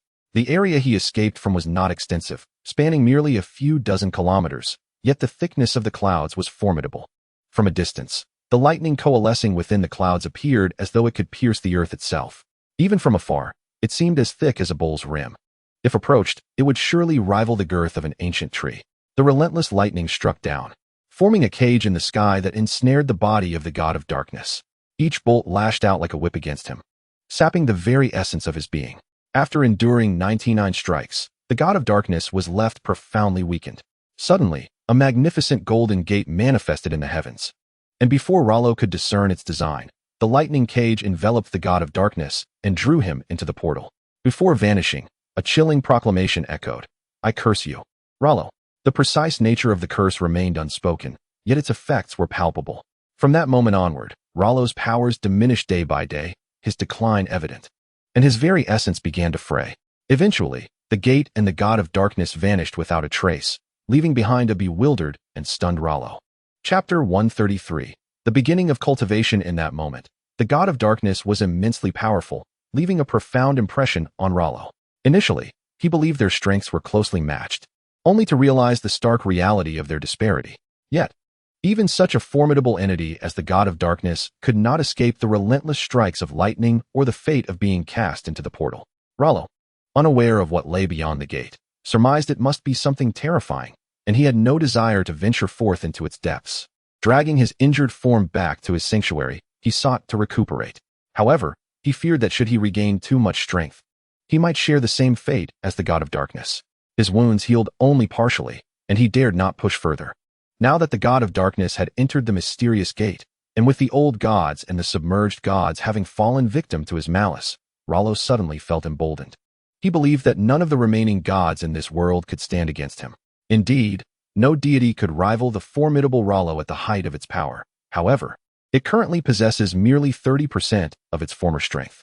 Terrified by the ominous thunderclouds, it hesitates to restore its full might, and has also fallen victim to a curse imparted by the dark god before its departure, causing its power to regress. Thus, after wreaking havoc and annihilating Valeria, it attracted the attention of the newly emerging seven gods. Initially underestimated as mere fledgling deities lacking in strength, the ancient king of light, who had reigned for over 100,000 years, found himself outmatched by these seven gods. United as one, their methods are enigmatic and unpredictable. In its prime, Rollo could easily overpower any adversary, regardless of their peculiar tactics. Yet, now it finds itself at a disadvantage.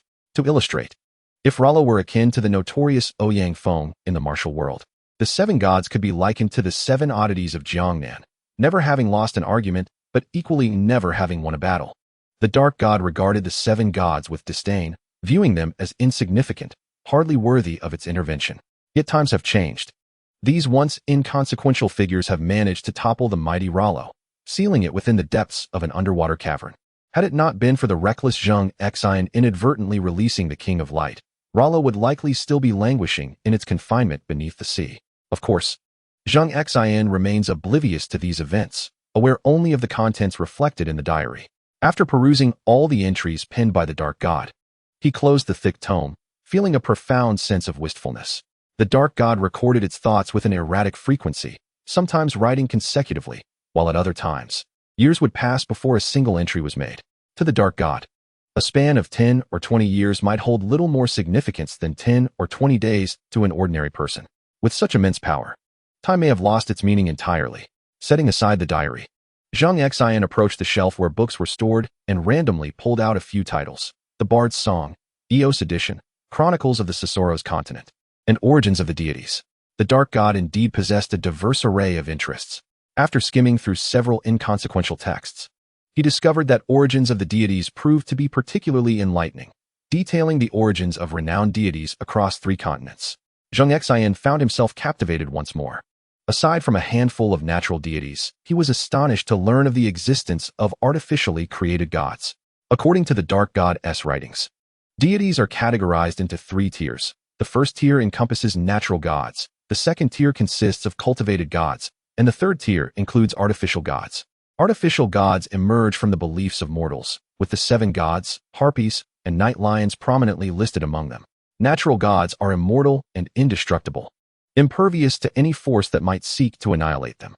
Cultivated gods, on the other hand, are exceedingly rare and require extraordinarily stringent conditions to attain their status. Throughout history, only the beast god has ascended through cultivation. The god of darkness expressed a palpable disdain when referring to artificial deities, asserting that their suffix was unworthy of the title god.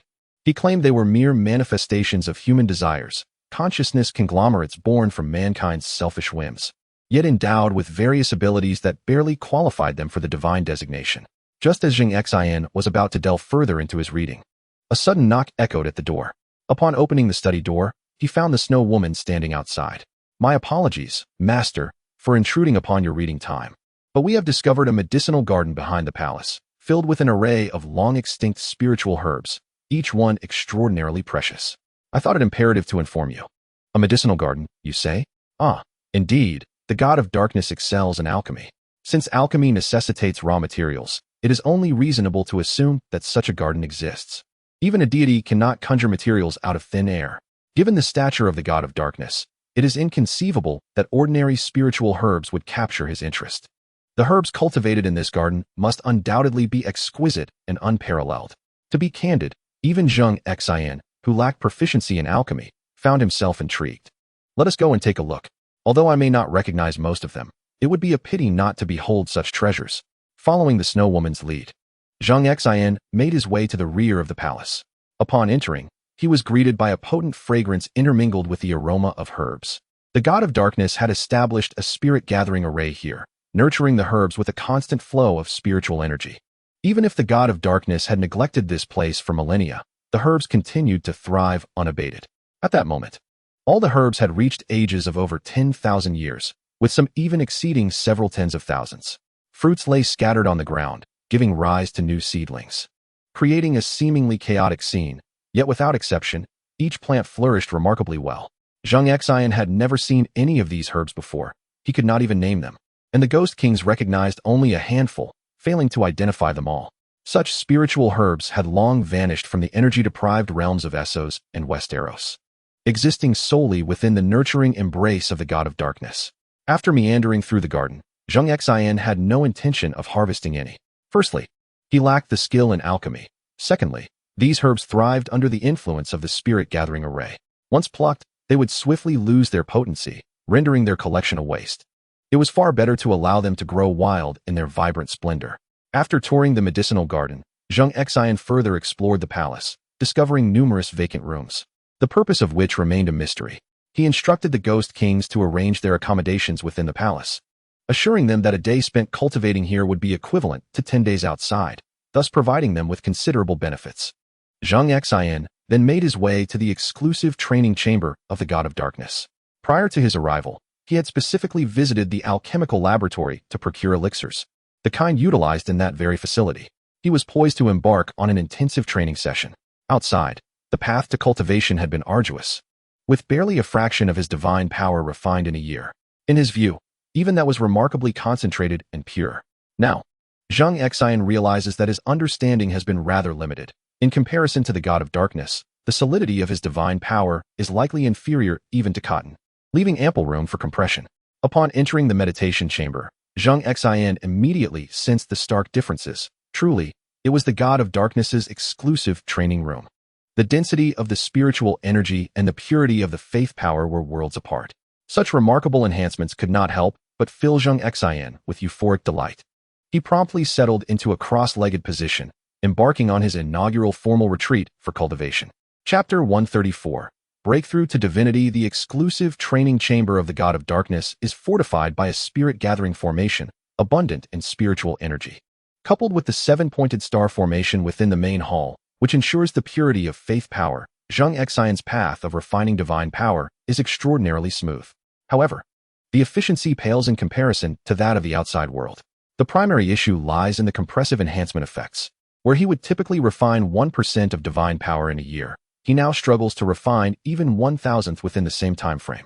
Nevertheless, the divine power refined is exponentially stronger, 100-fold, or even 1,000-fold greater, signifying a different realm altogether. Zheng Xin first refined and compressed the divine power he had previously cultivated. The 1% was already fully refined and merely required recompression. Consequently, all his divine power would become akin to that of the God of Darkness, ranking among the elite of deities. Within the temple of the God of Darkness, Zheng Xin remained oblivious to the passage of time in the outside world. There were no celestial cycles, no sense of temporal flow. He devoted himself entirely to welcoming the surging tides of faith power, gradually purifying and refining the divine energy that filled and transformed his being. Zheng Xin inherited the legacy of the ancient gods, cultivating steadily without knowing to which category of deity he belonged, perhaps the fourth. Regardless, when the divine power within him surpassed the halfway mark, he sensed the presence of a barrier. It became clear that once the divine power accumulated beyond 50%, it would suffice for ascension to divinity. Achieving completion, however, would render him incompatible with the world. Where would he ultimately go? Zheng Xin remained uncertain. Yet the transition from demigod to true deity was an imperative step. He retrieved a barrier-breaking elixir and consumed it without hesitation. Moments later, the divine power within him surged, akin to a colossal wave crashing relentlessly against a rock-solid barrier. Should the tidal force of divine energy fail to shatter this obstacle, his path would come to an abrupt end, leaving him stagnated at this stage, a fate Zheng Xin could not accept.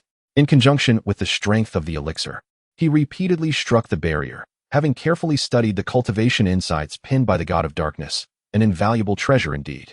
Thus, Zheng Xin was well acquainted with the procedures for this critical juncture. Avoiding reckless charges, he methodically aligned his efforts with the elixir's potency, gradually intensifying the force. As the elixir's power began to wane, Zheng Xin maximized his strength, causing the barrier to tremble, though it remained far from being shattered. With a graceful wave of his hand, 3 barrier-breaking pills were swiftly consumed, transforming into pure energy that fortified Zheng Xin's divine power as he seized the moment when the barrier trembled, surging forth with newfound vigor. The potency of the 3 pills was remarkably formidable, and as the barrier shattered completely, the tide of divine power continued to swell, prompting Zheng Xin to swiftly quell the tumult within him and stabilize his realm. The destruction of that barrier heralded the emergence of a new deity within this realm, no longer relying on the half-god strength to deceive the unknowledgeable populace. This time, it was a true deity, possessing authentic divine abilities, unafraid of the King of Light. During this period, Zheng Xin had immersed himself in seclusion, utterly unaware of the passage of time, and decided to step out to inquire about the Ghost King. Upon opening the door to the cultivation chamber, he found the outside void of any presence. Not even a ghost was in sight. Expanding his divine consciousness, he quickly discerned that the Ghost Kings were each within their own chambers, not wandering about. Now, with his perception having advanced to divine consciousness, his observational prowess and range had increased 100-fold. With but a single thought, the 7 Ghost Kings immediately recognized their master had emerged from seclusion, promptly abandoning their cultivation to present themselves before Zheng Xin. Zheng Xin took his seat upon the throne once belonging to the God of Darkness. How long had he been in seclusion? Reporting to the master, "You have spent 285 years in this retreat," came the response. Zheng Xin was taken aback. Over 1,000 years. He had presumed that only a century or 2 had elapsed, instinctively calculating based on his previous cultivation periods, unaware that refining and compressing divine power consumed so much time. Previously, he had refined but 1% of his divine power in a year. Thus, 50% should have taken around 50 years, even accounting for the additional time required for compression. Yet now, an astonishing 285 years had passed. Damn it, he hadn't anticipated such a lengthy duration.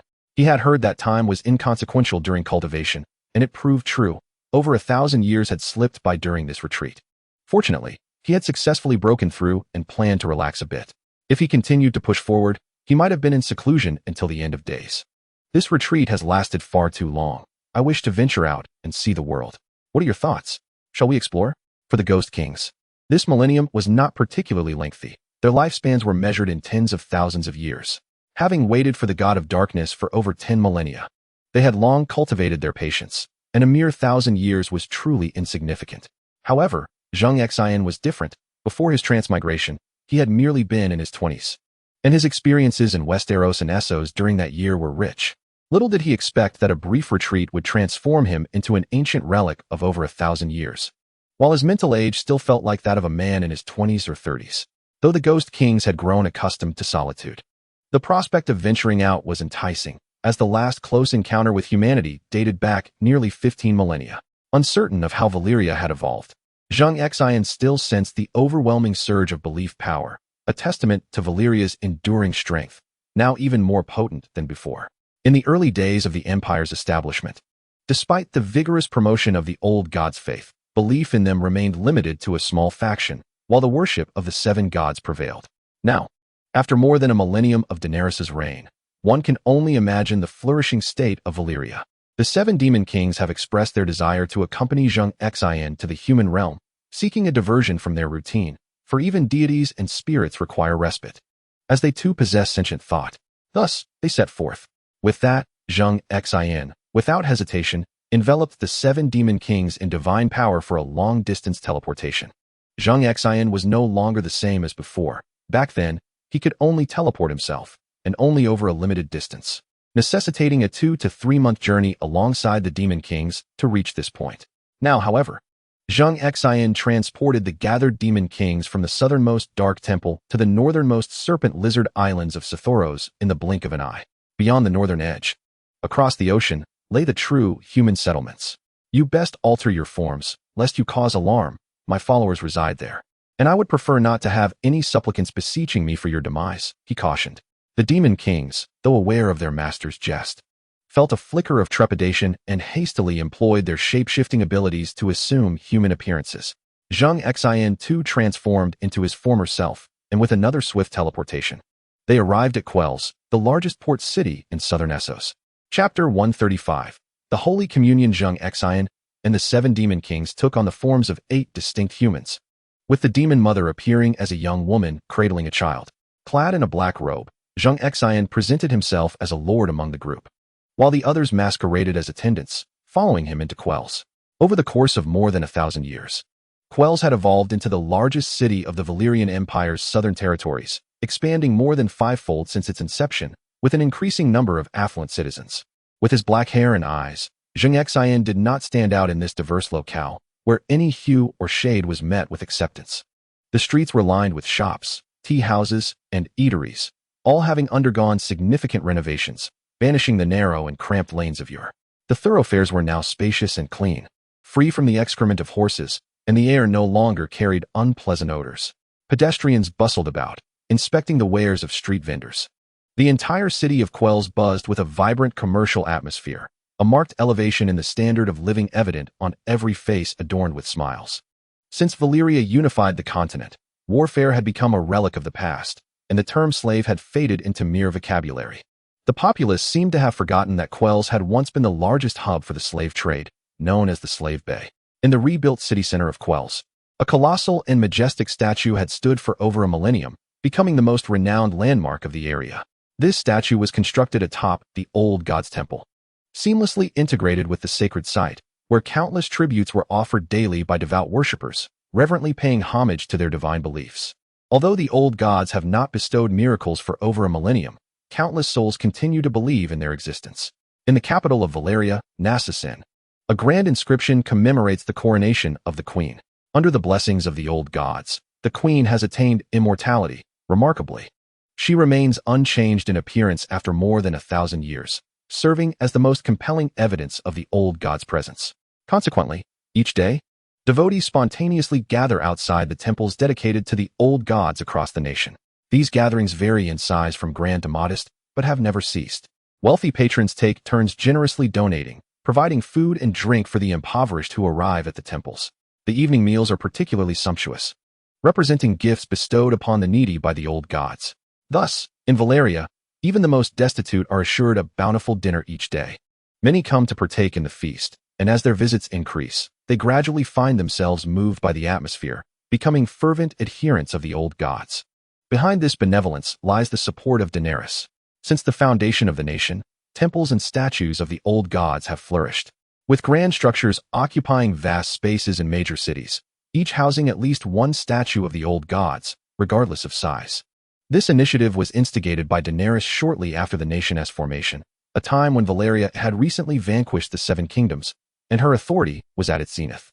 No one dared to challenge Her Majesty's proposal, perceived as a burden on the populace. Consequently, this tradition blossomed throughout the city-states of Valyria, maintained daily, as the remnants of a slave society's mindset still lingered, leaving many impoverished and hungry.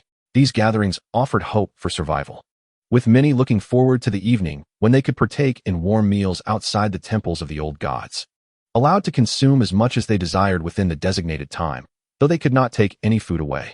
While this practice imposed a significant financial burden on Valyria's treasury, it effectively united the lower echelons of society.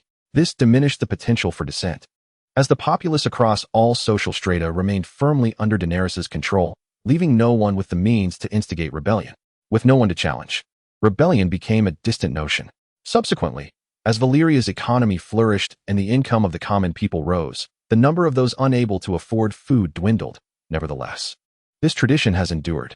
The current generation no longer seeks to exploit this meal. Instead, they quietly offer prayers before dining, expressing gratitude for the old god's bounty.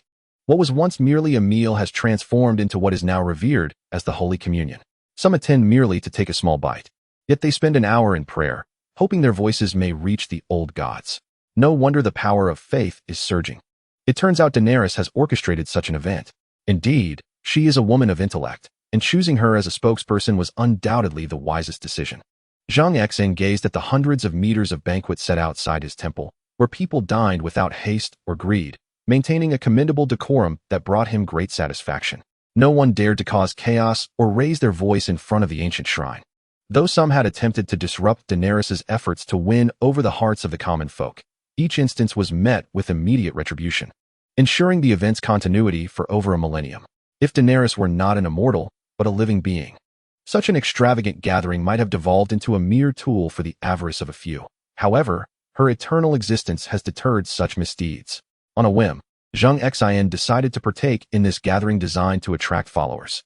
You see, this is an event orchestrated by my earthly representative to gather my devotees. It has been over a millennium since I last beheld her. Soon, we shall partake in this feast, and then pay a visit to Zheng to introduce you to her. The demon kings were astonished, having overheard that in cities large and small, such banquets occurred daily, leading them to ponder the immense financial burden it entails.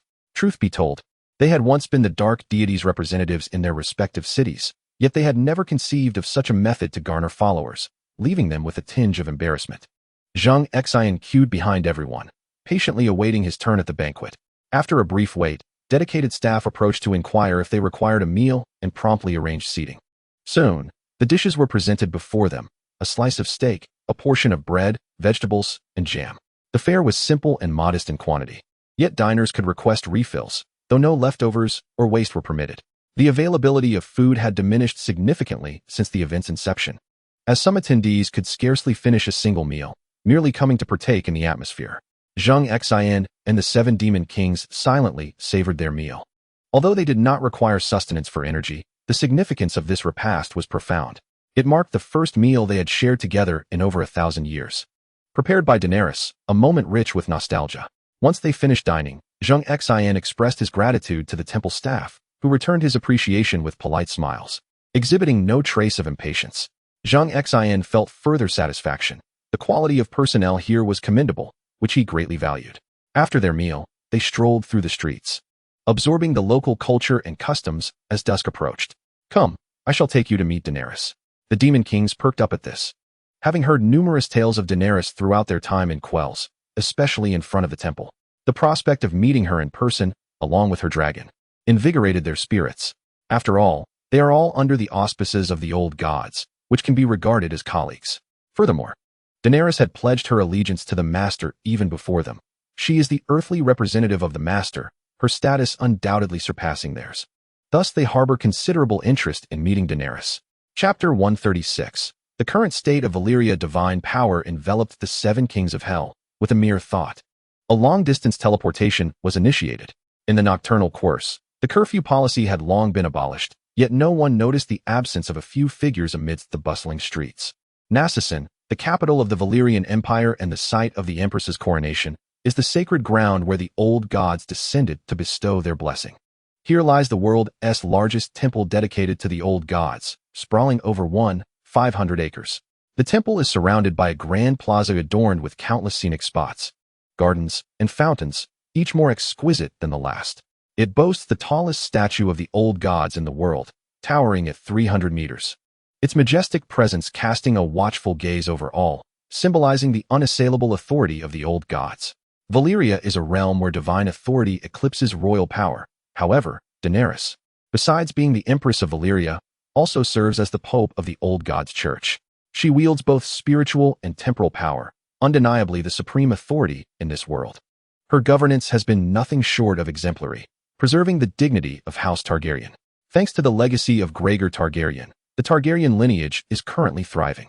Due to historical misconceptions, they remain unaware that their ancestor Gregor shares no blood relation with Daenerys, whether motivated by self-interest or the greater good of their family and empire. The current members of House Targaryen unanimously regard Gregor as Daenerys' younger brother, a notion that Daenerys has deliberately fostered.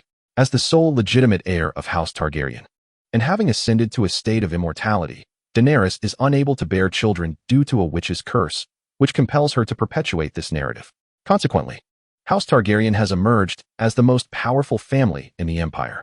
Following them is House Harris, which has fully inherited the wisdom and strategy of its ancestor, Daario Harris. Each generation produces at least one sagacious decision-maker to serve as the queen's hand. For over a millennium, under Daenerys' careful oversight, Valyria has seen no emergence of new nobility. The legacy has remained with the original families that aided in the establishment of the vast empire: House Targaryen, House Harris. The descendants of Khuz, and House Calacardo. 2 dukes and 2 marquises remain, while the remaining earls and lower titles granted in the past have faded into the annals of history, as they were not hereditary. Nevertheless, due to the solid foundation laid by their ancestors, their descendants start from a significantly higher point than commoners, retaining high-ranking positions under Daenerys. Of course, some descendants of noble families have been ruthlessly eliminated due to their lack of merit. Notably, the progeny of Tyrion and Sansa, which began as a flickering flame, has now burgeoned into a towering tree. Tyrion and Sansa were blessed with 4 sons and 5 daughters, totaling 9 children. Among them, 2 boys bore the surname Lannister, while the other 2 took on the Stark name. In an act of love, Tyrion, wishing to spare his beloved wife from a life steeped in sorrow, chose to have their firstborn son take his mother's surname, Stark. Their second son, inheriting his father's traits, was born a dwarf. Having faced discrimination and scorn throughout his own childhood due to his stature, Tyrion and Sansa showered their second son with abundant affection, ensuring that he grew up devoid of feelings of inferiority or cowardice. Though both were relegated to commoner status, their noble origins and keen intellect enabled them to seize opportunities in commerce, establishing a prosperous enterprise and securing their foothold in Dragonstone, the ruins of King's Landing.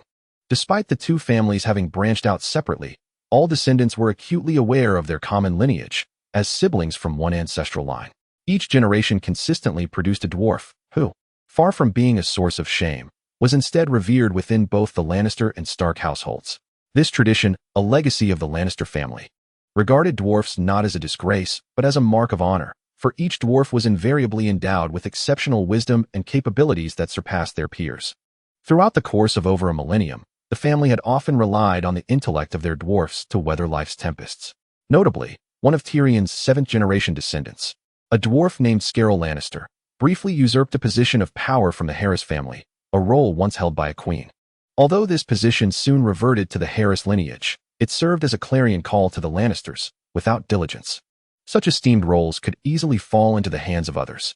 Yet, during those brief 2 terms, spanning a decade, the Lannister family caught the attention of the Valyrian elite. Daenerys, upon witnessing the proud and confident dwarf, who bore no semblance of inferiority, was reminded of a long-lost comrade. She recalled the minor grievances that had once led to the release of Jaime. Those sentiments were long forgotten. In her earlier years, she had been overly sensitive, intolerant of even the slightest disobedience. However, after centuries of ruling, Daenerys had matured. Her heart now expanded beyond the confines of past grievances. Encountering the descendant of Tyrion filled her with unexpected joy, leading her to entrust him with the reins of governance. Thus, after 8 centuries, the Lannister family embarked anew on a political journey.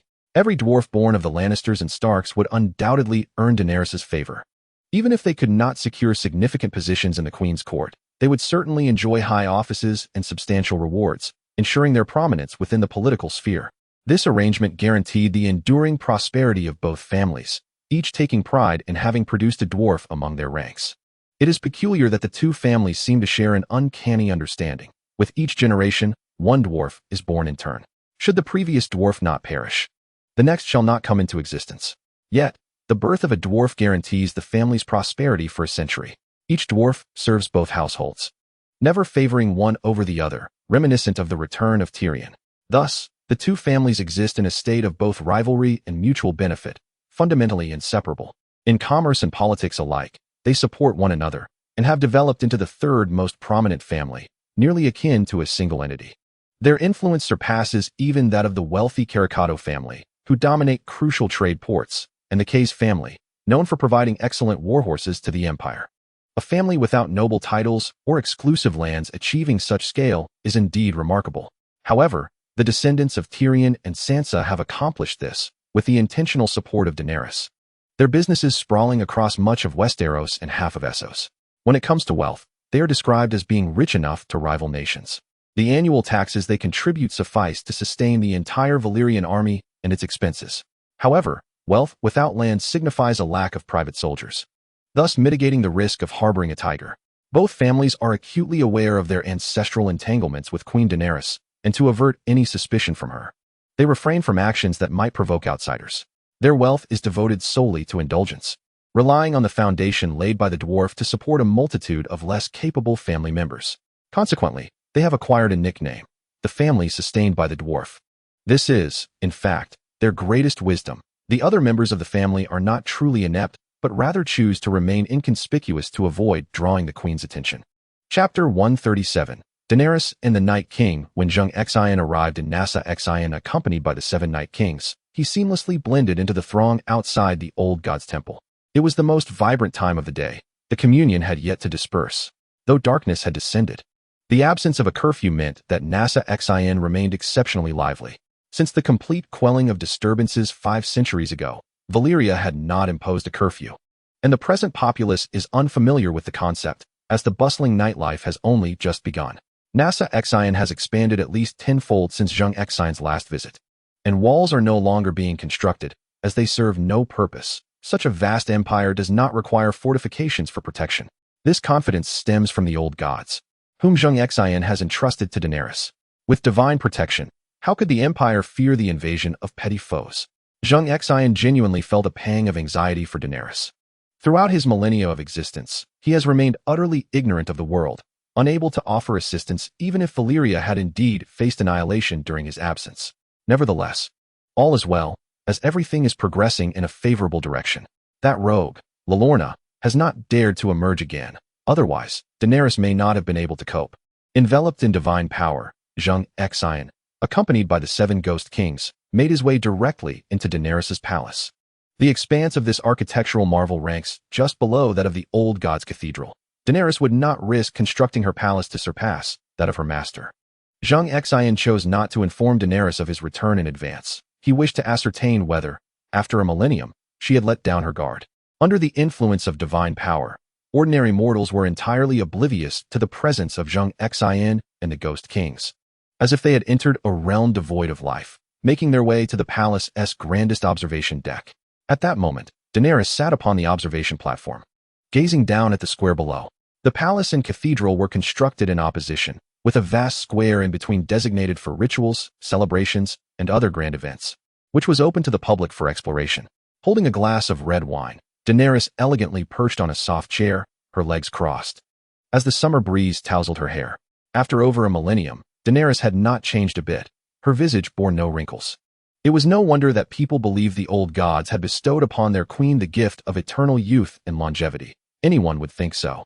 Seeing Daenerys adorned with the crown he had given her brought a sense of comfort to Zheng Xin, indicating that she had not disregarded his words. Zheng Xin, test her, but do not truly harm her. Observe her reflexes. Yes, my master, Zheng Xin replied eagerly, her current guise that of a delicate maid, alongside the Snow Maiden, both serving their master. With a flick of her wrist, a noose emerged from her sleeve, slithering towards Daenerys' pristine neck like a spectral serpent. The speed was astonishing. Daenerys, being merely an ordinary human, could not react in time. However, the crown upon her head could. Just as the noose, imbued with a heavy air of death, was about to encircle Daenerys. A flash of white light erupted from the crown above her, the divine power left by Zheng Xin surging forth in an automatic counterattack, deflecting the noose and sending it hurtling back towards Zheng Xin. Though Zheng Xin had cultivated her powers for tens of thousands of years, the divine energy, a remnant of Zheng Xin's semi-divine state, was an entirely different force, far beyond what the essence of death could withstand. If hit by the counterstrike, Zheng Xin would not perish but would certainly suffer grievously. However, this was a safeguard personally established by Zheng Xin, and now under his divine protection. They had no fear of such retaliation. The white light of the counterattack merged seamlessly with Zheng Xin's divine power, dissipating into nothingness. This unexpected turn of events jolted Daenerys from her reverie. In an instant, she swiftly grasped a whistle beside her, a tool she used to summon aid. Throughout the millennia, Daenerys had faced countless assassination attempts and betrayals, yet the crown had repeatedly ensured her safety. After the crown's counterattack, a whistle for assistance would summon a multitude of guards to protect the queen without delay. This procedure was one that Daenerys had mastered long ago. However, this time, despite placing the whistle in her mouth, she found herself unable to produce a sound. As she retreated while attempting to blow the whistle, she turned to discover who could dare to enact an assassination within her own chambers. To her astonishment, she found a group of 8 or 9 individuals standing behind her, all dressed in ordinary attire, including a woman holding a child. Before she could process her shock and scream, a young man among them intervened. "Calm down, Daenerys," he said. "I merely wished to test your vigilance, to see if you had let your guard down after all these years." With that, Zheng Xin waved his hand and transformed back into his original form. When the towering figure, a fearsome 3 meters tall, appeared in her chamber, Daenerys momentarily froze, then quickly realized her master had returned. For over 1,200 years, she had called out for him countless times without response. She had been filled with doubt and concern about his whereabouts, but in that instant, all her worries dissipated. Her master was incredibly powerful. How could he possibly encounter misfortune? A look of sheer joy spread across her face, and she instinctively rushed into Zheng Xin's embrace. "You have finally returned, my master," she exclaimed, her voice tinged with tears and a sense of abandonment, as if a forsaken little girl had found her shelter once more. Zheng Xin gently patted Daenerys on the head in a gesture of comfort. "It is all right. I did not anticipate being away for so long, but I am back now, safe and sound." Daenerys, still weeping, released Zheng Xin and said, "I apologize, my master. I am just overwhelmed." Who are these individuals? Zheng Xin had not provided Daenerys with many aides, but each one was immensely capable, such as the Norbert brothers. They had played a crucial role in conquering Westeros, earning significant accolades. However, when Daenerys intended to reward them, they declined. In their own words, they served their master and did not seek mundane rewards. They merely wished to await their master's return alongside Daenerys. Daenerys found herself resigned to their perspective. Theoretically, they were indeed her equals. Thus, she appointed the 2 brothers as the high guardians of the old goddess temple, where they would reside, practice, and remain secluded. "Allow me to introduce you," she said. "This is the Snow Woman, and this one is the one who just tested you, named Zheng Xin. They are both wraiths from the continent of Essos, former loyal aides of the god of darkness, invincible beneath the divine. They have now pledged their allegiance to me, and from now on, you shall be colleagues." Daenerys was taken aback. Subordinates of the god of darkness? Such an ancient existence. It dawned on her that her master had ventured to Essos and gathered the remnants of the god of darkness's former forces. The notion of possessing such an indomitable power was exhilarating. Instantly, Daenerys's demeanor became increasingly amiable. "Greetings to you all. As we continue to serve under our esteemed master, I kindly ask for your support. I am but an ordinary individual, devoid of any martial prowess, surviving solely by the grace of the crown bestowed upon me by our master and through careful navigation of my duties. My role is limited to assisting with minor tasks, while your vigilance ensures the safety of our master." Daenerys, truly deserving of her title as queen for so many years, exemplifies humility when the moment calls for it. Treating others with profound sincerity, graciously shaking hands with each of the Ghost Kings, her demeanor consistently low. Zheng Xin's return this time is primarily to ascertain the whereabouts of the Light King, while also alleviating his concerns for Daenerys' safety after a millennium apart. Now that he has laid eyes upon her, he feels a significant weight lifted from his heart. He intends to complete his affairs before returning to the Temple of Shadows to continue his training. However, he grants the Ghost Kings the freedom to choose. Should they wish to leave their confines, they are free to roam, while still ensuring Daenerys' protection. Observing the harmonious interactions between Daenerys and the Ghost Kings brings Zheng Xin a sense of relief. Chapter 138. The capture of the Fire Sorcerer. Is there still no news of the Light King after 1,000 years? Zheng Xin's foremost desire is to apprehend the Light King. Though he no longer poses a threat to Zheng Xin, he remains an irresistible force to others.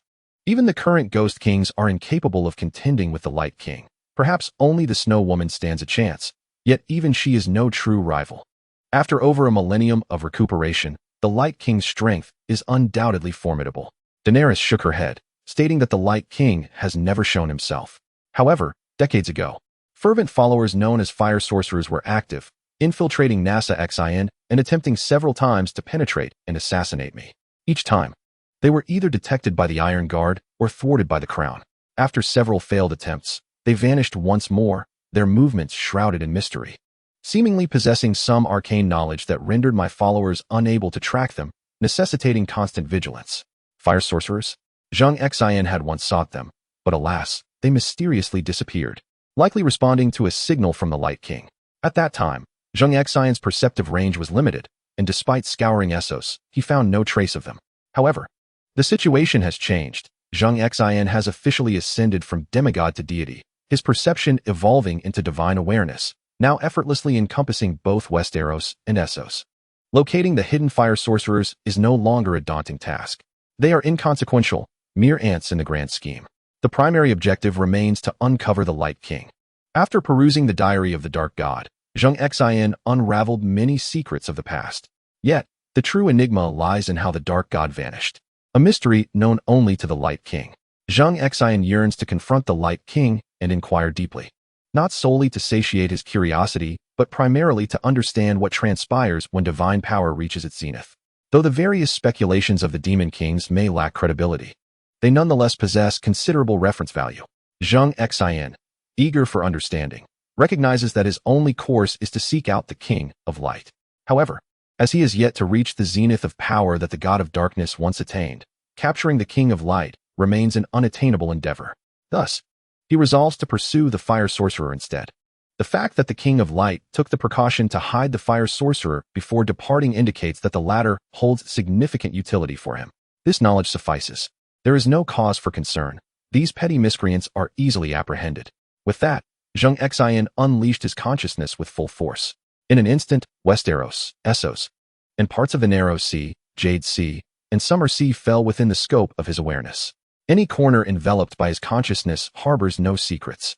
No presence was detected in the lands of Nazan, the Riverlands, the north of Westeros, Dorne, or anywhere north of Essos.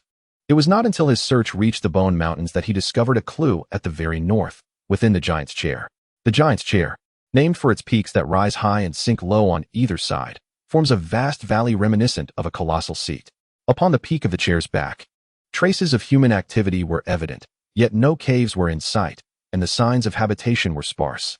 Nevertheless, this discovery piqued Zheng Xin's interest.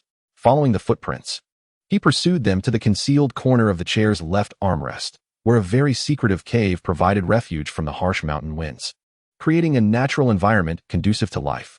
The cave entrance was cleverly obscured by massive stones, yet, with careful observation, one could discern a narrow passageway between the stone and the cave wall. Zheng Xin's consciousness extended through this passage, revealing clusters of flickering torches. The cave had been artificially modified, boasting a living area, corridors, a hall, and even a rudimentary altar and statue. A congregation of red-robed figures gathered to worship before the statue, which could only be that of the King of Light. Indeed, these red-clad individuals were the Fire Sorcerers. Zheng Xin had previously overlooked the Bone Mountains. Despite the Giant's Chair not being the highest peak, it was no insignificant mountain. Its summit was perpetually capped with snow, and the absence of nearby wildlife rendered human survival here a challenge. Yet, this band of Fire Sorcerers had chosen to make their lair in this very location. A smirk crept across his lips as he relished the irony of discovering these sewer rats hiding there.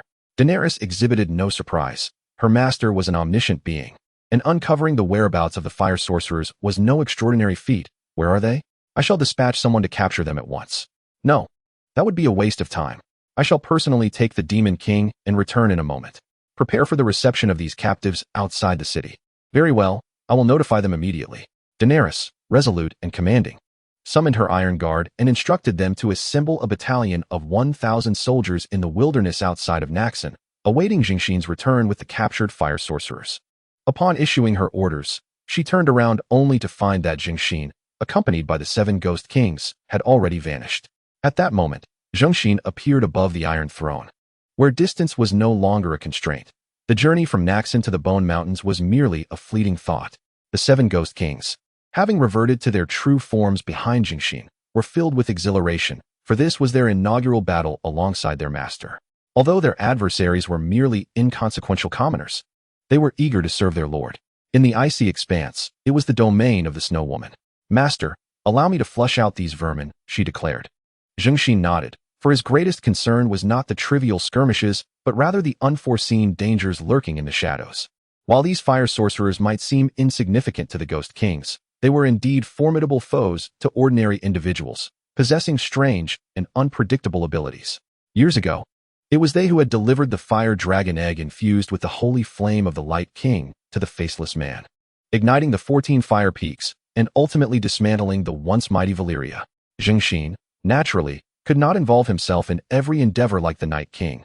With powerful subordinates at his disposal, he intended to utilize them. Denying his subordinates the opportunity to showcase their prowess would undermine their loyalty. "You may proceed. There are not many within, merely about 700. Each of you shall handle 100, and be sure to leave some alive." The Ghost Kings, upon receiving their orders, erupted in enthusiastic cheers and darted into the crevices of the boulders. Meanwhile, Zheng Xin remained suspended atop the Iron Throne, arms crossed. Chapter 139. Luring the serpent from its lair. As the 7 Ghost Kings entered the cavern, a wave of ominous energy emanated from within, accompanied by other faint presences, which Zheng Xin chose to disregard. If they could not manage such a trivial task, the Ghost Kings might as well extract the divinity of the beast god to consume as a snack. Following a surge of divine power, the cavern collapsed, a precautionary measure likely left by the Light King. When the Light King had concealed himself to heal, he had indeed been devoid of divine energy. Yet he could still preemptively lay traps. A wily rabbit always has 3 burrows, and it was not surprising for a cunning being like the Light King to leave behind protections for his zealous followers. Once the cave collapsed, the 7 Ghost Kings emerged, each clutching their rescued captives. The Knife Ghost had rescued the fewest, managing to save only one person, who was unconscious. The Knife Ghost was entirely offensive in nature and did not excel in other areas. The one who saved the most was Big Head. This colossal figure had numerous faces adorning his head, many of which concealed a person within their mouths. After much effort, Big Head managed to rescue over 200 individuals. The other Ghost Kings brought back varying numbers of survivors, ranging from a dozen to several dozens.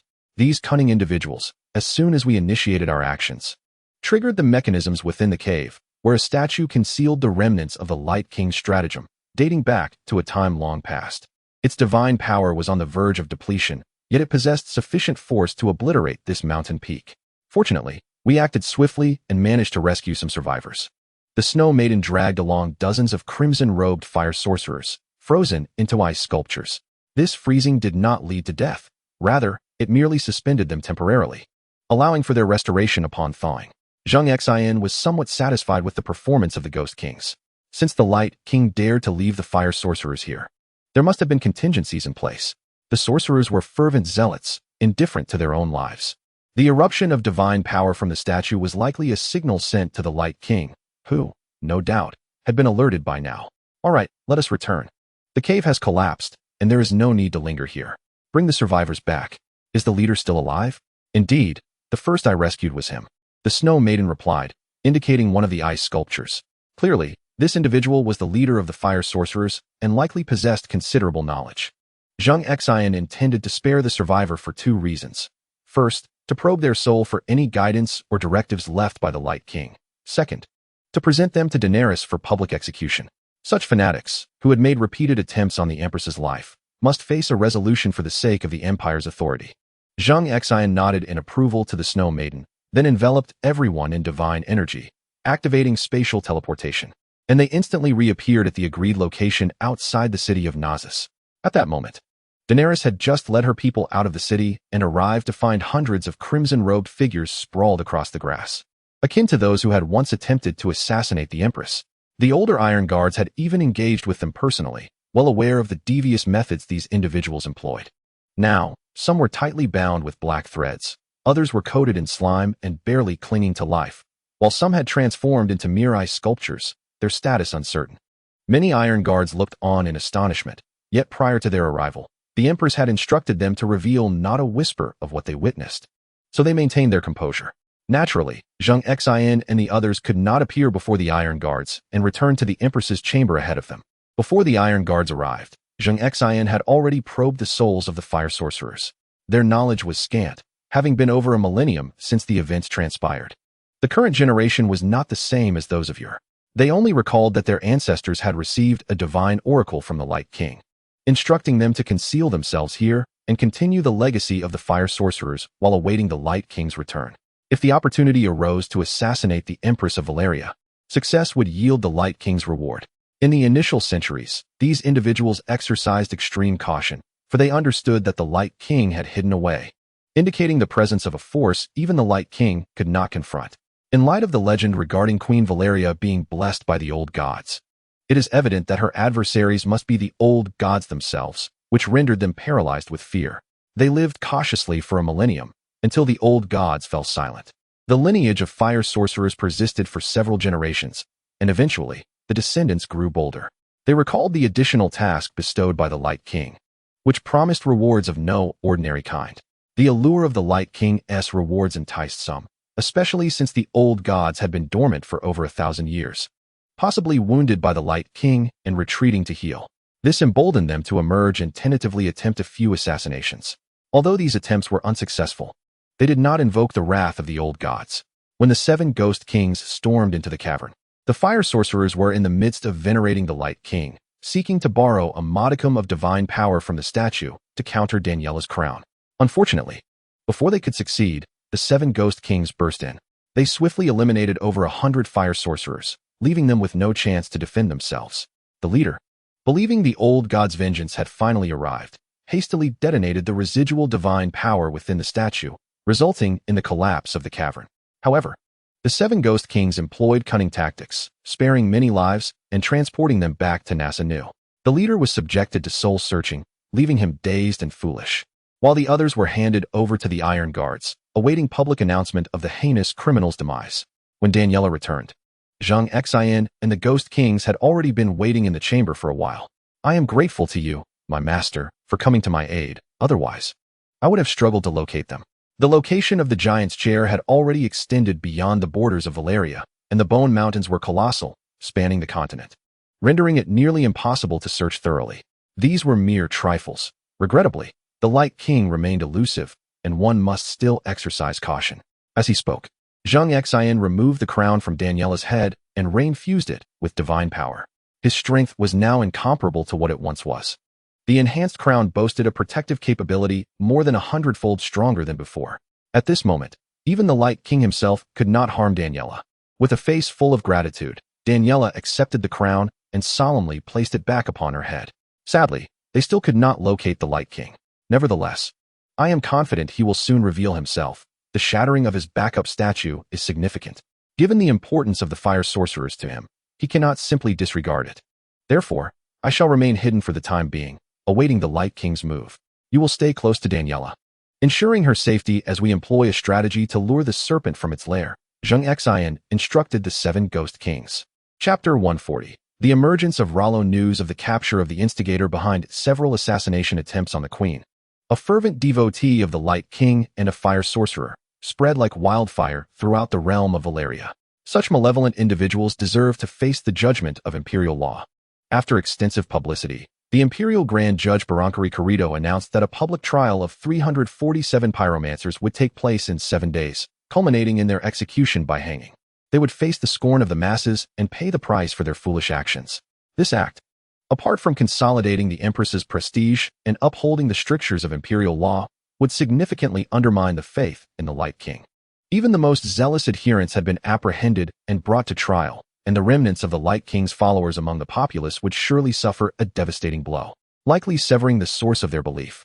This was a fatal blow for the Light King. Thus, Zheng Xin surmised that the Light King would undoubtedly make an appearance, even aware that it was a trap designed to lure him out. However, What the Light King did not realize was Zheng Xin's rapid ascension in power. After over a millennium, he had attained the status of a true deity, while the extent of the Light King's recovery remained uncertain. But it was assured that he would not be a match for Zheng Xin. On that day, the weather was far from pleasant. The skies over Naxos were shrouded in dark clouds, as if a torrential downpour were imminent. Yet, this did not dampen the fervor of the populace, who gathered to witness the execution. Over the years, there had been those who dared to assassinate the empress, yet aside from the pyromancers, all others had met with a grim fate. Only these pyromancers had managed to infiltrate and escape unscathed for decades. This incited both anger and a profound sense of helplessness among the Valyrian military and citizens. The capture of these fanatics and the subsequent trial was a potent tonic for the collective spirit, solidifying loyalty to the empire. Outside the law enforcement hall in Naxos, throngs of people gathered, eager to glimpse the pyromancers. As the 347 pyromancers were escorted out, a buzz of murmurs filled the air. Are these the fanatics? They don't seem so formidable, resembling us quite closely. Hey, do you have any last words? Damn fools, you deserve hell. The old god shall not forgive you. The crowd, filled with disdain and anger, hurled rotten eggs and vegetables at the once arrogant pyromancers, leaving them in a state of utter disarray. It was only when Grand Judge Barank appeared, raising his hand for silence, that the enraged populace calmed. Clad in a black and gold robe adorned with the embroidery of the imperial judges, he embodied the authority of the highest legal institution. Today, I stand before you representing the Empress of the Valyrian Empire, the undying Daenerys Targaryen, to adjudicate these fanatics who attempted to assassinate the Empress and disrupt the order of the Empire. A total of 347 criminals have been apprehended. Before Barank could finish, a thunderous clap resounded from the overcast sky, piercing the eardrums of all present. People believed that rain was imminent, and they all looked up at the sky, only to be met with an enormous visage, formed by the gathering dark clouds, exuding an air of majesty and solemnity, devoid of any emotion. As the crowd gaped at this colossal face, a sound akin to muffled thunder resonated from the heavens. No one can judge my followers. The voice, stripped of sentiment, yet brimming with unwavering confidence and composure, seemed to declare a divine edict, impervious to defiance, instilling in the hearts of the onlookers a profound urge to kneel and worship. The fire sorcerers trembled with excitement, disregarding the guards behind them, as they fell to their knees, repeatedly bowing their heads. Our God has come to save us. We are redeemed. It is the Lord of Light. I always said he would not abandon us. More fire sorcerers wept openly, their faces obscured by their hands. For just a moment prior, they had believed their demise was inevitable. They had never imagined that the Lord of Light would deign to intervene on behalf of such humble followers, as insignificant as ants. To them, the presence of a deity meant not only their salvation, but the potential annihilation of Valyria could be accomplished in an instant. The gathered populace in the square was equally astonished. The immense human face in the sky exerted an overwhelming pressure upon them, making them feel as insignificant as specks of dust. Before such a being, it was evident that human strength could not hope to contend.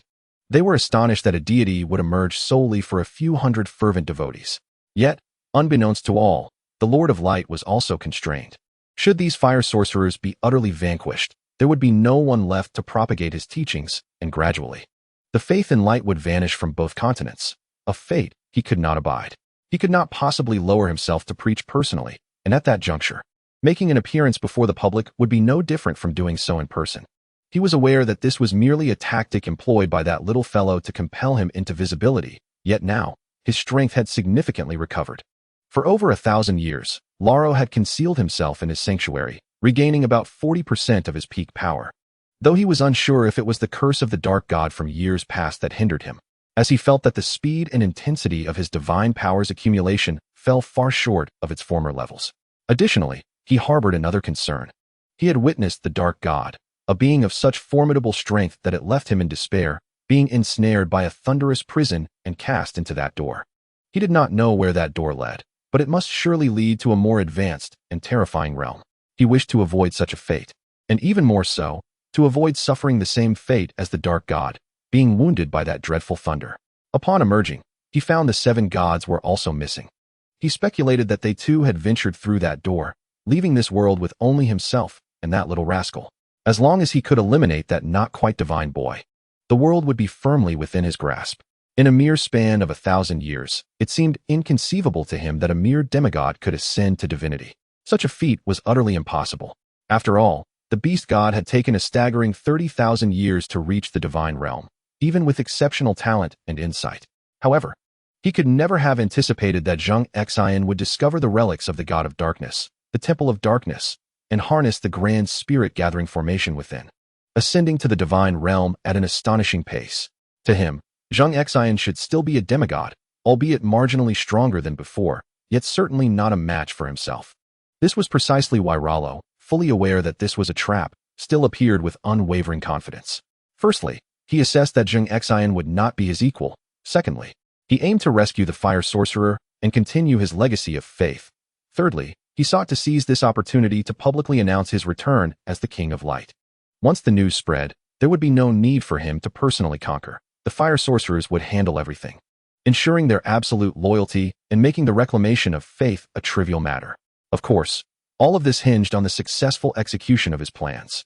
Chapter 141. The significance of the King of Light's existence, as everyone marveled at the extraordinary fortune of witnessing a deity. Another colossal face began to coalesce in the sky. In a brief moment, Zheng Xin's visage emerged, a sight far more terrifying than that of the King of Light, Rollo. While Rollo exuded an aura of righteousness, Zheng Xin's presence was equally formidable, if not more so. The old god. It is indeed the old god. My heavens, what do my eyes behold? I, Harak, have no regrets in this life. The citizens of Valeria, fervently devoted to the old god, fell to their knees in worship at the sight of his image gracing the heavens. The overwhelming chorus of the masses, kneeling and praying, far surpassed the spectacle of a mere few hundred fire sorcerers in reverence. At this juncture, Zheng Xin spoke. Rollo, you have indeed made your appearance. But your target is misplaced. Your adversary is not these mortals. Seeing Zheng Xin so audacious and radiating an aura that rivaled his own, Rollo contemplated an implausible possibility. You have truly become a deity. Yet, I wonder how your abilities compare to those of your former self. Rollo possessed unwavering confidence in his strength. As a primordial deity, he naturally wielded immense power. Although he had once been no match for the god of darkness, he was still the second most powerful being beneath the god of darkness, with both the old god and the submerged god unable to contend with him. What right did this inheritor of the old god's legacy have to challenge him? This was utterly preposterous. Enough of this chatter. Let us resolve our own matters. With those words, the two colossal faces in the sky dissipated simultaneously, their imposing auras vanishing, leaving behind a throng of worshippers still cheering and proclaiming the existence of the old god. At this moment, Zheng Xin and Rollo had materialized within an expanse of void. This was a spatial battleground meticulously crafted by Zheng Xin for both himself and Rollo. Should the two deities engage in combat elsewhere, even the smallest ripple could obliterate the splendid city of Nassasin. Rollo was indeed taken aback. This lad, who had been a demigod a millennium ago, had ascended to godhood and possessed such formidable powers, capable of drawing him into this realm, clearly situated within a spatial rift. It was evident that Zheng Xin had mastered the force of space, and Rollo realized he had underestimated him profoundly. However, it was too late for regrets. To reclaim dominion over his faith, he had no choice but to gamble everything. The King of Light had reverted to his original form, a swirling mass of darkness. His physical body had been annihilated by 7 gods, rendering any hope of reconstruction nearly impossible. It is a misconception that once one becomes a deity, the physical form loses significance. On the contrary, the corporeal vessel is crucial for a god. It serves as the conduit for the conversion of faith into divine power and as the bond for storing and releasing such energy. Without a physical form, one would face immense challenges in healing, much like the King of Light, who struggled to mend his injuries. Moreover, the divine power, painstakingly cultivated, dissipated continuously, which is why his immediate instinct upon escaping was to seize a corporeal body. Now, facing the physically formidable Zheng Xin, the King of Light felt an overwhelming pressure. Each of Zheng Xin's strikes was unbound by the constraints of spatial energy, a hallmark of the ancient gods. His longbow of life could effortlessly pierce through the limitations of space, leaving no time for reaction as the arrows approached. In the past, he could disregard energy arrows due to his superior defenses, but now he could not afford to dismiss Zheng Xin's fists, for the disparity between them had narrowed to almost parity. Zheng Xin moved with remarkable speed, his actions unpredictable. He would typically strike head-on, but just as one prepared to defend, he would suddenly appear behind, launching a direct assault. His fists, imbued with spatial energy, inflicted devastating damage upon a spirit like the King of Light, leaving him scrambling without any means of defense. Yet, Zheng Xin had not yet unleashed his full might. He sought to discern the extent of his disparity with the King of Light and measure the latter's restoration of strength. The outcome was unmistakable. The King of Light was evidently no match for him. His powers had deteriorated significantly. Far from the legendary deity who once declared that the melting of the Antarctic glaciers would herald an end to ice for millennia. A force of regulation akin to stating that ice was forbidden, thereby ensuring its eternal absence. However, the current King of Light was nowhere near that caliber, unable even to touch the fringes of such power, leaving Zheng Xin profoundly disappointed. Upon relinquishing his burdens, Zheng Xin's assaults became increasingly swift and ferocious. After sending the King of Light soaring with a powerful kick, Zheng Xin summoned the life longbow from the void. Under the astonished gaze of Ralho, he drew the bowstring, conjuring a blazing red energy arrow that brimmed with immense power. Releasing it, the arrow vanished, only to reappear before the King of Light's chest in an instant. At that moment, Ralho remained bewildered by how the life longbow had come to be in Zheng Xin's possession. This bow had unequivocally belonged to that individual, who had already entered the mysterious portal, an event Ralho had witnessed firsthand. Now, with the bow manifesting once more, did it imply that this young man had discovered its sanctum? This notion surged through Ralho's mind, rendering him momentarily paralyzed, even as the life longbow pierced his chest unnoticed. The life longbow, a manifestation of the ancient god's weaponry, resonated on a spiritual level with Zheng Xin, making it the most suitable weapon for him. Thus, the energy arrow inflicted tremendous damage upon Ralho. Only after the arrow dissipated into the void did Ralho lower his gaze to his chest, where a gaping, horrific wound lay bare. This injury did not mend as swiftly as those of the past. Regardless of how much divine power Ralho channeled into it, the wound seemed an insatiable abyss. At that moment, Ralho was truly alarmed. Though Zheng Xin could not slay him, it did not preclude the possibility of being sealed or imprisoned, a fate Ralho was desperate to avoid. Reflecting upon his final battle with the God of Darkness, he realized that his resolve had been tarnished. He had become timid, violent, and no longer pursued steadfast cultivation, instead succumbing to despair. Fearing a similar fate as the God of Darkness, for centuries, he had refrained from any form of cultivation. It was only after being subdued by the seven gods that a flicker of regret emerged within him. Yet, upon his liberation, he was dismayed to discover that the seven gods had vanished. He could not help but laugh heartily, pondering their fate. Perhaps they too had met a similar end as the God of Darkness, leaving him to inherit this world in their stead. The King of Light harbored no grand ambitions. He sought only to realize the ideals nestled within his heart, ideals that had naturally arisen with the first light of creation, embodying the essence of his existence. He yearned to punish all malevolent beings in the world, believing that, amidst the long, treacherous night, evil lurked everywhere and must be eradicated by him, Ralho, the King of Light. Yet, he pondered, why was it so arduous? Why did everyone seem to conspire against him, rendering every soul an adversary? It felt as though the world itself rejected him, and he could not fathom the reasons behind it all. He only understood that those who defied him must be vanquished. Chapter 142, Ascension, Finale.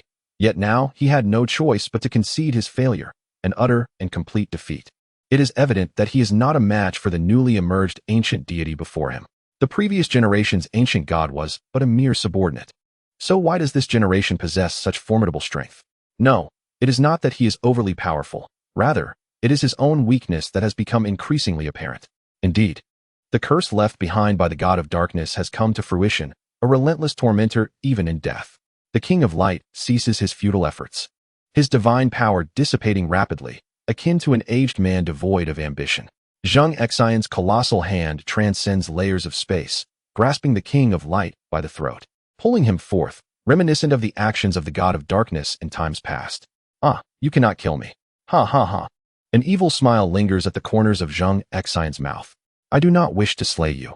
Your sins remain unatoned. And how could I bear to end your existence? Having received the God of Darkness's favor and inherited his temple, Zheng Xin, though unbeknownst to the God of Darkness, is resolved to fulfill the uncompleted wishes of his benefactor. He intends for the King of Light to kneel eternally before Sophia's grave, repenting and seeking redemption. Tell me, what truly transpired in that final battle? How could you, not being the God of Darkness's equal, be the one to survive, while he vanished? Where did he go? After his defeat, the King of Light's eyes lost their luster, resembling those of an elderly man, devoid of anything left to care for. Do you already know? Or merely a fragment of the truth? I am aware of everything except for the ultimate confrontation, including Sophia. Even deities must pay the price for their actions. I merely sought to reclaim my companion weapon. What fault lies with me? I had no desire to kill her, knowing that such an act would only drive the god of darkness into madness. Yet, who could foresee that Sophia, so lacking in discernment, would self-destruct before I could even remove the divine power within her? It was not my intention. The King of Light's voice suddenly rose in pitch, as if he bore an immense grievance with no outlet for expression. Without waiting for Zheng Xin's inquiry, he recounted the events of that fateful time. Back then, I had relinquished all hope. The King of Light seemed to speak not only to Zheng Xin, but also to himself, attempting to reclaim a distant memory he wished to forget. However, that scene lingered like a haunting nightmare, impossible to erase. The cataclysmic purple lightning, the prison that even the god of darkness could not breach. He was unaware of the magnitude of that power, only realizing that no amount of cultivation over billions of years could ever hope to rival it. Zheng Xin, upon hearing this, was equally astonished. So it was that once power ascends to a certain echelon, it becomes intolerable to this world, with the threshold marked by the god of darkness's former level. It is likely that he had refined his divine power to its utmost extent, rendering this realm incapable of accommodating him, much like the tribulations of thunder in the novels of Blue Star. Yet, while such tribulations often yield benefits and rewards, the god of darkness was instead imprisoned by the very lightning, cast into another world. As for the nature of that world and its consequences, everything remains shrouded in mystery. However, Zheng Xin found himself invigorated. There was nothing left in this realm for him to cling to. If he could refine his divine power to perfection, he might ascend to a higher plane of existence, a process often referred to as transcendence. Zheng Xin felt no trepidation regarding this ascent. Rather, he was filled with anticipation. Who wouldn't he yearn for a greater power? He pondered whether the realm of ascension was akin to the depictions found in novels. This thought ignited a fervent desire within him to ascend immediately and glimpse the new world. He casually imprisoned the King of Light within a spatial cage, a place devoid of any belief power, where the divine energy he had painstakingly accumulated over a millennium would gradually dissipate. For now, it was best to keep him confined, awaiting the moment he could locate Sophia's grave and, in accordance with the desires inscribed in the diary of the Dark God, ensure that the King of Light kneels eternally before Sophia to atone for his sins. With this formidable threat neutralized, a profound sense of relief washed over Zheng Xin. From this moment forth, nothing could jeopardize him. All he needed to do was devote himself to his cultivation and hasten his ascent. Upon returning to Saxon, Zheng Xin chose to remain discreet, revealing himself only occasionally to affirm his existence. He had no desire for frequent appearances, which was one of the reasons he found this place stifling. Back in Danilith's chamber, he summoned her along with the 7 demon kings. The King of Light was now securely confined, and there was no longer any cause for concern. He planned to return to the Dark Goddess Temple to continue his training. Snow Maiden, what are your intentions, you 7 demon kings? We are willing to follow our master, they replied in unison. There is no obligation for you to accompany me. If any of you wish to remain in the mortal realm, you may stay with Danilith or pursue the lives you desire. I shall impose no demands upon you. The 7 demon kings had endured solitude in Sothros for far too long, and had spent over a millennium accompanying Zheng Xin in the Dark Goddess Temple. Now that they had finally arrived in the human world, it was only natural they sought a vibrant existence. Master, may I stay with Danilith? Spoke Sadako, who admired Danilith's character and recognized her master's regard for her, thus taking the initiative to express her desire to remain. With Sadako leading the way, the other demon kings began to voice their true aspirations. The Snow Maiden wished to journey to the northern lands, while the Big Head desired to explore the Smoke Sea. Each of the other demon kings had their own destinations in mind. Zheng Xin, of course, imposed no restrictions and granted their requests. Once you help me open the passage, you need not accompany me further. Go to the places you wish to visit and pursue your own ambitions. Thank you, Master. The 7 demon kings knelt, expressing their gratitude. Master, I have a request, Danilith interjected, catching Zheng Xin off guard. With her current authority and abilities, he wondered what matters remained beyond her reach. Observing the inquiring gaze of Zheng Xin, Daenerys spoke. It is Drogon. He has now entered his twilight years. His stature has reached its limits, and due to the degradation of his strength, he has not taken to the skies in quite some time. I believe it is time for him to receive your blessing. Zheng Xin recalled that when he had first resurrected Daenerys, Drogon had expressed a desire to join his mother and siblings in becoming immortal beings. However, he had declined. For maintaining the form of a normal dragon allowed for a far greater rate of evolution and growth than that of the undead ice dragon. He intended to wait until Drogon reached maturity and his full size before transforming him into an immortal creature. Yet, during his prolonged seclusion, which lasted over 1,000 years, he had nearly forgotten about Drogon. Very well, take me to him. The time has come. The Dragon Hall, a grand palace constructed specifically for the 3 colossal dragons, was ample in height and size, allowing the dragons to move freely within. It was situated beside a massive peak, hollowed out internally and adorned externally to form this magnificent edifice. Upon arriving at the palace entrance, Daenerys and Zheng Xin were greeted by guards who opened the grand doors, allowing them to enter. Inside, the hall was brilliantly illuminated. Daenerys imposed no restrictions upon her 3 dragons. They were free to roam as they pleased, and could venture outside whenever they wished. Coincidentally, all 3 dragons were present at that moment, with Drogon being the most conspicuous, coiled in the center. His robust and elongated neck curled around him. Drogon's size had grown immensely. His wingspan extended over 100 meters, and the vast expanse of his back resembled a wide clearing, capable of accommodating a dozen individuals. His colossal head was larger than an average dwelling, and his gaping maw could easily consume an elephant. Such a magnificent creature emanated an overwhelming presence, yet posed no threat to Zheng Xin. His 2 brothers, Rhaegal and Viserion, were considerably smaller, merely half Drogon's size, yet still remarkably large. Sensing his mother's approach, Drogon laboriously lifted his head, only to behold the figure he had thought lost to time for over 1,000 years. He had nearly resigned himself to the belief that he would not see her return as his own life drew to a close. Zheng Xin reached out to caress the scales upon Drogon's neck. As he did, a shard of ice pierced through, and now Zheng Xin wielded the summoning magic with effortless precision, requiring no preparation whatsoever. With the infusion of the ice shard, Drogon seemed to be reborn, letting out a resounding roar that echoed throughout the vast dragon hall. Both Daenerys and the other dragons, Rhaegal and Viserion, were filled with exhilaration. They had been companions for over 1,000 years, and the departure of any member was unimaginable. Thankfully, at the critical moment, their master had returned, sparing them from the harsh reality of loss. As Drogon transitioned into an undead being, the once vanished sense of power returned. His immense, somewhat emaciated form revitalized. Fueled by Zheng Xion's infusion of strength, his flesh surged and grew fervently. Zhuogung rose to his feet, bowing his noble head gently, and touched Zheng Xion's arm with his mouth, expressing his gratitude. At last, their family would no longer have to face separation. They could remain together forever. After concluding all necessary affairs, Zheng Xian returned to the entrance of the relic passageway accompanied by the 7 ghost kings. Together, they opened the passage, but this time, only Zheng Xian ventured inside. The journey there was swift, yet the return would necessitate their slow, independent flight, as they lacked Zheng Xian's extraordinary ability for long-distance teleportation. Upon returning to the Temple of Darkness, Zheng Xian extended his consciousness and, as expected, discovered a small mound of earth amidst a flowering thicket on a certain isle. This was the burial mound established by the Dark God for Sophia, as she had perished in a self-destructive explosion, leaving neither body nor soul behind. Approaching the grave, Zheng Xian offered 3 bows and released a transparent cage, within which the Radiant King, Laro, was confined. The cage was exceedingly small, allowing the Radiant King only to kneel in a curled position, with no space for movement whatsoever.